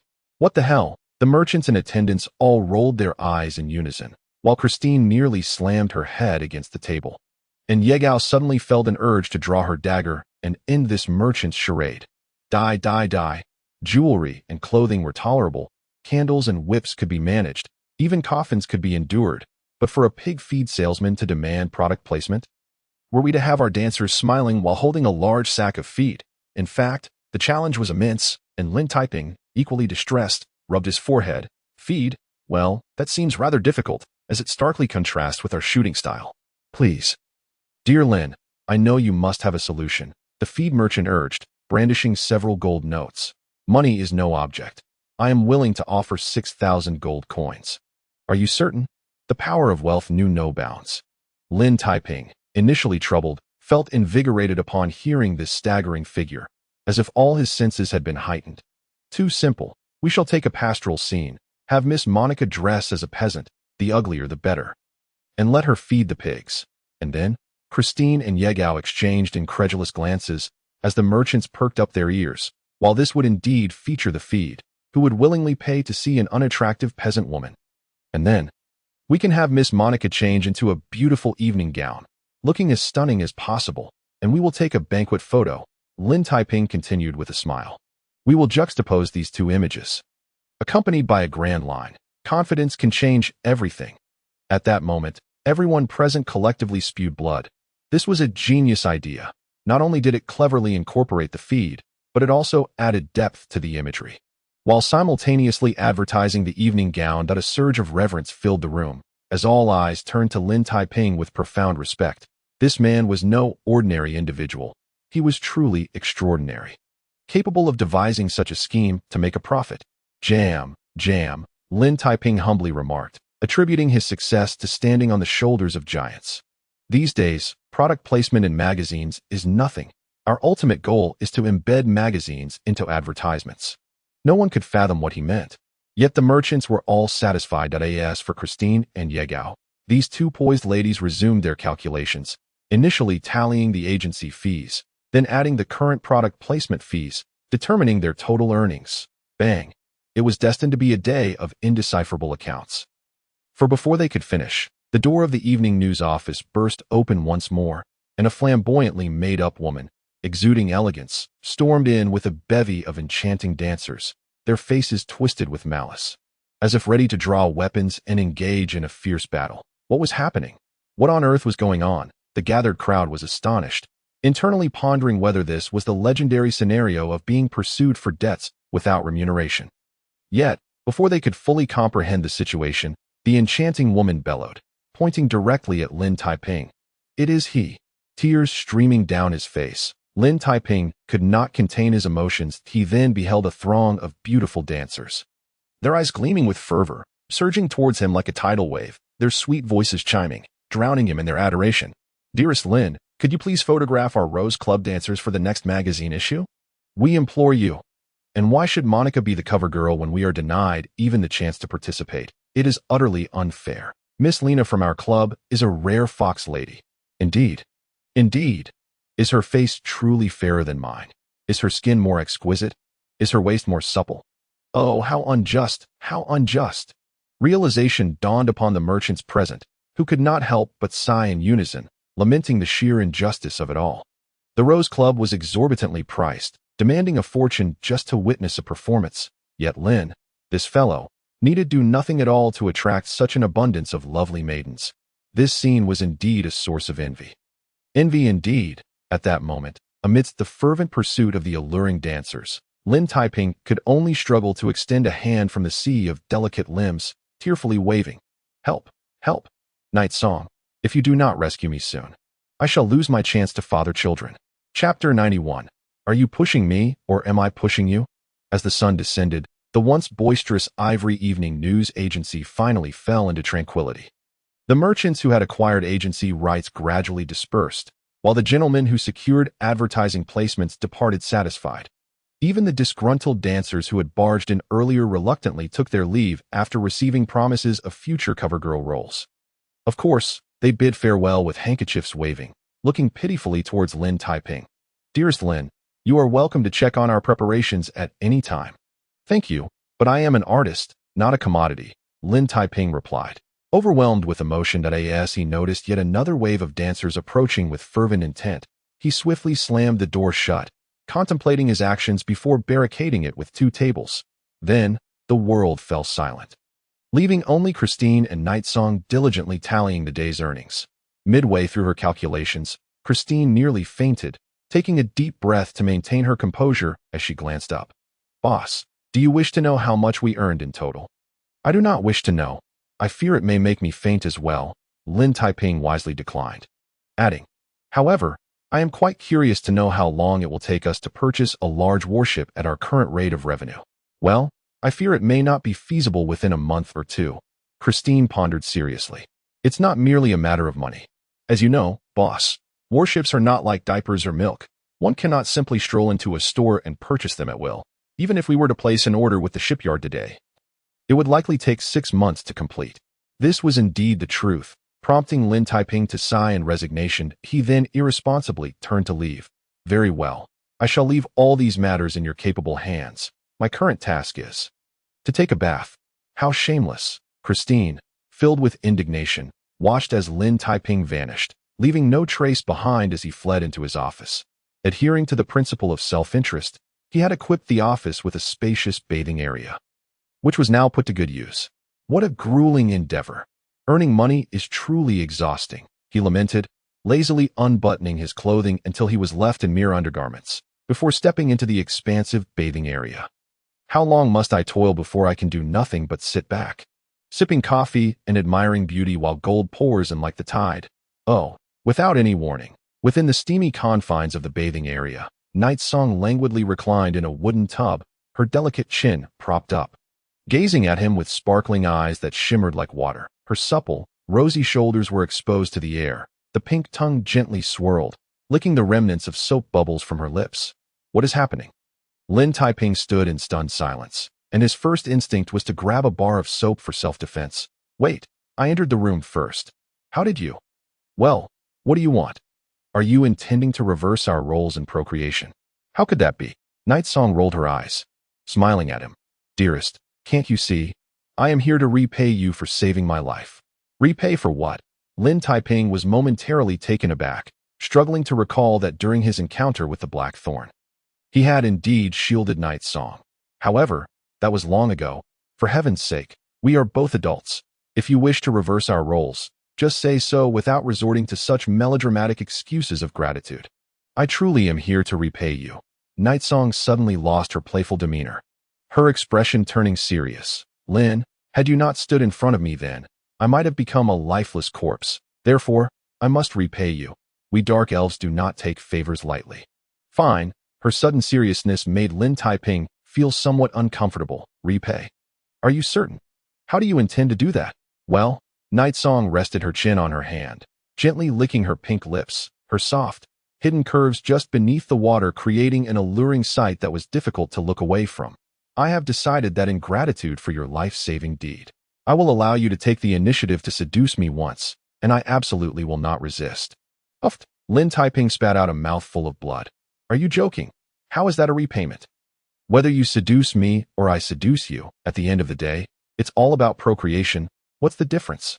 Of course there is a difference. Night Song nodded earnestly. If I seduce you, our child will take my surname. If you seduce me, our child will take yours. Hey, I haven't finished speaking yet. What nonsense. Lin Taiping promptly resolved to make his escape, but just as he was about to dash for the door, a dagger whizzed through the air, embedding itself firmly in the doorframe. With a blush adorning her enchanting features, Night Song gracefully rose, her breathtaking form illuminated in the warm light, partially obscured by the mist, her soft limbs and fair skin exuding an irresistible allure. Good heavens, are you serious? Lin Taiping instinctively took a few steps back, feeling his breath quicken as the stunning beauty drew nearer. Hey, do not come any closer. If you do, I will truly consume you and vanish before you can even cry. Very well. Then let me weep. Night Song leaned softly against his shoulder, her posture undeniably seductive, yet her expression remained earnest, as if discussing a scientific experiment. Do you know? According to the historical records I have consulted, the 12th of each month is the optimal time for our dark elves to reproduce, so, bang, the slightly ajar bathroom door was suddenly thrust open with force, catching Night Song off guard, who yelped as she was pinned against the door.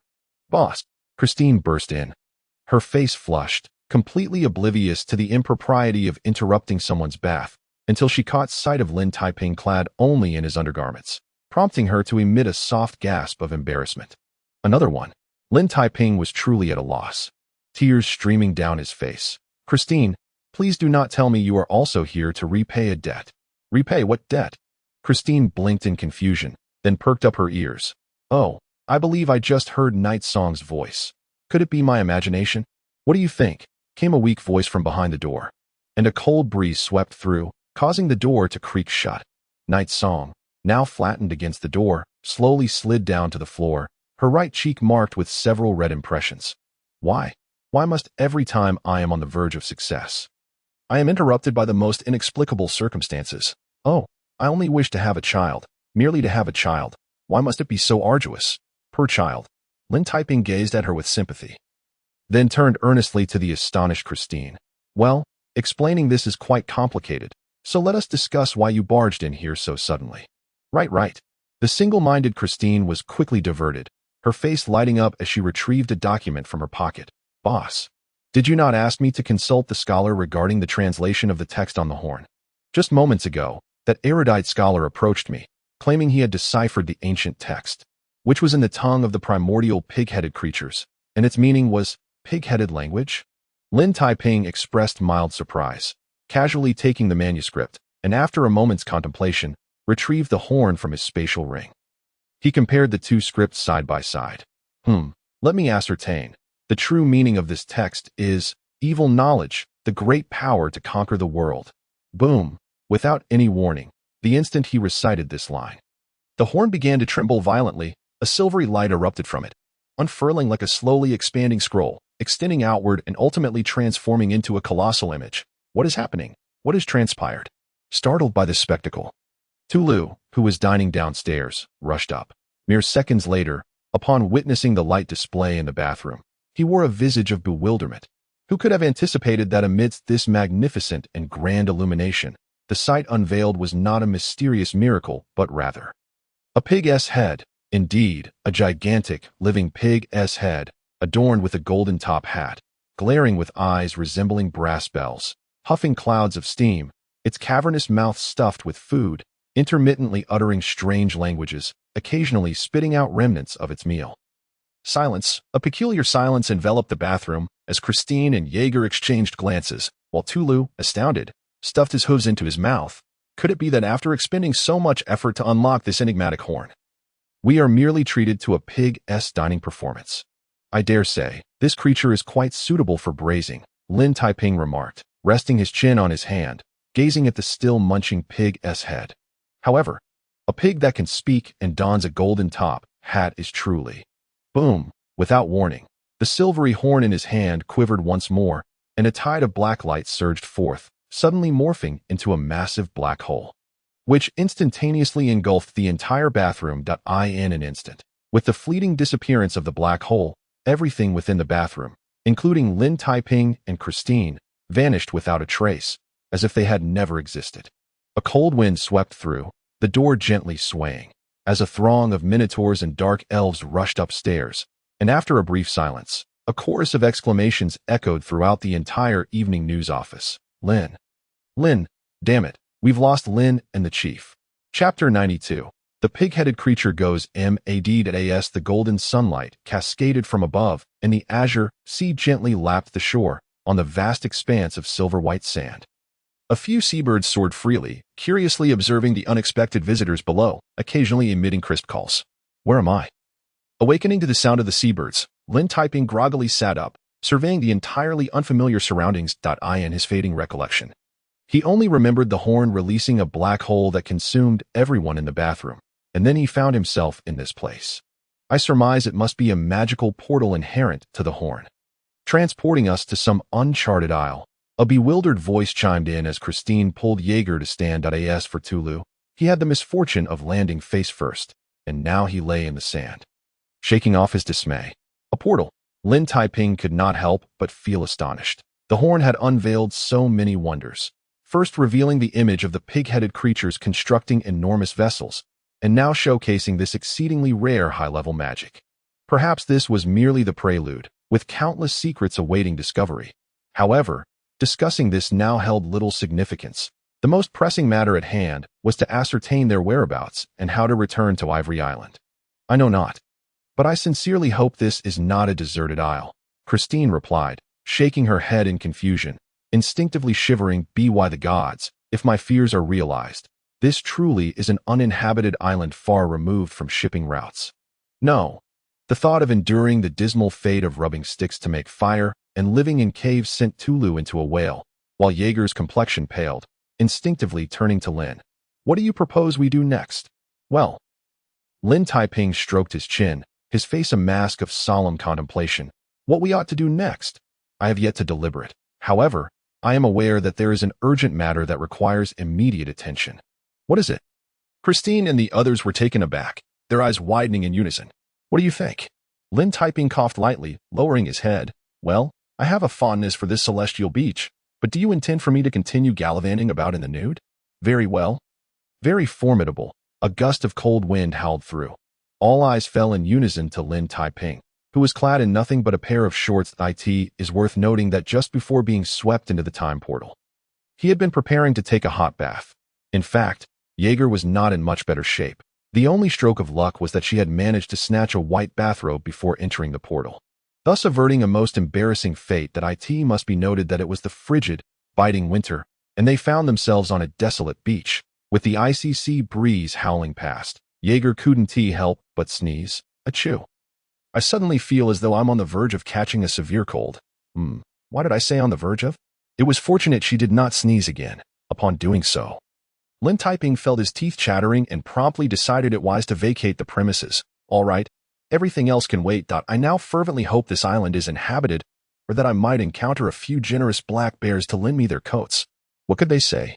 Christine and Jaeger could only follow helplessly behind him as they made their way toward the woods bordering the beach. Tulu, in his usual daft manner, trailed behind, still questioning. Lin, I don't think those bears would be willing to lend you their coats. They will. They certainly will, Lin Taiping replied, grasping handfuls of grass to wrap around himself for warmth. If they refuse, I shall compel them to comply. Get down. Without warning, he suddenly dropped to the ground amidst the bushes. Tulu, still somewhat dazed, failed to react, but Christine and Jaeger swiftly pulled him down, the four of them lying silently, holding their breath as they peered ahead in the distance. Through the mist, it seemed as if nothing was amiss. But soon, the sounds of chaotic footsteps and clashing metal filled the air. Moments later, amidst the din of curses, several hundred pirates appeared at the upper reaches of the freshwater river, these desperate souls wielding curved sabers. Cursing as they advanced in disarray, resembling a dark, menacing swarm of army ants, gradually encroaching upon the shallow shore. Damn it, why are there pirates here? Lin Taiping and Christine exchanged glances, both feeling the shock reverberate within. Could it be that our luck is so preposterously good that we have been transported directly to the pirate's stronghold? No. This cannot be the pirate's stronghold. Jaeger, utilizing her dark elf acuity, observed the peculiar situation from afar. Look closely. Those pirates appear to be searching for something. Indeed, as Jaeger had noted, these pirates seemed to have recently disembarked on the island. Their manner of tearing through the underbrush suggested they were indeed in search of something. However, the question remained. What could be so significant as to warrant such a commotion? But this was of little consequence. What mattered was that the pirates were drawing nearer. Christine and Tulu exchanged glances. Suddenly gripped by an ominous premonition, Lin Taiping gestured for silence, signaling the group to conceal themselves and ascertain the situation before making any plans. Moments later, the fierce pirates reached the shallow shore. With the lead-scarred brute surveying the surroundings, cursing in frustration, he then leapt into the icy river, bellowing, "Shut your traps, hurry across the river, then split up and search for any people. Come out, you lot. Have we been discovered?" Tulu instinctively attempted to bolt, only to be restrained by Lin Taiping, while Jaeger swiftly covered Tulu's mouth and pointed toward the opposite riverbank. The grunting sounds resonated from across the riverbank and under the warm midday sun. A motley crew of grotesque dark creatures stumbled out from the underbrush, yawning and stretching, entirely unconcerned with their complete exposure. In an instant, upon catching sight of this strange assembly, both the pirates about to cross the river and Lin Taiping's group hiding nearby transformed into a human fountain, an odd collection of creatures. At least 50 or 60 in number, with corpulent bodies that appeared exceedingly bloated. Their labored movements were accompanied by wheezing breaths. But that was not the crux of the matter. The real focus was that these creatures all sported hefty pig heads, looking as if they had escaped from a pigsty. Can anyone tell me what race this is? Lin Taiping, in utter disbelief, stroked his chin while observing the indistinct creatures swaying with pig heads. For some inexplicable reason, he suddenly recalled the pig he had seen in the horned shadow. Damn it. This is a pig-headed monster, Tulu exclaimed, his face contorting in agony as he rolled his eyes and complained vehemently. We've encountered the undead. Why on earth is there a pig-headed monster on this island? By the dark gods, I detest these fools who are so dim-witted they lack brains, who haven't bathed for years and reek horrendously. Well, it is no wonder Tulu reacted this way. In fact, no race holds any fondness for pig-headed monsters. These creatures are said to be a branch of orcs, yet they have not inherited the formidable combat prowess of their kin. Instead, they embody a plethora of shortcomings: laziness, gluttony, cowardice, and an astonishing level of stupidity. What? You ask just how foolish they are? Let me put it this way. There was once a magical device created to test intelligence. And when a pig-headed monster slave inserted its head into the device, it immediately protested in outrage. Warning, warning, please do not insert rocks. Thus, The bull-headed orcs, who also belonged to the orc branch, would rather die than acknowledge any familial ties with pig-headed monsters. In Tulu's words, he would prefer to challenge the god of light single-handedly than to fight alongside pig-headed monsters, for their combat abilities are utterly pathetic, and they are too foolish to distinguish friend from foe. And now, these pig-headed monsters, scorned by all races, had inexplicably appeared on the opposite bank of the freshwater river. In the frigid winds of winter, they yawned lazily, huddled together, their corpulent bodies barely covered by a few rough strips of bark. Swaying unsteadily while wielding various rusty and battered weapons, if one could even call a large ladle a weapon. Not only that, but it seemed they were also oblivious to the fact that pirates were launching a massive assault. These foolish pig-headed monsters displayed no vigilance whatsoever, instead swaggering on the opposite bank and brandishing their weapons in defiance, while one particularly odd individual was bizarrely shouting, "Food! Hand it over! Women! Hand it over! Gold coins! Hand it over!" What could Lin Taiping say? He stood at a distance, utterly speechless, validating the saying that if one does not court death, one will not die. In reality, they were indeed seeking their own demise. Hundreds of pirates were momentarily taken aback. And then they burst into mockery and laughter. The scarred captain waved his hand decisively. 2 minutes. Wipe out these fools, leaving only one alive for questioning. With no dissenting voices, the pirates howled and leaped into the river. Their faces twisted with malice as they brandished their curved blades, charging towards the opposite bank like a pack of hungry wolves pouncing on sheep. In less than 10 seconds, before the pirates could even reach the riverbank, the unfortunate pig-headed monster tribe completely collapsed. Yet just as they were about to flee, several particularly rotund individuals suddenly produced filthy short horns and began to blow them with all their might. Amidst this cacophonous noise, the pig-headed monsters, on the brink of collapse, suddenly found their courage and, in a surprisingly coordinated manner, prostrated themselves on the ground, fervently shouting in worship, "Ah, the incomparable Lord Pig Einstein, please use your godlike malevolent wisdom to annihilate these foolish, barbaric, and uncouth humans." Just then, the pirates, now halfway across the river, and Lin Taiping, hidden among the bushes, stumbled in disbelief. Tulu, utterly flabbergasted, gaped. "What? Did I hear that right? Did those pig-headed monsters just insult the pirates, calling them foolish, barbaric, and uncouth?" No one answered this question. Everyone felt their hearing had malfunctioned. However, at that moment, Yegao suddenly pointed with a peculiar expression. "Wait, look over there." At that instant, amidst the chaotic cheers of the pig-headed monsters, the distant thicket parted, and with a series of grunts, 6 relatively robust pig-headed monsters emerged, carrying a bed adorned with flowers and fruits, swaying unsteadily as they approached. Instantly, hundreds of gazes fixated on that bed, or rather, on the indistinct creature upon it. After a few seconds of eerie silence, everyone present shared the same question. We've encountered the undead. That creature is a pig-headed monster? Chapter 93, The Great Pig Einstein. What should a pig-headed monster look like? In everyone's conventional impression, this lazy and dim-witted dark creature should sport a drooling pig's head, swathed in tattered bark, having not bathed for years, exuding a foul odor, much like the pig-headed monster tribe before them. However, at this moment, amidst the cheers of the pig-headed monsters, an entirely unconventional pig-headed monster, carried by 6 relatively strong pig-headed monsters, made its grand entrance, dissimilar to its kin.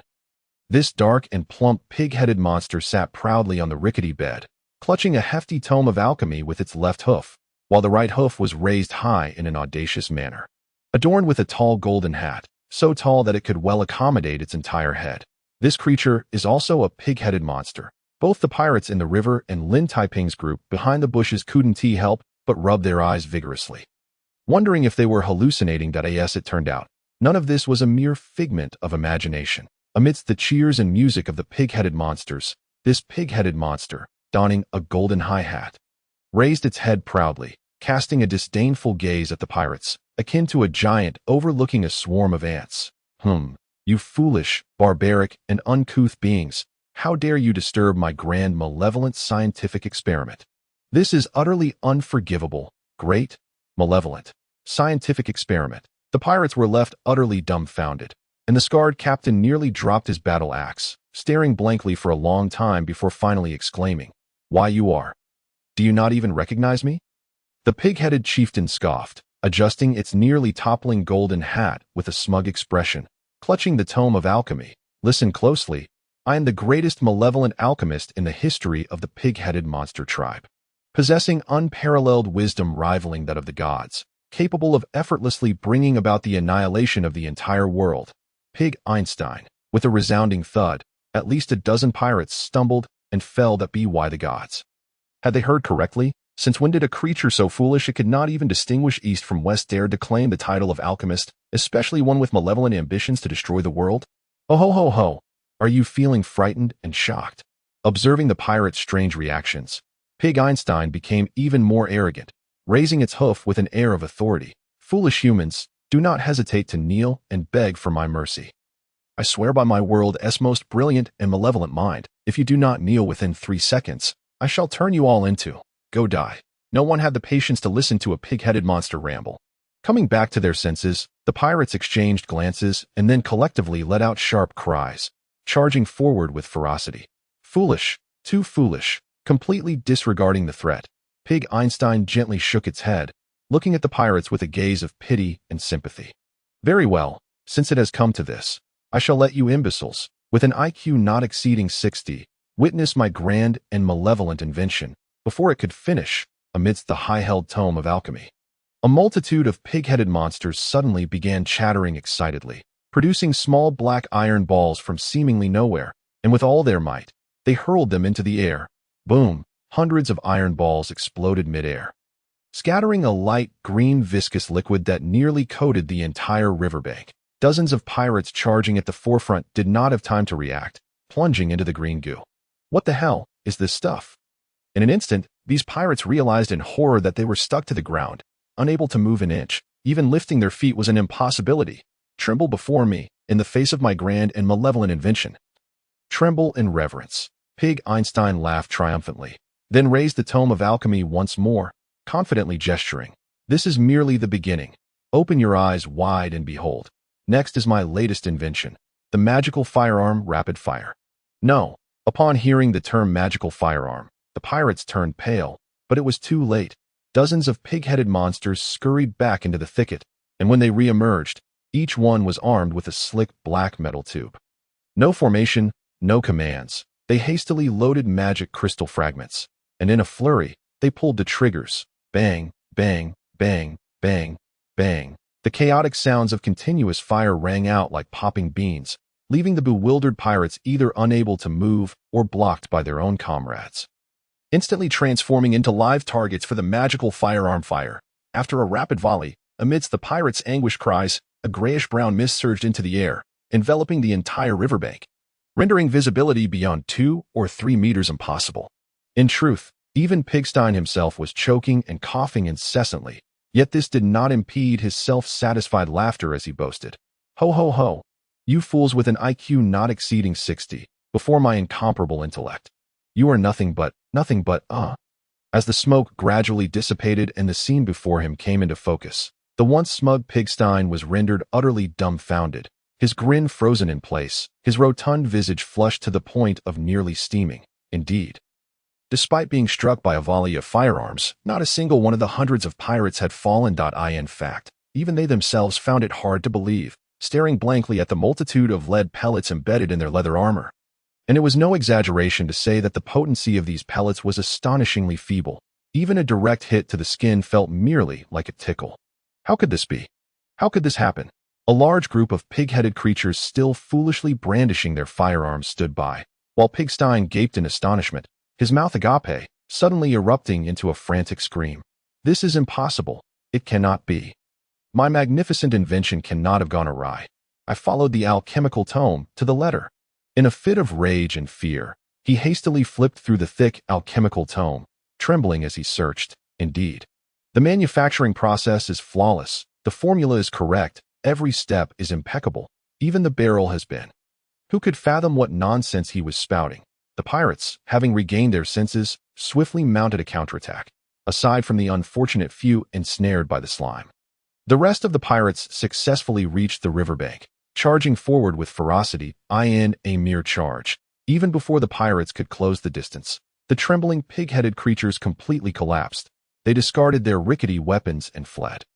shrieking in terror, some diving into the bushes, others foolishly running into the throng of pirates, while a few genius-like individuals frantically began digging, intent on burying themselves alive. Come back, return to me. Pigstein leapt upon the bed-frame, stamping his feet in desperation, his enraged, crimson face brandishing the alchemical tome. You cowards, how can you fear those fools with an IQ below 60? With my great invention, what is there to fear? Before he could finish his sentence, even the 6 strong pig-headed creatures carrying the bed frame turned tail and fled, causing Pigstein to scream as he tumbled to the ground, his body covered in mud and disheveled. Nevertheless, he clutched his golden top hat and the heavy alchemical tome. Retreating amidst a throng of pig-headed creatures, it was proven to be an utterly foolish course of action. That golden top hat shone like a firefly in the night, conspicuous enough for anyone to spot from hundreds of meters away. Thus, within moments, a horde of ruthless pirates was hot on his heels, pursuing him with tears streaming down his face and his heart pounding in terror. Is this truly a battle? From the distant foliage, the onlooking quartet could only watch in disbelief, as Tulu rolled his eyes in exasperation. By my beloved horn and my 4 stomachs, I swear I shall never fight alongside a pig-headed creature on the battlefield. It is akin to courting death. That may not be the case. Perhaps you shall soon find yourself collaborating with them, Lin Taiping mused with a smile, stroking his chin as he surveyed the chaotic battlefield across the river. Now, it is our turn to take the stage. Do not ask me why. Suffice it to say, we must rescue these pig-headed creatures. Are you jesting? Tulu howled in anguish, his face contorted, but Lin Taiping clearly had no intention of granting him the opportunity to complain, promptly kicking him out of the bushes. Go forth, brave young Minotaur, and conquer the world to save the pig-headed creatures. I am not a youth. Tulu roared in fury, seizing a tree trunk as thick as a bowl, charging forward with a thunderous roar, plunging into the torrent of the freshwater river, sending a spray of water flying in all directions. This menacing display immediately captured the attention of the pirates on the opposite shore, who turned in surprise, their faces contorted in horror as they exclaimed, "Damn it! Why is there a boom?" What greeted them was the massive tree trunk sweeping towards them. Tulu, venting his fury, charged into the pirate throng, defying the slashing blades from all directions, his eyes blazing with rage as he unleashed the whirlwind slash he had recently mastered. Dark waves of energy erupted from him, coalescing into dozens of howling tornadoes that swept through the area. The tremendous impact of the gales consuming the surrounding pirates, in an instant, several pirates were crushed into bloody pulps. Damn it! The terrified pirates recoiled in panic, and the scarred brute chasing after Pigstein turned pale with fury, bellowing, "Fools, what are you afraid of? It is merely..." Boom! This time, what answered them was the thunderous crash of magic crystal cannonballs, descending from the heavens. The cannonballs struck the densely packed group of pirates, sending a black torrent of debris soaring, and under the onslaught of the cascading shockwaves, dozens of pirates were hurled backward, blood spraying from their mouths and ribs snapping, falling unconscious before they even hit the ground. But this was merely the beginning. Christine, wielding the magic crystal cannon, charged forth like a heavy bulldozer, her fiery red hair billowing in the wind. The dark cannon wreaking havoc, single-handedly sending nearly 100 pirates into disarray. No, finally realizing the dire situation, the scarred brute could no longer endure, cursing loudly as he abandoned the nearby Pigstein, raising his massive black battle axe. Viciously lunging forward, under the crimson glow of blood, his frame emitted a piercing creak, rapidly swelling at a visible rate, channeling the frenzied power unique to a berserker. Damn it! I shall make you know the consequences of angering a berserker.